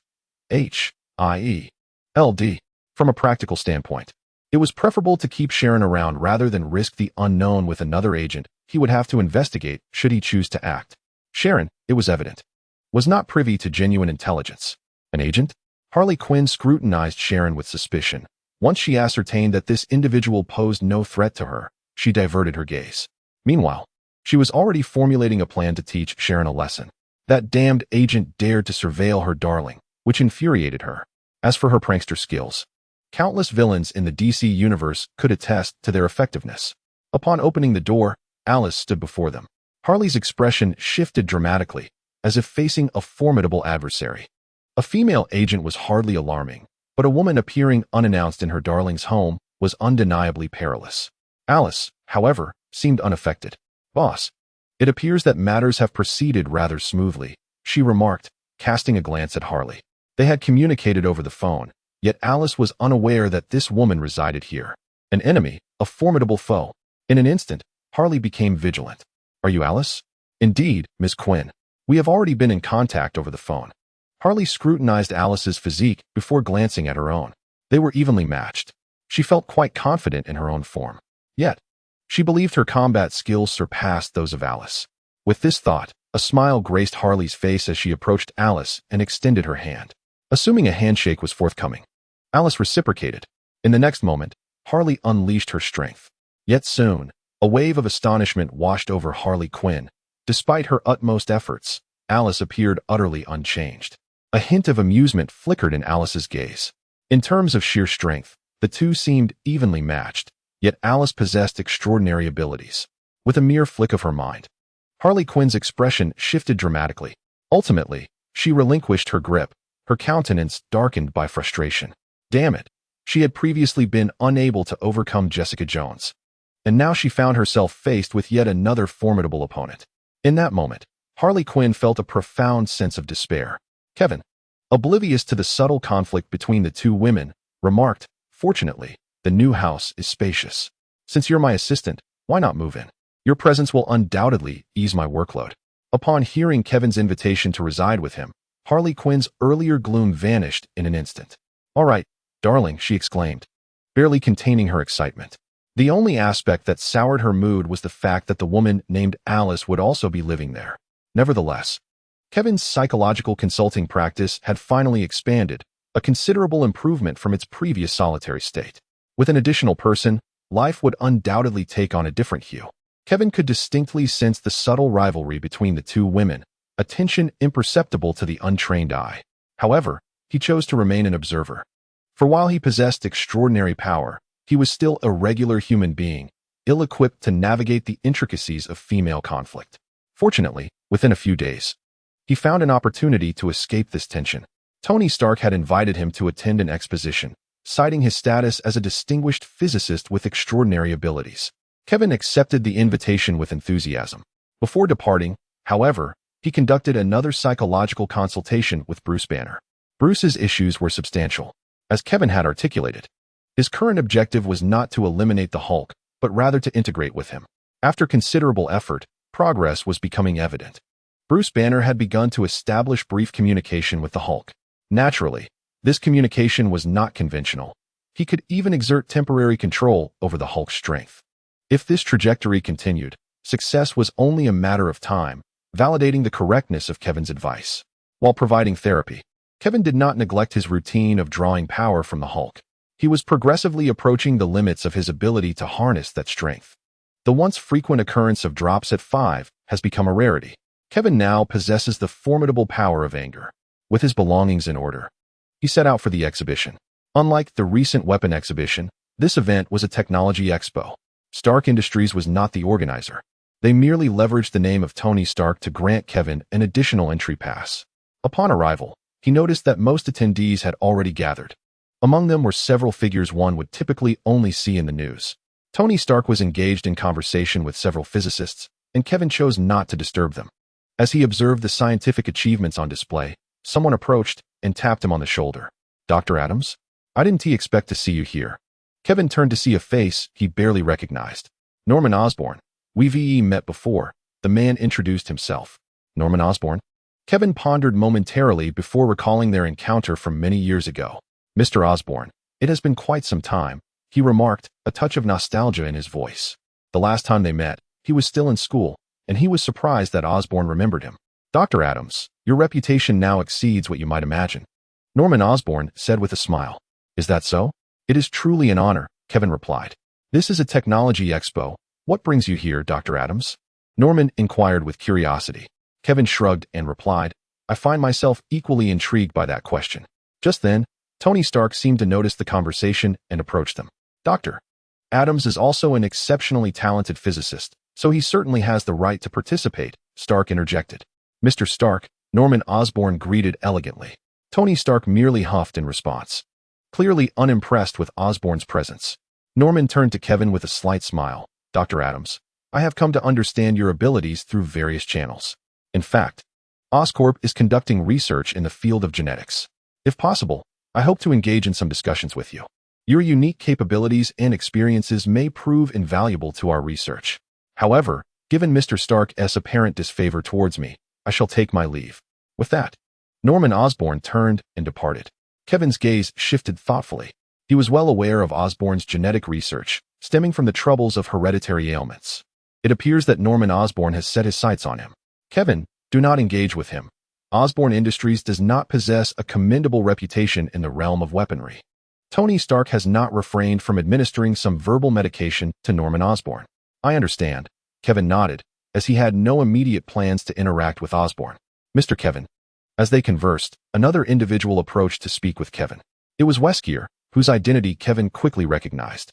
After all, this was a technology expo, and the array of notable figures present was vast. Weskier nodded, then inquired, "Mr. Kevin, I wonder how you have contemplated our previous proposal?" "It was undoubtedly a decision aimed at mutual benefit. I regret to inform you that I have no such intentions. Moreover, the last individual who sought me out was far from amiable. I tend to be more receptive to gentler approaches," Kevin replied. Weskier's gaze sharpened. "That is indeed unfortunate. In that case, I shall not impose further. Should you reconsider, Mr. Kevin, feel free to reach out. My offer remains open at any time." With that, Weskier turned and departed. Not just them, but several company executives also approached to greet Kevin. Tony Stark observed this scene with a somewhat peculiar expression. Once they were alone, he remarked, "I did not anticipate you were acquainted with so many people." Kevin chuckled, "Of course. You must understand that connections are among the most valuable resources in this world." Tony Stark scoffed. "No matter how many inept individuals there are, they remain inept. The advancement of technology requires brilliance, not mediocrity." Naturally, he would not admit to lacking friends. Meanwhile, after Weskier's departure, he retreated to a corner to make a phone call. Let the plan commence. Chapter 115. Are there vampires in this world? Umbrella is not idle. Despite years of intentional suppression by the Walt Group and the initial lack of access to the most essential components of the solar ladder during the company's inception, Umbrella's collective efforts have yielded commendable research outcomes. The T-virus is one of their products, and the enhancement serum is a byproduct of their path to success. Additionally, there are the G-virus and other achievements. They have concealed their advancements deeply, never revealing them until the Walt Group encountered difficulties, prompting government officials to gradually shift their attention toward Umbrella. This provided them with a rapid opportunity for development. as many experiments are challenging to succeed without the tacit approval of high-level government officials. With the call from Westgear, the Umbrella headquarters began to spring into action. Initially, they hoped to acquire the research materials from the Water Group through Kevin Adams peacefully. However, since peace seemed unattainable, they resorted to less amicable means. The Reaper project was officially launched. Kevin was still engaged in a discussion with Tony, sharing their insights. They were destined to disagree on such matters. Nevertheless, there was one point on which Kevin found Tony Stark to be correct. While he believed that the development of the world required the efforts of countless individuals, the advancement of technology indeed necessitated a select few top-tier geniuses to unlock the doors to progress. Yet, Kevin had no intention of conceding. To admit defeat like Tony Stark? Heaven knows how long he would revel in that victory. That was not Kevin's desire. Amid their conversation, Tony Stark suddenly interjected, "Kevin, the agents from S.H.I.E.L.D. informed me that you predicted an extraterrestrial race would invade Earth." Kevin raised an eyebrow. He did not believe Tony would be unaware. However, it was surprising that Tony knew this came from him, suggesting that S.H.I.E.L.D.'s foundations were rather murky. Such intelligence agencies often operated in the shadows. Much like Amanda Waller's Suicide Squad initiative, there were undoubtedly far better methods to achieve their objectives, yet they invariably chose the most irksome approach, believing it afforded them control over the situation. Indeed, I did mention that. In fact, it was merely a coincidence from a dream. I trust S.H.I.E.L.D. has not explicitly stated that I am certain this event will occur, Kevin replied. No, they haven't. Tony shook his head. However, Kevin, your coincidence has certainly caused quite a stir in New York. The government has even activated its emergency protocols for major metropolitan areas. While it may seem quiet now, if a crisis arises, forces will be coordinated and deployed within a day. Kevin chuckled. That is no longer my concern. I merely inform those who ought to be aware of potential future crises. It is far better to be prepared now than to find ourselves without options when trouble arises. Is it not? That is a valid point, Tony sighed. What a tumultuous time we live in. Just then, Kevin's gaze sharpened as he pointed to the side and inquired, "Tony, who is that?" Tony glanced over and explained, "I'm not entirely sure, but it seems to be one of the heads of this exhibition." "What's the matter?" Tony was puzzled, unsure why Kevin was paying attention to this individual. "It's nothing," Kevin replied. Kevin shook his head, offering no explanation. Tony, however, was indifferent. He was not one to meddle in others' affairs. As the expo concluded, the crowd dispersed. Just as Tony intended to invite Kevin to accompany him, Kevin smiled and said, "I have some matters to attend to, so I fear I cannot join you at Stark Tower." In response, Tony Stark, with a hint of arrogance, remarked, "Hey, Dr. Adams. You're overthinking it. I had no intention of inviting you to Stark's. Since you have other commitments, I shall take my leave." With that, Tony Stark revved his sports car and drove off. Meanwhile, Kevin silently trailed the expo coordinator he had previously noticed, his eyes gleaming with intrigue. There was something amiss about this individual. Was he truly human? Once the venue was empty, Coordinator Simon, accompanied by two others, drove towards the outskirts. Today had yielded fruitful results. If this continued, the clan would soon thrive once more.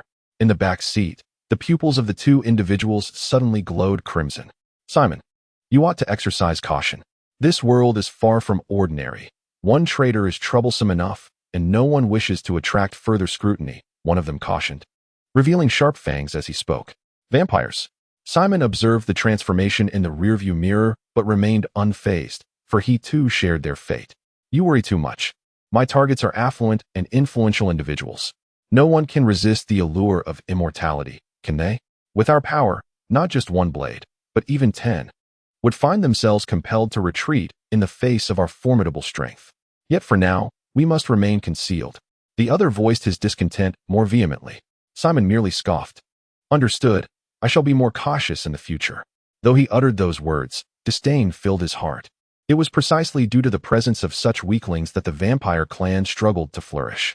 Since his transformation into a vampire, he had swiftly discovered an unparalleled ecstasy, eternal life, and immense power, alongside the opportunity to cultivate his progeny. This fueled his belief that the future world would inevitably be governed by vampires. What of Superman? This world was one of technology. When the forces of the vampire clan intertwined with advanced science, even Superman would be insignificant in his eyes. Yet unbeknownst to him, as they approached their destination, Kevin was stealthily following them from a distance. At the moment the two individuals revealed their vampiric traits, he perceived everything with remarkable clarity through his enhanced vision. After all these years, he had never anticipated that vampires truly existed in this world. In a realm populated by various superheroes, the survival pressures on vampires are indeed formidable. Now that he had witnessed such a phenomenon, he certainly would not let the opportunity slip by. Although he held no particular concern for the actions of this race, his curiosity regarding such an unfamiliar being was immense. Following the trio, Kevin halted before a bar, glancing at its name, Crimson Knight. The title left little to the imagination. He mused. However, emboldened by his exceptional skills, he felt no trepidation. Once the three entered, he followed suit. The security personnel stationed at the entrance regarded him with peculiar expressions, but offered no objections. Upon entering, a wild dance party unfolded before him, with everyone present lost in frenzied movement. Even Simon and his companions quickly adapted to the vibrant rhythm of the venue. Kevin approached the bar and requested a Bloody Mary. Considering it the beverage that most closely resembled blood, the bartender glanced at him, a smirk playing at the corners of his mouth. A Bloody Mary? We don't serve that here. Oh, what do you have then? Kevin arched an eyebrow, reasoning that a bar must possess some offerings. The bartender turned away, beginning to concoct a drink. Soon, with a resounding thud, a glass was forcefully placed upon the bar. It contained a vividly red concoction, reeking of blood. Is this blood? Crimson Mary. You may give it a taste. The bartender grinned. Although the names were similar, one was a mix of alcohol, while the other was a blend of blood. The malice was unmistakable. Accompanied by the bartender's laughter, the patrons seated nearby also displayed mischievous smiles. Tris, pour me a Crimson Mary as well, a woman called out. Right away. The bartender, identified as Tris, promptly replied, commencing the preparation of another drink. Throughout this process, several individuals fixated on Kevin, their eyes gleaming with unmasked, mocking greed. Before long, a glass of Crimson Mary was placed on the bar. The woman lifted it and gulped it down in one swift motion, blood trickling from the corner of her mouth, creating an eerily beautiful spectacle. Hey there, handsome. Why aren't you drinking? The woman flirtatiously inquired, casting a sultry glance in Kevin's direction. He maintained a composed demeanor. I find myself somewhat intrigued. Is the blood drawn from living individuals or acquired from the hospital? This bears significance for his forthcoming actions. The woman chuckled. Oh, young man, you possess quite a bold heart. However, rest assured, this blood is sourced solely from the blood bank. But have you ever pondered why we consume blood? As she spoke, her eyes transformed into a crimson hue, and her 4 fangs were revealed. We are, after all, the noble bloodline, she exclaimed with laughter. The young man remained remarkably composed. Could it be that he had been rendered speechless by fear? Observing Kevin's expressionless demeanor, which seemed almost frozen, some erupted in laughter while others mocked him.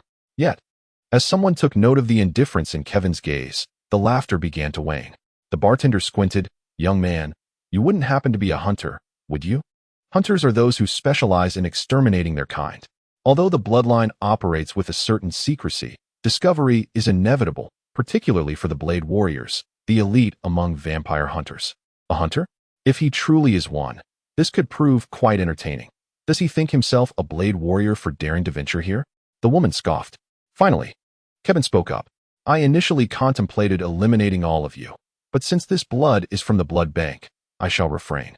His words instantly provoked discontent among the assembly. Just as one individual prepared to retaliate, a vampire emerged at the center of the stage, causing the music in the bar to cease abruptly. With a sweeping gesture, he proclaimed, Fellow kin, our bloodline has existed for countless years, predating even humanity itself. Yet, with the advancement of technology, we have lost our former grandeur. Do you yearn to witness the resurgence of our bloodline? His words elicited a chorus of cheers throughout the bar. Even those who had moments ago intended to confront Kevin now gazed at him with fervor. Subsequently, he clapped his hands, and several vampires appeared, restraining a few humans. Kevin's pupils constricted, and a hint of coldness flickered in his eyes. It seemed they indeed resorted to cannibalism. He refrained from immediate action upon his arrival. He had already seized control of the situation. No one would murder before his gaze. He needed to ascertain the motives and origins of these vampires. While it would be easy to slay the vampires present, the bloodline itself was far from simple. The vampire on stage delivered a passionate speech. much of which was ethereal and vague, yet it contained fragments of valuable information. For instance, they planned to initiate a blood god scheme. It is said that once the plan is realized, vampires will dominate the world. Kevin remained skeptical about this notion. Most crucially, from the vampire's discourse, he discerned the mention of Raccoon City. Kevin's gaze sharpened. Raccoon City was regarded as Umbrella's testing ground. This implied a probable connection between the two. Just as he intended to listen further, a sudden barrage of gunfire erupted. Alongside the gunshots, numerous vampires emitted anguished cries before their bodies disintegrated into ash. Blade Runner. The vampire on stage bellowed furiously. Everyone, unite and vanquish him. Kevin furrowed his brows and glanced toward the entrance. He beheld a robust man wielding a firearm, a sword strapped to his back, advancing into the fray. Damn that fellow, today marks your doom. Blade Runner roared. Despite the multitude of vampires present, there was no trace of fear in his eyes. A swarm of vampires lunged at him, yet under his unparalleled mastery of slaughter, they could not approach him. Eventually, the vampire on stage frowned. He exchanged a glance with those behind him. Several vampires nodded, releasing the trembling humans, and joined the assault. Vampires, too, have their distinctions. The earlier vampires were merely ordinary ones, but these were true elites. With their intervention, Blade Runner was compelled to discard his submachine gun and draw the silver longsword from his back. As the blade danced, several elite vampires found themselves at a disadvantage. Humph! The vampire leader scoffed, leaping into the fray. This time, Blade Runner finally felt the weight of pressure. Blade Runner, since you dare to intrude upon our clan meeting, you shall remain here. Butler. Blade Runner's expression turned grave. This was a particularly formidable opponent. He had initially received word of a gathering of vampires, but he had not anticipated Butler's presence here. His troubles had just escalated. Soon, under Butler's assault, numerous wounds appeared on Blade Runner's body. The brawl quickly encroached upon the bar where Kevin was situated. As a vampire crashed heavily onto the bar, Kevin rose to his feet. A battle amongst vampires. I thought I could enjoy the spectacle for a while. Must you truly compel me to join the fray? Upon hearing Kevin's voice, Butler's expression turned stern. Another unexpected development. However, it was of no consequence. Not everyone is a formidable blade warrior. Thus, his command was singular: eliminate him. The blade warrior's pupils constricted. Humans? In the next moment, he leaped forward, intercepting the vampire that was lunging at Kevin. Damn it, this is a battle you cannot partake in. Leave this place at once. Upon hearing this, a smirk graced Kevin's lips. A battle I cannot partake in? Kevin's eyes narrowed, and in the next instant, a deafening explosion resounded.